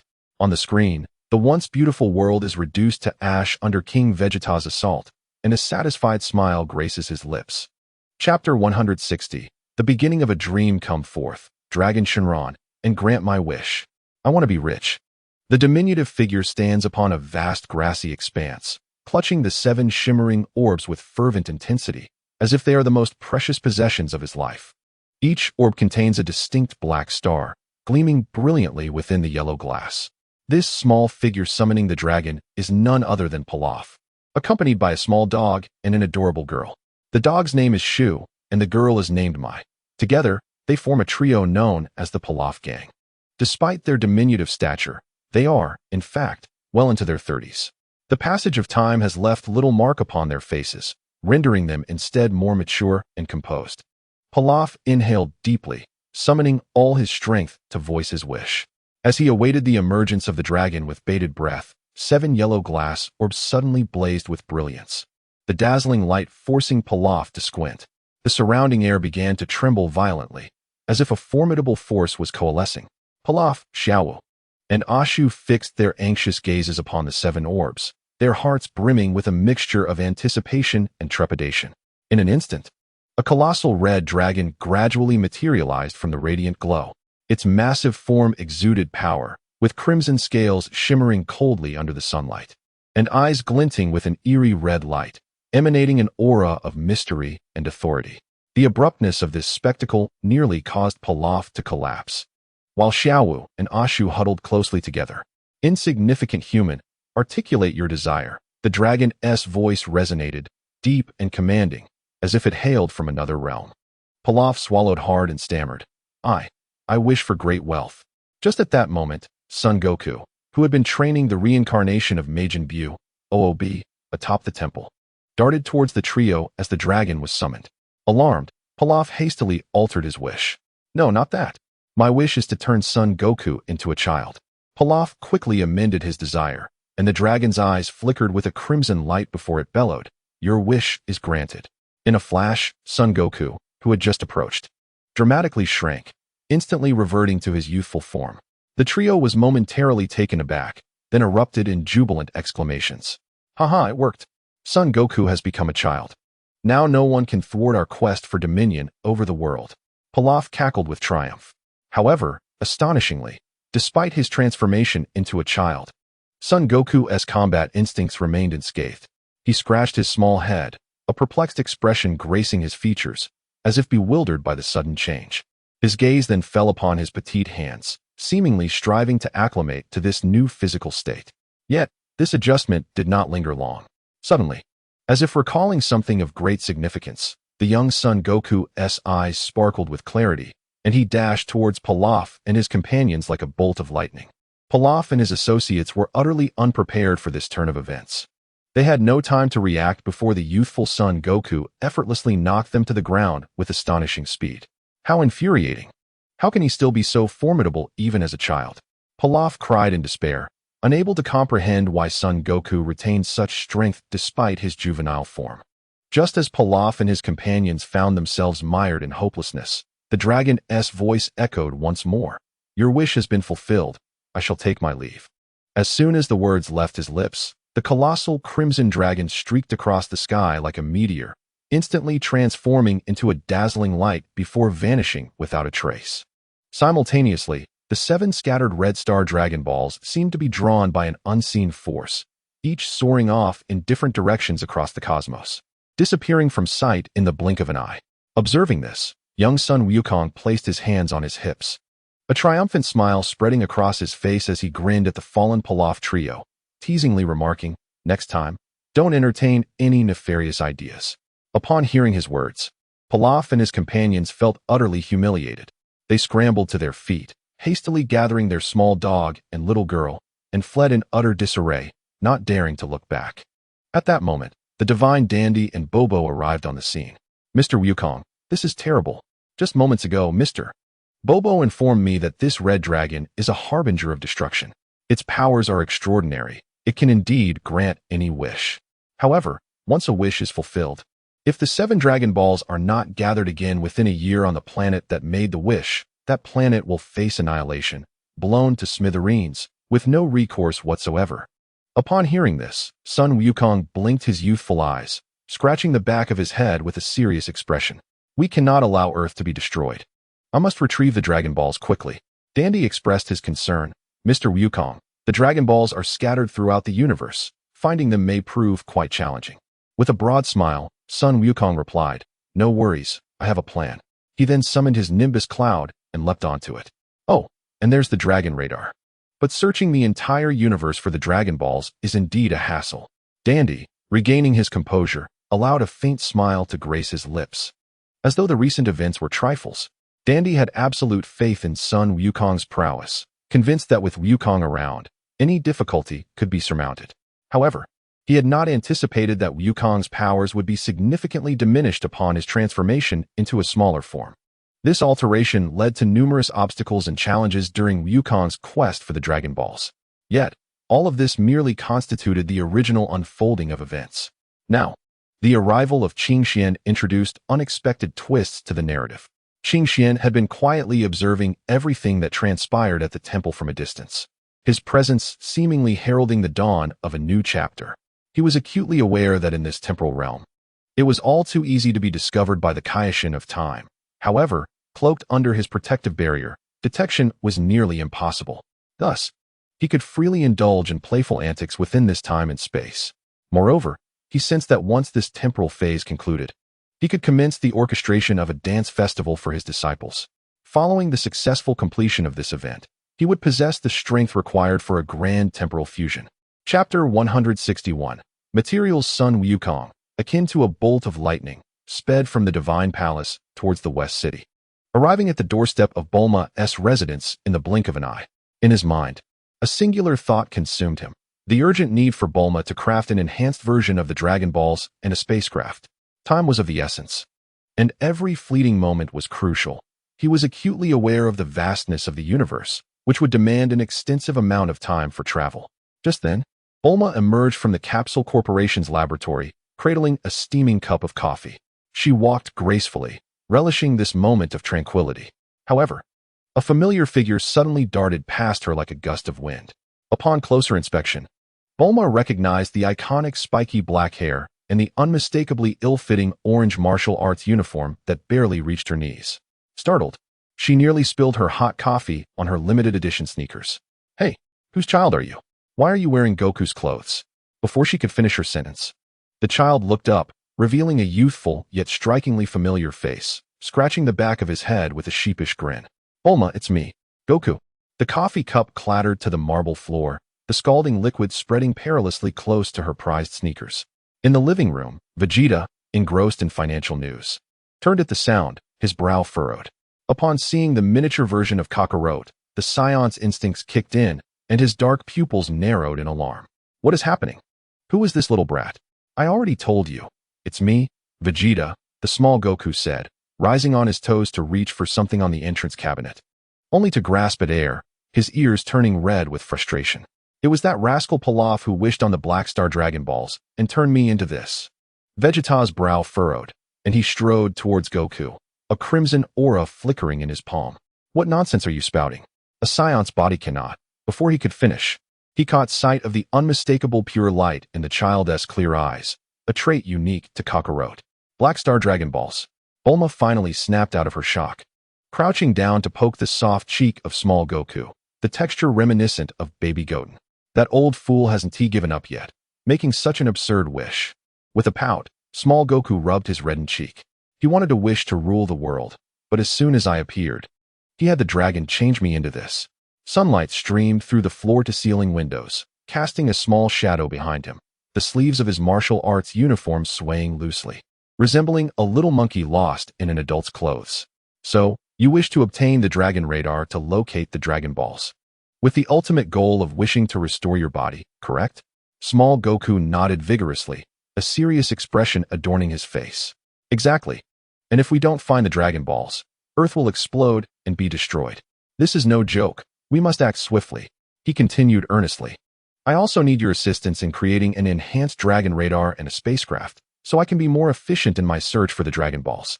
Otherwise, traveling through the universe will consume too much time, and we do not have the luxury of wasting any." Upon hearing small Goku's request, Bulma rose, arms crossed. Contemplating for a moment, she furrowed her brow, seemingly weighing the pros and cons. After a while, she finally resolved, "Very well. But the creation of these items will require some time, so please wait here. I will complete it as swiftly as possible." With that, Bulma turned on her heel and briskly headed toward the laboratory, preparing to commence her work.